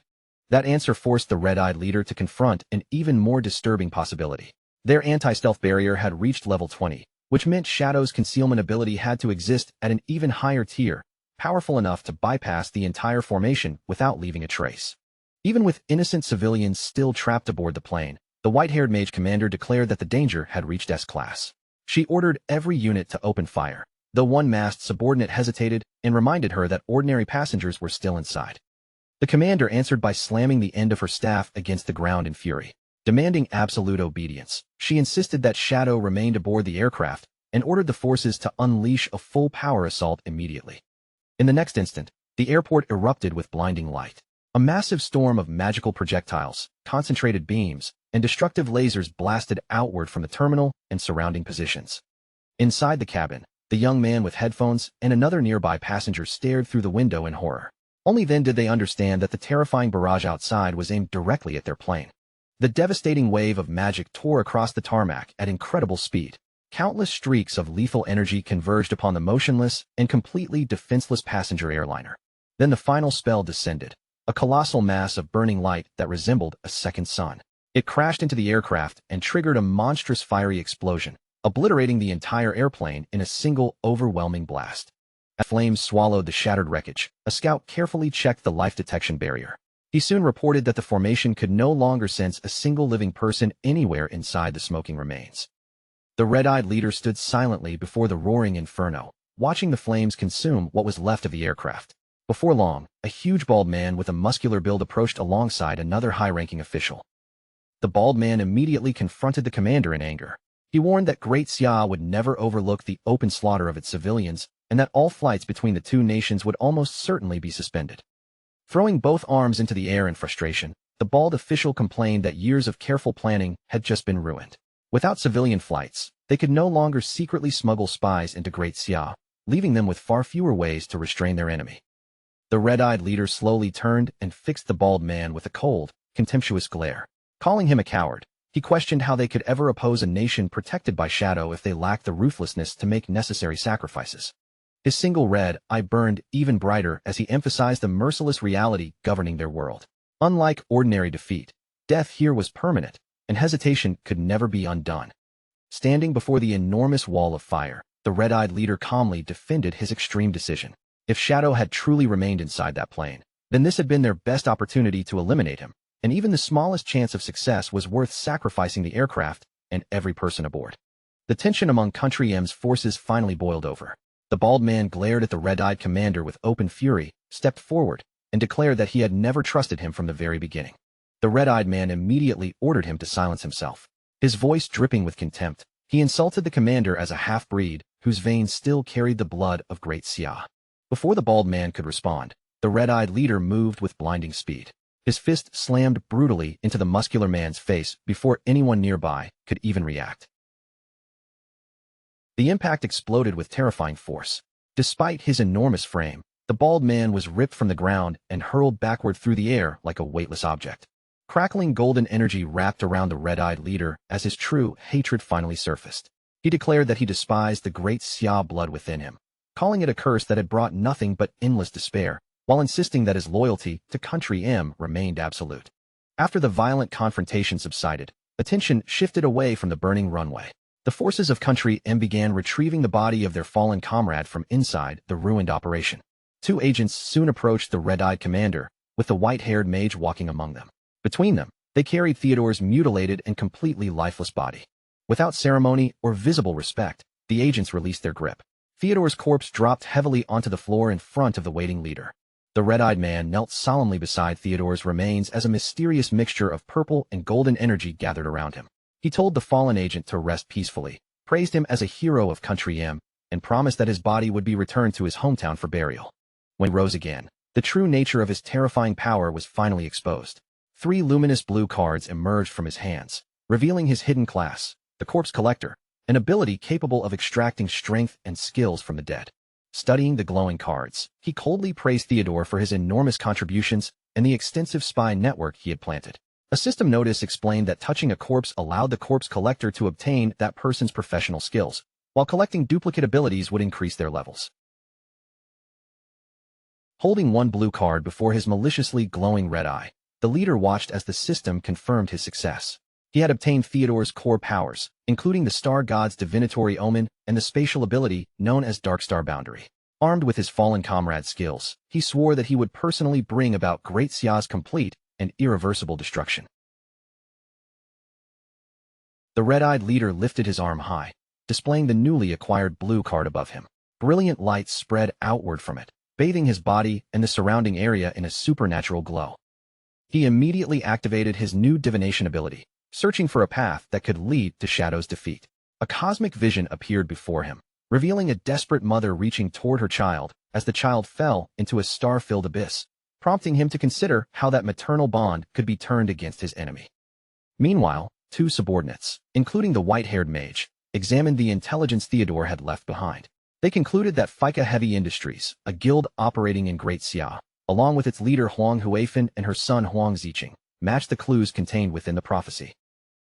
The red-eyed leader confirmed their deduction and revealed that one of Theodore's informants was already hidden inside that guild with a special card. As a holographic map appeared before them, he explained that Dark Star Boundary could instantly swap his position with the informant, allowing him to infiltrate Great Xia without being detected. With another deliberate movement of his hand, the red-eyed leader summoned an additional blue card. Its magical surface glowed brightly as it formed between his fingers. He handed the magical cards to the white-haired mage and her partner.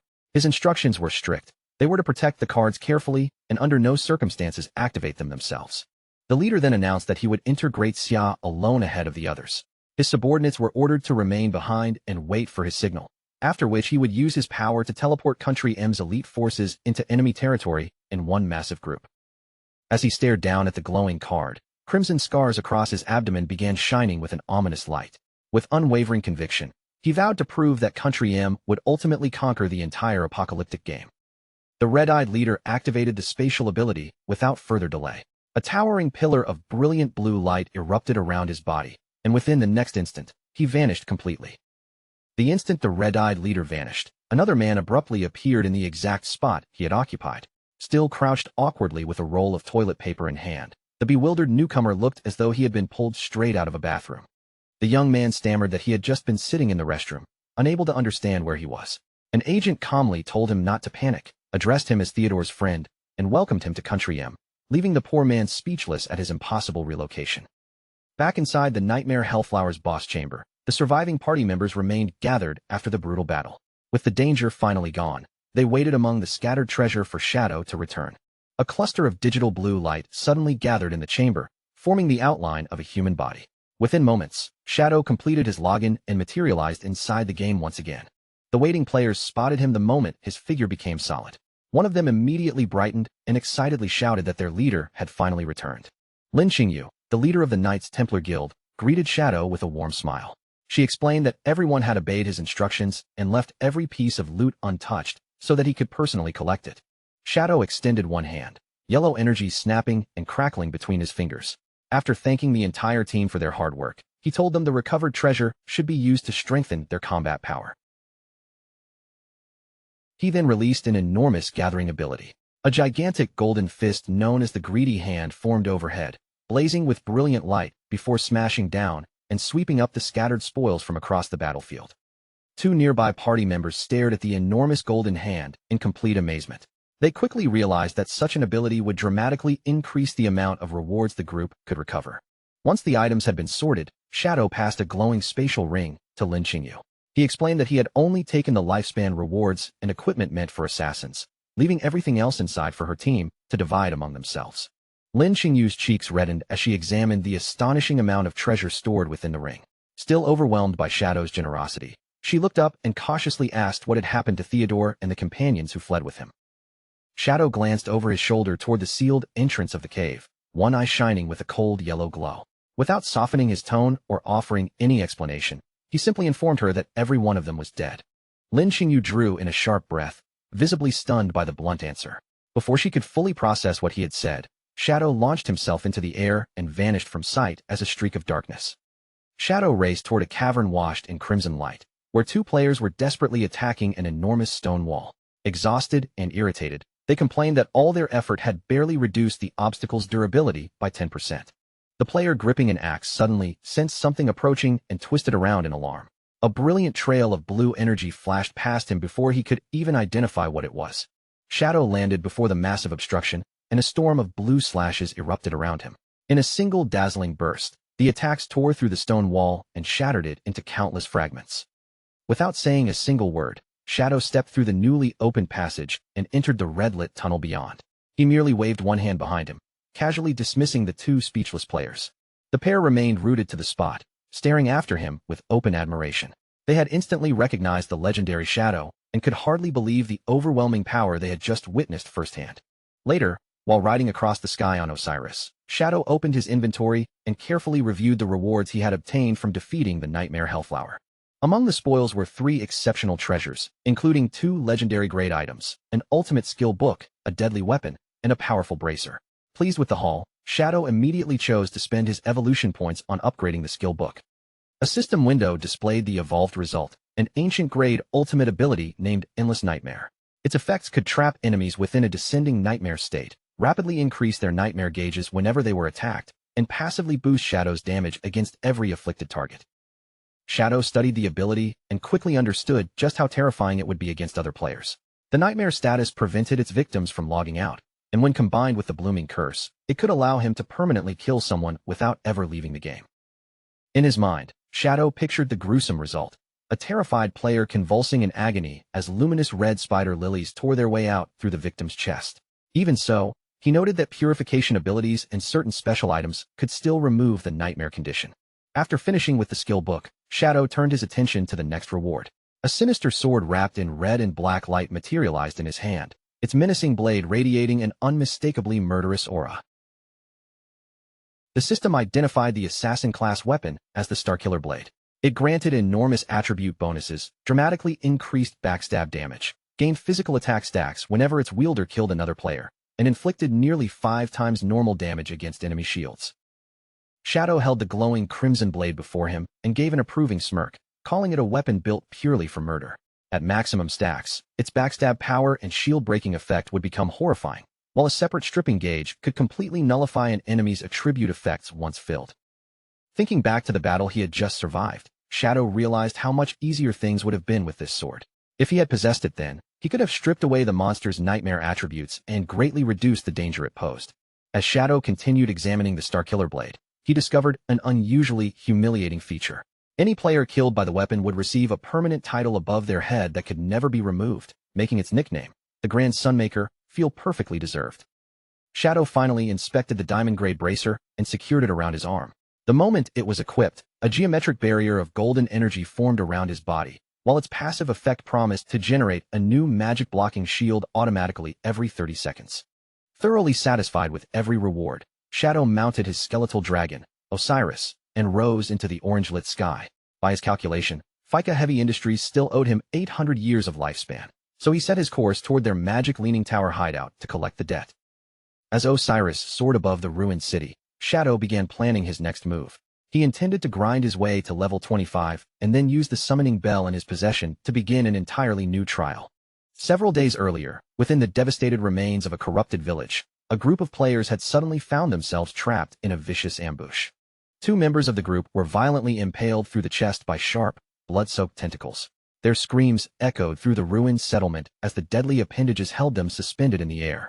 The attacker was a horrifying floating creature covered in monstrous features and blazing orange eyes, a level 18, emerald-grade boss.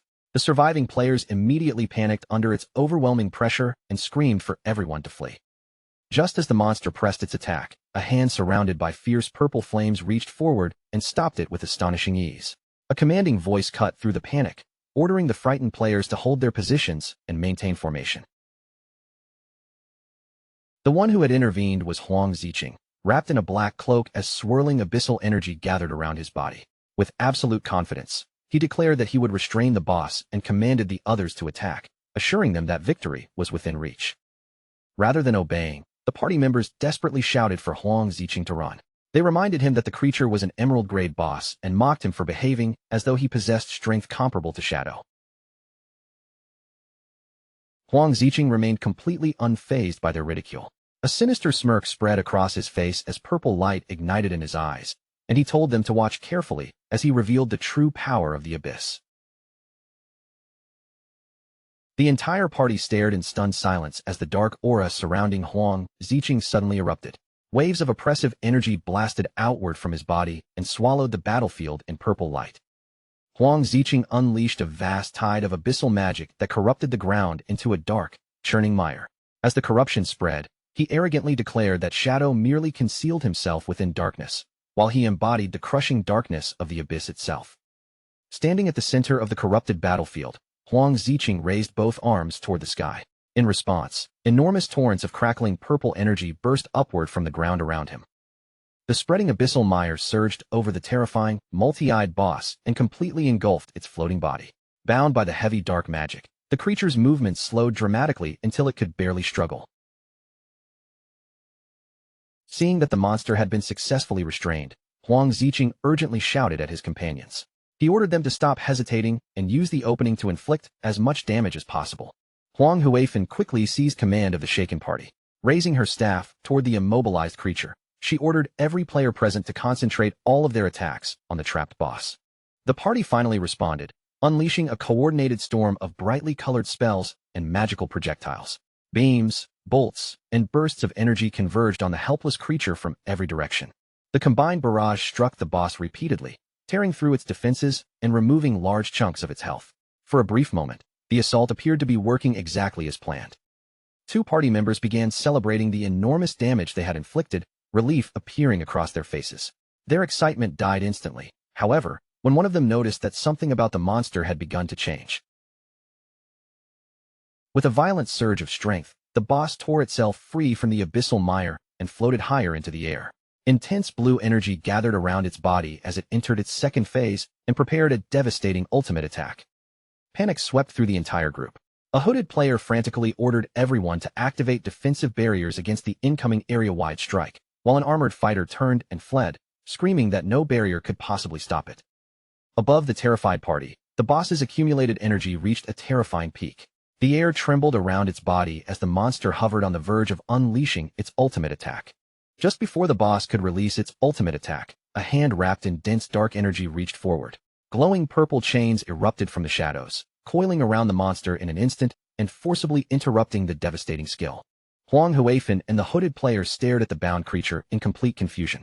Neither could understand how an attack powerful enough to wipe out their entire party had been stopped with such effortless ease.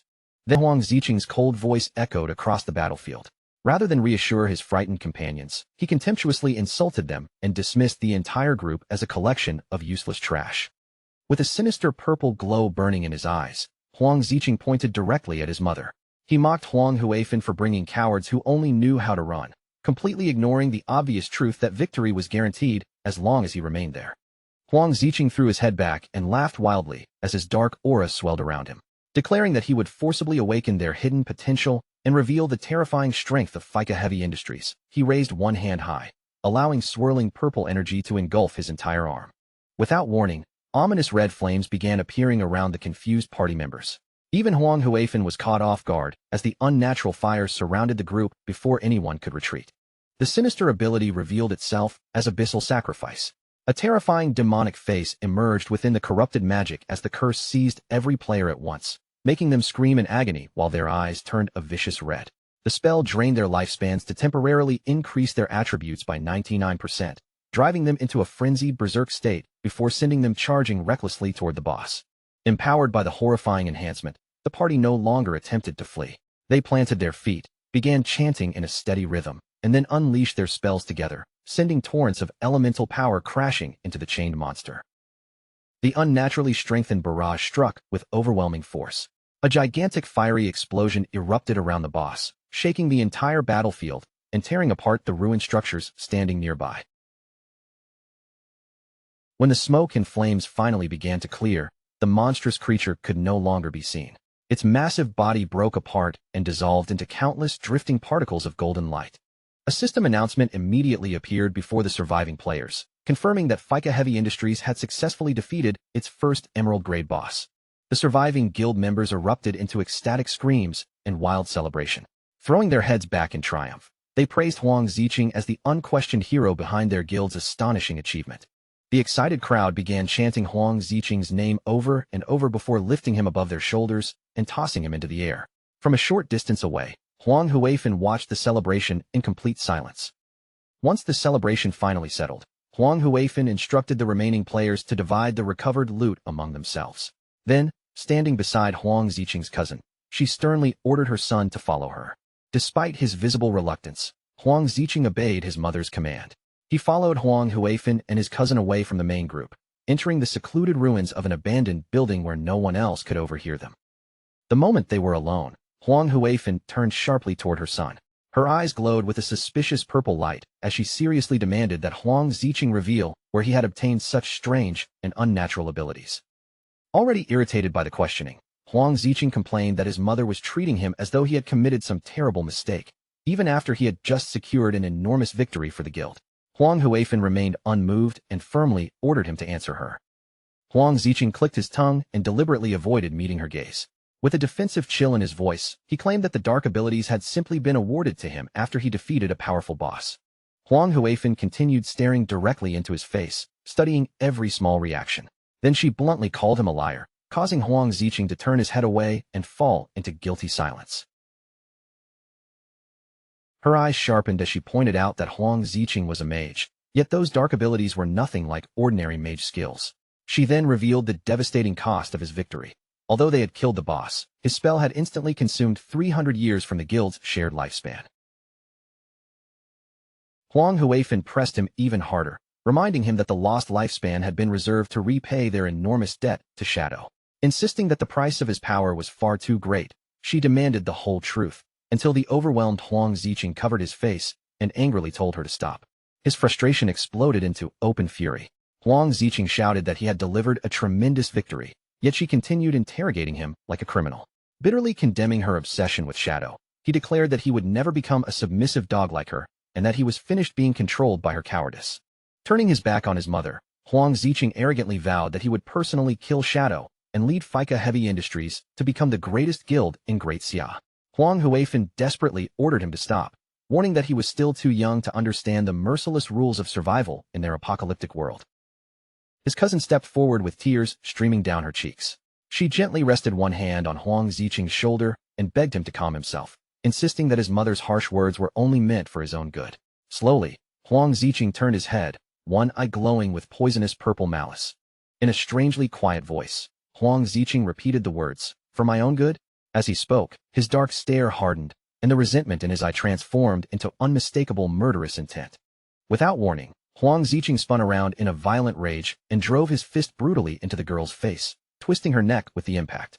He screamed that if his mother truly wanted what was best for him, then why had she forced him to be with someone he considered so ugly?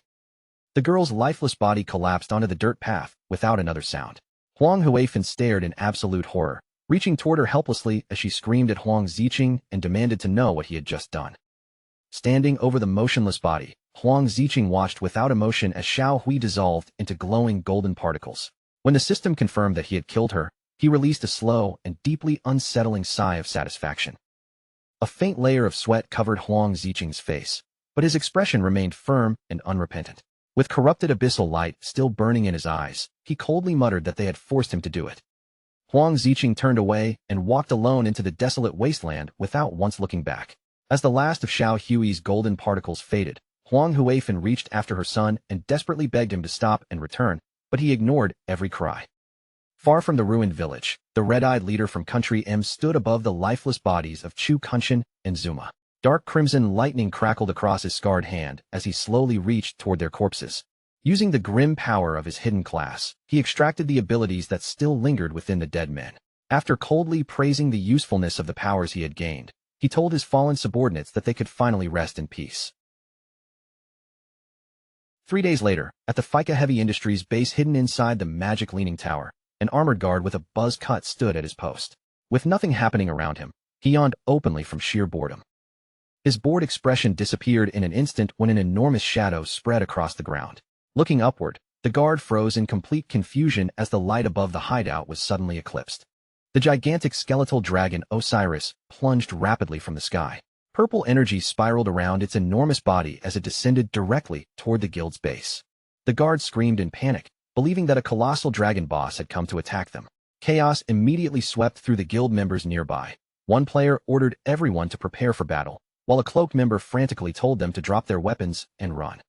Shadow stood calmly within the swirling dark aura, his yellow eyes glowing as the crowd panicked below him. He told everyone to relax, revealed his identity, and demanded that they summon Huang Huifan, announcing that he had come to collect the 800 years of lifespan her guild still owed him. The cloaked member was horrified to realize that the legendary Shadow was the one riding the skeletal dragon. He immediately dropped to his knees and nervously apologized, explaining that Shadow had arrived at a bad time because Huang Huifan was absent, which confused Shadow since they had arranged this meeting in advance. Still kneeling and trembling, the guild member explained that Huang Huifan and her son had been involved in a severe argument 2 days earlier. Ever since that conflict, neither of them had logged back into the game, leaving the remaining guild members with no idea what had happened. The frightened player repeated that the guild leader and her son had suffered a major falling out several days ago. Since then, both of them had remained completely offline, and no one in the guild had been able to contact them. Shadow considered the situation in silence. Knowing that Huang Huifan was normally someone who honored her promises, he concluded that only a serious and unavoidable problem in the real world could have caused her to miss their appointment. Before he could investigate further, a system message suddenly appeared before Shadow. One of his contacts had sent him an urgent bounty request offering an exceptionally valuable reward. The message explained that the surviving remnants of the hunted Black Dragon Guild had escaped south and taken refuge within the Manhwa region. According to the contact, players throughout Manhwa were usually relaxed and preferred progressing at a slower pace. However, the fleeing remnants had reunited with their regional headquarters, and their combined strength had quickly become overwhelming. Their violent campaign had thrown the entire Manhwa region into chaos, forcing local officials to send an emergency request for Shadow's assistance against the purple dragon magic destroying their city. After weighing the situation, Shadow accepted the mission, noting that he had never traveled to Manhwa before. Drawing on the memories of his previous life, Shadow knew Huang Huifan was destined to lead Fika Heavy Industries into the ranks of Great Xia's strongest guilds. Believing she was not in immediate mortal danger, he instructed the guard to contact him the instant she logged back in so he could return. Shadow climbed onto the back of his enormous skeletal dragon, and Osiris immediately carried him into the sky. He messaged his contact that he would reach Manhwa within an hour, leaving the recipient stunned, since such a travel time meant the dragon could fly at supersonic speed. Meanwhile, in the real world, relentless rain poured over the gloomy skyline of the magic capital. Dark clouds smothered the city as water streamed down every road and building. Beneath the heavy downpour, a somber Huang Huifan walked alone through the storm. She searched along a muddy riverbank beneath a massive highway bridge, her clothes soaked as she continued looking through the darkness. At last, Huang Huifan found her son. Huang Ziqing sat huddled on the wet ground beneath the bridge, pressing his body against a cold concrete support while the rain continued pouring around him. As Huang Huifan drew closer through the rain, Huang Ziqing slowly lowered his head, refusing to meet her gaze. Beneath his shadowed brow, one eye shimmered with a faint blue glow, cold, unnatural, and visibly tainted by corrupting power.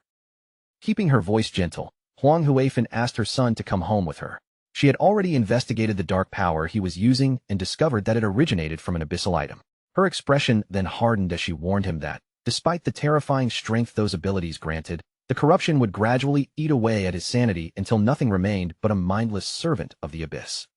Tears gathered in Huang Huifan's eyes as she finally admitted how badly she had failed Huang Ziqing. For far too long, she had overlooked his feelings and ignored the pressure building inside him. Only now did she understand that her neglect had driven him toward dangerous shortcuts, all because he desperately wanted to prove his worth. With genuine remorse in her voice, she confessed that she had been wrong. Standing above him beneath the pouring rain, Huang Huifan explained that she understood why he wanted their guild to become stronger. However, power and success could never be seized by recklessly rushing forward. Her gaze remained firm as she reminded him of the cruel rule governing everything in this world. Nothing was gained without paying an equal price. Huang Huifan slowly, her words finally broke through Huang Ziqing's defenses. He lifted his face toward her, tears spilling freely from his glowing purple eyes and mixing with the rain running down his cheeks. Overwhelmed by emotion, He opened his trembling lips and softly called out to his mother. Before their hands could meet, a glowing green portal suddenly spread across the wall behind them. The red-eyed leader stepped through its swirling light and shattered the fragile reunion. He warned Huang Ziqing that going home with his mother would only drag him back into the same miserable past, where every decision he made would once again remain under her control. The red-eyed leader remained in an intangible soul-walker state, his body untouchable and completely immune to damage. Fixing his crimson gaze on Huang Ziqing, he posed a far more tempting question. What would the young man choose if someone offered him enough power to turn every one of his dreams into reality? Startled and immediately on guard, Huang Huifan demanded to know who this mysterious intruder was. The red-eyed leader did not even acknowledge her. His attention stayed locked on Huang Ziqing as he promised to raise their guild above every rival in the magic capital, make Huang Ziqing the greatest mage of all, help him kill Shadow, and place him at the very top of the leaderboards.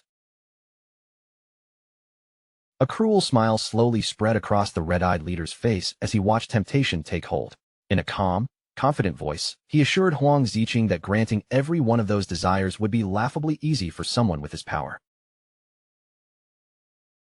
Huang Huifan immediately stepped forward to shield her son, shouting that she would never allow some unknown stranger to deceive him. Purple magical light erupted around her as several radiant phantom chains materialized in the air. With a sharp command, she ordered the intruder to freeze where he stood. Without giving him another chance to speak, Huang Huifan thrust both hands forward. The glowing phantom chains shot across the space with tremendous force, twisting through the rain as they rushed to wrap around the red-eyed leader and bind him completely. The red-eyed leader did not flinch. He merely watched with an icy stare as the purple chains reached him, only to pass straight through his intangible body as though he were nothing more than a shadow suspended in the air. Huang Huifan froze in absolute disbelief when her spell failed to make contact. Her eyes widened as the chains continued harmlessly beyond him, and in that same instant, the red-eyed leader allowed his intangible form to drop, becoming solid once again. The moment his body regained substance, the red-eyed leader exploded forward with blinding speed. Before Huang Huifan could recover or raise another defense, he closed the distance and violently clamped one hand around her head. Using an epic-tier warrior technique he had most likely stolen from the corpse of its original owner, the red-eyed leader executed a devastating heroic throw. He swung Huang Huifan downward with brutal force, smashing her head into the ground so violently that the concrete beneath her cracked and shattered outward. With Huang Huifan injured and bleeding beneath him, the red-eyed leader looked down at her with open contempt. He claimed he had expected far more from the head of one of Great Xia's leading guilds. Mocking her grand ambitions, he sneered that someone possessing such pathetic strength could never hope to turn her dreams into reality. The red-eyed leader then turned his attention back to Huang Ziqing. Surprisingly, he admitted that Huang Huifan had spoken the truth about the abyssal vase. Anyone who continued using its power would gradually suffer deeper mental corruption as the abyss tightened its grip on their mind. However, he claimed there was one crucial fact Huang Huifan had conveniently left unspoken. The corruption caused by the abyss was not permanent, it could be purified. Huang Ziqing stared at him in stunned silence, while the red-eyed leader carefully used that revelation to pull the young man further under his influence. The red-eyed leader accused Huang Huifan of deliberately hiding the purification method so she could keep controlling her son.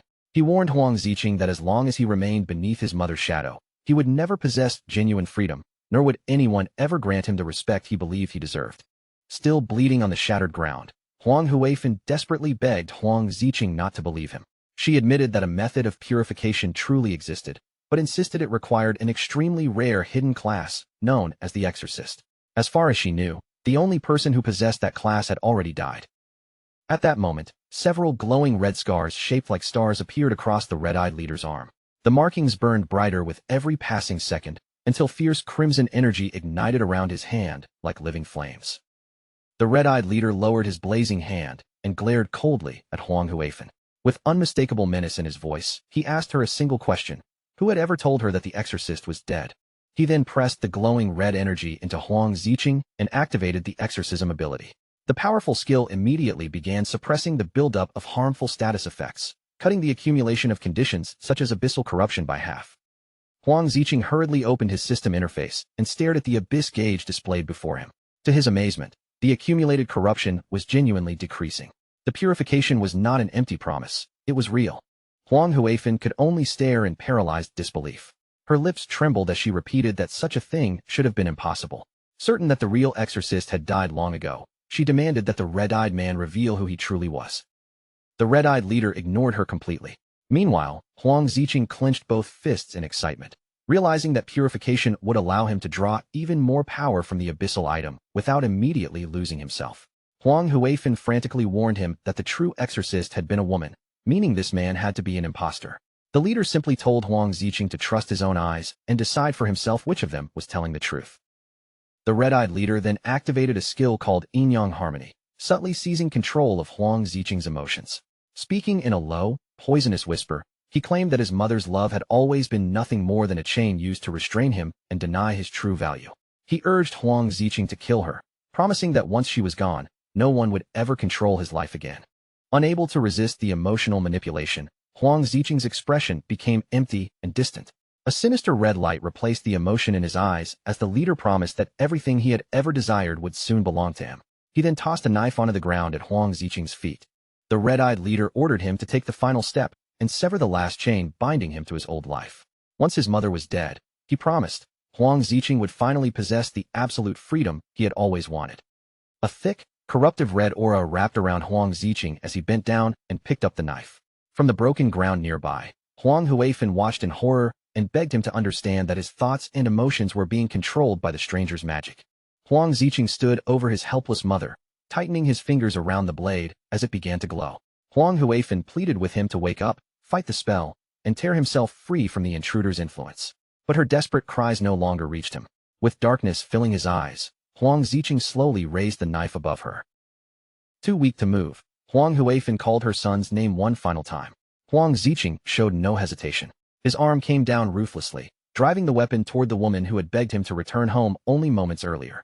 The glowing blade tore downward in a savage arc, and Huang Ziqing delivered one brutal, merciless slash.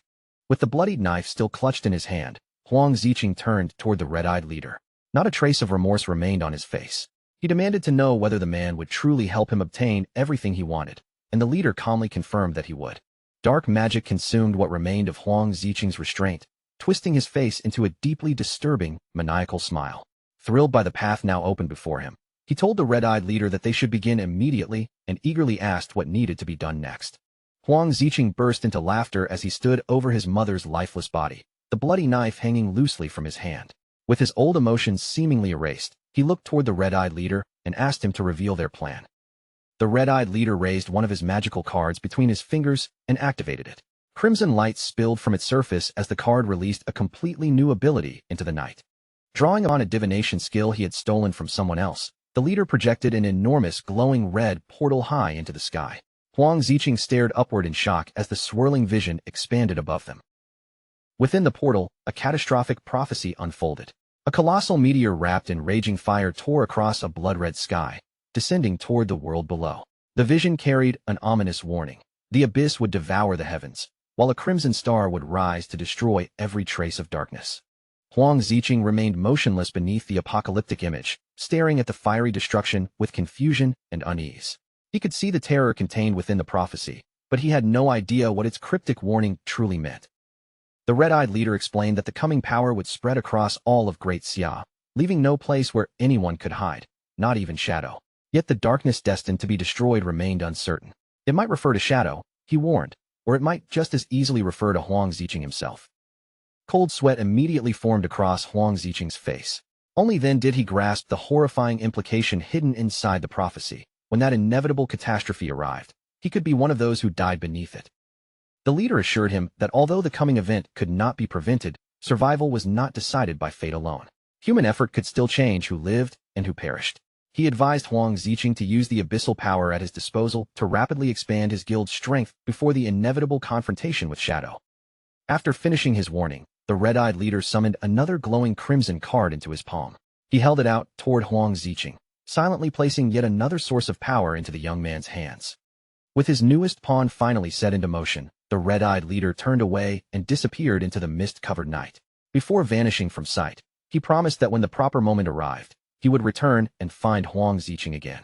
Left alone beneath the darkness, Huang Ziqing no longer attempted to resist the corruption inside him. His eyes burned with a deep crimson glow as he fully accepted the mission he had been given and surrendered himself to his new path. Huang Ziqing gathered the dark magic within his body and extended one hand over his mother's corpse. Swirling red energy poured from his palm, spreading across Huang Huifen's motionless form as he began casting the abyssal puppet spell. The abyssal energy forced its way into Huang Huifen's body, making her scream as her eyes suddenly ignited with a terrifying red glow. The forbidden spell dragged her back as an undead puppet, preserving every ability she had possessed while alive, but binding her will completely to Huang Ziqing. Huang Ziqing stood behind his reanimated mother as she turned toward him and obediently asked for her master's instructions. Completely consumed by madness, he looked at the woman he had transformed into a puppet and declared that the two of them would now build their guild together. Far away in the southern region of Manhwa, a colossal tower rose above the skyline, looming over the broken buildings and devastated streets of the ruined city below. The local players were every bit as relaxed as their reputation suggested, placing comfort and leisure above almost everything else. With steaming baskets of dim sum spread across the table and fresh tea waiting beside them, one player cheerfully announced that they had worked long enough and deserved a proper break. Before long, the entire group had settled along the peaceful riverbank with fishing rods resting in their hands. As they watched their lines drift across the water, they casually reminded one another not to let the tea grow cold while waiting for a bite. Their quiet afternoon came to an abrupt end when the earth trembled behind them.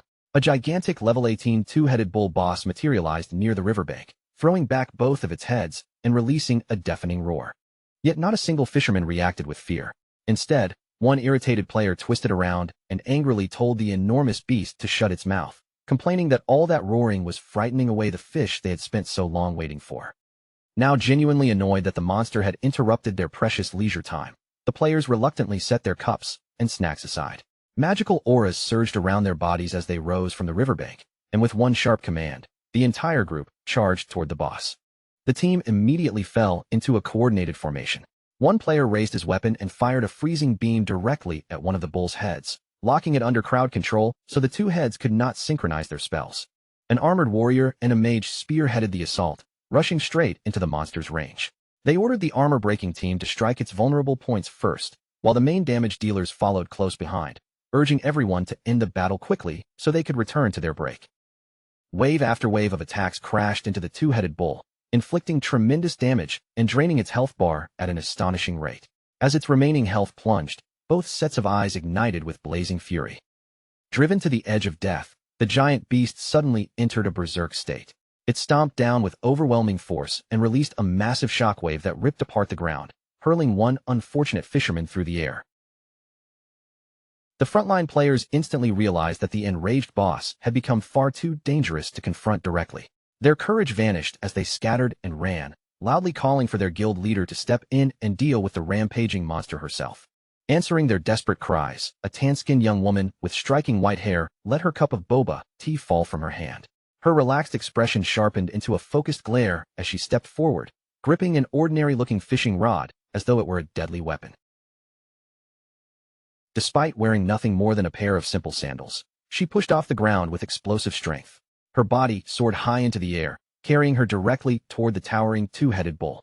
Cursing the beast for destroying everyone's peaceful break, Sister Hai swung the fishing rod with practiced precision. A glowing green fishing line shot from its tip and streaked through the air toward the enormous monster. The enchanted line stretched farther and farther before spiraling around the bull's massive frame. Within seconds, it had wrapped tightly around the creature from multiple angles, binding its limbs and leaving the raging boss completely unable to move.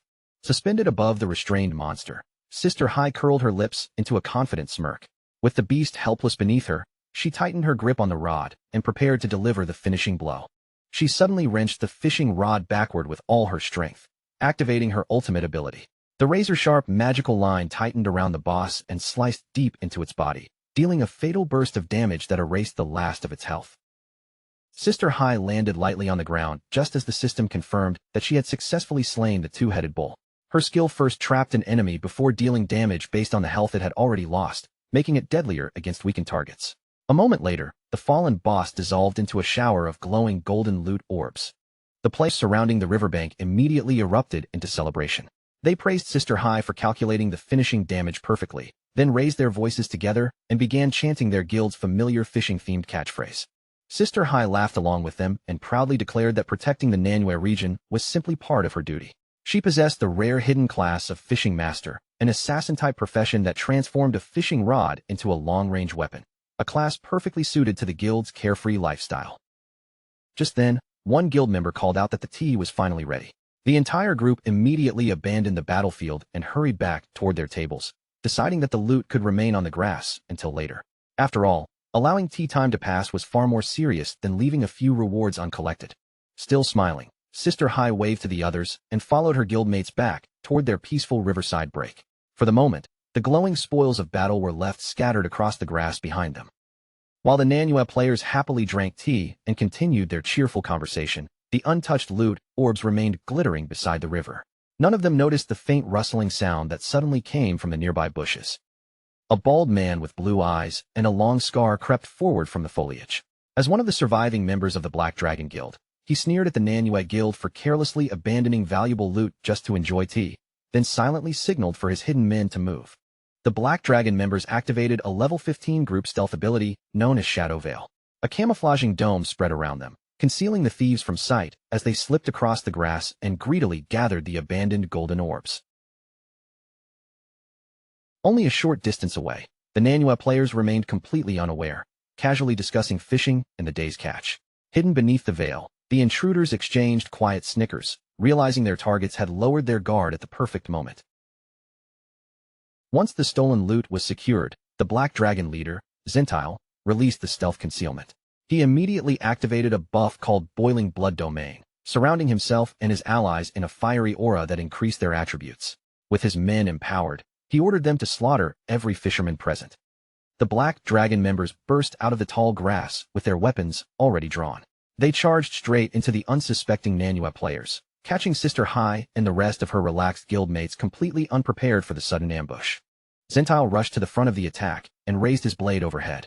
Beneath him, Sister Hai and one of her terrified guildmates stared up in shock as he prepared to cut them down. In an instant, the peaceful tea gathering descended into complete chaos. The attackers laughed and screamed for blood while swinging their weapons wildly. Players cried out in panic, tables overturned, cups shattered, and fragments of debris were sent flying across the riverbank.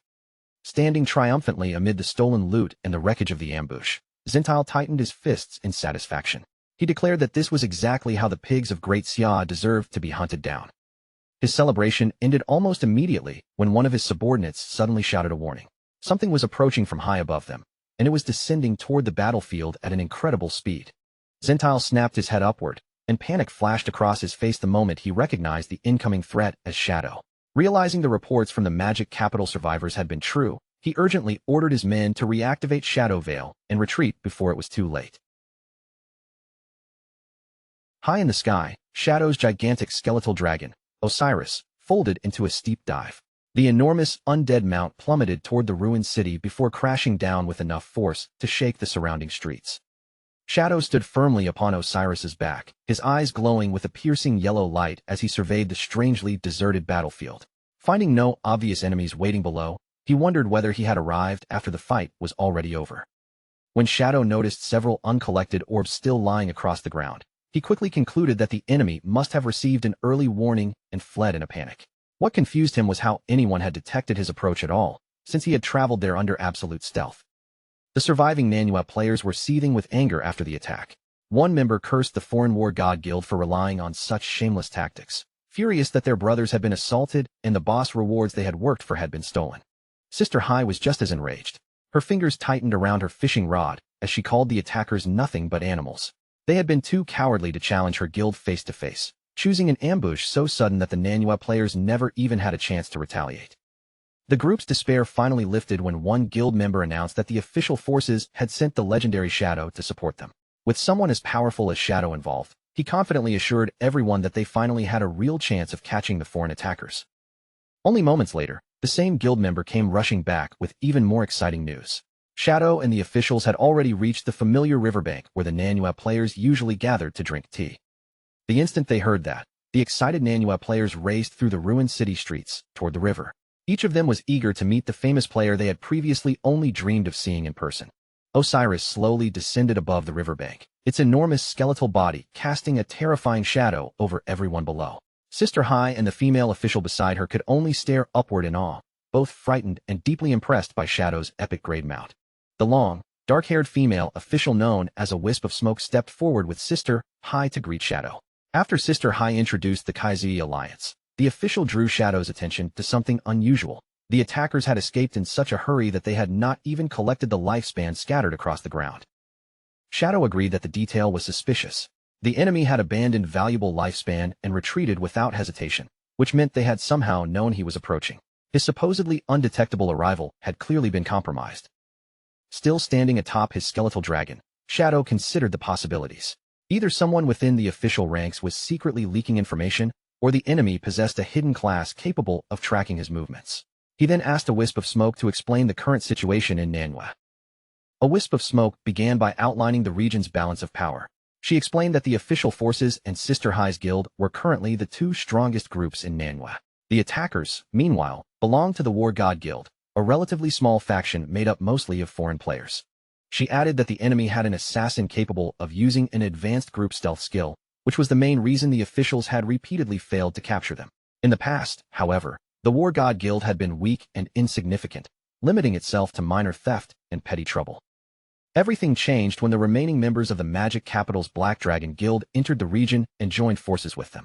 After forming that alliance, the War God Guild suddenly began massacring players without restraint, and Sister High's group had already become their seventh target that very day.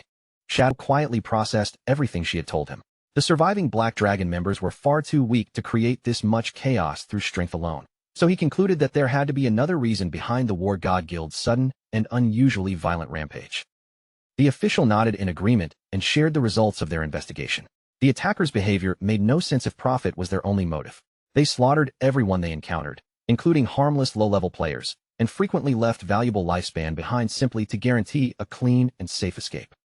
A wisp of smoke explained that the enemy's reckless massacres had caused their kill value to soar at an alarming rate. That penalty prevented them from leveling up and guaranteed. Shadow listened without interrupting, quietly reviewing everything he knew about the game's punishment for murder. Once a player accumulated excessive kill value, their progression would be forcibly halted, and death would make them lose all the lifespan they carried.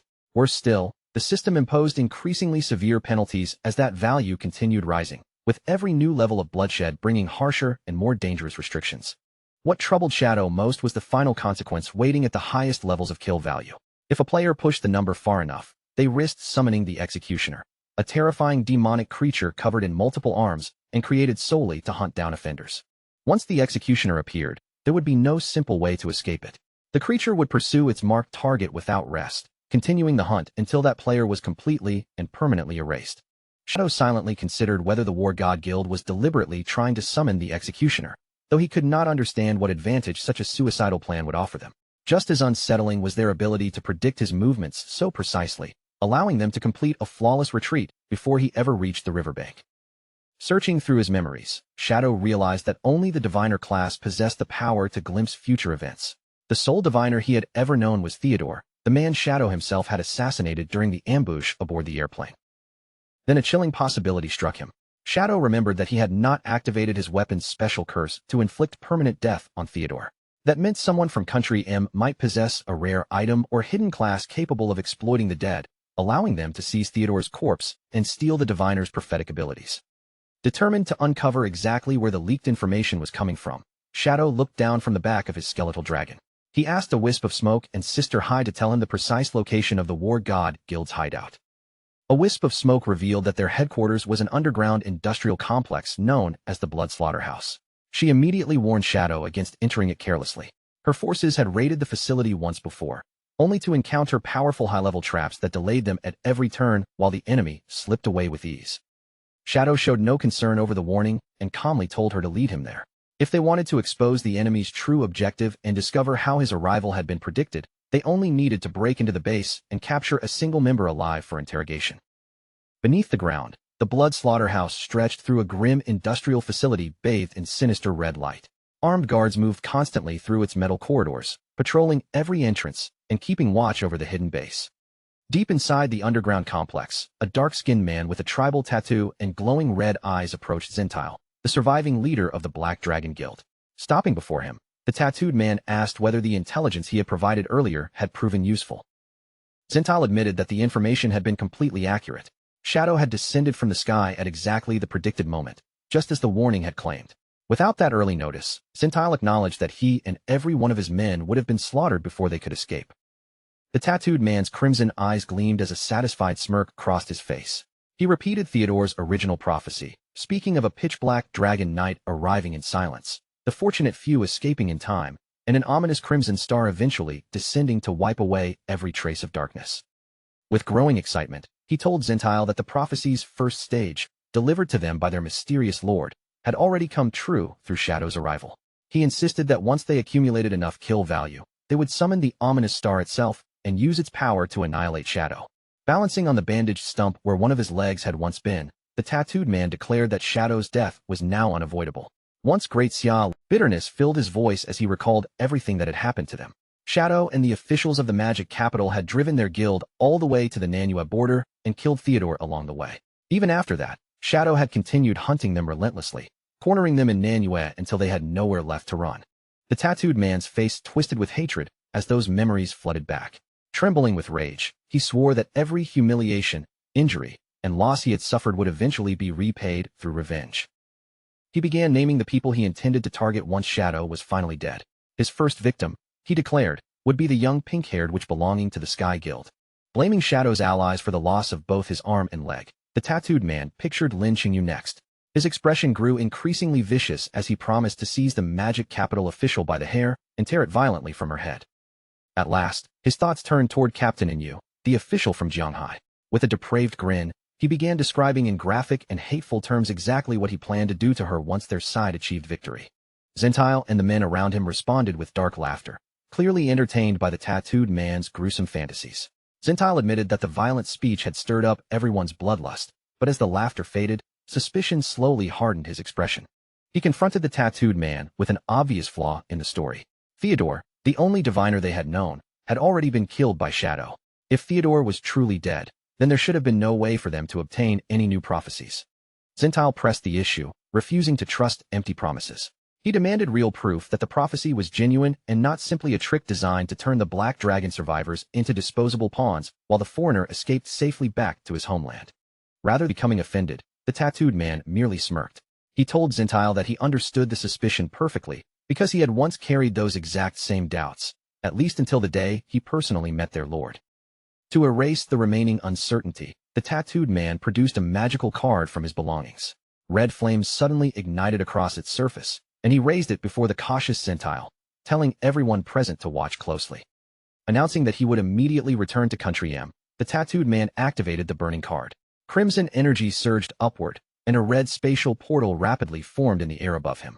One of the bald Black Dragon members stared at the portal in disbelief. He instantly recognized the magic being used as one of the abilities that had originally belonged to Theodore. However, instead of simply carrying the tattooed man away, a figure wrapped in dark, flame-like energy stepped out from the portal.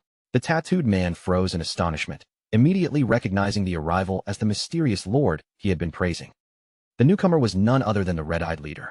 He turned his attention towards Zentile, and as he addressed the Black Dragon leader directly, a glowing blue holographic screen materialized in the air before him. Zentile stared at the floating display with widened eyes, momentarily unable to speak as he tried to understand what he was seeing. The screen displayed a live image of the tattooed man, now standing near the Statue of Liberty. A clear message appeared alongside the feed, confirming that he had successfully returned to Country M. As Zentile watched the live broadcast, tears of disbelief gathered in his eyes.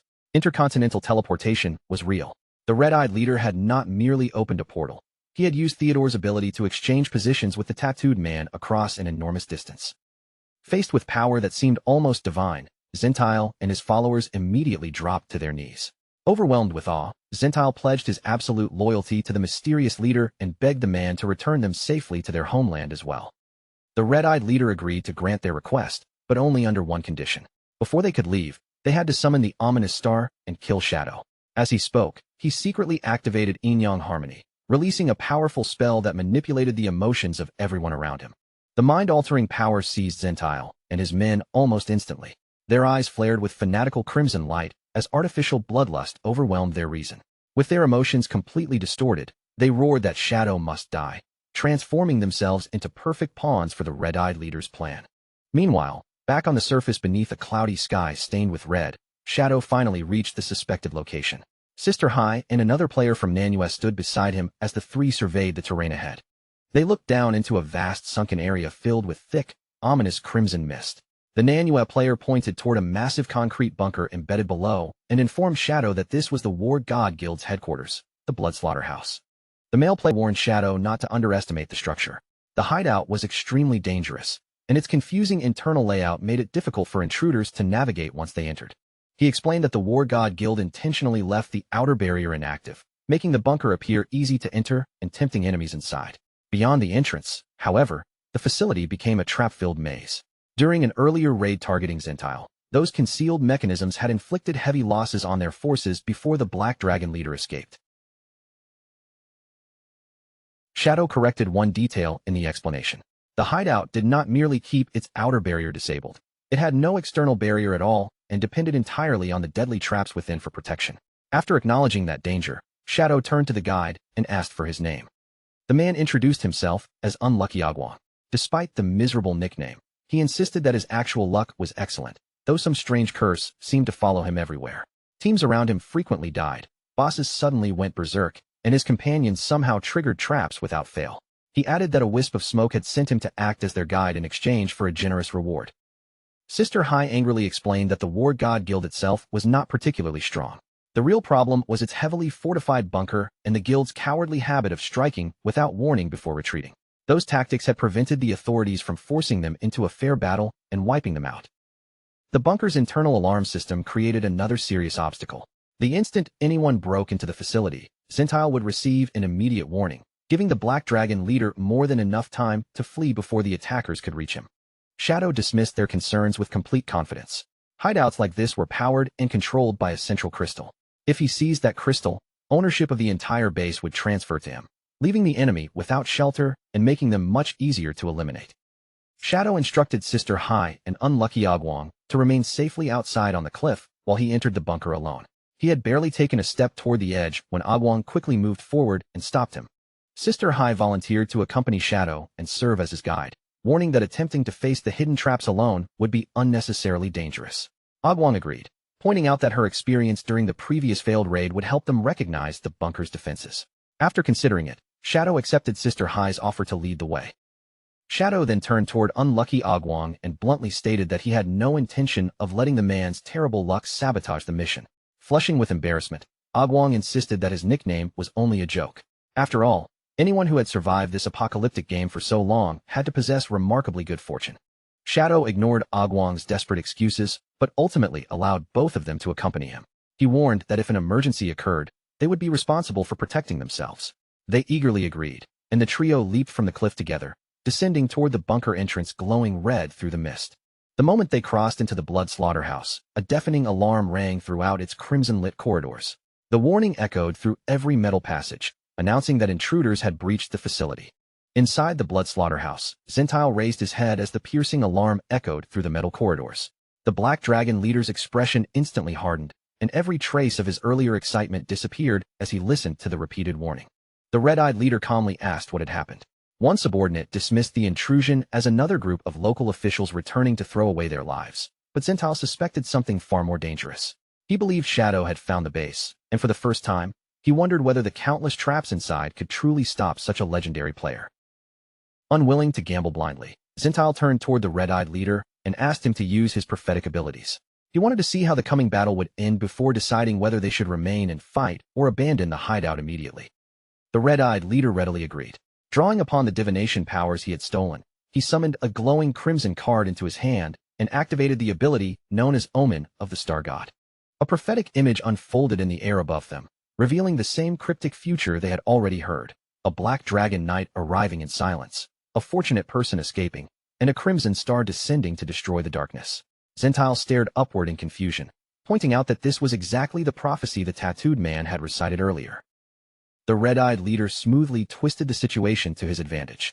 He explained that prophecies revealed only major turning points, so the vision would continue repeating until those events finally occurred. By showing the same omen again, he claimed, fate was proving that Zentile and the approaching intruder were deeply connected. Zentile accepted the explanation without question, and a confident smile returned to his face. Certain that destiny was unfolding exactly as foretold, he concluded that the person who had triggered the alarm could only be Shadow.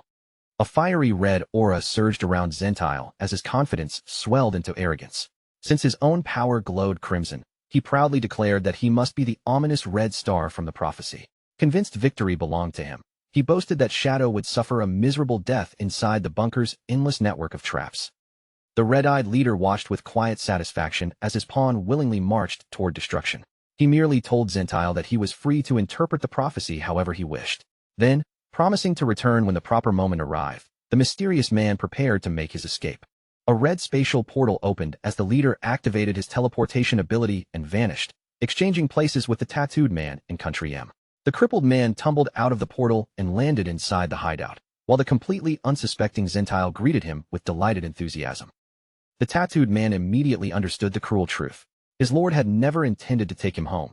He had merely been used as a tool so the leader could escape instead. Zentile remained blind to the terror on his face and excitedly asked him to help kill Shadow, still convinced that he himself was the prophesied Crimson Star. The tattooed man stared at Zentile as though he had lost his mind. Having witnessed Shadow's overwhelming strength firsthand, he knew exactly how terrifying their enemy was. Panic rose inside him as he realized Zentile genuinely believed their scattered forces could defeat that unstoppable monster. Meanwhile, Shadow, Sister Hai, and unlucky Agwang descended into the enormous industrial depths of the blood slaughterhouse. The moment they landed, thick crimson mist curled around their legs, filling the surrounding chamber with an ominous and suffocating atmosphere.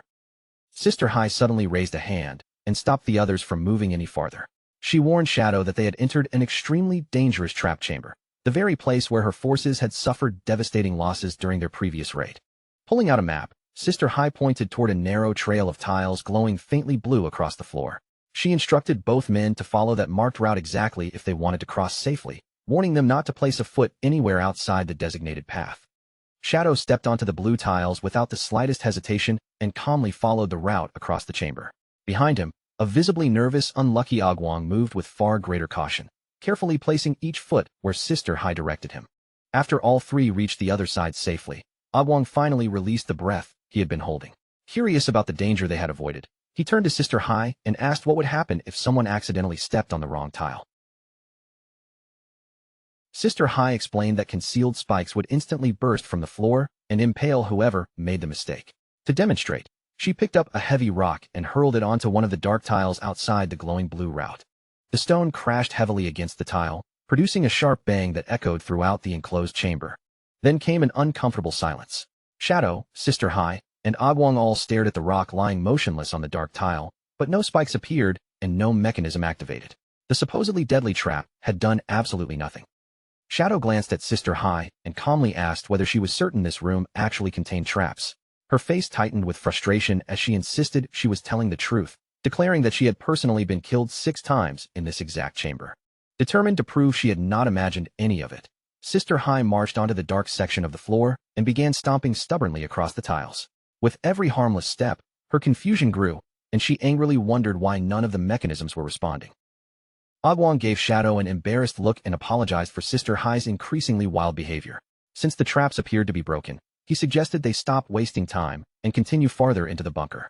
Believing the chamber was now harmless, Agwang casually stepped onto an ordinary-looking tile ahead. The instant his foot touched the surface, a loud mechanical click rang out, and the floor beneath them suddenly blazed with an ominous red warning light. Agwang's strange bad luck curse immediately took effect. Deadly black spikes exploded upward from the floor with terrifying force, yet somehow they avoided Agwang completely. Instead, they erupted beneath Sister Hai and impaled her while she was still stomping across the nearby tiles. Agwang stared at the scene with his mouth hanging open, utterly horrified by what had happened. He screamed in confusion, unable to understand why the trap triggered by his own mistake had ignored him and attacked his teammate instead. Sister Hai died on the spot, her body dissolving into a cluster of glowing golden orbs. Agwang hurriedly apologized to his fallen guide, overwhelmed with guilt, while Shadow remained perfectly composed and said they only needed to wait for her to respawn and return. Examining the activated mechanism, Shadow confirmed that Sister Hai had not been lying about the danger.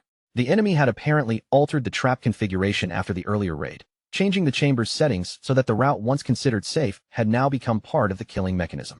With the maze capable of changing its own defenses, their old information was now completely unreliable. Shadow ordered Agwang to collect Sister Hai's remaining orbs and leave the blood slaughterhouse immediately before his curse caused another disaster. High above the chamber, Zentile and his men watched everything from a concealed observation room.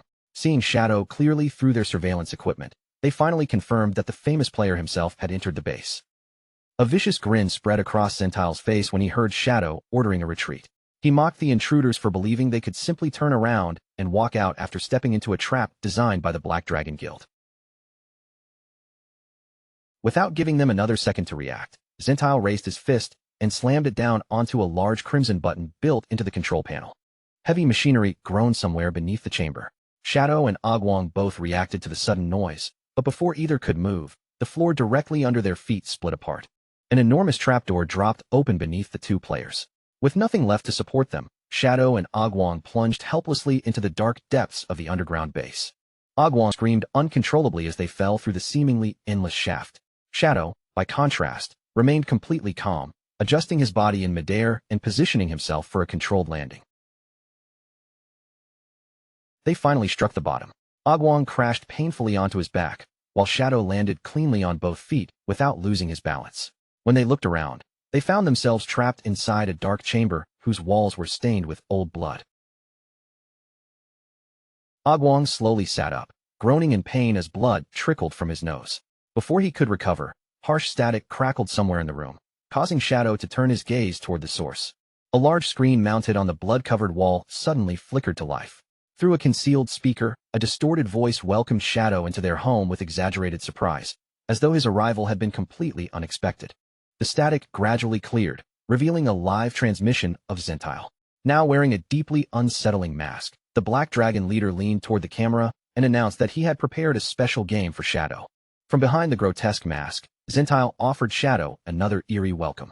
His twisted voice echoed through the bloody chamber as he savored having the famous player trapped inside his territory. Zentile introduced the challenge and directed their attention toward the enormous circular saws mounted along the walls. Agwong recoiled at the sight of the spinning blades, while Zentile ordered both players to stand inside the separate circles marked on the floor. Shadow showed no fear and calmly stepped into his assigned circle. Beside him stood a short pedestal topped with a red button, while one of the massive saw blades spun dangerously close to the edge of his position. Zentile then explained the rules. Shadow and Agwong would take turns pressing their buttons, and each press carried a 1 in 6 chance of activating the saw beside the other player. The probability would rise with every turn, ensuring that by the 6th press, one of them would definitely be killed. Whoever survived the game would receive all the lifespan dropped by the loser. After claiming the reward, the winner would supposedly be allowed to leave the chamber unharmed. Agwong immediately scoffed at the setup and pointed out what seemed like an obvious weakness in Zentile's plan. Even if he died, he would simply respawn, and Shadow could return the lost lifespan afterward as though nothing had happened. Growing more confident, Agwong declared that Shadow was practically invincible anyway. He doubted an ordinary circular saw could so much as leave a scratch on someone with that level of power. Shadow offered no response and continued observing the room in silence. Zentile laughed at their ignorance and called them both fools. Inside his emerald-grade hideout, the base's special rules were absolute. Once the saw activated, it would deliver a guaranteed kill regardless of the victim's defenses, abilities, or overwhelming strength. Zentile then revealed that, as the recognized master of the Blood Slaughterhouse, he possessed a minor privilege within the game. Unlike the trapped players, he had a certain degree of control over how the challenge unfolded.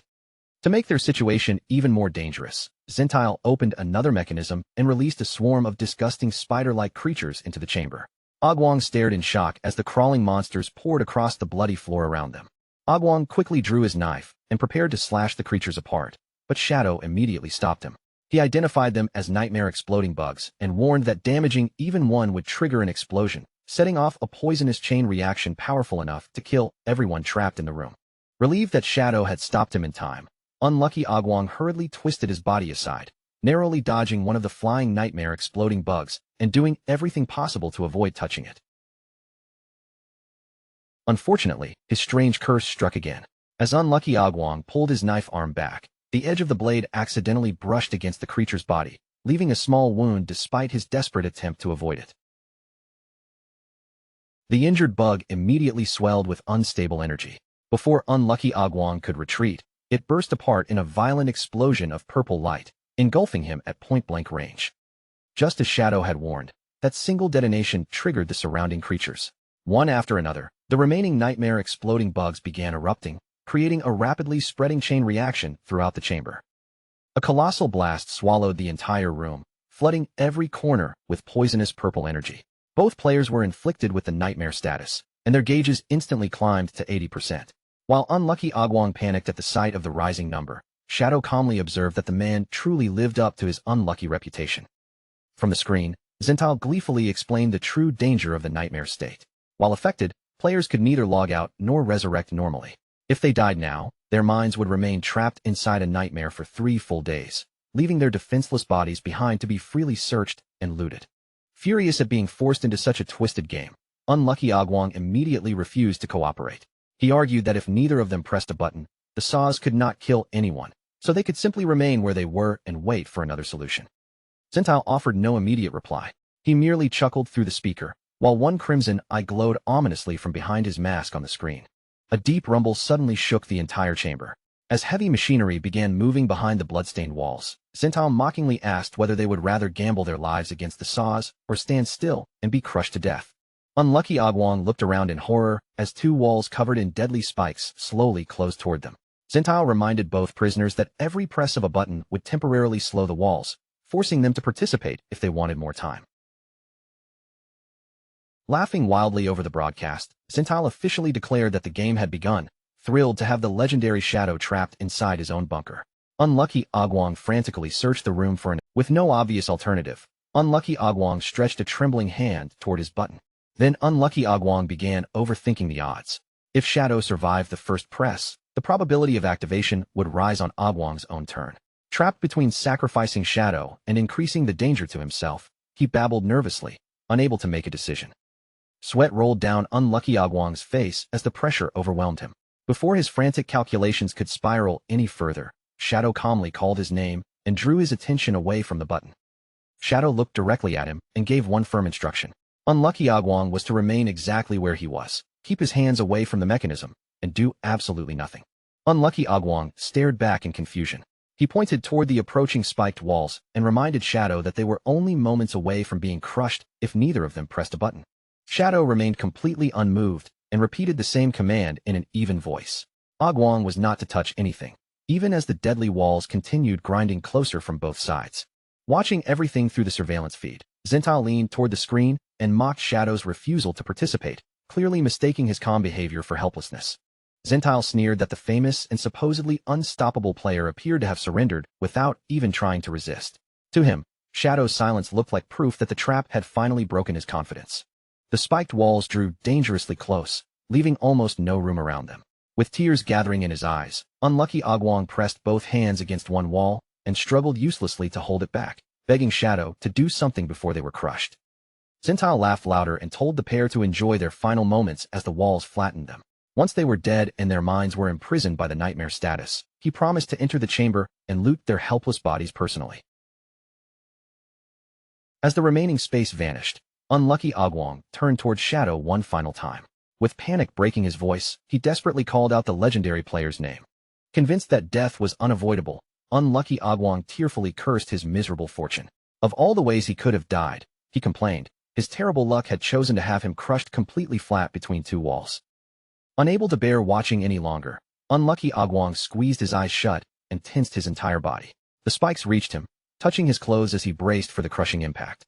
Several seconds passed, yet the expected pain never came. Confused, unlucky Agwong slowly opened his eyes and discovered that the deadly mechanism had stopped moving. The spiked walls and enormous saw blades had frozen only inches from their bodies. Zintal's furious voice erupted through the speaker as he cursed the machinery and demanded to know why every trap had suddenly stopped working. A series of system notifications appeared before him, announcing that the blood slaughterhouse had been successfully breached and its central core had been stolen. Zintal stared at the messages in stunned disbelief. Before Zintal could react to the warning, one of Shadow's small spectral dragons burst into the control room and attacked him. The entire ambush unfolded clearly on the live broadcast still playing inside the trap chamber. A final system message confirmed that possession of the central crystal had transferred complete ownership of the blood slaughterhouse from Zintal to Shadow. Still pinned between the motionless walls, unlucky Agwong stared at the screen in amazement. Shadow had somehow captured the enemy's entire base without taking a single step from his circle. Shadow remained unfazed as light flickered within his eyes. Through their telepathic connection, he contacted Osiris and calmly asked why the operation had taken 1 minute longer than his original calculation. Only then did the full strategy become clear. While Zintal had been focused on tormenting them with his deadly game, Shadow had secretly summoned 12 spectral wyverns elsewhere inside the bunker. The small dragons had slipped past the facility's traps without drawing attention. Moving through routes the human intruders could not use, they infiltrated the upper levels and ambushed the guild members inside the control room. Outside the bunker, the gigantic skeletal dragon Osiris apologized for the slight delay. He explained that the blood slaughterhouse contained an unusually complicated maze and numerous guards, forcing the spectral wyverns to take longer than expected to reach their target. Despite that delay, Osiris confirmed that the operation had succeeded. Inside the base, one spectral wyvern was already carrying away the stolen core crystal, while the others had captured Zentile alive without setting off the bunker's alarms. Shadow ordered one of the wyverns to disable every remaining trap and open a safe route through the facility. The small dragon immediately obeyed, landing before them and leaving unlucky Agwong staring at its unexpected appearance in astonishment. As the spectral wyvern began guiding them through the newly opened passage, unlucky Agwong finally understood what had happened. Shadow had prepared the entire infiltration strategy before any of them had even stepped inside the bunker. He realized that Zentile's deadly game had never been the real battle. Shadow had deliberately allowed the enemy to focus on them, using himself and Agwong as bait, while the spectral dragons quietly seized control of the hideout. Shadow confirmed that Agwong had understood correctly. However, he added that the operation would have proceeded far more smoothly if Agwong's terrible luck had not caused the nightmare exploding bugs to detonate. Hearing that, Agwong could only smile awkwardly in embarrassment.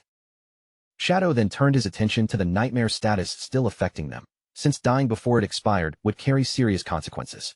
He ordered a spectral wyvern to carry unlucky Agwong out of the bunker and told Agwong to hide somewhere far away, where his curse could not create any more disasters. A spectral wyvern lifted the loudly protesting unlucky Agwong and carried him away through the passage. Almost immediately afterward, Osiris contacted Shadow again with troubling news. Shadow released a tired sigh and asked what had gone wrong this time.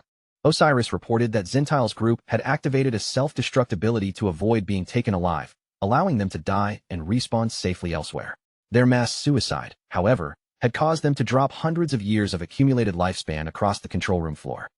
Shadow realized that his nearly perfect capture operation had been ruined in its final moments.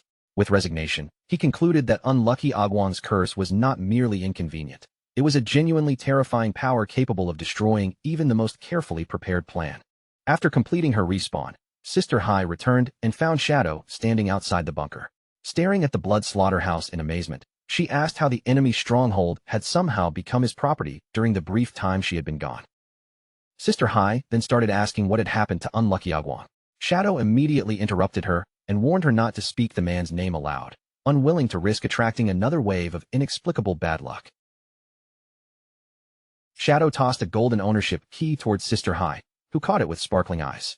He explained that he had already reached the maximum number of hideouts he could possess, so he was transferring the blood slaughterhouse to her guild and the Manhwa officials. Overjoyed by the gift, Sister Hai eagerly promised to treat him to tea. Shadow immediately crushed her excitement by clarifying that the bunker was not a free gift.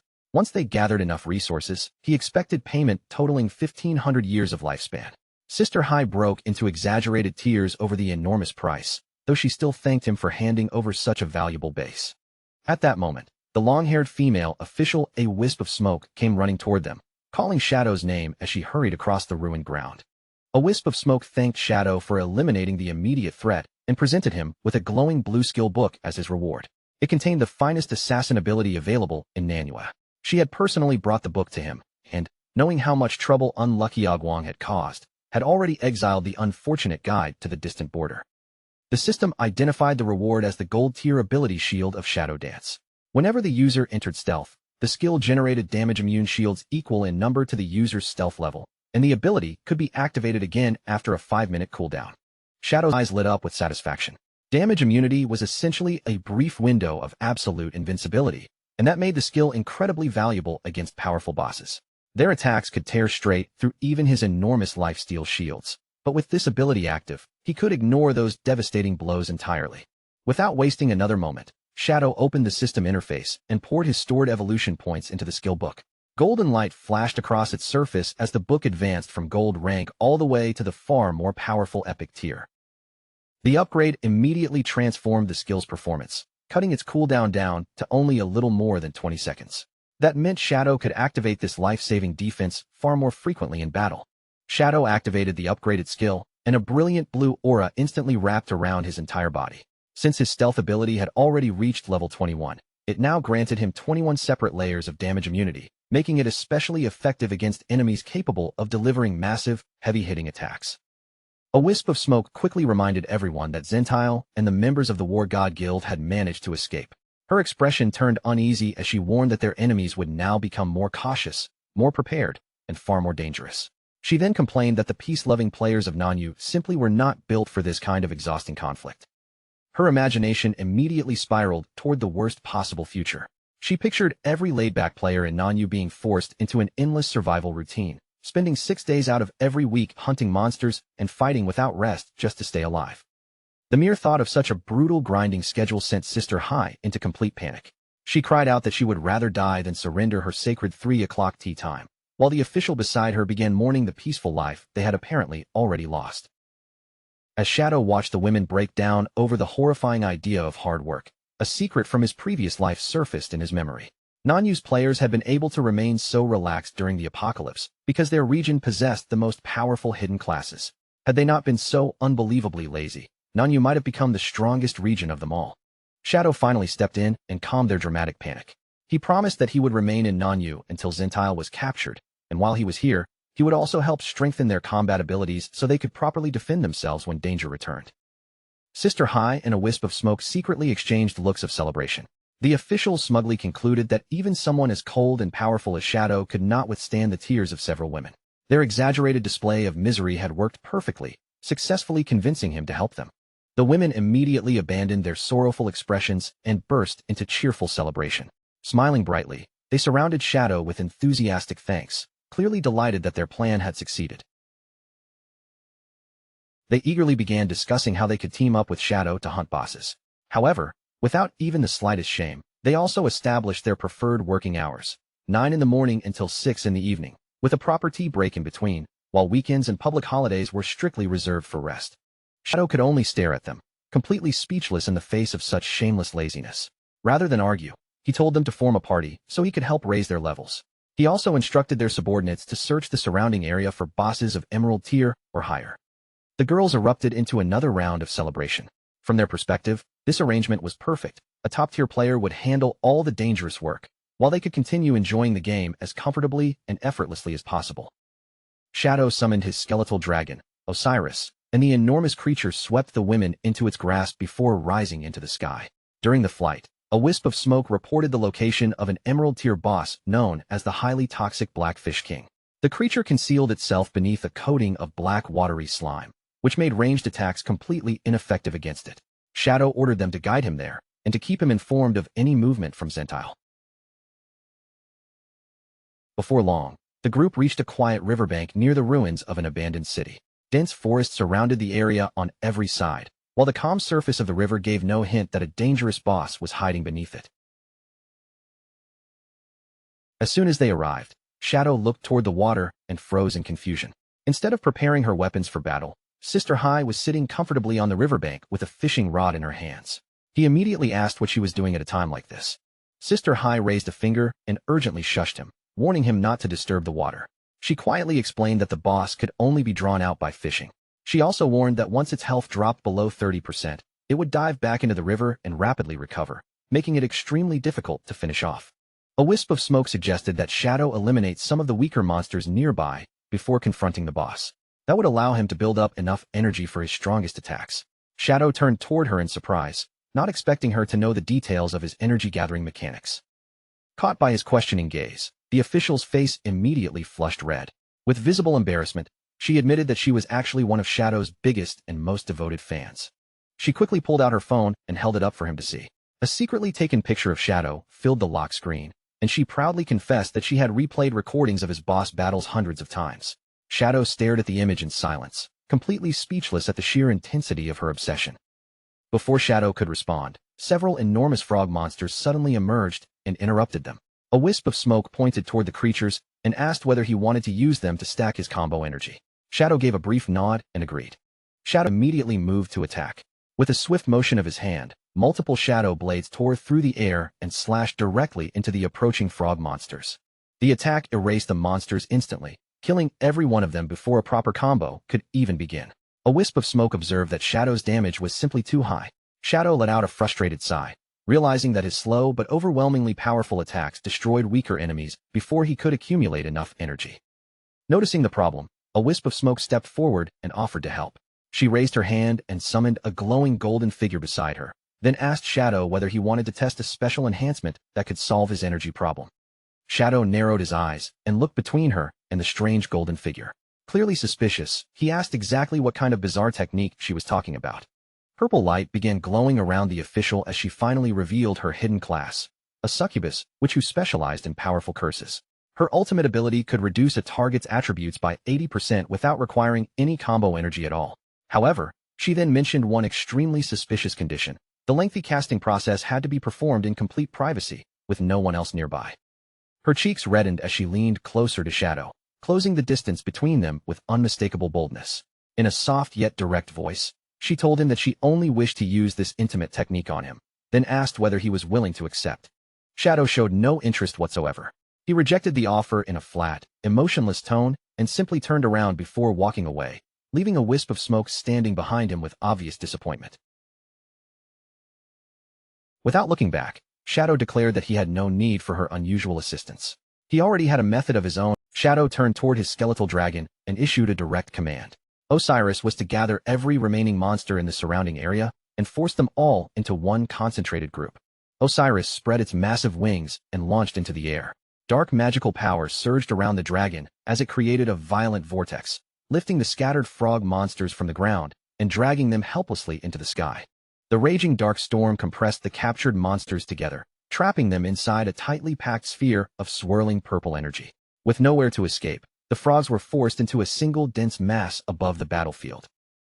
A wisp of smoke could only stare upward in amazement. Her eyes widened as she watched Osiris control so many monsters at once with overwhelming magical force. Now that every target had been gathered into one place, Shadow bent his knees and launched himself high into the air, rising straight toward the trapped cluster of enemies. Positioning himself beneath the floating mass of monsters, Shadow unleashed Dark Knight Ring Blade in midair. A gigantic circular wave of crimson energy expanded outward from him, slicing cleanly through every enemy imprisoned inside the purple sphere. The official stared at the enormous damage numbers appearing across the battlefield, utterly stunned by what she was seeing. Unable to contain herself, she screamed that there were so many zeros flashing before her eyes that she could not even count them all. As Shadow descended and landed safely on the ground, a wisp of smoke continued shouting in excitement. Her voice echoed across the riverbank as she celebrated the unbelievable attack she had just witnessed. With his combo energy finally filled to the maximum, Shadow announced that he was ready to face the boss. He turned towards Sister Hai and asked whether the Blackfish King had taken the bait. At that exact moment, her fishing rod suddenly bent into a deep curve. Bracing herself against the powerful pull, she shouted that the fish was hooked. Sister Hai planted her feet firmly and yanked backward with all her strength. A gigantic fish covered in dark scales burst from the river, spraying water across the bank as she shouted her guild's catchphrase. The moment the creature landed, Sister Hai rapidly retreated, leaving Shadow to handle the dangerous fight.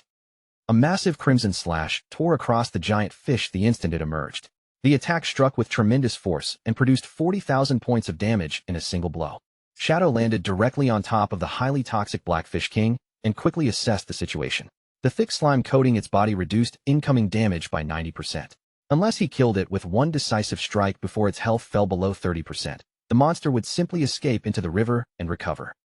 The enormous beast released a furious roar and jerked its head backward. Its jaws opened wide as dark, poisonous liquid began gathering inside its mouth, ready to be launched toward the shore. The Blackfish King unleashed its rotten mud attack, spewing a Shadow paid no attention to the approaching sludge. Instead, he summoned several radiant golden orbs around himself, and within each glowing sphere stood a Shadow clone, already positioned and prepared to strike. Blue light flashed across the battlefield.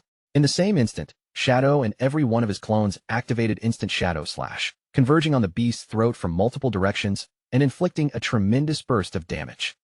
Shadow dropped back down and landed on the muddy riverbank. He had originally intended to destroy the boss with a single overwhelming attack, but after seeing the opportunity before him, he decided this was the perfect moment to test something different. A deep purple glow appeared within Shadow's eye as dark energy began coiling around his body. The pressure in the air shifted, and he knew the time had finally come to experiment with his newly acquired finishing move. Shadow activated his ultimate ability, Endless Nightmare. Purple flames instantly spread across the Black Fish King's enormous body, wrapping the creature in eerie fire. Every passing second caused its nightmare gauge to rise, while each additional attack from Shadow pushed the meter upward even faster. Shadow stood within a swirling purple aura as he maintained control over the dark spell. Endless Nightmare increased his damage by 80%, and once the nightmare gauge finally reached 100, the afflicted enemy would be dragged into a full nightmare state. Once the nightmare state took hold, the affected monster would sink into a deep, helpless sleep. But the skill's real terror came from its eye-breaking strike effect. The very next attack that jolted the target awake would explode with triple the normal damage. With the Blackfish King completely trapped inside the nightmare, Shadow immediately launched another instant shadow slash straight across its throat. The critical blow triggered a violent, icy blue explosion, and Shadow kicked away from the creature at once, dashing backward before the freezing blast could engulf him. A system notification appeared, confirming that the Emerald-grade boss had been successfully slain. Shadow received a large amount of experience, evolution points, additional lifespan, and another increase to his nightmare resistance. Nearby, Sister Hai and a wisp of smoke erupted into cheers, amazed that he had killed the creature without giving it any chance to escape into the river. As the boss's drops scattered across the ground, Shadow calmly inspected the rewards. There were evolution points and several pieces of equipment, but one item immediately drew his attention, a treasure map glowing with a soft blue light. When Shadow examined the map, an image of a chest marked by a bright star appeared across its surface. The markings revealed the location of a legendary hidden treasure buried somewhere inside the forest near Zhanghai City. Zhanghai City was far too distant for Shadow to travel there himself right now.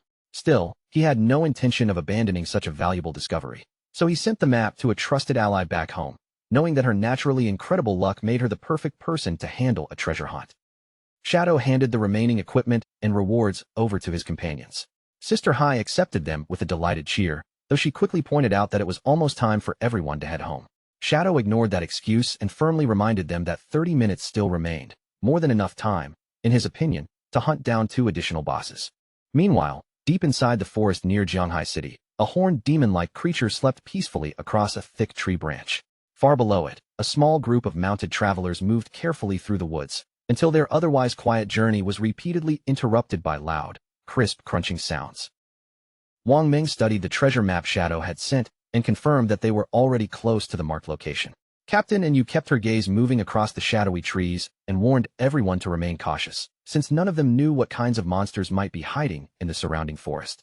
Despite that warning, the irritating crunching continued without pause. The repeated noise grated on both Wang Ming and Captain and Yu, and their expressions grew more annoyed with every bite. The two finally turned around to identify the source of the racket. Behind them, Little Black sat comfortably on her alpaca mount, happily munching on crackers while the alpaca chewed along with equal enthusiasm. Wang Ming's patience immediately snapped.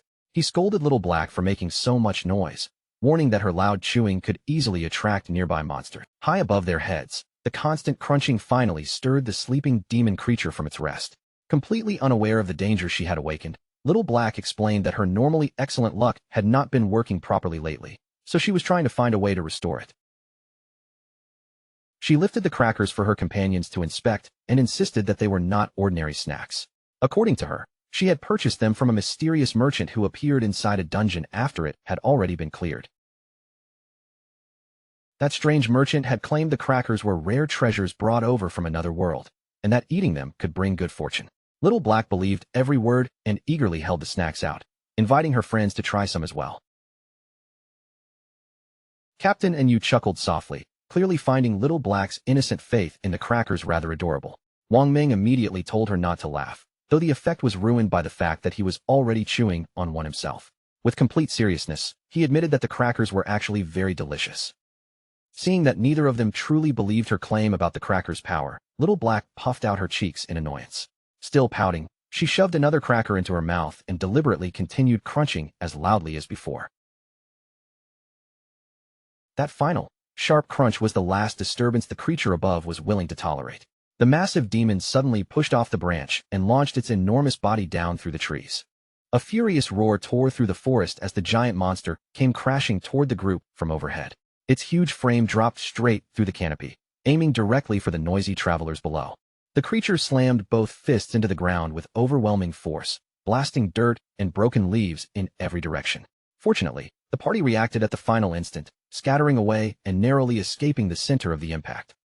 As the cloud of dust slowly cleared, the system revealed the attacker's identity, a level 18 emerald-grade boss known as the Ferocious Ape. Wang Ming took one look at its towering body and immediately panicked, convinced they were all about to die. Then the ape's blood-red eyes locked onto the source of the noise, and with another enraged roar, it violently hurled Little Black and her alpaca deep into the forest. To everyone's astonishment, the ferocious ape did not turn around and attack the remaining party members. Instead, it grabbed the branches above and swung away through the trees as though nothing else mattered. Wang Ming stood frozen, wondering why such a powerful boss had spared them. But the answer was strangely simple. The ape had only awakened because of the noise, thrown Little Black away for disturbing its sleep, and then completely lost interest. Little Black and her alpaca sailed helplessly through the air while the others finally recovered from their shock and rushed into the forest to search for her. During the wild flight, the bag of crackers burst open, sending snacks raining down around her. Several bounced off Little Black before scattering across a chest hidden below. The moment the falling crackers struck the chest, the star-shaped emblem on its lid flashed with sudden light. A pair of eerie eyes opened across the wooden surface, and a low, hungry growl rumbled from somewhere inside it. The chest sprang open with a violent snap, revealing rows of razor-sharp teeth and an enormous tongue twisting between them. A system alert instantly identified the creature as a level 20 emerald-grade boss, the Greedy Devourer.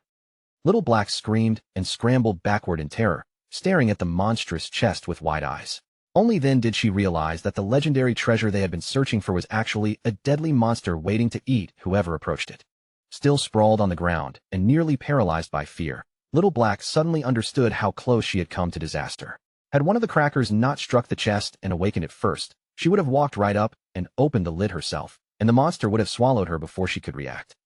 The Greedy Devourer eagerly snapped up the scattered crackers, chewing them with obvious satisfaction instead of attacking her. Watching from a safer distance, Little Black slowly relaxed. In her mind, this proved that the mysterious merchant had told the truth. The snacks really did bring good luck, because one of them had just saved her life. Her relief lasted only a few seconds before reality set in. Even if the crackers had protected her once, she had absolutely no chance of defeating an emerald-grade boss by herself. Without wasting another moment, Little Black decided to contact Shadow and beg him to come rescue her. Back at the riverbank, another battle reached its conclusion as Shadow swung his weapon and released a devastating blue slash. The brilliant attack tore through the boss and finished it off in one overwhelming strike. From the top of a nearby cliff, Sister Hai and the official, a wisp of smoke, cheered loudly for Shadow's incredible strength. Below them, Shadow stood victorious beside the battlefield while the newly dropped loot glowed around his feet. Shadow told the two women to come down and collect the rewards so they could immediately move on to the next boss. As they approached the scattered drops, both women stared at the treasures in amazement, marveling over the valuable items the monster had left behind. Then a timer appeared, revealing that it was already 8 o'clock in the evening. Completely exhausted, a wisp of smoke and Sister Hai immediately began protesting. Their official working hours were over, and both women firmly refused to stay for even a minute of overtime. True to Nanyu's famously relaxed playstyle, the pair cheerfully waved goodbye and told Shadow they would see him again at 9 the next morning. Then they simply walked away, leaving him standing by himself among the glowing rewards. Shadow's quiet solitude did not last long. An urgent message suddenly arrived from Little Black, explaining that she had located the legendary treasure. Unfortunately, the treasure had turned out to be a powerful mimic monster she could not defeat, and she was now desperately begging him to come save her. Shadow immediately requested her exact coordinates. The moment she sent them, he summoned his skeletal dragon, Osiris, climbed aboard, and flew straight toward her location without delay. Deep inside the dark forest, Little Black sat nervously on the ground with another cracker in her hand. She took small bites while keeping a wary eye on the Greedy Devourer, whose chest-shaped body continued glowing with an ominous purple light nearby. Shadow soon arrived from above. Dropping toward the battlefield with tremendous force, he brought his crimson blade down in a massive strike that sliced straight through the monstrous chest. The system instantly confirmed the Greedy Devourer's defeat, awarding Shadow a huge amount of experience and tradable lifespan. The rewards were enough to push him all the way to level 25. As shining loot orbs floated around them, Little Black excitedly praised him for finding her so quickly and destroying the boss with a single attack. Shadow paid no attention to her enthusiastic praise. Instead, he looked toward the defeated mimic and asked how she had managed to discover its true nature without first falling into its trap. Little Black explained that she had accidentally fallen into the pit and nearly reached out to touch the chest. Before she could do so, however, one of the crackers she dropped struck the lid first, causing the hidden monster to wake up and reveal itself. When Shadow asked where the unusual cracker had come from, Little Black told him about the mysterious merchant she had encountered. She confidently repeated the merchant's claim that the snack could transform bad luck into good fortune. Shadow held the cracker between his fingers and studied it with obvious skepticism. Even with all the knowledge and experience he carried over from his previous life, he had never once heard of an item capable of altering someone's luck. Little Black watched him with barely concealed excitement, her eyes fixed closely on his masked face. Secretly, she hoped he would remove the mask to eat the cracker, finally giving her the chance to see what he actually looked like underneath. Shadow had already guessed exactly what she was waiting for. Before Little Black could get a closer look, he activated his stealth ability and vanished inside a burst of dark blue flames, leaving her staring at the empty space in confusion. A moment later, Shadow reappeared with his mask still firmly in place. He raised one hand in a casual thumbs up and admitted that the cracker tasted good. Little Black immediately pouted, playfully accusing him of being far too shy to reveal his face. Shadow then turned toward the genuine blue treasure chest and explained just how dangerous the mimic had been. Any player swallowed by it would remain trapped inside its stomach and be unable to log out, meaning their real-world body could eventually starve to death. However, once the mimic was defeated safely, the actual hidden treasure would finally reveal itself. Shadow stepped toward the real chest and opened it without hesitation. Inside, he found another collection of valuable rewards, including evolution points and several pieces of equipment. Among all the items inside, 2 rewards stood out above the rest. Shadow discovered both a map leading to the city of unjust death and the special key required to enter it. The moment Shadow recognized the key, his eyes widened with genuine astonishment. He knew exactly what it was, and he also knew that an artifact this rare was almost impossible to obtain. Shadow stared at the astonishing reward in his hand, momentarily unable to hide his surprise. The drop was so unbelievably rare that a strange thought crossed his mind. Could Little Black's mysterious cracker truly have increased her luck after all? His thoughts immediately turned to the city of unjust death, a forbidden territory where living beings were never meant to set foot. As far as Shadow knew, throughout all known history, only a single person had ever successfully entered that terrifying place. At the same time, Shadow's younger sister, Qin Xiaoyu, was transported into a vast maze. Blue light from the teleportation spell surrounded her body as she appeared inside the unfamiliar trial grounds. Qin Xiaoyu quickly spotted a familiar friend nearby and called out to her. However, her relief soon turned into concern when the woman gave no response, merely staring blankly ahead like an empty, lifeless phantom. Far above the maze, the system's voice announced the rules of the fair judgment trial. 100 targets had been placed throughout the labyrinth, yet only one of them was truly guilty. Shadow's task was to identify that single person and carry out the execution. The warning that followed made the trial even more dangerous. Should Shadow mistakenly kill even one innocent target, he would immediately fail the entire challenge. Shadow turned toward Asatiz and asked how he was supposed to distinguish the guilty person from the 99 innocents. Instead of giving him a direct answer, Asatiz replied cryptically, telling him to trust his eyes and use them to uncover the truth. Golden light immediately flared inside Shadow's eye as he looked across the maze with unwavering confidence. No matter how well the guilty person tried to hide among the crowd, Shadow declared that they would never escape his gaze. Elsewhere, Lu Jianfeng studied the rules before a confident smile spread across his face. The conditions heavily favored his side, allowing him to turn their overwhelming advantage in numbers into a weapon. Realizing this, he wasted no time and loudly issued his commands. Lu Jianfeng ordered the first team to keep Shadow trapped in an endless chain of duels. Victory was unnecessary. Their only purpose was to delay him. The moment one challenger fell, another was to step forward immediately.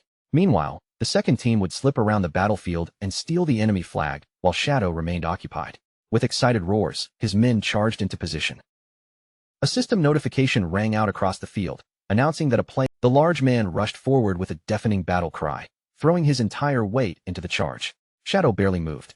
With one casual flick of his hand, he launched a poisoned dart directly into the attacker's face. Mountain City Bear King gasped at the impossible speed, and before he could recover, the system declared his defeat. The instant the first challenger collapsed, another duel notification appeared. Shadow remained completely unbothered by the seemingly endless line of enemies waiting for him. Without taking his eyes off the battlefield, he calmly ordered Chen Wuming to remain behind and guard their flag.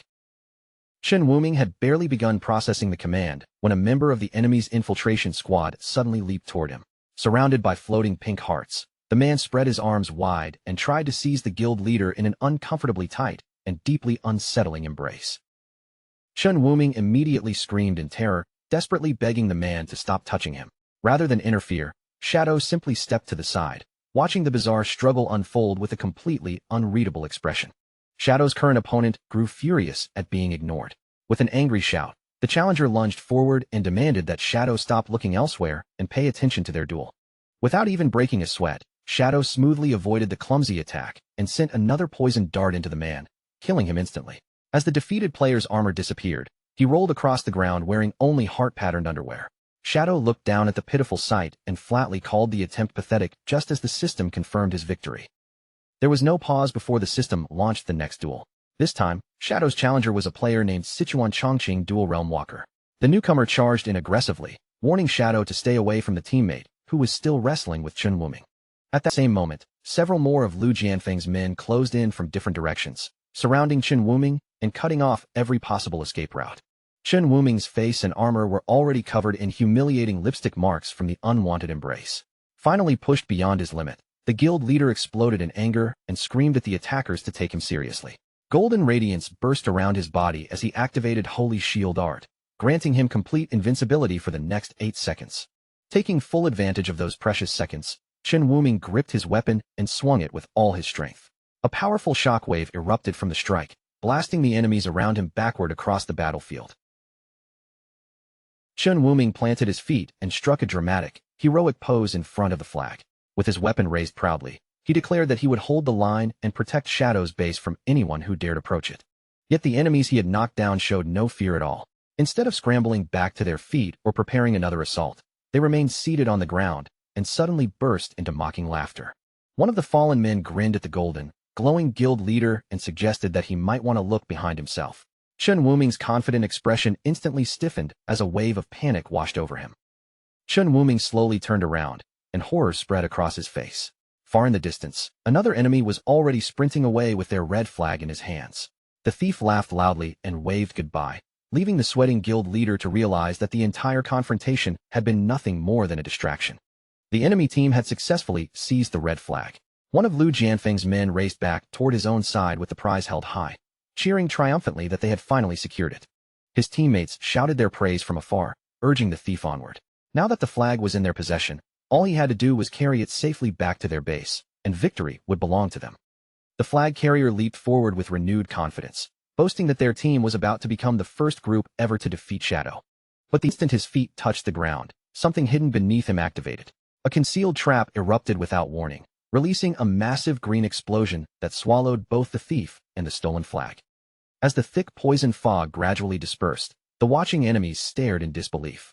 The flag carrier had been killed instantly, leaving his dropped equipment and the red flag scattered on the ground where he fell. Chen Wuming remained frozen in shock, but Shadow calmly explained what had happened. The enormous blast had come from a poison trap hidden beneath the battlefield. Shadow then revealed the truth to Lu Jianfeng. At the very beginning of the game, he had quietly spread invisible poison traps across the entire battlefield, using his extremely high stealth level to ensure that no one could detect them. Lu Jianfeng's face twisted with fury. He shouted at Shadow and demanded to know why the system had not disqualified him for attacking other players while he was still locked inside an official duel. A glowing trap appeared in Shadow's palm as he calmly pointed out the flaw in Lu Jianfeng's argument. The rules prohibited him from actively attacking anyone outside his current duel, but the enemies had stepped on the traps by themselves. Since he had not directly triggered the attacks, no rule had technically been broken. Shadow immediately turned back. A player named Mule refused to believe that Shadow could defeat every opponent with a single blow. He rushed forward and initiated a duel, determined to prove otherwise. Before he could even raise his weapon, Shadow struck him squarely in the face and ended the match instantly. One notification after another began echoing across the battlefield. Players continuously challenged Shadow, only for each duel to begin and end almost immediately as challenger after challenger suffered an instant defeat. Watching his fighters fall one after another, Lu Jianfeng finally began to panic. He activated a sprinting ability and suddenly bolted across the battlefield, leaving his confused subordinates shouting after him and asking where he was going. As he ran, Lu Jianfeng deliberately brought his foot down hard against the ground. Another concealed poison trap detonated beneath him, engulfing his entire body in a huge cloud of toxic green energy.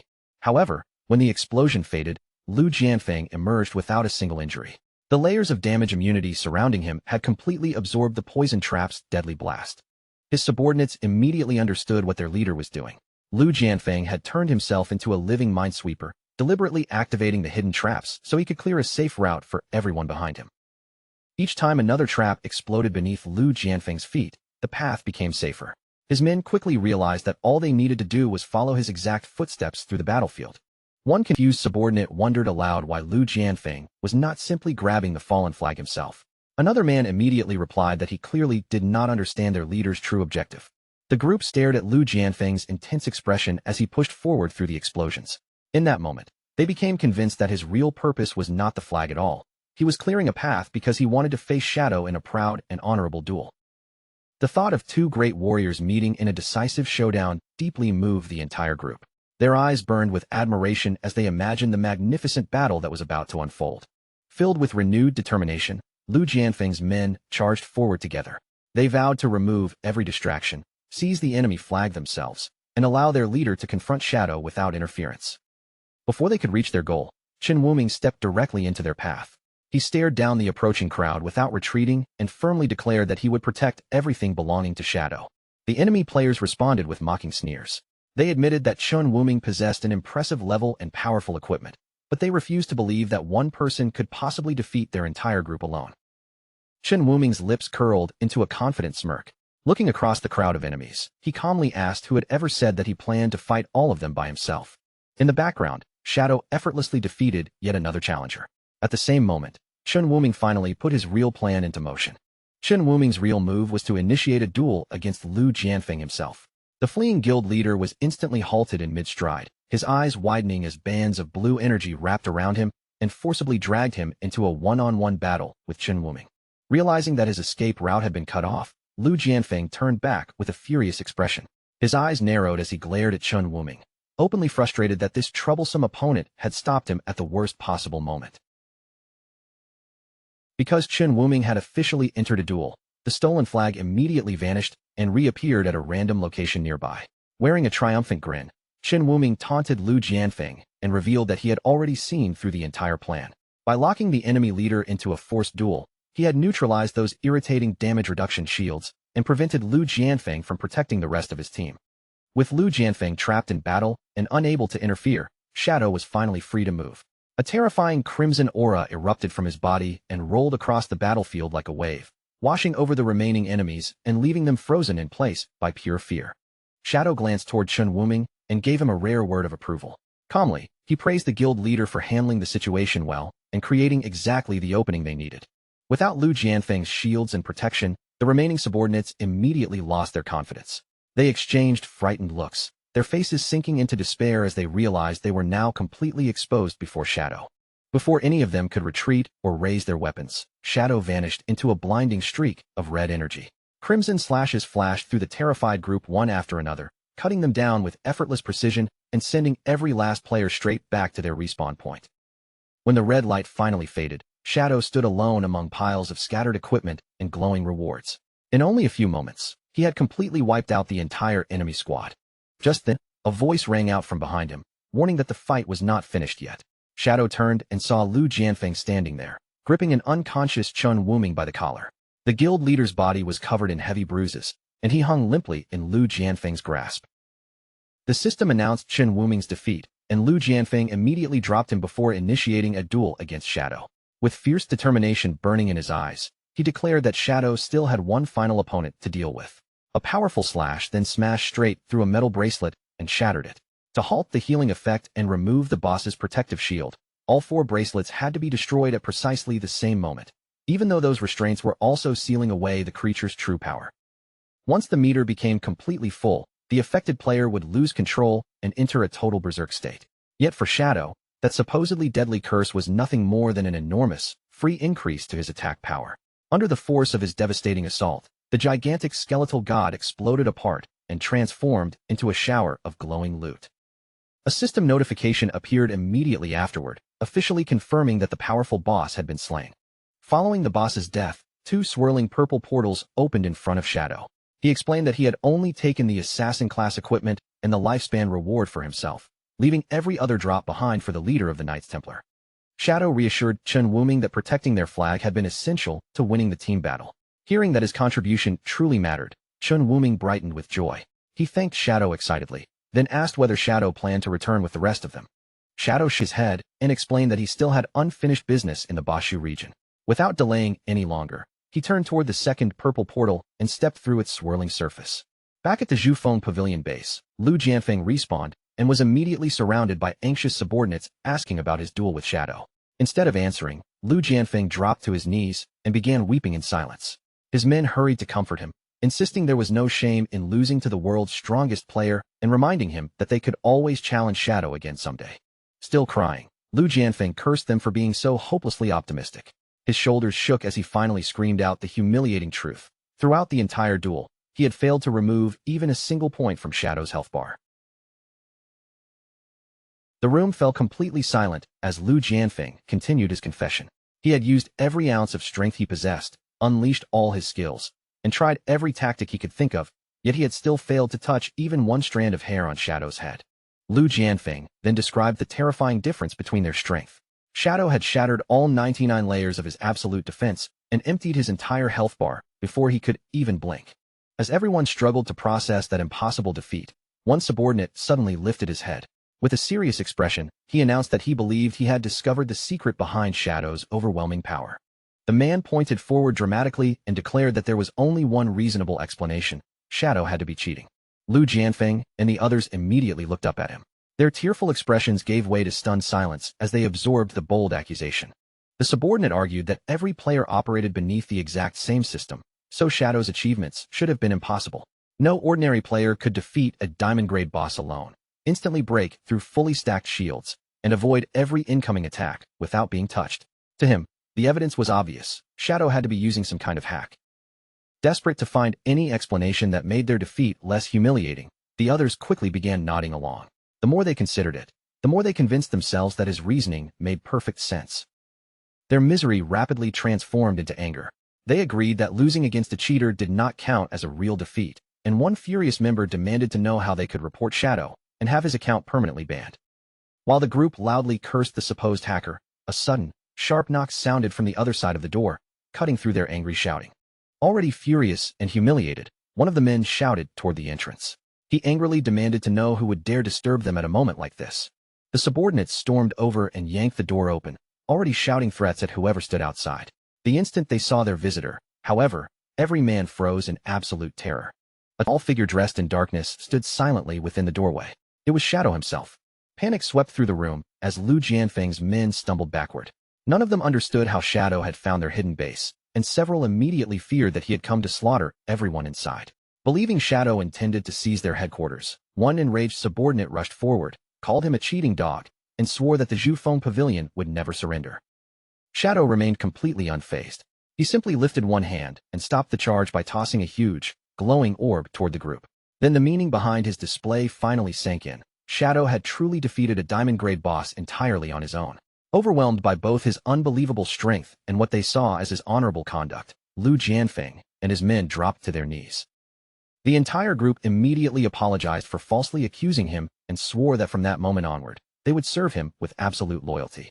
Shadow stared down at the kneeling men in complete confusion, unable to understand why their hostility had suddenly turned into such dramatic submission. Lu Jianfeng's face flushed with excitement as he promised that they would do absolutely anything Shadow requested. He even made an uncomfortably suggestive offer to prove their devotion. Visibly disgusted, Shadow rejected the strange proposal at once and clarified that he only wanted one thing: the coordinates of every emerald grade or higher boss in the entire region. Lu Jianfeng hesitated instead of answering immediately, and a troubled expression crossed his face. Shadow noticed his reaction and asked whether the assignment was beyond their ability. Sweating nervously, Lu Jianfeng explained that the major local guilds had already eliminated every emerald grade boss found on the surface. He added that only one possible option remained: entering the Phantom Dungeon. However, Lu Jianfeng warned that the place was incredibly dangerous, especially because rumors claimed it was haunted by actual ghosts. Rather than being frightened, Shadow became interested and asked him to explain exactly what had happened there. Lu Jianfeng explained that the few players who managed to escape the dungeon usually emerged without a single piece of equipment, or even their clothes. The victims could do nothing but babble incoherent nonsense, and some of them needed several days before their minds finally returned to normal. The moment Shadow heard those symptoms, memories from his previous life surfaced in his mind. He immediately recognized the pattern and understood the true identity of the so-called ghost haunting the dungeon. Without the slightest hesitation, Shadow ordered Lu Jianfeng's group to guide him there. His unexpected eagerness left the men stunned, and they nervously wondered whether he possessed some bizarre, thrill-seeking fetish. Shadow ignored their suspicious looks and firmly ordered them to start moving. Meanwhile, at the sinister entrance of the Phantom Dungeon, another party of players was already marching inside. The newcomers laughed openly at the frightening local stories. In their eyes, the survivors had simply become paranoid after a difficult dungeon run, because real ghosts obviously did not exist. The arrogant trio belonged to the Shu Dao Mountain Guild.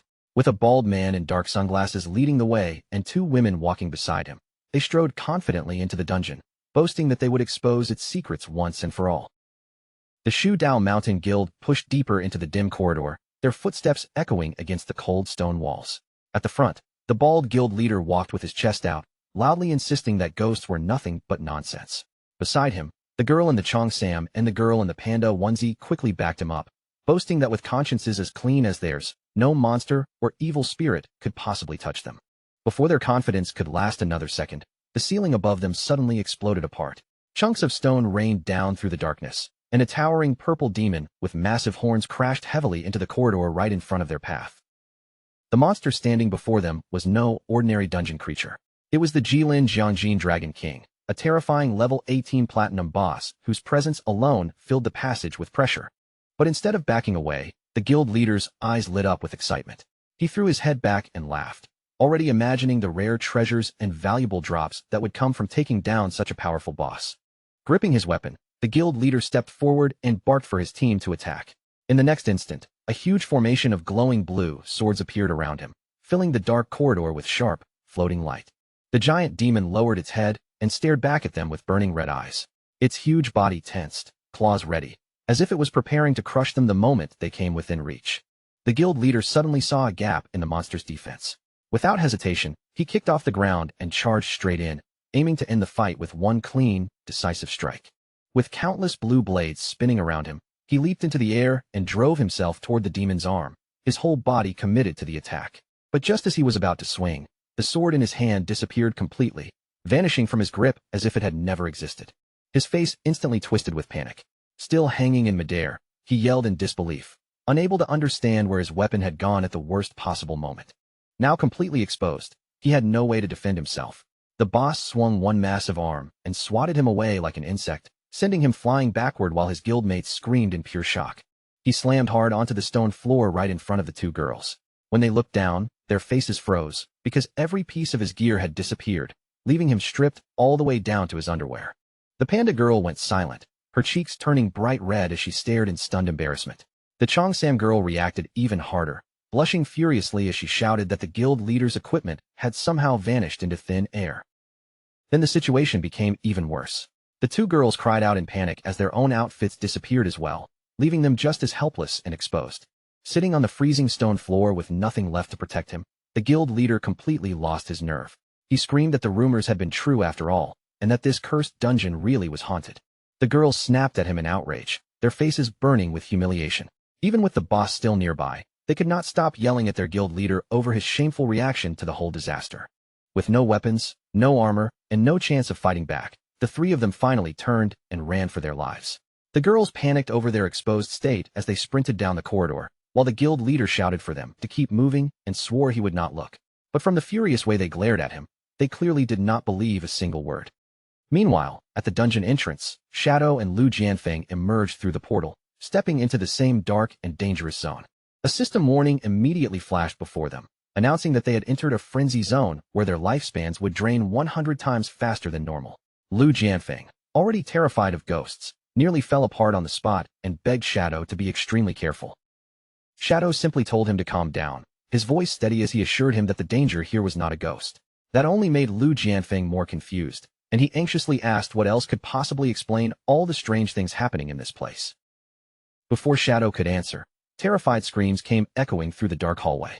A moment later, the 3 exposed members of the Shu Dao Mountain Guild came sprinting toward them in total panic, with the huge demon boss thundering close behind. The bald guild leader spotted the 2 men and immediately shouted for help, begging them to save his life. Behind him, his 2 female guildmates panicked even harder, mortified that they had been seen in such an embarrassing state. Shadow calmly raised a thumbs up and joked that these players were surprisingly open-minded to be running around like that. Lu Jianfeng broke into an awkward sweat, then quickly explained that they were not just random players, they were his rivals from the Shu Dao Mountain Guild. At that moment, Shadow received a system alert warning him that someone had just tried to steal from him. His passive skill activated and blocked the attempt, protecting his equipment, but the skill immediately entered a 30-second cooldown. Right beside him, Lu Jianfeng let out a horrified scream as his cape and shirt vanished in an instant. Feeling the sudden loss of his clothes, he became even more convinced that a ghost was standing right there with them. Shadow's expression sharpened as he gathered his power. Then he unleashed the Dark Knight Ring Blade, sending a massive wave of crimson energy tearing through the corridor straight toward the giant monster.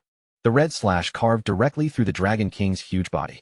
In a single, devastating hit, the Platinum Boss was destroyed, collapsing into nothing and leaving valuable loot scattered behind. The bald guild leader stood there half-dressed and completely frozen, his mouth hanging open. He could not believe that someone had just wiped out a Platinum Boss with only one attack. Still stunned, he wondered aloud whether their mysterious savior could be the legendary Shadow. The panda girl quickly agreed, pointing out that they could not even tell where the fighter had disappeared to. Shadow's strike had done more than kill the boss. It had also wounded an invisible epic-grade NPC named William Scott, the Thief Saint. Hidden from sight, the thief studied Shadow closely, recognizing his terrifying stealth and speed, and he quickly realized that a player like this must be carrying a pile of rare treasures. Concealed in the darkness, William Scott cursed under his breath. He was shocked that a newcomer had not only injured him, but had also blocked his theft attempt. Still, greed flickered in his eyes as he stared at Shadow's high-grade equipment, especially the valuable dagger that instantly drew his attention. Lu Jianfeng hurriedly warned the exposed players to get out while they still could, explaining that the thief was actually an epic-grade NPC with master-level stealth who would steal anything they had left. As the bald leader panicked, Lu Jianfeng turned to Shadow and asked whether he could really deal with an enemy like that. Shadow remained calm, explaining that this NPC's stats were far below a normal epic boss, so he intended to fight. Lu Jianfeng then looked at the bald leader with disgust and complained about being forced to leave with some local thug. The bald leader instantly fired back, calling him a fat fake, and in seconds their old rivalry flared up again. The two exposed men stepped right up to each other, faces almost touching as they traded insults. The bald leader challenged Lu Jianfeng to a bet, declaring that the loser would have to kneel publicly and apologize to the entire nation. Lu Jianfeng accepted without backing down and told him to name the rules of the competition. With an overly dramatic pose, the bald leader raised his voice and announced the terms. Whoever gave Shadow the most help in defeating the Thief Saint would be declared the winner. Lu Jianfeng immediately burst out laughing, mocking the bald leader for thinking he could assist a top-tier player like Shadow when he did not even have pants on. To him, the whole idea sounded completely ridiculous.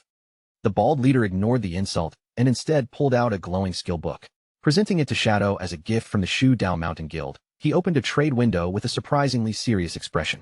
Shadow accepted the trade and received the skill book, Final Mark. The moment he recognized what it could do, he knew it was exactly what he needed, so he immediately spent more than 200 evolution points to push the skill all the way up to Mythic tier. After the upgrade, the Mythic Assassin skill became incredibly dangerous. Shadow's next attack would mark its target, reveal their exact position for 30 seconds, and increase the damage they received by 20%. When Shadow praised the skill, the bald leader immediately lit up with pride. He excitedly explained that with this ability, the thief's stealth would become useless, because once Shadow landed even a single hit, the enemy's location would be locked down. Lu Jianfeng quickly cut in and pointed out the obvious problem. By shouting the plan so loudly, the bald leader had practically warned their target, which meant the thief would now know exactly what to avoid. The bald leader's confidence collapsed at once. Sweat rolled down his face as he realized he had just made a huge mistake. High above them in the darkness, William Scott had heard every word. After weighing the danger, he decided that robbing Shadow now was far too risky and began preparing to retreat. Besides, the exposed players below had nothing valuable left for him to steal.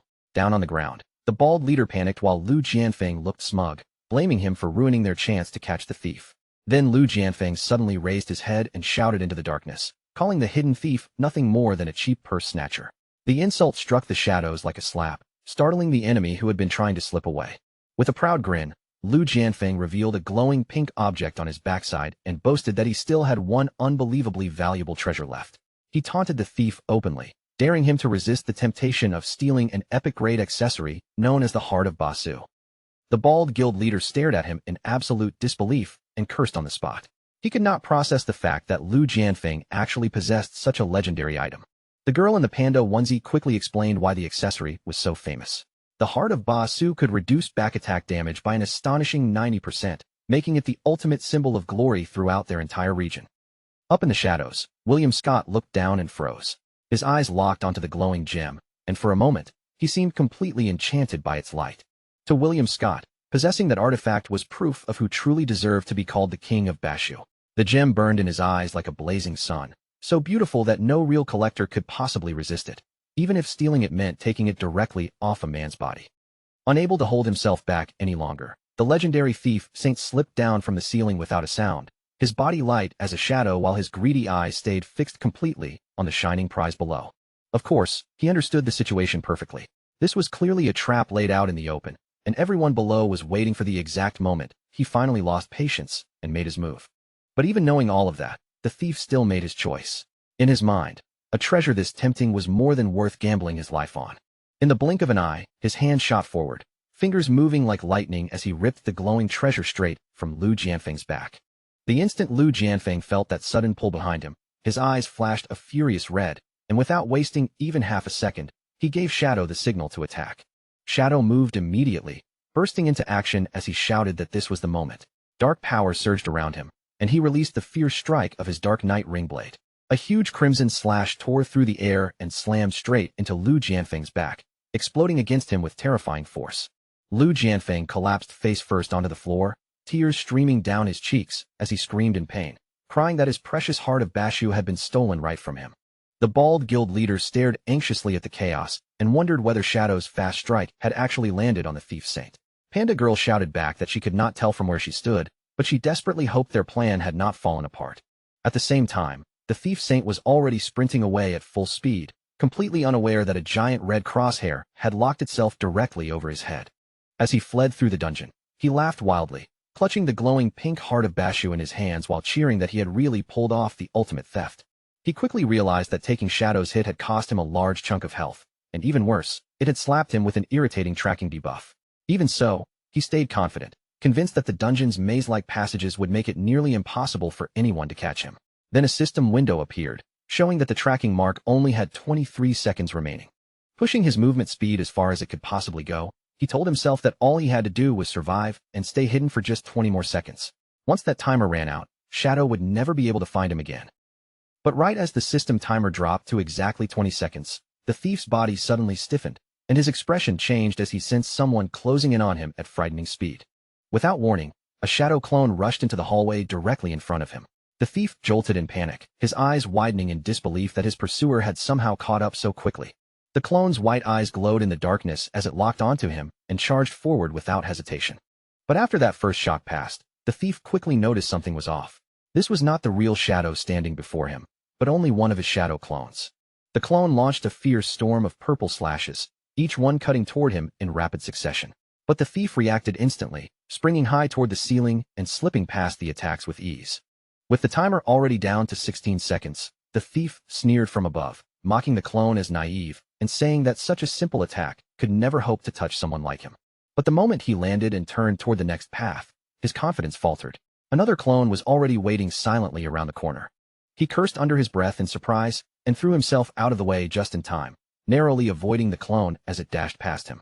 He darted deeper through the winding stone corridors, his footsteps echoing off the walls while he laughed and shouted that these clones were nothing but useless obstacles. As the system timer ticked down to 10 seconds, a confident smile returned to his face. In his mind, lasting through the final 10 seconds would be effortless.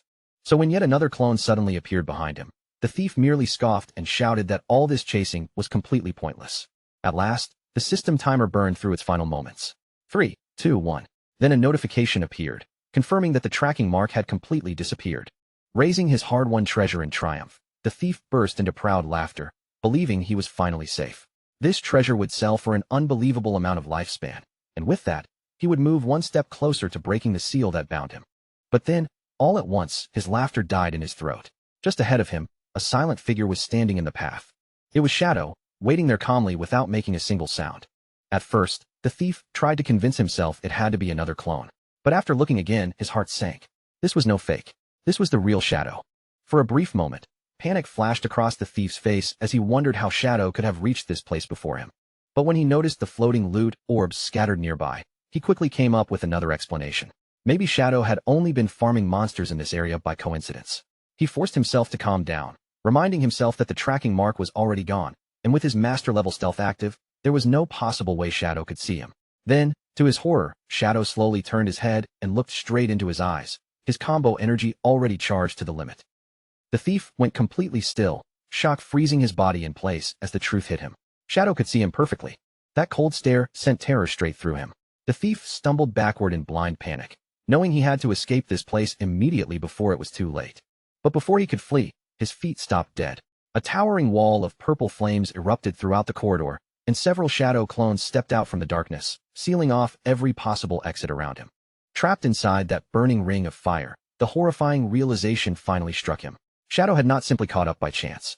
From the very beginning, he had been herded into this exact location like prey. Standing above him with overwhelming pressure, the real Shadow activated his ultimate skill, Endless Nightmare. A massive wave of dark purple magic surged forward and crashed down over the trapped thief. A nightmare status gauge appeared above the thief's head, and in an instant, the bar shot all the way up until it was completely full. The thief was dragged into a horrifying illusion, his screams tearing through the corridor as grinning demonic shadows clawed and ripped at his mind. His mask had fallen away, and his eyes spun wildly from the unbearable mental torment as he begged for mercy. He promised he would surrender and become Shadow's loyal servant if only he was allowed to live. Surrounded by the purple flames, Shadow stayed perfectly calm and simply remarked that he had finally seen what the famous thief saint looked like beneath the mask.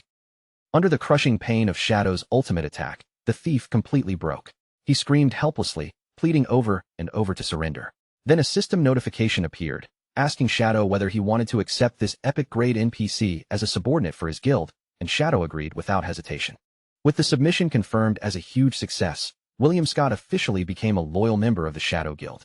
In the next instant, his equipment changed completely, transforming into a sleek black ninja outfit marked with the Shadow Guild crest. Right then, the bald guild leader came sprinting down the hallway stark naked, flailing in panic as he shouted and demanded to know what on earth had just happened. Shadow answered casually, as if it were no big deal, saying that he had simply turned the thief into his new subordinate. The bald leader nearly lost his mind on the spot, shouting in total disbelief. Before long, the rest of the players rushed over and surrounded the disgraced thief, who was curled up miserably on the floor. They hurled insults at him, calling the legendary thief saint nothing more than a pathetic pickpocket and demanding that he return all their stolen gear.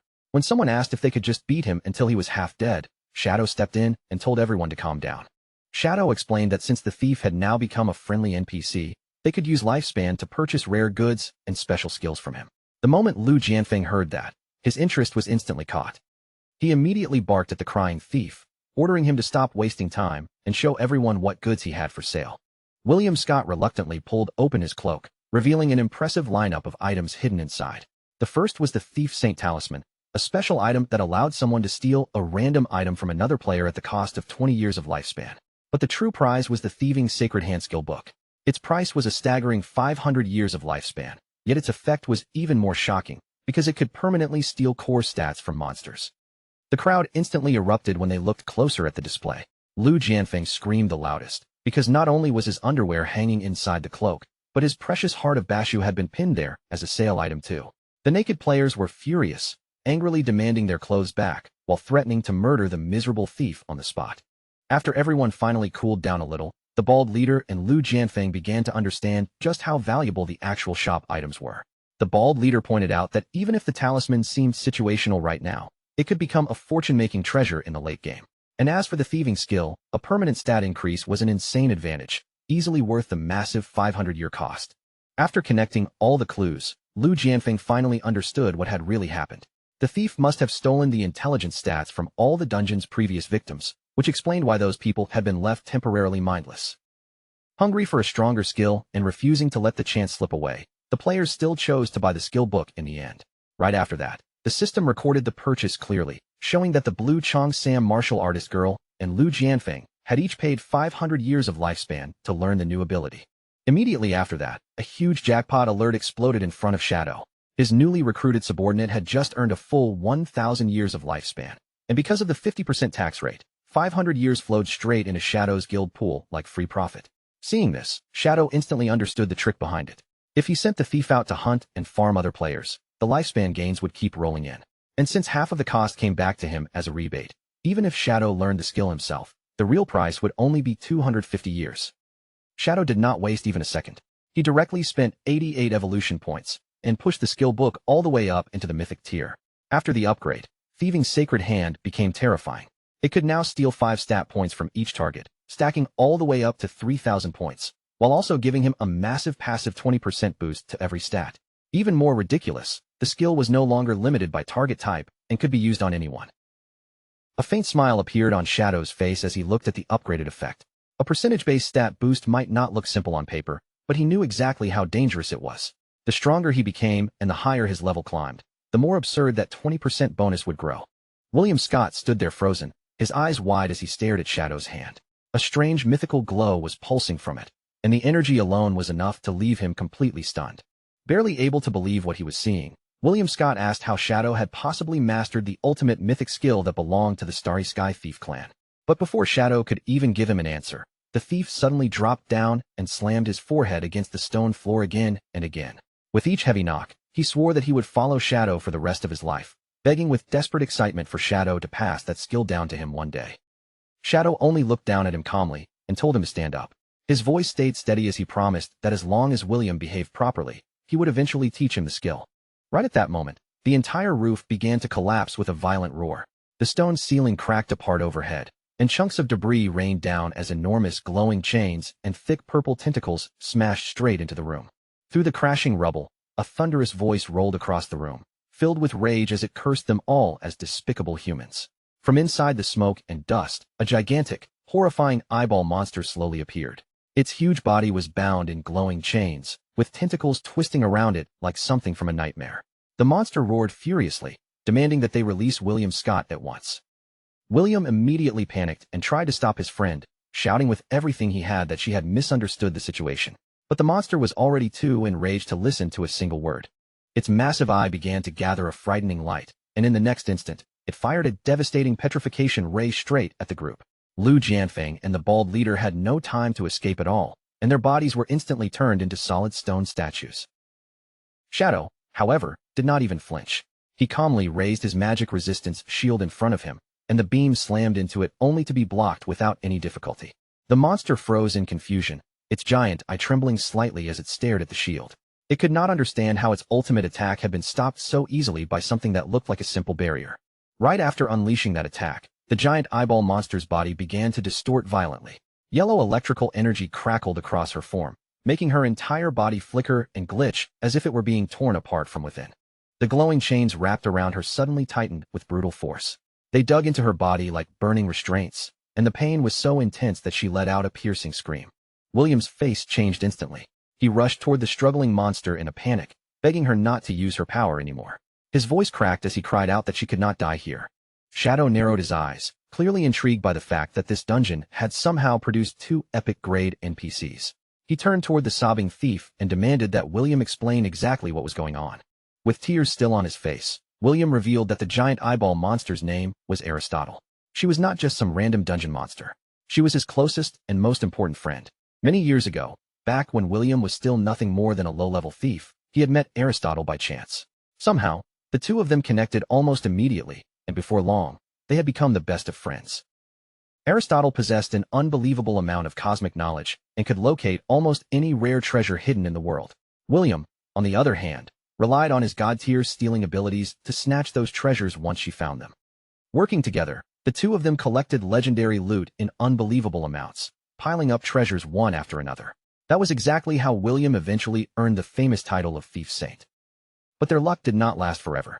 One day, Aristotle sensed the presence of a legendary supreme treasure hidden deep inside the Phantom Dungeon, and that discovery changed everything. Filled with excitement, the two of them entered the ancient ruins and pushed deeper inside until they finally reached a massive chest glowing with mysterious light. William, thinking only of sharing the joy with his friend, generously told Aristotle that she should be the one to open the treasure chest herself. But the moment the lid slowly began to rise, what appeared in front of them was not gold, jewels, or any treasure at all. Instead, blinding pillars of golden light burst out from inside the chest, and at the same time, Countless massive chains shot upward with terrifying speed. Before either of them could react, those chains violently pierced straight through Aristotle's body. In an instant, she was dragged upward and trapped helplessly in midair. That so-called legendary treasure chest was never a treasure at all. It was actually a terrifying primordial tear trap waiting for someone to trigger it. Aristotle was sealed inside the phantom dungeon on the spot, bound by inescapable chains of light that no ordinary force could ever break. William then revealed the most hopeless part of it all. To break that primordial seal, they needed an unimaginable 1 billion years of lifespan. To save Aristotle, he had remained inside the dungeon all this time, robbing players and collecting lifespan bit by bit, until Shadow's group finally arrived. Through his tears, he explained that Aristotle had just forced herself to use her powers in order to save him, and that act triggered the seal's deadly punishment, pushing her to the edge of death. William looked at his dying friend with despair filling his eyes. Now that he was bound to Shadow, he knew he would never be able to gather 1 billion years of lifespan. The farewell he had feared for so long had finally arrived. The thief completely collapsed. He cried so hard that his whole body shook, apologizing again and again to his oldest friend while screaming that he was sorry for failing her. Tears poured down William's face as he sobbed uncontrollably, calling out to Big Eye and apologizing over and over because he still could not save her. Then, through his tears, William noticed Shadow stepping forward. When he saw his master draw the glowing primordial sword, confusion immediately flashed across his face, and he asked what Shadow was planning to do.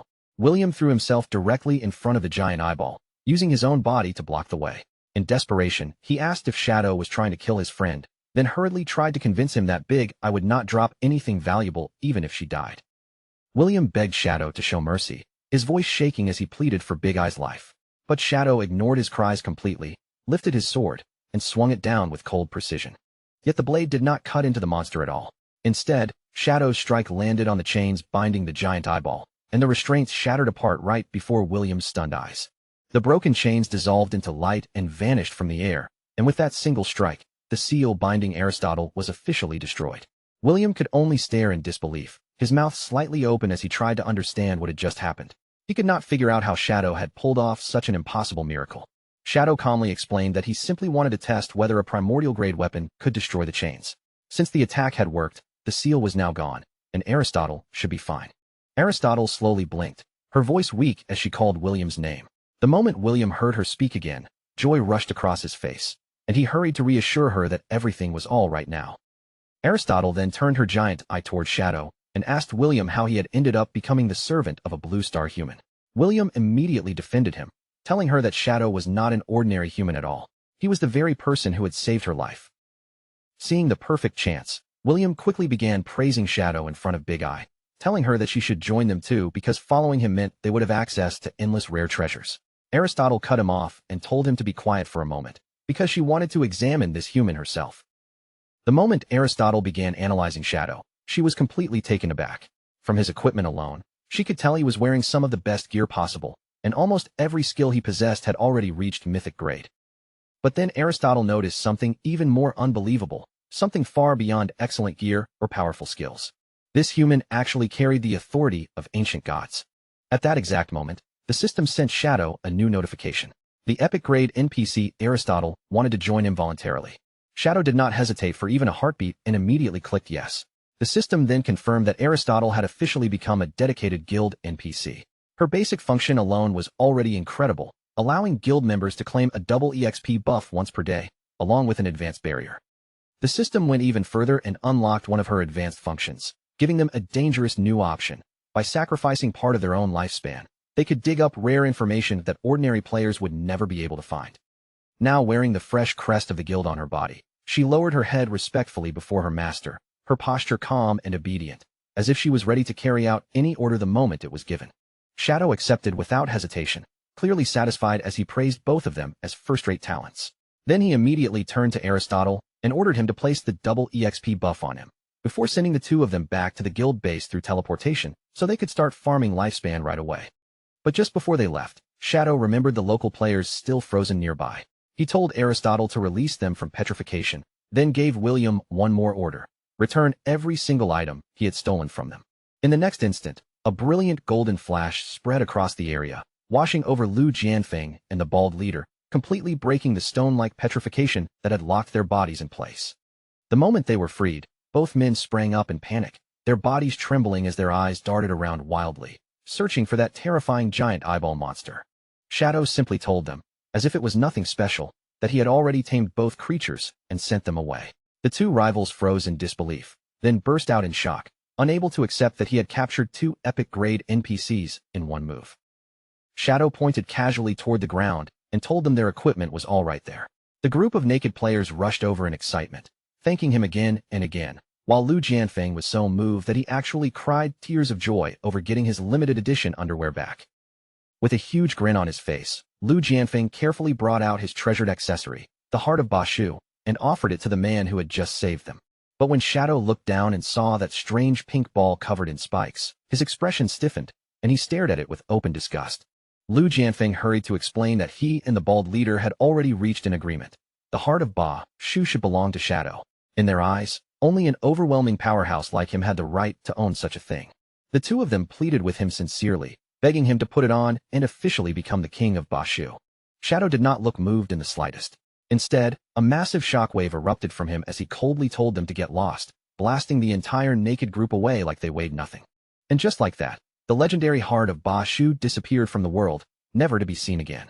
Some people later claimed Ba Shu no longer had a king, while others joked that from that day forward, every player in the region became a king of their own. Meanwhile, more than 200 kilometers south of the ruins of the magic capital, another intense battle was already raging. The target was a fast-moving creature wrapped in blue light, its body twisting through the air as it swirled aside and narrowly avoided an incoming attack. But the one chasing it was Ghost Spirit, now in her terrifying red-skinned form, and in the blink of an eye, she reappeared directly behind her prey.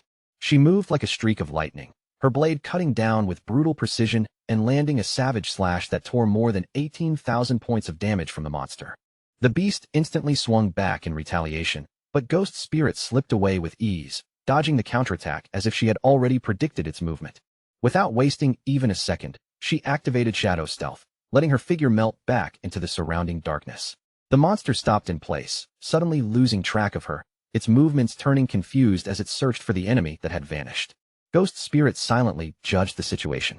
She had already been fighting this beast for more than 20 minutes, and after all that effort, its health had finally dropped to the last third. She told herself that once she finished off this monster, she would finally have the strength to solo farm emerald-grade bosses. Even though she knew the distance between her and her master was still enormous, taking down this enemy would at least give her a real spark of hope. But high above her, on a ledge overlooking the battlefield, a group of male players with heart-shaped eyes had been watching her fight the entire time. One of them stared down in amazement, admitting that her skill was ridiculously sharp. She kept herself just outside the boss's attack range while still dealing steady, controlled damage again and again. Another player, practically drooling as he watched, began plotting out loud. If they all rushed her together, he believed she would have no way to resist, especially now that the boss had already been worn down to 1/3 health. One man had even lowered himself like a human chair beneath their blonde leader, respectfully telling his queen that they were ready to jump in at any moment and steal the boss for her. The blonde leader, however, told him there was no need to hurry. She watched Ghost Spirit closely and advised them to wait, admitting that their target was clearly a top-tier hunter with clean, decisive attacks. She warned her followers that the girl was constantly on guard. At the smallest sign of danger or movement around her, she would vanish instantly and make herself impossible to catch. Just then, Ghost Spirit's faint outline appeared above the monster as she prepared to strike again, and the blonde leader's lips curled into a knowing smirk.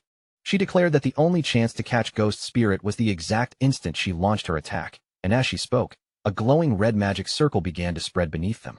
The moment that red magic circle lit up, Ghost Spirit immediately sensed that something was wrong, her instincts warning her that a sudden trap had been activated. Red energy erupted upward, surging into the sky as the spell fully awakened, and the entire area was swallowed by the glow of the formation.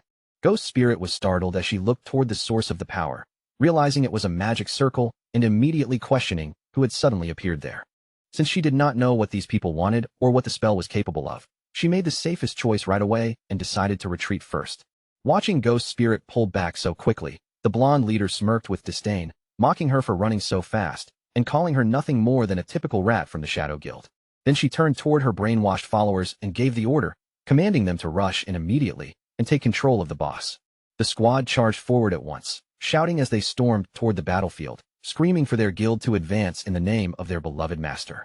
The brainwashed warriors threw themselves at the lightning-infused platinum boss, while Ghost Spirit, already hidden back in stealth, looked on coldly and scoffed at their clumsy attempt to steal her kill. She knew the system rules better than they did, since she had already removed 2/3 of the boss's health. Only she would have the right to pick up the loot during the protected time limit. So Ghost Spirit planned to stay hidden in stealth, wait for them to finish the boss off, and then snatch the rewards the moment they dropped. From the rooftop above, the blonde leader giggled as if she had already seen through everything, mocking Ghost Spirit for hiding and accusing her of waiting for the perfect chance to steal the loot. With one final blow, the Cloud Mountain Fog Guild finally defeated the Platinum Grade Lightning Saber King. But the system immediately announced that because their battle contribution was only 27.5%, the loot was locked, and no one could pick it up for the next 43.5 minutes. The guild members did not seem bothered by the long wait at all. They quickly surrounded the glowing drops, shouting over one another and ordering everyone to guard the loot until the timer finally ended. Ghost Spirit moved in an instant, darting through the crowd like a shadow, slipping between the stunned followers before they could even react. But right as her hand reached toward the loot, the blonde leader's grin turned wicked, and she quietly whispered that the target had taken the bait. She struck the ground hard with her staff, and another magic circle instantly activated beneath the battlefield. Ghost Spirit was caught completely off guard as a massive magic array flared to life under her feet, the sudden light locking the space around her. It was the Desire Cage magic array. Ghost Spirit was trapped inside it completely, unable to move or use any of her skills, yet at the same time immune to damage until the caster chose to release her. Around them, the followers erupted in cheers, celebrating that their master had finally caught her. Standing proudly on top of her brainwashed servant like a throne, the blonde leader looked down in triumph and boasted that no matter how powerful Ghost Spirit's stealth was, nothing could escape detection within her range. Her hidden class was finally revealed, Array Master, the ultimate all-around class. Her wind-seeking array spread through the air like invisible threads, riding every nearby current until it could lock onto any target within a full 50-meter range almost instantly. Right after that, she raised her hand again and unleashed her next spell, the Lifespan Extraction Array, a cruel formation meant to sap away the life force of anyone caught inside its boundaries. Warning messages flashed one after another, showing Ghost Spirit's lifespan falling day by day. Her face instantly changed, panic rushing through her as she realized her life was being drained, and she cursed herself for walking straight into such a complete trap. Forcing herself to stay calm, Ghost Spirit immediately reached out to Shadow and told him she had been ambushed and needed rescue right away. Shadow answered without the slightest delay, telling her to send over her location immediately. Meanwhile, the woman in charge watched everything with a faint smile, fully aware that her ability could only steal 5 years at most. The terrifying act of draining an entire lifespan was nothing more than a bluff, designed to crush her target's composure with fear. From the very beginning, this whole ambush had been carefully arranged. Her real purpose was to drag Shadow out into the open and take revenge for her older brother, Song Fei. This woman was Song Xiaoyu, his younger sister, and hatred had driven her here. Then, without warning, a terrifying surge of pressure rippled through the air above them, twisting the sky itself as if something massive had just torn into the battlefield. Song Xiaoyu's eyes widened the moment she felt that disturbance. She understood at once that Shadow had finally arrived. A crimson slash ripped across the sky like a blade of blood-red lightning, cutting through the brainwashed followers before they could even react. In just 1 second, the entire guard squad was completely wiped out. When the chaos settled, Shadow was already standing calmly among the scattered loot, looking as if the battle had barely been worth his attention. Ghost Spirit lit up with relief and quickly thanked her master for saving her. Shadow looked around the ruined area but had no memory of this guild at all. To him, they seemed like nothing more than low-level players trying to bully and take advantage of others. With one sharp leap, Shadow launched himself upward, telling Ghost Spirit to stay where she was. His gaze locked onto the leader standing on the rooftop, and he made it clear he would deal with that person first. As Shadow rushed straight toward her, Song Xiaoyu burst into a revenge-filled laugh, staring him down with twisted excitement and daring him to come closer. But Song Xiaoyu still had another card hidden. She activated the Resurrection Array, and in the next instant, her fallen teammates reappeared inside her magic circle instead of returning to their normal respawn points. The revived followers shot upward one after another, throwing themselves into Shadow's path, while shouting that he had already stepped right into their trap. Shadow's eyes sharpened in surprise as he realized something was off. Somehow, these people were able to follow his movements and predict where he would go. And the situation grew even worse. As those followers rushed toward him through the air, huge paper bomb talismans on their backs began glowing with dangerous light. Song Xiaoyu wasted no time and immediately triggered her explosion array. A blinding blast swallowed the sky, erupting into a massive storm of fire, smoke, and shattered debris that wrapped completely around Shadow. Down below, Ghost Spirit froze in shock at the sight. Song Xiaoyu laughed wildly as she stared into the towering pillar of flames, screaming for Shadow to die. With tears and madness mixing in her voice, she cried out to her dead brother, saying she had finally avenged him. But when the smoke slowly thinned, a dark figure stepped forward from inside the blast. Shadow's voice remained calm as he realized they had been aiming for him from the very beginning. The game interface confirmed that his shield of black light had been broken, but his health was still nearly untouched. Shadow looked at Song Xiaoyu almost casually and said she had done a decent job, since she had at least managed to remove one layer of his defense. Song Xiaoyu snapped at his arrogance, calling him a fool and telling him to check his own status. Then a sly grin spread across her face as she declared that she had already checkmated him and ordered him to become her obedient dog. In that instant, Shadow's eyes went blank, and glowing pink hearts flashed across them. A warning appeared, revealing that he had been struck by the charm curse of Irenas, the goddess of ultimate love. Song Xiaoyu sneered at him, asking if he really thought she would come after him without preparing anything. She proudly declared that he had already lost, boasting that he never could have expected her to possess the ancient divine stone tablet of the goddess of ultimate love. With a wicked smile, she explained the trap behind her attacks. Every time she struck him, a charm gauge built up little by little, and once that gauge filled completely, Shadow would become her permanent slave. She then revealed the most terrifying part of the curse. This charm carried the power of rules themselves, meaning ordinary mortals had no way to resist it. But Shadow's interface immediately revealed the countermeasure. Effects empowered by rules could only be erased by another power of rules.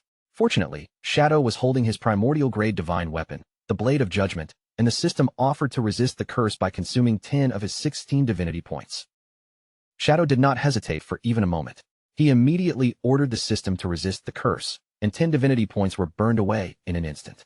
A brilliant burst of light erupted around him as the system confirmed that the charm curse had been completely purified. Song Xiaoyu froze in total shock, her confidence crumbling as she screamed in disbelief, unable to understand how Shadow had erased her ultimate magic.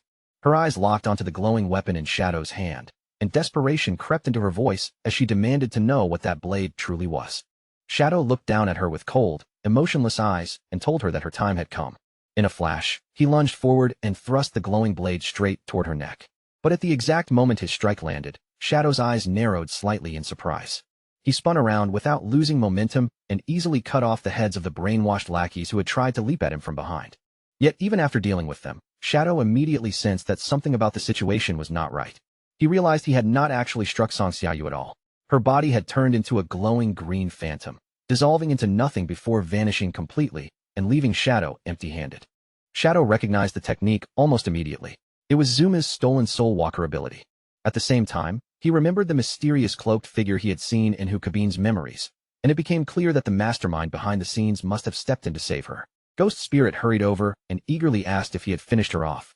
Shadow calmly admitted that Song Xiaoyu had escaped, and his student was left stunned by the answer. Shadow explained that someone was gathering forces specifically to target him, and this ambush was clearly one of their planned operations. Ghost Spirit immediately grew furious, calling them suicidal fools for daring to scheme against her master. Shadow told her he was not worried about his own safety, but she had to become much more cautious. She still lacked experience, and that made it easy for her to fall into enemy traps. Determined not to become a burden, Ghost Spirit nodded eagerly. Shadow then handed her the loot from the Platinum Boss, including a new bloodline she could fuse with, and a dual-wield mastery skill book. Ghost Spirit looked at the rewards in surprise and asked if he really did not want them for himself. Shadow explained that the bloodline's instant death effect was useless to him, and as for dual-wielding, he had already mastered it long ago. Ghost Spirit's face brightened with happiness as she thanked him, then immediately fused with the new power he had given her. The system confirmed that she had obtained the instant death bloodline. From now on, each of her attacks could add instant death points to a target, and once that gauge filled completely, the enemy would be executed on the spot. Shadow told Ghost Spirit that this bloodline would raise her damage to an entirely new level. He also mentioned that 2 new NPCs were already waiting at their guild hideout with useful functions, making her gasp with excitement. After that, Shadow said his next plan was to travel to the Bashu region and grind his way up to level 30. He gave Ghost Spirit the job of watching the foreign player guilds and the Cloud Mountain Fog Guild, and she agreed without any hesitation. Far away, deep inside a mysterious cave, blue light suddenly flashed through the darkness. A badly injured Song Xiaoyu appeared in the glow and collapsed hard onto the cold stone floor. Standing above her was the red-eyed leader, looking down with chilling indifference. In a cold voice, he asked who had given her permission to act on her own, then mocked her for thinking the small amount of goddess power he had granted her would be enough to kill Shadow. Song Xiaoyu immediately snapped back at him, her face twisted with anger as she blamed him for destroying everything she had set up. In her eyes, she had already been right at the edge of success, only for him to interfere at the worst possible moment. Tears spilled from Song Xiaoyu's eyes as she shouted that every single night, she dreamed of her brother drenched in blood, calling out to her for help. Her voice shook with hatred as she accused the leader of never understanding that pain, because he didn't carry the same personal grudge against Shadow. The red-eyed leader didn't show even the slightest trace of sympathy. He only stared down at her coldly and called her nothing more than a foolish woman. Then the darkness behind him slowly split apart, and one figure after another stepped into view, all of them staring forward with glowing red eyes. Surrounded by that chilling crowd, the leader asked her who among them didn't already carry a deep, blood-soaked feud with Shadow. His voice dropped lower as he warned her that if her selfish little actions ruined their grand plan, the others wouldn't spare her for even a second.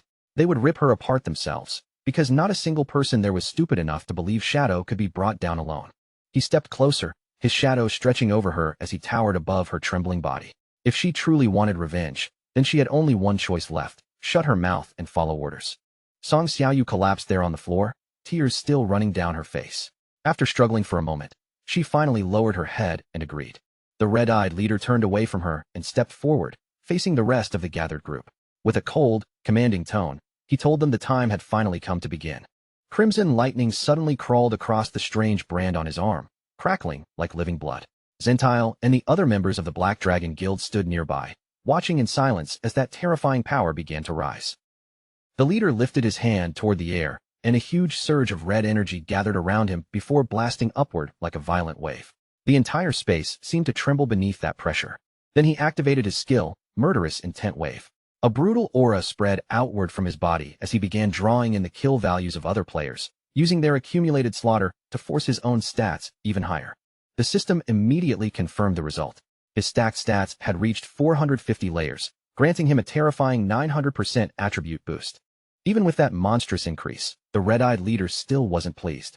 He let out a disappointed sigh and said that if they had absorbed the kill values from the Cloud Mountain Fog Guild as planned, they would have reached a full 500 layers. His sharp gaze then fell back onto the kneeling Song Xiaoyu as he reminded her that because of her mistake, their entire operation now had to be delayed. Song Xiaoyu quickly bowed her head and begged for forgiveness, saying she was willing to accept any punishment. The leader's expression stayed ice-cold as he told her that apologizing to him wasn't enough. She needed to apologize to the rest of the crew, and her punishment would be left in the hands of his men. Behind her, two disturbing subordinates began laughing with ugly excitement, even thanking their boss, while Song Xiaoyu's body stiffened in fear. As the leader walked away without looking back, he said he would personally farm the final 50 stacks of kill values, and ordered everyone else to remain where they were. Behind him, the thugs rushed towards Song Xiaoyu, yanking at her clothes as she screamed desperately for them to stop. The red-eyed leader continued into the darkness, his footsteps calm and unhurried. In his mind, only one thought remained. There was just one final piece missing before they could kill Shadow once and for all. Behind him, Song Xiaoyu could only stare helplessly with her face flushed from terror and humiliation, while pieces of clothing flew through the air and her panicked screams continued echoing through the darkness. Meanwhile, Shadow was calmly going through a massive list of boss locations that his newly recruited followers had sent over. The coordinates covered everything from Emerald-tier bosses to Platinum-tier bosses, scattered all across the dungeon. After looking it over, Shadow quickly realized that this phantom dungeon was basically an untouched treasure field packed with high-level bosses. The only reason nobody had swept through them yet was simple. The Thief Saint had been keeping players from pushing too deep. But to Shadow, that danger only made the place even more perfect. He summoned Osiris, his eyes locked on the long list, already thinking that dozens of bosses were exactly what he needed to push himself straight to level 30. His plan was simple and ambitious. He wanted to gather enough experience in one stretch so that he could break through his 4th-class advancement all at once. Down near the entrance of the Phantom Dungeon, Lu Jianfeng and the bald leader of the Shu Dao Mountain Guild were already calling out to Shadow, waving him over as if they had been waiting for him. But the moment Shadow arrived, the two of them immediately started arguing. Lu Jianfeng wanted to head to the 3rd floor because the Shadow Knight there dropped excellent assassin equipment. The bald leader, however, insisted that the 4th floor's bone-rotting giant lizard was the better target. Lu Jianfeng snapped back that the giant lizard was incredibly annoying to fight, while the bald leader stubbornly claimed he was only trying to choose the most efficient route. Shadow didn't bother listening to them bicker any longer. He coldly told both of them to shut up, then made the decision himself. They would clear the dungeon one floor at a time, and whoever found the boss first would get to lead the way. The bald leader instantly puffed himself up and bragged that he had found the soul-devouring witch. Lu Jianfeng immediately shouted back that they had discovered it together, and not only that, the monster had nearly killed both of them. Lu Jianfeng then leaned closer to Shadow with a nervous expression and warned him that this particular boss was extremely troublesome. Her battle mechanics were the kind that could make even experienced players feel helpless. The system soon identified the target in front of them, a level 20 emerald grade boss known as the soul-devouring witch, Ella. The bald leader quickly began explaining her battle phases, saying that she had 4 stages in total. At the start, she would cover herself with a soul fire shield that blocked all incoming damage, while also releasing cursed spirits that could explode across a wide area with devastating force. But before he could even finish his explanation, Shadow had already moved. In an instant, he unleashed Shadow Slash, and the terrifying boss was completely destroyed before anyone else could react. The system immediately confirmed the kill and poured out the rewards. Shadow received a massive 180,000 experience points, 92 evolution points, 87 years of tradable lifespan, 9 pieces of equipment, and 4 skill books. The bald leader stood there completely stunned, his eyes nearly popping out as he screamed that Shadow had just vaporized her. He almost wanted to cry as he remembered how he and Lu Jianfeng had fought that same boss for half an hour and still couldn't even break through her shield. Lu Jianfeng immediately reminded him that the fight wouldn't have been so miserable if he hadn't spent most of it hiding in the back. The bald leader quickly defended himself, saying he had only been keeping an eye out for that sneaky little thief kid. Shadow didn't waste time arguing with them. He simply collected the golden lifespan orbs and the assassin equipment he wanted, then told the other two they could divide everything else before moving on to the next target. Just then, a massive skeletal beast suddenly shook the entire dungeon, its heavy presence making the ground tremble beneath their feet. The system marked it as a level 20 platinum boss, the bone-war elephant Taurus. But to Shadow, its enormous size meant absolutely nothing. He rushed forward at once, cutting into the monster with a rapid storm of deadly slashes.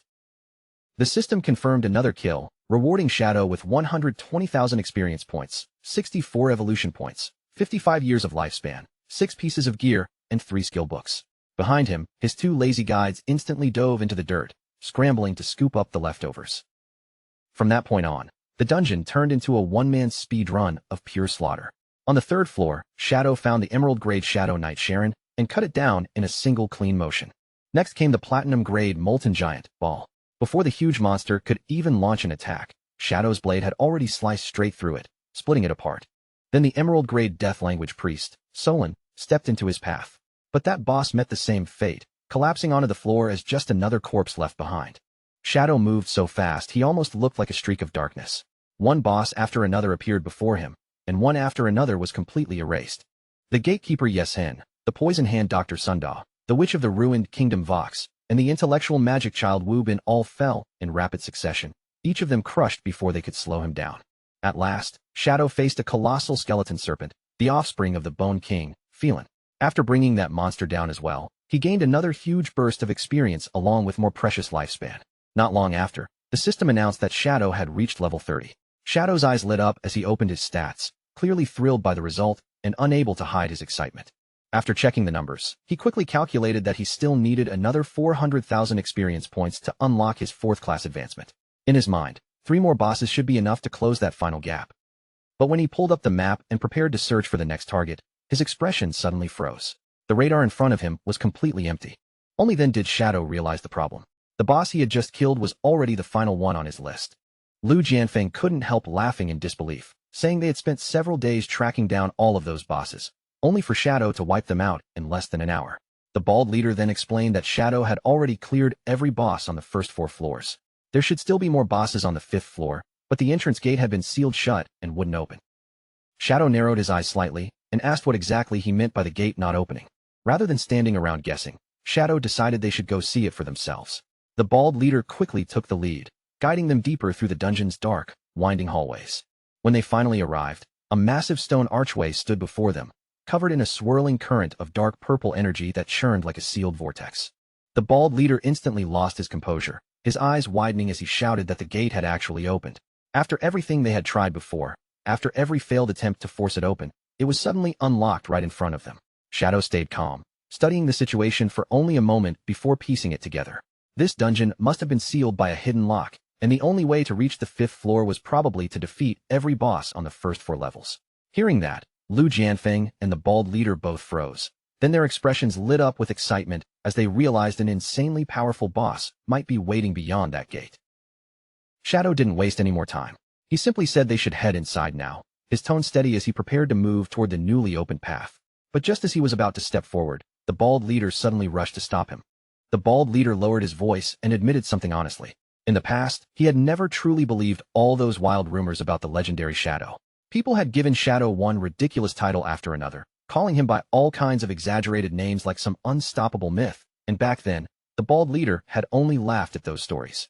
Shadow's face immediately stiffened, and a bright red flush spread across his cheeks as those embarrassing nicknames were thrown out in front of everyone. But the bald leader didn't seem to notice his discomfort at all. With complete seriousness, he declared that after personally witnessing Shadow's terrifying skills today, he had completely changed his mind and now believed every word. Then, with a dramatic motion, the bald leader pulled out a glowing orange cube that shone brightly in his hand. He shouted with excitement that Shadow had pushed their guild forward more in a single hour than they normally managed to achieve in an entire month. To properly show his gratitude, the bald leader activated a rare item known as the Mandarin Duck Pot. The moment it appeared, the system confirmed its powerful effect. Anyone who ate from this hot pot would gain a 10% increase to all attributes, lasting all the way until death. The bald leader proudly explained that this was their guild's ultimate trump card, a special item they would normally save only for a final boss battle. Without wasting a second, he eagerly began serving Shadow himself, treating him like the most important guest at the table. As he placed the food in front of him, he reminded Shadow with great seriousness that the beef tripe had to be boiled for exactly 30 seconds before eating, not a moment more and not a moment less. Shadow picked up a piece and took a bite, and the flavor hit him so hard that his expression changed on the spot. The fresh ingredients had soaked up the spicy broth perfectly, each bite carrying that rich, fiery taste as if it had been cooked at the absolute perfect moment. Lu Jianfeng watched all of this from the side, and his face darkened with frustration. Seeing his rival win Shadow over with such a clever move made him grit his teeth, and he silently swore that he would not lose this food battle. Not willing to fall behind, Lu Jianfeng immediately brought out his own legendary feast. With an almost desperate eagerness, he begged Shadow to try Zhu Feng Pavilion's ultimate specialty, their famous Bobo chicken. The system quickly confirmed the dish's effect as well. This Bobo chicken was no ordinary food. It could increase all status resistances by a massive 50%, making it an incredibly valuable boost before a dangerous fight. Shadow took one skewer and gave it a try, and the moment the flavor spread through his mouth, he was completely hooked. The spicy, numbing aftertaste lingered on his tongue, sharp and addictive, leaving him clearly impressed by the dish. When the two guild leaders saw Shadow enjoying both meals, the atmosphere instantly turned competitive. Lu Jianfeng proudly claimed that Shadow obviously liked his Bobo chicken better, but the bald leader immediately shouted back, insisting that Shadow had clearly been more moved by the hot pot. Shadow looked at the two of them and casually asked whether they wanted to sit down and eat with him too, but neither of them paid him any attention. They were already too busy yelling over each other, fiercely arguing about which local specialty was truly the best. Shadow casually invited the two of them to grab something to eat with him, but neither man even listened. They were far too busy yelling over each other about which local dish was truly the best. Before their pointless food argument could die down, the system suddenly chimed in with a massive boost for Shadow. Every one of his attributes rose by 10%, while his resistance to abnormal status effects jumped by an incredible 50%. Shadow lifted his hand and watched blue light shimmer across his fingers. With a satisfied look, he quietly admitted that this was a pretty nice buff to receive. He calmly told the others that it was time to get moving, but the second he turned away, Lu Jianfeng and the unnamed bald Shu Dao Mountain Guild leader were already starting another heated argument behind his back. Lu Jianfeng puffed out his chest and proudly claimed that Shadow had clearly praised his Bobo chicken. The unnamed bald Shu Dao Mountain Guild leader immediately fired back, insisting Shadow had obviously meant their hot pot instead. Still shouting about their favorite dishes, the two followed Shadow deeper down the corridor. The group stepped into a gloomy room swallowed by thick fog and darkness. None of them noticed the enormous, unsettling stone statue towering silently over their heads. Without warning, the statue's eyes lit up in the darkness. Sweat rolled down Lu Jianfeng's face as he stared upward and nervously asked what that thing was, already afraid it might be a boss because of how terrifying it looked. Then a deafening crack tore through the room as the statue's stone outer shell began splitting apart from the inside. The rocks suddenly burst open, revealing a towering pink-haired woman wearing glasses. She was Grelina, a level 20 diamond-grade boss, and her presence instantly filled the foggy chamber with pressure. The moment Lu Jianfeng and the unnamed bald Shu Dao Mountain Guild leader saw the diamond-grade boss standing before them, Both of them screamed in complete panic. Shadow quickly warned them not to let their guard down. Diamond-grade bosses always came with dangerous special mechanics, and one careless mistake could ruin the entire fight. The unnamed bald Shu Dao Mountain Guild leader immediately started panicking, but Shadow had already moved. Activating his gift of liberation, he unleashed a rapid barrage of instant shadow slashes that smashed into Grelina, each strike dealing nearly 500,000 damage. Seeing the damage numbers, Lu Jianfeng stared in disbelief and asked why Shadow's attacks suddenly seemed so weak. The unnamed bald Shu Dao Mountain Guild leader shouted back that diamond-grade bosses had a terrifying 90% damage reduction. But Grelina had no intention of standing there and allowing Shadow to cut her down without resistance. She threw her head back, opened her mouth wide, and released a booming cry packed with floating hearts. It was her charm war cry, and the sweet-looking sound carried a far more dangerous effect. At once, pink charm gauges appeared above Lu Jianfeng and the unnamed bald Shu Dao Mountain Guild leader. The bars began filling so quickly that both of them barely had time to react. Shadow responded instantly by activating his magic resistance shield. He knew exactly what would happen if those gauges filled completely. They would be charmed forever and turned into Grelina's mindless servants. Unfortunately, Shadow's warning came too late for the unnamed bald Shu Dao Mountain Guild leader. His charm gauge hit the limit, and pink hearts replaced the pupils in his eyes. With tears streaming down his face, he started crying out for his mommy. Lu Jianfeng's gauge had only reached 70%, and he immediately turned on his rival in anger. He yelled that if the bald idiot had simply eaten the Bobo chicken, he would have resisted the spell with no problem. A 5-minute countdown suddenly appeared above the unnamed bald Shu Dao Mountain Guild leader's head, ticking away in bright, unmistakable numbers. Lu Jianfeng watched the timer begin to count down while his brainwashed rival stood nearby with a vacant expression and drool hanging from his mouth. Panic rising in his voice, Lu Jianfeng demanded to know what the countdown meant. Shadow revealed the horrifying truth. Once the timer reached 0, the unnamed bald Shu Dao Mountain Guild leader would become Grelina's permanent slave, even after returning to the real world. Lu Jianfeng desperately asked how they could save him, even wondering whether killing him might reset the condition. Shadow immediately crushed that idea. Killing him would not undo the curse. The only way to save him was to defeat Grelina and destroy her before the countdown ran out.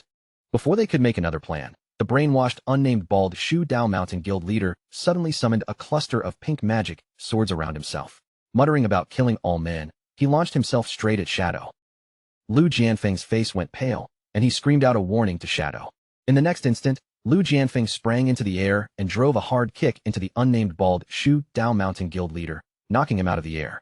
Lu Jianfeng grabbed his rival in a chokehold and yelled for Shadow to focus entirely on the boss. He would keep this brainwashed idiot under control himself. Across the room, Grelina slowly opened the red spellbook resting in her hands. 3 chubby human servants appeared in front of her, each with a pink heart mark stamped onto their forehead. Moving together like a strange little army, they began chanting, "Girls help girls." Shadow narrowed his eyes at the bizarre group. He could not tell whether they were truly human, and he began wondering whether everyone charmed by Grelina eventually became one of these strange clone-like monsters. That was when Shadow realized something did not add up. In this timeline, he should have been the first player to reach this floor. So how could Grelina already possess so many human slaves? The brainwashed servants rushed at him while continuing to scream their strange slogan. Shadow knew there had to be a dark secret buried somewhere in this dungeon's past. Gathering his strength, Shadow focused his energy and summoned the blade of the Dark Night Ring. A huge red crescent of energy tore through the room and wiped out the servants in one devastating slash. But the victory lasted only a moment. Grelina activated her magic again, and an enormous army of identical servants began spawning in front of them, spreading through the room as though there was no end to them. As the swarm of servants continued pouring forward, Shadow noticed a faint red glow coming from Grelina's spellbook. The answer clicked into place immediately. She could only keep producing these servants because of that glowing spellbook. Just then, the system informed Shadow that his limit break meter was completely full. He realized this was the perfect time to use his ultimate, especially since the remaining slaves could quickly refill the meter afterward. Shadow did not hesitate for even a second. He unleashed his ultimate, Endless Nightmare, sending a massive wave of dark purple energy across the chamber that weakened every enemy while increasing his damage against them by 80%.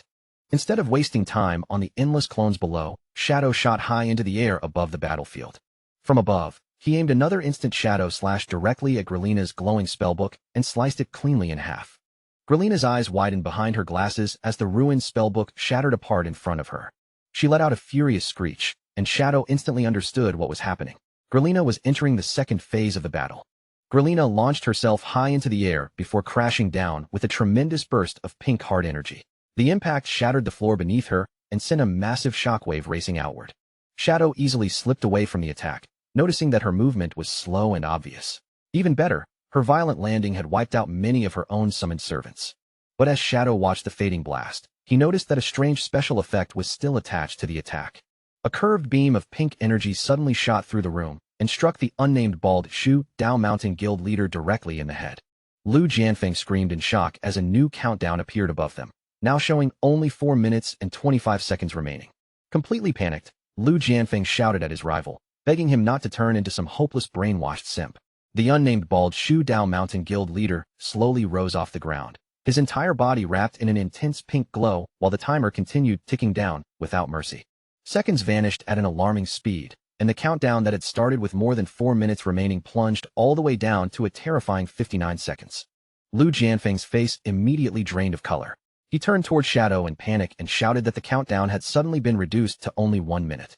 Hovering in the air beneath that violent pink aura, the unnamed bald Shu Dao Mountain Guild leader lifted one hand and unleashed his ultimate skill, 10,000 swords. A massive storm of glowing pink magic blades began forming above the battlefield. Lu Jianfeng stared upward in disbelief as the endless swords gathered overhead.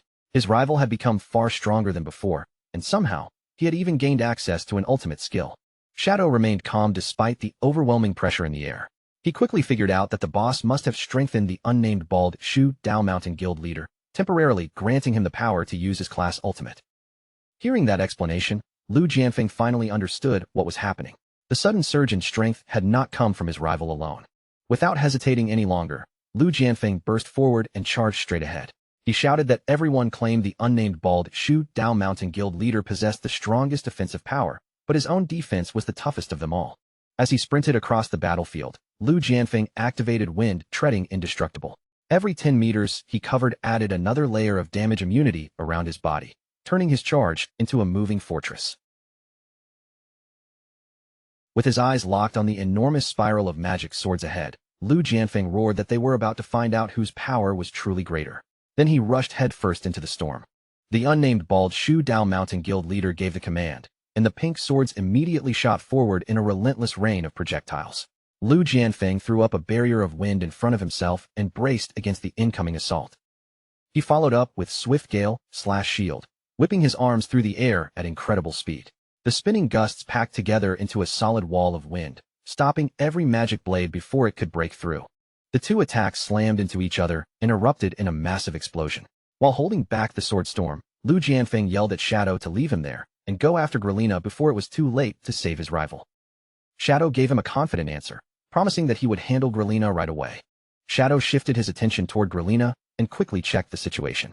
She still had 20 million health remaining, which was low for a diamond-grade boss, but the far more urgent problem was the timer. Only 40 seconds remained before the unnamed bald Shu Dao Mountain Guild leader became permanently enslaved. Grelina swung at Shadow with a heavy swipe, trying to crush him in one blow. But Shadow slipped around the attack with ease, moving out of reach before her hand could touch him. In the next instant, Shadow struck back. His body flickered forward as he unleashed a rapid 4-hit instant shadow slash directly across Grelina's throat. Grelina let out a painful scream, then lunged toward him in fury with an absurd baby belly ram infused with pink energy. Shadow simply stepped aside and let her charge pass by. With her spellbook already destroyed, her attacks had become much simpler, far more predictable, and painfully easy for him to avoid. Her defenses had also been completely exposed. The damage reduction that had once protected her at 90% had now fallen all the way down to 50%. Shadow did not waste the opening. The moment Grelina's guard dropped, he drove another powerful strike into her weakened body. His limit break gauge was already full, and with 30 seconds still left on the countdown, Shadow had more than enough time to finish the fight. He activated his ultimate skill, Endless Nightmare. The moment Grelina realized what was coming, horror spread across her face, and she screamed in terror. Shadow crossed the distance in the blink of an eye, appearing right in front of her before slicing across Grelina's throat with a slash too fast to follow. He spun through the air in a deadly blur, releasing his Dark Knight ring blade along with a huge crescent of crimson energy. Both attacks ripped straight through the giant boss. Then Shadow leaped high above the battlefield and brought everything down in one final strike. His ultimate skill, Crimson Blade, crashed into Grelina and finished her off completely. The victory notification immediately appeared, confirming Grelina's defeat. Shadow received an enormous reward of experience, evolution points, lifespan, valuable items, and several skill books. Only 8 seconds remained when the pink, brainwashing glow embedded in the unnamed bald Shu Dao Mountain Guild leader's forehead suddenly cracked apart and shattered. Lu Jianfeng quickly caught his falling friend and celebrated that their plan had succeeded. The unnamed bald Shu Dao Mountain Guild leader slowly regained consciousness and asked what had happened, so Lu Jianfeng explained that he had nearly been turned into a mindless servant before the boss saved him. Then a far more unusual reward appeared on the ground: the cursed stone tablet of Irenas, the goddess of ultimate love. It carried a faint trace of divine power and could add a charm attribute to its user's attacks, but there was one major condition: only female characters were allowed to equip it. Shadow examined the strange tablet with surprise. He had not expected Grelina to drop a cursed item, though his interest quickly turned into annoyance when he noticed the strict gender restriction. Lu Jianfeng's cheeks turned red as he awkwardly asked whether he could have it, since Shadow could not use it himself. Shadow looked at him in confusion and asked whether Lu Jianfeng was actually a woman. Lu Jianfeng admitted that he was physically male, but deep in his heart, he had always believed that he was a delicate little girl. Shadow was left completely speechless for a moment. In the end, he simply told Lu Jianfeng to give it a try, and Lu Jianfeng eagerly thanked him as he reached out toward the stone tablet. But the equipment attempt failed immediately. A warning appeared stating that the gender requirement had not been met, and because the team had no eligible female players, the tablet would soon disappear forever. Lu Jianfeng completely lost control as the stone tablet floated into the air and began dissolving before his eyes. He desperately screamed for it to come back, demanding to know why it refused to acknowledge his inner identity while accusing the system's gender restriction of being blatant discrimination.